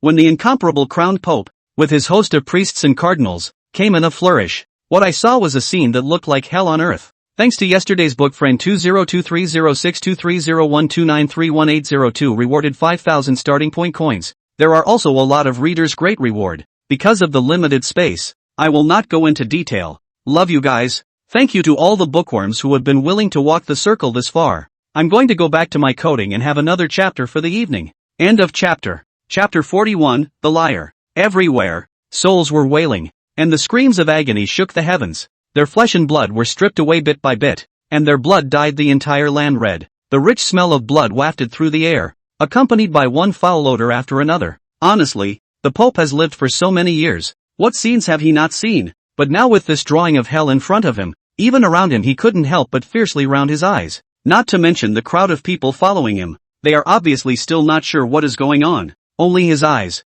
however, could not help but be drawn to the slender figure in the center. In the next instant, it quickly felt tingly again and hastily moved its eyes away. Gods, are not others able to look directly at them at will? But just that glimpse of the figure revealing that divine aura already made people want to worship, especially when taking a good look at the 12 pitch-black feathered wings that covered the sky behind the young girl. The Pope even subconsciously weakened his legs and fell directly to his knees. Incredulity was written all over his eyes, and an unconscious murmur escaped his mouth. A female goddess? The old man's cloudy eyes suddenly burst out with unrivaled fervor. He shouted at the top of his lungs, "Holy light be upon you! I am your most devout follower." However, his voice ended abruptly, because the terrifying black mist like ink had already swept in front of them. No way to escape, no way to resist. With just a single touch, it directly caused him to lose all his sanity. There were constantly fresh souls being forcibly stripped from their bodies by the black mist, and then they were torn into pieces, as if they were being lynched, and bit by bit, they ate away at the nutrients. In this, the divine has done a great equalizing, showing the mercy and generosity that he deserves. No special care was given to the Pope because of his superior strength and position. When the residual clouds were completely dispersed, the clear light of the moon on the night sky was finally released in full. That clear light poured down, reflecting the hazy figure of the young girl. She remained motionless in the position in which she had embraced the man. Even the entire estate had been reduced to a hell on earth. She remained unmoved. I don't know how long it took, but those agonizing wails and screams from the depths of the soul finally slowly disappeared into thin air with a flash of light in the sky. The black dress splashed to the ground and Irene finally made a move. She looked up extremely slightly and slowly, her eyes gazing into the distance. Henceforth, he does not need any more believers. It is enough to have his only priest, but that's exactly why he felt the pain. Already a god, naturally no one in this world would be able to harm her. But there are some injuries that are not at all comparable to physical pain. He knew well the priest who should belong to her alone. Gone forever. The light in the sky was becoming more and more apparent. The light reflected off the land and shone on the once ornately decorated manor. Destroyed this night. There were collapsed ruins everywhere, as well as flowers, plants and trees that had been trampled by the iron cavalry. Those were all the places she had been with the priest. Now the morning wind blows, but it only raises a field of yellow sand. As far as the eye can see, they are all in disrepair. He murmured softly, "Yeah, far away is far away. No one gets away with it. They will all be buried with you." The black skirt fluttered, and those 12 feathered wings waved in the wind, bringing up the slender figure of the young girl. Her torso was much taller today than it had been before today. Between the messy hems of her skirts, she could see those lines on the skin of her legs, a dark red glow slowly coursing through them. His every move contains a forbidden beauty. That breath was chaotic but not muddy. It was still permeated with the honor and holiness that a god should have, only adding a demonic touch to it. Two very different sensations. but they intertwine back and forth and get sublimated in the young girl's body. Irene suddenly had some clarity. Perhaps she was supposed to be divine. The papacy is the real heresy in this world? There was something involved behind this. It was too complicated, and it was likely to involve an existence from the ancient times. But Irene was in no mood to think at this point. The black mist gently wrapped around the man's body, levitating him in front of him. The gods were undoubtedly noble and aloof in the face of those ugly souls before them. Not even bothering to open his mouth, he owed them time to even speak to them more than once. But now in the presence of this man, he shows an unmistakable softer side. Jade fingers so pale that they were almost demonic gently touched the man's face, trembling but firm. The man's eyes were tightly closed, his consciousness having long since lapsed. Even his body, which had dissipated the last vestiges of its residual heat, began to turn cold. He gazed silently at the priest who was all alone, and suddenly broke into a smile. That smile was shallow, opening up two tiny dimples on the delicate, picturesque face. In the next instant, he slightly lowered his head and took the initiative to kiss it. Her thin, moist red lips were slightly open, and the mysterious runes exposed on her calves suddenly reflected an incomparably bright luster at this moment. The realization of the witch, or rather, the realization of the power of the gods. Irene knew what that meant. Each flash of the runes represents his moving. It is the place where the 7 emotions and 6 desires converge, and any ordinary person who looks at it more than once will lose his mind and sink into confusion for all eternity. Between the mingling of lips and teeth, the black mist emerged once again, completely hiding their figures, and from the outside, it looked like a large mass of pitch-black mist surging back and forth. Little by little, the black mist climbed up Luo Xiu's torso, first the arms, then the other limbs. He devoured them all and stuffed them all into himself. This is now. The priest wouldn't have left me. The young girl smiled dementedly for a moment. Then she dispersed her black mist and slowly fell to the ground. At his feet, a ruin after the Great War, Irene stood for a long time, moving her steps toward behind her. It was the main building of the manor and where they usually bedded and slept. Being located at the very back of the estate, it was the only building that survived without being affected, without utilizing her divine power. Irene was like an ordinary person, walking step by step as usual. She walked up the stairs, scanning everything familiar to her eyes. In this aisle, she used to talk to that man all night long, and speak to each other's dreams. It was as if those faint words were still echoing in his ears. What about you? What are your dreams? Me? Then of course I hope Ms. Irene is always happy. A tone of voice that was taken for granted and without the slightest hesitation. Holy light be upon you. I will never let Miss Irene be sad. Ever, ever. Liar. Big liar. The young girl's slender shoulders leaned against the wall. Her eyes glistened with water, and she squeezed her palms gently, then dropped them helplessly and let go. Turns out it's never the moment you learn of the departure that really kills you. Rather, it's a moment of calm, seeing something, remembering something. Thank you for the 5,000 coins rewarded by bookfriend 1105242327541113. Thank you all for your votes. End of chapter. Chapter 42 Relics. Black mist gushed out, condensing like substance. Those 12 massive black wings slowly disappeared and converged into human form. Selena's figure was visible in it. Her fair face was as pale as snow, and her eyes, which were once soulful, were dark and all but devoid of luster at this time. Still, she shifted lightly on her feet and made her way to the young girl's side. She took Irene gently into her arms and whispered in relief, "Irene, Lord Loxo wouldn't want to see you like this today." The young girl didn't look up, just buried her head in her arms. The aura of the gods, instead of making the young girl stronger, made her seem even more lonely and vulnerable. The men are gone. They seem to be that abandoned child again. Only unlike the wretchedness of hiding in the east, now they were the masters of this world. And the man who always wore a gentle smile drifted away with the wind. The only thing that could bring the young girl some comfort at this moment was to hold each other tightly. Lovely Lin's pain was relieved, and who was there to hug Selena? She could only purse her lips alone,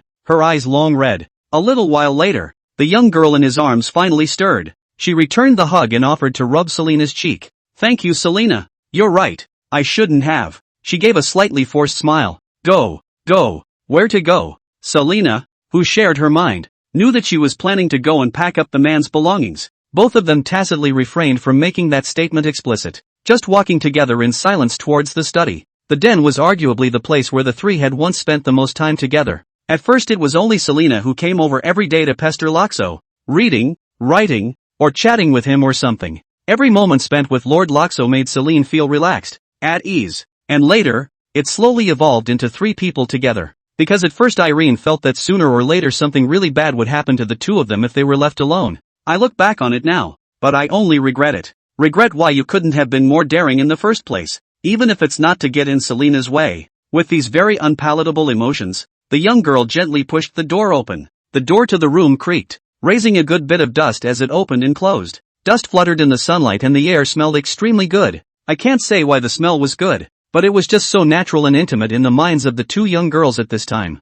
Perhaps it was the slightly musty smell emanating from the books intertwined in those massive stacks on the shelves. Or maybe it's just that they want to be close to men because of everything to do with them. Irene reached out her hand and held it with Selena. It was just a very subtle and ordinary action, but it made the tip of her nose sore and her eyes instantly red, for she suddenly remembered that the man had tried to hold her like this many times, and with the exception of those rare 1 or 2 times, none of them were rejected by her, or walk away without a word with a cold face, or reach out and open it in disgust. With this thought, the water in his eyes became even more prevalent. Things are not what they used to be. Even if Irene wanted to go and hold it now, there was no one to give her that chance again. This unintentional pain, as if a knife were cutting into her flesh, might not come as violently as it should, but it would always be little by little, leaving her almost breathless. In the palm of his hand came a light touch. Irene looked up and met Selena's encouraging gaze. They knew very well that by that man's nature, he would never want them to wallow in misery all the time. As he has said himself many times before, his dream was simple. Just want them to always be happy. Endless black mist, a steady stream of it, emerged from Celine's body. They seemed to sense his mood as well, and every move seemed slow. Their movements were extraordinarily gentle, gently wrapping everything in the den into them. Then the black mist began to engulf. First, there was the tall bookshelf after tall bookshelf, and the books that were on those shelves. Celine maneuvered the black mist, exercising great care to make sure there wasn't the slightest misalignment. Soon the black mist swept down to the last table and chairs. On the chair, a very familiar, thin cloak hung. Celine remembers well the first night she and Lord Loxo met 2 years ago, when she misunderstood the man, came into the study late at night in a maid's outfit and made a not-so-small mess. And Lord Lotho did not blame, nor did he say anything in particular. His first reaction was simply to casually pick up his cloak and get up to drape the girl in it. That night was also the first time the girl felt what warmth was like. The thin cloak was still there today, but it no longer had the residual warmth that belonged to Lord Loxo. The black mist swept over the clothing and came to the young girl. Selena reached out to take hold of it, and it was cold in her hand, as was her heart at the moment. The black mist continued to engulf, but stopped again at the last desk. There lay a book with a black book cover. It says book, but in hindsight, it's actually more appropriate to say notebook. Irene didn't say a word, her black skirt moving slightly as she took this notebook in her hands herself. Selena quickly collected her thoughts and followed along. She was a little puzzled. What's wrong?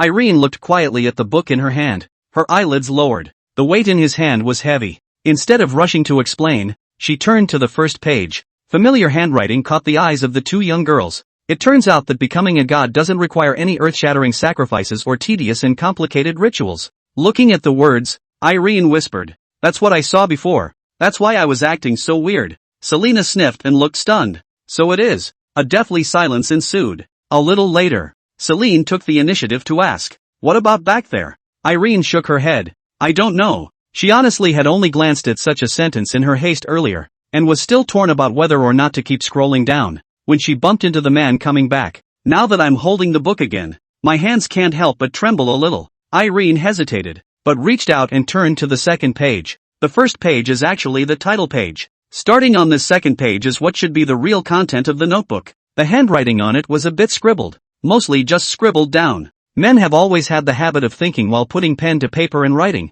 and they all know it. TSK, these two little ones are surprisingly delicate looking. Simply, what's the difference with those anime characters in the second dimension? On a whole page, there are only 2 sentences so crooked. The handwriting is beautiful and dashing. It's just written so casually that it looks crooked. End of chapter. Chapter 43. Irene and Celine couldn't help but look at each other when they saw this. There was some confusion in their eyes. Exquisite looking is understandable. It's complimenting them on their good looks. It's one of the hallmarks of being a witch. Just what does this secondary mean? But even though I can't quite figure it out, in context, it's most likely a compliment to them or something like that. Irene then continued to scroll down, and a few more lines surfaced. "I don't think it's a good idea. The little guy's a little wary. The girl named Selena, though, seems to be much nicer to deal with. Forget it, take your time." The handwriting ends here. Since it wasn't a proper diary or anything like that, there was naturally no date marked on it. Still, the two teenage girls looked at it,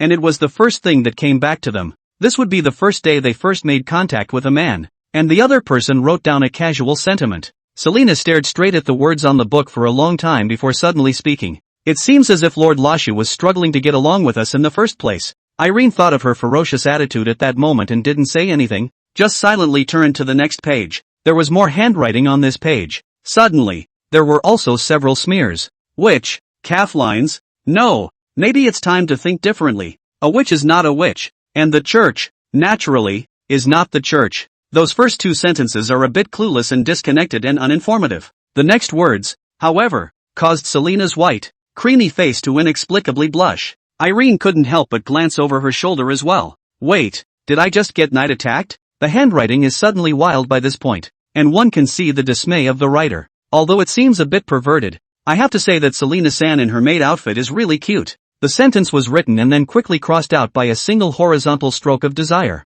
It was followed by another slightly apologetic remark. Sin, sin, sin. How could I have such evil thoughts? Then that sentence was crossed out as well. Irene's eyes, on the other hand, were focused on the last two sentences of the page. Ha ha ha, that smelly little guy, at this moment, must not be able to imagine that I'm intentionally trying to touch Selina's cheeks in front of her. But I have to say, Selina's hands are really good.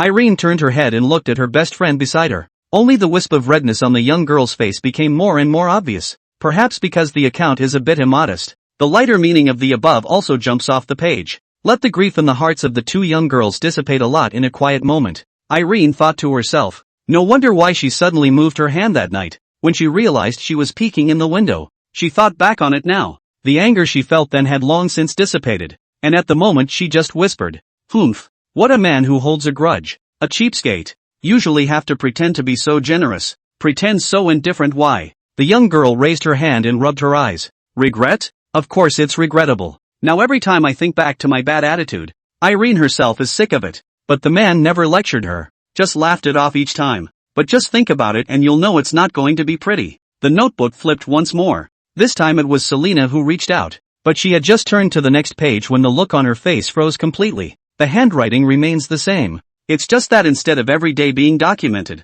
it spans directly to many days later. Asterisk asterisk asterisk asterisk. We were attacked again and again at night yesterday. Selina, this little fool, always thinks she's smart like this. It's not like I'm really lusting after her body. Besides, she's still so young. If I really have those weird ideas, won't I really become the pervert Irene said she was? The handwriting was up to here. Although sneaking around and doing this sort of thing being exposed in front of your best friend was quite a cheek roll. But not so much that Selina's entire body froze. What really froze her was the next entry on it. And actually dare to go and come back. Just now also really almost by you scared. This is my hard to clean up a pass. Finally honest, right? Well, it turns out that it's just an outside strong goods too. Going and returning? Toughen up? Looking at the words, Selina had a question mark on her face. Her memory of that night was very clear. Himself though, because he was nervous, panicked, etc. He messed up and accidentally bumped into a pillar when he left and went in the wrong direction. But there was never any going and coming back that happened. So, Selina couldn't help but shift her gaze to the other side. Manner except for this black-skirted girl beside herself. There wouldn't be another girl who was so similar in stature to herself that Lord Rashu would recognize her by mistake. And Irene, who had been alone in her remorse, noticed the look Celine cast her way, and blinked, a little unsure, until her eyes, too, went to those words on the latest page. Immediately afterward, the young girl's clear, white and tender little face reddened with the naked eye. The wisp of redness came far more quickly than Selina had before, and climbed all the way up to the edge of her ear before it could be stopped. Selina looked at her with a suspicious face and couldn't help but ask, Irene, I came back to my room the other night and didn't see you. Didn't you tell me you went to the bathroom? Irene sniffed, and quickly waved her hand sheepishly. Her mouth stammered. No, Selina, I was up in the middle of the night, and realized that you were missing, and wanted to find you before. At that,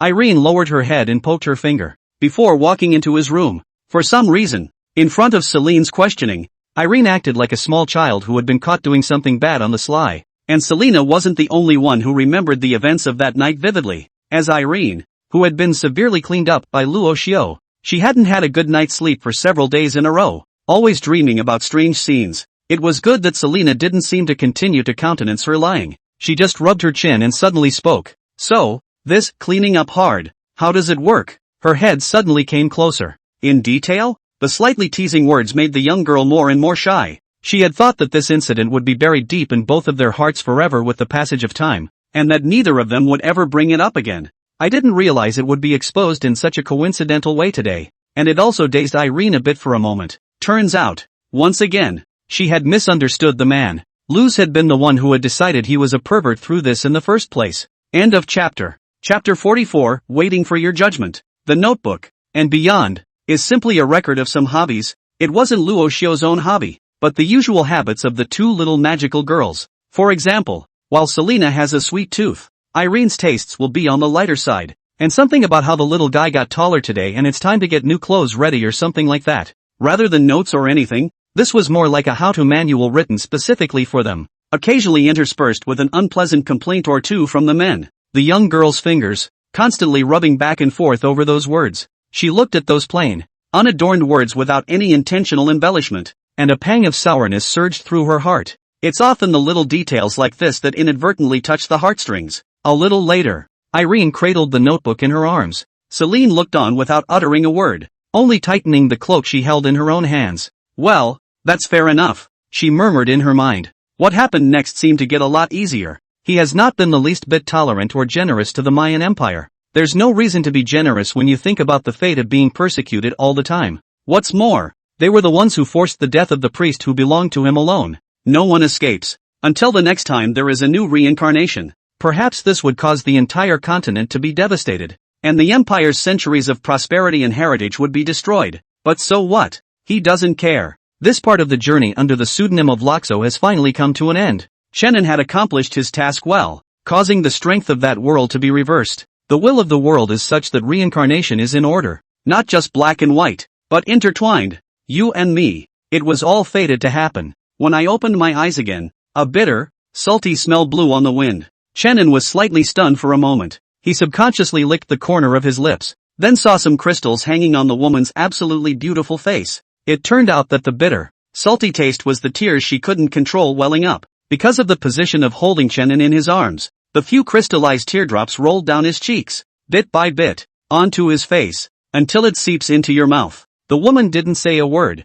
just gazed at him in silence. The two of them stared at each other, and for some reason, Chenin conversely averted his gaze first. He moved his lips as if to say something, but the woman reached out a finger just in time to gently block his lips. Chenin was a bit puzzled. Immediately after that delicate, picture-like cheek suddenly came closer. Compared to the still slightly youthful young girl's eyebrows in her memory, she had now experienced the baptism of the gods in time, and her temperament had become more and more noble. Only the breath that should be solemn and inviolable was inexplicably somewhat flirtatious at the moment. Between her every move, she reveals a moving charm. This look of hers made Chenin feel a little strange, or perhaps, after so many lifetimes and so many years of being washed away, feeling slightly strange is what should happen. The woman's movements continued. The mists that traveled through time and space were transformed into something tangible in this moment. She attempted to kiss Chenin in this current embracing position. The distinctive, ethereal aroma fills the nostrils, but it was brushed aside by the teenager in his arms as a sign of rejection.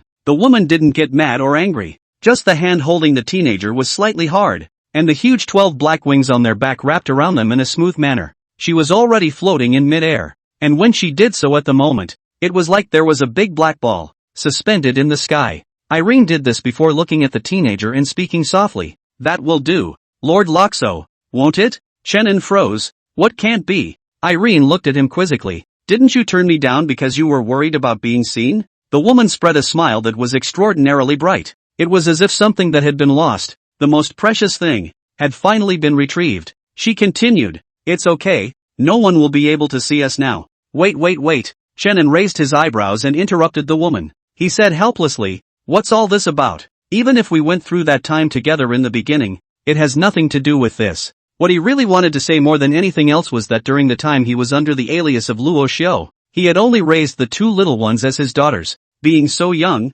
it doesn't even start any charming thoughts. The so-called covetousness of the body is also just an excuse used to approach them. But he was also vaguely aware that something was wrong with the woman and didn't make it too clear. Otherwise, if he accidentally angered Luo Kongan like he did last time, the course of things might have to go completely askew. The woman's eyes lowered slightly as she sniffed. She didn't show it, but deliberately pretended to be unable to understand in general. And her veiled hand slowly climbed up to the teenager's cheek. Shannon wanted to resist. He tried to move his body, but the other party was obviously prepared. The domain belonging to him had quietly unfolded, secretly suppressing his movements. Shannon frowned. Of course he had feelings present for Irene. It was just that they were really more than proper kinship. But looking at the other man nowadays, it didn't seem like he was very eager to communicate with him properly, only to see the woman deliberately put her red lips to his ear, her tone extremely seductive. Lord Lashu, Irene has been waiting for your judgment. Between the ears and temples, the soft lips seemed to be unintentionally and the teenager's ear came to a touch.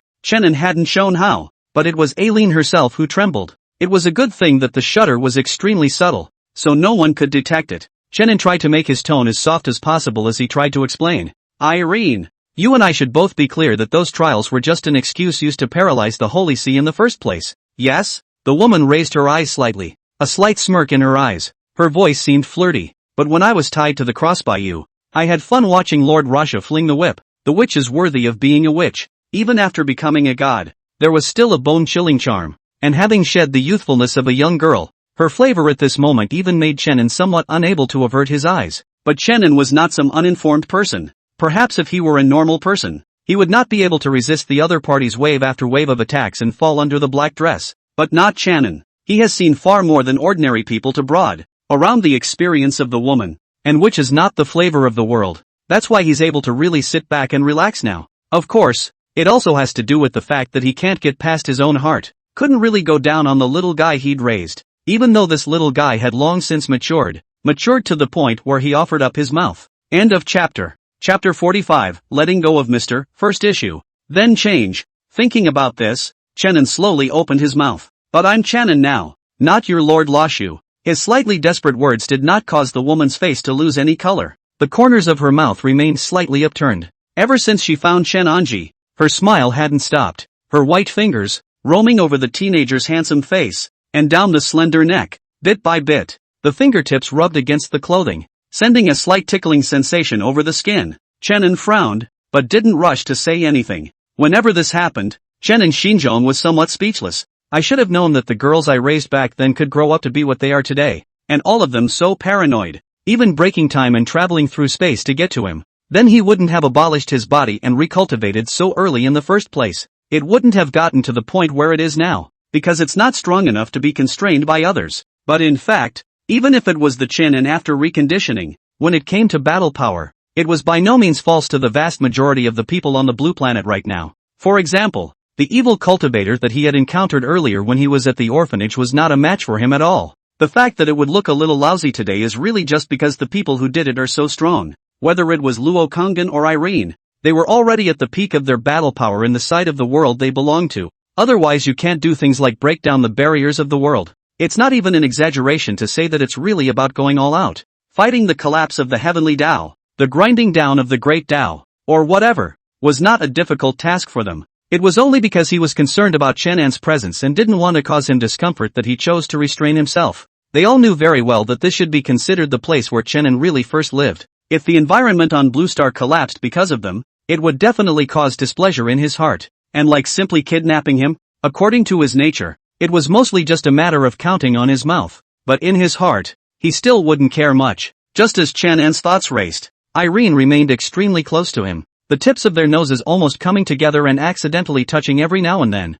I know. Of course I do. Irene's eyes sparkled with a strange light as she spoke softly. But, Lord Loxo, a name is nothing more than a code name. Your scent has long been engraved in my heart, and I will never forget it, nor will I ever recognize it. Lord Lasho, Chenan suddenly spoke out, interrupting her. What about Selena? How is she? Asked out of the blue. Irene looked stunned. Despite having prepared for it and having thought long ago about sharing it with Celine after finding Lord Loxo. After all, the bond between them was much deeper than others could imagine. But when the day really comes, the heart will indeed still feel a little uncomfortable. The discomfort was nothing, just a little bit of slight acidity. And if Chenan hadn't been asking, then she would have had to feel sorry for Celine instead. Thinking about it, Irene's eyes twitched slightly as she replied, Celine is still over there. And what I actually came here is just a projection. Transcendence in this world is just getting started. If my true body descends, It will definitely cause the collapse of the laws of the entire world. She wasn't telling lies.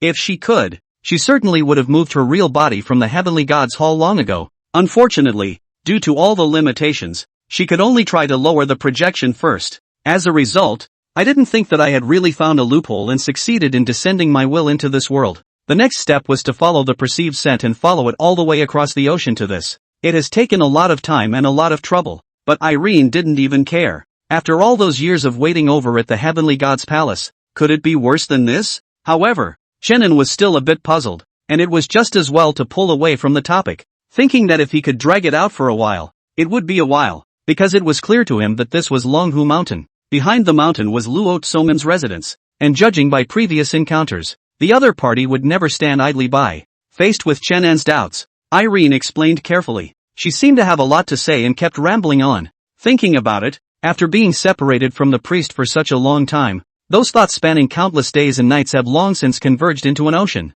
So how can one not talk too much? She had so much to say that she wanted to confide in her priest. And now, finally, there is this opportunity. In the woman's eyes was a sheer affection that could not be wiped away. Lord Rashu, from the day you left me, that young girl who would only be irrational in the name of your favor has followed you away. She finished the sentence and paused before bringing up her life after becoming a god. After Celine and I packed up your belongings, we went to live on the celestial temple. She looked at the teenager's familiar frown and smiled as she explained. The heavenly god's palace is a magnificent temple that belongs to him alone. At the beginning of his birth, every god awakens to his rightful power and palace. In the celestial temple, Celine and I have absolute power of creation, and we took what was left of the estate and started a new one over there. Actually, I didn't want to go to the temple. It's just that there was always a premonition in the underworld that was guiding me, telling me that you, Lord Loxo, hadn't really passed away, and that it was only in the temple that I could sense your aura. Erin's face showed a bit of nostalgia as she said this. She pressed her cheek against Chenan's face and buried herself in his neck again and inhaled deeply. Only then did he continue with a contented look on his face. Where Selena and I spent many years together. As the woman spoke, her expression took on a slightly complaining look, her voice taking on a few points of aggression as she rubbed against Chenan's cheek again. It seems like the only way to make up for it a little bit. Of course it's easy for Lord Lashu to just walk away and not care about anything, and act like he's doing it for our own good. But have you ever thought about what it would be like to leave Celine and me alone, even if we had everything the gods have to offer? Living every day in that seemingly grand and magnificent temple, feared and admired by the world. But to whom should I tell those unspeakable loneliness? At this moment, the woman, as if she had faded away from the aura called divine, just quietly looked at Chenin with an exceptionally tender expression. It had to be said that her attitude of I feel sorry for her had indeed succeeded in stirring up a deeply hidden emotion in Chenin Xian's heart. He sighed, pity flashing in his eyes. Sorry. He didn't finish his apology because the woman could no longer restrain her gradually rising emotions and kissed him.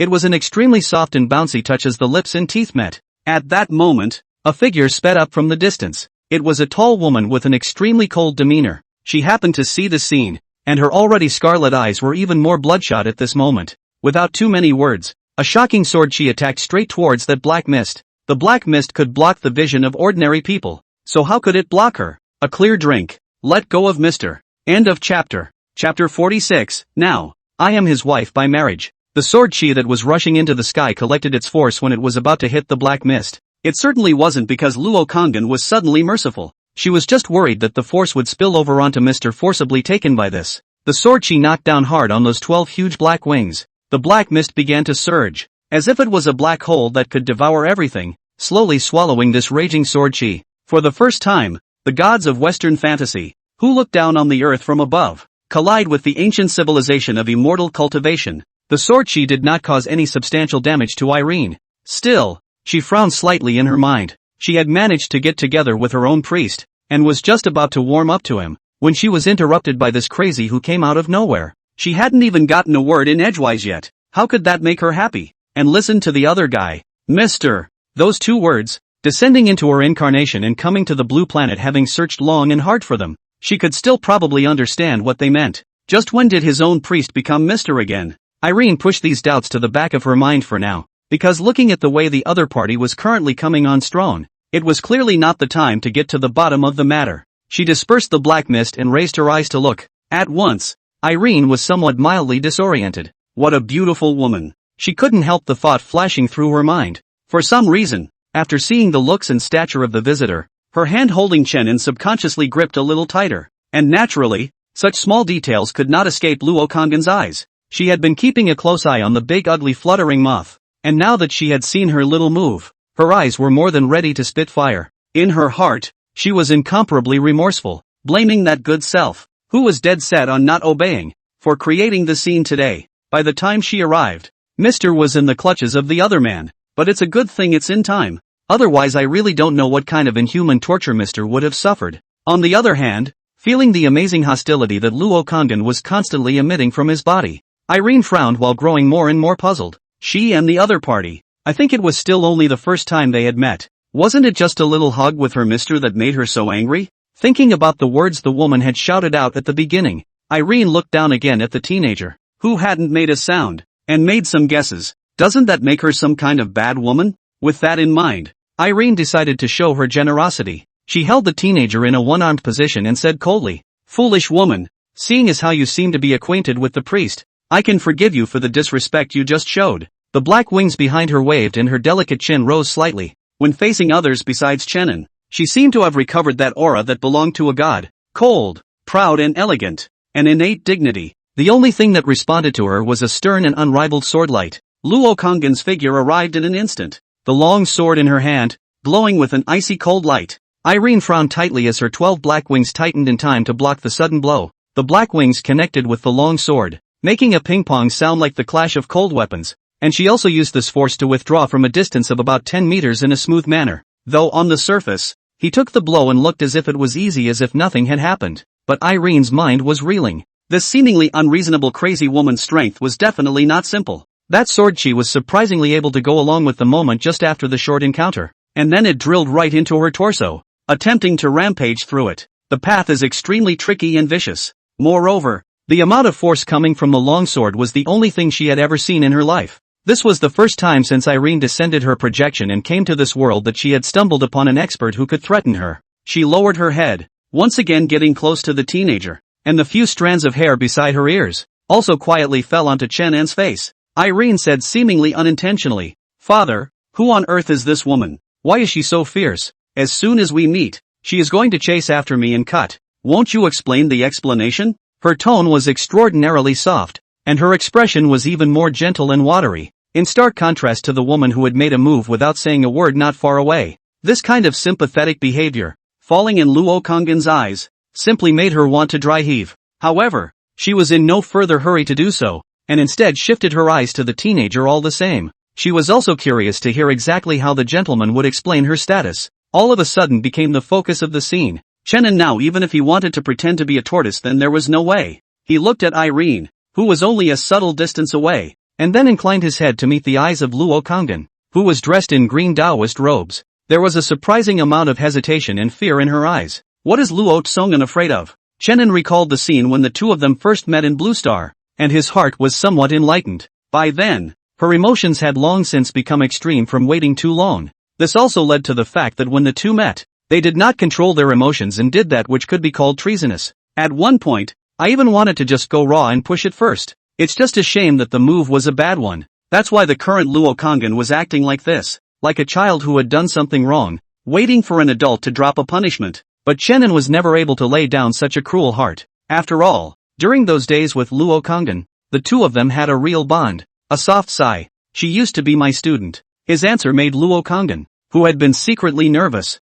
breathe a long sigh of relief in his heart. A glimmer of amusement flashed in her eyes. It seemed that Sir wasn't really just going to unforgive her, though with the addition of the word "was," that at least sounded better than the initial. "I'm not your Mr. Students?" Irene sniffed and mumbled a repetition under her breath. Her demeanor shifted slightly, and she suddenly asked, "What about now?" Chenin was stunned, and for a moment, he was actually a little unsure of how to answer. If he followed mundane common sense, then his current role as a freshman at the United Immortal Cultivation University and Luo Kang's role naturally came to be switched. And just as he was baffled, Luo Kangin had already gathered his mind. She took the initiative and said, "Now, I am his unmarried wife." She spoke very seriously, and her look was proper, not like she was faking, so Irene couldn't help but freeze. The smile, if any, that she had been wearing because she had lost it and found it, disappeared. Embrace, unconsciously tight. The force was so strong that it was almost as if the teenager was trying to rub the whole thing inside.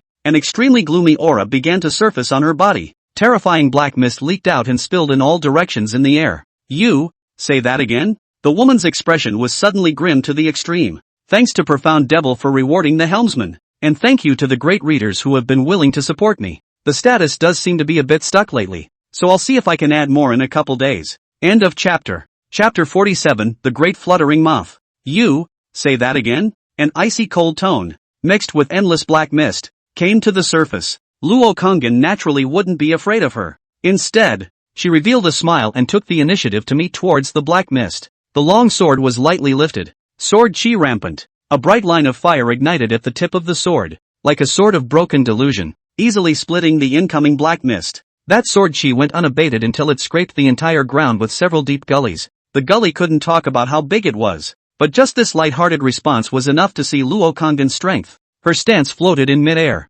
slightly higher than Irene's position. So too, you have to look at it in a kind of overhead position. She repeated, word for word. Now, I am Mr.'s unmarried wife. Yes, she who had long ago exposed her heart and wanted to be the charge master's rebellious disciple was not even bothering to hide her intentions anymore. And as far as the impression left on him when he was first reunited with Mr. I guess it's unlikely to be hidden. After she said this, the large fluttering moth in front of her seemed to be alive with laughter at her words, only to see the black-skirted woman raise her eyebrows and laugh in anger. Do you want to hear what you're saying yourself? And you know he's your husband? Luo Tsongan was unimpressed and just said with a bashful face, that's also between me and Mr. It has nothing to do with you. A big fluttering moth. What? What? A big fluttering moth? A few veins were visible to the naked eye on Irene's delicate face. She couldn't help but shake the teenager in her arms, her tone very complaining. Father Superior, say something. Shannon moved, but only made a stuttering sound of uncertain significance. Irene froze before reacting to the fact that she had just buried the teenager's head in her chest in her excitement. He just couldn't open his mouth if he wanted to, so he hurriedly stepped aside. And Shannon was finally able to get some fresh air. Of course, even if he suffocated for a little while longer, he was a dignified cultivator, so he wouldn't be suffocated alive. He frowned slightly, not bothering with Irene's rudeness, but whispered, Irene, put me down first. He put on a lighter tone, and with Luo Tsongan as a foregone conclusion, he was much more experienced in dealing with it now, but Irene apparently wasn't as obedient as he thought she was. If it had been Selena who had gotten here today, then most likely she would have done as she was told, but it was Irene who had come. The girl's nature, when she was a child, stood out as a rebel. Instead of letting go, she held on tighter. The woman looked steadily at the teenager and opened her mouth to ask, is it really true what she said? Reverend Father, is she really your wife? By the end of the sentence, Irene seemed to have regained her composure, and her tone was calm, as if it was just a very common inquiry. Shannon immediately denied it. Of course not. He inclined his head to look at Luo Kongin and shook his head extremely delicately, signaling her not to be impulsive. Out of the corner of his mouth, he said, Frohman, don't fool around. To be honest, even Shannon himself was at a loss when things had come to this point. His original idea was just to live a quiet life just for himself, but it didn't occur to him that the system seemed to be playing a big joke on him. It's true what they say, you never know which will come first, tomorrow or the unexpected. Shannon's words fell into Luo Kongin's ears. Her eyes twitched slightly and her lips parted as if she was trying to say something. But in the end, he held back and didn't say anything, just silently blocked the way. She didn't want to get into too many things and didn't care what the relationship was between this big fluttering moth and Mr. She had only one thought, and that was that there was no way she would ever watch Mr. leave her again. An invisible aura that spread through the air. The atmosphere lapsed into a brief stagnation for a moment. Everyone fell silent and no one would speak first. A little while later, it was Chenin who broke the silence and spoke out. Irene, listen. This time, the tone became slightly harsher. Irene bit her lip lightly, a shifting look on her face. In the end, after weighing the situation in her mind, she chose to hold back for the time being. The current her was only a projected incarnation, with less than 10% of her divine authority in play, and limited by the various laws of this world. There really wasn't much certainty about forcibly taking Father Superior away, and it was mostly the crazy woman in front of her, who claimed to be a student of the priest Sama. That eluded her a bit. If she was in her full strength, she naturally wouldn't put this mole in her eyes. But in the current situation, it's hard to say if you can beat it. Well, the right to hold back, waiting for the laws of this world to be further liberalized, waiting for the moment when her true body could be physically present. Let this crazy woman know what cruelty means again. When the time comes, she will have to be tied to a cross and judged properly. Let's see if you dare to interrupt my reunion with Father Superior. Thinking about this, Irene suddenly spread a smile. She retracted the black wings behind her, and her slender figure fell from mid-air with extremely elegant movements. She placed the teen on the ground, no longer holding the embrace, but holding one of his hands, clutched very, very tightly. The woman gave a good-natured look and muttered in a small voice, "Father, sir, how could Irene disobey you? After all, I'm not some bad woman who's thinking of her husband." Not far away, Luo Kongan, who followed the landing on the ground, had his eyelids jumping straight up. Her hand holding the longsword couldn't help but shake with it. Harder fists. However, once she thought that Mr. was still in the other party's hands, she could only choose to hold back for the time being. She thought indignantly that someday she would remove all the wings of this great fluttering moth. Each side held the same thought. Their eyes met in the air, and with another cold snort, they silently chose to move away.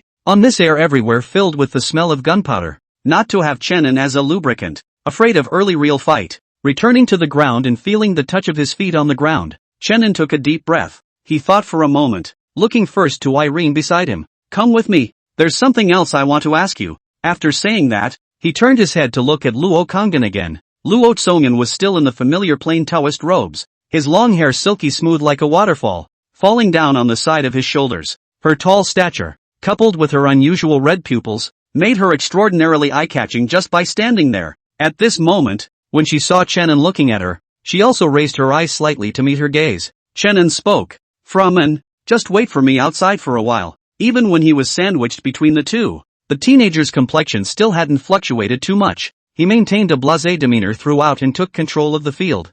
That is, of course, if neither side uses force. Luo Kongan didn't squeak, neither showing agreement nor opening his mouth to refuse. "Give me a moment." The teenager's flat words came once more. This time, Luo Kongan lowered her head so no one could see her expression. The green coat turned around. End of chapter. Chapter 48, Gaining Ground. The small before bio. In today's rare lively. It also coincided with the fact that Chenin's roommates had all gone to class, or else they would have to drop their jaws when they saw the famous Luo master arrive in person. In the room, Irene finally got what she wanted and was able to be alone with her priest superior. Chenin led her into the house and casually found a chair to sit down. "He's got a good habit with this guy. That means not standing if you can sit. Of course, for comfort it has to be the recliner in the small courtyard." Chenin said, "Go on, what you didn't finish before." He was also a little curious to know how Irene had gotten over here and how she had found him. "Oh." Irene gave a shallow "oh." This moment not half of the previous domineering appearance, but instead looked well-behaved tight. She thought for a moment and spoke. "In the temple of the celestial god, it was as if the unit of time was diluted, and Celine and I stayed there for the most part as well. There is a stone statue in the temple of God that can communicate with all worlds and even choose a certain world to descend his projection," the woman said, a slight look of uncertainty on her face. "Since then, Celine and I have been guarding the stone statue day and night, trying to find your scent from the worlds. A divine premonition tells me that you, Father Superior, would not just leave us alone." Irene looked at the teenager in front of her. He looked much younger compared to the Lord Lashu he remembered, but his eyebrows were as good as ever, and even the smell of his body hadn't changed a bit. The woman crept a little closer, burying her head in the teenager's arms, the extraordinarily good smell coming from the tip of her nose. It was a gesture she hadn't known how many times she had done in her dreams, but countless times I've woken up with a start, and in the end it's just an empty joy. And now it was different. The priestly lord did, indeed, appear before her once more. Not an imaginary bubble in a dream, but real, with a slight warmth to the touch. She had been a god for a long time and shouldn't be easily moved by the emotions these humans possessed. But at the moment, she still rubbed her eyes indisputably, as if she had returned to her teenage years and regained the most precious thing she had once lost. And along with it came back the tenderness that would only show in the presence of the priestly lord. Chenin's hands, out of habit, climbed onto Irene's slender shoulders. It's like buried in the deepest muscle memory, and it may be as bland as it usually comes across, but it's often these little details that people tend to overlook that are the most revealing. With some rare hesitation, he finally dropped gently and didn't push away. The woman's tenderness and uncertainty he saw in his eyes. Irene's nature should be far from that. The impression she left on Chenin had always been rather high-minded. Even when he was reduced to the point of living in the sewers, he had never thought of submitting to Chenin. It was because of this that Chenin could not be cruel when he saw such a soft side of Irene. Staying in this position, the woman didn't move for a long time. Her clear face buried in the teenager's chest had a quiet curve at the corner of her mouth. She turned her face sideways so it would be easier to talk. The voice was soft, adding a bit of liveliness to the slightly dull room. And then it was day after day of waiting and searching. Irene looked up and stared at the teenager. Until, once again, I felt your breath, Father Superior, she murmured, her thin eyebrows moving gently, clearly not showing much of a smile, but just enough to make it obvious that she was happy. That happiness, reflected in this small room, all seemed vivid and alive.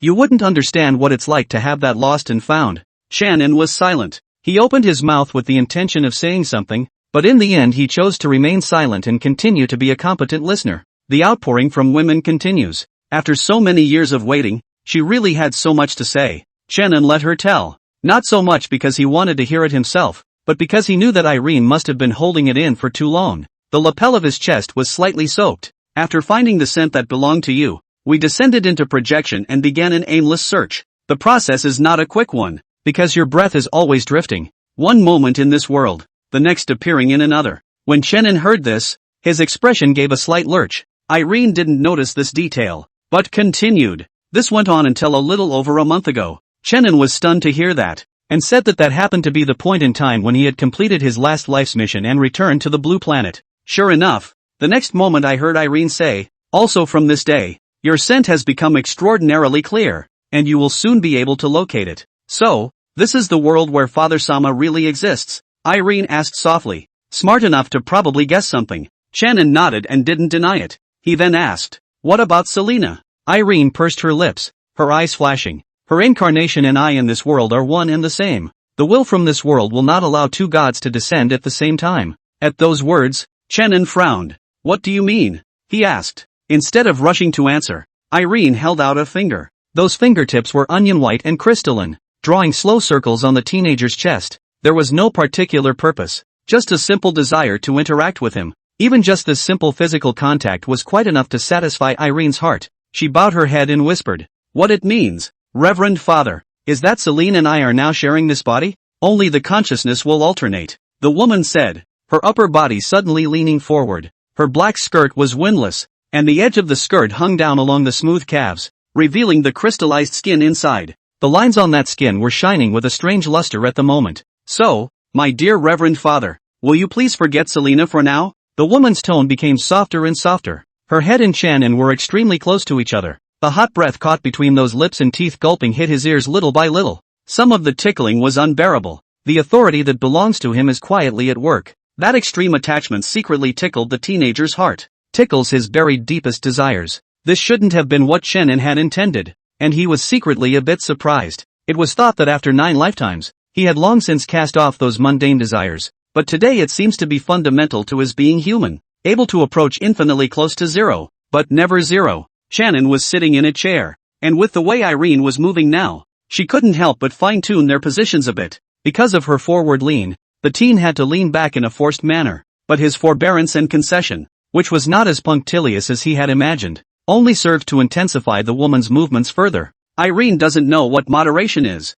All she wanted now was an inch. End of chapter. Chapter 49. Ms. Irene is cute too. It smells so good. Shannon subconsciously moved the tip of his nose. It seemed as if the whole person was surrounded and encircled by this fragrance. It smells good. It's a light scent, not overpowering. It was good that his sanity hadn't been affected too much and remained clear. So the teenager similarly reached out a finger and tapped it on the woman's bare forehead. Irene's idea of a sneak attack could only naturally be forced to abort. She bit her lip lightly and stared intently at the teenager's face, her eyes soft. I couldn't help but mutter in a small voice, Father sir, I just want to get closer to you. Why are you acting like a thief? But Shannon glanced at her, unmoved. He said, you're absolutely right. So why are you holding my leg down? Irene averted her gaze slightly sheepishly in the face of the teenager's questioning. She pretended to move her body, but she still hung on to Shannon unrelentingly. This posture was actually not unfamiliar to Shannon. Remember when Selena was in that position? She loved sticking to him in that position.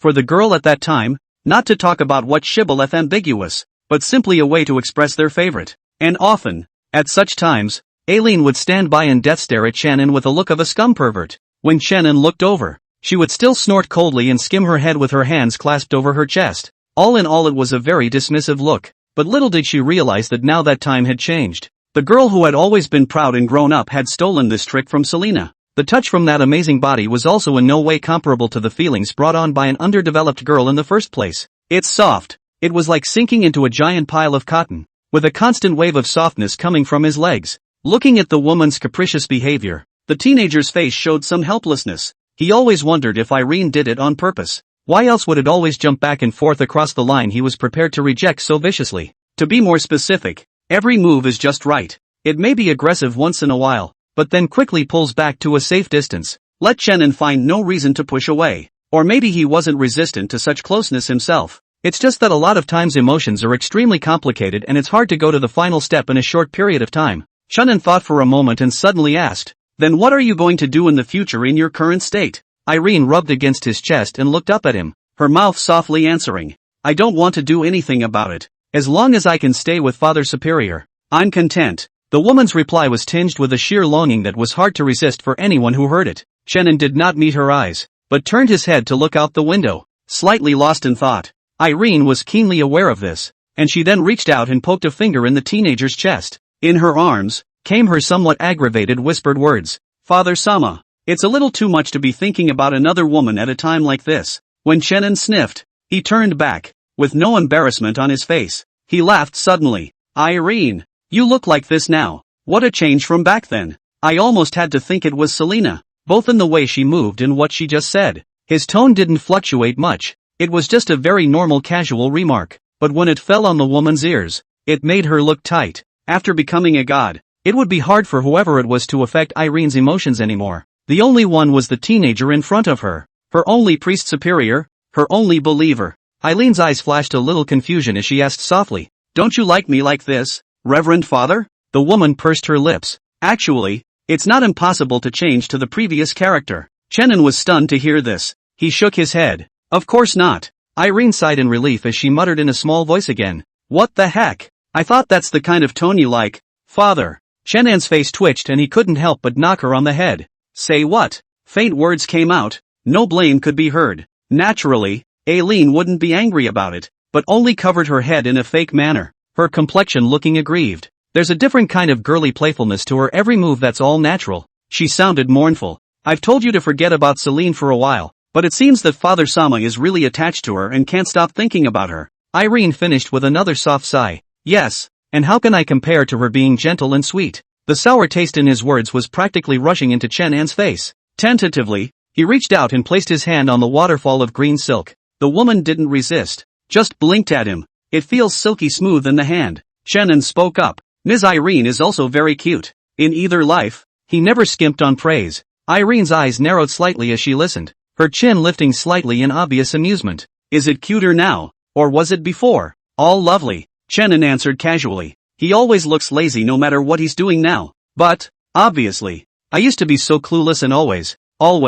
The woman bit her lip, wanting to speak. Chenan said it for her. "Always cursing me?" "Aha," Irene whispered in response. She'd actually been guilty of blaming herself because of it. "Every time I think back late at night to how I treated men in the beginning, I feel sad from the bottom of my heart. Not sorry for myself, but sorry for him." Now that she finally had a chance to make amends, she was eager to apologize in person. But the faint sound of the teenager's words came, causing Irene to freeze a little at the sound of them. "If it's because of that, there's no need to think too much about it. I never minded." Before that, Chenan added another sentence. "On the contrary, I think that the kind of character that Irene Sama had when she was a child is kind of cute." "Eh?" The woman's jade finger tapped on her lips, her bright eyes showing some surprise. Then, as if she thought of something, she cocked her head, her thin red lips opening and closing up and down, and her face was somewhat hesitant, but she eventually got that out of her mouth. "Reverend Father, I have heard that there is a kind of pervert in this world who specializes in taking pleasure in listening to people insult themselves." Irene didn't finish her sentence, because a flick of her fingers from the teenager interrupted her next foolish thought. She muttered defiantly, "Father Superior, really? If you don't say it, why do you have to reach out and hit someone if you can't move?" With this delicate posture, anyone who looked at it would have a hard time connecting it with those gods who were high above the world and indifferent to life and death. "Where are you going to live?" Chenan digressed. Irene's eyes lit up as she sniffed. "So can I stay with the Reverend Father?" End of chapter. Chapter 50. Shame on you. "Of course not." Chenan raised his eyebrows. "If I live with you, will I be able to sleep well at night? I'm afraid that if I just lie down on the bed, the next second there will be one more person coming out of the comforter. It wasn't that he was all that resistant to making out with Irene. In fact, that included making out with Lo from Anne. It's just that if you're in too much of a hurry, you won't be able to get over the hurdle in your heart, and you'll feel awkward. Receiving the expected answer, the woman bristled and didn't continue to press the issue. Originally, she had only asked in passing, and most likely wouldn't have agreed to it the way the priest Sama had acted before. But that's okay. Irene wasn't in a hurry. Just take your time. After all that waiting in the temple, could we be in a hurry for a moment? She turned her head and couldn't help but glance out the window. The thought of the crazy woman out there inevitably gave her a little more urgency. The woman's eyes flickered and she pretended to be watering. Her catkin, quietly, took hold of the teenager's palm. The warmth of the touch reassured her. Reverend Father, I have found you with great difficulty. Are you going to leave me again? At those words, Chenin frowned. What Irene was going to do about it, he really hadn't figured out yet. After all, people had come, so of course he couldn't just leave them alone. Some hesitation flashed across his face, but, seeing what seemed to be an opportunity, Irene hastened to strike while the iron was hot and pressed her face against his hand. Her gentle words came slowly. You don't have to worry so much, Father Superior. I'm sure I won't give you any trouble, she said, raising her head again and looking closely at the teenager. It is true that I have offended you a little today, but that is only because it is difficult to restrain the thoughts in my heart after a long absence. The woman's tone took on a slight helplessness, and those eyes blinked in a pitiful manner. Will you excuse my offense, please? I promise I will never do anything to upset you in the future, Irene said, her voice suddenly dropping. Her posture, too, had changed from hanging onto the teenager before to sitting on her knees. Only her hands were still clutching tightly, and her head was buried between Chen An's legs. Her expression was one of melting attachment. I just don't want to be separated from Father Superior anymore. The soft tone was achingly disturbing. She was afraid of parting with her priest superior once more. A soft sigh resounded through the room. Chenin bent down and took the initiative to cup her cheek with his hand. It's an extremely slippery feeling that makes you not want to let go after touching it. He opened his mouth and was about to speak. Suddenly the door to the dormitory room was pushed open from the outside, and the midday sunlight poured in most of the way. It was followed by a voice that was cold to the bone. I disagree, only to see Luo Tsungen barge in, her eyes looking dead at the soft-faced woman on the ground. Her eyes seemed to be flickering with fire. Looking at her, I'm afraid she's been hiding behind the door and eavesdropping for a long time. I don't even live with Mr. What gives her the right? Luo Konggen's questioning caused the teenager to raise his eyes slightly, but before he could reply, another equally icy voice had already sounded. Since you've said he's your husband, how can a student live with his husband? Irene frowned tightly, and the softness she had felt a moment ago was swept away. She cursed a bad luck in her heart. Originally she was about to succeed, but she didn't think that she was actually stirred up by this crazy woman again. Luo Konggen, on the other hand, raised his eyebrows and looked over angrily. And what about you? Who are you to live with a gentleman? Irene subconsciously tried to answer, but then stopped short of her mouth, though she kept calling out to the Father Superior. To say what the relationship was kind of threw her for a loop for a moment. After all, when it really came down to it, she was nothing more than a witch that Chenin had casually saved in the first place. Seeing the woman stammering, Luo Konggen couldn't help but look stunned. With that she broke into a smile. True enough, but it's just a big fluttering moth that came out of nowhere and is here to wreak havoc on Mr. Good Temper. Seeing this bad woman in front of her who liked to pretend to be bad suffer, Luo Konggen only felt pleasure now. Her slightly mocking words, one by one, also fell into Irene's ears, causing her to rub her fire, and not wanting to weaken in front of this crazy woman. She bit her lip and blurted out, I'm the child bride of the Reverend Father. At these words, the entire room instantly fell silent, and a pin drop could be heard. Luo Konggen's eyes widened slightly as she looked incredulously at the teenager sitting in the chair, and then at the woman who had uttered those words. His lips were also slightly widened, obviously shocked. She lowered her head, her body trembling gently, her red pupils showing an even more scarlet meaning, and her entire aura changed. Chenin secretly screamed that it was not good, and hurriedly denied out loud, Aileen, how come I don't know when I got you as an additional child bride? As his words fell, the woman's trembling body then slowly calmed down. Luo Konggen took a deep breath as she reared her head and said in a cold voice, what kind of person is Mr.? And would he need some bull child bride? She said, suddenly remembering that she did seem to be just 7 or 8 years old when she and Mr. met. It wasn't the horror of death that was caught in that cold wind and snow. Rather, it was the outstretched hand of Mr. Then Luo Konggen's words changed. Even if there was, it would definitely be me. Irene's eyes widened slightly as she listened to this, and she blurted out in exasperation. Bah! Shame on you. How could Luo Kongin possibly spoil her? And immediately sprayed back in return. Who came all the way over here and was on his knees begging the gentleman not to let him kick you out? I think you're the one who's shameless. Irene refused to show weakness and immediately sneered back. That's better than some bad woman who's thinking of her husband. In the way of being in front of Chenin, both of them were not too good to make a move, so they had to return the favor in such a way. Being poked at a sore point, Luo Kongin blushed. She bit her lip lightly and turned her heart away from arguing with the large fluttering moth, instead turning her head to the teenager. Her eyes flickered, surprisingly showing some crystallization. Sir, no matter what, I would never agree to let her live with you. Even if I had to live, it would have to be me. Looking at the way she was aggressive one second and pitiful the next, Irene couldn't help but curse in her heart. Really good at pretending. Meeting the gazes of the two women, Chenin silently reminded. But this is a dormitory. It's not like I'm living alone. There's no room for you guys to make room even if you wanted to. End of chapter. Chapter 51, if you can hold it. I can't? That's good. Luo Tsongyun hastily interjected. Mister can come with me to the back of the mountain. Upon hearing this, Chenin did not hastily open his mouth to refuse, because for now, it seemed that Luo Konggin's spirit had returned to stability for the time being. Well, it should. Probably.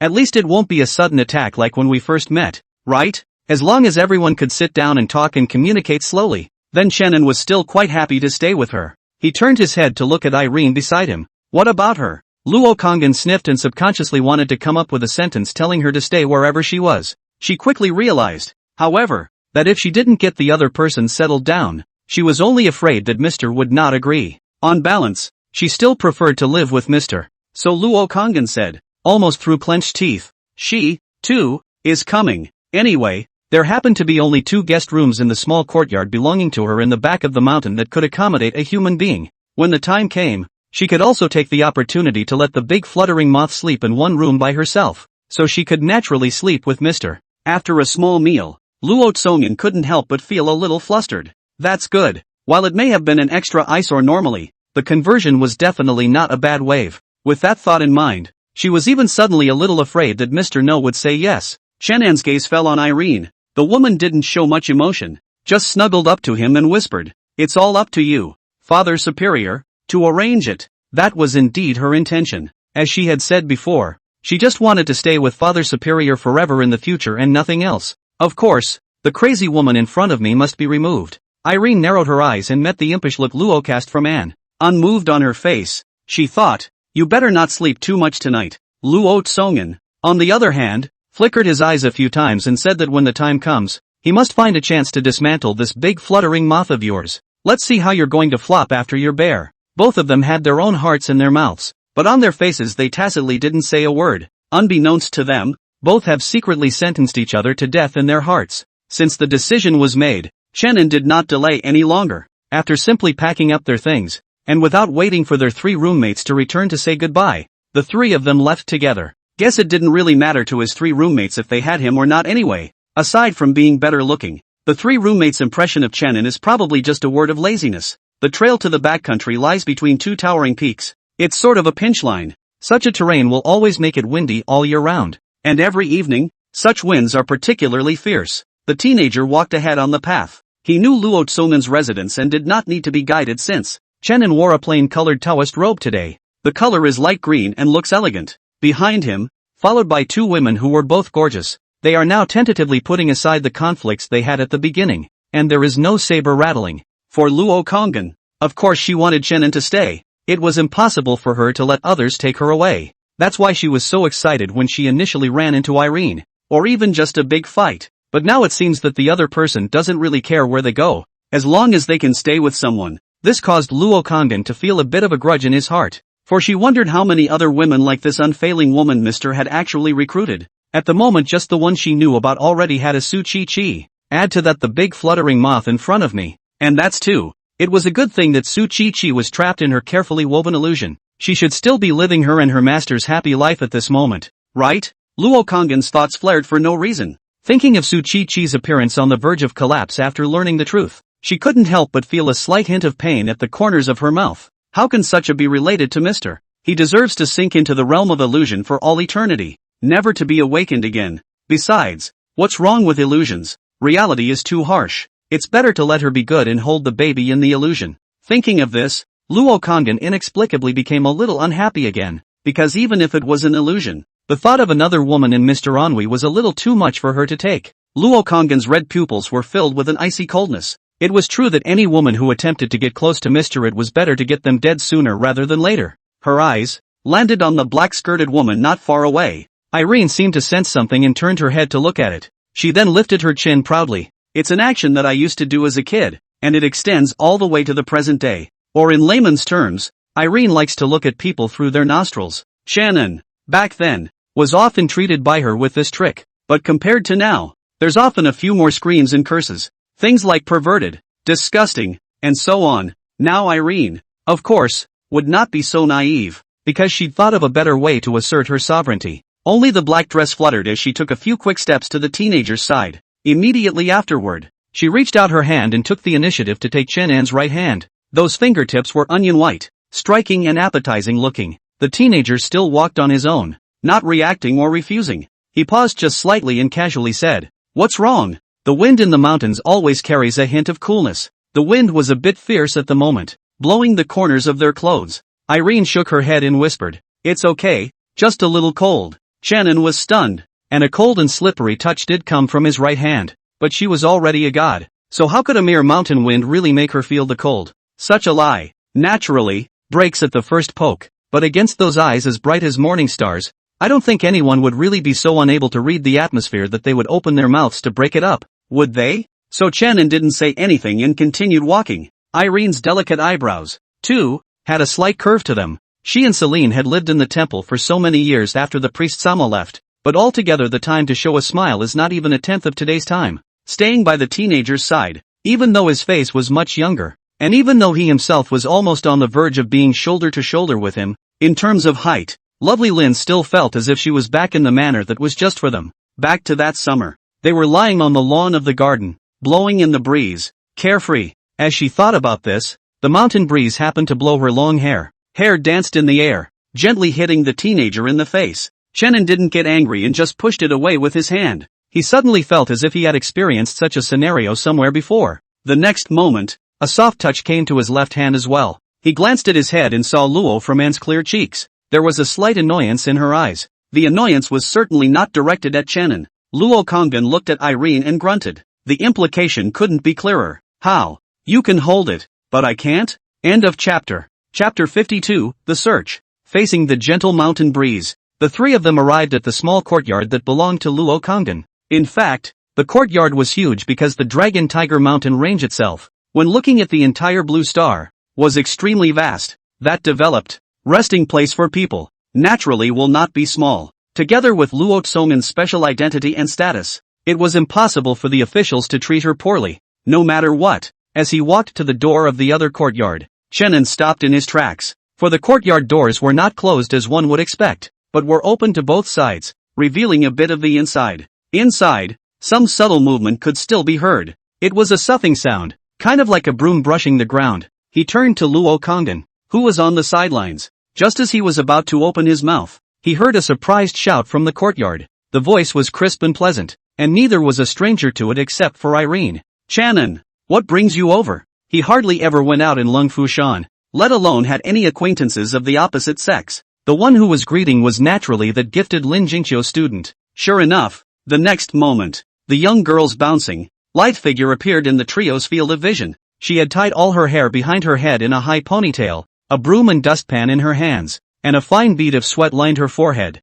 I think the movement she just heard was her cleaning the yard. The young girl first saw Shannon before she saw the two women standing beside him. One's own master, of course, not to mention that it was more than familiar. But the black-skirted woman standing on the other side caused Lin Jingqiu's slightly dilated pupils to look a little more surprised. The black dress swung in the wind, and the figure hidden under it was very delicate. The sight fell on the woman's face, which was even more uncommonly delicate. That was why Lin Jingqiu would be surprised. She'd never met less than a handful of great men, especially the female greats, whose masters alone, who are often in their company, can make all other women pale in their presence. Only this black-skirted woman I ran into today, the aura and appearance revealed on her body was surprisingly not inferior to her own master at all. After a brief moment of disorientation, Lin Jingxiu politely withdrew her eyes. Her gaze fell on the teenager and master, and she raised the broom in her hand with a smile. Master, I came over today to help you clean up the yard. All cleaned up, including the abandoned guest room, which I cleaned out for you.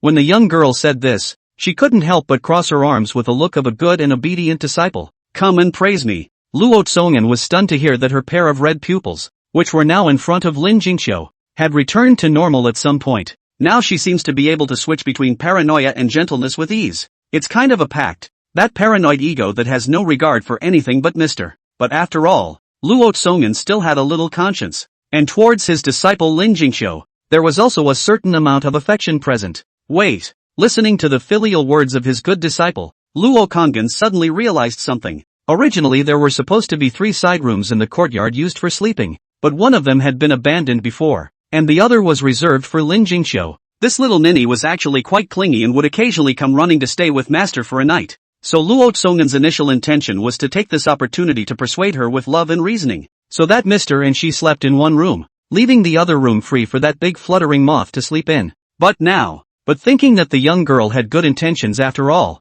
she couldn't rise to any thoughts of blame. Luo Kongan had to bite his tongue inside. Xiao Qiu Ah, you're really my good disciple. Tonight is destined to be an extraordinary night. Deep in the back of the mountain, located in the hinterland of Longhu Mountain, there was a mediocre-looking Taoist temple. Under the haze of the moon, a silhouette was revealed. He groped his way closer, looking a little respectful, and knocked gently on the door. Enter. A cold male voice came from inside. Meng Mao didn't rush to push the door in, but did all the proper etiquette outside the door. Then he just got up and pushed open the courtyard door. There was no one behind the door, and without stopping, he continued forward until he had crossed 2 more doors and 3 more thresholds before he finally got to see the owner of the voice. It was a man sitting on top of a futon, meditating with his eyes closed. Meng Mao glanced at it and hurriedly lowered his head again, a little frightened in his heart. Although he was also one of the 7 sons of the dragon and tiger, Meng Mao would always have some inexplicable fear when facing this eldest senior brother. This feeling is also not to talk about.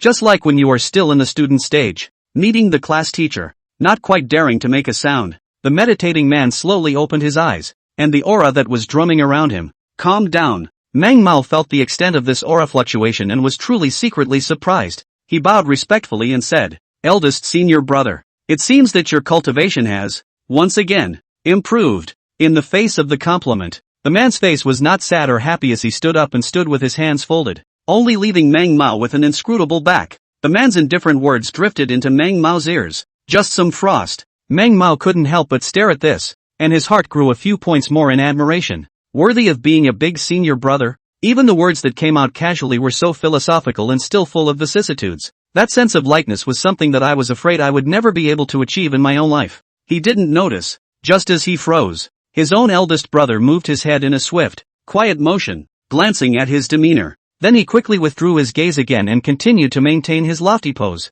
The man asked with a light cough. Say, what is it? Being asked by his eldest senior brother, Meng Mao didn't dare to delay and hurriedly returned to his senses. He thought for a moment, organized his words, and said, "Eldest senior brother, the official side has come with news again, saying that recently there have been more and more incidents of ferocious beasts rebelling all over the country. I'm afraid that we need to respond to them early." He paused for a moment and then said, "These ferocious beasts, originally born by gulping down the essence of heaven and earth, most of their cultivation is crude, often living in the deep mountains and old forests where people don't see, and will take the initiative to come out and look for trouble. It should only be an exception, but by today's signs, it's very odd." Speaking of this, Meng Mao's face was a bit hesitant. According to the deduction given by the officials, it was concluded that it was caused by a demonic person in it. He naturally couldn't hide that hesitation from his eldest brother's eyes. Instead of answering, eldest brother asked rhetorically, "Why? Do you have a different opinion?"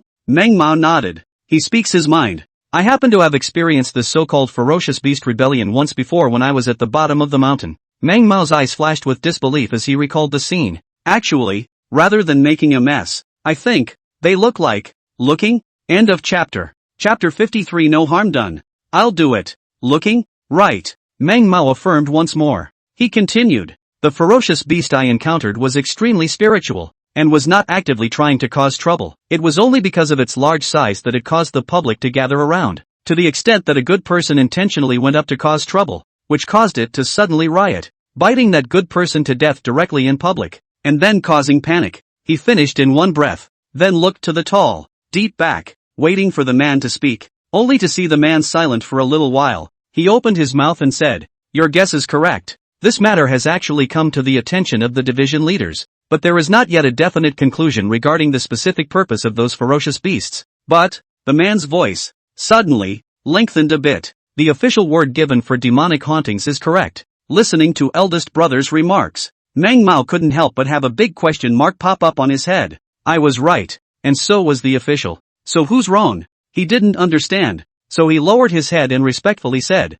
"Senior brother is stupid. Please ask senior brother to enlighten him." Because his head was lowered. This time, the big senior brother turned his head much more, and the corners of his mouth couldn't help but rise when he glimpsed his senior brother's respectful appearance. Soon, however, he tensed his expression again and turned back to explain in a cold voice, "Because in this, there are indeed some evil devils and foreigners who took advantage of the opportunity, wanting to stir up the situation to make it easier for them to muddle through next." Mang Mao's expression showed a small amount of understanding as he heard the words. "So it is," he mumbled. Eldest senior brother continued. "However, the beasts in the mountains have indeed benefited from this aura recovery, giving birth to many rather intelligent beings. That 100,000 mountains behind our Longhu mountain has been extraordinarily active lately, and it's a bit foolish." Mang Mao frowned when he heard this. "What then? Do we need to seek help from the official side? After all, we cultivators..." He was halfway through his sentence when he was interrupted by the man in front of him raising his hand, still maintaining the posture of turning his back to the beings. That voice was cold, yet it was permeated with an unquestionable confidence. "There's no harm in it. I'll make a move." 6 short words, but Mang Mao felt energized when he heard them. "I thought to myself, worthy of being my eldest brother. Look at this out-of-this-world spirit." Admiration flashed in his eyes, and his tone became a bit more agitated. It is truly a life without regrets for senior brother to be able to see eldest brother in this life. At this time, the eldest senior brother also finally slowly turned around. Mang Mao's excitement was naturally visible to him. The man's face, however, remained ancient and bland, just an imperceptible twitch at the corner of his mouth. He put his hands behind his back and frowned slightly. Whenever there is a great event, there must be quietness. Collect your impetuous nature. A painless reprimand slammed down, sobering Mang Mao's entire being down. Big brother is actually good at everything, but he likes to lecture people too much, and always with a stern look that makes you worry if you're going to be chastised for a slip-up somewhere. That was why he was a bit intimidated to be around his eldest brother at first. He mouthed a little, not daring to say anything else but scratching his head to ease the embarrassment. "This is not by the big senior brother you dare to be the first in the world of the courage to be infected." A moment of excitement. A moment of excitement. He. Mang Mao smiled twice. Luckily, eldest brother didn't pursue the matter too much and only nodded slightly. "Okay, there's nothing to do, so just go." "Yes," Mang Mao answered in a low voice and obediently retreated. After he left, the secluded room suddenly resounded with the sound of a suppressed kukuku laugh. Jia. Immediately afterward, eldest senior brother coughed lightly twice, tensed his expression, and drew out a thin booklet from underneath the futon where he was meditating. He flipped through the booklet and found the phrases, "It's just some frost and no harm done. I'll make a move in there," then crossed them out. That done, he flipped back and found that most of them had been crossed over. Then he rubbed his chin and muttered to himself, "Gee, no,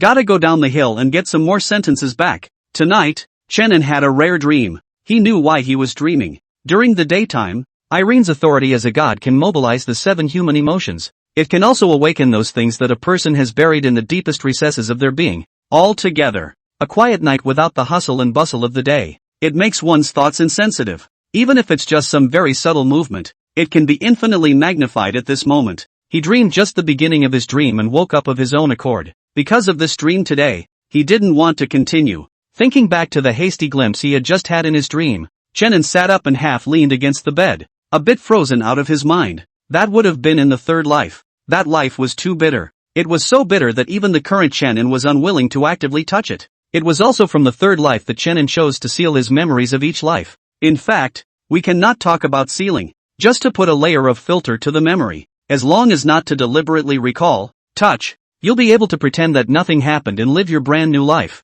Both had too much of a hard time in that memory. In his first 2 lives, no matter what, at least Chenin possessed a certain foundation to stand on. Whether it was Mr. Identity in the first life or FR, all of which will ensure that they lead a peaceful and carefree life up front. But the third world is not. That in the quagmire. Watching the girl step by step, covered in blood and stepping into the abyss, was undoubtedly something Chenin was extremely reluctant to recall. The frustration of not being able to do anything about it is something you never want to experience a second time. The teenager craned his head to look out the window. The moon is bright and clear. With a slight movement of his mind, he summoned the system. System, what's going on? A reply came quickly from the mind. What's going on? Chenin frowned. Don't play dumb with me. Why did they all manage to find their way here? Didn't they agree that they would all become dominant in their own worlds? The system corrected. It's not overlord. It's female. Okay. One meaning, don't interrupt here. Chenin was rarely a bit annoyed. In fact, this was a question he should have asked the system long ago when Luo Kangen appeared. It was just that at the time it was assumed that Luo Tsongen was an exception to the rule, that she was the only one who would be so persistent. But now it seems that I'm afraid what I did in the first place will never bring them less shock. Even after thinking about it for so long, he had to obsessively chase after it, even if it was just to be able to see it once. The heroine is an independent individual with her own thoughts, and even if you are in a hurry, it has nothing to do with me. Facing the system's shirking of responsibility, Chenin coldly said, then why didn't you tell me in advance in the first place? The system is not straight, and it is strong. It's not like you didn't ask. End of chapter. Chapter 54, you're the one who hasn't forgiven yourself. It's over. It doesn't make much sense to dwell on this. Chenin just frowned. There's no need to play smart with me. You know what I'm worried about. She's not going to be as nice as she was in her first two lives. Yeah. If the person who appeared next would be that mortal from the third world, I'm afraid that today's blue star, which had just had its aura revitalized, would really be plunged into a great chaos. It is even highly likely that all order will be destroyed. She doesn't care about anyone's feelings. I don't know. The system was innocent. If it were able to materialize, it would surely be shrugging a little and spreading its small hands at the moment. The teenager took a deep breath and resisted the urge to curse.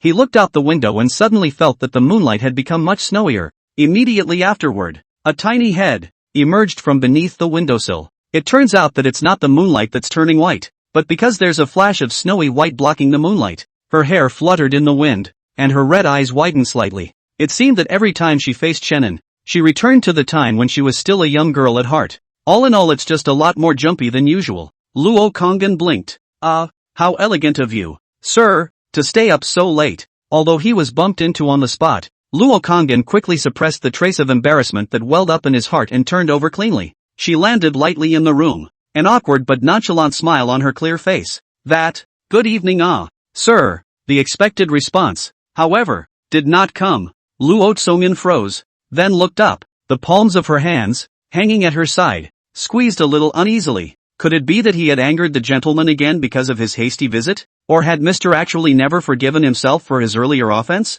Or at its root, its own broken promises? In an instant, Luo flashed many thoughts from his mind. She mustered up the courage to look, but all she saw was Mr. Fuming, teenager leaning on the bed, the previous indifferent eyes, at the moment also looks a little dull. Face fell as always flat, cannot see what he thinks in his heart. Chenin certainly wasn't blaming her, or rather, by his nature, and that experience with Luo Kangen once together, neither of which made him mention any blame. Perhaps in that small courtyard, his 10 years of waiting had only resulted in a whiteout, but Chenin Xin was clear. It wasn't Luo Kangen's fault. None of them were able to resist at the time. That agreement for the two to meet was naturally as fragile as papier-mâché in front of the invisible hand of fate. He would be dazed, just because the dappled fragments of his memory were overlapping with his eyes little by little. The white-haired, red-pupiled Luo Kangen is the complete her in Chen Xin's mind. It's the real her. Now that I've seen it, it's just a little bit of emotion. But the woman standing beside the bed clearly thought otherwise. Extremely reluctantly, she took half a step back, pursed her lips, raised her eyes to look at the teenager on the bed, and spoke softly. Sir, haven't you forgiven me yet? I'm sorry, is overstepping the line from Anne? Thousands of years of frantic searching had not moved her, but now just a careless demeanor of the gentleman caused Luo Kangen to almost feel suffocated. She could be that cultivation powerhouse who transforms into thousands of bodies and travels through the world, but in front of Mr. but always the sensitive and fragile little girl, abandoned and rejected by the world. Chenan's dilated pupils refocused. He fixed his eyes over and suddenly sighed. He said, Framan, I forgave you a long time ago. You're the one who hasn't forgiven yourself. The teenager's words fell on deaf ears. The woman's original somewhat nervous demeanor froze completely. She shuddered slightly and lowered her head without making a sound. Silence soon returned to the room. Chenin was patient. Again, he didn't continue to speak. but looked at her quietly. Until the woman suddenly made a move to break such silence. Luo Tsongan practically lunged at the whole thing. She flung herself into Mr. S' arms, her head buried in her chest, and whimpered. It seemed to want to vent all the emotions that had accumulated in his heart over the years. She was always the same girl who loved to be pampered in the arms of Mr. She shed those hard and powerful shells. No changes have been made, sir. Oh, but I can't forgive myself. She sobbed and cried, showing that vulnerable side unreservedly. I was wrong. I should never have left Mr. Sorry, in the first place. Luo Konggan's voice, broken, interspersed with one or two uncontrollable sobs, she said, trying to reach up to wipe a reddened eye. But when his hand was in mid-air, it was gripped by another slender palm. The palms of his hands met, sending warm comfort. She looked up into Mr. Gentle's eyes, with a slight hint of a smile. Fra Man, I never blamed you. Really? Luo Tsongan blinked and asked tentatively. Shannon hummed. He reached out with his other hand and gently wiped the tear tracks from her face. It's slippery in the hand, soft and bouncy, like a jelly, so he couldn't help but give it an extra squeeze in passing. It was sort of a habitual gesture, something that used to happen a lot when they were together. Luo Konggan naturally wouldn't resist. Her long eyelashes fluttered slightly, and her slender gooseneck was tinted slightly flushed in the moonlight. Shannon did this action with actually no charming thoughts at all in his mind. He finished squeezing and was ready to withdraw his hand, but it was quickly pressed again by Lo Fra Man.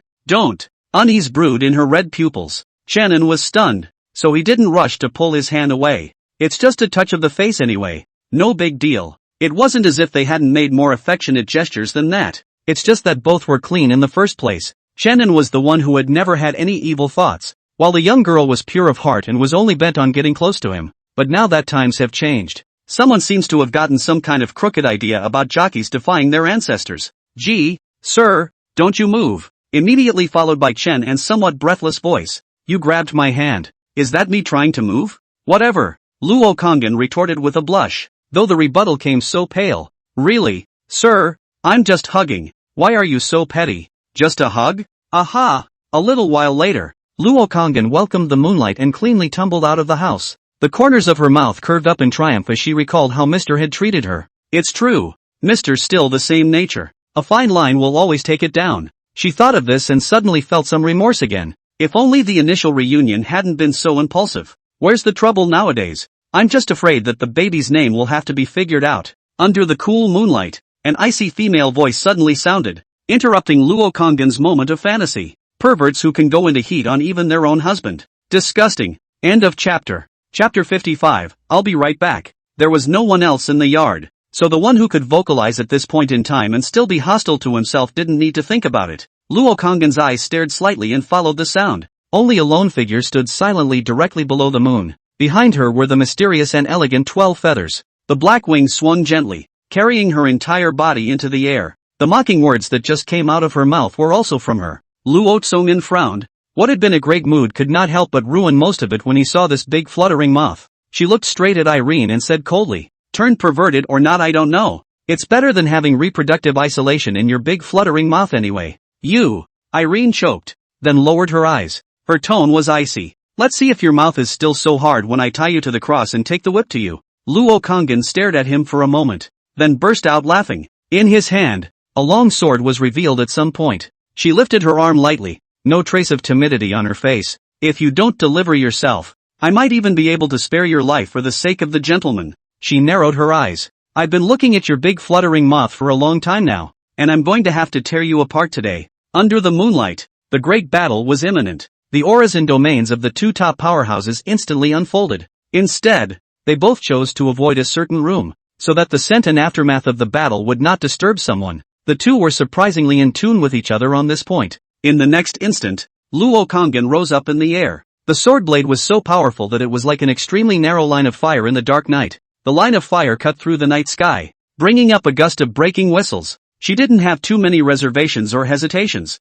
and the moment she struck, it was a killing move. Luo Konggan was absolutely unbearable when it came to matters related to Mr. If she hadn't been worried that Mr. would be angry, she would have decapitated the big fluttering moth at the first opportunity. What kind of witch dares to seduce my husband? The wings are broken for you. Maybe she wouldn't just brutally murder him outright out of concern for Mr. But a good lesson would be fine, I suppose. What's the big deal? When Mr. Accountability comes around, the usual pouting and mowing? On the other hand, Irene, on the other side of the room, was actually thinking much the same as Luoframan. They all understood one thing very well. It's the weak that wait for distribution. The good stuff is up for grabs. A steady stream of black mist gushed out from her body. The real night began to fall. The battle between the two had startled some powerful cultivators in the Dragon Tiger Mountain, a few kilometers away from their battlefield outside. In the secluded chamber, eldest brother's eyes snapped open. He looked in a certain direction, and his pupils slammed shut. Can't go wrong with this scent.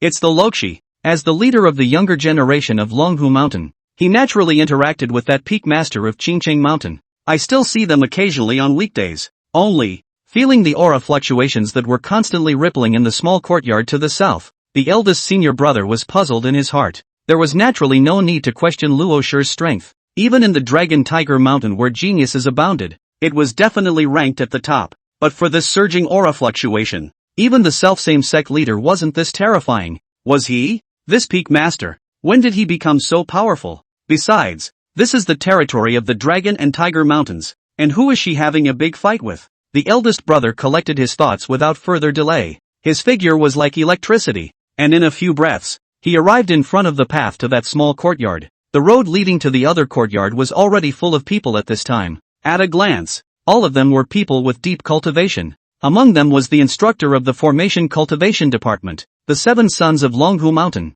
Meng Mao. They gathered in a pile, casting a glance towards the other courtyard from time to time, all with incredible shock in their eyes. The sword chi that was constantly leaking out from that courtyard made them completely afraid to take half a step closer. I'm afraid that just a little further on, the aftermath of that battle could randomly execute a lucky spectator. The figure of the eldest senior brother rushing over quickly attracted the attention of everyone present. Meng Mao's spirit perked up and hurriedly came forward, inquiring in a low voice, "Eldest senior brother, this courtyard, if I remember correctly, is that Peak Master Luo's residence?" Eldest brother nodded slightly at his words. Unlike the crowd's worried appearance, his face remained calm, as if even if the sky collapsed, it was not enough to shake his state of mind in the slightest. When the crowd saw this, they couldn't help but feel certain in their hearts, worthy of being the eldest brother of Longhu Mountain. Look at this cloudy look. What do they have to panic? Anyway, there was Big Brother in front of him even if the sky was falling. Sure enough, that inscrutable figure turned,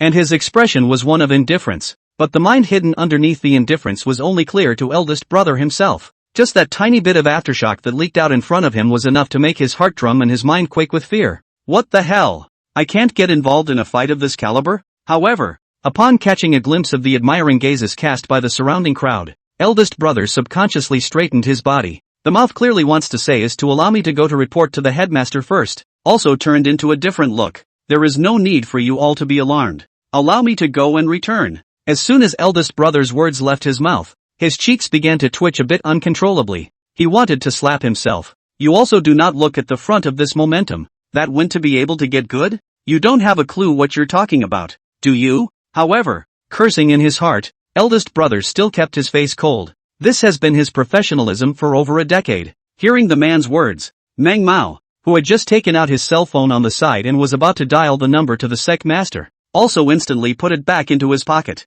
He looked admiring, even to the point of admiration. Big brother, Meng Mao had just opened his mouth, but he didn't think that his eldest senior brother would react extremely quickly and interrupt his next words with his mouth open. The eldest senior brother's mouth flew out. But it's just a trivial matter. Why do you need to alarm the sect leader? It's already enough that I'm the one to do it. He snorted coldly and flung his sleeve. Meng Mao, you don't need to persuade me. No one noticed that the corner of the man's mouth, after saying these domineering words, twitched fiercely.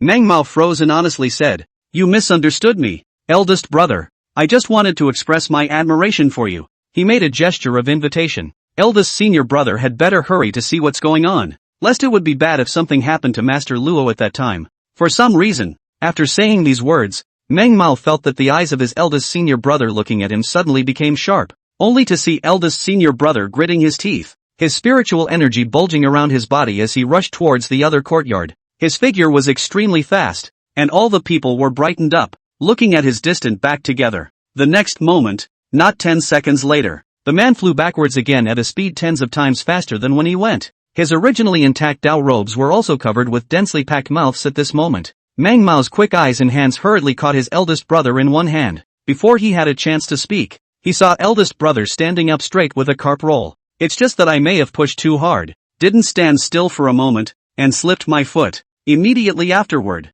the incomparably indifferent words of the eldest senior brother came over. There's no harm in it. I've just talked to Master Luo already. She asked me to give her a point for just borrowing my Longhu mountain for practicing. The crowd nodded in understanding, although they found it a bit strange. So it is. I just didn't think that Master Luo's strength had already reached such a level that just the outwardly leaking sword chi could make us not dare to approach. Only Mang Mao looked dumbfounded as he pointed at the corner of eldest brother's mouth. Murmured, eldest brother, the corner of your mouth seems to be bleeding. End of chapter. Chapter 56, you two practice together? The next day, early morning, before Aliyah, the three Shaoran woke up one after another. They sat up from their beds, as usual, ready to go to the cafeteria, have breakfast, and then go to class. Honestly speaking, this United Immortal Cultivation University, at least for the time being, didn't seem to be too different except for the fact that it didn't teach the same things as ordinary universities. Xiaoren rubbed his eyes. Sleepily, he caught a glimpse of some empty bed in the rest of his eyes and suddenly froze in his expression as he thought of something. Is there someone missing from our dormitory? There was a small amount of unsure skepticism in his tone. Hearing Xiaoren's question, the other two were both stunned. Like, probably, maybe, right? Sun Junjian responded to his words in an equally unconfident tone. It was Xia Wenqing who didn't think so. He waved his hand and said impatiently, hell knows where he's been. I found out when I got back last night, just too lazy to mention it. He's got that attitude of not wanting to engage with us anyway, so why do you guys care? Xia Wenqing's words caused the two to look at each other. They didn't say much more, just walked out of the courtyard together. Xiaoren muttered in a small voice. It's still weird. If we don't see him when we get back this afternoon, let's report this to the teacher. Tranon got up early today. Or rather, that's how his routine has always been. Luo Tsongen's special courtyard was far more refined and covered a much larger area than the before special courtyard he had lived in before. It's especially evident in certain small details. For example, the flat green tiles on the floor are tightly packed. The edges and corners of the house, eaves and roofs, are all made of excellent materials, and the carvings and patterns are extraordinary. Only the ground in the middle of the courtyard was inexplicably covered with a large charred black pit. Shannon stood on the steps, looking at the large pit that had suddenly sprung up in just one night, and couldn't help but fall into deep thought. He closed his eyes and opened them again. The big pit is still there as always. It's not like he's hallucinating or not waking up or anything. The view moved further, and half the walls of the small courtyard collapsed in clusters. The side of the mountain against the wall had an extra deep gully in the peak. It was as if it had been chopped up by an immortal sword, cutting off most of it alive. Even from such a distance away, Chenin could still feel the morose sword intent permeating over there. The teenager frowned and turned his head to the other side. That's the only wall left in the Bujinkan now, because it happened to be close to the room where Chenin slept last night. 10 or so paces forward under the wall was a very familiar set of stone tables and benches. Lo Kongin just sat there. She was dressed in a relatively rare snow-white robe today, her hair unconsciously black again. Black and white correspond to each other. More clear, but I don't know why. Maybe it's because the first image left is so impressive. Chenin still subconsciously felt that the long, snow-white hair looked better to his eyes, and sitting next to Luo Kongin was actually Irene. This made Chenin somewhat surprised. When did you two get so close? Irene was, as usual, in that noble and elegant black dress, the hem of which swung down to the ground without staining it with the slightest dust. It was just slightly strange that at the hem of that skirt, there seemed to be a not too big or not too small split, and inadvertently the white and delicate skin inside could be seen. They saw the teenager looking and smiled in unison, though the smile seemed ever so slightly forced. Chenin frowned, feeling that something was very wrong with the two of them. What's going on? He asked casually, pointing to the ruins not far away. Luo Tsongen was like a student who had been called out by his teacher in class, and immediately his body tensed. She stammered. Last night I practiced and accidentally made. Chenin nodded and looked over at Irene. Irene coughed lightly. I practiced too. Chenin was stunned. You two practiced together? Their little heads nodded at once, looking well behaved. Chenin sighed and didn't pursue the matter any further. A light rain fell from the sky. Chenin walked alone without an umbrella. Thousands of fine silver threads fell, but they avoided the teenager's body, not staining it in the slightest. It was the middle of the school day and it was raining, so the road was cold and clear, and not a single pedestrian could be seen. Only his lonely figure. Irene wanted to come along, but Chenin refused, because he hadn't intended to stay out too long. He was just going to look for someone and would be back soon. Chenin was going to make a trip to the Formation Cultivation Department's classroom. He was going to find Lin Jingxiu.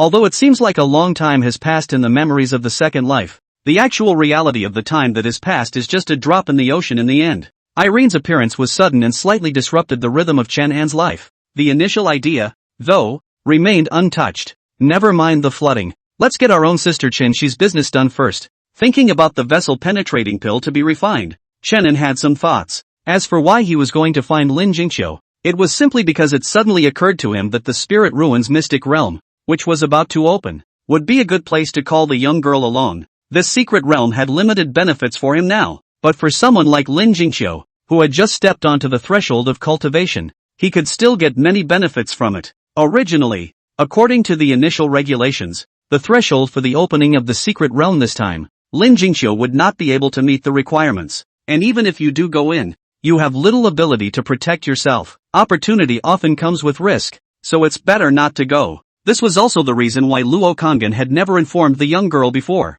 but now with Chang'an as an anomaly, it was naturally different. For this young girl with a vivacious nature, Chang'an was still somewhat favorable, plus being Luo Kong'an's disciple again, that's adding insult to injury. Roughly converted, isn't that your own apprentice grandson? It makes sense to give your own disciples and grandchildren a whole lot of favors, because he had asked Luo Kong'an for directions in advance. This time Chang'an didn't need to find his way from room to room. He quickly arrived at the door of the Formation Cultivation Department's classroom. Although it was drizzling outside, the teenager walked straight ahead, his body still neat and tidy. The classroom wasn't quiet, and on the outside you could hear bursts of conversation coming from inside. Not some idle chatter, but a discussion of the content of the previous lesson. We are all hand-picked seedlings and know the importance of seizing this opportunity. This could very well be the only time in their future lives that they will have a chance to take a leap of faith and change their own destiny, and indeed the destiny of their entire family. Crossing classes. So when Chang'an walked in, it didn't cause any waves.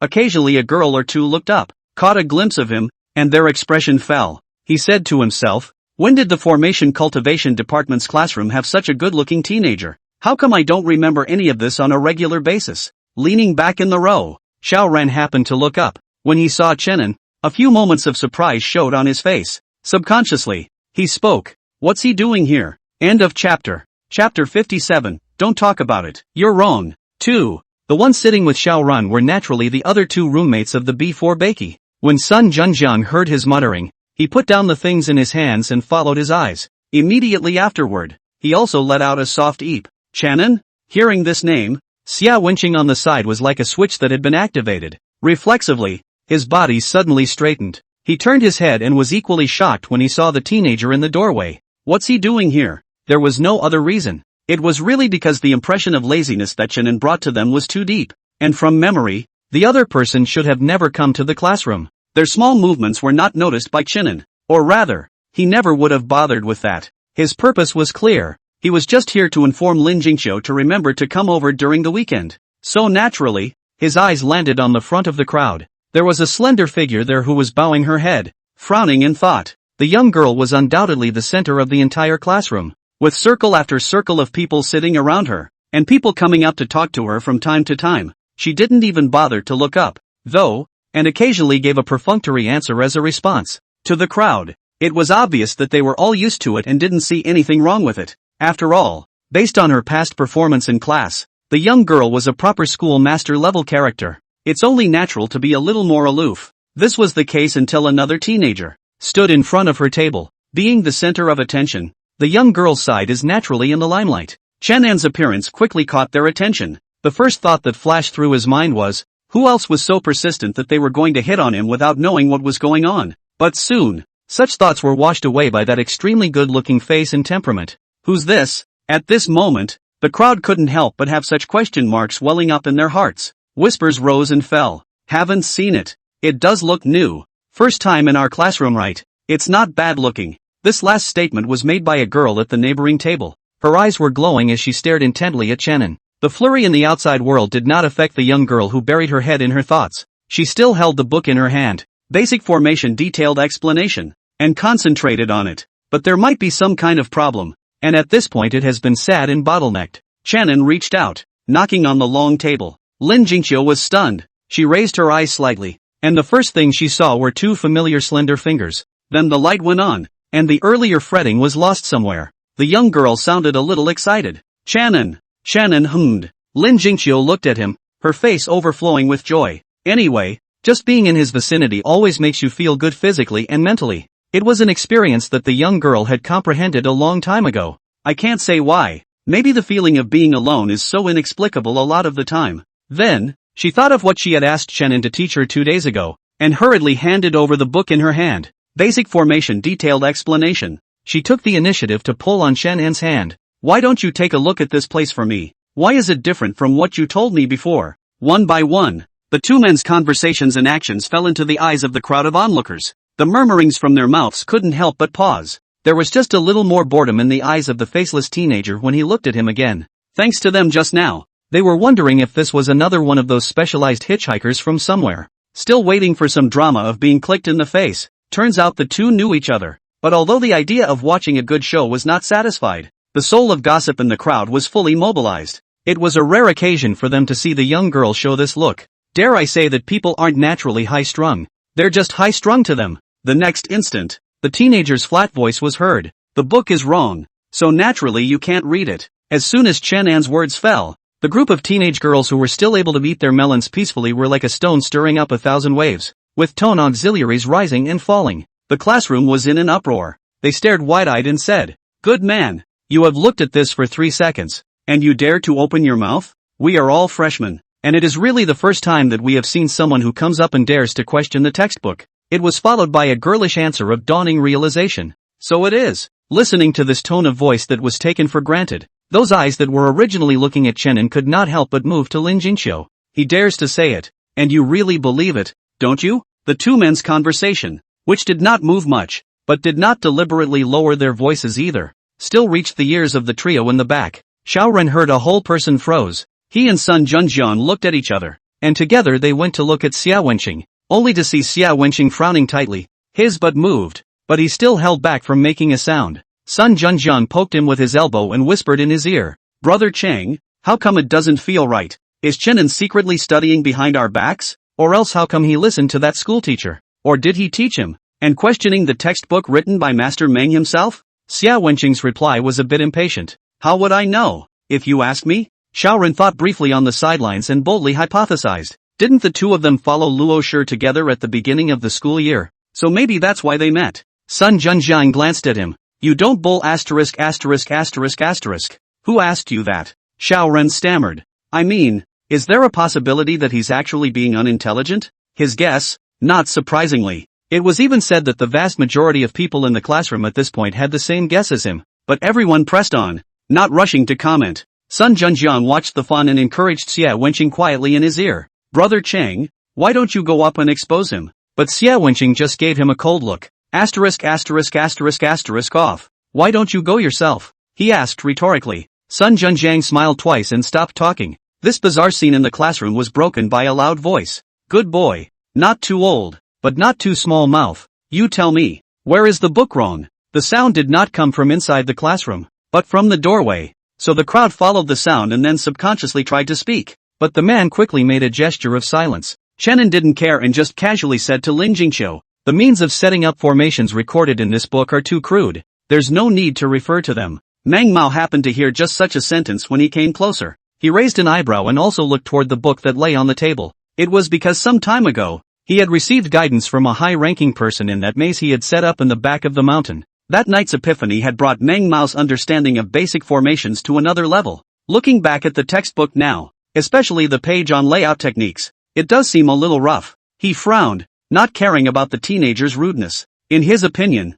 if he could point out this point, then the other party was more or less the real thing. No matter where you are, people are always much more forgiving of geniuses. He turned and said, "This place does need to be redacted. The steps are too cumbersome." Meng Shi's voice carried through the classroom. The crowd was shocked. Is it possible that this guy was right? Meng Mao continued to speak, not hiding anything, explaining his previous realizations one by one in a more straightforward manner. But just halfway through the sentence, he was interrupted by the teenager's voice. Chenin waved his hand. His tone could not be heard to fluctuate as he merely stated, "Don't preach. You're wrong too." End of chapter. Vacation note. Thanks to Daydreaming Maple for rewarding allies. Taking a leave of absence. I pain. Plus general state lately. Thank you to Daydreaming Maple for rewarding an ally. The first ally that Circle has received. Adding more is definitely a must. It's just that I'm already slow at writing novels. So please give me some time. Thanks for all the support during this time. Mostly, my eyes hurt and I can't look at the screen. So I can't code at all today. So I'll just go to bed early and get up tomorrow to post. 10,000 apologies. Smith Marseille. A leave of absence from after raising a Villainous. They came after me. Thanks to Daydreaming Maple for rewarding the allies, it's being hand-typed. So please wait a moment. After the content is updated, please refresh the page to get the latest update. Chapter 58. Sir, you really have a broad-mindedness. It was drizzling outside. Still pattering. There was also no guilt shown on the teenager's demeanor for interrupting the teacher. He simply states and then corrects. There was no deliberate attempt to accentuate the pronunciation on any word. The classroom grew silent, a stark contrast to the sound of the rain outside. In the back row, Xia Wenqing's expression, from the initial frown and annoyance, slowly stretched out. A playful smile showed on his face. You know, Master Meng is known to be strict, and your kid actually dared to speak up in front of Master Meng. What good can come of that? But the next moment, the imagined delightful scene did not happen. Mengsher just frowned, but in a rare case, he did not get angry. He put his hands behind his back and turned to look squarely at the teenager in front of him for the first time. There was some curiosity in the look. You, tell me? He asked. A quarter of an hour later, Shannon was gone. Only the eyes of those looking at his back changed from looking at a genius of his age to looking at a demon beyond imagination. Though not quite understanding the words the teenager had just uttered in the classroom, but seeing as how Mengsher was still looking dumbfounded, they were more or less able to understand a bit of the gold in it. What's that saying? I can't understand it, but I'm blown away. That was probably the mood of the crowd in the classroom right now, and I can't help but be a little thankful. It was fortunate that he didn't jump out in a hurry to express his opinion, or else the one who would be slapped in the face wouldn't be Master Meng, but himself. It's true.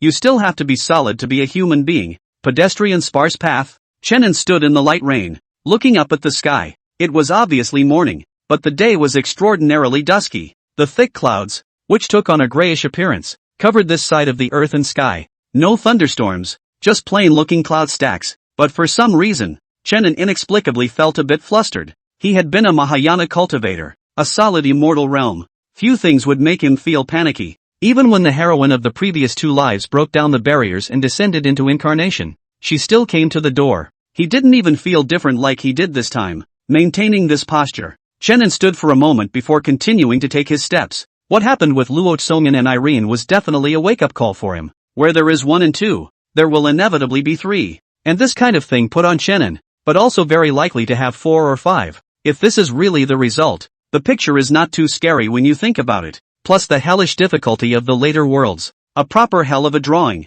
Shannon couldn't help but begin to suspect that this immortality given by the system. In the end, what is the intention of the good man? I'm afraid you didn't anticipate this day, did you? Shannon shook his head, restraining himself from continuing to think back. He followed the way he came and quickly returned to the entrance of the alibi. Just the moment he left, the collapsed courtyard wall had already been rebuilt. Push the door in and the big hole in the floor is mended. The bio returned to its previous quaint appearance. Nothing happened. I don't know if someone from Lung Fushan came to fix it, or if they fixed it themselves. A figure that turned towards the teenager in an instant. For the uninitiated, it looks like a long ambush murder. Shannon was somewhat helpless. He stretched out a finger and accurately pointed it at the figure's forehead. Froman, stop it. His tone was mild, and there was no blame to be heard. The figure stopped, revealing Luo Konggen's slightly resentful little expression. Mr. Really, it's obvious that you used to be able to cuddle whenever you wanted. Shannon sighed. You said that was before.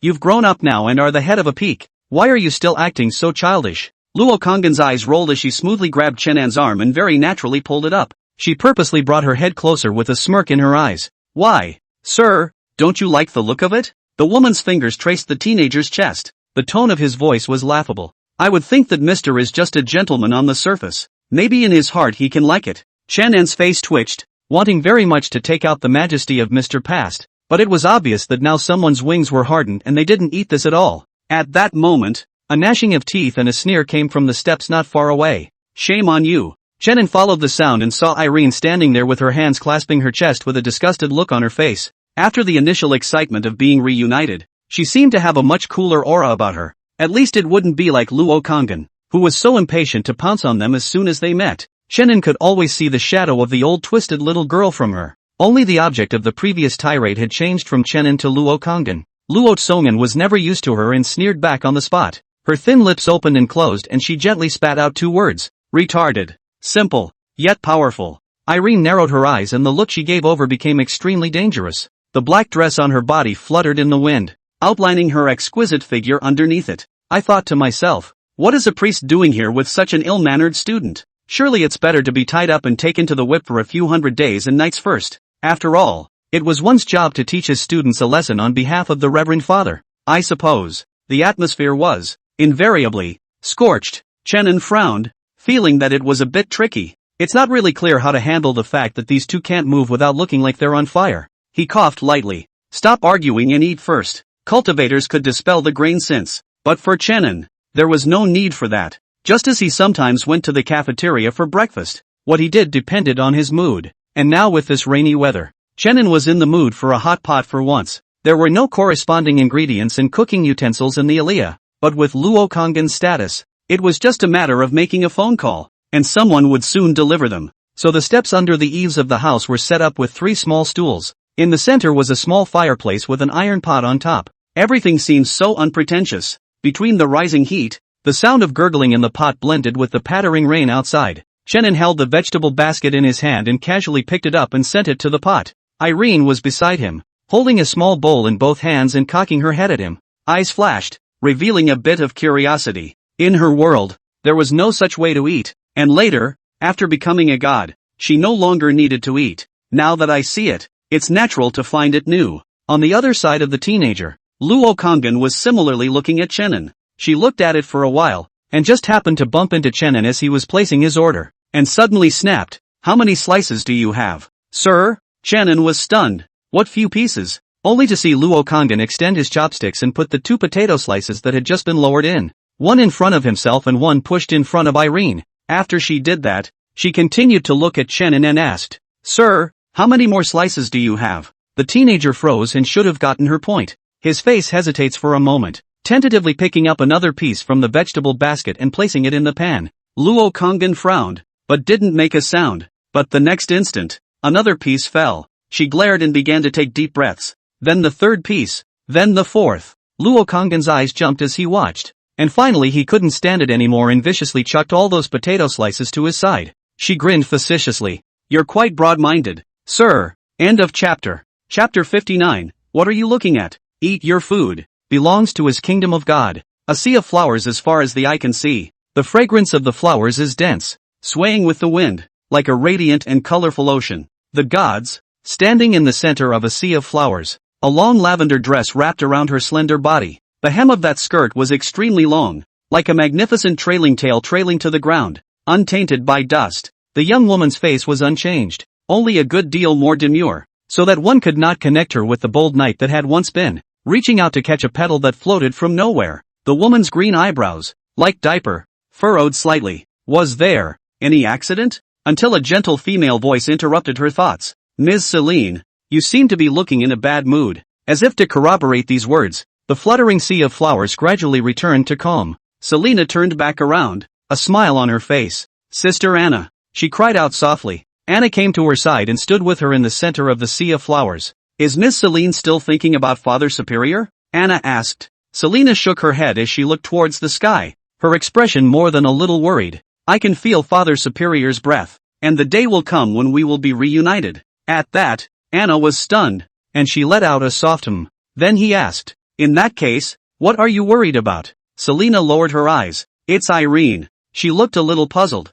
As promised, she should have returned yesterday, and then it was my turn to continue searching for Father Superior's scent. If her will stays over there for too long without being nourished by the kingdom of God, it will be dangerous. Anna silently stepped forward, took her arm, and said soothingly, "Maybe something just came up and delayed it?" The young girl sighed softly. "I hope so. The rain, it's getting heavier." Chenin looked at the small homemade hot pot in front of him. A variety of tantalizing ingredients rise and fall in a red and white soup. It was hot and bubbling. It's appetizing to see. Some woman who was being held and worried about was currently holding a small bowl and eating with a contented look on her face. As for anything about returning to the God's kingdom, it had long been left behind. Where you are with Father Superior, that is truly the kingdom of God. Well, one last day and then back to switching with Selina. After all, she's not some bad woman who doesn't know how to share. Irene thought this, although she had thought this yesterday. Of course, this sharing can only be done with Selena alone. At that thought,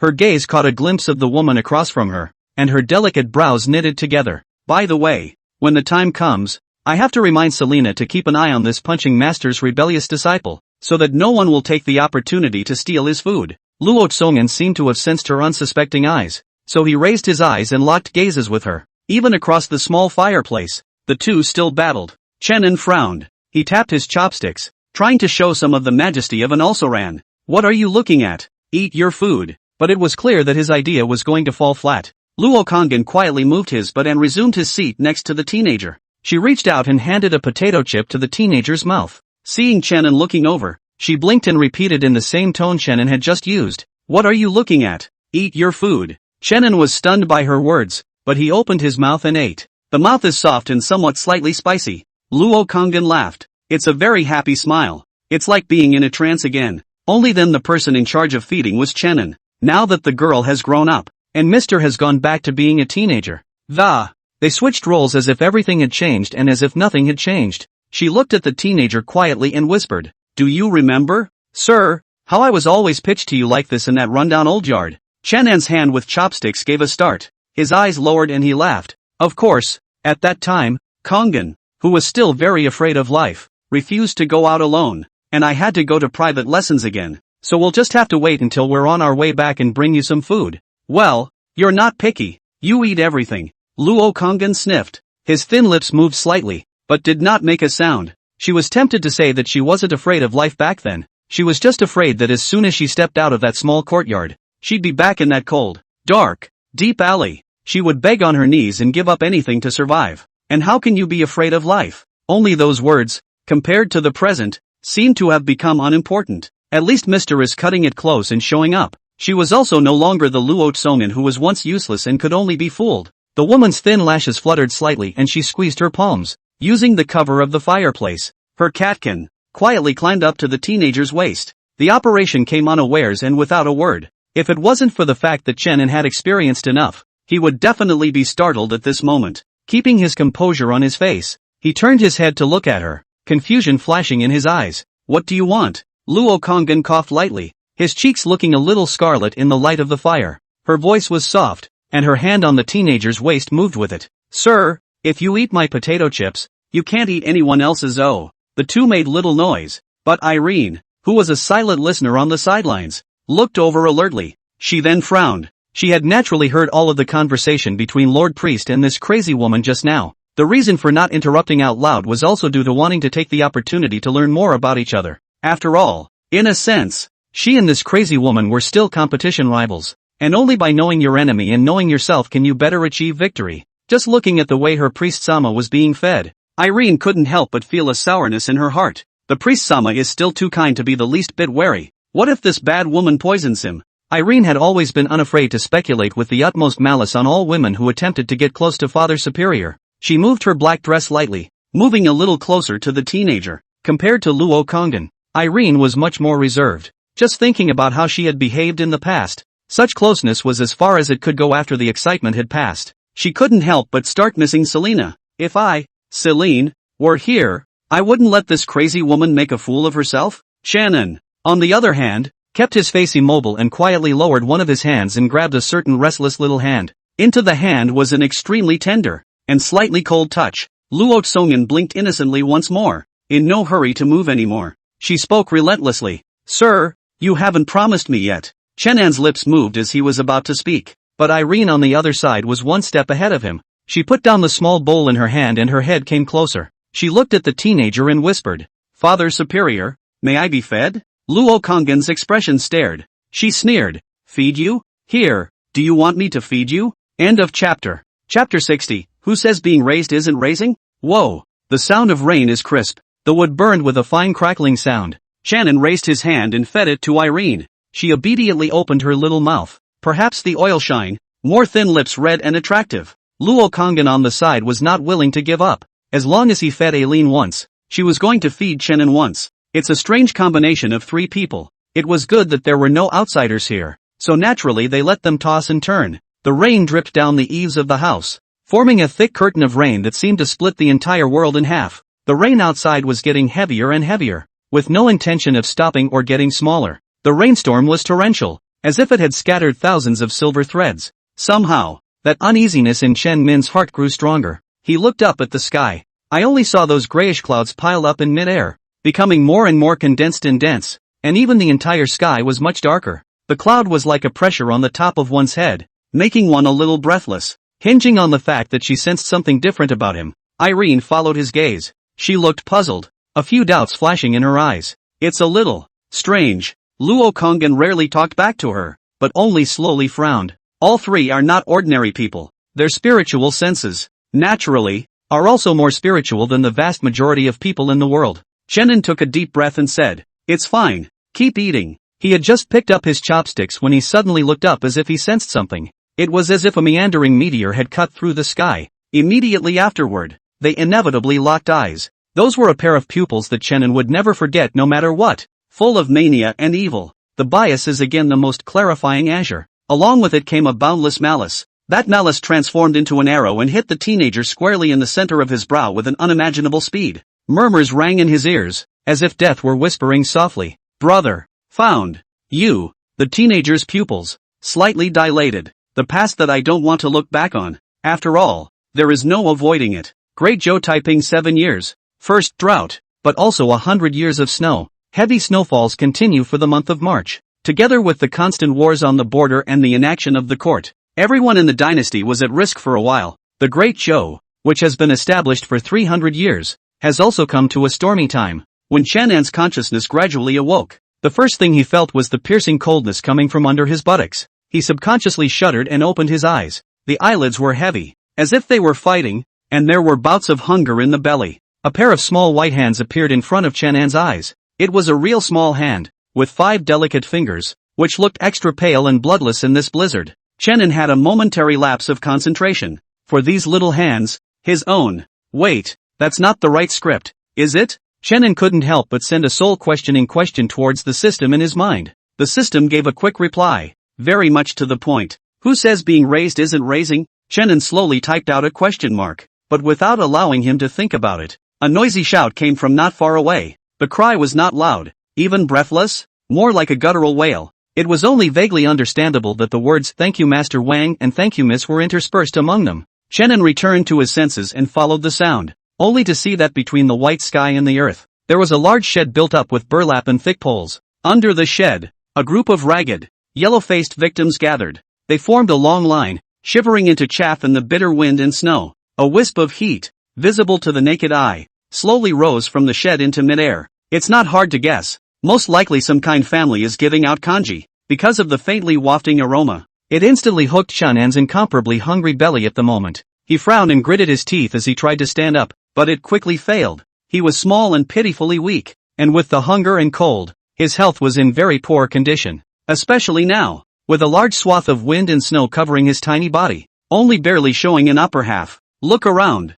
This is an icy corner of the tall wall, some distance from the shed over there, plus the wind and snow blocked the way. I'm afraid that even if I used all my strength to call for help, they wouldn't be able to hear me over there at all. And even if they heard it, everyone was a clay bodhisattva crossing the river, and it was hard to protect themselves, so who would be willing to waste their efforts to save an unrelated person? It's a good thing I don't use you as reserve food. Feeling the amazing chill brought up between his breaths, Chenin felt a little dizzy and chesty. Just a few minutes after awakening, though, he had the illusion as if he were going to die again. This state is undoubtedly as bad as it gets. He lowered his head and surveyed himself. There was a layer of tattered rough cloth over his body, barely wrapped around his tiny body, and his exposed fingertips were already bruised from the cold. I'm afraid I'm only 6 or 7 years old now. Being this weak, he was not half as capable of saving himself. So is just going to have to wait to die? Chenin quickly shook off this thought. Surely the system wouldn't just leave him alone. It was just a matter of time or not.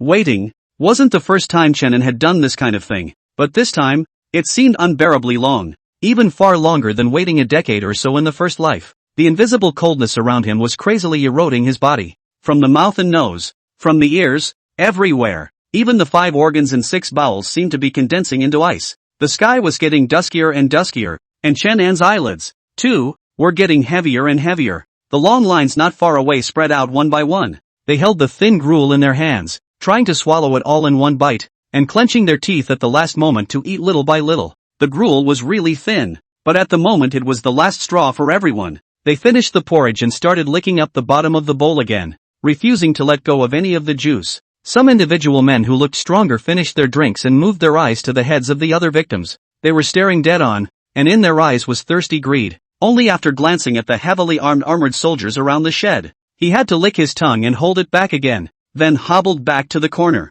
Things like this are played out every day outside the city. The only difference is that the porridge distributed from that shed is getting thinner and thinner and less. Who knows if this blizzard will pass first or if that shed will be blown down first. In the dead silence, there was only the whistling of the wind and snow. Chen An's consciousness began to blur. His breathing, too, became extraordinarily ragged. Occasionally someone would pass him by, though often without a glance, going straight back to where they belonged, until a much more slight plop sounded. It's the sound of feet stepping on the snow and sinking into it. Immediately afterward, a small hand, not much bigger than Chen An's, reached out in front of him. The voice was hoarse and hard to hear. Get up. End of chapter. Chapter 1. Will you be my kin? In a trance, Chen An extended his hand. Both hands were small and moreover equally cold. It was thought that the owner who extended a helping hand would not be much older than Chen An. Two small hands, clasped together in midair. Then, Chen An felt a force coming from his hands, pulling his entire body up. The little body was like a sieve, shaking off the wind and frost. Chen An also finally had the opportunity to look at this third-life heroine squarely in the eye. It's a brunette. Her hair was so short that it only reached her ears, and on her small face you could see several tiny openings made by the wind and snow. The girl was dressed in rags and had two small holes in her pant legs that kept leaking wind. Compared to Chen An, it's only bad. Or, for that matter, no one who could have ended up here was well dressed. But despite this, she stood straight. The head was also a bit taller than Chen An, about half a head more. Her pupils, which took on a rare light blue mold. Seeing Chen An looking over, the girl frowned, then let go of her hand. She didn't say much, just turned and walked towards the other side alone. For a stranger, she felt she had done enough. As for the next death or life of this little boy, does that have half a thing to do with her? Didn't you see that just by helping out, the eyes of those in the neighborhood who noticed this place were already filled with sarcasm? If he didn't want to use up his physical strength, he would most likely have to taunt her loudly about the Bodhisattva Queen being alive.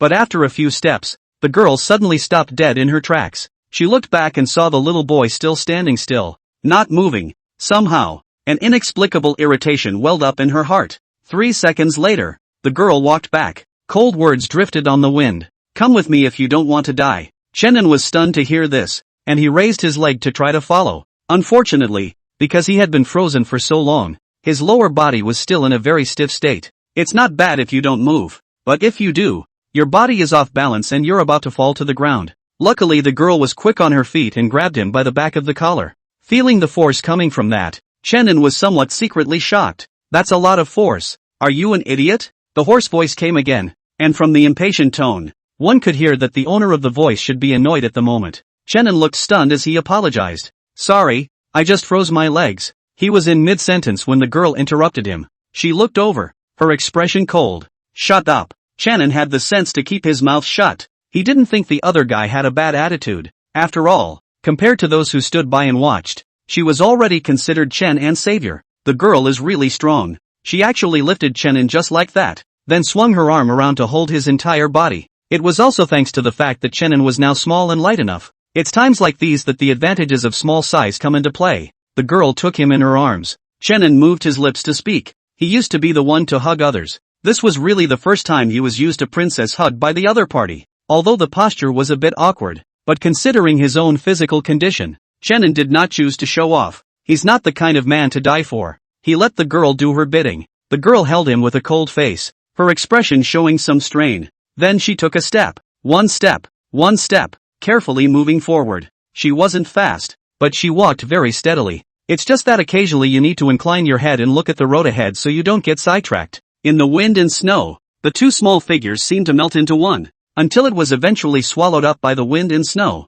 The girl carried Chen An and walked for a few minutes to a corner. There is a huge wall pillar here, close enough to be able to hide from the wind and snow on one side. It doesn't do much, but it's better than nothing. In this little corner, there was also a thin mat on the floor that was made of several ragged pieces of fabric pieced together. The girl laid the little boy down on the rags and then, as if relieved, propped herself up on her knees and began to pant heavily. Even though her strength was indeed much greater than that of her peers, holding Chenin all the way, she had ultimately used up most of her physical strength. Exhaustion on such a wintry day is tantamount to taking your life in your hands. It coincided with a gust of wind and snow that blew through and backed up into the girl's mouth. She frowned tightly and choked several times in a row. Chenan's legs and feet were still numb, but it was good to have some sense. He looked to the girl, his gaze a little worried. Are you okay? The girl sniffed and looked up, her expression having returned to coldness. She ignored Chenan's kindness, but silently walked to the corner and sat down. Seeing this, Chenan had the presence of mind to say something,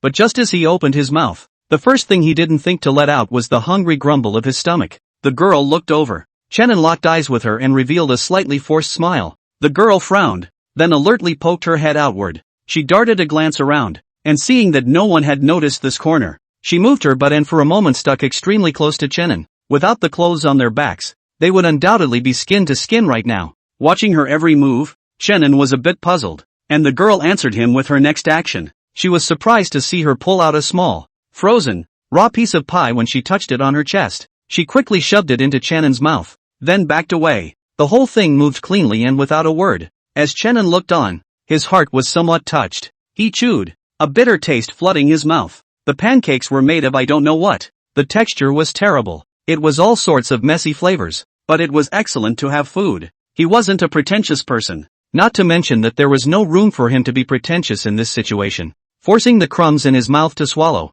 Chenan spoke. Thank you. The girl's behavior remained cold. She didn't answer, just lowered her head so she couldn't see her expression. Chenan thought about it and tried calling out the system in his mind a few times, but ever since finishing that sentence, who says being raised isn't raising, the system seemed to have disappeared out of thin air, and had never given a response. It is now also as good as stone. Just as Chenan was fretting about not being able to find a reason to strike up a conversation, he didn't think that the girl would be the first to speak. She asked coldly, "Where are your parents?" Chenan was stunned by her question and then shook his head. "I don't have a mom or dad. He has always been alone." The girl gave an oh-so-quiet sigh and said, "Neither did I." She then raised her eyes, those pale blue eyes looking at the little boy. Out of the corner of his mouth, he suddenly asked, "Then do you still want to live?" Chenan was a bit unsure, but still nodded honestly. The girl seemed to be relieved to see him nod. She continued, "You want to live. You need my help. And only family members can help each other. Will you be my family member?"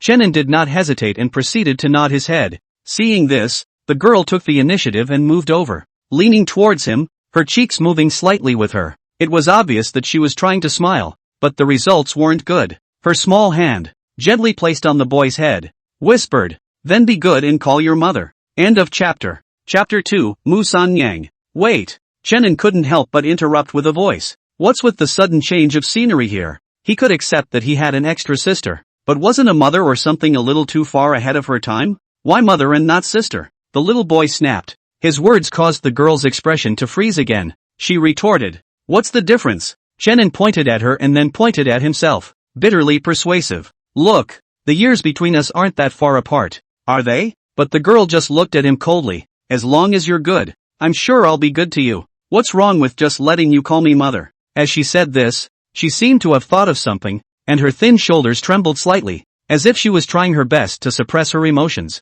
Chenan wasn't a brat who didn't know anything. Of course he could see the girl's abnormality. He stopped his voice in time, not continuing to argue on the subject. The corner, once again, was quiet. The girl flexed her legs and silently bowed her head. Her little head was buried between her legs, leaving only the back of her head for Chenan to see. He hesitated, but tentatively reached out and gently placed his hand on the girl's. His movements were light and soft, but the girl flew to open it for him as if in response. "What are you doing?" She raised her head in question. Chenan didn't get angry, but smiled and said, "You just said that we are relatives. Between relatives, what's wrong with holding hands?" The girl still seemed to be angry, her short black hair flicking up as she twisted her head away and refused to look at him. If a child who couldn't read the atmosphere had really come, he would have shrunk back at this moment. But of course Chenan wasn't really a kid. He was keenly aware of the touch of tenderness exposed at the bottom of the heart of the girl who seemed strong and cold on the outside. So the little boy reached out his hand again and groped cautiously toward her. His hands weren't big enough to manage to wrap the girl's hands all the way around,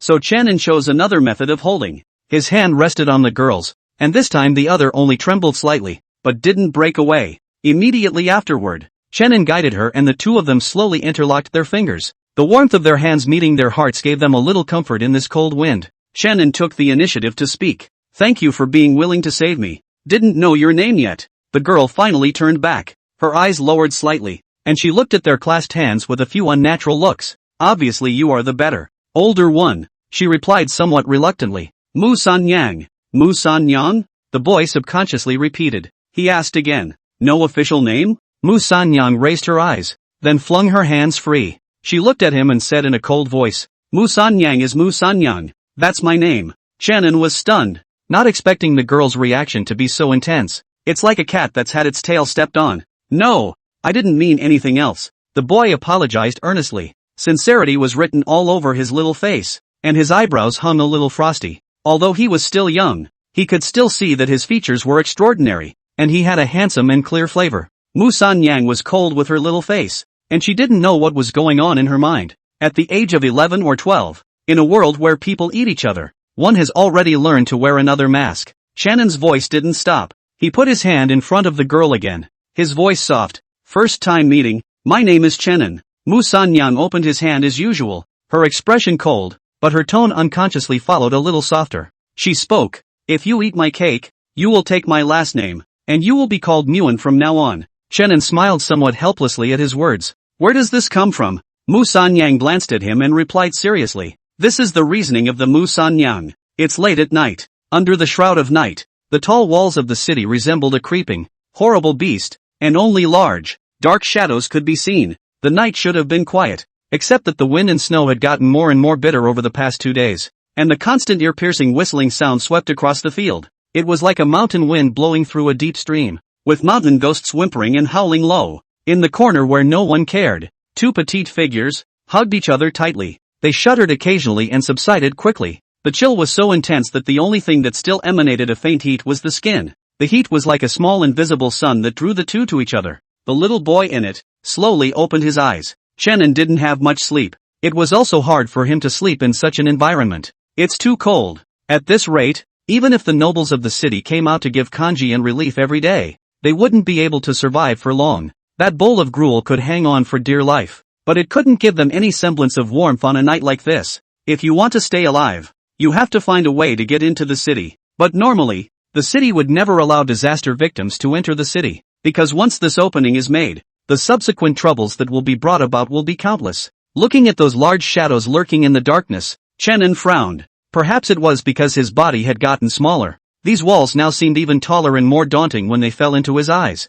To be honest, he couldn't think of anything good to do at the moment. The girl in her arms suddenly squirmed uneasily. Her eyes fluttered, but she didn't wake up, just mouths unconsciously shouting, "Father, Mother." Her voice trembled and her tone was one of helplessness and uncertainty. The sleeping girl, shedding her daytime mask, that pretense of indifference and strength naturally fell apart. What fell in Shannon's eyes at the moment was only an incomparably heartbreaking tenderness. Shannon sighed lightly and tried to press his face closer. He switched positions so that it would be easier for him to press his face against the side of the girl's face. He could see that the girl's ears were already blue from the cold. Shannon moved as gently as he could, not wanting to wake her up, but he still underestimated Mu San Yang's vigilance. It was only the instant of cheek contact that Mu San Yang had opened her eyes. In those light blue pupils was coldness without any emotion. It was only after seeing that it was Shannon that the killing intent in her eyes slowly subsided. Mu San Yang didn't push Shannon away, or rather, after she said that we would be family from now on, there would be no more suspicion of him. Simple, pure, that's the reasoning of the Mu San Yang. She could choose to believe unconditionally just because of a look. Skin to skin, bringing a little warmth. Mu San Yang couldn't help but take the initiative to stick it on. Sorry to wake you up. In his ear came the boy's slightly apologetic voice. Mu San Yang shook her head and didn't say anything. And so the world was quiet once more, with only the whimper of the wind and snow whistling past. A little later, she suddenly spoke. My parents, dead. Shannon hummed, not knowing the significance of her suddenly talking about this, but he always knew how to be a listener. The girl continued to speak softly. They died on the way to escape. The voice paused. I killed it. End of chapter. Chapter 3, there is no parting in life and there can be no parting in death. I killed it. The girl's face was expressionless as she uttered those 4 words. She didn't have much emotion in her eyes and just kept looking at Shannon quietly. Observed the little boy's reaction. But the other party's behavior was a bit out of her expectation. There was neither nervousness nor a look of looking crazy or scared or anything like that. He just blinked those black and white eyes and let out a long oh. Mu Sanyang moved her lips and asked, "Aren't you afraid?" "Afraid of what?" Chenin asked rhetorically. Mu Sanyang lowered her head, her voice suppressed. "Not afraid I'll get upset one day and kill you too?" Her tone was icy cold, not like she was faking, but the boy didn't let that keep him away from her. Instead, he pressed his head close again. He spoke with a little heat mixed in. "That's okay." Mu Sanyang froze. She couldn't understand. Why? She noticed that the good-looking little boy had a sudden, parting smile on his face. Mu Sanyang hadn't read too many books, so naturally she couldn't find any flashy rhetoric to describe it. She just thinks it looks good and that's all she knows. Chenin softly explained, "If it wasn't for Mu Sanyang, I would have died long ago. In that case, then this life of mine is naturally Mu Sanyang's." These words were spoken in a cloudy manner. The logic in the words is even more straightforward and can be described as simple and crude. Mu Sanyang fell silent. A little later, she shook her head. "Life is the most precious thing there is. There is no reason to take it lightly like this." Listening to her words, the smirk at the corner of the boy's mouth grew more pronounced. He said, "How is it that there is no such thing as reasoning? This is the reasoning that Mu Sanyang taught me." Mu Sanyang pursed her lips, knowing that he was making fun of her for trading the biscuits for someone else earlier. She didn't laugh along, just closed her eyes, seemingly losing interest in continuing the conversation. So Chenin also stopped talking. Their posture had not changed much, still like at first, holding each other tightly, lending each other's bodies for warmth. I don't know how long it was until the sky was a shade of fish-belly white. Only then did a hoarse voice slowly ring out. Even though Chenin didn't even ask or care about that. They had nothing to eat. They were so hungry they dug up roots, gnawed on bark, tried everything, but there was no way. They had to come and eat me. But I didn't want to die. I wanted to live too. The voice was broken, with no audible mood swings, as if he were stating something that had nothing to do with him. Chenin did not make a sound. Only the force with which he held her was slightly greater. Sensing his movements, the voice paused and then said, "I won't eat you, as long as you are good. I will take care of you." Immediately afterward, Chenin felt a small, cold hand slowly placed on his chest. He looked down, only to see that Mu Sanyang had opened her eyes at some point. Those pale blue eyes were looking right at him. She pursed her lips. "You promised to be kin to me. Then you can never be separated from me. Not abandoned, much less betrayed." Chenin's answer came quickly. Only one short word. "Good." He finished and added, "In this life, Mu Sanyang and I have only a death parting, not a life parting." The two children who have not yet reached the age of 20 together, at this moment open their mouths to come. Has been all kinds of forever, a lifetime and so on the oath of the mountain. Mu Sanyang shook her head as she furrowed her thin eyebrows and seriously corrected. "There is no life separation, nor can there be a death separation." She looked at the boy in front of her, her tone sparse, but the words that came out of her mouth seemed a little cold. "If you run away, or break our agreement, then I will kill you. No matter how far, no matter how long, I'll find you." This is a promise made by Mu Sanyang. Looking at her with a fierce look, Chenin couldn't help but think, "Anyway, I'm sure I'm bound to you in this life. So I'll still be afraid of you for all this?" He gave a soft then his eyes twitched slightly as he gave a tentative shout. "Sister?" Mu Sanyang looked over as she placed her hand on his head, then a gentle caress like the one her mother had done to her back then. She corrected, "Good boy, call your mother." This year was undoubtedly a year of unending calamity for the Great Zhou. Countless refugees fleeing from the north in exile died on that southward road. White bones are exposed in the wild, and there are no chickens crowing for thousands of miles.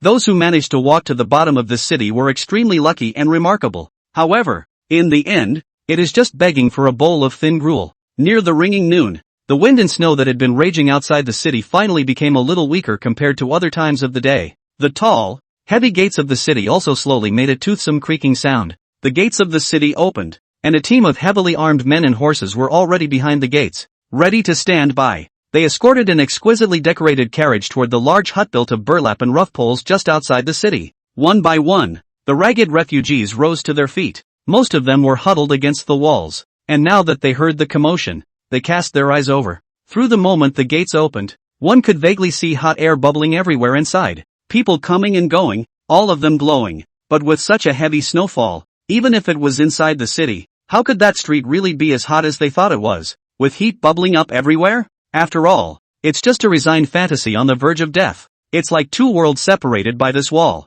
A withered figure began to wriggle in the direction of the shed. The look is numb and the steps are staggering. It had been hard to get here, and as long as there was still a glimmer of life, they would never give up. The shed. which disperses porridge on time every day, is undoubtedly this last straw. Among these figures, there were two more extremely inconspicuous little men. The short-haired girl stubbornly walked ahead, holding a little boy behind her who was a little shorter than she was. Walking this way, she could shield the little boy behind her from the vast majority of the oncoming snow and wind. Shannon didn't think it was necessary. After all, it wasn't like this wind and snow was only on the front side. It doesn't make much sense to block it or not. Couldn't argue with her though, so I let her go. The two were in the middle of the line, and from time to time malice-filled glances came their way. Whenever this happened, Mu San Yang would look frozen, her eyes gazing back with icy coldness, like a coyote protecting her food. Her body tensed and she looked around warily. She thought of something and turned her head to whisper at Shannon. "Don't be afraid, I will protect you."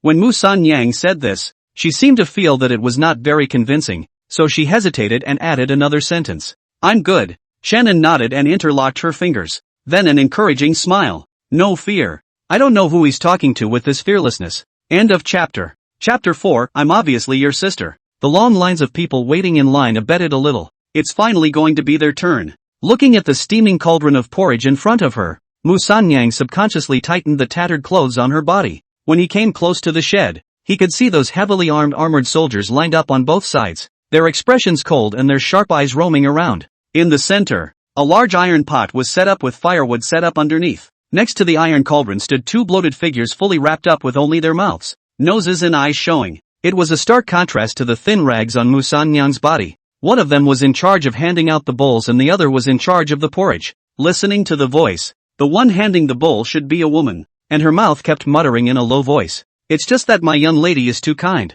Otherwise who would care if you live or die," and such words. Such a thing as scattering kanji naturally did not require the hands of the nobleman in the carriage. The withered silhouette in front of Mu San Yang lowered his head in a humble and timid manner. "Thank you, miss, and thank you, master." He looked numb and his movements were stiff and sluggish. When it was Mu San Yang's turn to come forward, she received the small bowl with both hands before the person in charge of the kanji served it to her. And then a small thank you, like those before him, though the two in front of her didn't even bother to look at her. Mu San Yang stood aside with the porridge, making room for the little boy behind her. Instead of swallowing it in one gulp, as those before her had shown their impatience to do, she held it carefully, occasionally taking a small sip. She thought to herself that if and didn't have enough to drink later, she could still drink hers. Immediately afterward, a slightly surprised cry drew attention. That was the subconscious exclamation from the woman in charge of handing out the bowls. "Yikes, what a handsome little doll." She covered her lips with her plain hand, her eyes revealing a few moments of surprise.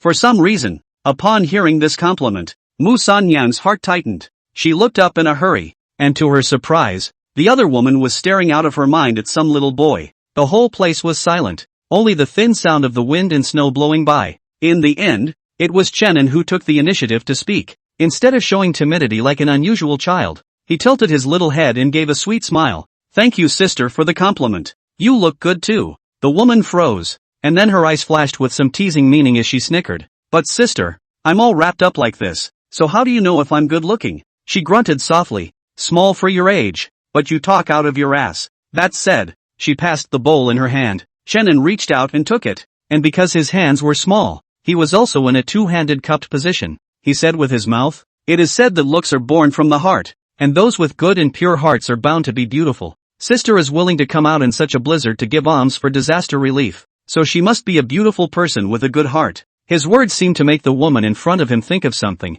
and she blushed a little under her lightly veiled face, because when Miss initially proposed to allocate food for disaster relief, she was against it. But with people's words out of the way, there was no way she was going to jump back in and punch herself in the face. The woman looked the boy up and down again, her eyes finally resting on the prim face, with a high nose and dark, slender eyebrows. This was truly the best-looking little boy she had ever seen in her life, even more handsome than those young masters in the mansion. She couldn't help but show some smiles between her brows at the sight of such a cute child on such a troubling day. "That's pretty smart. You went to school?" As she spoke, she took the initiative to pick up the large spoon in the iron pot and personally added porridge to Chanan's small bowl. It had to be said that although Chanan's words just now were a bit cheesy, but with his small size and budding appearance, it was still very flattering to women. Of course, if it had been anyone else present, I'm afraid they would have been coldly chided for their frivolity. Sometimes being young can be an advantage, especially in scenarios like this. It tends to fuel a woman's natural protectiveness.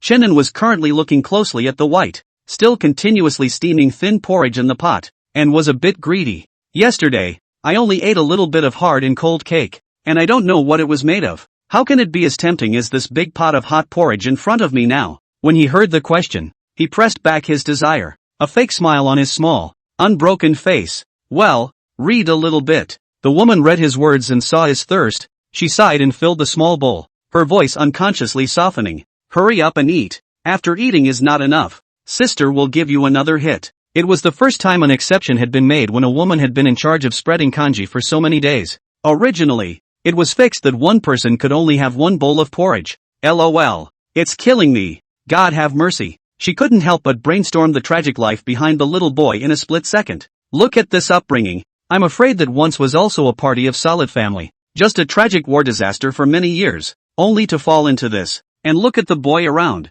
There is no adult along the way. I'm afraid that the elders of the family has long suffered an accident, left his hand to the west, leaving him alone to survive. The woman's voice wasn't loud, but Mu San Yang was standing right next to her, and the words still reached her ears. The girl's body trembled extremely slightly, and she looked down again at the thin gruel she held in her hands. She knew enough to resist the urge to interrupt out loud, just freeing a hand and rubbing her eyes. Obviously, I'm your sister. When Mu San Yang thought of the words the little boy had just called out, the tip of her nose was slightly sour and twitchy, and her shoulders moved slightly along with it. The next instant, she heard the boy's voice. Sister, aren't you going to drink? Mu San Yang raised her head and realized that Chenin had walked over at some point. He looked at the girl's bowl full of porridge with a slightly puzzled expression. Mu San Yang let out an oh-so-subtle sound, and the tiny bit of aggression on her face dissipated and disappeared, returning to an expressionless look. She picked up the porridge and took a big gulp. The bowl was already small, and she quickly drank it all.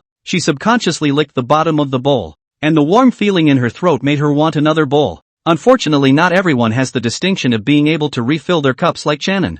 Thinking of this, Mu San Yang lowered her eyes, inexplicably feeling some difficulty in her heart. The difficulty is certainly not because Chenin can drink more, nor is it because of injustice. She couldn't say why. At that moment, the boy's voice rang out once more. It was a slightly do-gooder tone. A bowl of porridge, still mostly left, was cupped in those small hands and handed to her. He deliberately used his back to block the line of sight cast by the woman on the other side of the shed, then whispered, Sister, drink quickly, don't give it away. Mu San Yang looked up and saw the boy's black and white eyes, looking east and west nervously. When he saw that the girl had not moved, he urged, Don't dilly-dally, it would be bad if someone saw you later and sued you over at the shed. Mu San Yang was stunned. End of chapter. Chapter 5, Will you come with me to the city? I don't drink. Somehow, Akira had just thought it would be nice to have another bowl, but when the words came out of her mouth, Mu San Yang still chose to refuse. She bowed her head. Drink it yourself. Chenin frowned and explained,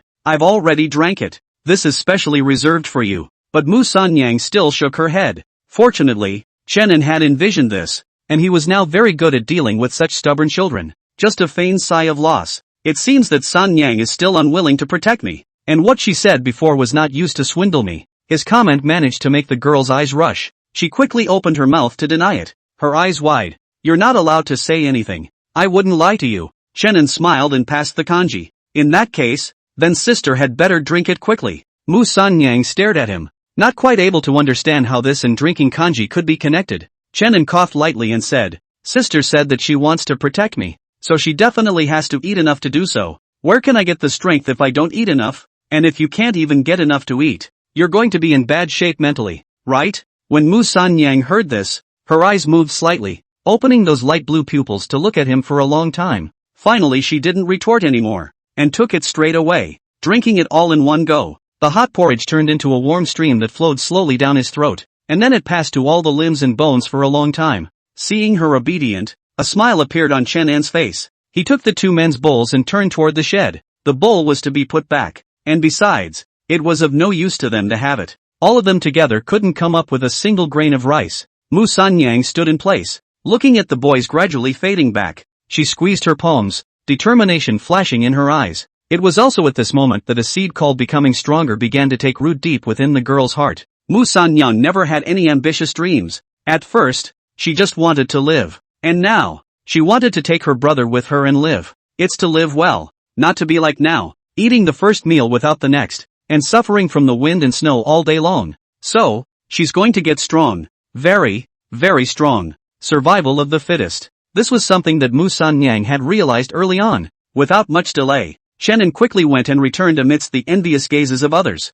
He rejoined Mu San Yang. The girl stepped forward and offered to take his hand. Chenin froze, but didn't break free. After eating the porridge, which was the only meal of the day, it was almost time for them to go back to the corner where they had stayed last night. Don't walk around in this weather. Preserving your strength is the key to survival. There was nothing to do but expect the blizzard to subside in a hurry. The two little figures, just as they were about to take a step away, heard a squeaky wheel not far away. Chenin and Mu Sanyang followed the sound and saw that it was a gorgeously decorated carriage. Beside the carriage, there was also a team of neat and solemn armored soldiers escorting it. This configuration Chenin was familiar. It was the same family that had been coming out to give alms. The carriage slowly stopped in front of the two. Immediately afterward, the curtain lifted and a head poked out. The face is beautiful. A typical melon face beauty. The thick clothing she was wearing was not unfamiliar to Chenin. It was the same woman who had given him porridge twice earlier at the shed. Only now, in the carriage, she removed the light veil that had been used to cover her face,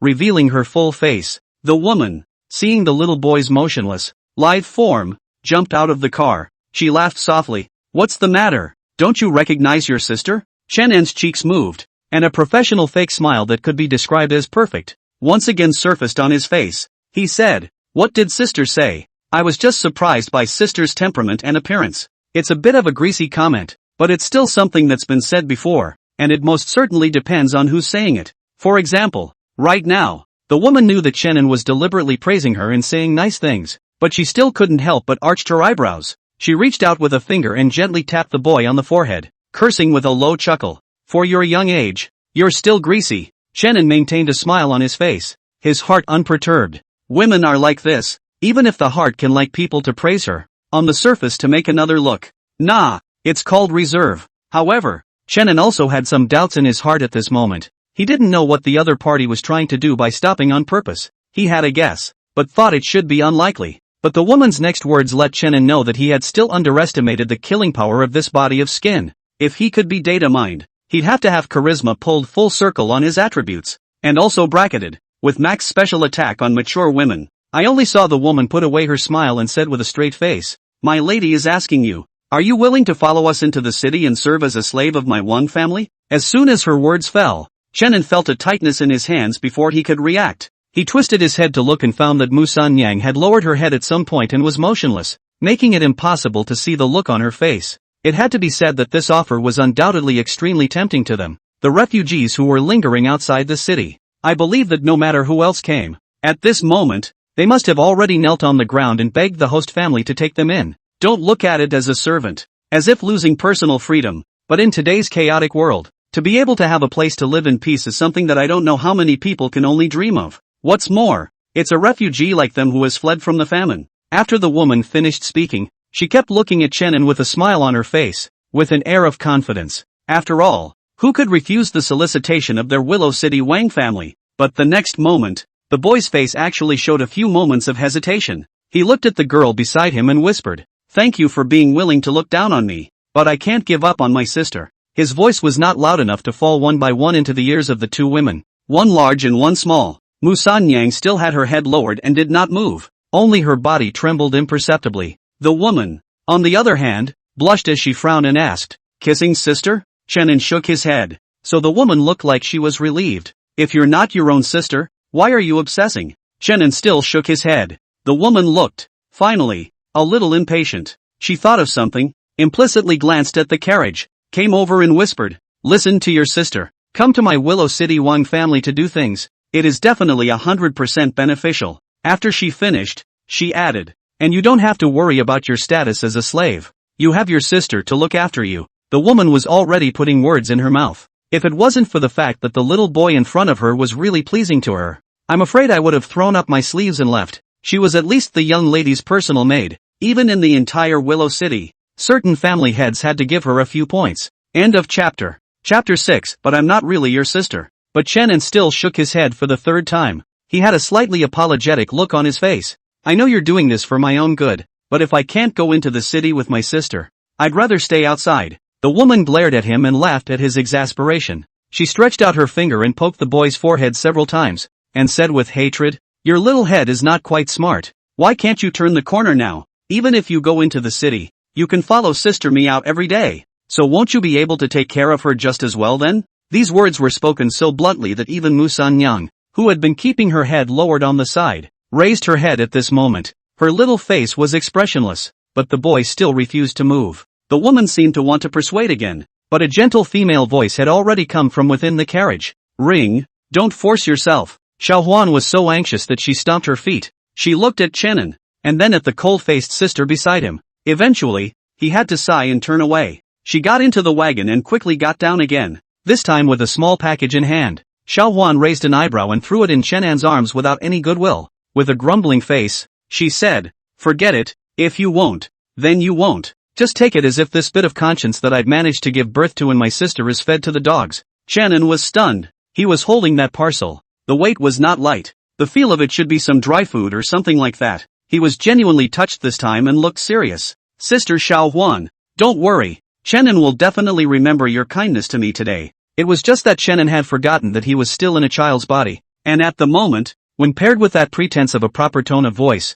it was really a bit comically cute. The woman was amused by his little adult demeanor, and the already small amount of resentment in her heart dissipated. She waved her hand. All right, I just hope that when we meet next time, you won't fail to recognize your sister. After Xiaohuan finished speaking, she turned around and got into the carriage without further delay. The carriage started slowly and traveled through the snow. This time, Ring was really gone and didn't look back. The two ruts made by the wheels were quickly buried by the wind and snow again. Chenin stood still and watched the carriage drift away. Beside him, came a hoarse, low voice. Why? The girl, who had been silent, finally spoke. Chenin came back to his senses. He froze and replied, it's not what you said before, sister, that after becoming a relative, you can no longer abandon and give up. Mu Sanyan looked at him and whispered, but I'm not really your sister. The girl seemed to be in some kind of a twisted place. Her expression was dull, even her eyes were a bit empty. Mu Sanyan thought to herself, she is really a bad woman. If he had just taken the initiative to speak up and persuade him to follow someone into the city, he would have had a better life, right? There was also no longer any need to worry about food, and you could wear the same thick coats as those people, instead of remaining outside the city and freezing and starving with her. So, as if she were giving up on herself, she said that, it's only the first day they've known each other, but I'm not really your sister. That statement, as if it was colder than this roiling wind and snow. What answered Mu Sanyang was a very hard hug. The hug was far from warm, just extra hard. The little boy's arms were so short that he had to stand on tiptoe to reach a height level with her. Chenen's face came over and pressed against her. The lingering warmth of skin-to-skin contact was like the only comfort that could be given to them in this cold, bitter snow. In his ears, his slightly angry words rang out. Sister, don't say such things again. If there's a next time, I'm going to be pissed off, too. What an unintimidating threat. Mu Sanyang twisted her head, trying to turn to look at him, but this action,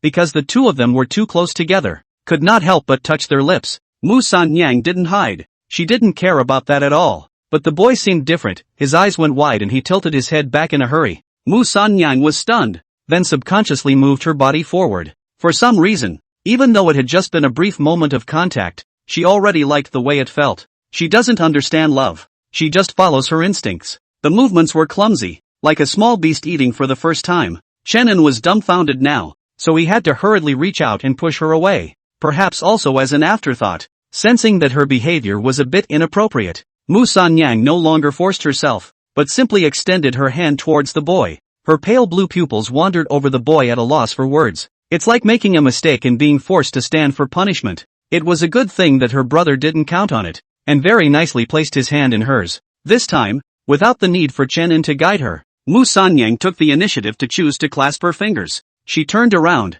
Let's go. Chenin hummed softly and followed her lead. Thick snow piled up on the ground, and every step they took made a slight plopping sound. The sky and the earth were white. There was nothing else but the wind and snow whistling in his ears and the sound he made when he stepped into the snow. A little while later, Mu Sanyang, who was stubbornly walking in front, shielding Chenin from the wind and snow, suddenly opened her mouth. She glanced back at him. We're family. What's wrong with kissing between family members? When she finished, as if she didn't think it was enough, she explained, it's the kissers who have to kiss. Chenin was shocked by her bandit logic. Didn't care though, just a couple light chuckles. Aha, sis is right. Mu Sanyang took 2 steps and stopped again. She didn't turn around, just said, Then you're not allowed to be angry. Chenin smiled. Okay, I'm not angry. So it was only then that Musan Yang continued to take her steps, and she muttered something under her breath that only she could hear. Loved ones, kisses. How normal. Too normal. It's only relatives who have to kiss.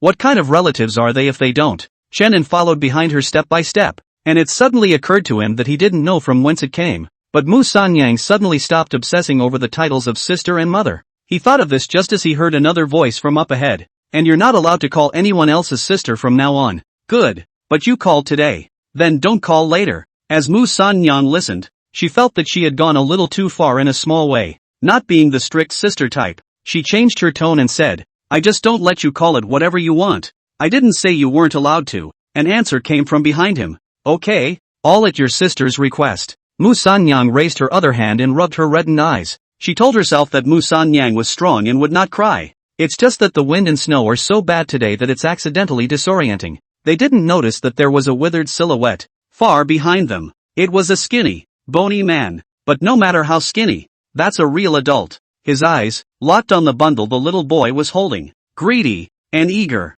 Toward night, the wind and snow grew stronger, great for helping men cover their tracks. Phew, finally caught up. More today. Cross my arms, I'm really slow at typing tut. Thanks for all the rewarding votes and support during this time. The journey has been so much better than at the beginning. End of chapter. Chapter 7, Angel Investments. The hustle and bustle of the day has passed, and night is slowly falling. As usual, it was curled up in that corner where it could be slightly sheltered. Two tiny figures clung to each other. Pale blue pupils were clearly visible in the darkness. They were both still awake and whispering. Chenin slipped his hand into the bag that Xiao Huan had given him during the day and fumbled around. He quietly crushed a small piece of dry food and hid it in the palm of his hand. Then he put his hand over the girl's mouth again. Musan Yang blinked and looked at him uncertainly. Only the boy smiled, his voice thin. Open your mouth, he said softly. Musan Yang did as she was instructed, her small mouth opening slightly wider. Immediately afterward, there was a taste of déjà vu in his mouth.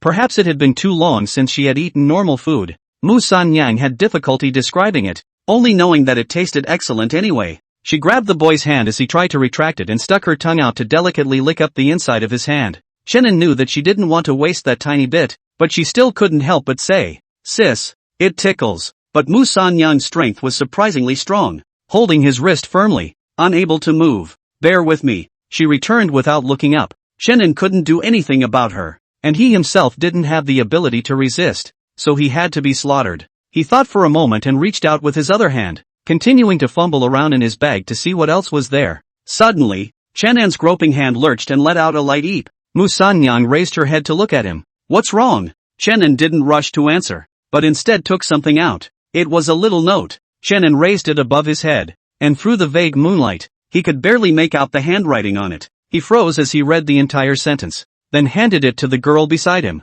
But Musan Yang just shook her head and said, I can't read. So Chenin took it back and read it to her in a whisper. Willow City to the west. 300 miles away there is a small town called Yunji Town. The town is located at the foot of the South Mountain. Every 3 years, there will be immortals in the mountain out of the world. To the small town to select 13 years of age under the endowment of all the best, brought back to the clan to teach. There is still time to move at this moment. The note ends here. At the end, though, there's a holdover. Chenin paused and read it out. Yan Wang of Luchang. It seems that this note should not have much to do with Xiao Huan, but was written by that Wang family lady who had not shown her face in the carriage all this time. Musan Yang's eyes moved. Her eyelashes were very long, and the two of them were close together. Even the slight fluttering of her eyelashes, Chenin could see clearly. She was keenly aware of the two most important words in it and subconsciously repeated them. Immortals. In fact, for the people of Great Zhou, the word immortal was not unfamiliar, because immortals are not some remote legend, but actually exist and are present. From emperors and high officials to 3-year-old children, most of them have heard the elders in their families tell stories related to the immortals. Whenever they talk about it, the elders always show admiration, reverence, even fear and so on. Immortals have their own world, high above. Idol will not lightly interfere in the mortal world of right and wrong, but at the level of a nation's chi, there is no escaping the fiddling of their invisible hands. In the darkness, Musan Yang squeezed her palms. She suddenly asked, why is she telling us this? The question she asked was exactly what Chenin was thinking about at the moment. He frowned and guessed, maybe casting a wide net along the way? Make waves of angel investments? Musan Yang was dumbfounded, completely unable to understand what he was saying. What do you mean? Chenin scratched his head, organized his words, and explained, that is, you can interpret it as her feeling that the two of us have potential, then coupled with the fact that she sees me as more agreeable. She'll give some benefits and reveal some information in passing and so on. After all, in case we soar in the future, won't this snowy friendship be especially precious? Mu Sanyang looked at him, then turned her head without a word. Chenin was stunned and broke her little head back. What? Mu Sanyang lowered her head and whispered, brother, nasty. Hey, wait, how am I annoying? Chenin spread his hands innocently, unable to understand. Mu Sanyang glanced at him. Her tone couldn't be heard as reproachful, just a little aggravated. Knowing that Sanyang can't read, you have to say so many words that Sanyang can't understand. Chenin froze, then cried and laughed a little, thinking, so you are making a fuss over this. He cupped the girl's face and silently locked eyes with her. In fact, Mu Sanyang's features were very nice, a very harmonized beauty. Her eyebrows are picturesque, and she is still a bit childish. Chenin thought to himself that she would look great if she was willing to smile. It's just that Mu Sanyang always had an expressionless and cold look, plus her short hair hadn't been taken care of for a long time, and half of her face was covered by her bangs. Naturally, it's subconsciously overlooked. The girl seemed a little uncomfortable with the way he was looking at her and cooed as she opened his hand. What for? Chenin lightly laughed. Alright, sister, don't be angry. I'll just retell you again. Mu Sanyang hummed lightly. I probably understood. I don't need you to re-say it. Her thin, long eyelashes fluttered as she said earnestly, I will remember her kindness. After she finished, she thought of herself as the older sister, so she patted Chenin on the shoulder, not forgetting to urge, you too. Chenin didn't care about the elder pose she put up, and just gave a soft He then raised his head and looked up into the dark night sky, his mind a little confused. Is all of this really just a coincidence, or are they just following a preconceived path? So-called conjecture, but just fate? He wasn't sure and didn't know the answer, and it didn't seem to make half as much sense to him when you looked into it in detail. At her side, came Mu Sanyang's ghostly voice. Let's, then, leave first thing in the morning. Chenin held her hand. It was ice cold to the touch. You want to try it? Well, try. Mu Sanyang didn't hesitate. The corner slowly quieted down to the faint breathing of two children. Chenin thought for no apparent reason that the wind and snow tonight seemed to have subsided a good deal more than yesterday, and even the eerie whimpering sound was much smaller. He closed his eyes, his breathing calming. Fine snow sprinkled down, mixed with the cool moonlight, laying a layer of silver frost on the ground. I don't know how much time passed until I was sure that they had all fallen into a deep sleep. A figure that was always hidden in the shadows slowly opened its eyes. Those narrow eyes flashed with resentment and greed. Men are really patient. Obviously the other side is just two hairless brats. However, in order to seek stability, he still forced down his inner longing and has been holding back until now. Finally, seeing that the time was right, the withered figure moved. His footsteps made an extremely subtle sound as they stepped in the snow. End of chapter. Chapter 8. What are you looking at? Loved ones are meant to be kissed every day. Next to the edge of the city wall, the withered figure came a little closer. His movements were slight, doing his best not to wake the other man. For the man, this wasn't the first time he'd done something that killed someone, so other than a slight increase in his heartbeat, he didn't have too many other excess emotions. Survival of the fittest. If it is not that Miss Wang, who was responsible for spreading porridge, has an army escort every time she goes out of the city, she might have been stripped naked by these refugees. The man subconsciously licked his lips at the thought. When he thought of the scene he had seen in a casual glance during the day, he couldn't help but feel a pang of hunger in his abdomen. Although I do not know what is inside the package, but look at the porridge. The woman's attitude towards the boy. Certainly not something bad is. At the very least, there should be some food given. The man was not without greed, thinking that if he could really get enough food, then naturally there was no need for him to remain here and wait for death. As long as that food lasted for 10 days, it would be enough to sustain him as he continued south. The corners of the man's mouth slowly widened to the edge of his mouth. He was now beginning to fantasize in his brain about a life of abundance. Between the wind and the snow,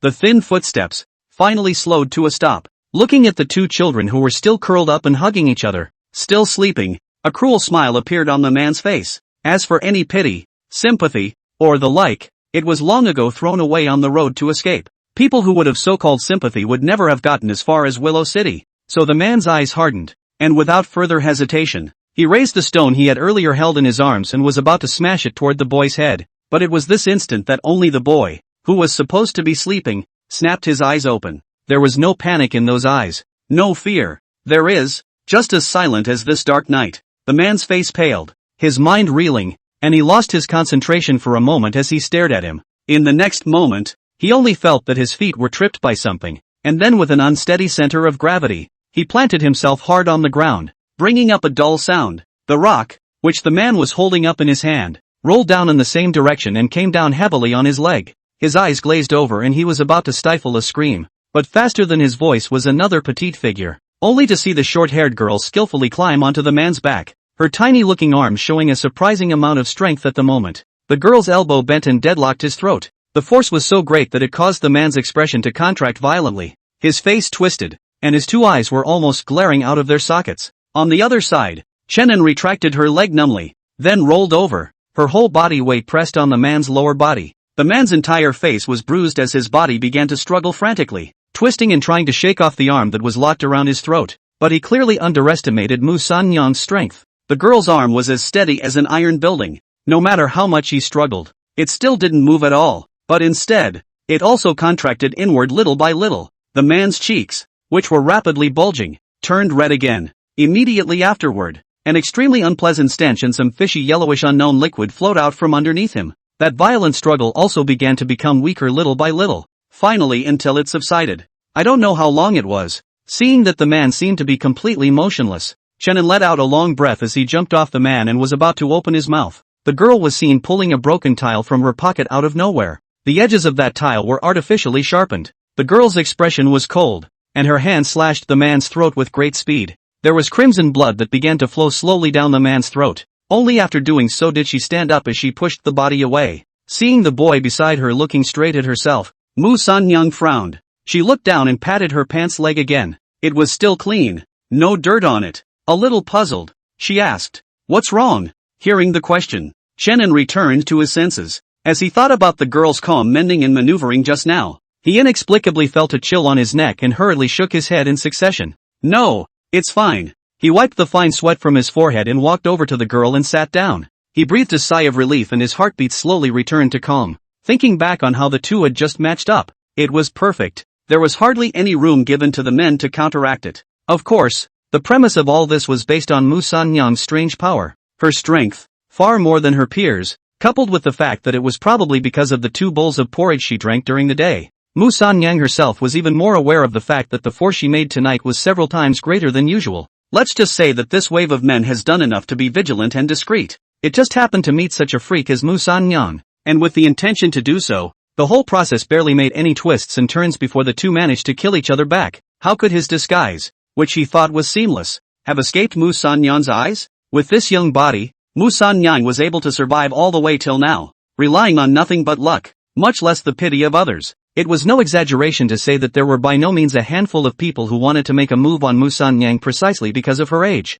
But in the end, only Mu Sanyang survived. In the vague moonlight, the girl wanted to go over and touch the body, but thought that the other girl's pockets were probably cleaner than her face, so she gave up the idea. She looked at the boy beside her, her face hesitant, but she put the tiles away and took the initiative to stick to them. They were shoulder to shoulder, neither of them in a hurry to speak. A little while later, Mu Sanyang suddenly said, "Is it because I'm too fierce and scared you?" Chenin was stunned, and then he shook his head as he laughed. What foolishness is sister talking about? If it wasn't for you today, the ones who suffered would definitely be us. When Mu Sanyang sniffed, her small face came over and rubbed against the side of Chenin's face. Her eyes brightened as her small hands gripped his lapels. "Brother, don't worry. As long as you don't leave me and behave yourself, I will definitely protect you." She looked vaguely uneasy as she said this. Chenin looked at her, thinking of the girl's experience, and suddenly somewhat understood why she had been so obsessed with the word loved ones before. He didn't say much,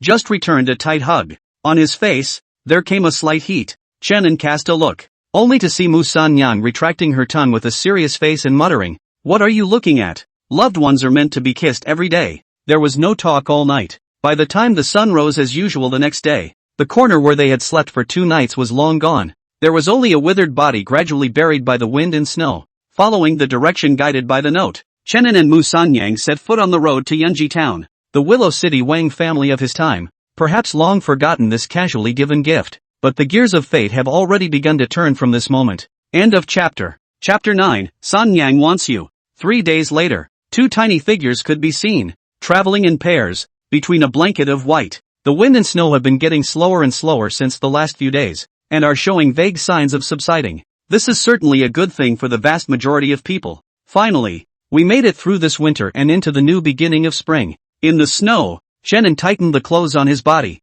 stopped and discerned the direction to the rising sun. They naturally didn't have anything like a compass, but Shannon happened to know some practical tips for the outdoors. I don't want to be accurate, just know a general location. Go! He lifted his bag and casually shouted at the girl beside him. Mu Sanyang didn't make a sound and followed his footsteps. 3 full days had passed since the two of them departed from Willow City. According to an ordinary man's footwork, it is not uncommon to walk 60 or 70 miles in a day if he goes fast enough. But now that the snow has closed the road has become rugged and difficult to travel, and the speed of walking has naturally slowed down. Shannon estimated that they had traveled for 3 days, and had probably traveled less than 100 miles in total. Taking a look at the silver frost covering both sides of the road, Shannon took out a small piece of cake from his baggage between walks, and smoothly fed it into the mouth of the girl beside him. The package was not a lightweight, it was a bag full of food. In itself, their appetites were much smaller than adults, and these were enough for the two to save for 10 or 8 days. As for water sources,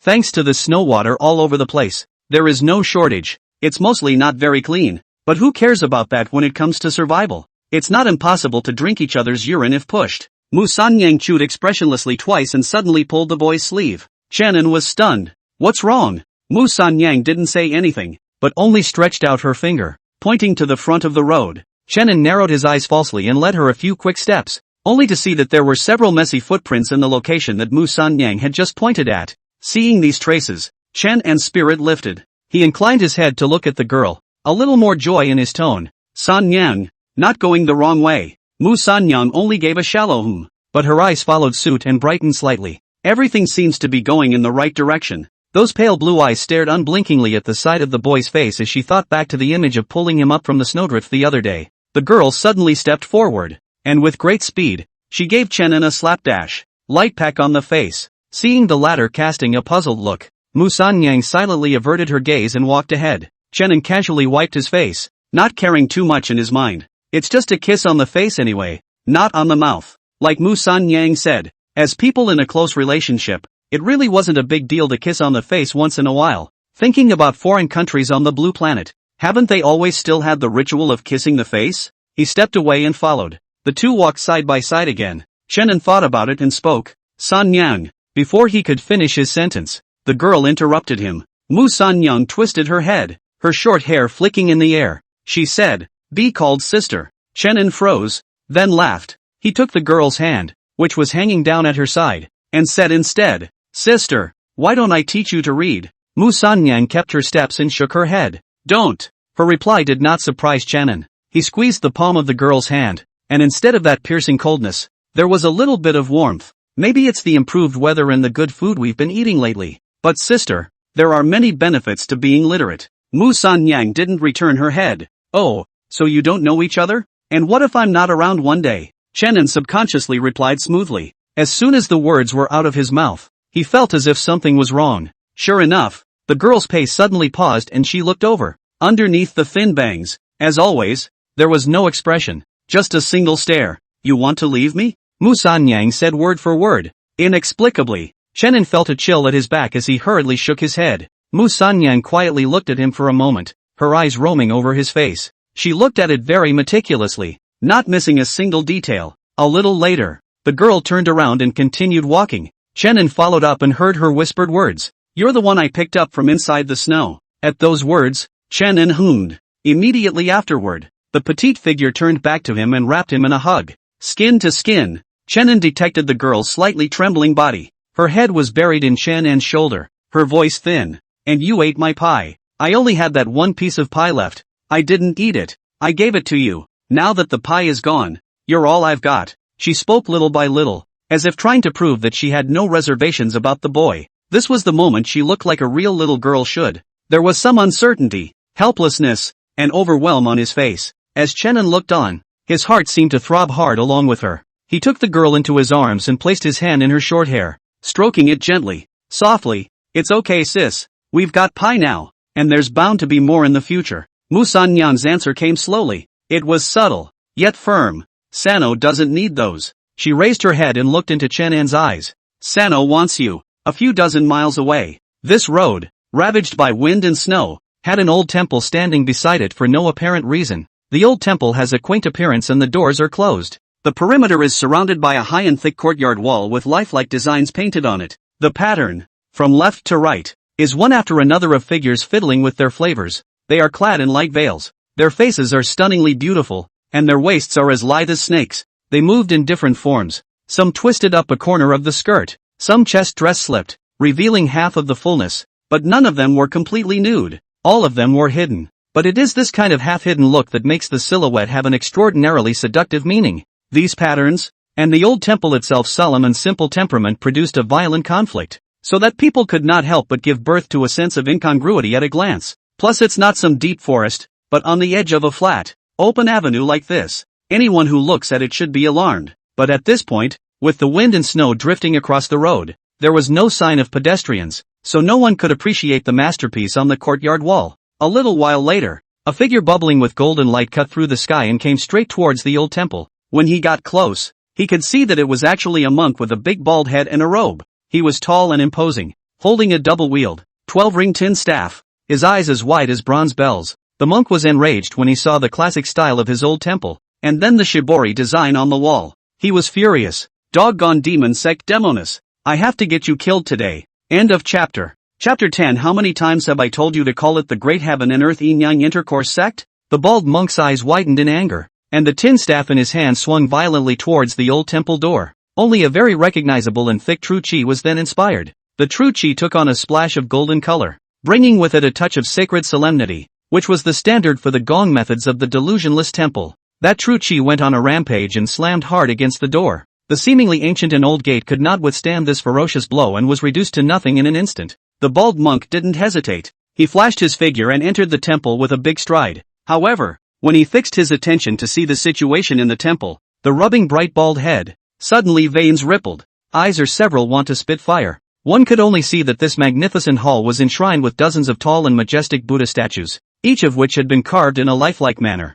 and the details had been handled in a perfect manner. Even for the most skillful masters of the world's craft to see it, I'm afraid they would be ashamed of themselves. If it was just that, the bald monk certainly wouldn't have moved to such a great anger. The fundamental reason still lies in the fact that those statues of Buddha, which should have been dignified in their precious appearance, are at this moment deliberately posed as extreme prodigality. It was like those women in brothels, with bare chests and breasts, without an inch on their bodies, and with a pretense of flirtatiousness, which was simply chilling to look at. And most of the Buddha statues are also 2x2, with a look of love. This kind of scene, I'm afraid that if it were any other monk, he would be on fire. What's more, these statues are all the senior monks and elders of his delusionless temple? The bald monk had obviously been irritated to the extreme by the situation in front of him and lost his mind. His red eyes, his whole body's true chi bulging, his monk's robes automatically without wind, his mouth rapidly reciting spells in silence. In the next moment, a huge golden palm print appeared in front of him,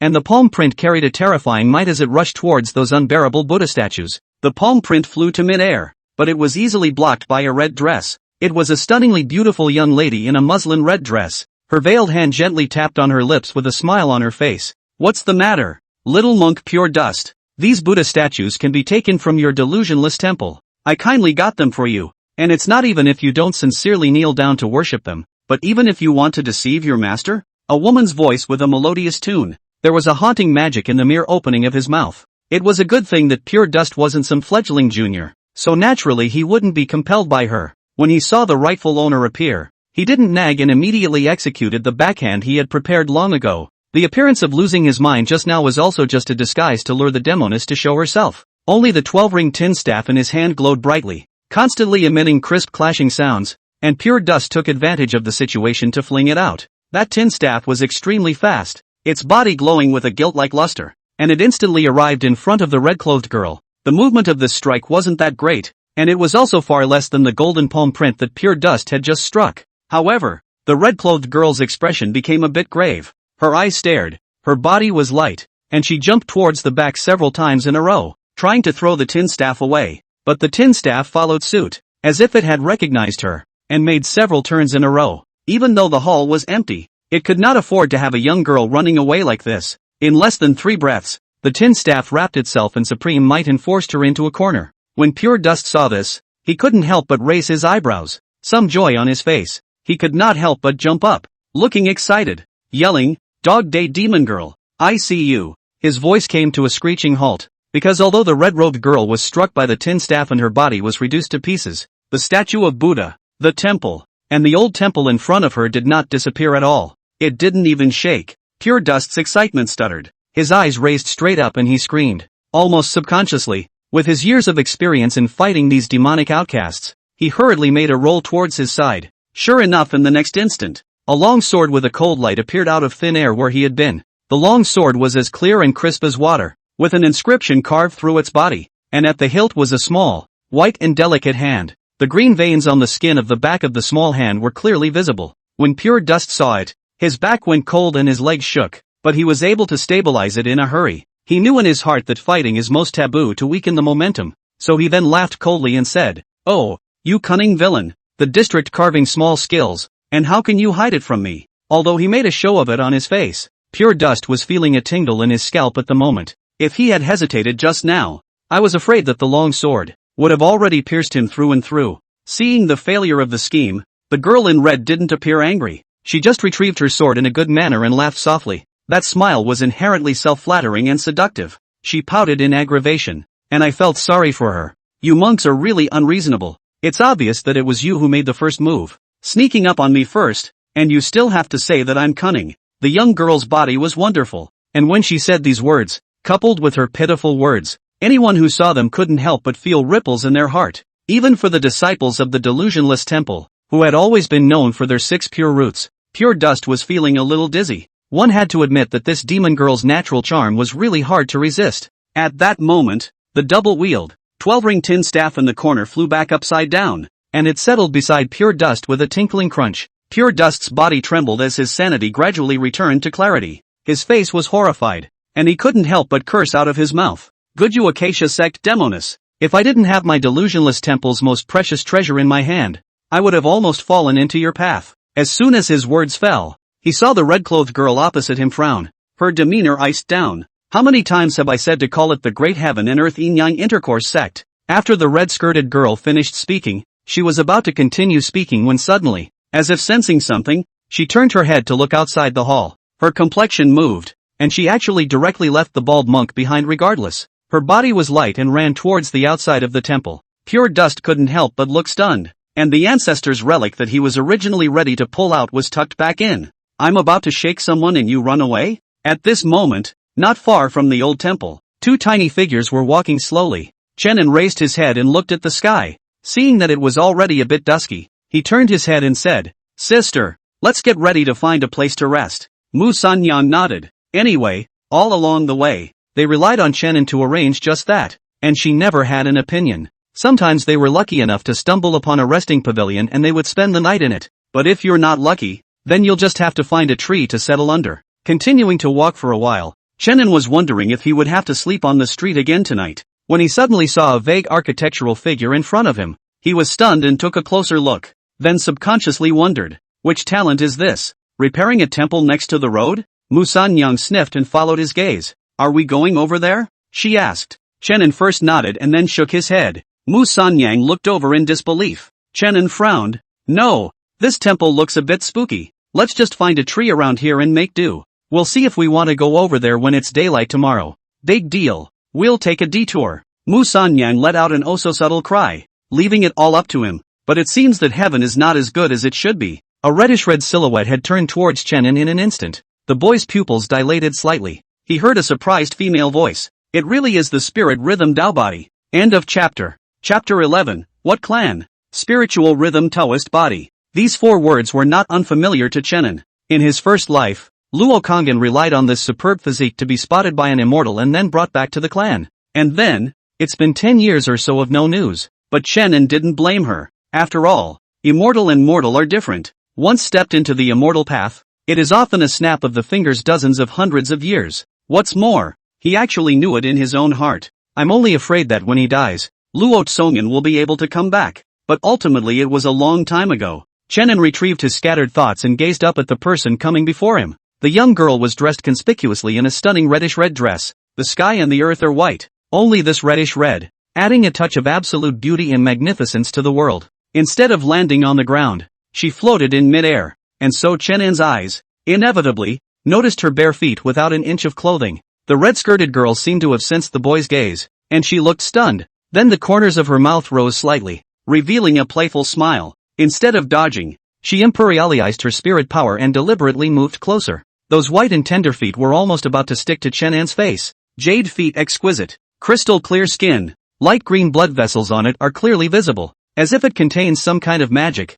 Straight let a person cannot move their eyes. Chenan froze where he stood, and before he could react he was pulled away by the girl beside him as she tugged on the corner of her coat. Then, Mu Sanyang stepped forward and shielded him behind her. The girl looked straight at the young girl who had suddenly appeared, her small face full of caution. This man, is he a man or a ghost? Or perhaps, one of those legendary immortal masters? Mu Sanyang wasn't sure. All she knew was that the other person had been staring at her brother and had that deliberately seductive, wannabe look on her face. This made Mu Sanyang feel uncomfortable in her heart. It's like the feeling of picking up the most delicious cookie in the whole world, only to have someone else see it and attempt to come up and nibble on it. The girl's small movements naturally couldn't escape the red-skirted girl's gaze. Her eyes fell on Mu Sanyang. Her veiled hand lightly covered her red lips, and she lightly laughed. Don't be nervous, little girl. Sister is not a bad person. The voice was ebullient, like a clear spring melting from the snowy mountains. Hearing this, Chenan Xian silently spat out a sentence in his mind. I don't know if it's bad or not, but it's mostly not going to be decent anyway. Mu Sanyang, on the other hand, did not say a word, but just blocked in front of Chenan without saying a word. Although she had already seen a lot of darkness in the world and tasted the coldness and warmth of the human world, after all, she was only 11 or 12 years old, and would naturally be at a loss for words at this current scene. After all, this young girl who had suddenly appeared clearly could not be judged by common sense. Chenan certainly wouldn't let Mu Sanyang face it alone. He grabbed the girl's small hand and stepped forward of his own accord. Sis, he shouted softly. Mu Sanyang twisted her head to look at him, and Chenan shook his head slightly, signaling to let himself handle it. Then, he looked towards this red-skirted girl floating in mid-air, and a harmless smile appeared on his finely sculpted face. This fairy sister, may I ask if you are the fairy in that cloud-gathering town? The reason why Chen Anji would ask this was also because the thought that this place should not be far away from Yanji town, coupled with this obvious immortal tactic of the other party, made it hard for him not to connect the two. The red-skirted girl was stunned by his question, and the smile on her face suddenly became a bit odd. She didn't rush to answer Chanan's question, but asked in return, are you planning to go to Yanji town to seek immortality? Seeing the boy's well-behaved nod, he responded. So that smile grew. The red-skirted girl stretched out a jade finger, glistening white at the wrist, as she gently picked up the boy's chin, her flirtatious eyes roaming over his face. She joked, that Taishan sex people are all stubborn and unspiritual. They don't know how to change, they just know how to stick to the old rules. So what's the point of going there? Why don't you join me with my sister and I can still take you on a tour of the mountains and see the world? As she spoke, her eyes flashed with an imperceptible light, and her voice began to become soft and seductive. At that time when you grow up a bit, understand the lust, want to taste the taste of women, sister can still catch a few so-called righteous fairies for you to come over to play, the red-skirted girl said, and her voice suddenly slowly lowered, because she noticed that the boy in front of her, his eyes were surprisingly still clear, not affected by her seduction in the slightest. This is certainly very unusual. As the contemporary holy daughter of the great heaven and earth's yin-yang symphony sect, Jiang Qiuqi's cultivation was definitely not inferior even when placed in front of those righteous heavenly prides. What's more, the object of her charm technique was only such a child under the age of 10? Haven't you seen that bald ass who boasted of his firmness of mind before, almost falling into a dilemma on the spot, unable to extricate himself? If it wasn't for the help of that tin staff, at this moment, I'm afraid that she would have cut off her bald head and used it as a ball. So what makes this little boy in front of me so sane? Jiang Qiuqi narrowed his eyes, the curiosity in his eyes growing stronger. On the side, when Mu Sanyang heard the words coming out of this red-skirted girl's mouth, her subconscious heart tightened. Her hand, which was hanging down at her side, was unconsciously squeezed tight, and her fingertips were pinched white. Undoubtedly, leaving aside the truth for the moment, just these words, I think no matter which man heard, can't bring up much refusal mind. Though she knew her brother wasn't like that, she hastened to look away, wanting to know the boy's reaction. The next moment, she saw Chenan take half a step back, coughed lightly, and politely refused. I appreciate the good intentions of the fairy sister, but I still won't bother you. At the same time, Chenan's mind was racing. He keenly captured the words Taishian sect, coupled with the fact that the red-skirted girl clearly had no intention of hiding it either. Then it was a good guess. That Taishian sect. It should be the same immortal sect that took in disciples on the southern mountain. Just listening to the other party's words, it always felt that this young girl seemed to be very dangerous. Chenin thought to himself, knowing that this kind of halfway encounter with a broken temple would most likely not be good. But he didn't go through any deep forests. So how did he still run into himself? Without waiting for Chenin to think more, he heard the red-skirted girl on the opposite side of the room speak again. When she saw that the charm technique did not work, she also put away that seductive look. Only the flirtatiousness in the bones is how it can't be reduced. Only to see the young girl look slightly more serious and say in a proper manner, "Little fellow, if you want to ask for immortality, then there is an immortal fate in front of you right now." Her delicate chin lifted and her tone took on a bit of arrogance. "I can accept a disciple on behalf of my master and take you in as a personal disciple under my great heaven and earth yin-yang intercourse sect." The name of this clan was a bit long, giving Chenin a blank stare as he subconsciously asked, "What clan?" "Great heaven and earth yin and yang intercourse sect," the young girl repeated. The boy's expression changed and he blurted out, "Isn't this the acacia sect?" The red-skirted girl's eyelids jumped, forcibly resisting the urge to punch someone. Correcting, "It's the Great Heaven and Earth Yin-Yang Intercourse Sect. A group was recently created. It's right in the profile. You can click in and join directly, or it's also topped in the comments section. Anyone interested can come in and play. There's another chapter later." End of chapter. Chapter 12. But I trust Sun Yang more. The corner of Chen An's mouth twitched. The Great Heaven and Earth Yin-Yang Intercourse Sect is unorthodox as soon as you hear it. However, after he calmed down now, he also knew in his heart that he must not anger the other party at this time without a long eye. Otherwise, when the time came, his and Mu San Yang's end might have to be very miserable. His mind raced as he glanced at the girl beside him who had been silent. "Forget it, I'm going out on a limb. It's just cultivating immortality. It's not cultivating anywhere." He pulled over Mu San Yang, and then he whirled around and rushed to the young girl. "Thank you, fairy sister, for looking at me, and please take a look at my sister as well. Can you take us with you?" But what Chenin didn't expect was that the red-skirted girl just casually glanced at Mu San Yang, then furrowed her brows and waved her hand in disgust. "She can't." Hearing these words, Chenin froze, and he clearly felt the girl's hand that he was holding, trembling along with it. He frowned. "What do you mean?" The red-skirted girl retracted her gaze and casually said, "She's not like you, with poor roots and low endowments. She has absolutely no capital for cultivation. Even if I make an exception and accept her into the sect, with such low qualifications, my Great Heaven and Earth Yin-Yang Symphony sect will not be able to find a corresponding trashy heart method for her to cultivate." The speaker has no intention of listening. These words, which were almost like a death sentence for the girl, were like an invisible long sword that stabbed hard into the chest. Mu San Yang raised her head, and at some point, her face became extremely pale. She gritted her teeth and opened her mouth without making a sound. Chenin was even more completely dumbfounded, because he had never doubted Mu San Yang's talent from the beginning. How could a female lead who could be selected by the system really have a strange and unparalleled qualification as the other party had said? And just from the time the two had spent together, the girl's strange strength that far exceeded that of an ordinary person could never be anything like an ordinary person.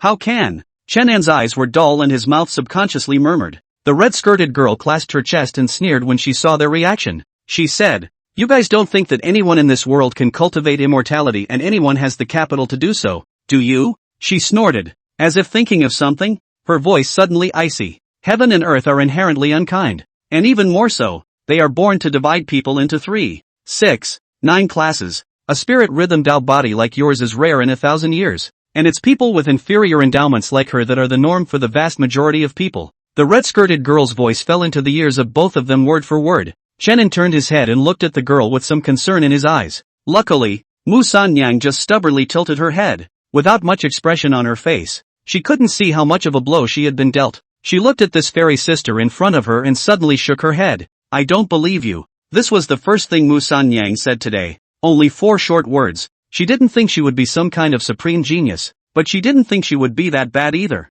The red-skirted girl took the girl's reaction in her eyes, and her expression was not one of exasperation at being contradicted, but simply one of indifference and ignorance. Yes, there was a difference between immortals and mortals, and after confirming the girl's low qualifications, she had lost interest. As for what the girl's mouth said about believing or not believing, she didn't even bother. There are so many people in this world who don't recognize their fate. But what's the point? Even if he really got the immortal law by chance, with that inferior endowment, he would be able to cultivate something throughout his life, he could hardly hope to build a foundation. The red-skirted girl's gaze fell firmly on the little boy. Her goal, however, had always been just this spirit rhythm Dao body. Perhaps for other clans, this superb endowment used for cultivation is already enough to support a brilliant clan. But to her great heaven and earth yin yang intercourse sect, this was an excellent candidate for dual cultivation. Even after first seeing what the boy looked like, she had secretly added 4 words behind it. There isn't one,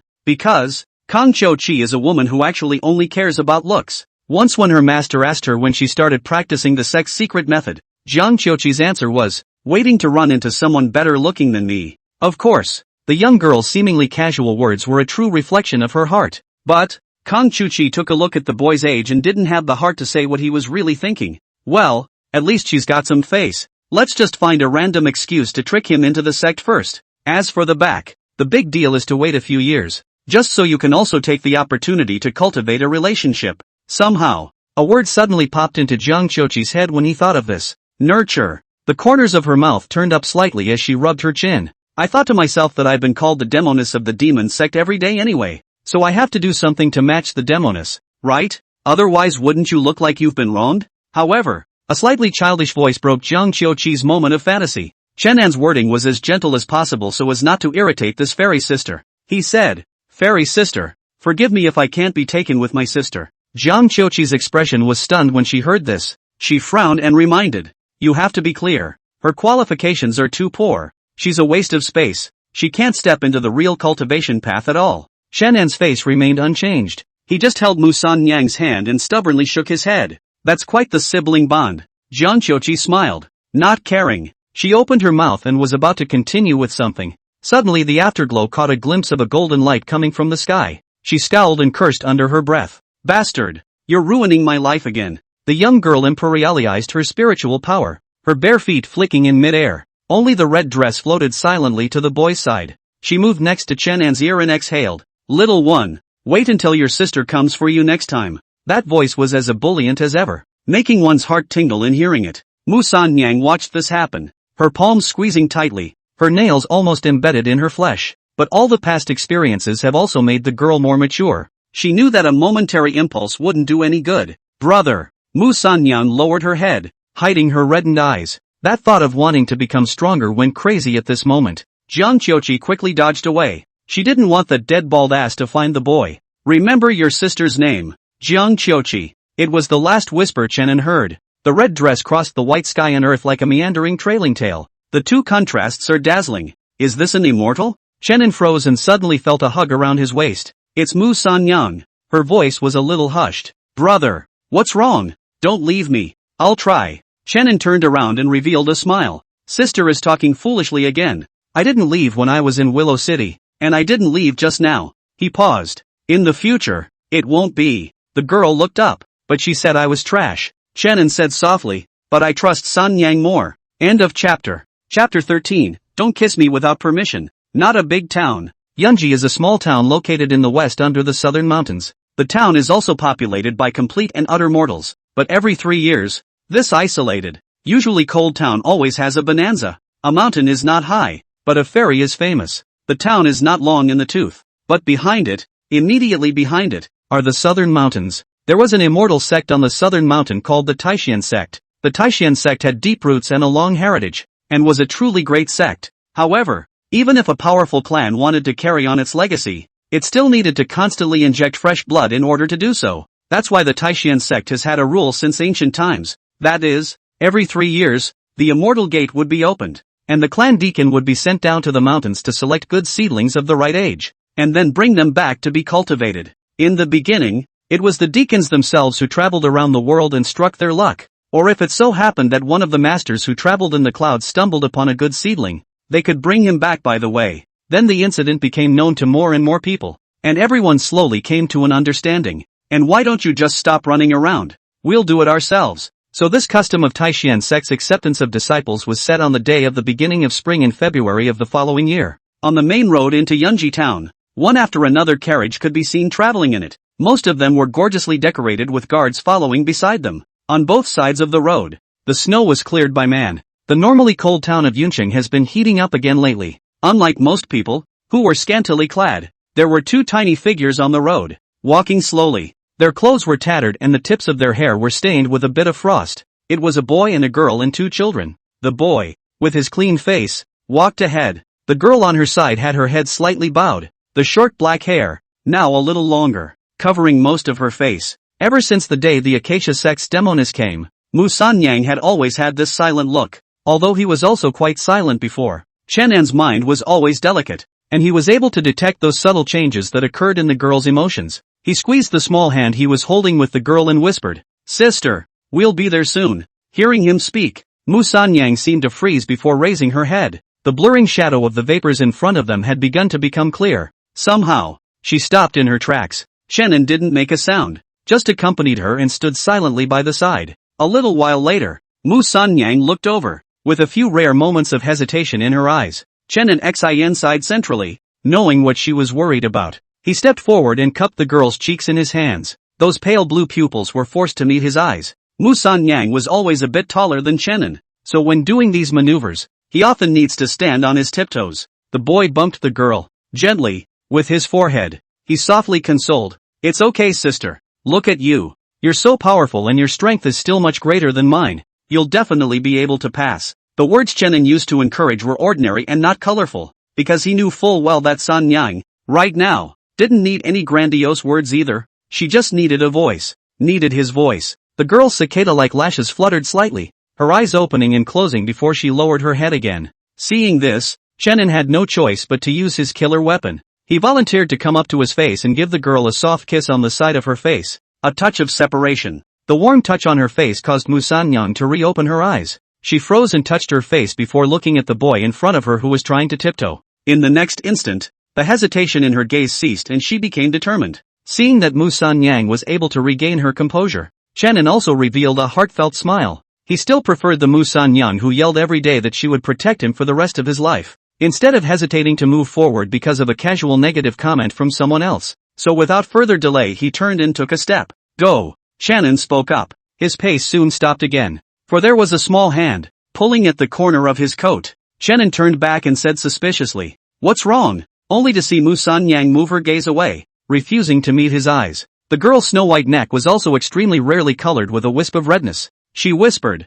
"More." Chenin was stunned to hear this and was a bit unsure. "What else?" he asked. So, this time, Mu Sanyang didn't dodge. She walked forward and kissed the boy in his dazed eyes. The girl's movements, which were raw, seemed a little clumsy. Chenin didn't move, because where Mu Sanyang kissed, it was only the side of her face. In any other position, he would have dodged out of the way without hesitation. Perhaps for Mu Sanyang, no matter where she kissed, it was just a way of expressing her fondness. Naturally, it would not contain any lust. She just wanted to stick with Chenin, tightly, for a moment. It's attachment, not love. But Chenin was different. He was mature at heart, and of course he had to learn to grasp the balance. It had nothing to do with anything else, just like the first 2 worlds, and he hadn't had any evil thoughts. Chenin slightly lowered his head and saw that the girl was looking at him with her eyes wide open and unblinking. Her fine bangs slid down past her ears, revealing her clear, unpowdered face. Also, Mu Sanyang didn't want to part with him, so she spoke with her lips on his face. The sound was a little disorienting, and it hit my face as a wet, soft sensation. Chenin looked at her look of attachment, and really couldn't bring himself to blame her for anything. Besides, really, today was his own initiative. However, being attacked so suddenly every day still made Chenin a bit upset. He didn't have the heart to laugh and pushed Mu Sanyang's face away. "Okay, is this good to go?" Perhaps noticing his reaction, the girl gave a shallow though her eyes flashed with dismay. Chenin turned and moved. He weighed the little crumbs of silver in his bag and looked toward the town not far away, thinking to himself that he didn't know if there was an inn in there that would allow the 2 of them to get a good night's sleep. After all, you miss the warmth of a queen-sized bed a little bit after a daily meal. At that moment, a soft and gentle touch came from his hand. Chenin inclined his head and saw that it was Mu Sanyang following him. He purposely grimaced and said, "No kissing me without my consent in the future." The girl was stunned, and then sniffled, oh so quietly. A little later, she suddenly spoke, "With consent, then?" Chenin glanced at her and, unable to bear the thought of saying the words to death, returned, "Yes." So the girl was carnally happy, though as usual there was little expression on that little face. "So can we agree now?" Chenin continued to rush, refusing at the speed of light without looking back. "No." Mu Sanyang let out an subtle sound and didn't say anything. A little less. About 10 meters away. Now what? No. 1 minute later. Now. Chen An's eyelids jumped. No. And no more questions today. End of chapter. Chapter 14. Brother. Wash me. Several days had passed since the two of them arrived at Cloudset Town. The wind and snow drifting between the sky and the earth also gradually stopped. Chenin noticed that the people here, most of them had smiles on their faces, and there were no yellow faces or ragged clothes. They seemed to be completely unaffected by disasters and wars. That being said, who in their right mind would dare to come to Yunjie Town and cause trouble? Didn't you see the carriages of the children of the world's families on the road? All lined up honestly one by one. Chenin even saw a splash of bright yellow in it. I think it should be a royal carriage. He held Mu Sanyang's hand and stood aside to avoid the way. After some enlightenment from him just now, Mu Sanyang's mood was obviously much better. It was now lifting its eyes, silently surveying everything around it. The pedestrians coming and going on the road, the steaming vendors, and the cacophony of voices. There was a vibrant look of life everywhere, completely different from the world she remembered. They, as if they were the outliers of this town, with their shabby clothes that didn't fit in with the place, drew curious glances from time to time. This place is like a paradise. No matter how much the outside world blows and rains, it can't be affected in the slightest. This made Mu Sanyang think of Lu Chang. That's probably what the scene inside Willow City's gates looks like when they're occasionally opened in a shocking way. As she thought of this, she unconsciously tightened her grip on Chen An's hand. After spending time together these days, without realizing it, she had put Chen An at the head of everything. Obviously you're the older sister. But thinking of how the boy had always acted dependable, Mu Sanyang didn't have the heart to speak out. She always felt that if she were to lead the way, the two would more than likely not be able to find this Yunji town at all. Without saying much, Chenin led the girl all the way forward and officially stepped into the town. He frowned slightly, his eyes wandering over the stores on the side of the road. He was looking for a place where he could rest his feet. Along the way, there were no twists and turns, although we ran into more and more people. Perhaps it was because everyone was here for the matter of the immortal sect's acceptance of disciples, so they were restrained in every way. There's no talk of seeing the two of them shabby looking and jumping out at someone to come up and taunt them or anything. There is, simply, indifferent disregard. At best, they look at it one more time and then scurry away again. After about a few minutes, Chen An's searching eyes lit up. Not far ahead, there was none other than an inn with a signboard. Without hesitation, he pulled Mu Sanyang forward. Walking into the inn, the first floor was a hall with a few tables and chairs in the center. Chen An found the innkeeper and asked for a side room. He had thought that, seeing how lively it was outside, the town's inn would have been on the spot. However, the price given by the other party was still quite fair, which made Chen An unavoidably relieved. If the asking price was too high, then he would have to continue to take Sanyang to sleep on the street. Taking advantage of the break in conversation with the innkeeper, Chen An smoothly asked about matters related to the Taishan sect's acceptance of disciples. The innkeeper was a short, chubby, middle-aged man, and when he heard Chen An ask, he smiled and did not hide it. Leaning against the counter and casually speaking. Over the years in Yunji Town, he had seen too many downtrodden people who, because they had seized this thread of immortal destiny, had flown uncontrollably from then on. That's why he has set himself a code of life, which is to be kind to people. Despite the fact that the boy in front of him looked very distressed, he wasn't going to take it lightly just because of that. This matter of accepting disciples has been around for ages. It's nothing new. As long as the age is under 13, you can give it a try. Chen An froze as he frowned. According to this, then with so many people coming, wouldn't the immortal master be able to look at them all one by one? The innkeeper glanced at him and waved his hand with a smile. Of course it won't be that simple. If you want to meet the immortal master, you have to climb up the mountain first. Climbing? The innkeeper reached out, gesturing vaguely at the door. Chen An followed the direction of his finger and could vaguely see a lofty, rolling mountain range, hidden in the clouds. The innkeeper continued, when the day after tomorrow comes, if you want to seek immortal destiny, you'll have to climb that southern mountain. At the foot of South Mountain, there is a stone ladder made by an immortal formation, which can measure the qualifications of the heart, and if one can follow the ladder up 3,000 steps, one will be able to meet the immortal master. At those words, Chen An could not help but jump in his heart. 3,000 steps is actually far from calling it much. I remember that when I was in the Blue Star, there were several famous big mountains that could easily be 4,000 or 5,000 steps. If it was just a matter of climbing 3,000 steps, then this immortal destiny was a bit too simple. Sure enough, the next moment he heard the innkeeper say, although these 3,000 steps may not seem like much, but the stone stairs laid by the immortals, how can they be measured by the ordinary? His face revealed some emotion. There are countless people who climb the mountain every time, but in the end, there are often only a few people who can successfully walk through these 3,000 steps. After getting the desired message, Chenin politely thanked him and pulled Mu Sanyan upstairs. The innkeeper stood in place, looking at their departing backs, rubbing his chin with a somewhat curious expression. Look at this outfit. No adults with him. Are they not fleeing from the north? He then smiled to himself. Who cares?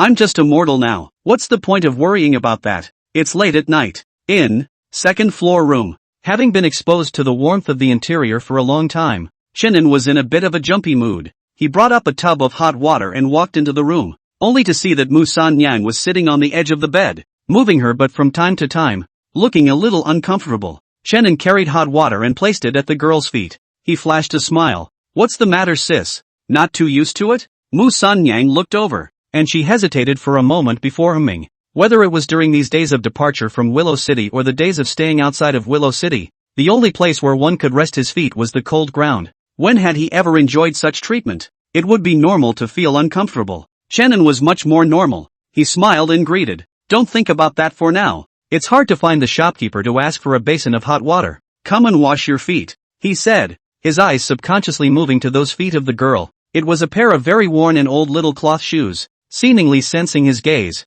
the little cloth shoes followed suit and twisted restlessly. Chenin coughed lightly and withdrew his eyes. He turned around, excused himself to get some air, and went out into the hallway. By the bedside, Mu Sanyang looked at her brother's back and suddenly thought of the bad woman who suddenly appeared the other day. She remembers very well when her brother just kept staring at people's feet. Mu Sanyang's expression moved, not knowing what she was thinking. A little later, a girl's soft cry came from the room. Chenin walked in. He then saw that Mu Sanyang was still placing her feet in the water basin without removing them. He froze and was about to speak when he heard the girl's slightly shy voice. Brother, you help me wash. The glistening was clearly visible in the water basin. The girl's ankles were slender, the arches of her feet slightly taut, testifying to the not-so-peaceful mood of their owner. End of chapter. Chapter 15, I'm not a foot controller. I'll wash it for you? When he heard this, Chen Anren was a bit confused. Though, it's not really a big deal to think about something like washing the feet of a fragrant and soft girl, or someone close to you.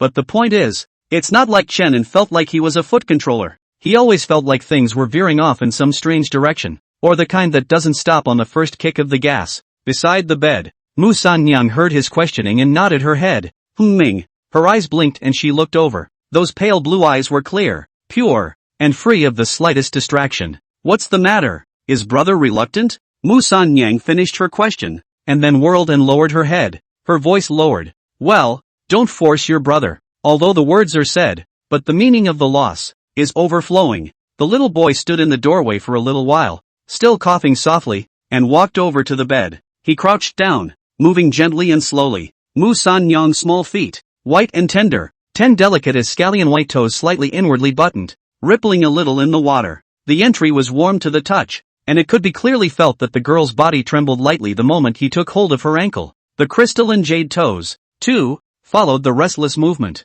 Stop it! Chenin softly shouted. So the girl had no choice but to hold back her shyness and stop moving. The room became still and silent. The only sound left was the sloshing of the water. Mu Sanyang lowered her head, her eyes looking closely at the little boy who crouched down. Between the candle flames, you could see the seriousness on his little face, and when he washed the girl's feet, he washed them very carefully. A little later, after all the dirt had been washed away, the white grease in the boy's hand became more and more visible. He froze and looked away for several seconds, then picked up the rag that had been set aside and began to wipe away the excess moisture from the girl's tiny feet. Suddenly, the girl's light voice came from above. Mu Sanyang looked down at him and asked softly, Brother, do you like it? Chenin was stunned to hear this, a little unsure of what she was talking about. Like what? He lifted his head, and only then was surprised to find that somehow the girl's white neck was already a shade of pink, hinged on the heat, perhaps. Meeting her brother's uncomprehending gaze, Mu Sanyang pursed her lips, her white toes hooked in Chenan's hands, her cheeks pink and tender, and she said forcefully, like this. Chenin froze at first, then his little face reddened as he lowered the girl's little feet, only to see the boy move his eyes away while muttering, What's all this about? Not a foot controller and such. Mu Sanyang didn't move, still sitting on the edge of the bed. She watched the boy's reaction quietly. Obviously there was little expression on his small face as usual, but there was always a detectable smile between those picturesque brows. It's very bright, reflecting the tiny room. It all started to get warm. Then the girl's two little legs began to sway lightly. The skin on those calves was delicate and smooth. And despite all the escapades and treks, nature still hadn't left many marks on them. When Shannon accidentally glanced at it, he couldn't help but a little move his eyes. The next moment he saw the girl jump out of bed, step barefoot on the rag, and then reach out and hug him to her. Mu San-young didn't give him a chance to open his mouth. Her hand slightly exerted force and directly picked up the boy whole. Shannon glared. Wait. But the girl's movements were far swifter than his voice, and she incidentally blew out a candle that was burning on the side. The room was plunged into pitch blackness. When all the light is extinguished by the nimbus, one's hearing is amplified indefinitely. On the bed, the two of them hugged each other tightly. Oh no! It should be Mu San-young unilaterally hugging each other tightly. The girl's subtle breathing, mixed with the heart-racing hot air, poured onto Shannon's face together. That heart of his couldn't help but follow the thumping and accelerated beating. The moonlight was as clear and crisp as water, spilling a bright light that fell on the bed. He was about to speak when he didn't realize that the girl had beat him to the punch. Tonight's Mu San-young, I don't know what's wrong with her, was doing things very actively. Her tone, with an air of imperturbability. Stop it. Shannon sighed somewhat helplessly. It's clearly you, sister, who are making a mess. In the darkness, Mu San-young pressed against the boy and locked eyes with him. There was no shyness in those eyes. They were just a little misty. She buried her head in the crook of her brother's neck and inhaled deeply. The scent of her brother filled the tip of her nose, making her feel incredibly content. For Mu San-young, the moment she pulled the boy up from the snow, the moment she said she wanted to be kin to him, Mu San-young had then chosen to give everything without reservation. She saw Shannon as her only spiritual support and the only hope left in that blizzard. Therefore, after feeling the small struggle of the boy in her arms, Mu San-young frowned. She said, no fooling around, brother, but like this, I can't sleep a bit. Besides, it's not good for me to sleep in the same bed as my sister. The thin lining could not block the heat generated by the friction between their skin, allowing Shannon's forehead to quickly develop a row of fine beads of sweat. He also experienced, for the first time, what it was like to be weak in a delicate body. Under Mu San-young's tight embrace, he couldn't struggle a bit at all. Mu San-young's reply came quickly. It seems very justified. What's wrong with sleeping in the same bed between loved ones? She added. We were cuddling together in the field before. So what's wrong with cuddling together in bed now? When Mu San-young finished speaking, she saw that Shannon still wanted to open his mouth to retort, so she gently spanked the boy in her arms as a warning. Don't contradict what your sister says. Your brother hasn't been good at all today. A misbehaving brother gets a spanking. Hearing this, Shannon's eyes jumped. Little fists are hard, but the situation forced him to do so, and he couldn't do anything about Mu San-young, so he had to close his eyes and pretend to sleep. Fortunately, the girl didn't continue with any other small gestures, just quietly cuddled with him. I don't know how long it took, but just as Shannon was about to fall asleep in a daze, the girl's voice rang in his ears again. Brother, no anger allowed. There was no previous dominance in his voice. Instead it was as if he had suffered some kind of aggravation. Shannon was stunned, then shook his head. Not angry. Really? Really? The girl's eyes lit up at the affirmative answer. She asked again. So it's okay now? It's the second day. What second day? This time, Mu San-young answered him with practical actions. It was a warm, soft, yet firm kiss. It turned out that she had been thinking about this all along, only that she didn't show it because of the agreement she had made with Shannon before. Recently, the flu has been frequent. If there is a small group in the group, you should know that the circle is also hit. Sore throat, head is even more headache. After more than 3 hours of infusion, before returning home, there's one more chapter. One don't know if I'll make it, but I'll make it up anyway. Everyone remember to go to bed early and take care of your health as well. End of chapter. Chapter 16, Climbing the Mountain, issued first and corrected later. A few moments later, the silence returned to the room. As if she thought of something, Mu San-young's expression suddenly lowered. She clutched the palm of Shannon's hand. What if that woman is telling the truth? Mu San-young's words were abrupt, but Shannon quickly heeded her meaning. Maybe he usually acted no matter what, and even managed to say the words I don't believe it to his face in the first place. But the other party was an actual immortal after all. The conclusion of that day, which was like a death sentence, had actually been quietly tormenting the girl's heart. If it were any other unusual girl to come, I'm afraid that she would have already been unable to bear this kind of blow and broken down and cried. It was also that Mu San-young had experienced too much suffering since she was a child, so that her will could be stronger. Shannon didn't rush to make a sound. He just opened his hand and hugged her with his backhand. It's okay, sis, I trust you. Besides, even if that woman is right, don't I still have my brother? If it's really like what she said, then your brother I can be a real genius. Big deal. Just let me protect my sister. Hearing these words, Mu Sanyang's eyes twitched, her small hands gently squeezing and unclenching. Because there wasn't much light, Shannon couldn't see the look on the girl's face. He just thought in his mind, you are the heroine of this world. How can you really be as bad as that woman said? It was no exaggeration to say that the person in this world who was most confident in Mu Sanyang was Shannon. At that thought, he was suddenly struck dumb. Perhaps it was the age regression to when he was a child. He subconsciously ignored a lot of things a lot of the time. Like almost forgetting what you're here for. In more blunt terms, that is, he seems to be a bit getting in too deep. 2 days later, there was a babbling brook at the back of the town of Yunji. The creek comes down from the mountains, with clear springs flowing loudly and clearly. Moving forward along this creek and into a dense forest for about 10 minutes, an ancient stone monument could be seen.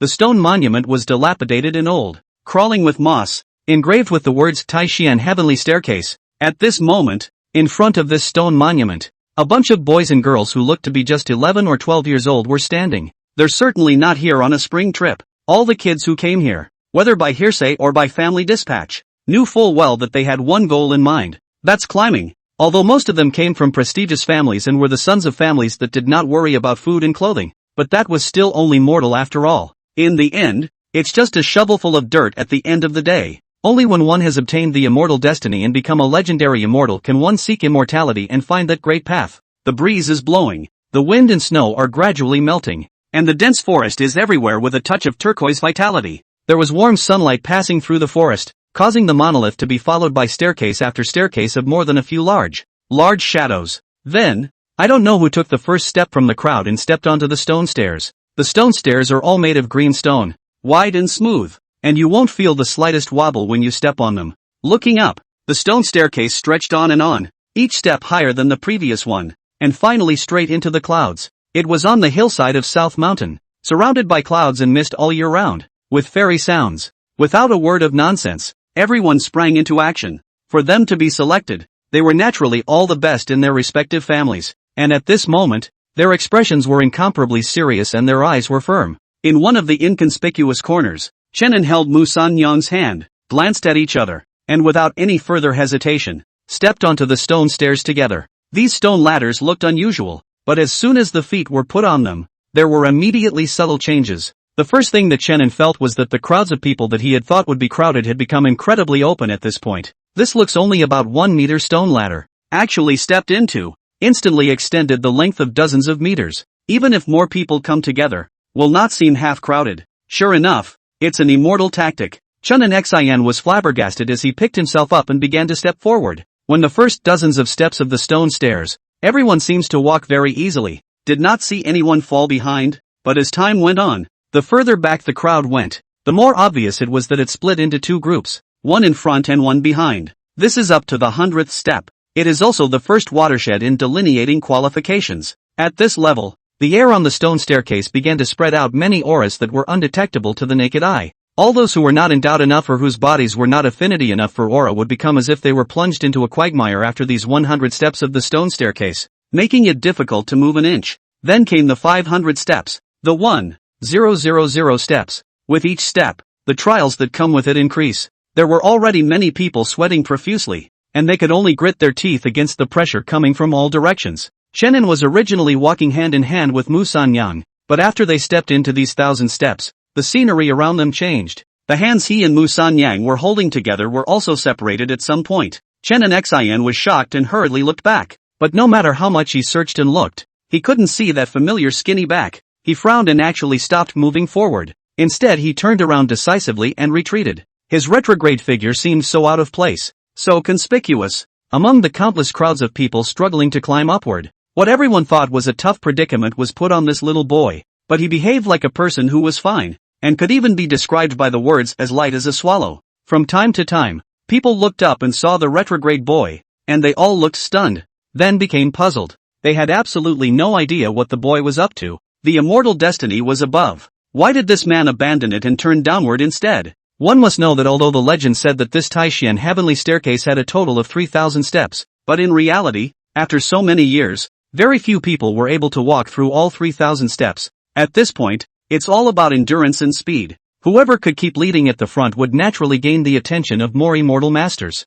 That's why they were puzzled. I've only seen people desperately trying to climb up a mountain, but this is the first time I've seen people desperately trying to run down a mountain. But at this time, no one cared about so much. All of them quickly withdrew their gazes and stared to face up the stone stairs in front of them. Each step of that lift seemed to take all the strength in his body. At the end of the Taishian heavenly stairs, there was a gazebo. Inside the gazebo, there stood two middle-aged men with flowing plain shirts. The one on the right, with a long sword behind her, has a rather dusty and unassuming face. He frowned at the sight of the boy's retrograde figure and subconsciously pinched the long beard on his chin. Beside him, another middle-aged man also raised his eyebrows unexpectedly. He asked, "Shall I go and bring him back?" As a deacon of the sect, he naturally saw the boy's extraordinary nature at a glance. Originally, they were silent, but they also wanted to take the opportunity to observe the boy's character first. As a result, who would have thought that the other party would just run away? End of chapter. Chapter 17, let's do it again. Let's do it right. No. The man with the sword frowned and waved his hand to stop him. The clan deacon beside him hurriedly stopped his footsteps and answered in a low voice. "Yes, Sovereign." The man with the sword nodded and stopped speaking, only raising his hand and waving it in the air in a dashing manner. As he did, an equal-sized mirror appeared out of thin air. In the mirror, a stony-looking boy was reflected. He was lithe and was bouncing sharply toward the bottom of the hill. It was no one else but Chenin who was traveling down against the flow. The deacon was shocked when he saw this scene. It was not known what kind of character this little boy was. Even if he could attract the patriarch himself to come, he was actually so concerned. The deacon's eyesight was ultimately limited, and he could only see that the boy should be well endowed, but he did not know the whole picture. On the other side, the man with the sword looked at the image in the mirror and narrowed his eyes, having a mind to observe more. There was also some curiosity in his mind. Throughout the ages, there have been countless people who have sought immortality and visited, but this was the first time he had seen one who took the initiative to run down the mountain. Of course Chenin didn't know that his every move had fallen in the eyes of others at the moment. All he wanted now was to hurry up and find San Yang. After getting along these days, those who truly regarded each other as relatives and depended on each other were not Mu San Yang alone. The surrounding scenery began to regress. After Chenin retreated below the first 1,000 steps, a familiar petite figure finally came into view. His eyes lit up with relief. Phew, it's okay, as long as we can find someone. Instead of rushing over, he first stood motionless in front and watched, only to see the girl burying her head low, her body trembling visible to the naked eye, and the short hair that was about to grow to the side of her shoulder was by now drenched in sweat. Obviously, Mu San Yang's situation was not pleasant, or rather, all those who are stuck at this step are in no better shape. After all, not everyone could possess a powerful aura affinity like Chenin. In front of this special formation, those auras that were wandering around came from all directions and were pervasive. It was like one small mountain after another, pressing down on everyone unable to move. Each step of that tried lift was extremely difficult to take. Mu Sanyang gritted her teeth and refused to give up, and with her amazing perseverance, little by little, slowly and with great difficulty, she squirmed forward, until a few more steps up, the girl's calves, unable to support such a burden, began to tremble violently. She didn't stand still for a moment, but she actually half-kneeled straight down on the stone stairs. At the knee, there was a sharp pain. The soaked bangs, clinging to her forehead, were a cold breeze. I don't know when, but Mu Sanyang's surroundings were no longer visible to any other people. All of them could only let out a long sigh of resignation after some hard attempts, and then left the field silently. The Taishian sect's single trial was not cumbersome, and the safety factor was extremely high. But this is such a simple climb, so that I do not know how many self-proclaimed handsome teenage girls eclipsed, crippled. Immortal destiny was right in front of him, but it was like a mirror, out of reach. In his ears, a gust of wind blew. Mu Sanyang clenched her teeth, refusing to give up just like that. She was already the only one left in front of the large stone staircase. However, due to the fact that she kept her head down, she didn't notice and just kept her head buried forward. The half-kneeling leg was as heavy as 1,000 pounds, and no matter how hard she tried, she could not move. The strength she used to pride herself on was like a big joke in this moment. How can the power of a mortal compare to the means of an immortal? It was already extremely rare for Mu Sanyang to be able to get this far purely by relying on her physical qualities. Things that are in a dead end. There seemed to be no other way but to turn away. For the first time, despair welled up in Mu Sanyang's heart. She had thought that, with her monstrous strength, she would at least be able to go a little further. The girl raised her hand and used the back of it to wipe away the beads of sweat that kept dripping from her forehead. She huffed, looking downcast, and her eyes seemed to have lost their luster. until up ahead,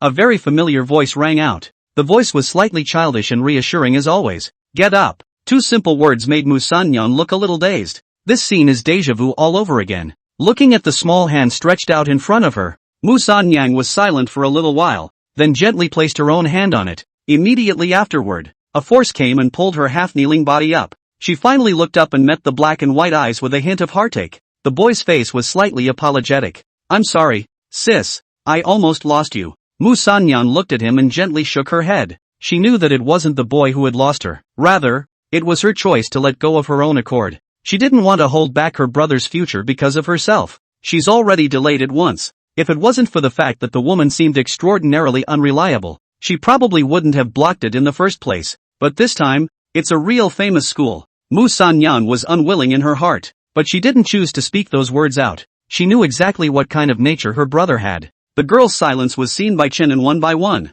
There seemed to be a tacit understanding between the two, neither of them bothering to bring up the fact that they had gotten separated earlier. Shannon just whispered, Sister, don't give up, okay? Let's do it again. Properly. Hearing the boy's sincere words, Mu Sanyang's eyes reddened, lowered her head, and gave a Shannon revealed a smile. He clutched the girl's hand, holding it extra hard, extra tight. He reminded. Then this time, no disappearing act. The two tiny figures, then, reverted to their initial companionable state. Little by little, they began to climb upwards. With Chen En's help, Mu Sanyang's speed was significantly faster. Until they stepped back into the first 1,000 steps, the scenery around them slowly produced a change. A wisp of mist made of spiritual energy was as if it was substantial and clearly visible under the sunlight. Not far ahead, one figure after another could be seen burying their heads in the sand. Those who could make it this far were already the best in the room, and there were very few left. But even then, they were still walking inches away.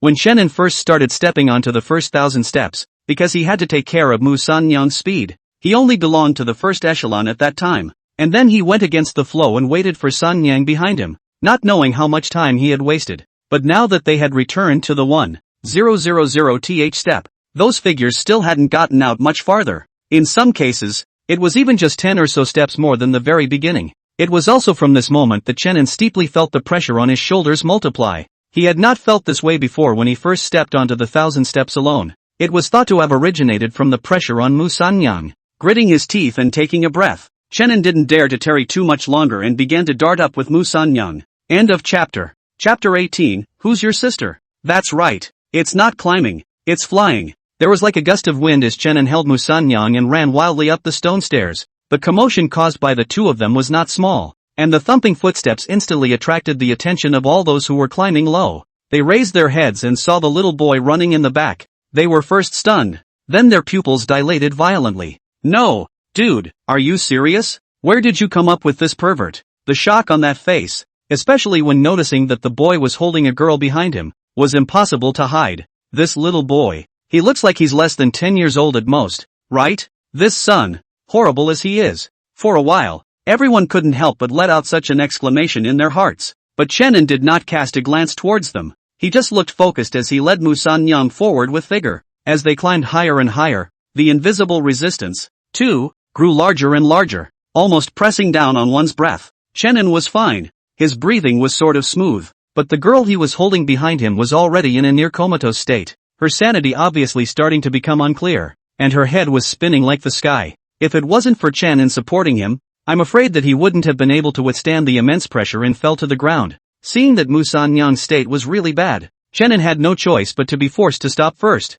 He twisted his head to look at the girl with a worried expression. Sis, can you still hold out? Mu Sanyang pursed her lips and turned her head to look back. Just by being led by Chenin and running for such a short while, he had already left those silhouettes behind him far behind and could only see small dots one after another. It was also the first time that she correctly realized just how much potential she had in this brother that she had picked up. It was no wonder that just a chance encounter by the roadside had an immortal specially running to his door wanting to take him as a disciple. The girl looked back, tempted to give a firm nod and say okay, but just as he was about to open his mouth, he realized that he could only move his lips and could not make a sound. A tremendous amount of pressure, coming from all sides, pressed on every nerve in her body. Suddenly she thought again, was she being too selfish? If he hadn't brought such a drag with him, I'm sure he would have climbed to the top long ago. In Mu Sanyang's eyes, those brewing firmness gradually dissipated. leaving only a bewilderment of not knowing what to do. And seeing that she kept silent, Chenin frowned. What is it, sister? When Mu Sanyang heard this, she bit her lip and shook her head extremely delicately. Although there were no words, the meaning had been expressed very clearly. She made up her mind that she wasn't going to keep holding her brother back. Those two hands, always clasped, began to draw away little by little. It was the girl who actively wanted to let go, just as she had initially done on the first 1,000 steps. Noticing her movements, Chenan's expression changed and his face sank. He pulled Mu Sanyang back with a backhand. This time it was pulled so close that the tips of their noses almost collided. The girl twisted her head away, refusing to meet his eyes. Just a struggle to get loose. But how could Chenin do what she wanted? He didn't bother to break it up with her much, and directly grabbed Mu Sanyang's hand and picked her up whole. It was one of the few times he had acted forcefully in all the time he had spent with Sanyang. Suddenly plunged into the warm embrace, the girl seemed to be frozen, and did not struggle, just opened her eyes and stared at him blankly. Then, Chenin took a deep breath and finally took another step forward. With such a posture, the resistance he encountered naturally became more and more massive. What's more, Chenan's own strength wasn't very great, and him holding Sanyang was enough to tire him out even if he was walking on flat ground, let alone on a stone staircase like this. But for him to leave Sanyang here like that was what would never be acceptable. The boy in this moment showed an amazing will. He clutched the girl in his arms and stepped stiffly up the stone stairs. It was just that compared to when he was walking alone. Every step he took now was as if he was walking through a quagmire, and it was extremely strenuous. Without realizing it, the scenery around them, once again, changed. The clouds were vast, and there were faint fairy sounds floating from the depths. In order to conserve as much physical strength as possible, Chenin didn't say a word and just carried Mu Sanyang forward alone. By his side, the others had long been invisible, and he alone was the only one whose ragged panting sounded from time to time. He no longer remembered how many steps he had taken. Just with a breath, stubborn and slow, on his chest, there came a wet sensation.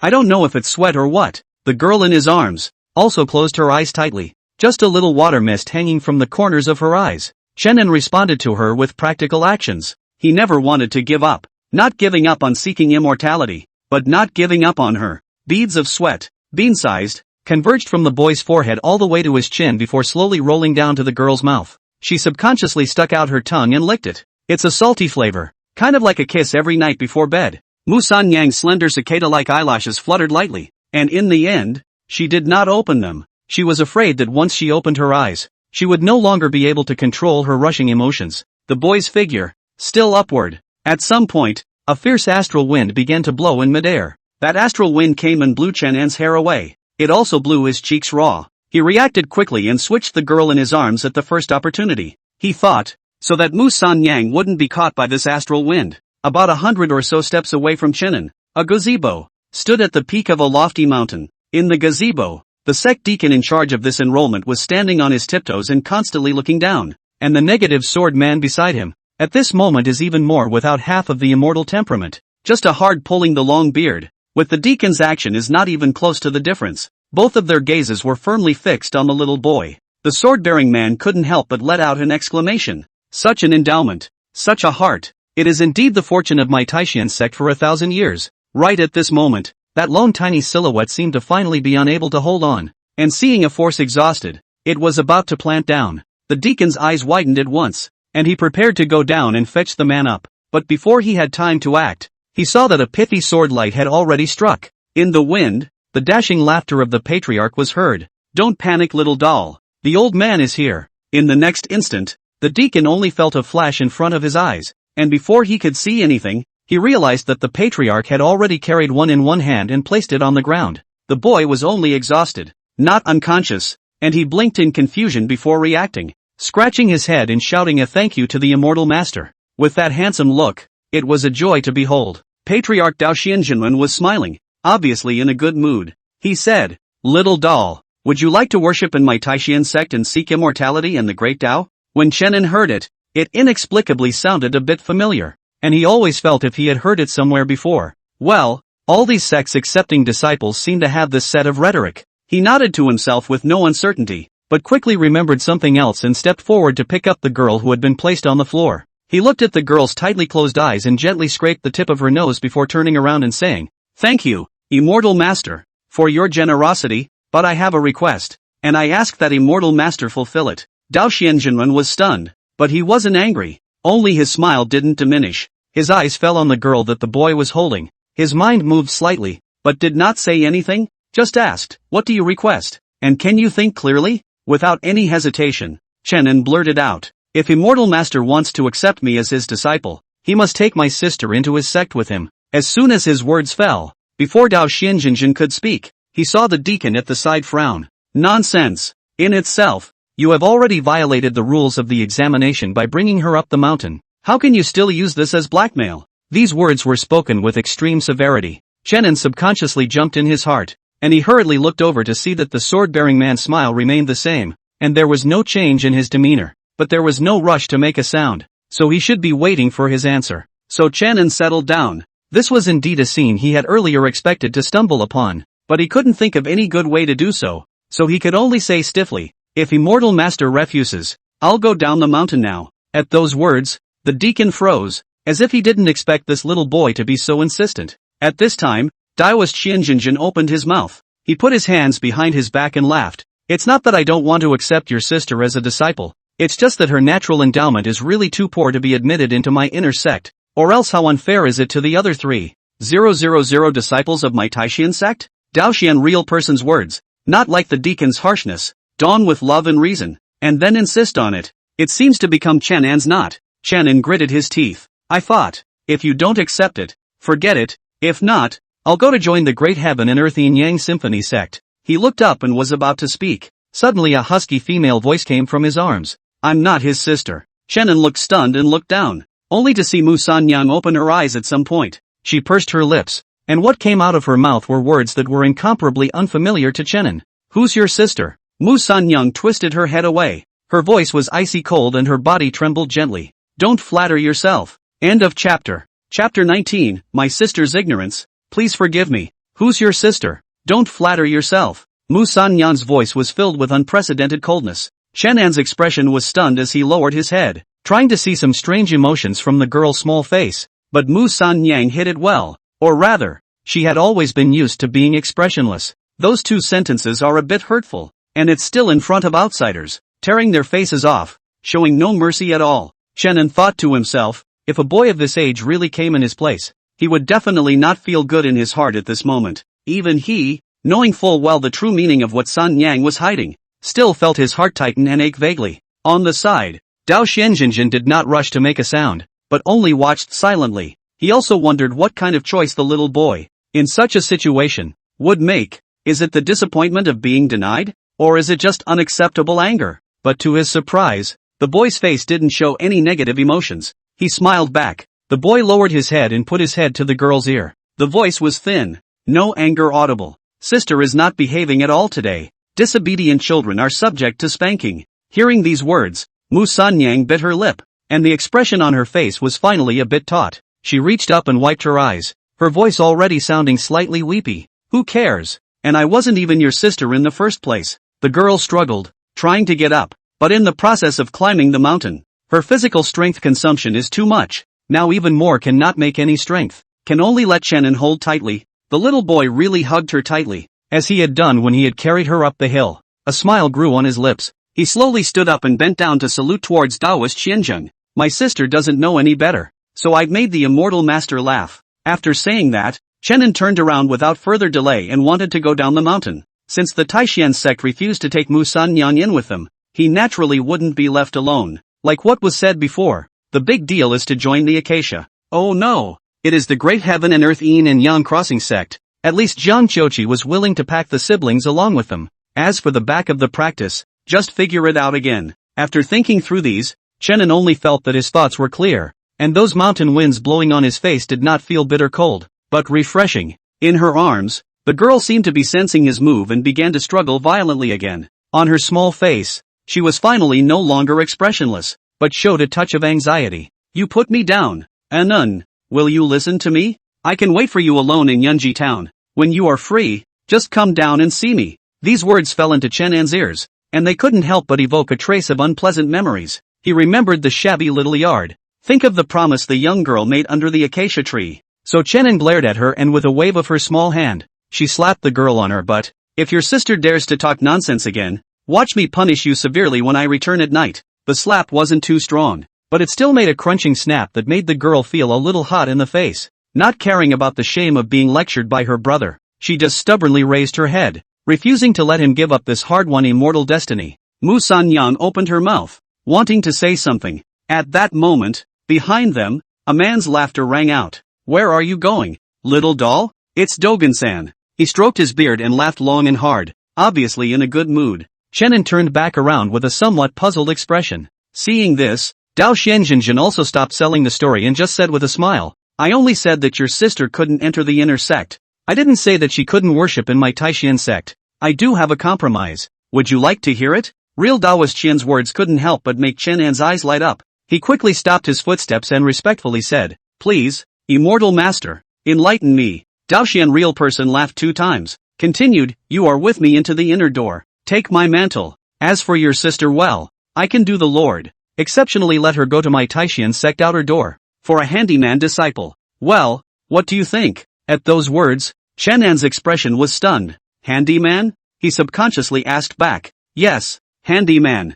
Dao Xianjinren nodded and explained. Although they are outer door servant disciples, every 3 years, there is also a selection. As long as they can achieve excellent performance, they will be able to enter my inner door and formally cultivate my Taishan sect's secret method. And in the outer gate, there will still be lecturers who will give regular lectures, teaching basic mind techniques and leading the way to the door. It's just that on weekdays, you need to do chores such as tending to the spirit fields and caring for the spirit beasts. When Dao Xianjinjin recounted this, his tone was not arrogant, but merely matter of fact, because the endowment of the girl in front of him was indeed a bit too poor. Even to enter the outer sect, she was far from meeting the conditions. For example, those teenage girls at the bottom of the mountain who were still trying to climb, they were the ones who should be the first choice for outer disciples. Seeing the hesitation flashing across the boy's face, Dao Xianjinren added, You don't have to hastily reject it. Think about it. And as long as you join my Taishan sect, regardless of the inner and outer sects, it's only a mountain away after all. It's better than your siblings being separated from immortality and mortality. The conditions offered by Daoist Qianzhang were undoubtedly very sincere. Even the fact that he, as the head of a clan, was actually willing to accompany a little kid here to bargain, was already enough to make the deacon on the side stunned. He also kept muttering in his heart. It seems that this little boy's qualifications are still far beyond his imagination. The atmosphere in the gazebo fell into a brief silence. The boy's face, shifting. A little later, a slightly hoarse female voice sounded. It was Mu San-yan's voice. I do. Chenin lowered his head and looked at her. The girl's eyes were open and her small hands clutched at his lapels. There was a rare, more pleading look in her eyes. That's all, brother, I'm content to have it that way. Chenan's expression was still very tangled, and he had been refusing to make a sound. To be honest, he was also well aware that this should be the best ending they could achieve at the moment, but he had some difficulty accepting it after all. Chenin frowned and thought carefully, then suddenly asked again towards the sword-bearing man.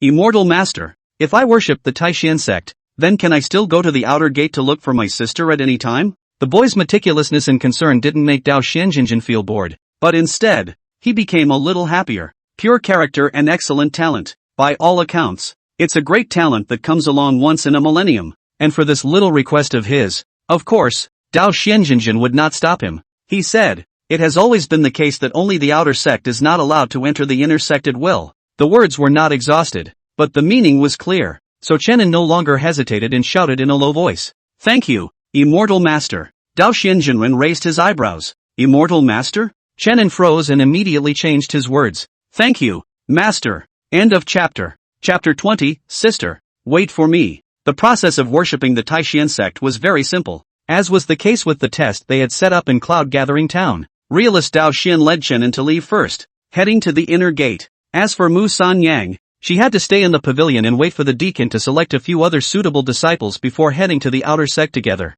In fact, if it wasn't for the extra variable of Chenin, the process that Mu San-yang and the others went through would have been the most common in the past. To be able to be directly recognized by the patriarch by virtue of his excessive talent, even if placed in the long history of the Taishan sect, it was considered extremely rare. There is no such thing as an unending banquet. Chenin was somewhat slightly stunned. He thought that there would always be a day when he and Sun Yang would part, but he didn't think that this day would come as quickly as it did. He stood at the edge of the summit platform, reviewing it frequently. Looking at the girl's figure standing alone in the pavilion, he couldn't help but shout, Sister, wait for me. I'll come to you soon. The mountain breeze blew the girl's hair. Her pale blue eyes were hidden by her bangs. Mu San Yang responded softly. Okay, waiting for you. The boy's figure, with that last shout, turned into a swordlight and disappeared. Dao Xianjinlun's relaxed and dashing appearance caused the girl's pupils to dilate slightly. This should be the first time Mu San Yang had been up close and personal, in the true sense of the word, to immortal means. If that Acacia sect Demoness doesn't count. Her eyes were slightly lowered, and her palms were inadvertently squeezed tightly, burying the trace of unwillingness in the bottom of her eyes. After entering the inner sect of the Taishan sect, Chen An's days began to become extraordinarily fulfilling. He was first taken around and recognized a number of senior brothers and sisters. Then there is what uncle, and so on, a series of elders, until he saw his arms of the gift is really cannot be loaded. Dao Xianjinjinjin will bring him back to their own cave. Began to personally teach up the Taishan heart method. And the news that the patriarch had taken in a personal junior apprentice brother quickly spread throughout the entire inner sect. Occasionally, someone will make a special trip to visit. Most of these people were the higher-ranked elders in the sect. When they saw Chenin, they often stared blankly, then broke into curses. Words such as Dao Xian is truly a villain, wasting genius for nothing. To think that he didn't even know to give us a heads up, is really shameless, and so on and so forth. That red-eyed look,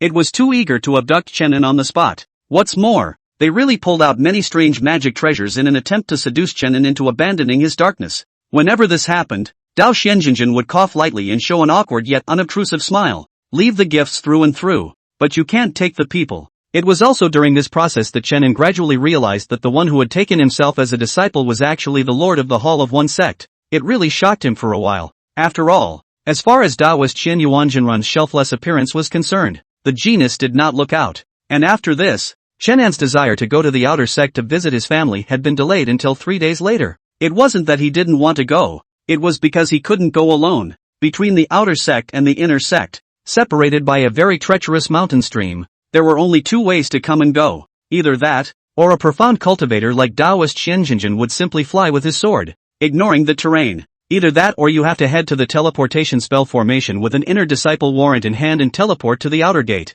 But Chenin was new to the city and was told that the issuance of the warrant would have to wait for some time, and it wasn't as if Taoist Xianjinwen was really too idle to be free to serve as his exclusive driver. In the end, Chenin could only guard the edge of the platform of the teleportation spell formation every day, looking in the direction of the outer gate with a sad face and a continuous sigh. No, as soon as he finished his cultivation today, Chenin came running his ass over to the teleportation array again. His cultivation speed was extremely fast, and in just 3 days, he could already feel the trace of clear chi in his body. Walking on the peaks today is light and fit. The teleportation array was located on a platform on the mountainside. When you are in the middle of it, it is a very magnificent sight to see. The clouds were wispy, the mist was shrouded in mist, and from time to time, there was the clear song of an immortal crane that resounded throughout the mountain stream. In the past, Chenin might have been in the mood to enjoy it, but now he was just crouching on the edge of the cliff with a frown on his face. Perhaps it was because he had gotten younger, but his mind was not as calm as it used to come.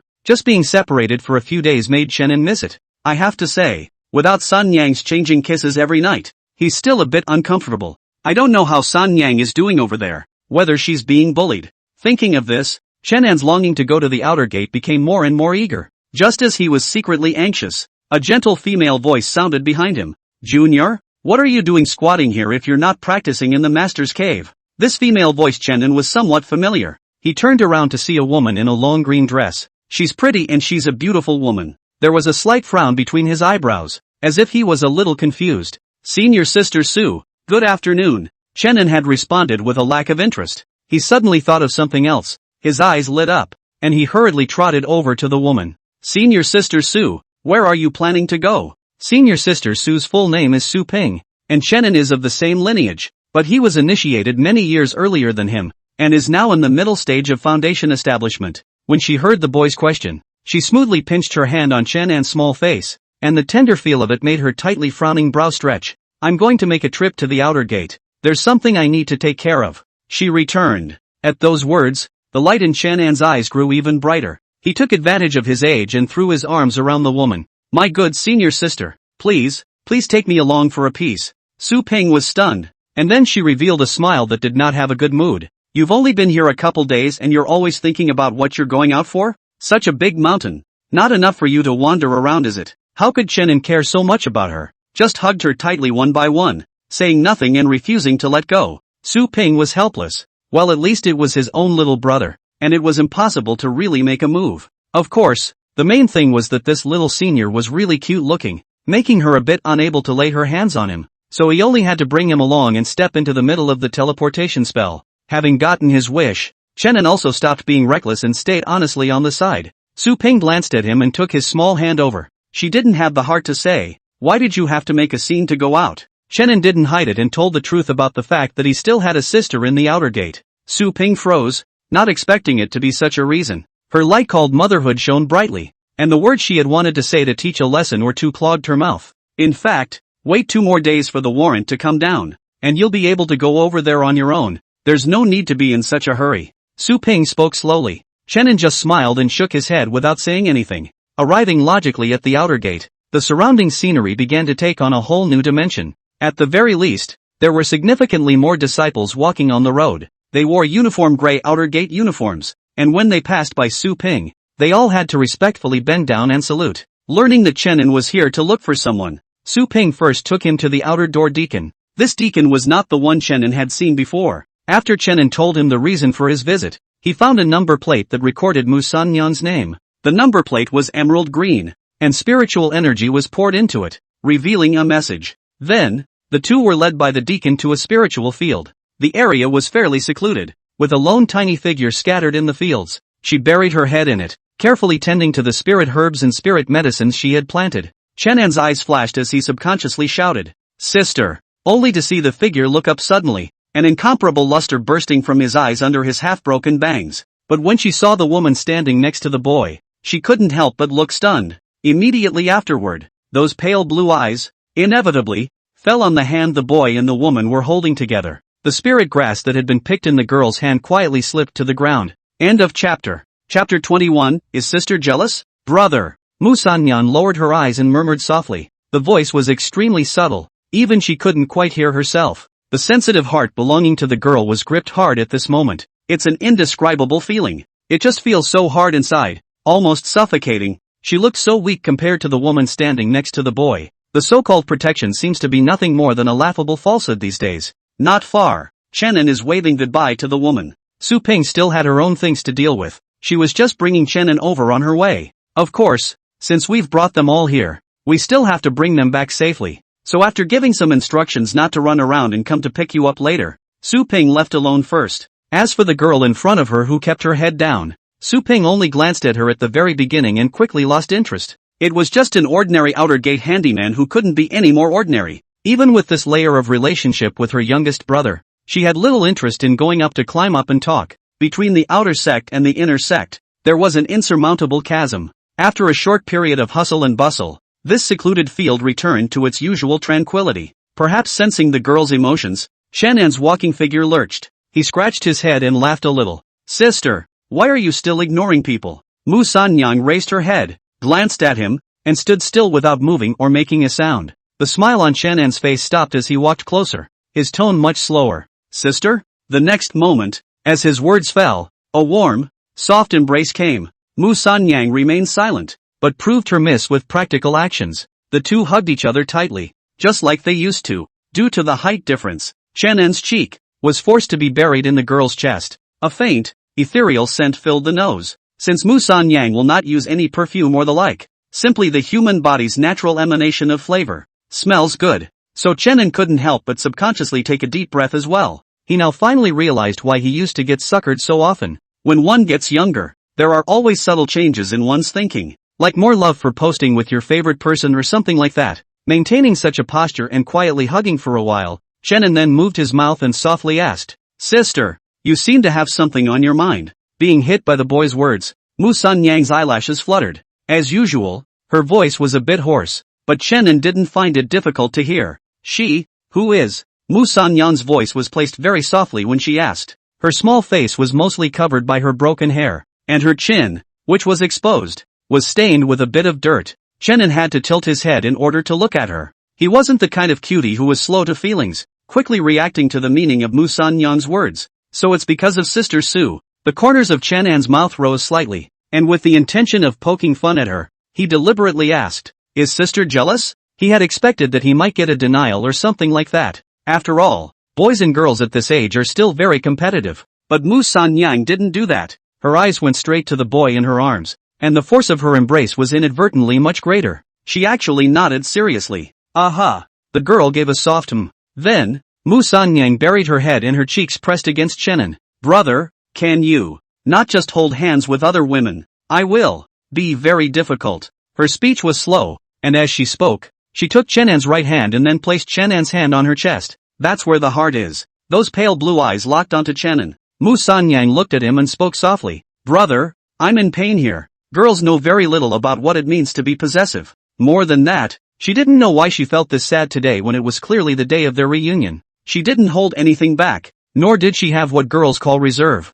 Just bit by bit, he told Chenin what he was thinking. This unexpected answer caused Chenin to freeze a bit. Inexplicably, he voluntarily averted his eyes and stopped looking into the girl's eyes. The breeze between the fields is gentle, blowing up the corner of Chenan's clothes, but also blowing his heart. A slight ripple. Seeing that he didn't speak, the light in Mu Sanyan's eyes gradually faded. She opened her mouth and was about to say something when she saw Chenin speak. She's my senior sister, he answered truthfully. Sister, aha. Chenin gathered his thoughts and reappeared with a smile. He added, sister doesn't need to be jealous. I don't know her well. If it weren't for the fact that I was able to come over and look for Sanyang, I basically wouldn't even talk to her. Hearing these words, Mu Sanyang froze for a moment. She seemed to be a little unsure, and dumbly asked after her again. Really? Really? Chenin nodded heavily, his tone decisive. It's really not familiar. Just a tool man. He preferred to speak a little more heavily at this point, rather than seeing his own Sanyang with that heart-wrenching look on her face again.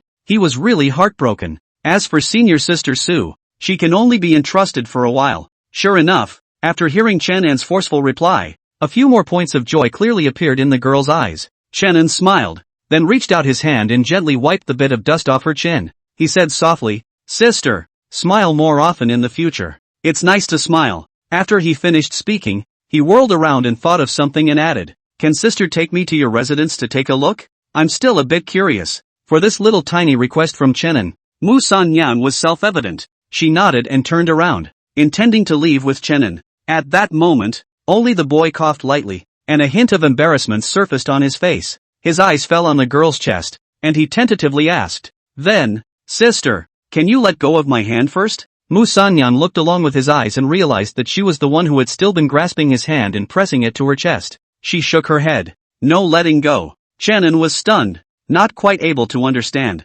Why? The girl looked over and explained seriously. It still hurts there. What if it continues to hurt later without my brother's help in pressing it? Chenan's eyelids jumped, not realizing that the girl would be so persistent in such strange matters. He couldn't help but ask, but how are we going to walk in this condition? Mu Sanyang glanced at him and backhanded him. It's like holding a newborn baby. In his arms, came the boy's loud protest. Wait, I'm not 3 years old. I can walk on my own. Mu Sanyang turned a deaf ear and just walked slowly in the direction of her residence. The warm spring sun splashes randomly, reflecting the two tiny figures in the field in a large golden color. I've been attacked by various viruses and mycoplasmas lately, and my throat is so bad I can't sleep. And the IVs aren't helping. By the way, the fan base is blown up. There may only be one more shift today. End of chapter. Chapter 22, come on, let's go inside. Chenin didn't stay with Mu Sanyang for too long, because Su Ping came back soon. The girl stood in the middle of the field, gazing silently at their distant figures. Even though there are a million things that I don't want to let go of, I have to separate after all. Chenin acted sprightly. He waved his hand, smiled and shouted, I'll be back soon. Chenin did not go back on his word. In the following time, he would always take time to come over to visit Mu Sanyang often. He would inquire about Mu Sanyang's progress in cultivation, and give the girl explanations on her cultivation, answering questions. He would also ask if he had been bullied or if anything interesting had happened during his absence. Mu Sanyang often just gave a shallow or nodded her head, counting it as a response. The girl hadn't changed much in a while, and the only thing I'd call a change of any kind would probably be that she was talking less and less, but she didn't talk much in the first place. So Chenin didn't notice anything strange. After all, he was not a roundworm in the girl's stomach, and could not accurately capture the thoughts in her mind every time. How exactly? Only she knows. As for Mu Sanyang, every day in the Taishan sex outer gate was lived to the fullest. The course of her life, too, seems to be perpetually set in stone. 3 points in one line. Cultivation. tending the spiritual fields, as well as waiting for my brother. This is all that Mu Sanyan lives for. As for socializing with fellow disciples and whatnot, the girl acted as cold as ever. There had been all those sad experiences that had left her without the slightest trust to place in anyone but her brother. At first, people would come and talk to her, but they all had to leave with an embarrassed look on their faces as the girl blocked herself out. Over time, no one is willing to put a hot face on a cold ass. Mu Sanyang didn't care about the detachment of the crowd. Instead, she felt clean. It was just that these days passed day by day, but it was as if there was an invisible gap that was wildly widening. Mu Sanyang knew in her heart that it was the word cultivation. Late at night, Taixian's sex outer gate. It belongs to Mu Sanyang's little house. Instead of undressing and going to sleep, the girl just sat on the edge of the bed, staring out the window at the bright moon high in the sky. A whole year had passed since the first time he stepped into the Taixian sect. Not to mention Chenin. Just those disciples who had entered the outer sect with her at the beginning had all succeeded in practicing qi by now,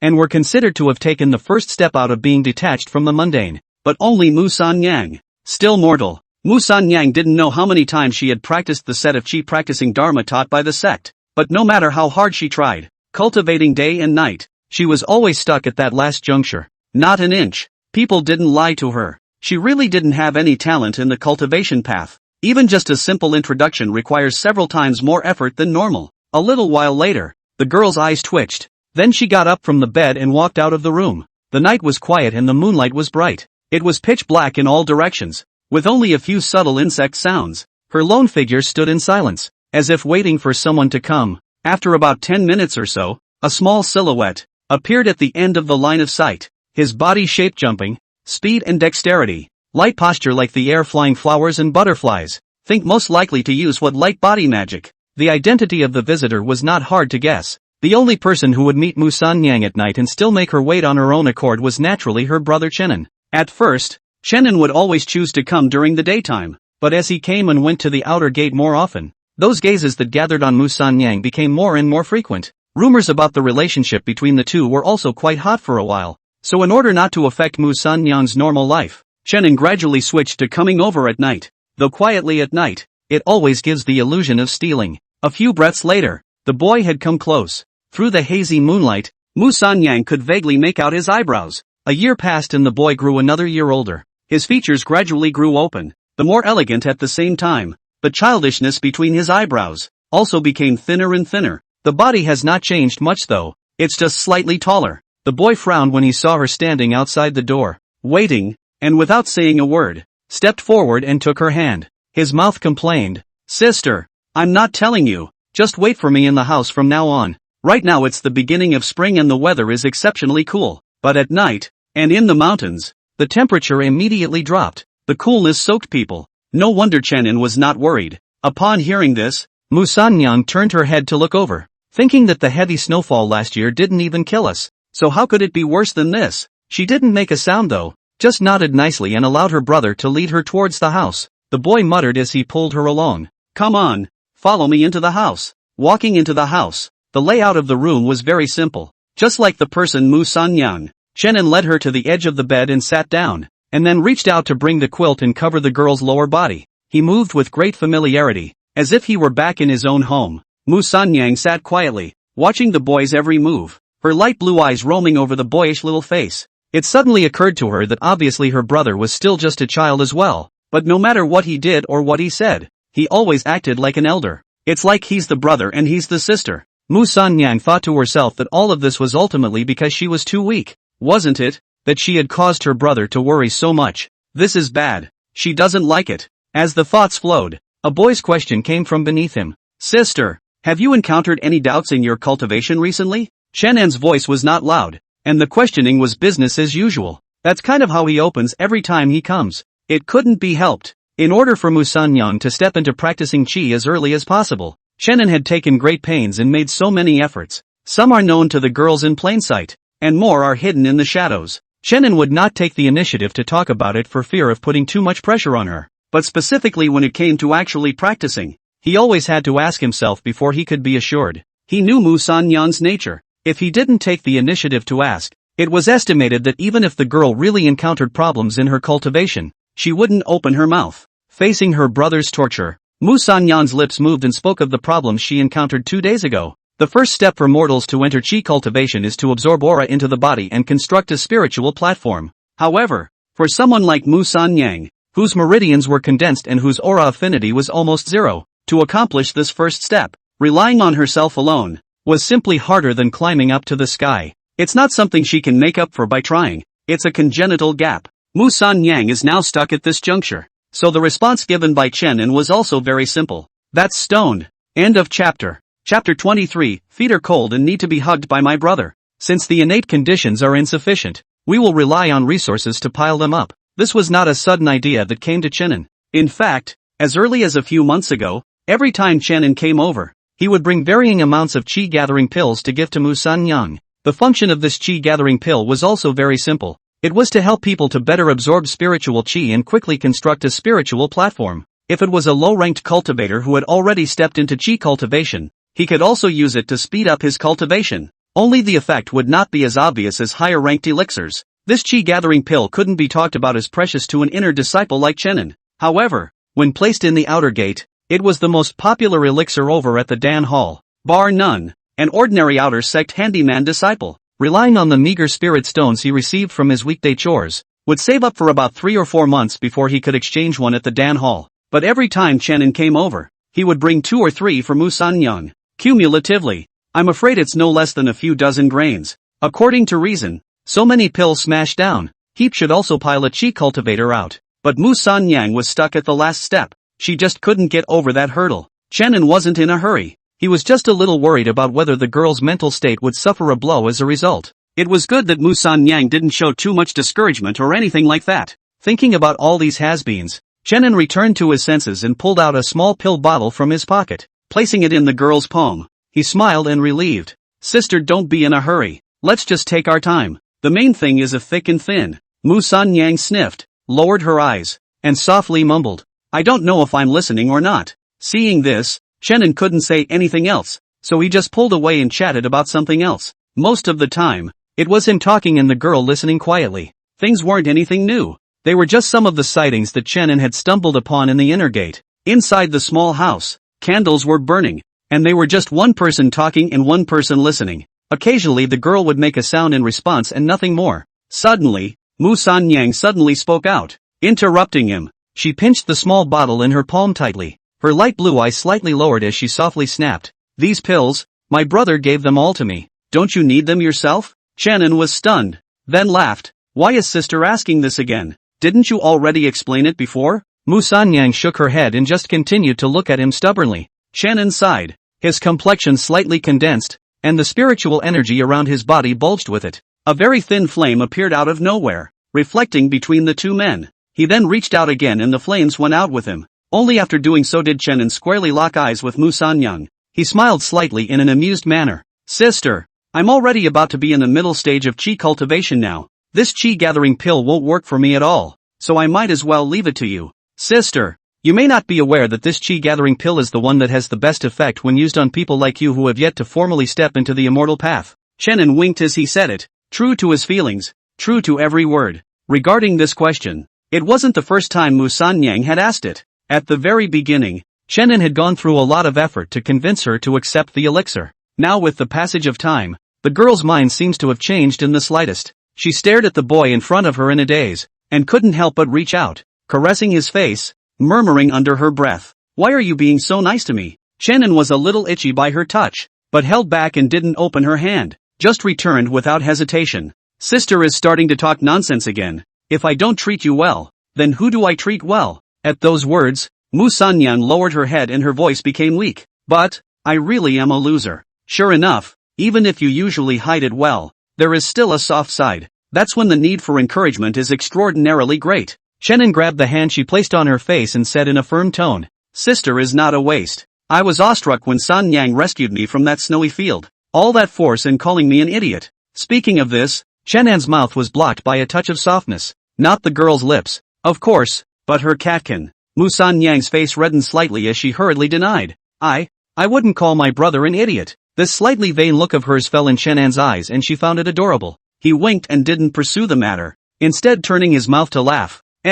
Anyway, all my sister needs to know is that you've always had a brother who looked up to you. As his words fell, The house became quiet once more. A little later, the girl's voice sounded quietly. Brother, it's a little cold. Cold? Hearing this, Chenin froze for a moment. He then looked up, only to see that the girl had planted herself whole, headfirst into his arms. Mu San Yang's hands tightly encircled his neck. Her lips familiarly climbed up to the boy's ear. Cuddles, it's not cold if you cuddle, she whispered softly, and that hot breath soon made Chen An's ears fleshly red a little. The boy pouted, a little confused by the sudden attack. Skin to skin, under the close gaze, Chenin could clearly see the delicate milia hairs on the girl's face, as well as that intoxicating light aroma. During this year of living in the Taishan sex outer gate, Mu San Yang did not need to worry about food and drink since her body, too, had grown by leaps and bounds over the course of the year. The girl's face began to grow slowly, and the light from a side candle fell on her side face,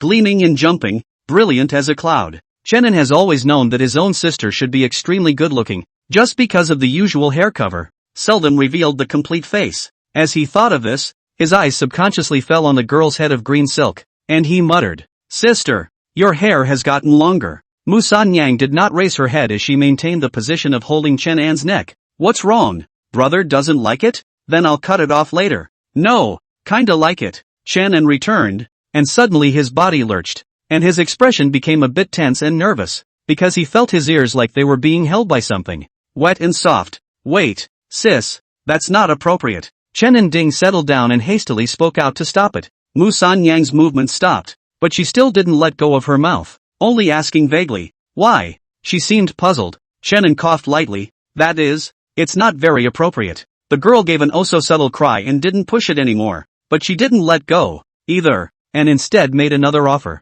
"So can my brother wash my feet?" The girl was seen lightly pulling on the hem of her skirt, showing off her white calves underneath. Neither slim nor bulky, just the right amount of perfection. That delicate, smooth skin glowed like snow. Chen An forced himself to avert his eyes, tempted to righteously and loudly refuse. But the girl had already taken the initiative to lift her bare feet and reach into Chen An's arms. Mu San Yang's eyelashes fluttered lightly and her voice was low. "Cold feet, too, and needing a cuddle from my brother." A new fan group has been opened 7825088135. End of chapter. Chapter 24, only the third level of chi cultivation? An hour later, Chenin walked out of the room. He straightened his slightly disheveled clothes and inexplicably looked around a bit sheepishly. Although it was clear that he was just warming up to his sister, it always gave off a strange feeling. As for why his clothes were in disarray, it was Mu San Yan's constant fidgeting that was to blame. The girl is probably ticklish and has to have a twist every now and then. It tickled him too. After all, it's not like you're really a brat.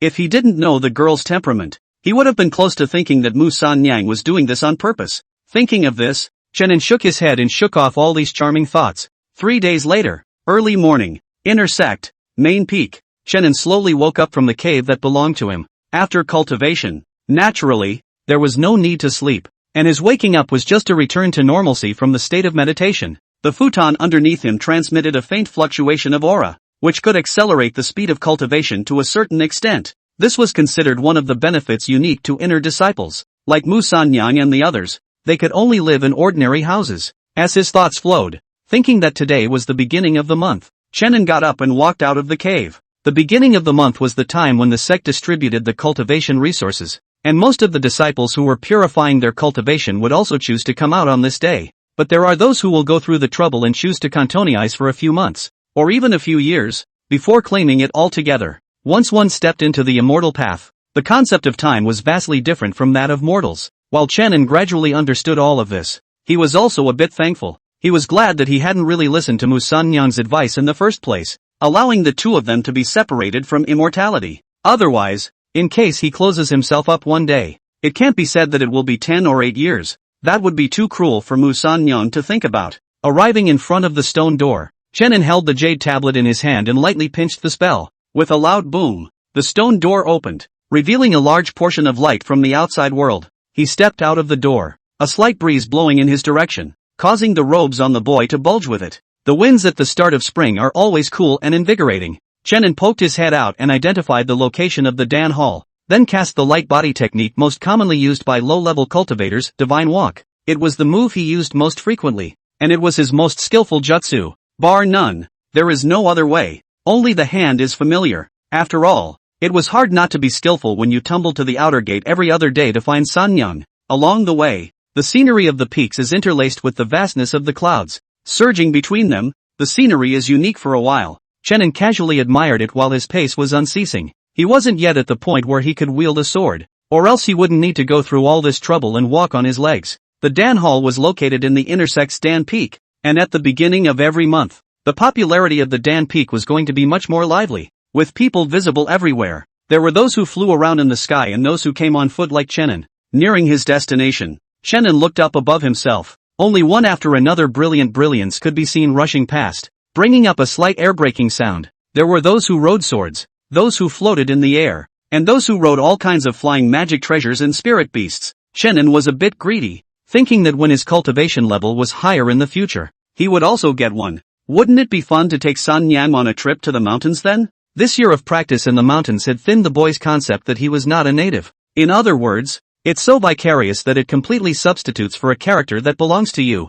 Whether this is good or bad, I'm afraid only God knows. Arriving at the Dan Hall, as soon as the boy's figure became visible, there were immediately people greeting him. Chenin responded one by one since, greeting them with a smile. His popularity had actually always been very high, which might have had the added benefit of the identity of Dao Xianjinjin's personal disciple, but it also had nothing to do with how he handled himself. Originally young, high potential, plus not bad looking, treating people kindly and polite, etc. This all kinds of buffs are almost stacked. It's hard to make people hate it. I'm afraid that even if one sneakily lifts the skirts of a few senior sisters, the person would only giggle twice and then compliment them on their cuteness. This is not a mouthful. Chenin remembered that a certain time he came back late at night after looking for Musanyang, but because he was not familiar with the road, he accidentally entered the spiritual spring where several senior sisters were bathing. But the person did not get angry, not to mention that, but also a hand pulled him in as well, muttering something about washing being healthier or something like that,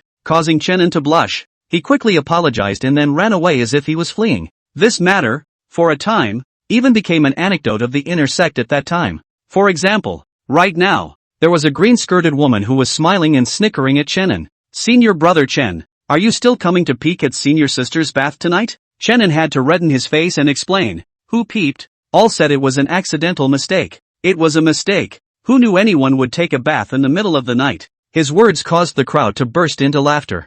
Chenin's eyelids jumped as he walked stiffly towards the Dan Hall. Fortunately, everyone just think he is cute, casually flirting with a couple of sentences, but also did not hold on to it, continue to do their own thing to go. The Dan Hall had 2 floors, and the first floor was used for inner disciples to trade and sell pills, as well as a place to receive cultivation resources. On the second floor were some alchemy rooms that could be rented. Chenin currently didn't have much interest in alchemy and hadn't been to the second floor yet. He went through the usual process and soon received a vial. A milky white pill lay quietly in the bottle. This pill was named Qi Practicing Pill, and its function was also very simple. It was to assist Qi practicing cultivators in their cultivation, and the amount of these cultivation resources is divided by one's own cultivation level. Chenin did not deceive Musanyang. A year had passed and he was now at the 3rd level of Qi cultivation, only one step away from the middle stage of Qi cultivation. So the resource that could be received was this tiny Qi practicing Dan in his hand. After getting what he wanted, Chenin turned around and left without further delay.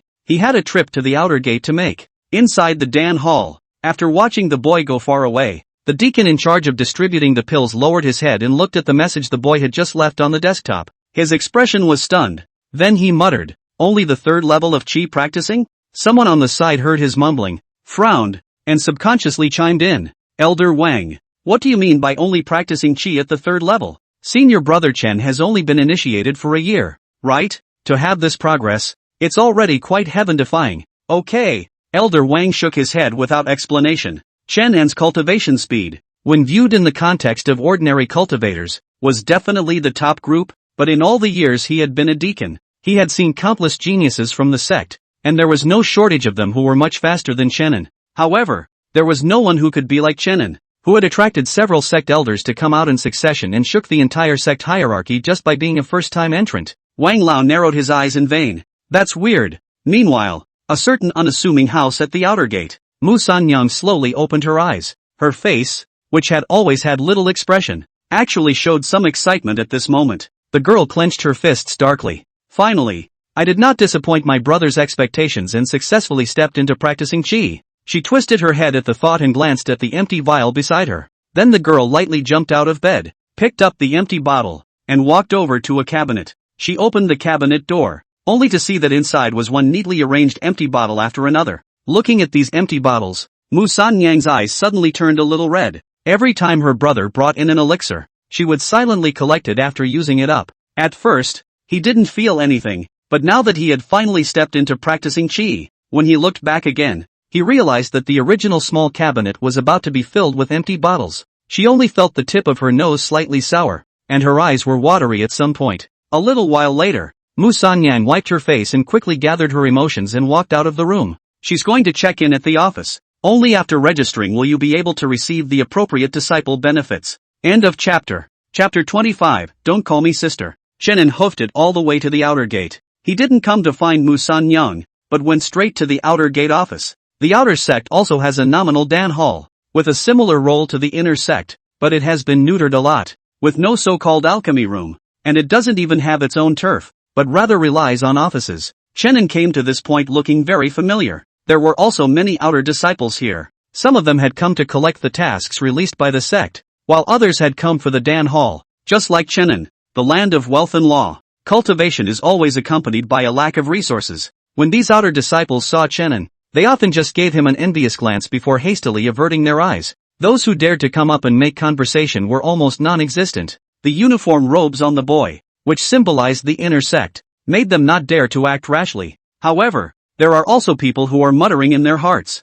"You're a hallowed inner disciple. What are you doing running to this castrated version of the Dan hall of the outer sect all the time?" There was really nothing good here except for the cheapest chi-gathering pills. Ignoring the surreptitious gazes, Chenin walked in and found the deacon in charge of this place. It's a woman. All the deacons who served in the outer gate were once one of the inner disciples. Only because the cultivation cannot keep up with the progress, coupled with their own also no pursuit, usually will be put down to the outer door. Do a deacon, but also leisure. Woman surnamed Gu, at this time is holding his head down in the case, dealing with the hands of the affairs. Chenin walked up and smiled in greeting. Senior Sister Gu, so busy today? The woman raised her head, and instead of showing a smile, she frowned when she saw that the visitor was Chenin. Sure enough, the next moment, he saw the boy, without the slightest bit of procrastination, take out the small bottle containing the chi-practicing Dan and place it on the desk. He laughed. Senior Sister Gu, as usual, feeling the thin threads of spiritual energy traveling within her body. Mu Sanyang's mood, following this welcoming breeze, also became a little jumpy. The first thing she felt was that her body did seem different. Normally it was about a half-hour walk to the office, but now it took her less than 10 minutes. She thought that her brother would be pleasantly surprised when he came over next time. The corners of the girl's mouth couldn't help but rise a little. She dodged through the crowd and quickly went through the formalities before heading towards the Dan hall. After becoming a chi-practicing cultivator, one would immediately receive a chi-gathering pill. Don't look at it as if Mu Sanyang had never been short of chi-gathering Dan before, but to ordinary outer disciples, this was something extremely precious. Naturally, she wouldn't waste this opportunity, but just as she walked into the Dan hall, the girl's pace, subconsciously, slowed, because she saw a back in front of her. That back was not tall, but it was a silhouette that Mu Sanyang was incomparably familiar with. It's the brother. Her expression froze, and she slowed her pace, wordlessly stepping a little closer. Brother, what's he doing here? Mu Sanyang was puzzled in her heart. Inexplicably, she didn't make a sound, just silently walked to the other side. The crowds of people did a good job of covering the girl's tracks. In his ear, came his brother's voice. Senior Sister Gu, as usual. The woman who was called Senior Sister Gu frowned and sighed helplessly. Senior Brother Chen, it's not that I want to be nosy, but this is already the 7th time you've come to exchange chi-gathering pills. The utility of this chi-gathering Dan is not even the slightest bit as good as the chi-practicing Dan for you. What is the use of you exchanging it? The woman's voice was not loud, but under Mu Sanyang's deliberate listening, it was heard clearly. Her body stiffened, and her hand, which was hanging at her side, was quietly squeezed tight. A bad thought began to brew in the girl's mind. Not far away, the conversation between the two continued. The boy smiled disinterestedly. Senior Sister Gu, don't mind so much. I naturally have my uses. The woman, on the other hand, waved her hand in a hated manner. Her tone was deplorable. Cultivation is not child's play. If you go on like this, you will only delay your own cultivation. But the boy just shook his head stubbornly even though he had a smile on his face. The woman had no choice but to reach out and pull out an object and place the same on the table. Mu Sanyang stayed on the sidelines and froze as she watched it all happen. Her gaze, staring straight at that case table. The woman held out something that was familiar to her. It was none other than the exact same vial that was in the cabinet in her room. Only, what was contained in that bottle was full of 10 chi-gathering pills. The Dan pill took on a pale white color, with a faint glow flowing from it. Mu Sanyang slowly lowered her eyes, her body lightly trembling. Those late nights, the boy's words seemed to echo in my ears. Why is sister asking this again? Wasn't it explained a long time ago? It's redundant anyway. It's useless to have it. Whenever he asked himself, he would always have a tone of indifference, an attitude of indifference. Mu Sanyang lowered her head, her palms clenched together. Those knuckles were a little white from too much force. Tonight, the moon and stars are thin. A little thin mist lingers on the peaks in the evening. A small figure broke through the fog and traveled rapidly, arriving in front of the familiar small hothouse. Chenin paused and straightened his robes. He realized that the girl was finally being obedient this time and wasn't standing outside waiting, so a satisfied smile came to his face. He stepped forward and pushed open the door to the room. Unexpectedly, the room was pitch black and there were actually no lights lit. Chenin was slightly stunned, and before he could react in any way, he felt someone attacking him from the darkness. But the figure was so familiar to him that he didn't resist. The girl slammed straight into his arms and wrapped her brother in a whole hug. Chenin scratched his head and wondered what was wrong with her today. Suddenly coming to such a sister, the boy tried out a voice, but the girl in his arms just buried her head in his neck and didn't reply. Standing quietly like this for a little while, Chenin suddenly noticed that the girl's slender shoulders began to twitch slightly. This was followed by a wet sensation on the nape of his neck. It was from the girl's few crystalline teardrops. Upon noticing this, Chenin Dun became anxious. His face instantly chilled, and he snapped in a deep voice, "Sis, is there anyone bullying you?" In the next instant, only the girl seemed to be stunned for a moment before nodding her head gently again. Seeing this scene, Chenin only felt a surge of anger go straight to his heart, and his spiritual energy around him began to bulge uneasily. Spinning around, he frowned tightly and forced himself to calm down. In as gentle a tone as he could manage, he asked, "It's okay, sis. Tell me who bullied you, okay?" At those words, Mu Sanyang finally raised her head. She pursed her thin lips, her eyes glittering with crystals, clearly visible in the dark night. "It's the brother," she spoke softly. Hearing this reply, Chenin's expression froze. He was just about to continue with something, but the girl had already tightened her hug back up. Her voice was thin and heartbreaking. "Don't call me sister. Call me Sanyang." End of chapter.